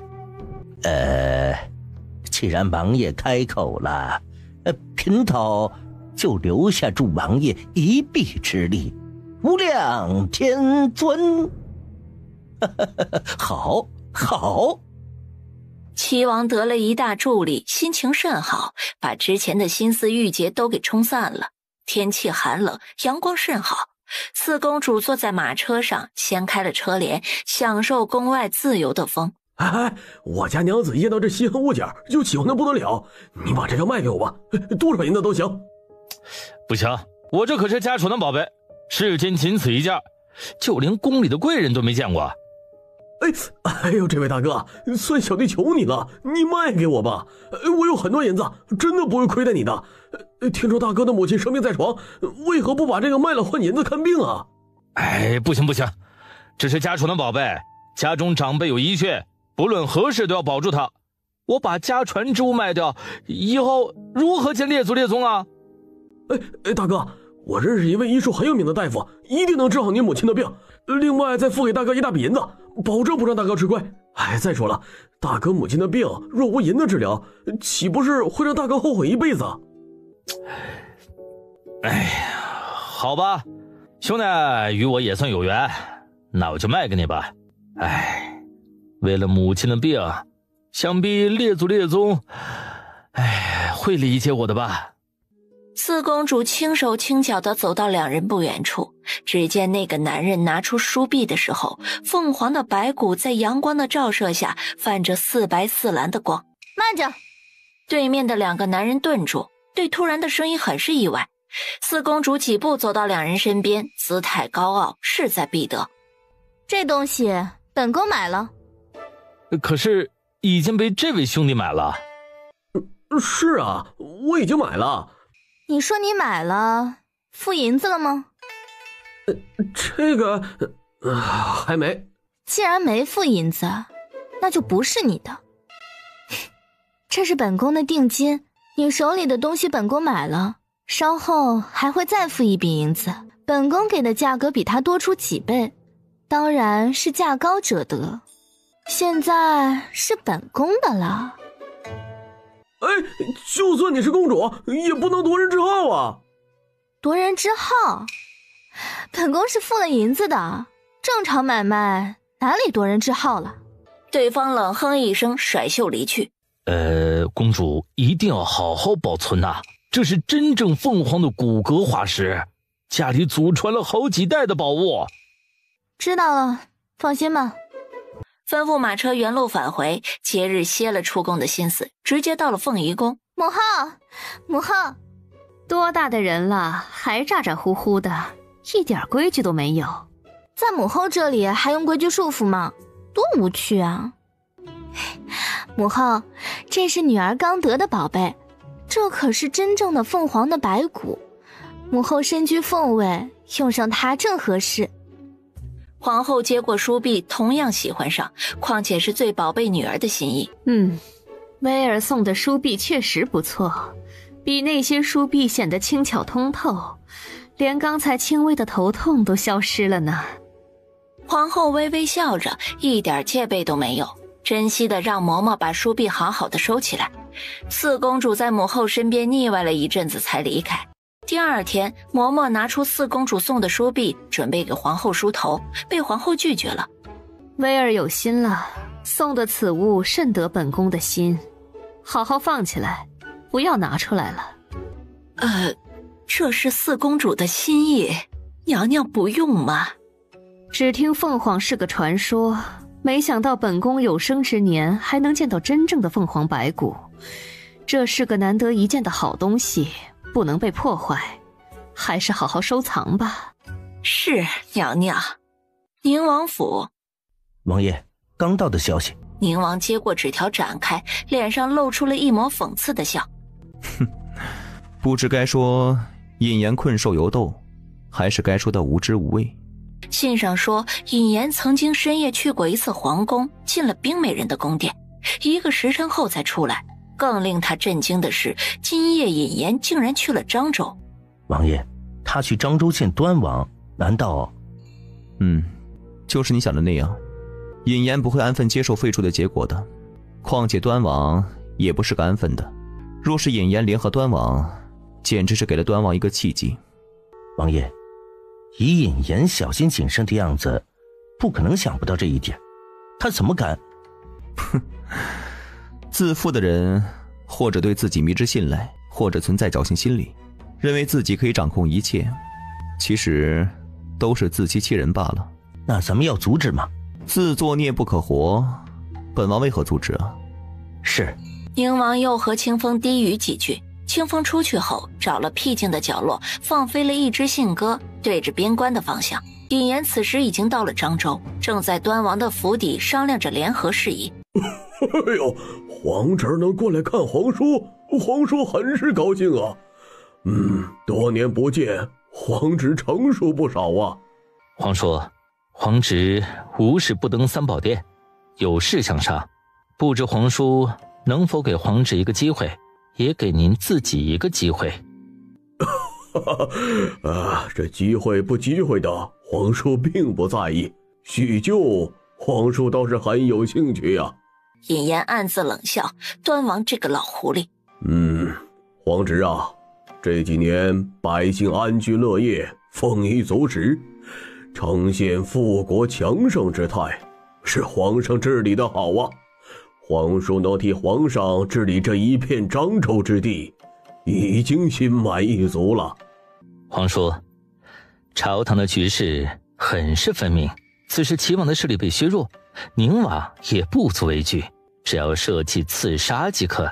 就算不能杀死他，能让他残废，同样没有登上皇位的机会。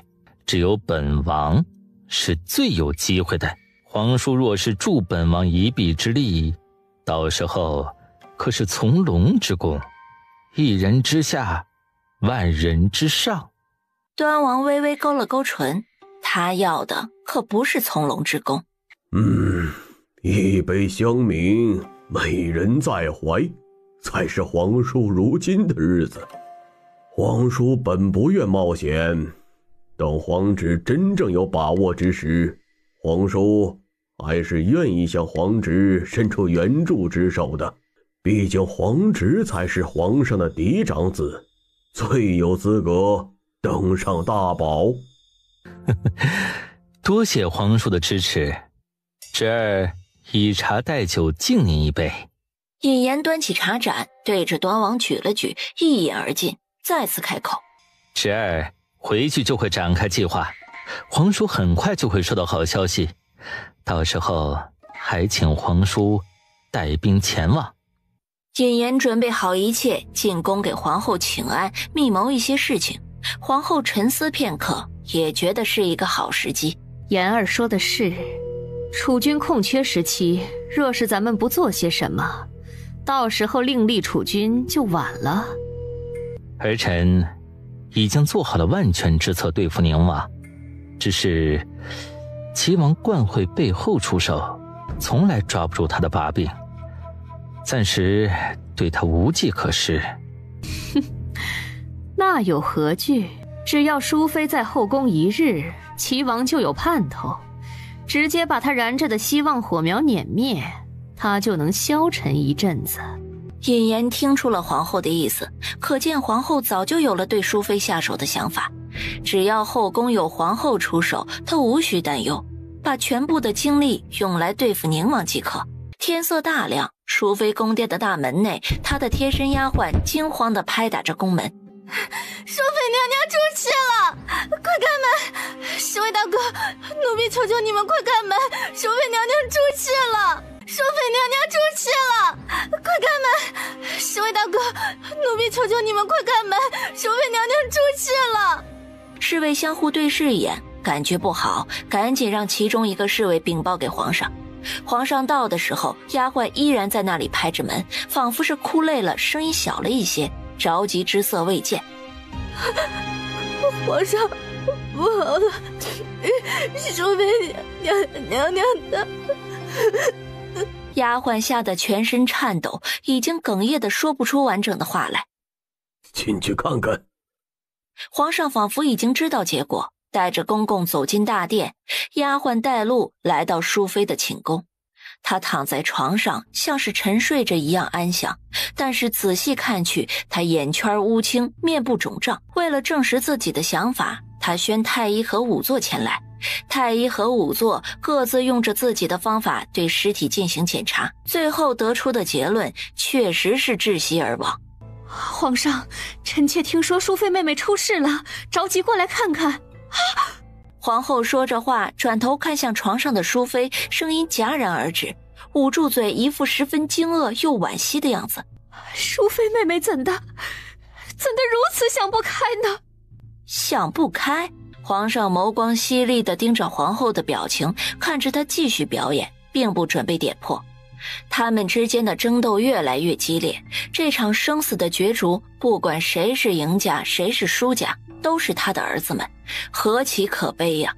但是坐上皇位的只有一人，那个位置从来都是踏着尸体而上，以前是，将来也是。为了私心，他不能阻止，也阻止不了。皇上把查案的事情交给大理寺，最终查不出线索，就会成为虎头蛇尾的案件搁置。齐王听说母妃死亡的消息，还有些不敢相信。母妃已经失宠，和被打入冷宫没有什么两样，谁还能与一个失宠的妃子过不去呢？他匆匆赶来，当看到母妃的那一刻，紧绷着的心一下子就塌了。父皇，母妃死得很是蹊跷，孩儿恳求父皇明察，儿臣不想让母妃含恨而死。父皇，母妃死得很是蹊跷，孩儿恳求父皇明察，儿臣不想让母妃含恨而死。灵儿，朕已经命大理寺调查此事了，你且安心等待。皇后跟在皇上的身后走出了淑妃的宫殿，刚才眼神中露出的惋惜之色已经消失不见了。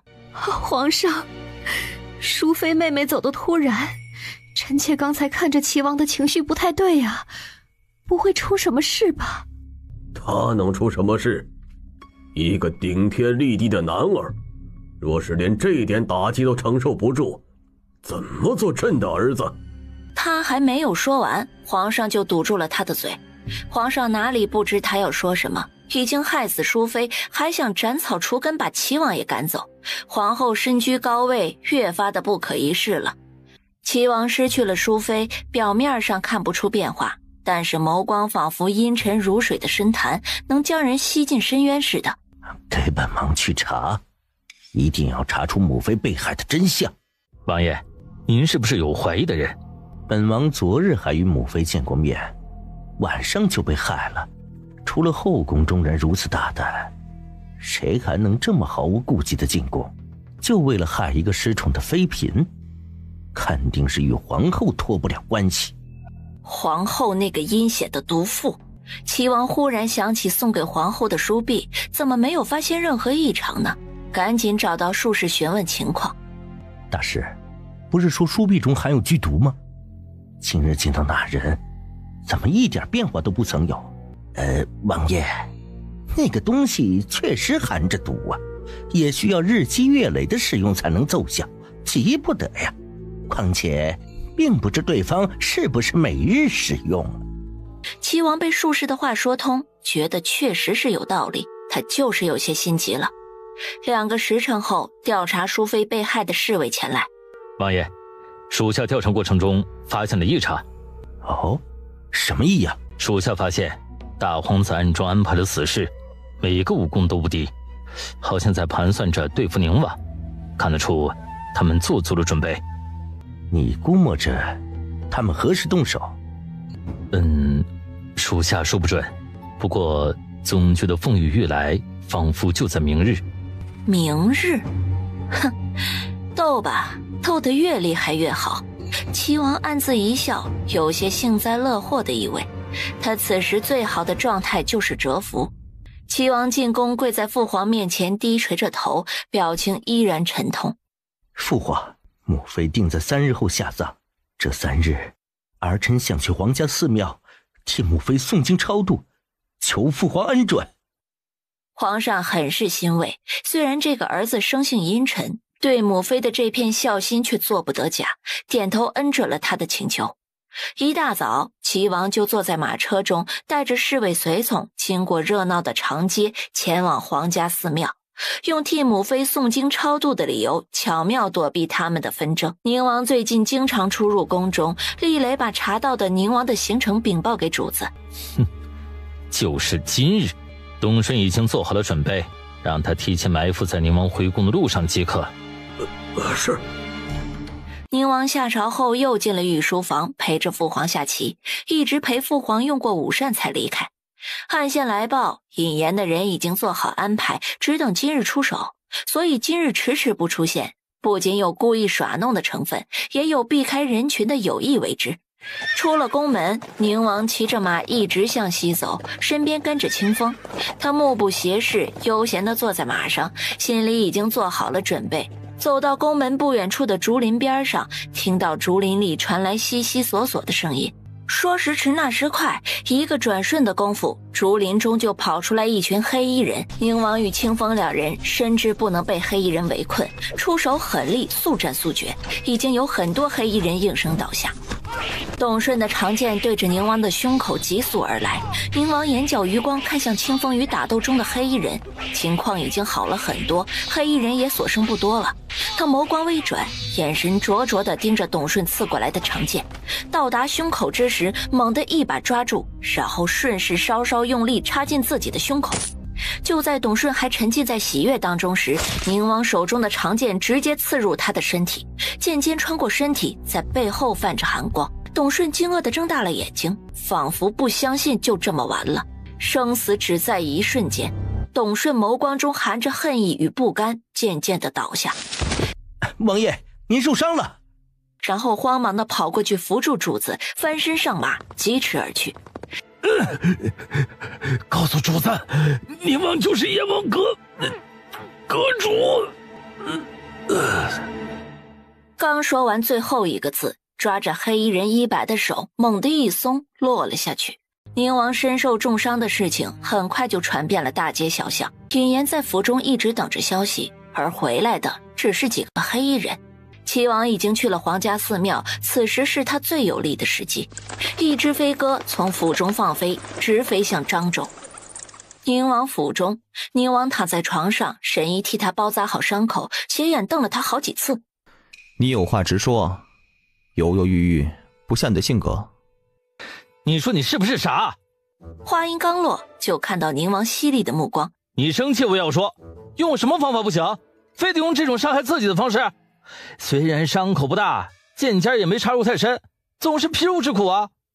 宁王明白沈姨的意思，也只是面无表情的不说话。为了达到目的，他从来不后悔自己的计划。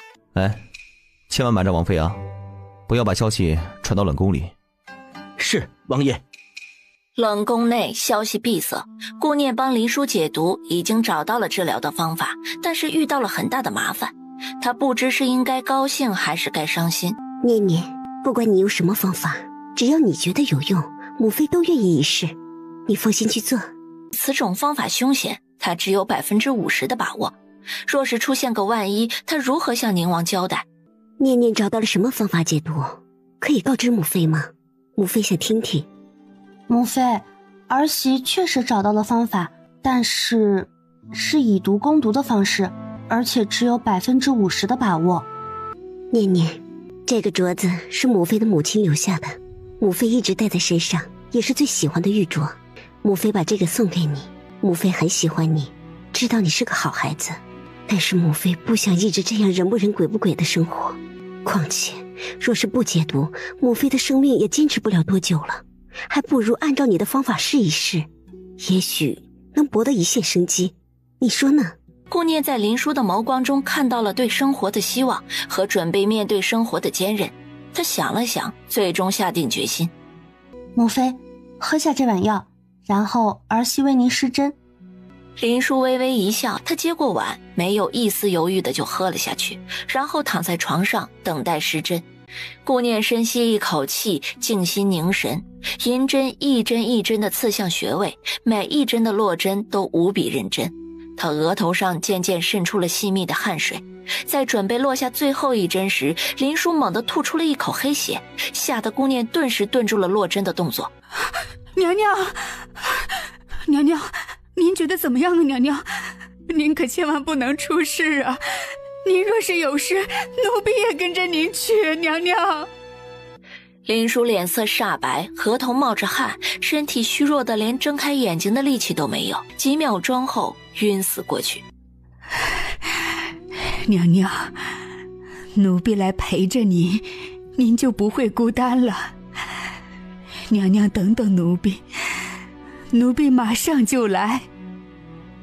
去什么去？母妃还没死呢。王妃刚才说什么？没死？娘娘没死？是啊，没死。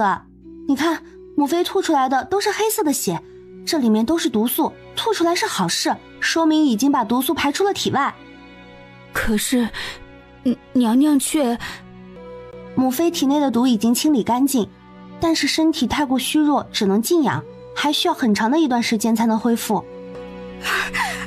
太好了，太好了！主子终于不用再承受毒素的折磨了。王妃，多亏了王妃您，奴婢感激不尽，奴婢感激不尽啊！张嬷嬷一边说一边给顾念磕头，这次不是伤心的眼泪，同样是喜极而泣。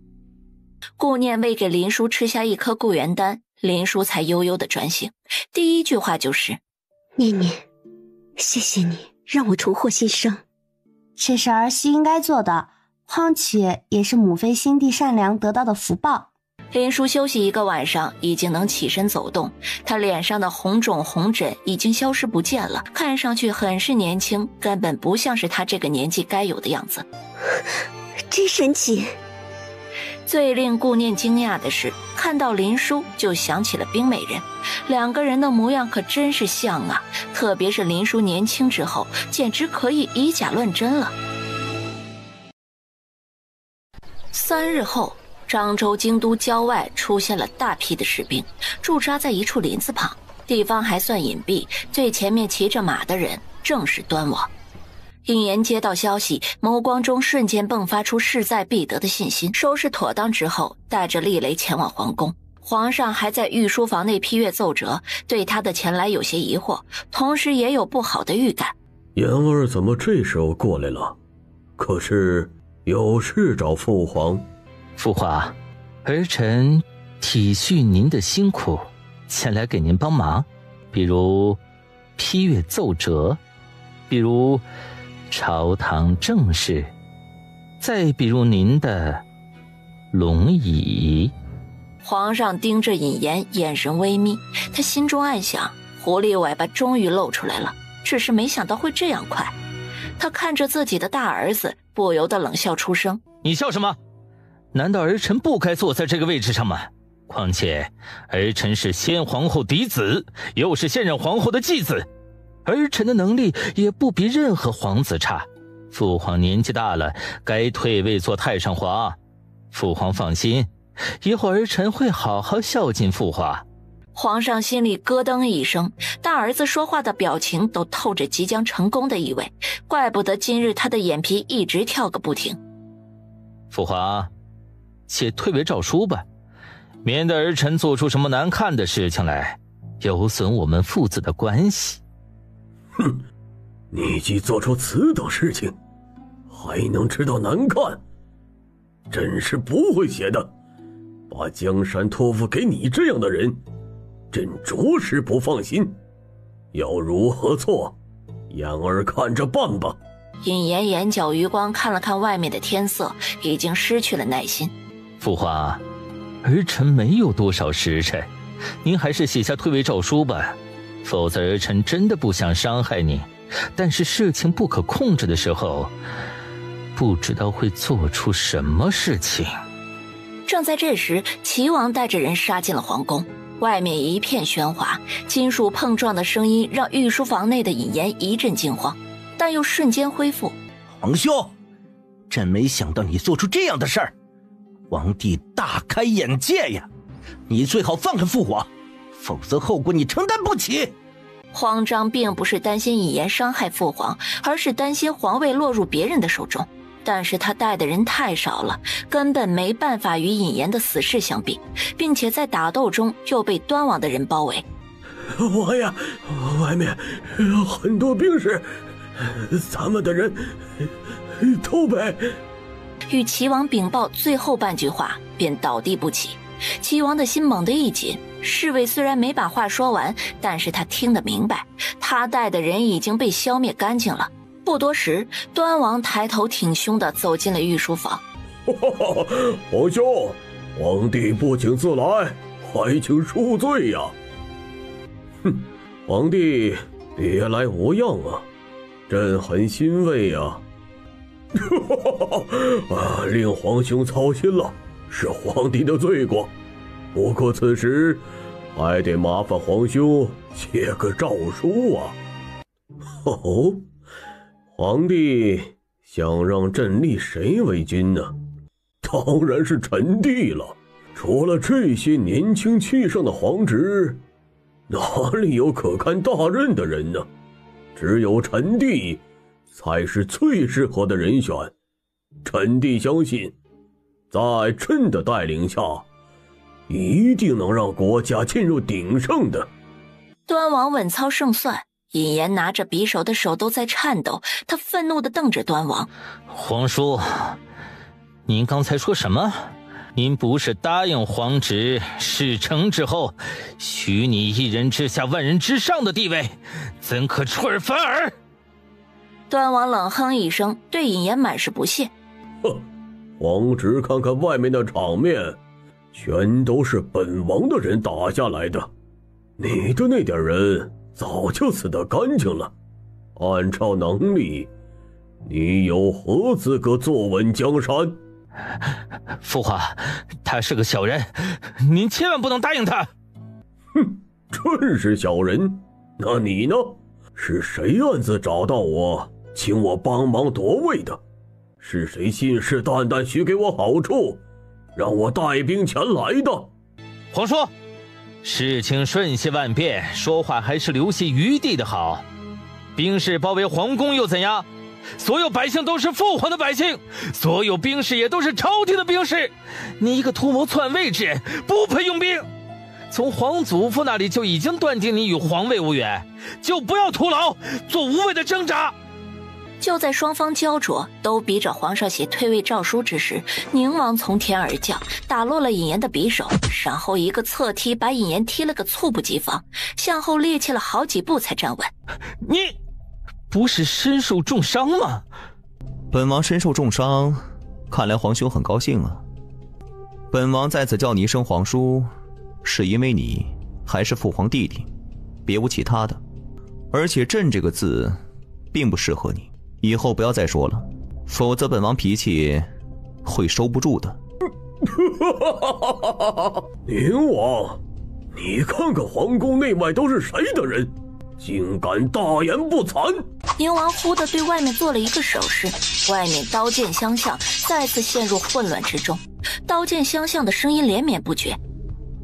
哼，放弃吧，你的士兵们已经被包围了，整个皇宫都被本王的人包围了。不可能，京郊大营根本没有这么多人可用。程毅带着人走进了大殿，并且做了个手势，把端王抓了起来，同时也把尹岩控制起来。皇上，微臣救驾来迟，还请皇上恕罪。程将军，你来的时间刚刚好。程毅与宁王对视一眼，两人的表情很是放松，眸光中都是老朋友见面的喜悦。当初程毅的离开根本不是两人生出嫌隙，而是将计就计，退出朝堂，前往边关，不仅能够很好的历练，还能防止小人作祟，退而求其次。父皇，儿臣没有做出伤害您的事情，儿臣也是一时糊涂，求父皇开恩，饶恕儿臣吧。成者为王，败者为寇，本王认了。他早就在后槽牙内藏了毒药，若是事成就能坐上龙椅，若是事情败露了，那就自尽。毒药的药效很快，端王扑通一声倒在地上，一动不动，仿佛带着无尽的不甘。最后把端王的兵士赵安、尹岩被关入大牢。举国上下皆知宁王救驾有功，对宁王的称赞连绵不绝。因为皇上受到惊吓，局势不稳，淑妃的下葬仪式草草结束。齐王趁机钻进冰美人的宫殿，就看到着急踱步的冰美人。什么？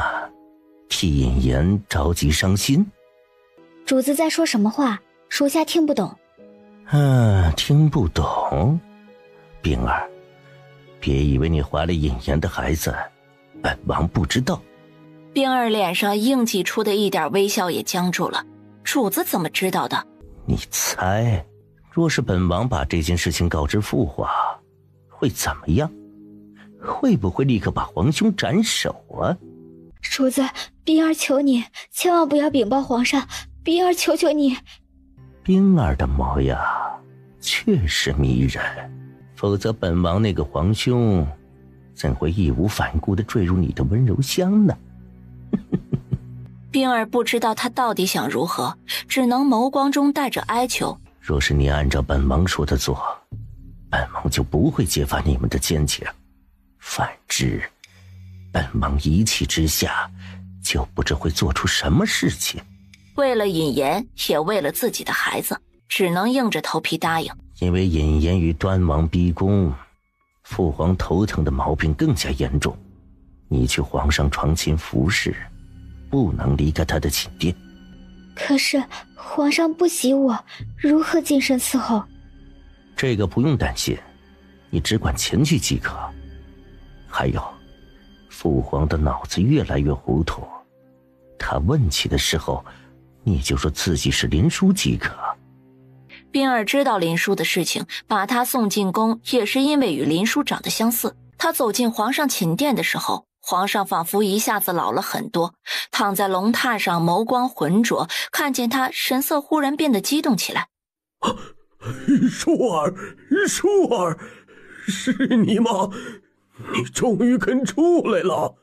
皇上，淑儿来了，淑儿来伺候您，不走了，好不好？这都多少年了，身体垮了才看到林殊自愿走出来。好啊！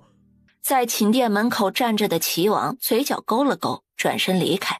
福公公这个年纪大的阉人不用担心，把他软禁在父皇寝宫即可。寝殿外面重兵把守，不会发生意外。他得去大牢看看尹岩，对手尽快解决掉，才能安心登上大宝。大牢中，尹岩已经颓丧的不成样子，早就没有了皇子的风光。皇兄，皇帝来看你了。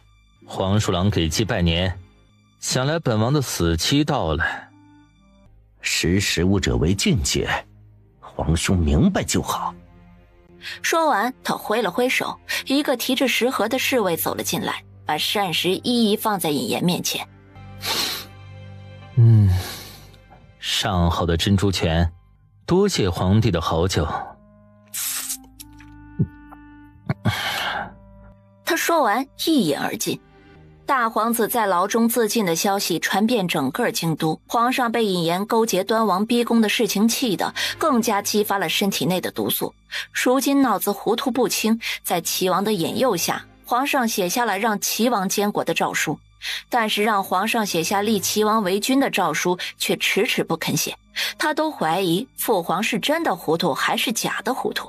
但是术士说治人神志不清的药肯定是没有问题的，他这才放下心来，操之过急会落下弑父夺位的罪名，登上大宝的事情只能以后徐徐图之。子时刚过，一个人影脚步轻盈地落在皇上寝殿的房顶上，他眸光向下看去，里面不只有福公公的身影，还有冰儿。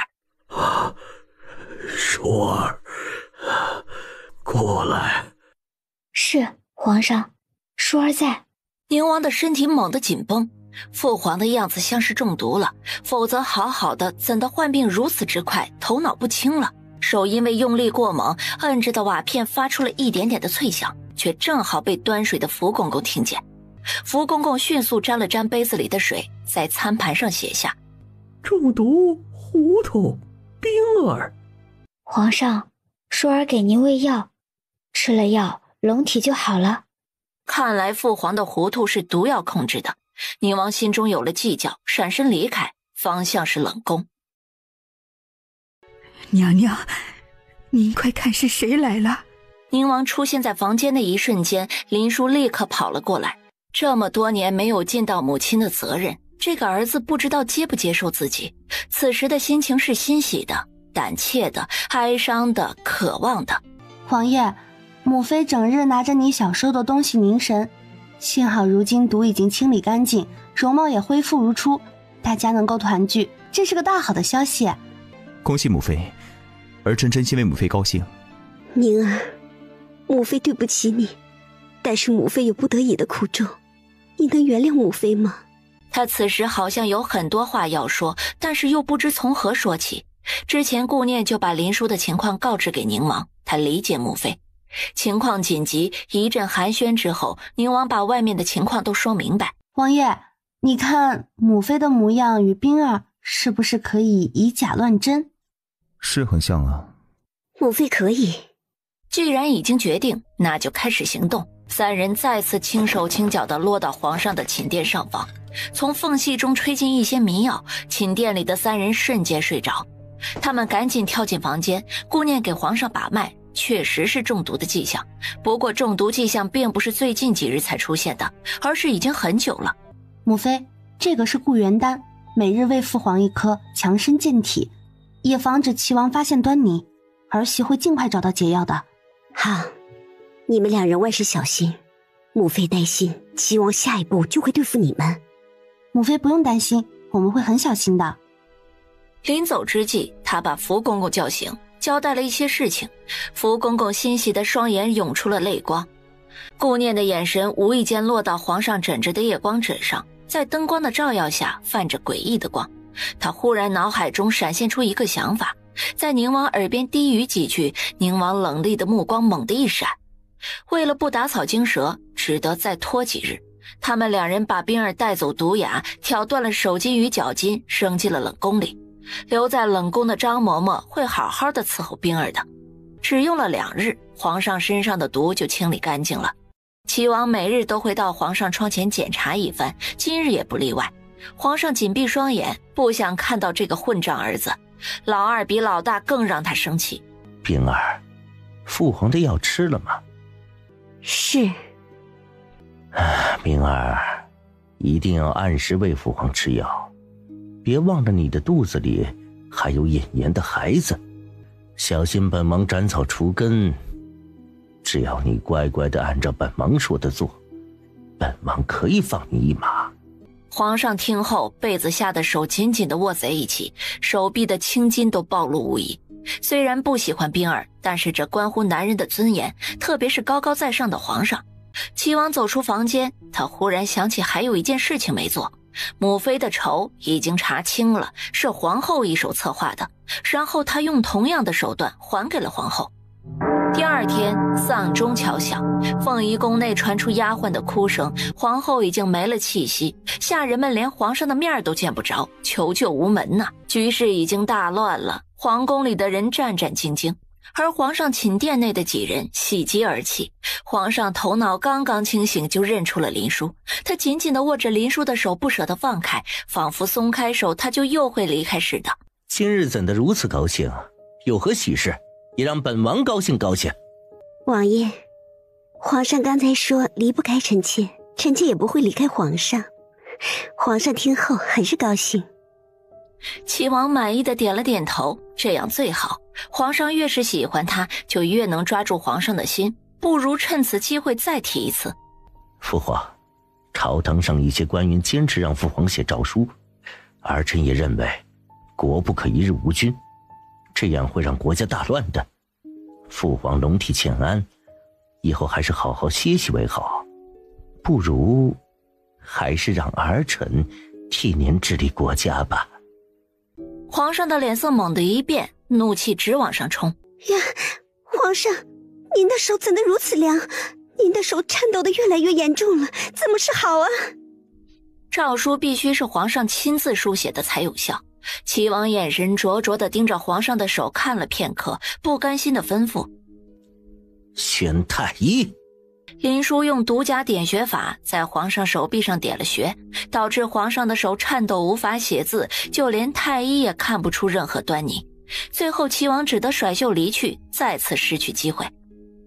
这天夜里，宁王做好了部署，先带阎王阁的人潜入皇上的寝殿，把人救出来，然后包围在皇宫周围的兵士才与齐王的人打成一片，兵戈相向，又是一场哗变。虽然齐王控制住了皇上，但是他没有多少兵士，京郊的兵士都在宁王手中，很快就把齐王安排的人杀掉了，最后把齐王逼到了御书房。等宁王与程毅一起走进来的时候，齐王惊讶地问出：程毅，本王不是命你回边关了吗？程毅，本王不是命你回边关了吗？哼，微臣承蒙宁王的吩咐，并没有回去，只是驻扎在京城不远处而已。原来你们两个根本就没有分崩离析，只是障眼法。没想到本王被你们戏耍得团团转呢。王爷，王爷，不好了，皇上不见了！什么？不见了？齐王的身体晃了晃，后退2步，他神思百转，到底是哪里出了错？父皇怎的不见了？林殊扶着皇上走来，福公公跟在身后。父皇，快救救儿臣！三弟要造反，他想要抓走父皇还有儿臣。灵儿，父皇还没有老眼昏花，糊涂到连是非对错都分不清。皇上冷冷地看着齐王，对他很是失望。先是大儿子，这次是二儿子，几日的时间就经历了2次宫变。皇上心力交瘁，真的老了好几岁，本来不再挺拔的身体更加沧桑了。带下去吧。父皇，父皇，儿臣一时糊涂，请饶恕儿臣吧，儿臣以后再也不敢了。父皇！任齐王怎么努力呼喊，皇上都无动于衷。他老了，龙椅真的该换个人坐了。皇宫再次安静下来，经过1晚上的思考，最终下定决心退位，享受太上皇的清闲，与林殊享受一下幸福的时光。第2天，朝堂上，福公公把皇上亲昵的退位诏书念出来，大臣们出奇的平静，没有任何异议。宁王很是顺利地接过诏书，只等钦天监算出登基的日子。12月28日良辰吉日，宁王携着顾念的手，一步一步地登上台阶的最高处。一个身穿明黄色的龙袍，身姿挺拔，品貌非凡；一个穿着大红色的凤袍，雍容华贵，倾国倾城。新皇登基，大赦天下，普天同庆，改国号为顺。在宁王的治理下，国家很快进入了鼎盛时期，百姓安居乐业。